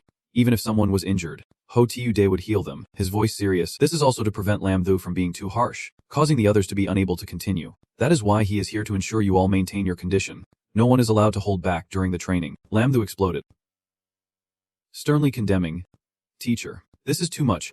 Don't you think the intensity of this training is too great for me? But the principal played dumb, glancing mockingly at his students who were ruffled. I wonder how many rounds you can last on your first day. The principal turned to look at the group and declared seriously, "The match begins. Who will go first?" Kotuveen stood up in the crowd, raising his hand to volunteer, while Chutham standing above was taken aback. Kotuveen stepped forward to challenge, his strong body surrounded by a blue aura. Chutham crossed his arms and reminded, "No need to be reckless. It is mainly about exhausting their energy. Once their energy is nearly depleted, that is when you can counterattack." Cheeky Vin quickly absorbed this. "Yes." Tuki Vin's gaze became sharper, staring straight ahead, locking onto the target, his arms also getting into position, facing Lumthu, who was somewhat carelessly prepared. He performed a technique that sprouted 6 additional arms from behind him, each holding a cleaver used for cutting meat in the kitchen. Lumthu looked at his opponent, his eyes gleaming with a fighting spirit, a sinister smile creeping onto his face. Thinking to himself, wanting to exhaust his stamina, power exploded. Strong aura surged around Lumthu. He provocatively stared at his opponent, his voice full of determination. Then he would hit them so hard that even their parents would not recognize them. With one foot stepping back, he gained momentum and unleashed the Beast King Roar technique. Lumthu lunged forward at incredible speed, making a sound as he did so. Suddenly, Cheeky Vin, ready for battle, found himself frozen, unable to respond, standing there watching as Lumthu charged closer, his face contorted, teeth clenched. He thought, "This is bad, I can't move." As Lumthu approached Cheeky Vin, his momentum unabated. He smirked, looking down on his opponent. Cheeky Vin still stood there in shock, unresponsive, as a powerful punch struck him square in the face. The impact sent his head snapping back. Cheeky Vin flew backward, landing right in the middle of the group, hitting the ground hard and causing debris to scatter. Ho Tui skillfully tended to Cheeky Vin's injuries, while Lamasiu, Chutham, and Kh gathered together, their expressions tense as they watched Lumthu. Kh sighed, realizing how quickly the outcome was decided. Lumthu covered one eye with one hand, and with the other, he beckoned, his tone teasing. "Hey, who is next?" Lumsiu raised his hand like a child called on by the teacher, his voice a bit fearful. Hick, let me go." Kai H, standing behind, was teary-eyed, holding back his emotions. "Come on, I will try to fill you up." Lumsiu shyly stepped forward to face Lumthu, sweetly trying to charm him. "Hey, I am just a little girl." Lumsiu rested her chin on her hands, leaning slightly forward, posing cutely, her pretty face flushed, giving off a fragile appearance that made one want to protect her. She pouted, saying, "Please go easy. You have to be gentle with me." Suddenly, Lumsiu straightened up, arms wide open, her demeanor contrasting sharply with the innocent little bunny from before, her tone becoming more assertive. Otherwise, Lumsiu mischievously looked at Lumthu, a wicked smile on her face, her voice turning firm, her whole aura shifting 180 degrees from her earlier coyness, making one feel she could get angry. With a fairy fist, she launched a powerful attack. Lumthu frowned in anger, dodging to the side, blocking Lumsiu's fiery punch with his hand, continuously condemning her. Do girls really say such contradictory things? This contrast was truly frightening. He quickly adjusted his emotions, closing his eyes to regain his composure. He grasped Lam Q's arm, channeling energy to extinguish the flames of Afka Quine. Murmuring, "Can't be too rough with a girl. Better get her out quickly." Lamthu looked directly at Lamku, causing her to blush with embarrassment. His green energy enveloped her arm, and Lamku used a spatial push technique in front of Lamthu. Fiery green flames erupted, engulfing Lamku completely, and then she vanished from sight. Trunglai and Chutham were both stunned, exclaiming in unison, "She is gone." Suddenly, Lamku's shadow zipped by, causing Chutham and Trunglai to turn their heads in unison. Before they could react, Lamku crashed hard to the ground. Lamku fell heavily to the ground, causing her pain. Her delicate face contorted as she screamed. Trunglai quickly reacted, shouting, "Lamku." He rushed over, arms outstretched to catch Lamku, who was kneeling and clutching her waist after the hard fall. He worriedly asked, "Are you okay?" Lamku rubbed her sore spot and replied, "I'm fine." The rabbit took it easy. Thankfully it did not hit my face. Lamthu reached into his chest pocket, pulling out a metal handle. He looked at the toy he was holding tightly, a massive hammer, about half the size of Lamthu, his face satisfied, his voice suggestive. "One by one is too easy. Let us take them on together." Lamthu calmly stood holding the metal hammer. Opposite him, Trunglai was supporting Lamku. Chutham was furious, like a cat with its fur bristling, yelling in anger. "What?" Chutham's face displayed disdain, his voice lowered as he reminded Lamthu, "We have a diamond, a platinum peak. Are not you being a bit arrogant?" Even Trunglai, who was usually easygoing, frowned. After his shout, the two figures of Trunglai and Chutham rushed to attack. Lamthu stood his ground, unafraid to confront them. The green flames surrounded him. His demeanor relaxed as he responded to Chutham. "Is that so? Try it and see." Lamthu shot a dangerous glance, his tone slightly contemptuous. "The two?" Chutham exclaimed in slight shock. "What?" Lamthu swung the hammer to attack the two rushing figures. He finished the hammer swing in a very cool pose, sending Trunglai and Chutham flying. Their screams echoed. The two young men crashed hard to the ground, their handsome faces twisted in pain. Keolika watched the scene unfold, becoming confused and scared, sweating profusely, mumbling, "That was resolved so quickly." Lamthu, holding the hammer, glanced at the other one still standing, his face serious, beckoning with his hand. Hey, it is your turn next. Come on. Lee, tears streaming down his face, stepped forward in agony, his voice trembling. Please go easy on me this time. Ho Tiude was treating Chu them while witnessing Ko Kao's painful tumble, accompanied by the sound of piercing screams. The first round within 5 minutes had ended. In the subsequent rounds, I maximized the advantages of the spatial system. Some people progressed rapidly under my torment, increasingly understanding my skills and spatial system. Lamdu executed his moves decisively while narrating. Lambu and Trungli were also surprised, but quickly turned away to avoid Lamdu's powerful techniques. Plus, my spiritual energy was running low, making it increasingly difficult to attack them now. Lamdu attacked Trungli, while the dean observed the battle throughout. He stroked his bearded chin, looking thoughtful, originally thinking that on the first day, Lamdu could only last 5 rounds, but now he had surprisingly endured 7. Lamdu's expression darkened, his blurry eyes forced him to rub them. Long thought quietly, the spiritual energy in his body was nearly depleted. He probably would not last the 8th round. With 8 arms, Tuvin held knives, engulfed in flames, facing Lamdu. He reminded, I won't give you any time to recover your spiritual energy. Lamdu tried to stay alert, focusing on his opponent, replying firmly, no need, bring it on. He pulled a knife from his space, thinking of a plan. His spiritual energy was insufficient, and his knife skills were lacking. Tuvin's 8 arms swung, attacking from above, while Lamdu took a defensive stance, knife in hand, ready to counter V-Tun's attack. The knife raised in front of him blocked the descending blade, and Lamdu's demeanor became colder. CTT Vin attacked fiercely, his arms wielding their techniques with all their might, his gaze sharp as a knife on his opponent, a dangerous smirk on his face, his voice filled with admiration. Unexpectedly, his knife skills were exceptional. Energy was running dangerously low. Lamdu gritted his teeth, trying his utmost to block V-Tone's strike with the knife, but he could not keep up. Several wounds appeared on his body, blood splattered out with CT Vin's strikes. He felt tense, thinking to himself, although he said that the way his knife danced was incredibly skilled, he could only do his best to avoid critical hits. Lamkawa watched, eyes shining, admiringly saying, CT Vin actually managed to hurt the Phi. Chu was supported by Ho Tiyi, his face filled with astonishment. It seemed Lamdu was truly running out of strength. Over here, he was struggling to dodge his opponent's strikes. If it continued like this, it would not end well. Holding the knife to block the attack, one hand executed a move that piqued CT Vin's curiosity. Lamdu's voice echoed, Thunder God's strike. CT Vin was astonished, his face turning panicked as he shouted, What? You still have enough spiritual energy to unleash the Thunder God's strike. Lamdu's gaze darted with intent, secretly thinking, what a good opportunity. Then he swung the knife, executing the Heavenly Maiden's petal technique, which also summoned the Heavenly Maiden. Lamdu's strike knocked V-Tun's blade aside and injured him significantly. CT Vin was even more shocked, looking up at the 6 bolts of lightning descending. He exclaimed in terror, Careless, I am about to be struck by lightning, standing before a barrage of lightning strikes. CTD Vin thought in despair, if Lamdu was like this, how could I still not defeat him? He resigned himself to the incoming lightning. Long thought deeply, this was truly a failure. Hemph. This feeling, CT Vin looked down at his body in confusion, asking blankly, what is happening? It feels neither painful nor itchy. This is the lowest damage lightning strike. Suddenly, the blade is aimed right at his neck, snapping him back to attention. Lamdu's voice also rang out. Or else. What I have loved so deeply. How could I use the lightning spear? Facing Kotuvian, who was looking at the blade pressed against his neck, Lamdu stood confidently, smiling lightly. You have lost. Kotuvian raised a hand, his voice hesitant and slightly embarrassed. I admit defeat. A pair of feet stepped in, interrupting Kotuvian's concession, causing Lamdu to turn and look curiously. A voice chimed in, next. It is my turn. Chu them grinned wickedly, hands brimming with spiritual energy. He looked at Lamdu as if he were a defeated soldier. Lamdu, you must be running low on spiritual energy. Right, then let me finish this. Both took their fighting stances. Chu them spoke angrily. Although we have set aside past grudges, seeing your exaggerated demeanor still makes me uncomfortable. Lamdu's gaze turned sharp, his demeanor serious.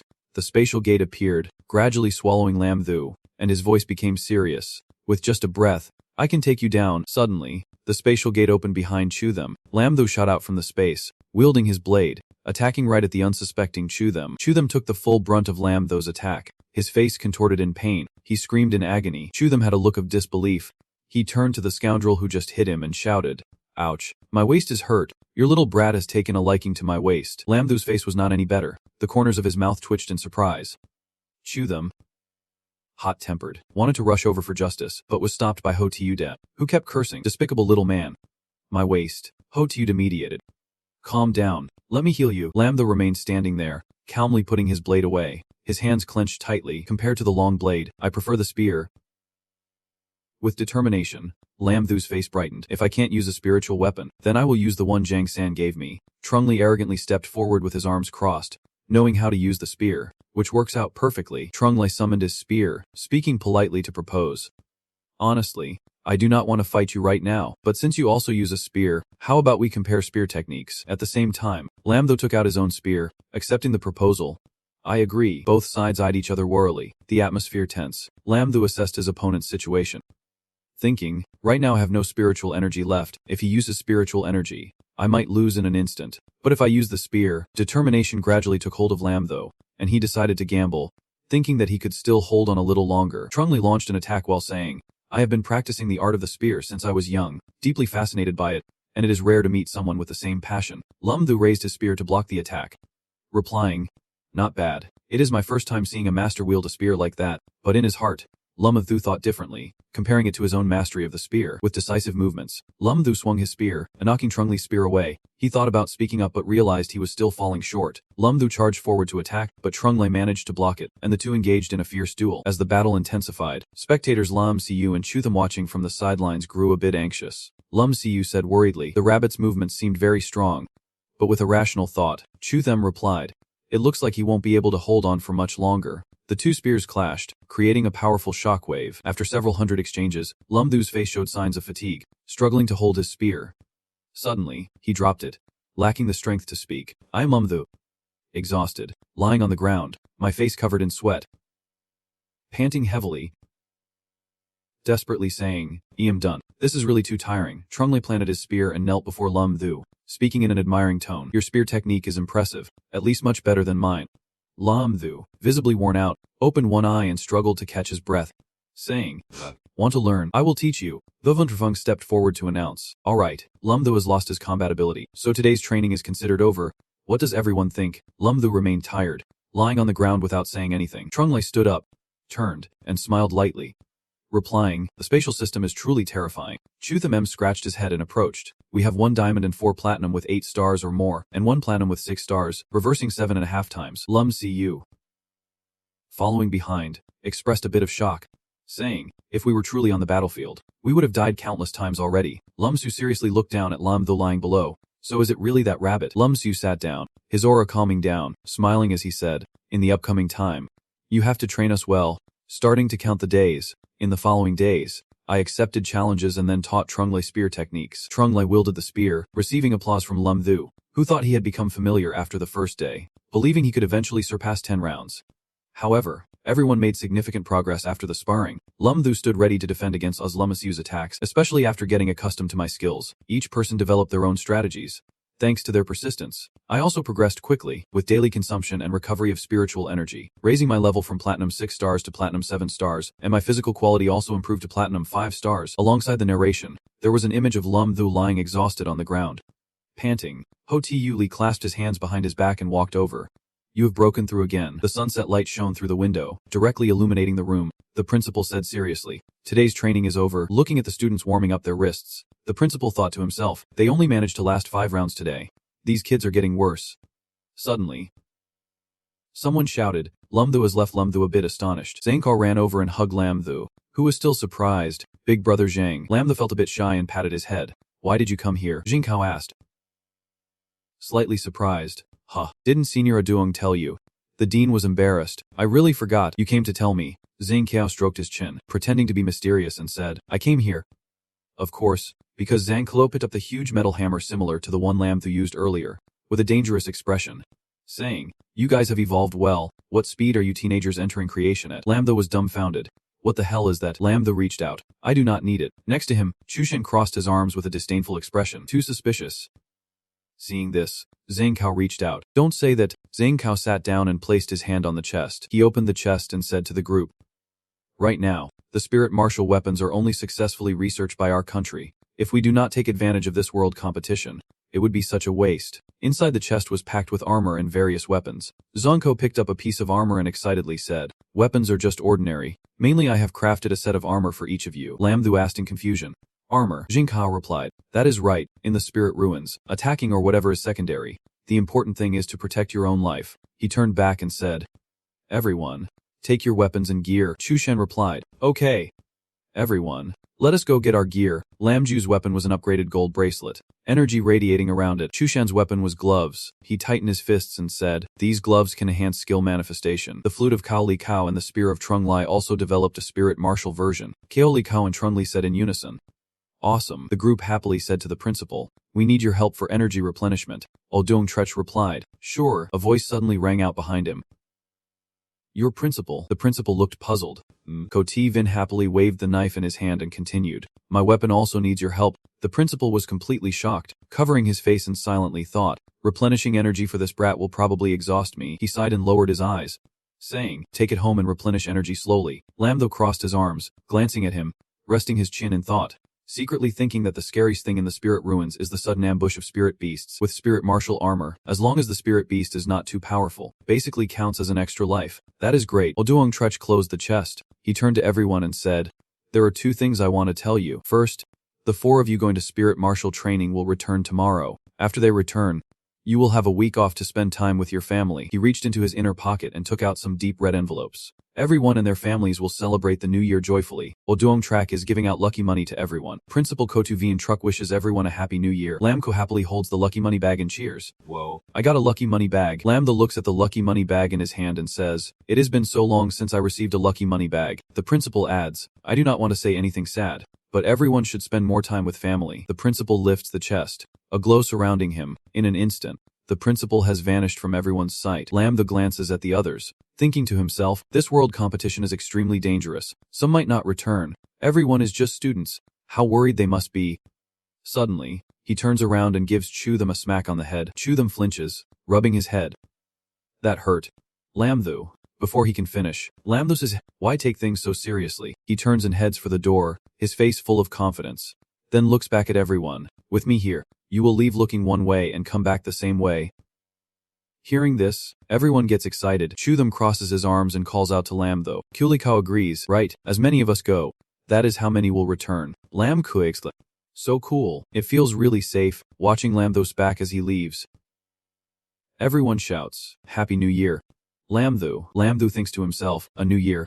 He sighs. It is time for everyone to go home. But how should he spend his own new year? The image of Sister Lai and Truong Tam suddenly flashes in his mind. He thinks about returning to City P to visit Sister Lai and Truong Tam. They might not be a bad choice, but everyone has their own family. Suddenly, a hand covers Lamtho's eyes, accompanied by a familiar voice. What are you doing here? He says in surprise. Huh. Lamtho turns around. Surprised. Chan. I am really surprised to see you here with the principal. Chan covers her mouth and giggles, looking at him with a hint of fear. He steps closer, takes her hand, and asks with concern, in just over 10 short days, you broke through to Platinum 5 stars. Are you okay? Chan replies, I have it. Chan lifts up the little black creature in her hand. Little Black has a significant role in the spirit realm. Little Black giggles and jumps over to Lamtho, who catches it. Little Black, from now on, Big Bro will compensate you properly. He puts Little Black in his arms and turns to ask Oduong Trech. But did not the master say you all would return tomorrow? Oduong Trech explains, if we took the bus, we would probably return tomorrow. But just now when I got home, I received a call from Tranchan. He said that after hearing you all disband to go home, he definitely wanted to come find you. So I went to pick him up. Lamtho is very moved. He looks at Chan affectionately. Chan, did you come to see me? Chan blushes and shyly denies it. You are an idiot if that is not the case. I'm just... She hesitates, feeling really embarrassed. What should I say? The principal suddenly pushes the 2 of them toward each other. She wants to take me home to celebrate the new year together. Chan shyly stutters. I won't force you into that. Lamtho quickly replied. No forcing. I am very willing. He scratched his head, but I felt like I was not ready yet. Is it too rushed to go over like this? The principal stroked his chin.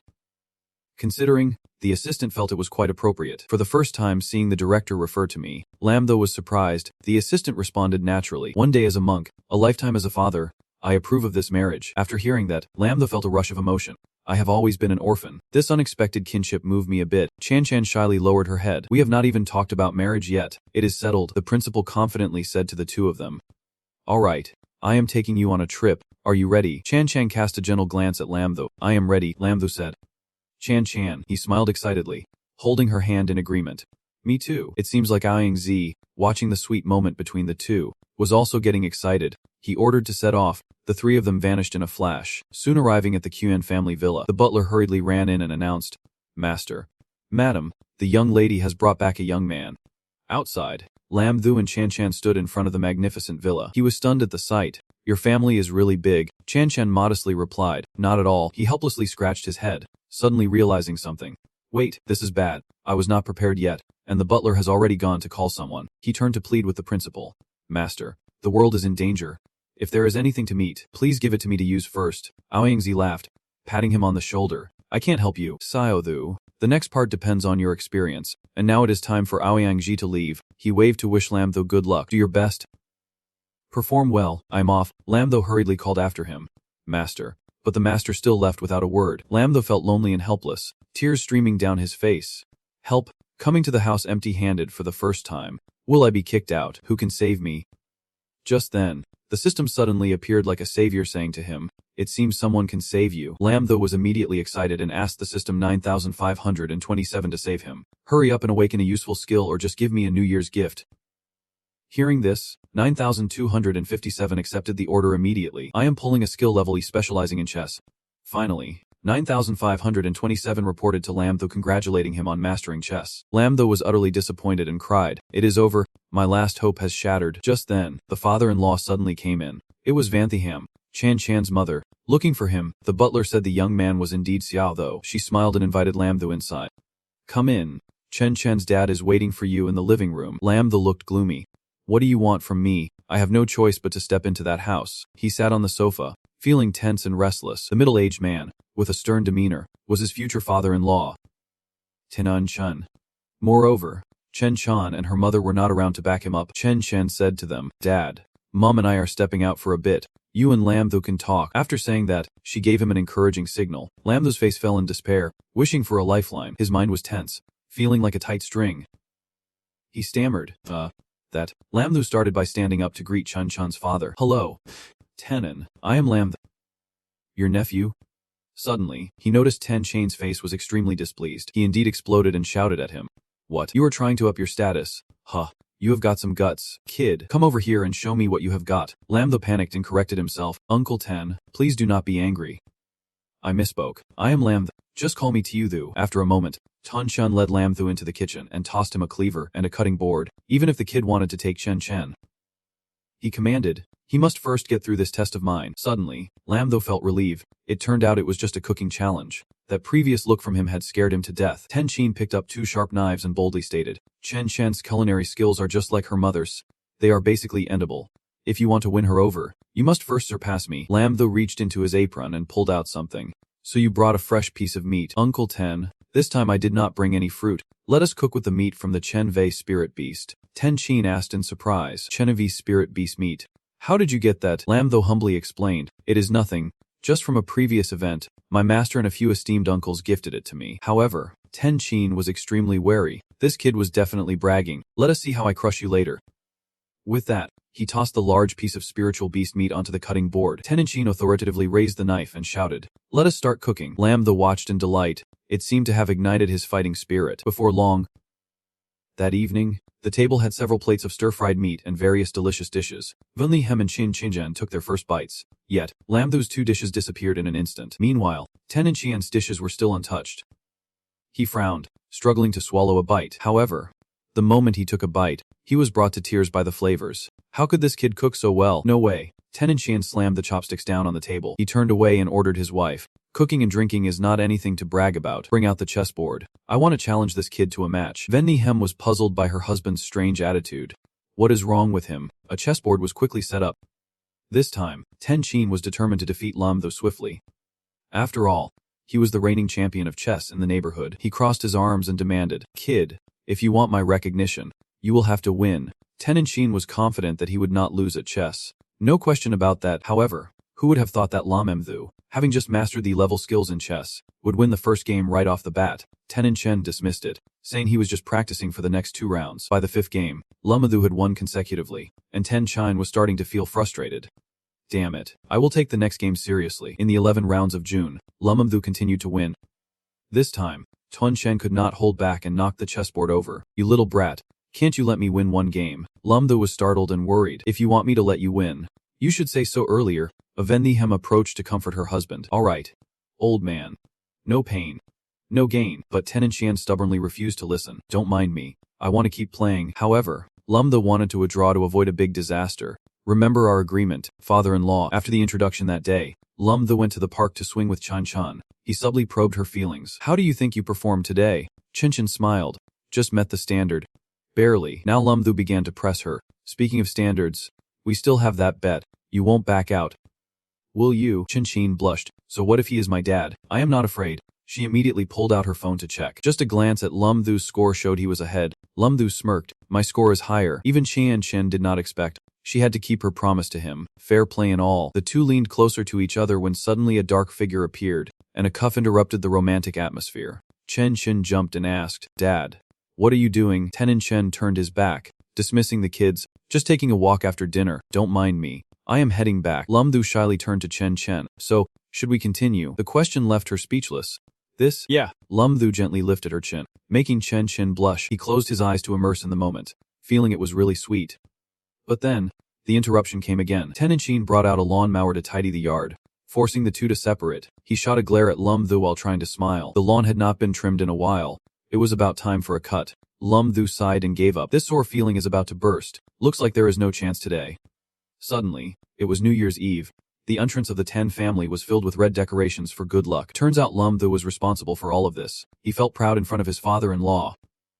Tian-chun. Uncle, look at how I wrote. Tanjing frowned and commented, it is decent. Just a bit worse than mine. However, he was quite surprised inside. This calligraphy can't be done with just a few years of practice. How does this kid know so much? All done. He called Lam-thu inside. Let us go inside. Tanjing personally went to get his fine wine. He turned around and invited him to drink together. Cheers. Let us take our time chatting, father and son. Lam-thu noticed the change in Tanjing's tone. Father and son. Uncle has finally accepted me. Tanjing's voice suddenly became serious. Little Thu, do you know, when I heard that Chen would participate in the world competition, I was so scared. He silently watched his daughter. As a father, I do not want my daughter to participate in such a dangerous competition. I just want to cherish moments like this with my family. However, deep down, Tanjing understood that as a former soldier, he knew the risks involved and the heavy responsibilities the children were carrying. He truly worried himself sick. We have been trying to avoid this topic, but I really fear this farewell might be. Lam-thu interrupted Tanjing. Uncle, do not worry. I feel a strong sense of responsibility. I will protect Chen with my life. Upon hearing this, Tanjing smiled. This child. He slammed his glass on the table and praised loudly. Good. For the first time, Tanjing hugged Lam-thu tightly, placing his hopes in him. Although he was reluctant, after living with him for a few days, he knew he was a good kid. Lam-thu was slightly surprised. Does uncle mean? Sure enough, Tanjing patted Lam-thu's shoulder, promising that as long as they returned safely, he would agree to this marriage. Lam-thu felt a flutter of happiness inside. Father-in-law, please rest assured. Just wait for me to hold your grandson. Tanjing had to think carefully about this. Although I agreed, what grandson are you talking about? You all should at least wait until after graduation to discuss this. He pulled his collar and looked straight into Lam-thu's eyes. Instructing, you little brat, if Chen suffers any injustice, our Tan family does not do divorce. Only reconciliation. Lam-thu hurriedly raised his hand to swear. Father-in-law, I will definitely love and protect Chen forever. Vanthiam came out calling the two. Old man. What are you doing? Quickly come eat with Xiao though. Tanjing turned 180 degrees, putting his arm around Lam-thu as they walked in. Seeing the two getting closer made Chen happy too. She felt a warmth in her heart. She had heard their conversation just now, and it moved Chen to the point of tears. Thank you both. That night, Lam-thu and Chen went to the rooftop to watch the fireworks together for New Year's Eve. Lam-thu thanked him. Is Lam-thu surprised? Thanking me? Chen gently affirmed. Yes. Thank you for always taking care of me. Lam-thu teased her with a smile. You idiot. You are my girlfriend. That is just how it is. Actually, I should be the one thanking you. He looked up at the distant sky and said this New Year's feels different, giving me a sense of family. Chen understood how deep his feelings were. She promised that every new year from now on, they could celebrate together. He hugged her tightly amidst the sounds of fireworks welcoming the new year. Yes. For sure. Suddenly, at that moment, 9527 appeared urgently. I do not want to disturb you, but I still have not awakened my skills today. Seeing the system, he suddenly remembered. 9527. I am glad I can still meet you this new year. The system did not dare to take credit. I am not here to celebrate the new year with you. I am in the process of withdrawing skills. After a while, 9527 announced. Skill level S. Stealth. The host can enter stealth mode for up to 5 minutes. 2-hour cooldown. Congratulations to the host for acquiring the stealth skill. Lumthu's mind wandered to a not-so-compliant scenario. This is a skill that every man desires to possess. I can have it in the future. This new year is truly amazing. After completing the mission, 9,527 withdrew, leaving some privacy for the two. Happy New Year. Lumthu wished him back. Happy New Year. A few days later, after celebrating the new year at Chun Chun's home, we returned to the base with Principal Yu Dong. After returning to the training base, we resumed intense training. When the team members returned, the intensity of my training also increased. The morning training involved the 9 of them sparring with me to quickly adapt to the spatial ability system. The afternoon was team training, aimed at coordination. Lumthu fought while wiping sweat. They wanted to kill me, leaving no room for escape. Chutham's face was also bruised, and he complained, "Do you really have to discriminate like this?" He felt it was unfair. "You hit us all in the face, but you do not hit the feet." Chen could not help but think wildly, her mouth agape. Lumthu coughed a few times in embarrassment, denying it. "Stop talking nonsense. I have always treated everyone equally." Suddenly, Dean Yijing Trech walked over, interrupting the two. "Tu, come here for a moment." Lumthu quickly walked over to ask what was up. "Master, what is going on?" Yu Dijing Trech pulled out something. "Master has a New Year's gift for you." He took out a beautiful green gem with striking patterns inside from his pocket. Lumthu gasped in awe. "Is this a lightning gem of diamond rank? That is amazing." "Thank you, Master." Yu Dijing urged him to absorb it. Lumthu took it and quickly absorbed all the power inside. His eyes rolled back, and his whole body radiated immense aura. Platinum 7 stars, platinum 3 spirits. Sure enough, special people are different. Lumthu was filled with confidence from head to toe. "This skill is from Dunga Trech. You should give it a try." Lumthu raised his hand to the sky, shouting to invoke the skill. A flash of blue lightning struck, the sky rumbled, and thunder crashed down, tearing through the atmosphere where Lumthu stood. The bolt of lightning was powerful enough to engulf the entire forest. Yu Dijing Trech looked at his phone, counting down the seconds. 1, 1, 2. Suddenly, Lumthu collapsed to the ground, gasping for breath, barely managing 3 seconds. After observing, Yu Dijing Trech reminded him, "Tu, this skill is extremely powerful, but do not use it unless absolutely necessary. Even when you do, be mindful of your energy consumption." An audacious idea popped into Lumthu's head. Was not he capable of wielding unlimited destruction lightning? Plus, with the moon phase shape, he wiped the sweat from his forehead and pretended to listen obediently. "Yes, Master. This is really powerful." However, Lumthu was not someone who easily gave up. He was still full of spirit, thinking he would shatter darkness with thunder. Yu Dijing Trech worried about his rebellious nature. "This kid has been getting a bit too cocky lately." He approached and patted his shoulder, advising him. Tu the Lumthu listened attentively. "Yes." The expression and tone of Yu Dijing Trech suddenly became serious. "Now that you have reached platinum 8 stars, there are a few things I need to tell you." Yu Dijing Trech asked Lumthu, "Do you know how many powerful martial artists we have in our country?" Lumthu shook his head hesitantly. "I do not know about that." Then Yu Dijing Trech shared the knowledge he had with Lumthu. Currently, records show there are over 20,000 peak diamond powerhouses, but only 100 true martial artists. After hearing these figures, he found the situation quite daunting and rested his chin in thought. Realizing the difficulty of breaking through to diamond rank was significant, Yu Dijing Trech agreed with his perspective. "That is right, so do not think reaching platinum 8 stars means you can be arrogant." He also did not forget to mention another piece of information that puzzled him. Additionally, the spirit ruins have been confirmed to appear near Mount Fuji in the Land of Leather. Although this is unfavorable for us, what is even stranger is that Ouyangji's expression turned serious as he said, "Sao Shu, do not you think the domestic forces have been too complacent lately?" Upon hearing Ouyangji's words, Lin Shu's expression suddenly changed, becoming confused as he said, "That is true. I went to pick up Zen Zen for the new year. A great opportunity like that. Yet they have not made a move." Ouyangji's mood became chaotic, troubled and headachy over this matter. He said, "Right now, the 3 other supreme experts are all busy. This is truly strange." He recalled the image of the 3 of them fighting against those sent and said, "I suspect they might send out supreme level experts this time. As long as I am held back, your safety won't be guaranteed." Then, Ouyangji proposed a solution to Lin Shu, deciding to secretly arrange for them to set off early. They must disguise themselves and change identities to enter the country first. After hearing this, Lin Shu still had doubts and pointed at himself. A week later, everyone present was extremely surprised after hearing this. Chu Shen also felt astonished and spoke up about the disguise. Seeing everyone still in shock, confused, Lin Shu explained the situation. "Yes, we must disguise ourselves first, then the master will lead a fake team there." Lin Shu picked up the tools to disguise everyone while thinking, "Luckily I drew the camouflage skill at the national competition before." Then Ouyangji approached, holding IDs and said, "The documents and IDs for everyone are ready." The fake name IDs and documents were placed on the table. Lin Shu casually picked one up to examine and could not help but exclaim that the person who created these documents truly had a talent for naming. Lin Shu then donned a new outfit and said, Everyone, change your clothes. He adjusted his tee a bit and introduced his new identity. This is my new identity, a real estate agent. Both Jiang Hu and Chu Shen looked dejected. After drawing their new identity cards, Chu Shen said listlessly, I drew Taketaro. The feeling on my head is like a green patch of land. Jiang Hu did not fare much better either, with a gloomy mood. He said, Tana Kazuo, I am not doing any better. Before setting off, Oyangzi also did not forget to give some reminders. After everyone finished disguising, they set off. When they arrived in the country, they needed to be a bit modest and patiently wait for the competition to begin. Lin Shu pulled the suitcase while looking back to reassure Oyangzi. Don't worry, master. We will be fine. Sinjin also said her goodbyes, bidding farewell to the dean. After flying a long distance, their plane was finally about to land. The flight attendant announced that the plane would land in 30 minutes, welcoming them to the country. Finally, Lin Shu and the others had arrived at the airport in that country. Lam Tho looked around in search. Whoosh, master said he would send someone in a Cheongsam to pick us up. Right.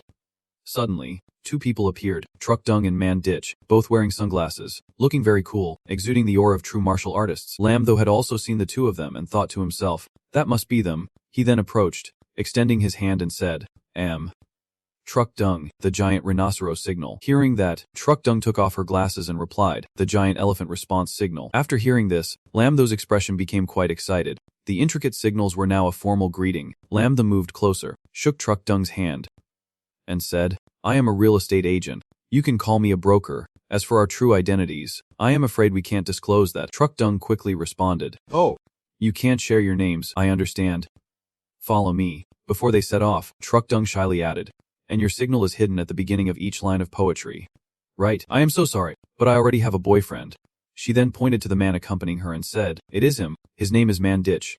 You do not have a chance now. Upon seeing him, Lam Tho instinctively felt startled. Man Ditch crossed his arms, his expression serious as he said, Lam Tho, come here and clarify this. Restore your reputation. Don't think too much. I absolutely have no intentions toward her. She is my girlfriend, Kuna Yuko. Even after the explanation, Man Ditch still felt puzzled about the meaning of the signal Lam Tho mentioned. So your signal is hidden in the first word of each line of poetry. Lam Tho spoke again to explain what he had embedded in the signal, clarifying that the signal is not hidden at the beginning of each line, but at the end of each line instead. Both Man Ditch and Truck Dung, after hearing this, showed expressions of disbelief. Man Ditch scolded him. Hemph, this kid is really wicked. Then Man Ditch urged everyone. It is about to start. Get on the bus quickly. There is no time to explain. Lam Tho felt confused and thought, there is still a few days until the competition. Then they all boarded the bus together.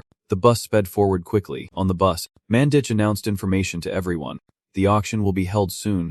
It is about to start. Lam Tho curiously asked, Auction. Truck Dung held a stack of documents and said, The Miyamoto family from country Ul will auction off cultural artifacts from our country. Our task is to retrieve the artifacts. She then handed the document to Lam Tho and revealed what he was trying to hide. You all disguised as people from El just to use this to retrieve the artifacts.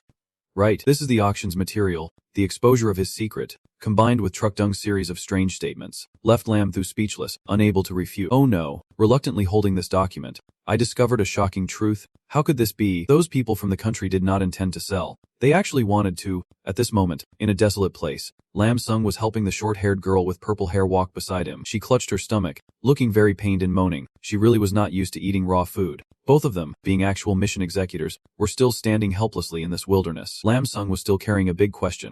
Where do we need to pick up?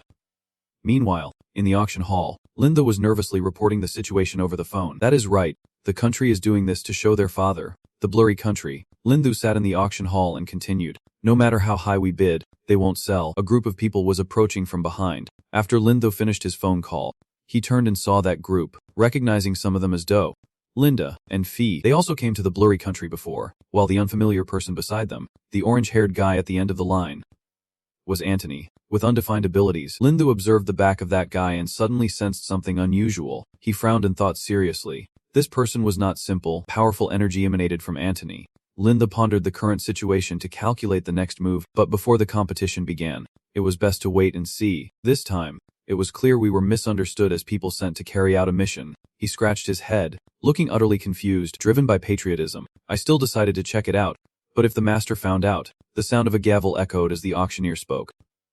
Dear guests, please pay attention. The gavel guy introduced himself. I am today's auctioneer, Kotaro Miyamoto. The auction house is now ready to begin. Then someone pushed a large wooden crate forward. Auctioneer Kotaro Miyamoto announced, The first item is a famous bronze artifact from our history, starting price 16 million. This item is an ancient bronze incense burner with exquisite patterns and designs. Upon hearing this, someone could not hold back and exclaimed, "What do you mean?"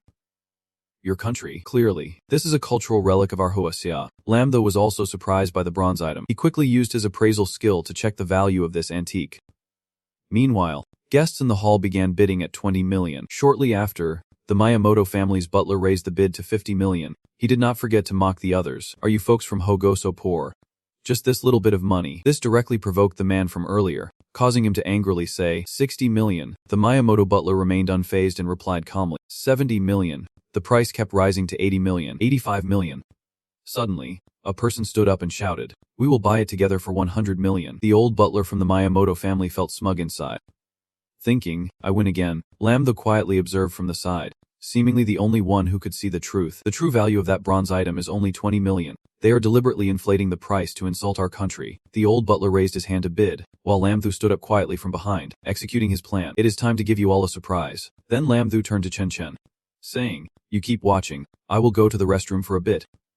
She replied, "Okay." At that moment, in the artifact preservation room, the doorknob was turning faster and faster until the door finally creaked open. Lamthu slowly entered, starting to use his stealth technique. In front of Lamthu were incredibly valuable treasures, neatly arranged on the shelves. He smiled cunningly, stuffing the treasures into the system space. After finishing, Lamthu looked around and quickly turned to run.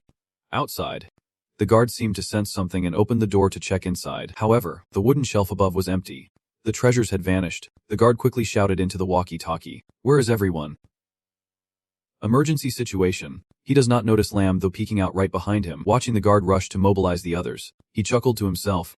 It is too late. A moment later, Lam though returned to his seat. Tan Chan Chan turned to say, "You are back." Just then, someone contacted him through the earpiece. "Hello, what is going on?" "Broker, why have you not responded for so long?" Lam though crossed his legs, calmly replying, "Don't rush. You two are about to see a great show." Tezo stood on the podium, smiling. "This auction has concluded successfully. Next, please come up to the stage to collect your auction items." Behind her, the guard rushed over. Looking pale, he whispered to Mies, "Tezo. Young master, this is bad. Our auction items." Before he could finish, the successful bidders stepped forward, some holding out their cards, saying, "Swipe the card." Tezo turned and slapped the guard right in front of everyone. A loud smackacode. He angrily pointed at the guard, shouting, "You idiot. With so many guards, you tell me all the artifacts have been stolen." The successful bidders buzzed, saying, "Stolen? What about our items? Where's the vase I chose? Damn it. Refund." Tezo frowned and made a phone call. "General, we have an emergency situation." "Got it. I understand." The voice on the other end replied, ignoring the angry crowd behind. He continued speaking to the person on the other end. "Is this some trick from country R?" Tezo pictured the old man provoking her. Does he know about teleportation? He speculated, for example, Yangzi from country Z could use teleportation to take away artifacts without a sound. The other side immediately replied, "It is not him. Yangzi was broadcasting live and has not left." Tezo was stunned, unable to believe. How can this be? Besides him, who else could take so many auction items without a trace? Suddenly, a voice rang out, capturing everyone's attention. "Everyone, quiet." Lamtha raised a stack of documents, loudly addressing the crowd. "According to the contract, if the auction items are not delivered, a 30% compensation of the auction item's value must be paid. Is Miyamoto trying to cheat us?" The crowd immediately erupted in anger, shouting, "Refund! Refund! Refund!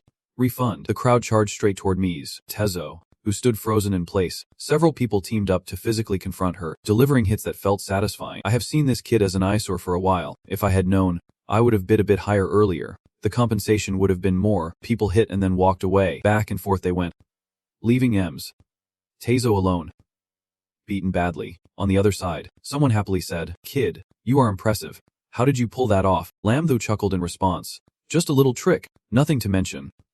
Just then, someone walked up to him. "Hello." The person who spoke raised a hand holding a business card. She smiled and said, "Here's my business card. Is it convenient to talk?" She leaned in closer, revealing her curves to Lamthu, asking if they had met somewhere before. I feel like he looked somewhat familiar, but he just glanced at her and thought, "Why is she here?" Looking at her chest, he quickly averted his gaze and stammered, "This beautiful lady must be mistaken. I am a real estate agent." "Agent, your English is really fluent. Would it be an honor to invite you to dinner?" Joe flashed a charming smile, extending a hand towards Lamthu, looking at the hand in front of him. he thought. Are girls really this forward now? Or do they have some ulterior motive? Lam though felt a bit smug, thinking his charm must be irresistible. Meanwhile, Tan Chen Chen beside him was fuming, coughing, and looking flustered. Joe's laugh interrupted his thoughts. Agent, what do you really mean? Feeling the piercing gaze of Tan Chen Chen, Lam though nervously looked away, hesitating to respond. He glanced towards Chen Chen, who was handing her phone to him, saying, "You can go back first. Here is this for you." Chen Chen quietly took the phone from him, and as she looked at the screen, she saw the message he had pre-written. "I will go gather some information." So that is how he was distracting the two Joe. After signaling to her, Lam though felt relieved to go with the two Joes. Next. "Beautiful lady, where shall we go for dinner?" the girl with orange hair suggested. "I know a nice restaurant. How about we go there?" He had no objections and immediately agreed, following the two. The place the girl wanted to take Lam though was called Tu Mat Dao Lone. As soon as they arrived, they spotted a fiery-looking woman walking by. Lam though was momentarily stunned. Is this the restaurant she was talking about? The girl with orange hair even intentionally pushed Joe closer to him. It was unexpected, making both of them blush. Yet, she said, "Don't be shy. This is a decent place." At that moment, someone from behind gently patted her on the back and whispered in her ear, "Let me test how he feels about you. Maybe you can win him over in one go." Joe could only stay silent and let her do as she pleased, as she might also have feelings for Lam though. After a few awkward minutes, the girl with orange hair cheerfully said, "Let us go." Just as they took a few steps, someone suddenly stood in front of them to block their path. Thinking it was a stranger, it turned out to be Anthony. He looked at them with annoyance and said, "You are not allowed to enter." Lam though met him for the first time and turned to ask the girl with orange hair, "Who is this?" She told him that his name was Anthony, the pride of our country, and although he was only 21, he was already a 5-star diamond. His first impression of him was that he seemed to be pursuing Joe. He looked at him closely, guessing correctly on his first meeting. But unfortunately, it was unrequited love. The girl with orange hair proudly introduced that the spiritual energy was not what she expected, but his abilities were very strong. He had awakened a mysterious mental power, and no one had ever seen him go all out. Upon hearing this, a thought stirred in Lam Thu's heart. 5-star diamond.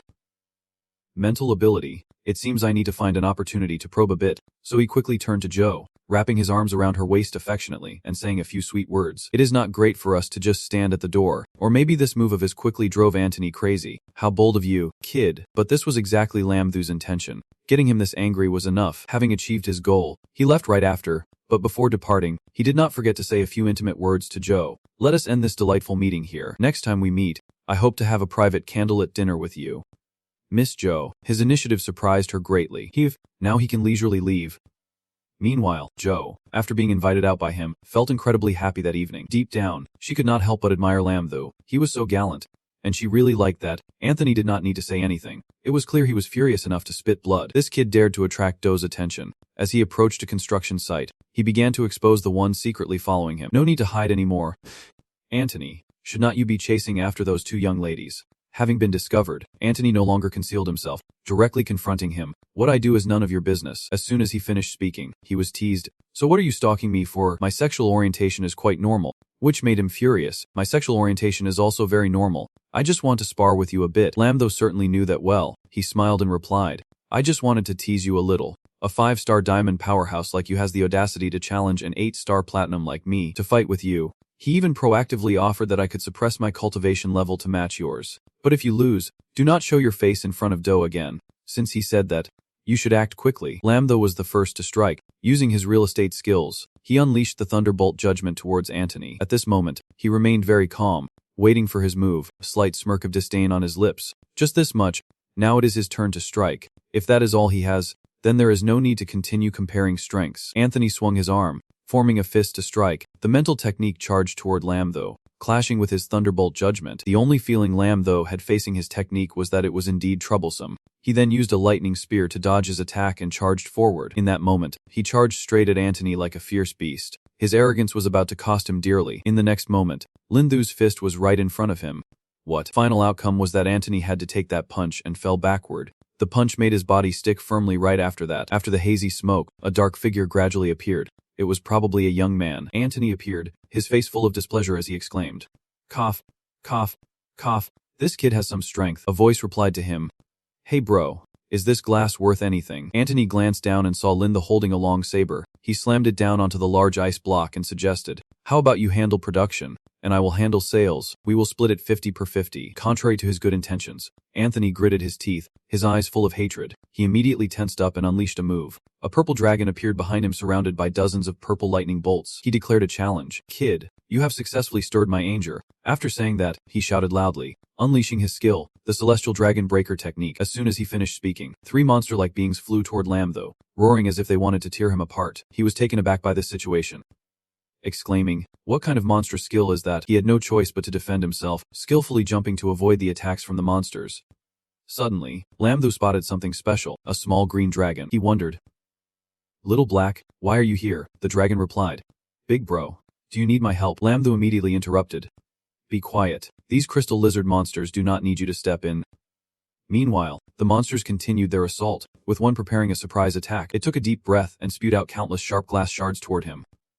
Fortunately, Lambtho managed to dodge this deadly attack just in time. He realized the situation was not good and decided that he had gathered enough reconnaissance. It was time to think of a way to retreat. Standing in front of the monsters ready to tear him apart, he felt a sense of panic, wondering what he should do. Meanwhile, in a corner, Do was observing everything with a tense expression. Seeing this scene, the blonde girl next to her kept questioning, "Are you really concerned about that kid?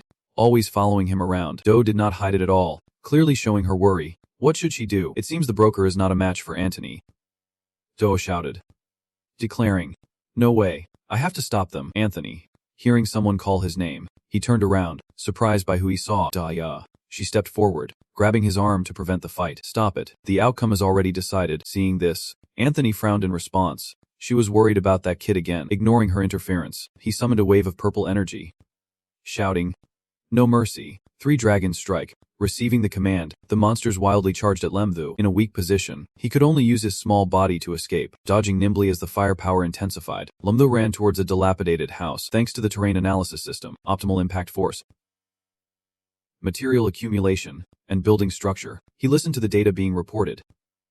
Contemplating, with his architectural expertise, he could see the breakthrough point of this place. Lambtho smiled as he found the escape route, proudly saying, "Got it." With that, he jumped into the air, surprising the monsters, pulling out the lightning spear, enhancing his jump. The force generated was so great that the old building immediately collapsed, sending large wall pieces flying at the monsters, preventing them from chasing him. Witnessing this, Anthony frowned and muttered, "Damn, he can be that agile." Joe looked towards the old building, anxiously informing him the building is about to collapse. Only then did Anthony notice the situation, turning back in surprise. "What?" Suddenly, Lambtho landed next to Joe. She stared in disbelief at the man before her. "When could you do that?" Lambtho wrapped his arms tightly around Joe's waist, ignoring the opponent still present, instructing her, "Beautiful lady, hold on tight." With that, he lifted her and leaped into the air, escaping the explosion that incinerated everything. Wielding the lightning spear, in an instant, the two disappeared from the scene. As the smoke cleared, Lambtho surveyed the area, making observations. "Phew, I did not expect that with my architectural expertise. I could use the house as a weapon." Finally took care of him. Joe approached him from behind and whispered, "Thank you for saving me." She blushed and suggested, "How about we?" But Lambtho quickly interrupted, "It is late. Miss, if fate allows, we will meet again." Transitioning to the rubble, a weak hand reached out, seeking help. It was Anthony. He surfaced to witness the situation, bitterly thinking, "How annoying. He managed to win the heart of the goddess. Don't he let me see you again." Real estate agent, on one side. Do is still lost in beautiful thoughts about Lambtho. Whoa. The agent is really fierce. The scene shifts to precious antiques displayed on a wooden table. Lambtho stands in the middle, listening to the two men discuss. "We made a mistake. So the one carrying out the mission is actually Lam Sung, who stands beside him in agreement." "That is right." Lam Sung turns to Lambtho and says, "Thankfully, this kid stepped in. Otherwise, I would not have been able to complete the mission so well." Lambtho replies, "Big bro, you are too polite. It was just luck." Lamdum frowns and continues, "Although this caused great losses for the Lu region, I feel we can't just let it go." Lambtho thinks of the cunning Miyamoto family, feeling disturbed by their greed and crimes. Losing a treasure once does not mean they will disappear. Hearing this, Lamdung asked, "Oh, do you have a plan?" Lambtho smiles and calculates his response. "I still need your help. I want to give them a grand gift." The scene shifts. Lambtho smiled, holding up a photo of a questioning figure. The recent news stated that the Miyamoto family would donate cultural artifacts to the Lupthan Ku Association the day after tomorrow to make up for the losses at the auction. He continues to outline the plan. "Tomorrow, you two will create chaos at the gate, while I will." In his hand, He holds a picture of a brown-haired man standing at a podium. He is none other than the Supreme Fire General Nobitamoto. The scene shifts to Lam-Thu standing on a burning rooftop. Above him, a flag with Chinese characters flutters in the wind. Below Lam-Thu's gaze is the sight of the entire building engulfed in flames. People are shouting and running away in panic. He proudly admires his handiwork. In contrast, the crowd below is in complete chaos and confusion. They frantically mobilize to find a way to extinguish the fire. The front door is on fire. Hurry to put it out. The enemy is attacking. Go get reinforcements. Lam-Thu releases a surge of green energy from his hand, seemingly preparing for a breakthrough action. He analyzes the situation. The Miyamoto family. The grand gift is coming. He charges forward, the energy in his hand growing stronger. Lam-Thu shouts out his skill. Divine technique. Destroy the world. Suddenly, a figure emerges from the rubble. Arrogantly shouting, who dares to disrupt the Lupthanku Association? He is Nobita Miyamoto, declaring war on the person in front of him. You will pay for this. Seeing this, Lam-Thu remains unfazed and replies, "Oh, you are General Miyamoto." Without giving him a chance to prepare, the opponent immediately attacks, summoning countless fireballs that continuously rush towards him. Great fireball technique. Flower destruction technique. However, Lam-Thu is formidable. With just a few skillful jumps, he easily dodges those attacks. He lands, feeling his spiritual energy deplete, silently calculating his next move. Attacking with the Thunder Group while escaping at high speed drains too much energy. Requesting energy recovery, the system's voice rang out immediately to alert about the situation. The status is full, and today no more energy can be increased. Please handle it yourself. Seeing the request fulfilled, Lam-Thu smugly said, This is enough." He immediately summoned a green hole, swallowing all of the opponent's fireballs. Witnessing that terrifying power, Nobita Miyamoto was confused. Where is he? Could it be a spatial system? Who is this kid really? Lam-Thu continued to execute the next move. Nobita Miyamoto felt something was off and quickly turned to check. He quickly created fireballs to eliminate his opponent. Die. The collision between the two energy sources created a shockwave explosion. Surrounding them with smoke, he scanned the area, questions arising in his mind. The kid was nowhere to be seen. Suddenly, a voice echoed from the rooftop. Hurry up. Hurry up. Old man, my energy cultivation can't hold. He turned around in surprise and exclaimed. What? He was stunned as he realized the situation. Angrily shouting, "Damn it." With that, his figure vanished, leaving only embers. Energy techniques, and a sea of fire. Lam-Thu stood on the rooftop, watching the space where only golden specks floated aimlessly. He smiled smugly. I have achieved my goal. Time to retreat. The plan was officially approved.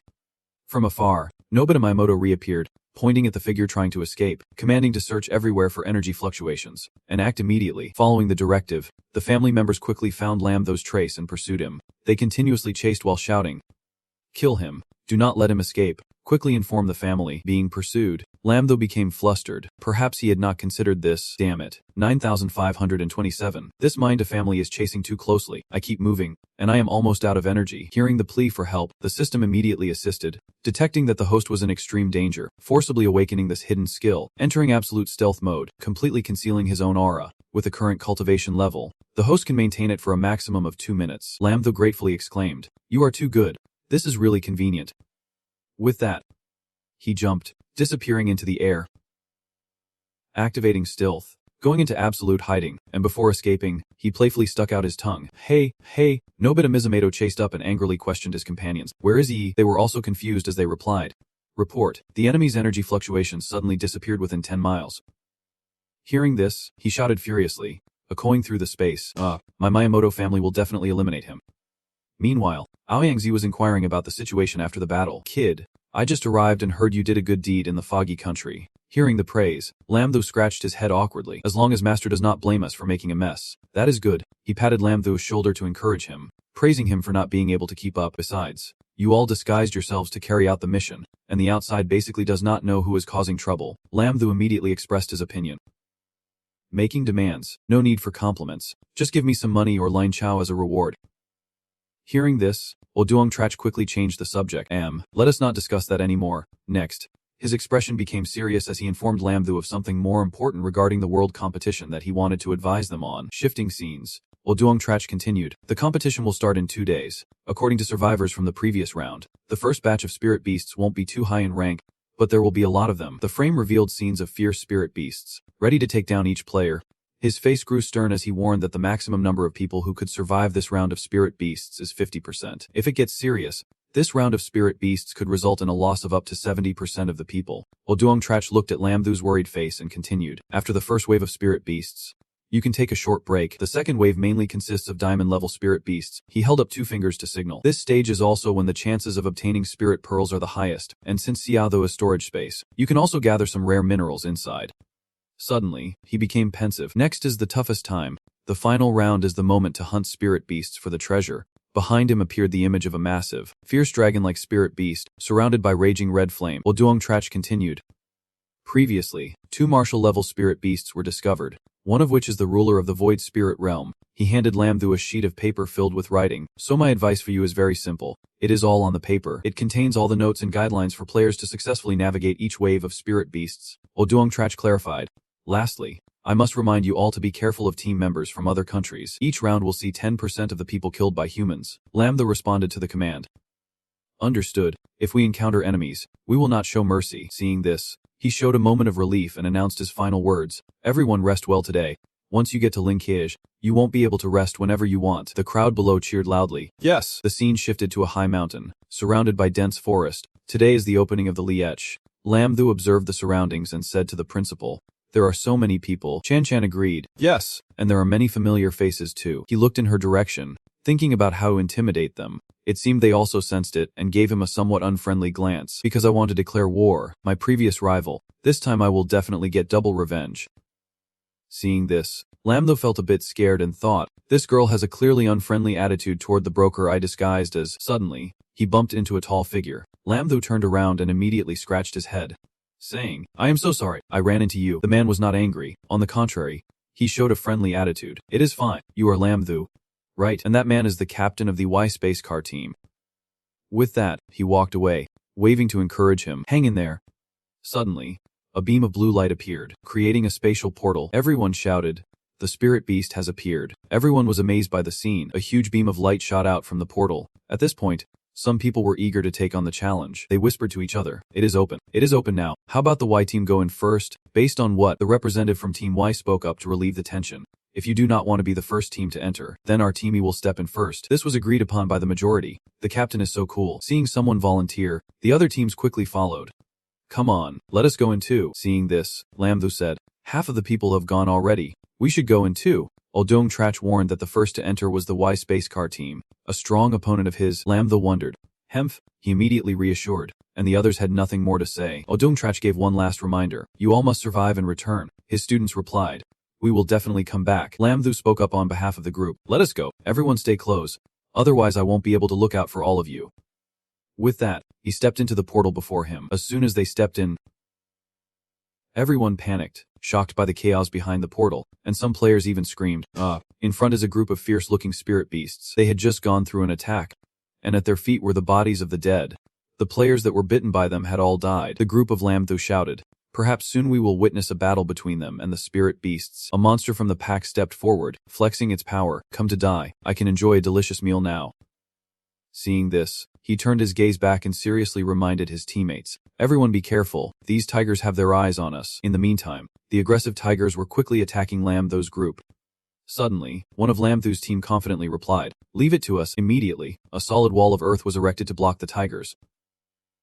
But unfortunately, they were quickly destroyed by the tigers. Seeing this, Chan Chan and Vu Chun took turns responding to the tigers. Soon after, a tiger was struck in the neck by an orange blast, causing it to spit blood. It turned out to be Vu Chun's work. Quickly, he took down the tiger with his rapid slashes. As a result, all the tigers were defeated by Vu Chuan, contrary to their initial fierce appearance.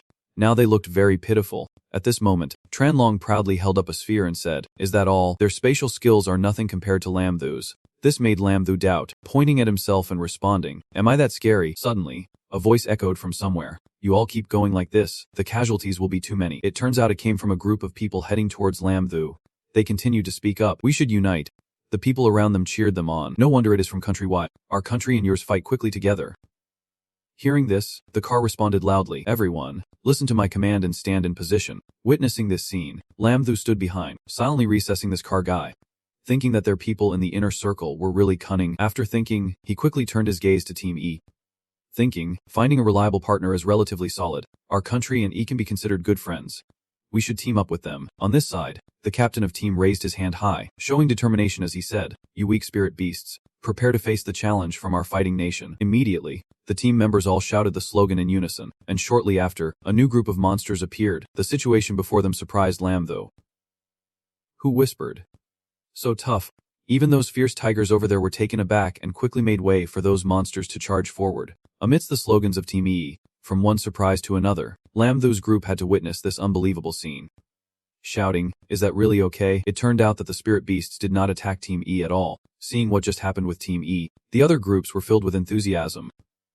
Among them, Thila Ho, the captain of Team A3, raised her fist towards the leader, expressing her determination, saying, "If Team E can do it, there is no way a strong country like A3 can't." Immediately, Team A3 formed a ridiculously named combination of spirit skills, parading on motorcycles to fight the monsters, and shouted, "You weaklings, prepare to face the challenge from A3."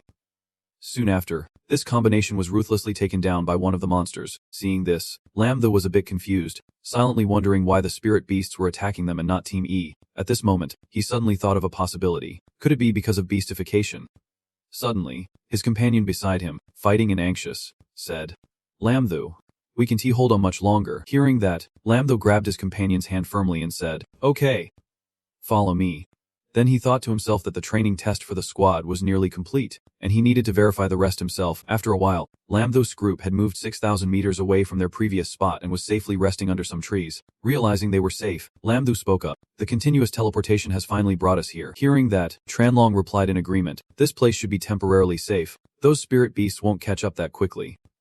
Just then, the growling of the spirit beasts echoed, causing Lam Thu's group to quickly become alert. His companion behind quickly voiced, "They are catching up." Seeing the situation was not good, Lam Thu raised his index finger to his lips to signal for silence. He ordered, "You guys find a place to hide first. I will go meet them." Hearing that, she replied, "You have to be careful." Right after, he quickly beastified, revealing his rabbit ears, and confidently said, "Don't worry, thanks to E's suggestion, I thought of this good idea." Suddenly, the portals of the spirit beasts opened. He thought to himself, "They have arrived." The spirit beasts came out one by one from that portal, and this time, they were fierce lions. Seeing him, one of them immediately asked, "Hey kid, have you seen a group of humans?" He, already well versed in the language, replied, "Of course, I have." At this point, Lam Thu looked at the lion in front of him and continued, "They ran that way," thinking to himself, "Indeed they can't tell humans apart after being beastified." Hearing this, the lion responded with a friendly laugh, "Come with us. There are quite a few humans around. I will protect you." Lam Thu scratched his head and pretended to respond joyfully, "Thank you, big bro." But unexpectedly, the lion acted coy and shyly said, "Don't call me big bro, call me little sister. I am a lioness after all." This left Lam Thu taken aback. He pointed at it and shouted, "Do you think I have never seen one in the animal world? Lionesses do not have manes like that." His words made the lion feel wronged and reply, "Don't doubt it. I am definitely a lioness. I just lack the flavor of love. That is why Hak Mun is a bit chaotic." At this, it suddenly said cheerfully, "I believe that with your help, I can adjust quickly." This made Lam Thu panic. He quickly banged on the drum. Little sister, should not the focus be on those humans right now?" But unfortunately, it did not pay attention to what he said and acted rogue, saying, "A moment of spring night is worth 1,000 gold. Compared to you, everything else is just fleeting clouds." Hearing this, its underlings understood and quickly found excuses to leave. "Don't worry, big sister. We will keep watch, ensuring no spirit beasts disturb you too for the next hour." This made Lam Thu panic and instinctively say loudly, "Little sister, we are not suitable. Your body frame is too big." Ignoring his words, it looked at him with affectionate eyes, lunging towards him, replying, "Little bunny, the more you resist, the more excited I get." Seeing that this could not be resolved peacefully anymore, Lam Thu seriously ordered, "I can't take it anymore. The decision is up to you. Go." Little Black. Soon after, a majestic dragon was summoned by him. It lunged forward, demonstrating its power to the lion, warning it not to act recklessly with Big Bro. Witnessing that overwhelming strength, the lion trembled in fear, respectfully replying, "I was wrong, please spare me." Hearing this, he finally smiled and ordered, "All right. Little Black, you can go back now. I needed to do something." The lion looked at him, replying shyly, "I will definitely serve you devotedly until death. Even if it is for a betting arrangement, I will have no objections." This made Lam Thu's skin crawl, and he angrily threatened, "If you dare mention the betting arrangement one more time, I will tear you apart right now." Somewhere deep in the spirit abyss, a winged dragon heard a loud roar. Suddenly sensing something, it excitedly said, "The roar of this dragon has a very pure aura. It seems my opportunity to break through to true martial arts has arrived." At the entrance of the spirit abyss, A group of people was struggling against a horde of monsters. One of them shouted encouragement. Everyone keep it up. The spirit beasts here are almost taken care of. Just as he finished speaking, another wave of spirit beasts appeared. This left him unable to believe his eyes. Exclaiming, "Another wave!" At that moment, Lamthu appeared from behind the spirit beast, saying seriously, "Do what you want. I am going to collect the spirit pearls from the warrior brothers. They must not fall into the hands of humans." The group over there, though a bit startled, quickly regained their composure and swiftly formed a defensive formation. "Quick! Defend!" Anthony looked at him with a doubtful expression, whispering, "Why is Lamthu appearing there?" Then he quickly cursed under his breath, "This despicable rabbit! We fought hard for these spirit pearls." Suddenly, a thought struck him. Wait, why are not these spirit beasts attacking Lamthu? Could it be because of beastification? Thinking that, he quickly gave an order. "Setter, you try beastifying." Hearing the command, he quickly responded, "Yes." Then he quickly transformed himself into a striped leopard. Over here, Lamthu had witnessed everything and realized they had come up with a way to deal with the beasts. At that moment, he quickly ordered the lion beside him. "Little lion, go over there for me," it casually replied. "What is it, master?" Hearing that, he pointed and instructed them. "That is a human. Are you all blind?" "I do not believe it," the lion awkwardly replied. "Isn't he one of our kind?" Hearing this, he quickly tried to convince. "You catch him and see if he understands the language of spirit beasts. You will know right away." Then he quickly leaned in close to its ear, enticingly saying, "Also, look at his strong body. It is very suitable to help you solve your hormonal imbalance." They were intrigued, and it replied, "Yes, master. I will go catch him." Meanwhile, the group over there was secretly rejoicing, unaware that disaster was about to strike. The captain was right. As long as we beastify, those spirit beasts won't know we are human. Just as predicted, the lion, looking mischievous, hugged one of them from behind, saying, "Big bro, I am here." Realizing he had been captured, he quickly cried out for help. "Anthony, help me." At this point, Anthony helplessly commanded, "Everyone listen to my orders.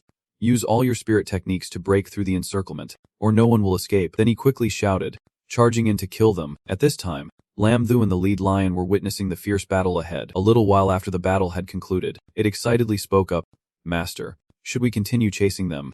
Lamthu, lost in thought, replied, "No more chasing." Immediately, a romantic scene unfolded. The lion looked at the abandoned teammate and whispered, "Brother, does this mean I can have some time alone with little Ka-A?" Then he quickly pulled the other one away, sweetly saying, "Come on, little darling, that poor guy can only cry." "Do not." From the bushes, sounds of affection mingled with cries for help. After their intimate moment, the two had grown fond of each other. At this moment, Lamthu stood behind the bushes, witnessing everything and secretly lamenting, "Is this guy a werewolf?" Not waiting long, he stepped forward, arms crossed, and kindly said, "Setter, right, if you want to leave, I can let you go." Hearing that, Carter replied, "The moment Antony and the others abandoned me, we were no longer teammates. Sometimes, humans are worse than beasts." Then he quickly rubbed against his partner and said, "Now that I have been through this, it does not feel too bad." Soon after, the lion beside him shyly added, "Thank you, my lord, for helping me find my true love." Seeing this, Lamthu happily cheered for both of them, saying, "Blessings to you too." "That is right. There are some things that still need your help." Hearing that, the alpha lion firmly replied, "No need to be polite, we will all follow." At that moment, he was riding a large black bear moving with the pride of lions, and wondered, "Little lion, Lin has activated so many times, why have not you tried going outside?"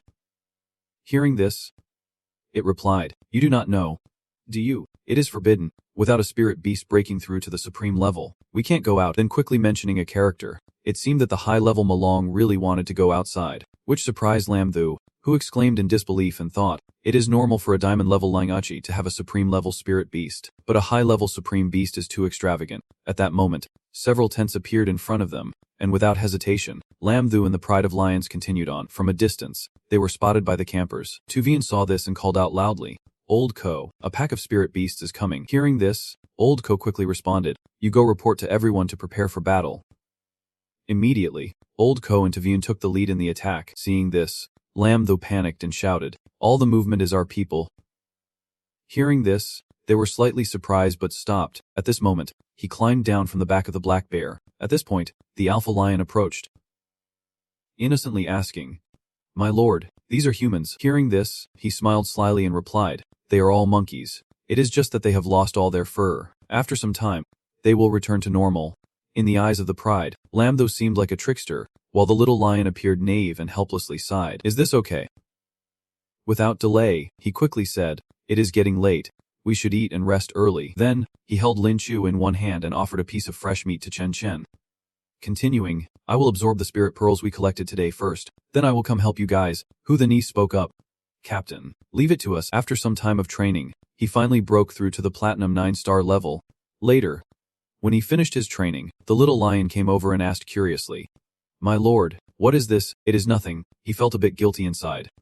Thinking, this is the meat of your kind. How can I answer like that? Not replying, he quickly handed the meat to the pride of lions. Tasting the food, the little lion cheerfully exclaimed, So delicious. I feel like I wasted my life before. As soon as he finished speaking, another lion quickly chimed in. Delicious. So good. And you just stand there, forcing a smile and replying, as long as you like it. After a while, the little lion curiously asked, By the way, can this thing be used like that? Earlier I saw it but did not know what it was for. Hearing this, he quickly replied carefully, Do you know where to find this? At this moment, the other lions were enjoying their food. Responding cluelessly, Of course, there is a huge pile near my place. It is easy to find. This made Lambtho feel a bit joyful inside. Besides the spirit stone, it also knew the location of other minerals. Like hitting the jackpot, he could not hide his joy on his face. Eagerly coaxing, Can you take us with you tomorrow? We will give you enough grilled meat tonight. Hearing about the food, the little lion's eyes lit up as it replied, Sure, sir, do not worry. At that moment, Lambtho felt like blooming flowers in his heart. Secretly thinking, I am about to strike it rich. The system nearby chimed in eagerly to take credit. You can't get rich without me. Every time I contribute.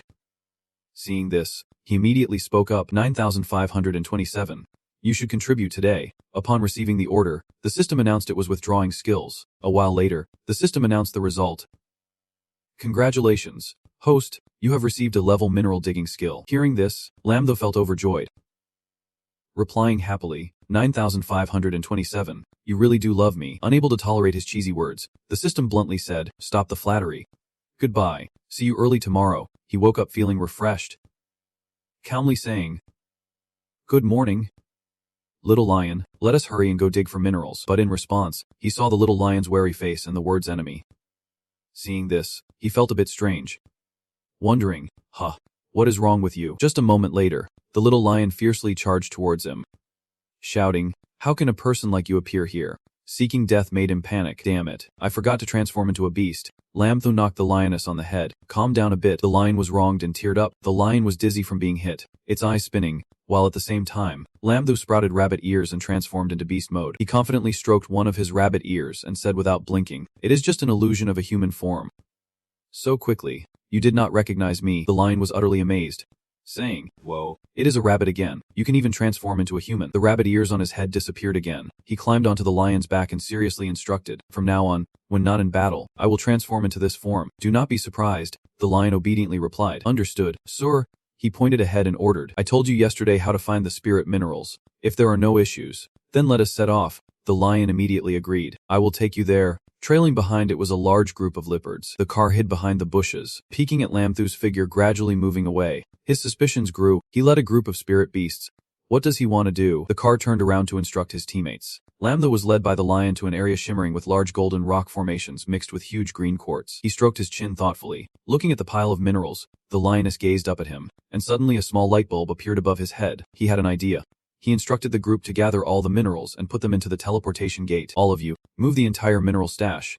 Tonight, you will feast on barbecue, the excited tigers responded in unison, promising to complete the task for the meat. Before long, the bright yellow rock face was cleared of any minerals. He was satisfied that this place was completely excavated. He excitedly waved his hand, calling out, Brothers, let us head to the next location. The tiger pack growled and followed him as they ran. The car hidden behind the trees watched the whole scene, mouth agape in shock. There is still this move. Lambtho smiled brightly, hugging his arms full of pure ice minerals and central fire minerals. Not noticing the four cunning eyes watching him from behind the trees, he happily held the golden orange mineral and said, This is the last spot in this area. Brothers, once we finish digging, we will go back for barbecue. The tigers grew even more excited. Speeding up, he eagerly looked at the mineral in his hand, hoping that tomorrow he could bring Kong Ho and the others along. 1. To see the scene before them. 2. With more people, the strength would be greater. The car poked half its face out from the bushes, frowning with jealousy. How annoying. Truly annoying, making me so jealous. He looked up, thinking about his teammates. It would be difficult to respond as a single team. It seemed he needed to find a way to talk to Anthony. The next day, the mineral blocks unearthed by the lion pack floated, reflecting light. Lambtho gasped in disbelief, hesitantly saying, "Could it be?" He joyfully raised the shining mineral high. "We hit the jackpot. It could be diamond essence." Kyuho looked at him confused. "Lambtho, it is just a mineral. Do you really need to be that excited?" Lambtho immediately frowned and retorted loudly, "You do not understand at all. This is a supreme mineral. Bloodthirsty weapons are made from this." Kyuho finally understood. A strange voice came from above where they were standing. "Look what I have just heard." They actually unearthed diamond essence. The car group had gathered completely and was now standing on the cliff. Behind them were 3 people dressed neatly in black suits. The car raised its hand showing the number 5. "Hey, clearly says 5050. Do not try to monopolize it." Anthony replied impatiently. "Got it. Our side and your side will join forces." They jumped off the cliff together to ambush Lambtho's group. Anthony confidently stated, "Dealing with them would be as easy as flipping a hand." Do swept her hand across, leaving a faint pink energy trail. The spirit skill Do jumped down first to attack Lambtho's group, locking them in the spirit domain. He frowned, focusing his mind to prepare for the people trying to make things difficult for him. He maintained his stance, ready to attack, shocked to see the faces of his opponents. The group of cars landed safely together, led by Do. Lambtho widened his eyes, surprised to the point of losing his voice, asking, "Why are they here? We can't use our skills." Chinchan suddenly spoke up. "This is not good. Why did the spiritual power vanish?" Anthony approached Lambtho menacingly. "How annoying. These guys dared to ambush us." Lambtho smiled and looked directly at Anthony. "All right, then tell Do to close off the field first." Anthony would not back down either. "Do you think we are all idiots? Closing it off is impossible." Lambtho remained unafraid. He continued to provoke, "But those things are in storage space. How could I retrieve them if they are not released?" After hearing this, Anthony hesitated a bit. Do, standing behind him, also showed some hesitation. She turned to look at the car. He still showed no signs of wavering. "No need to release the field," he shouted. "We will keep these people as hostages." Lambtho, on his own, stepped out of the field to get the spirit stone. After hearing this, Lambtho just coldly stared without saying anything. Finally, he waved his hand and turned away. "Stop. I am not pretending anymore. Show your cards." He stepped up to the car, pointing at his face. "You are surrounded. Hand over everything valuable you have, or face the consequences." Lambtho glanced at CDT Vin standing behind him. Kiki Vin understood Lambtho's intent. He tossed his cleaver to him. The car still showed no fear. "I would rather die. I am showing my cards here. Hurry up and hand over the stuff, or I will take action." He frowned, glared at the car, and raised the cleaver towards him, saying, "I will say it again. Anyone who moves dies. You can bet that this knife in my hand has no bullets." The people in the car laughed loudly, showing no fear of Lambtho's words. The car moved forward, challenging Lambtho. "I will move. What can you do?" Seeing that they were still unafraid, Lambtho gripped the cleaver tightly. A few bolts of lightning running down his arm to the blade. The wind picked up, making the atmosphere much tenser. No one moved. Suddenly, the driver sensed something flying toward him, and he froze in fear. Something slashed through his arm. Blood splattered everywhere, and the driver screamed in pain. Anthony turned in shock to see the driver holding his injured arm so fast. Could this be a spirit weapon? Lambtho turned and pointed at Anthony, asking, "Anthony, do you want to give it a try?" After witnessing that scene, no one dared to speak up again. After a long while, the ground was filled with items, swords, guns, all sorts of things. Lambtho stood by the pile, looking at the driver, whose bravado had vanished, and everyone lined up to leave. The group in the car stood in a line. He faced them and said, "All valuable items. Take them out now. If I find anything missing, you know the consequences."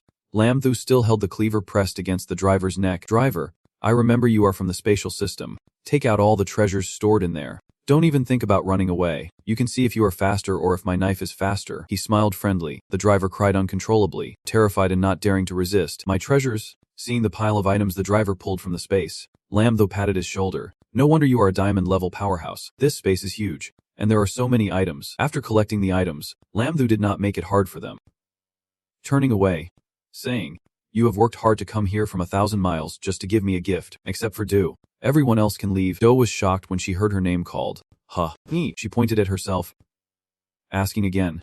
Anthony, hearing Lambtho wanted to keep Do, became anxious, raising his hand intending to use his power to indicate a refusal. He shouted, "Why keep Do? Don't be unreasonable." Lambtho pointed the cleaver at Anthony again.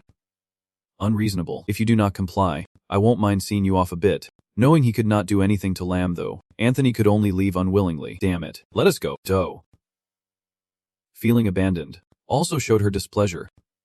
"How cowardly." Linda approached Lambtho, pressing her chest against his arm. "If you have kept Do, then keep me too." Do was surprised by Linda's suggestion. "Linda, why are you so silly?" Linda did not care about Do calling her silly. Do, Do not you feel that being with Lam Tho would be safer? I understand some of your culture. You definitely want to keep Do as the main wife. I could be the concubine. Lam Tho was baffled. What the hell is this? Chan Chan, standing behind, saw the scene and frowned angrily. Dime fuck, why are not you stopping Lam Tho? Lam Tho then remembered Chan Chan. We are doomed. Seeing that Chan Chan was upset, Lam Tho quickly maneuvered away from Linda. She shut her mouth, wondering why such filthy thoughts crossed her mind. I am not that kind of person. Right?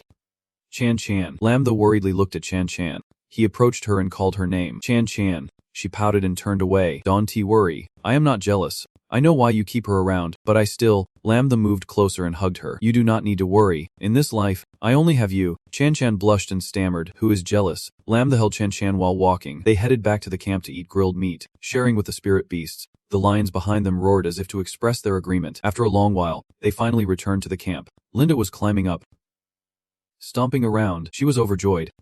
This bed, this sofa. You guys are not really here just for a vacation, right? Around them were thousands of fierce spirit beasts, making it safe to relax. Linda looked around with interest. As soon as she saw the piece of meat in Lam Tho's hand, Linda immediately dropped all the food in her bag.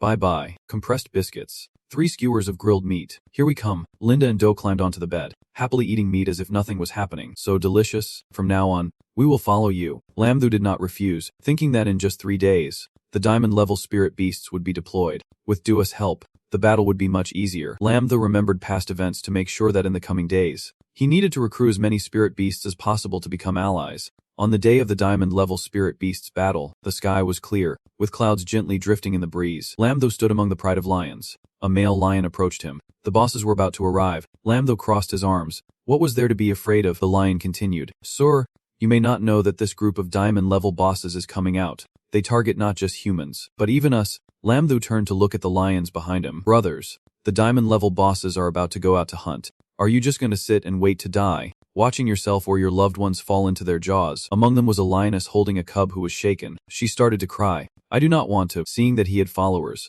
Lam Tho spoke louder. Where there is oppression, there is struggle. As long as everyone unites, we can defeat those diamond-level spirit beasts. Tonight's dinner is the grilled meat of the spirit beasts that invaded us. Do you all have the heart for it? The lions were stirred up, their eyes turning red. They roared, yes, the rabbit is right. Let us take the risk with them. Lam Tho interrupted, and a gate opened in front of them. Something was crawling out from the middle of the gate. It was an extremely large diamond-level wild boar. Lam Tho's entire team was frightened by this wild boar. Lam Tho turned to encourage everyone. Don't be afraid. I will go first. You follow behind. As Linecat charged ahead, Chan Chan and Tran Long rushed forward, shooting ice beams at them. The wild boar stood still, contemptuously thinking, a bunch of trash can only do this. It watched as I moved, yet it remained frozen there. Even the wild boar itself could not understand why it felt stuck. Chan Chan had run up to it, binding the field. Countless blades lunged at it. The attacks could not be dodged, forcing the wild boar to endure. It cried out in pain. Lam Tho was not idle either. He grabbed a spear and charged forward. A good collaboration. The opportunity has come. He slashed numerous times at the wild boar. It screamed, blood splattering everywhere, its body riddled with wounds. The wild boar fell, its eyes wide open, its mouth agape. Lam Tho turned to the others, saying, brothers, finish it off. The lions swiftly climbed up. They stood on the wild boar's corpse, growling in joy. We won. Lam Tho warned the lions. Shut up. Or if a pack of diamond beasts comes here, I can't guarantee your safety. Hearing Lam Tho's words, the lions stopped roaring. Now they remembered they were still in the middle of a battle. Lam Tho said to them, even though I said I would attract a pack of beasts, you do not need to be that scared.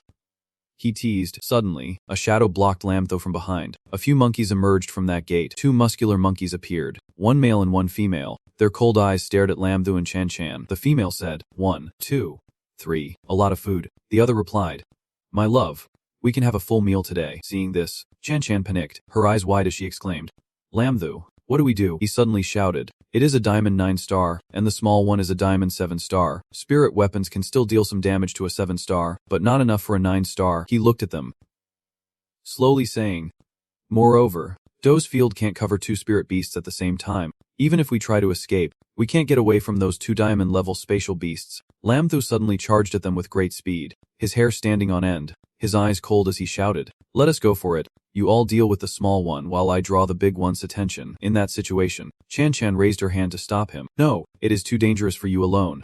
But before she could finish, Lam Tho had dashed toward them, leaving her stunned. He had a murderous look, using the Ren Yisek technique to teleport, calculating that he could not worry about much right now. Then Lamtho teleported onto the shoulder of the spirit beast, holding a megaphone and shouting, "Hey, brother monkey, how about we develop in peace together?" It turned its face toward him, suddenly swatted Lamtho away, but it seemed not to notice him, casually turning its face away. The Diamond Savior turned to ask the Diamond 7-star, "What is wrong, my love?"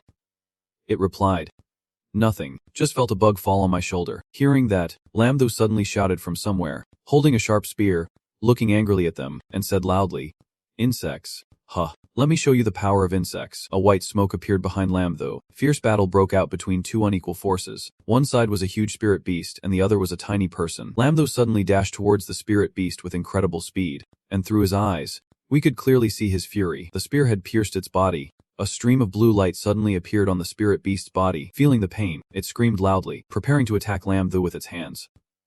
Seeing that, he replied, "I will dodge." He continued to rush towards the spirit beast at such speed that it could not respond. Only able to turn and look at Lamtho, his spear had pierced it, causing blood to splatter everywhere. It cried out in pain. The spirit beast, with an angry expression and a fierce face, shouted, "Kid, where did you come from? Watch me kill you." Despite that threat, Lamtho remained fearless, continuing to charge, stabbing with his spear and cursing it with a smug expression. He smirked, "Can't hit me, can't hit me." So frustrating, acting like I have not provoked the spirit beast. Just after saying that, he charged and struck its face. Yelling loudly, striking its face with the spear, it made a slashing sound as blood sprayed out, clearly showing its pain. But suddenly, the wound that had just torn began to heal rapidly. The 9-star diamond turned to its wife and said, "Damn it.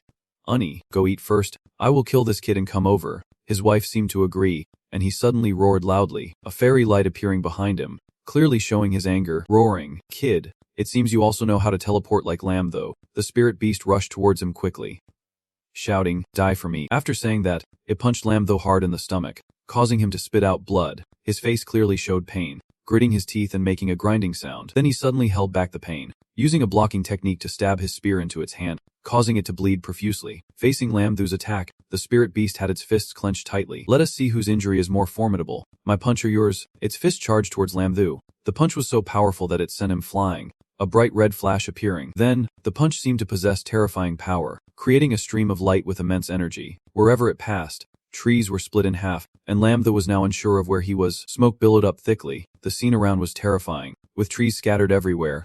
Through the dense smoke, Lamtho appeared, his face showing clear pain, head bowed down, his rabbit ears popping up as he coughed, his eyes suddenly becoming sharper.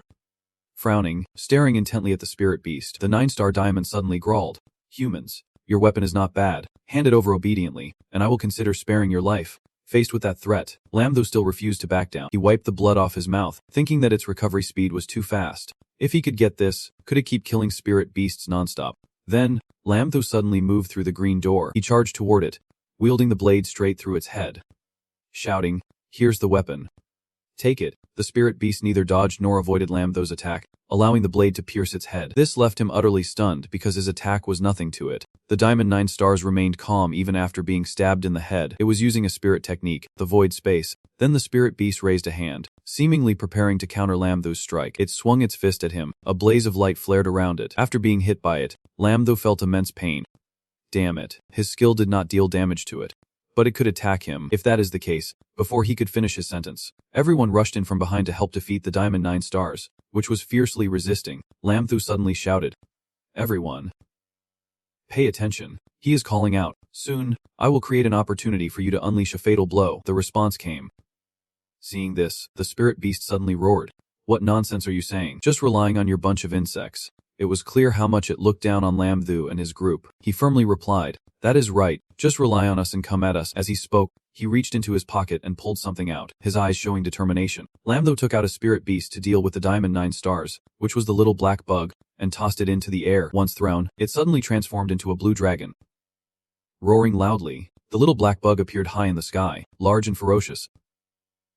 Screaming fiercely, surrounding it was a source of blue power, imposing and overwhelming. The dark spirits below were stunned by its appearance. They became stiff, surprised, and fearful in the face of such a powerful force. Each of them gaped in shock. It was thanks to the appearance of the little black bug that the situation could be reversed. Then everyone shouted in unison. It was at this moment that everyone charged forward, and determination to defeat the spirit beast was evident on everyone's face. Continuous techniques were unleashed toward the spirit beast. Its face was agape, not understanding what was happening. They struck repeatedly at the spirit beast. A thick cloud of white smoke appeared. It seemed to be exhausted. Mouth agape, looking up at the sky. Suddenly, a surge of power pierced through the brain of the Diamond 9 Stars, its eyes bulging, mouth wide open. The Diamond 7 Stars suddenly roared, its mouth revealing sharp teeth, eyes filled with rage. With a face full of murderous intent, it glared at Lam Thu, having prepared to fight back for its mate. Growling, "How dare you?" Speaking while hesitating, Lam Thu did not show any weakness, quickly brandishing his spear toward it with a cold gaze. Seeing this, it also roared, "I will kill you," with a resentful glance. The fallen diamond unleashed a powerful golden energy from him. When Lam Thu arrived, he was thrown back by that force, gritting his teeth in pain. Then he smiled, mocking the beast with a cold gaze, raising his voice. "Kill me." Lam Thu waved his hand, creating a large vortex, his face smug as he continued. "Using a person to test my new treasure." He jabbed his blade into that vortex. A source of blue energy appeared. Lam Thu strained to pull it towards him, gripping tightly to the blade. He shut his eyes tight. Teeth clenched, the force pulling too hard, refusing to submit to the power before him. But it was too strong for him. Eventually, he was exhausted, thrown back against the rocks. The stones behind him suddenly cracked. Lam Thu was gravely injured, head bowed and unconscious. He lay there, blood flowing continuously. The tip of his blade vanished. Seeing this, everyone was stunned, panicking and shouting Lam Thu's name as they rushed toward him. He was still unconscious. The monster, confused, did not understand what was happening, puzzled why he fainted, thinking this kid had committed suicide. Suddenly, a source of green energy appeared from the teleportation door behind the beast and shot through its head, causing it to scream wildly. With a loud crack, its eyes bulged and mouth gaped. The green energy gradually rushed towards Lam Thu, but it turned out to be the power from his blade. It suddenly stabbed right into Lam Thu's throat with a thud. Seeing this, Chan Chan and Lam Dung were extremely shocked. She shouted for Lam Thu, while he teased, saying, "I almost became Duan Zi Tuan." Chan Chan stepped closer to support him, but before she could do anything, Hong Fuimong suddenly appeared and said loudly, "Don't touch him. He is seriously injured. If you move carelessly, it could leave complications. Leave this to me." Then everyone took him to an open area. Hong Fuimong was working hard to heal Lam Thu so he could recover quickly. A source of blue energy surrounded him. After a while of treatment, Lam Thu finally woke up, scratching his head, eyes dazed as he looked around. Softly saying, Seeing he was awake, Chan Chan cried, hugging him tightly, speaking through her tears. "Lam Thu, you are awake. How do you feel?" Then she helped him sit up, slowly saying, "Don't cry anymore. Chan Chan, are not I okay?" He turned to look at her with a tender gaze. Then he turned to Hong Fuimong and asked, "What happened to that ghost beast?" She replied slowly, "They are all dead. Here are the spirit pearls from those 2 ghost beasts." She handed the spirit pearls to Lam Thu, and he exclaimed that these 2 were spatial void skill pearls. He used those pearls to heal his wounds, sitting cross-legged, eyes tightly closed to recover from his internal injuries. Streams of green energy surrounded Lam Thu. This energy was automatically healing his internal injuries. Could it be that besides the inherent spiritual energy, it also carried the healing skill of the ghost beasts? Then suddenly, Lam Thu took a knife from somewhere and stared at it for a while, before slicing deeply into his own hand. Seeing this, Hong Fuimong exclaimed, "Lam Thu, you are talking and hesitating at the same time." Suddenly, the cut on his hand healed rapidly. Seeing this, he thought to himself, although it can't compare to the immortal demon, it is still recovering very quickly. Then Lam Thu clenched his fist, his cold gaze fixed ahead, and with the addition of just receiving the void space skill, his chances of survival increased significantly. In the dark cave, a pair of glowing red eyes appeared, looking terrifying, and he could feel that aura. This is the moment to unleash supreme destruction. Surely an extraordinary force is preparing to cause chaos. The fierce eyes revealed the ferocity of the massive creature, waiting patiently for a few more days. Just a few more days of patience, he thought to himself. 3 days later, Lam Thu was sitting leisurely with his head resting against a rock, resolutely saying, "No more drawing, no more drawing. These past few days, I have only drawn useless skills. What is the point of nurturing a spouse? It does not help us at all right now." Suddenly, the System 9527 spoke up. "You can't draw anything. These life skills in the world outside Lianch are all abilities to get rich." Lam Thu's expression remained dismissive of those skills, showing no interest at all. He suddenly replied firmly, "You mentioned the outside of Lin Ka. Can you draw something a little more reliable today?" As soon as he finished speaking, he poked at the system with his hand. It suddenly shouted, "Don't poke anymore. I am awakening the skill." 9527 announced. "SSS level body enhancement skill. Congratulations, host, you have received this level body enhancement skill. Do you want to enhance it right now?" Lam Thu felt extremely excited, his eyes shining brightly, delightfully saying, "Whoa, it really came out. Enhance it right now." The system continued. "Currently, the host's physical quality is equivalent to 5-star diamond." Lam Thu suddenly became excited, clenching his fist, happily saying, "Such a huge upgrade." Just as I was about to celebrate, 9527 said, "Don't get too pleased. I will give you some advice. Let Xiaohe stabilize a bit.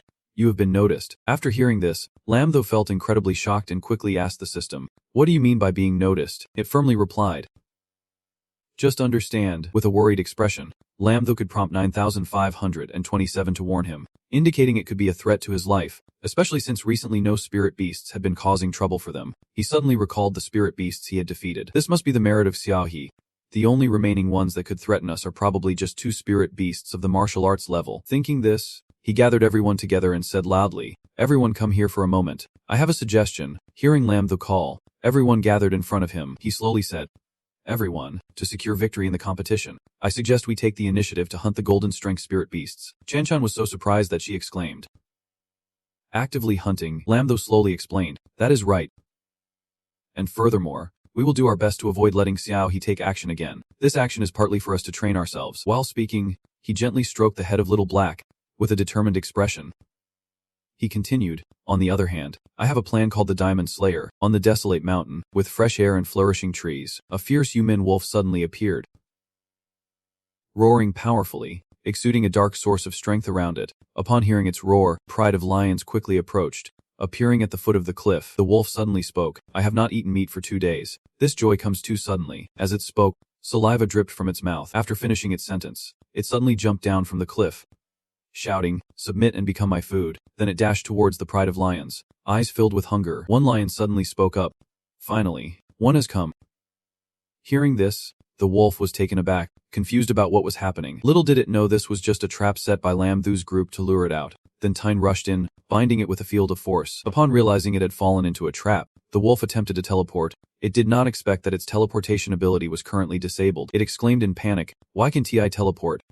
Suddenly, Lam Tho charged in with his blade at lightning speed, leaving the wolf astonished and dumbfounded. He lunged forward, stabbing the wolf with his blade. A blinding light burst forth from its body. After being stabbed, it howled in pain, baring its sharp teeth. Lam Tho turned to the others and urgently said, "Brothers, we have roasted meat today. Charge!" Upon hearing Lam Tho's words, everyone simultaneously rushed towards the wolf for the roasted meat. They fiercely launched powerful attacks at the wolf, causing it to cry out in pain. After a fierce battle, the wolf was defeated and lost consciousness. Dai Hong approached it, picking up a spirit pearl to hand over to Lam Tho. In his hands, he held a pile of spirit pearls collected from killing spirit beasts. Suddenly, a source of light appeared beside the lions, then flew towards the bear. Then they cried out in panic, "It is the master!" Suddenly, a white wolf appeared, surrounded by a blazing source of light. It appeared with an angry face, ready to fight. It seemed to be prepared in advance. Everyone shouted in unison. Even the tiger readied itself to face it, all filled with killing intent. Seeing this, Lam Tho immediately stopped. He shouted, "Stop, do not attack first." Then it suddenly spoke, "Which one of you is the leader? I have something to discuss with you." Lam Tho suddenly spoke, looking at it, "That would be me." "What do you want to discuss?" It was taken aback and exclaimed, "You? How could you become the leader of spirit beasts and even speak their language?" It stammered as it spoke. Lam Tho scratched his head in frustration and said, "Why are you asking so many questions? Just speak." It suddenly replied gently, "I'm sorry, I was abrupt. I represent the diamond-level spirit beast to negotiate how we can coexist peacefully." Hearing this, Lam Tho was very surprised and exclaimed, "What is the benefit of coexisting peacefully?" It firmly responded, "I will trade the intelligence of the spirit beast with you. Right now, there are not just 2 ranks of spirit beasts." Hearing this, Lam Tho was surprised, wondering why there were not just 2 ranks of martial spirits, but possibly more. Lam Tho crossed his arms and confidently asked, "This is quite interesting, but just this information is not enough. How many spirit pearls can you offer?" So Yume, knowing he could not control this battle, proactively offered, "I can manage," offering 30 pearls for the trade, but Lam Tho disagreed, complaining that it was a bit too little. So Yumen saw that he still would not concede and actively raised the offer to a maximum of 40 pearls. Unable to give any more, but Lam Tho had never intended to negotiate this way with it. He crossed his arms and said, "Do you not understand at all?" Lam Tho pointed the spear directly at the face of the giant Soi Yu Min and declared, "I can handle 40 on my own. That is not a big problem. Or you can go first." He frowned, his voice devoid of any playful tone. "As for the intelligence, I do not believe all of you have tough bones. Or should I take you out to test?" Soi Yu Men completely understood the situation it was in. It paused to think for a moment, sweat dripping down and soaking a patch of its thick fur. "Well, anything that can't be solved with money can be solved with a lot of money. It is just that the price has not been high enough yet." Soi Yu Men raised the offer to 54 pearls, only what it had, and if more was wanted, there really was not any. Receiving the expected price, Lumthu immediately withdrew his spear and replied, "Now that is what I am talking about." However, that was not all of Lumthu's intentions. He called out the lion Pride, gestured to introduce them to Soyu Mine, and added a condition: "After I leave, you must not harm my spirit beast subordinates." The lions, hearing this, felt like crying. They said nothing but were deeply moved, thinking that the master could think of them. Although they realized he was human, they felt it was very worthwhile to follow a master like this. It sat down for Lumthu to pat its head, crying and declaring, "Master, from now on, if you have any orders, we will definitely not refuse, no matter the danger." Lumthu happily patted the lion's mane in response. "There is no need for that. From now on, we are all brothers." Soyu, having finished thinking, accepted without any discomfort. "This condition is not a problem. I never expected there would be a human thinking of spirit beasts." Lumthu stood in front of the tent, and upon hearing its confirmation, agreed.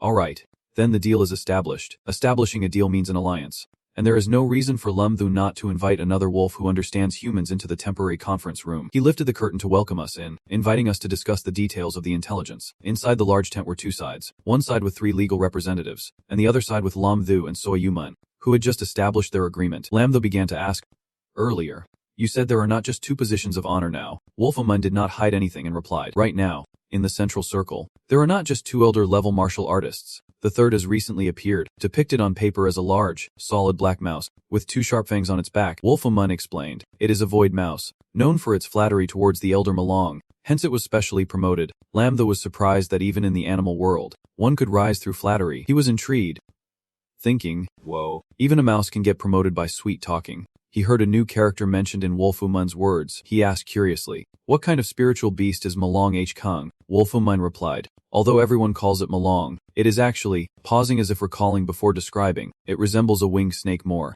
But do not say I said that. The elder hates it when others call it a snake." Imagining the appearance of Malong, Lumthu could not help but think, "This looks like a dragon snake." Lumthu continued to ask questions. The final question, "Why do not the spiritual beasts in this spirit realm come out?" The question struck right at a sensitive issue, causing Wolfumin to hesitate a bit. It only vaguely said that this matter dates back over 50 years. Hearing a hint of an old story, Lumthu snapped his fingers, pulling out a bunch of popcorn from the system, grinning and saying, "Oh, take your time. I have got plenty of popcorn. You won't get away without sharing this." Wolfumin was given a bag of popcorn, picked one up, staring at the strange white thing in its paw, asking what it was. Lumthu continued eating normally and, hearing the question, suggested, "Once you eat it, you will know." Wolfumin, without a second thought, tossed the popcorn into its mouth. After eating, its eyes widened. Having been used to eating meat, eating this was completely new to it. Wolfumin was satisfied, feeling like it was blooming, exclaiming, "What divine delicacy is this?" But popcorn is just a side dish. Lumthu could not let a wolf's praise of his favorite snack overshadow the main event. He excitedly urged, Hey, do not get lost in that. Hurry up and tell the story." Wolfemin began to ponder and recount. "These stories I have heard from my mother fox. Over 50 years ago, spiritual beasts could freely enter and exit the spirit realm. At that time, the spiritual energy outside was scarce, but there were always curious spiritual beasts about the outside world. After all, everyone was from the spatial system. When they got bored, they could just return. Many beasts had gone out to play. And then, what had to happen? Happened. The animals carrying spatial power were discovered by humans." Wolfemin continued, "My second ancestor had once left the spirit realm, and it seemed to have caused a disaster outside, encountering experts who surrounded and killed it, returning not long before dying. And it was from that day that a human came to the spirit realm. That person must be an extremely rare sealing system." He stood arrogantly in the air of the spirit realm, unafraid of beasts that were twice or thrice his size. Wolfemin recalled, "He completely differed from our spatial system, a person who defeated all the spiritual beasts deep within the spirit realm." At that moment, the bodies of the spirit beasts were scattered everywhere, and no one could stand firm except for one person, the one who bore the wind seal. Soyumin finished the story and declared, "From then on, we would not leave the spirit ruins anymore. That powerful human seems to be named Tifong." Lumthu was surprised that these spirit beasts also knew of someone named Tifong, and he asked in astonishment, "Tifong, the first honor of my country. Tifong." But this time Soyumin did not respond. It just grabbed 2 bags of popcorn and left, beating the drum as it went. "All right.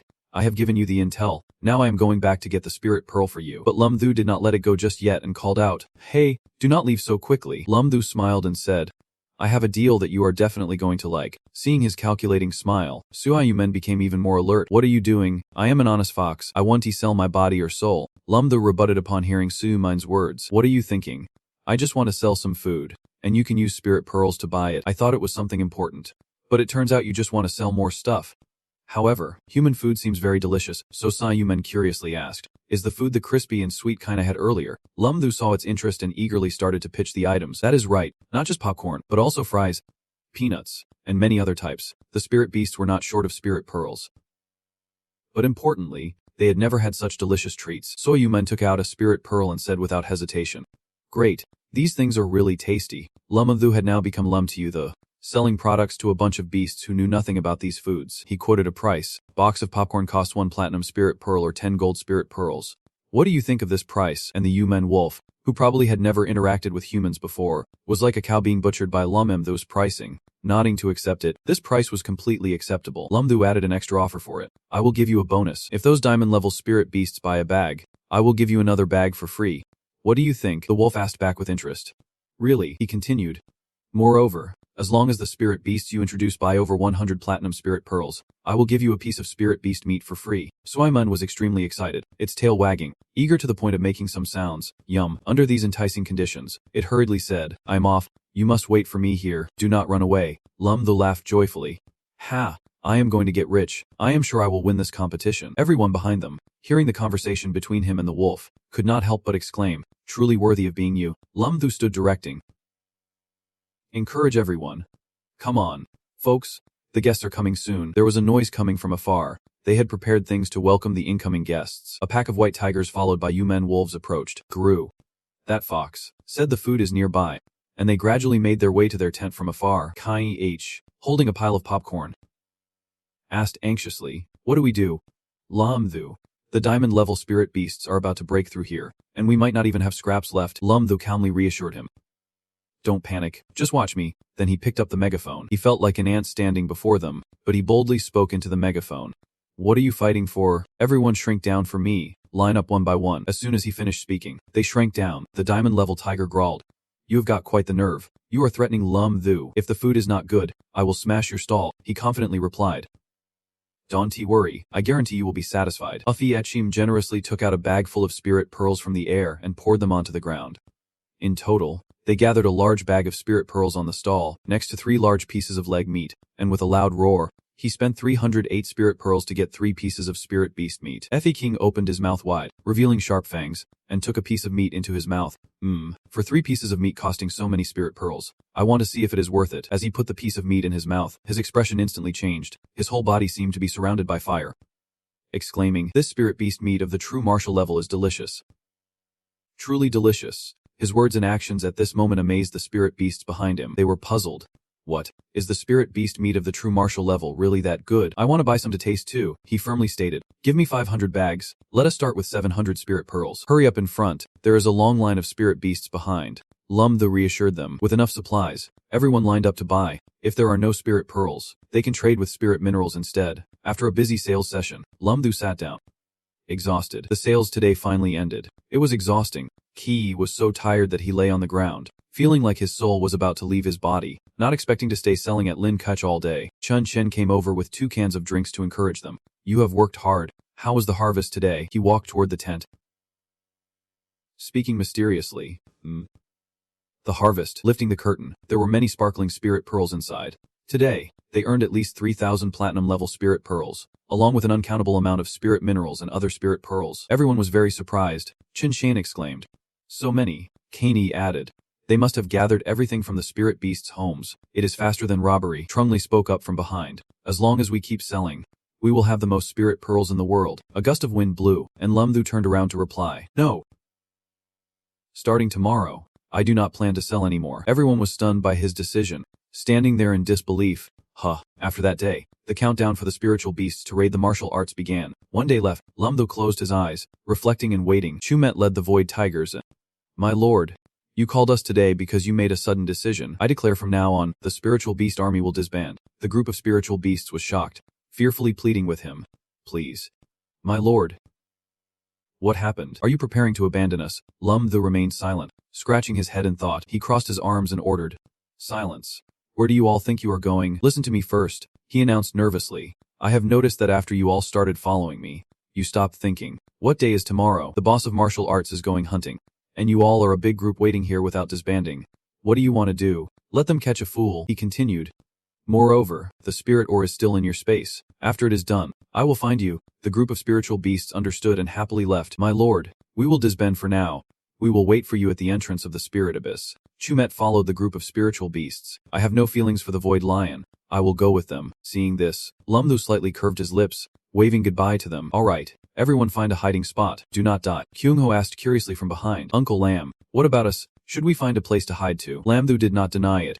"Yeah." Next, a plan to split the group into two paths, he announced, pointing into the forest. "Everyone, one path to find a hiding place. Me and Little Black will take one path." Chan Chan protested. "No way. It is really too dangerous for you to go alone." He scratched his head and confidently said, "Don't worry, I am from the spatial system. Going alone will be the safest. Being with everyone will just get in the way." Trunglai also spoke up to stop him. "Lamthu, I think you should reconsider." Among asked, "Why not hide with us? We can't let them find out." Chan Chan interjected, cutting off their short advice. "Everyone, no need to advise anymore." She continued, "What Lamthu has decided is something we can't change. Please step aside a bit. I want to talk to him privately." He looked at her, deep in thought. Chan Chan. The two of them went to an open area. Chan Chan sat down on the ground, each with different thoughts. She glanced at him and spoke first. "You are hiding something from me. I do not want to pry too much," Lamthu assured her. "Chan Chan, I would not joke with my life. It is not like I am going to do anything dangerous." Chan Chan, feeling anxious, replied, "You are not good at lying." Lamthu hesitated and asked, "Can I take you with me?" Lamthu comforted her, patting his girlfriend's head. "Sorry, but I agree with you. I will definitely come back safe," he said in a serious tone. After all, he still had many things left to do. She was doubtful about many things. He playfully raised his index finger. "You still owe me a kiss. I have not even had you give me a bunch of kids. So nothing will happen to me." Chan Chan frowned. Annoyed. "Who wants to have kids with you?" he pouted, teasing her. "If you do not want to have kids, there are plenty of others in line." She raised her fist angrily. "You dare?" Lamthu took his hand and grasped her tightly clenched hand. "I would not dare." He lifted Chan Chan's hand and gently kissed it. "I promised your uncle that I would take you. I promised I would bring you happiness. I will definitely make this happen." She stared at him. "Lamthu." He stood up and instructed, "So no matter what happens, you must hide well and wait for me." Chan Chan replied, "Don't worry, you must pay attention to your safety. I will wait for you." Lamthu smirked confidently at Little Black on his shoulder. "Little Black, it is time to decide. We can hide anymore. Let us show off a bit." It immediately agreed. "All right." In an instant, transformed into a large jade green dragon. The aura radiating from it was powerful and authoritative. From the spatial realm, he took out a golden staff and shouted loudly, "Let us go." Chan Chan waved goodbye to them from below. Little Black let out a few roars. Lamthu sat on its head. He was excited. "Ha!" Refreshing. Little Black speeds up. The crowd below sees a person and a dragon flying in the sky. The man remarks that the kid is quite arrogant. "Damn, this world competition. I fear that the country of Ret will take first place. We have not earned a spirit pearl these past few days." Anthony speaks up. "They can't possibly take first place." He turns to ask, "Do you guys have any trump cards?" He smirks. "Ha, I can't say now, but you will know in a few days." Lamthu stands on Little Black's head. Looking around, he connects with the 9527 system to awaken his skills today. He folds his hands in prayer. "You see, I am being hunted. Please help me break through to diamond level." The system snaps at him. "Host, your skin is getting thicker by the day." The system announces it is waking up the skill to acquires level gold porridge skill. After using the gold porridge skill, a golden shield will form, maximizing your defense. Lamthu is both surprised and delighted. "Whoa, I finally have a power shield. 9527. I love you so much," it disdainfully says. "So disgusting. Goodbye." After awakening the new skill, looking at the mountain scenery in front of him, he exclaims, "The sky is bright now. Let us get moving." He takes out a red cloth from his space, with breakfast points written on it, and hangs it on Little Black's two antlers. The first step is to attract attention and stir up hatred. He takes out more items from his space. Lamthu picks up a loudspeaker to sell soy milk, rice cakes, boiled eggs for cheap, just one platinum spirit pearl to buy. He shouts loudly into the speaker from the sky. Come on, do not miss out." It has attracted quite a bit of attention from the spirit beasts. The spirit beasts are quite surprised by this. A fishy smell is not hard to understand. Saying, now selling breakfast. Although I really want to eat, I still have to hurry and run away. The brown bear on the shore agrees. That is right. Once the big bosses arrive, we can't run anymore. Lamtho sees the spirit beasts ignoring him and running away. He contemptuously judges them. What? A bunch of cowards, trying to make a little pocket money. He turns in surprise and shouts, A phantom dragon is approaching from afar, along with some spatial mice. Lamtho looks at their flight path and suddenly realizes that the direction those three are coming from is where their real bodies are hiding. He kneels down and anxiously tells Little Black, Little Black, quickly draw the hatred of those 3 real fighters. It obeys. Yes. Little Black takes a deep breath and shouts loudly, "You trash over there. Come here," successfully attracting their attention. They immediately turn to look in the direction of the voice. The Phantom Dragon suddenly realizes Gru is the one giving off that aura. The chance to break through has come. Little Black quickly shrinks down after finishing his sentence. Lambda hurriedly says, "Little Black, hide in my bag." After doing that, he jumps down. "Let us run. Those guys looked at me and Little Black earlier in the forest. After coming down to the ground, I used absolute invisibility." Lambda took out the speaker from the space. And at that moment, they had also arrived at my location. The Void Mouse spoke up, "Master Malong, there was a spatial fluctuation here just now. The one provoking you must be nearby." Lambda, using the invisibility technique, shouted through the speaker to provoke, "Come and catch me, you foolish Malong." Malong noticed the direction the sound was coming from, and the speaker continued to emit sound. "Only you chase after me. If you can catch me, I will let you." He pointed at the speaker and said, "Who told you to do that?" The speaker continued to sound, "Come and catch me, you foolish Malong." He angrily gripped the speaker. "Can't you understand the language of spirit beasts? I am asking you." The speaker continued to sound, "You foolish Malong." He became even angrier and bit the speaker. Malong spat out the speaker he had bitten to pieces. Asterisk spit, asterisk, "What kind of toy is this? It is so hard to swallow. Old blind one. Do you want to eat?" The Void Mouse turned back toward the spit-on speaker. He immediately ran over, happily nibbling on the speaker that was slick with the boss's divine saliva. The taste was really different.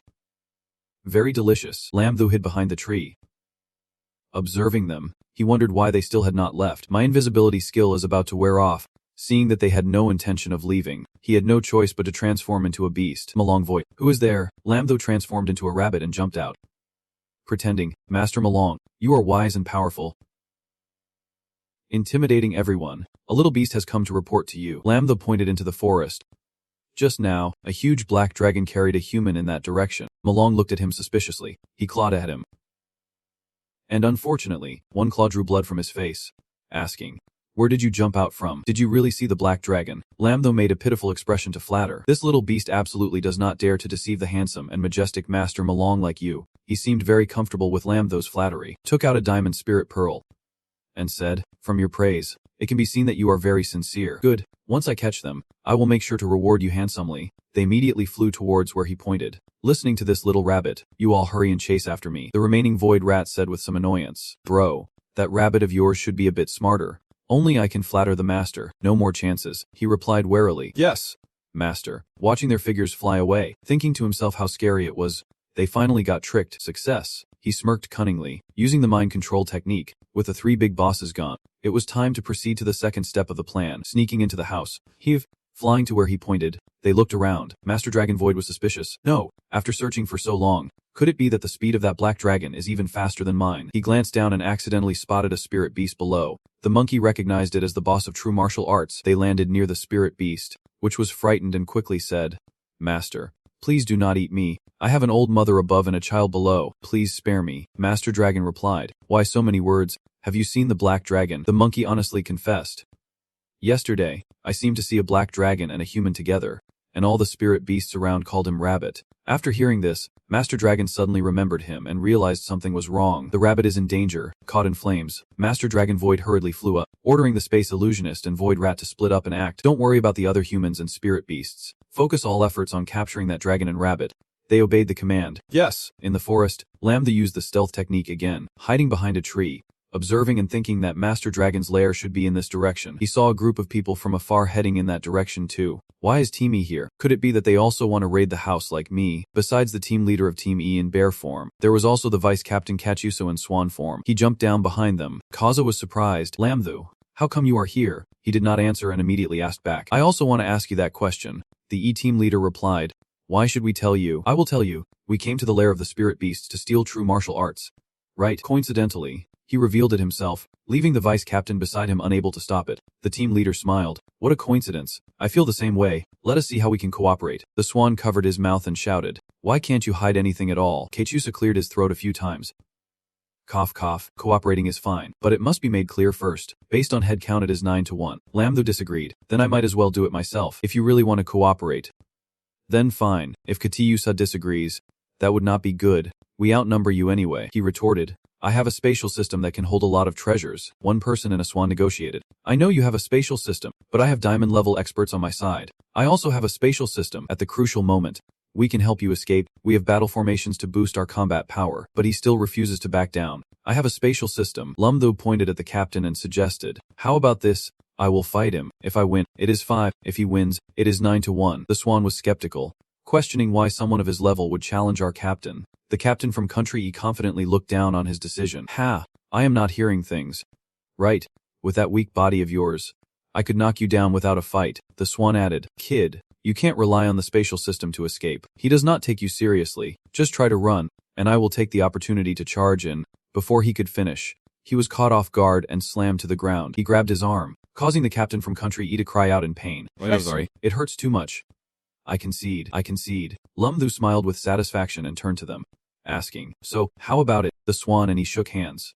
You won. Let us cooperate happily. In her mind, the Swan was quite surprised as she watched Lumtho help the captain up. What kind of background does this kid have to be able to easily take down our strongest captain? A crowd gathered under the trees in a forest. Lumtho suggested everyone take a 30-minute break. Kaza sincerely said, Thank you for sharing your food with us. When he handed the box towards them, he replied politely, If we have agreed to cooperate, then there is no distinction between us. You, he asked with concern, are you always in beast form? Right now, phase 3 seems to be not too dangerous, the Swan replied.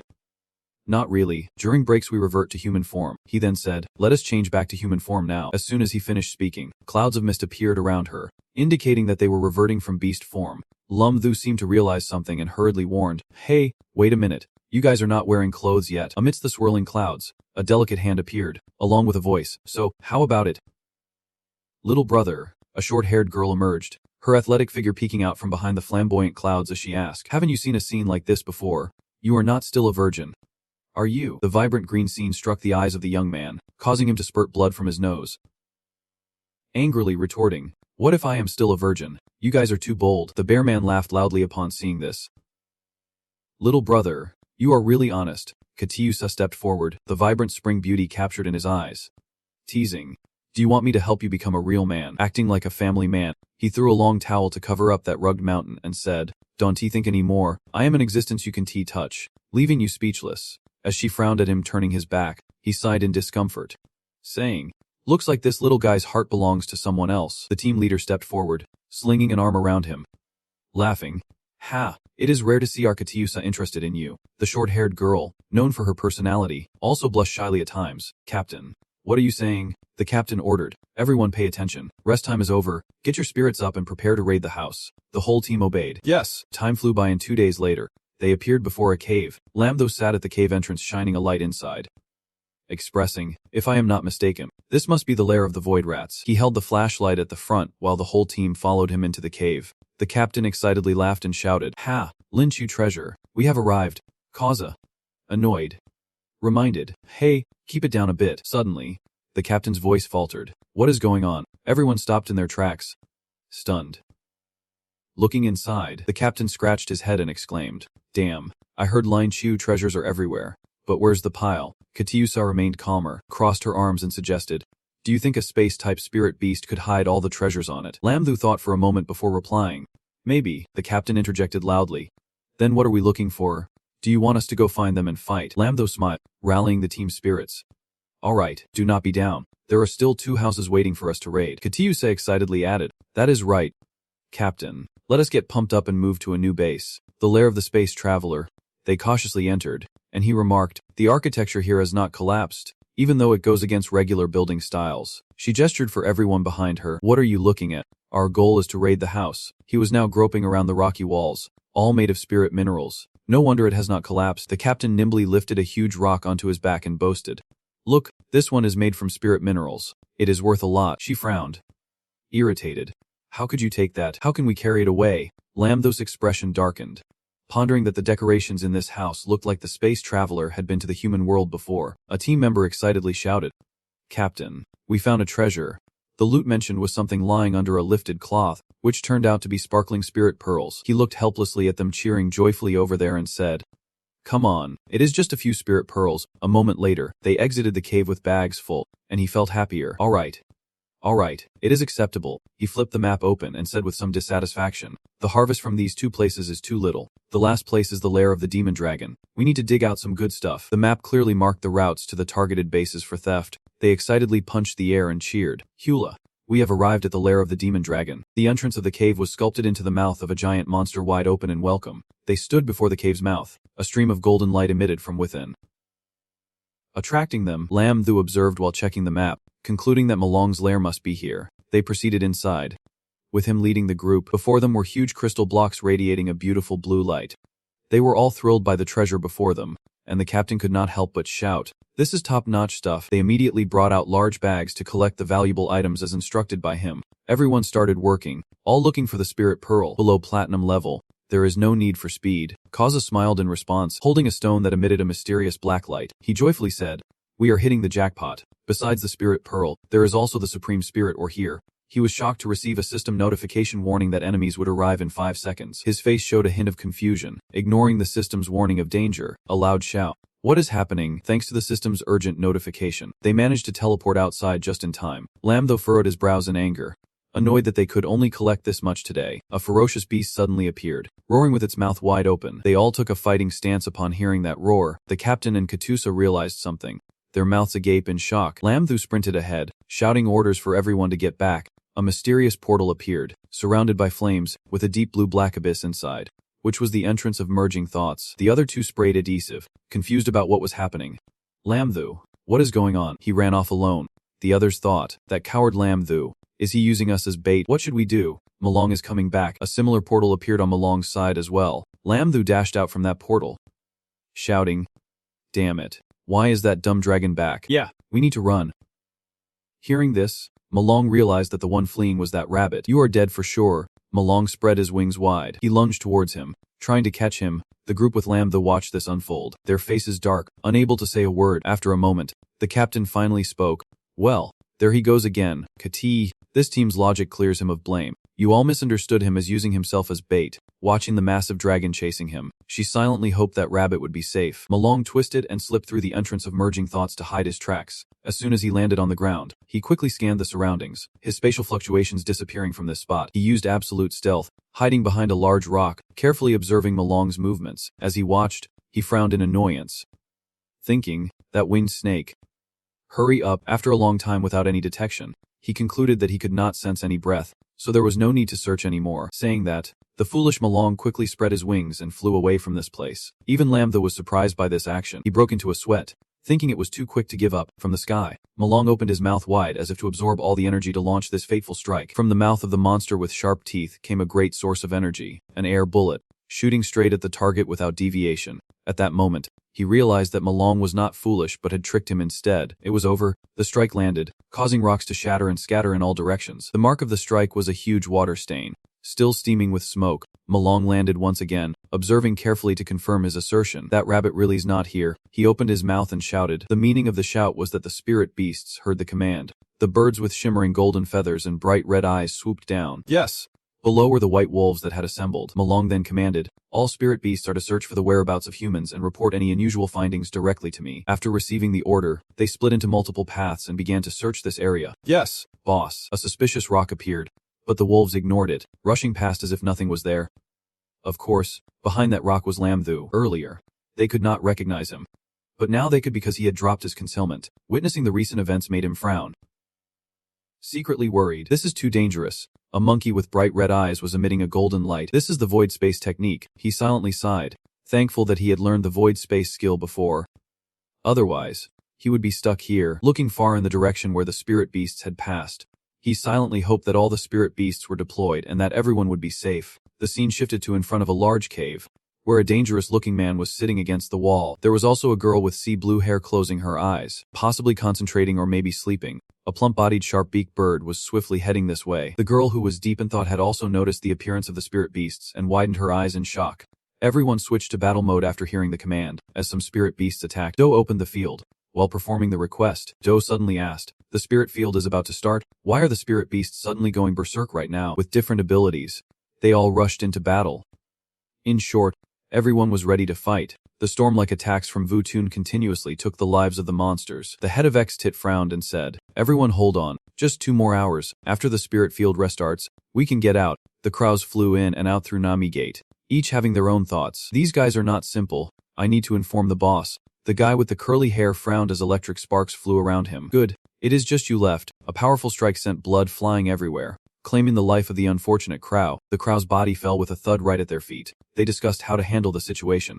As long as they did not encounter the terrifying creature that would prolong things for another 2 hours, it would be simple. Job done. Chan Chan worriedly used the bow, wondering how Lam Thu was doing. A series of gates to the realm appeared in the center, and that filthy black crow warned Malong along with other powerful spirit beasts that had also appeared here. My lord, these guys are quite formidable. Malong spoke first, greeting them. You must be the accomplices of that rabbit. Right, more spirit beasts are appearing here. The curly-haired guy ground his teeth in anxiety. They were surrounded by these pests. The 4 of them were ready to face off against the significantly outnumbering spirit beasts here. The 6-armed man shouted orders to everyone. Everyone down. Continuous punches were thrown in a swirling direction. All of them were without a trace of hesitation. Those hands wielded sharp weapons, launching fierce attacks. Quick, precise strikes left the spirit beasts writhing in pain, lying in pools of blood. He paused, and the beasts fell like straw, with the sound of Zero echoing everywhere. He frowned, calculating silently. Over 130 shots fired. Hopefully, he could control them first. After watching the impressive display, Malong had his own thoughts. Did humans now possess weapons like this? After the Laolo were wiped out, Malong ordered 2 seemingly higher quality spirit beasts. You two, get in there. They are under orders. Yes. Chan Chan, fiery with her sea blue hair, was targeted. The 2-horned spirit beast's bloodthirsty red eyes were fixed on her, silently observing. This woman carried a special aura that lingered when spirit beasts from their clan were killed. He took a deep breath of the peculiar scent and immediately recognized it. So annoying. Another one from the clan that kills our spirit beasts. The 2-horned beast proposed to the rat. I do not care about the other guy, but leave this little girl to me. The rat laughed loudly. Your taste is quite peculiar. But both disgusting spirit beasts charged in, and the rat replied with an amused tone. Do as you wish. All I need to do is kill. The 2 spirit beasts rushed in at lightning speed, forcing them to immediately go on the defensive. The noble-looking guy raised his hand and shouted a spirit skill. Heavenly movement. Infinite forms. 2 monsters gradually took shape from pieces of ocean blue quartz coming together. The 2-horned beast sneered, asking derisively, is that all there is? His hand grasped the monster, triumphantly unleashing a move, filling the space with energy. He was stunned, wondering why there was no reaction. No, my spirit power seems to be ineffective now. Seeing this, Do used a binding skill on the 2 horns. A punch from the monster was sent back toward the 2 horns, forcing him to dodge quickly. An explosive shockwave erupted, its destructive power immense, capable of shattering a mountain. The noble guy excitedly said, it worked. Let us take them out like this, the protester said. No way, their spiritual energy is too strong. I can't hold out much longer. The 2 horns are tougher than Free Fi. He re-emerged in the underworld with a savage laugh, with strong teeth from drinking fam milk. He bit down on their monster. The battle continued. With brutal fighting, the 2 horns quickly flew in to attack the nobleman. You little brat, do you dare hit me? A scornful mouse laughed. Squeak, squeak, squeak. If you use that skill for a massage, it might hurt a bit. The 2 horns seized the delicate neck of their prey. And you, stinky girl, I will kill you first. The demon dragon interrupted the fun of the 2 horns, commanding, wait, hand her over to me. The demon dragon roared with energy. You rabbit, from now on, as long as you do not show up again, every 5 minutes I will kill someone. The green-haired girl, blood pouring from her mouth, still thought of others. Lindhu, these guys are too powerful. You absolutely must not show up. On the other side of the forest, Lindhu was walking with a lion. They both seemed to sense something and turned their gaze toward the group. The lion stopped him, saying, Rabbit, you absolutely cannot go. The 3 powerful masters are all there. You can't ignore my warning. No, I have to go, Black Dragon said. Big bro, it is useless. He climbed onto Black Dragon, realizing that the true target of Demon Dragon was not the song but him. Calmly, he replied, if that is the case, the shadow of Black Dragon has begun to fade away as he said. Then let us kill them all together. At this moment, the 3 were trapped in a spatial prison, while the green-haired girl was imprisoned by the energy of Demon Dragon. He opened his mouth wide, pretending to be heartbroken. Time is running out. Looks like that rabbit no longer cares about you. The countdown from Demon Dragon echoed. 5, 4, 3, 2, 1. Yet she was not afraid. Even mocking. It is fine if you do not come. Then you won't get anything at all. A light but powerful touch. Damn girl. Tough mouth. You are scared to the point of tears, but still grit your teeth silently wishing. Lindhu, absolutely do not come. We will meet again in the next life. A spear appeared just in time to block that powerful blow. Lindhu appeared in front of her, manly, quickly stating, sorry, I am late. With tear-filled eyes, she scolded him. Lindhu, why did you come back? He said lovingly. Our promise has not been fulfilled yet. How could I not come back? A romantic scene unfolded as she rushed into his arms. You can't leave me alone anymore. He patted her back soothingly. Sorry, I can't comply. He moved her into a space filled with reunion with his brothers. She stood up and knocked on the door asking, Lingthu, are you ignoring me to talk to Demon Dragon? What kind of deal did Demon Dragon make? He firmly said, this time I won't run away, but before I die, you are not allowed to attack those in the spatial prison. Her mouth, without hesitation, rang out, don't. Lingthu, Black Dragon transformed to shrink its body, perfectly perching on his head. Malong calmly agrees. Alright, but he has already plotted in his mind, feeling intense that just by consuming this Black Dragon, he could break through to the pinnacle. Do tightly holds a golden vial, seemingly with some plan in mind. Kwang approaches him and says, Lingthu, this potion can significantly boost your strength for a while, but the side effects are severe, so use it carefully. He reaches out to grab it. Thanks. Malong, seeing this, exclaims, you guys have so many toys, did you escape last time thanks to these? He starts rambling. The story is long, beginning from a night 18 years ago. It is clear it is nonsense. Malong orders, stop wasting time. You two deal with this brat. Both respond in unison. Yes. Energy explodes around him, and 2 rabbit ears appear on his head. The Black Dragon obeys, slipping inside him, hearing the command. Little Black, hide inside first. Gigantic transformed mouse jumps up, frighteningly stating, Kid, you dare to scheme against the old guy in front of me. You deserve to die. He takes to the air, surrounded by golden energy. The 2 horns take 4 hours to charge for the first time. Moving to his back, claws grip his shoulders, and space pushes him back as he turns, retreating while using spatial blades to dodge. But unexpectedly, behind him is the mouse. He turns to see this unfavorable situation and feels a wave of panic inside. Suddenly, he stares wide-eyed, as if something is making him unable to believe his eyes. The void of space. He moves cautiously, observing while thinking. Luckily he has skills, the void of space. Otherwise, he would have lost his life here. The 2 horns grit their teeth, commenting on the void of space of the immortal demon. This skill consumes a lot. He can't hold on much longer. The mouse rushes into attack. Squeaking annoyingly, he frowns, assessing that their combined attacks are too strong. Behind him, the 2 horns are using all their strength to launch strikes. Kid, you are still too inexperienced, unable to dodge in time. He takes a powerful hit from the 2 horns and falls back, arms raised to the sky. The impact from that powerful blow sends debris flying everywhere, creating a chaotic scene. Lingthu is knocked back, surrounded by thick white smoke. He injects a red liquid into his arm. At this point, he can only fight back. Instantly, Lingthu bursts with power, enveloped in a blue light. The mouse monster's eyes shine brightly as it thinks to itself. He has some skills. It jumps high, creating a circle of fire. Let me give you one last blow. The traveling rabbit. Lingthu grips his staff tightly, his eyes fixed on the mouse monster. Seizing the moment it jumps, revealing an opening, he decisively thrusts at it. The mouse monster can't bear it and spits out a mouthful of blood. The demon sees that the situation is unfavorable and immediately uses a skill. A long chain appears, seemingly making him suddenly stronger. Old mouse, do not fight him up close. Attack him from a distance. The chain controlled by the demon immediately bound Lingthu. The rat monster also used its skill, creating a red ball with a squeaking sound. Squeak squeak. It threw the ball at him and laughed loudly. Let us see what you do. But Lingthu reacted quickly, grabbing the chain back. Come to me.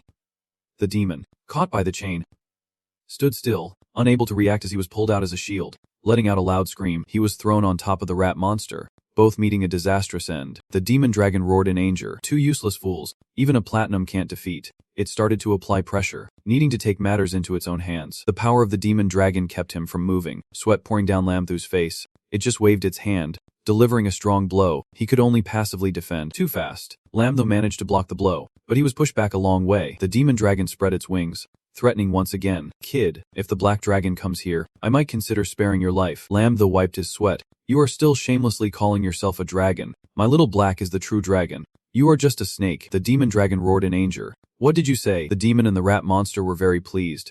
Did that rabbit just say that? He is definitely dead. From the mouth of the demon dragon, purple lights began to gather. How many years have passed? And there are still people calling me a snake. It opened its mouth wide. Its mouth was like a cave, constantly sucking in power from around. Damn rabbit. The demon dragon shouted loudly. Die already. Lingthu also felt this pressure. An explosion occurred, shaking the entire area. But if you looked closely, you would see Lingthu nimbly dodging the attack. A huge hole appeared in the ground, his face marked with black lines of despair. The force was too strong. Getting hit would be the end. Lingthu called the system 9527, which quickly responded. Got it. Leave the recovery of spiritual power to me. He used teleportation to evade the attacks from the demon dragon. It secretly assessed that this kid seemed to have endless energy. The ground had many holes from its attacks. It was very confident, but ultimately useless. At this point, he was exhausted and breathing heavily. Using the void space over 100 times and countless teleports had barely kept him standing. Lambda looked at the demon dragon flying in the sky, silently calculating the time, holding on for just 5 more minutes. The entrance to the spirit cave would soon activate again. The demon dragon ordered its subordinates to join in and eliminate him. Squeak. But at that moment, Lambda's body began to have issues. The side effects of the constricting drug were making the protective light around him weaker. Damn it. Why do the side effects have to hit now? Just then, Little Black ran out, crawling up his arm. Big bro. They are after me. Just hand me over. 3 monsters with smug smiles looked at Lambda with cold eyes. The dark dragon said loudly, "Even the heavens are helping me. This kid seems to be suddenly out of luck." It spoke mockingly, but Lambda was no pushover. Immediately responding, he smirked and said, "What are you thinking? The heavens are on my side." Before finishing his sentence, he aimed his sword at them, declaring he would slay the Van Thon Long Vig. The sword unleashed a power that enveloped it. He charged at the monsters, stabbing his sword into them, making them scream in pain. Mouths agape, the dark dragon suddenly roared in rage. Damn human. Glaring at Lambda with fury, it struck a blow that shattered the teleportation door. Everyone shouted for Lambda, their faces showing worry and fear. Seeing this, he felt utterly stunned and furrowed his brow. Was he unable to move anymore? This time, he really might die. He hesitated as he spoke. The dark dragon suddenly lunged at Lambda, its mouth wide open, revealing sharp teeth as if it wanted to swallow him whole. Just then, a swirling vortex of blue energy appeared, accompanied by chains. The countdown to restart the lineage began, taking 3 seconds. It froze in place. The countdown restarted the lineage at 2 seconds. The dragon remained still while chains wrapped around its body, and the countdown to restart the lineage reached 1 second. Finally, the countdown to restart the lineage reached 0 seconds. After the monster could move again, the chains tightened around it, causing it to scream in agony. Lambda sighed in relief, staring intently at it. "It seems my life is not over yet. Is this chain skill from T-Foam?" he thought. The dark dragon thrashed in pain, roaring angrily. "Just a little more, just a bit more." He stared intensely at Lambda. Hearing this, Lambda smiled smugly, teasingly raising his hand and provoking it, saying, "You ugly lizard. What are you looking at? The next time I see you, I will slice you up." They were furious at his words, their faces twisted in anger. The dark dragon roared, "I will eat you." The green vortex suddenly emitted yellow energy, sucking Lambda into it and gradually making him disappear before the monster's bewildered eyes. It had taken him to an open field. Everyone in Lambda's group rushed over, hurriedly checking if he was okay, calling out his name. Chan hurriedly rushed over, lifting him up, anxiously calling out, "Are you okay? Don't scare me." Seeing this, Lambda replied that he was almost fine. But before he could finish, Vutun interrupted, saying, "Damn it. It is because I am too weak." The lion continued, "Have we arrived too late?" Lambda, with a pained expression, tightly shut his eyes, hesitantly saying he was almost fine. Chan anxiously shouted, "Done tea." Finally, he said he was starving to death, which surprised her. Suddenly, with a bang, the exit in the lion cake appeared beneath Lambda, who was eagerly replenishing his energy, eating while saying that eating the spirit beast meat would recover very quickly. Chan angrily said, "You scared us to death. Can you not breathe so heavily when you talk?" Maybe the bump on his head was left by Chan. Lambda continued to eat when suddenly Kongho came with the spirit pearl and said, "Uncle Lam, this is the spirit pearl of the void mouse." He replied in a hurry. Kyuho suddenly pointed to the exit in Lingyu, saying, "The teleportation door of Lingyu seems to be closing soon. We need to hurry." Lambda exclaimed, "What?" When everyone saw him getting ready to leave, they suddenly shouted, "Lambda, where are you going?" He rushed forward, loudly saying, "Brothers, you guys go out first and help me call Master Duong for support at the exit." At the exit of Lingku, a crowd was gathering there. People were discussing the number of people returning. Someone said, "Why are there only 5 of us coming out?" Another person remarked that only 1 came back. One person with a proud expression cheerfully said, "Our team still has enough members." Chan and Kyunho looked sadly at Master Duong. He suddenly asked why Lambda was still inside. With an angry expression, he said, "What is that kid thinking? The Lingqiu door will close in 1 minute." Just as the door was about to close, Lambda inside shouted out, "Are you nearby?" Seeing this, Master Odung was extremely surprised, his eyes wide open, unable to speak. In the final moments before the Lingqiu exit closed, suddenly Lambda's head popped out. This shocked Master Odung, who exclaimed, "You finally made it out." Lambda held a bag in his hand, hurriedly saying, "Here, take this." Then he slowly said, "Master, please help me put it down. I can't stuff it inside." He was confused and did not understand what was happening. Inside Linggu, Lambda called out to the animals, "Lion, Big Bear, quickly call the brothers to move the goods outside." The lion replied, "Yes." "Rabbit out. Everyone be quick. Throw the spirit minerals and treasures outside." Each one carried a large bag outside Linggu. Thanks to the help of the animals, he managed to bring out all the spirit minerals and treasures. Lambda held a loudspeaker and said while moving, "Everyone step back. Do not get hit or you will have to pay. The people around looked at him with envious and surprised faces. Oh, this is precious spirit mineral. People are too envious. Anthony crossed his arms, looking dissatisfied, saying, this kid managed to bring out so much. Lamtho turned to talk to Master. Master, please help me arrange these spirit minerals properly. We will move them back. He replied, just leave it to me. Suddenly, Do turned to call him. Lamtho, does our previous cooperation still count? He hurriedly answered, of course it does. Now I am bringing these things to you. He looked at her and said, if we split evenly 5 and 5. Then before he could finish speaking, the host also took on the role of the competition judge and announced the scoring. The competition begins. Please have the representatives of each team come forward. Hearing the command, everyone listened intently and stood watching. When they saw the representative of the mysterious space-level countries, Master Ouyang raised his voice and said, I did not expect you to come too. He replied, I heard this year there are many talented individuals, so I wanted to see for myself. He continued, bringing the glorious championship button back to our country is our unyielding responsibility and duty. Hearing this, Master Ouyang slammed his hand down on the table. Clearly furious, the host slowly said, we invite the representatives of the countries to place the spirit orbs on the table. Everyone listened attentively to the host's instructions. The representative from country E, with a smug expression, carried a large bag to place on the table. He placed the bag on the table, but perhaps due to the weight of the spirit orbs, the table could not hold it and shattered. He remarked, your table is too weak. It can't even handle a few hundred spirit orbs. Is that all it can take? His face showed clear arrogance. The spirit orbs from country E numbered 285, among which 42 were diamond grade. Anthony looked at the spirit orbs from country E with disdain and exclaimed, is that all you have got? Turning his head towards Lamtho with a challenging expression, he said, kid, wanna make a bet? Seeing this, Lamtho also stood his ground, arms crossed, and replied, oh.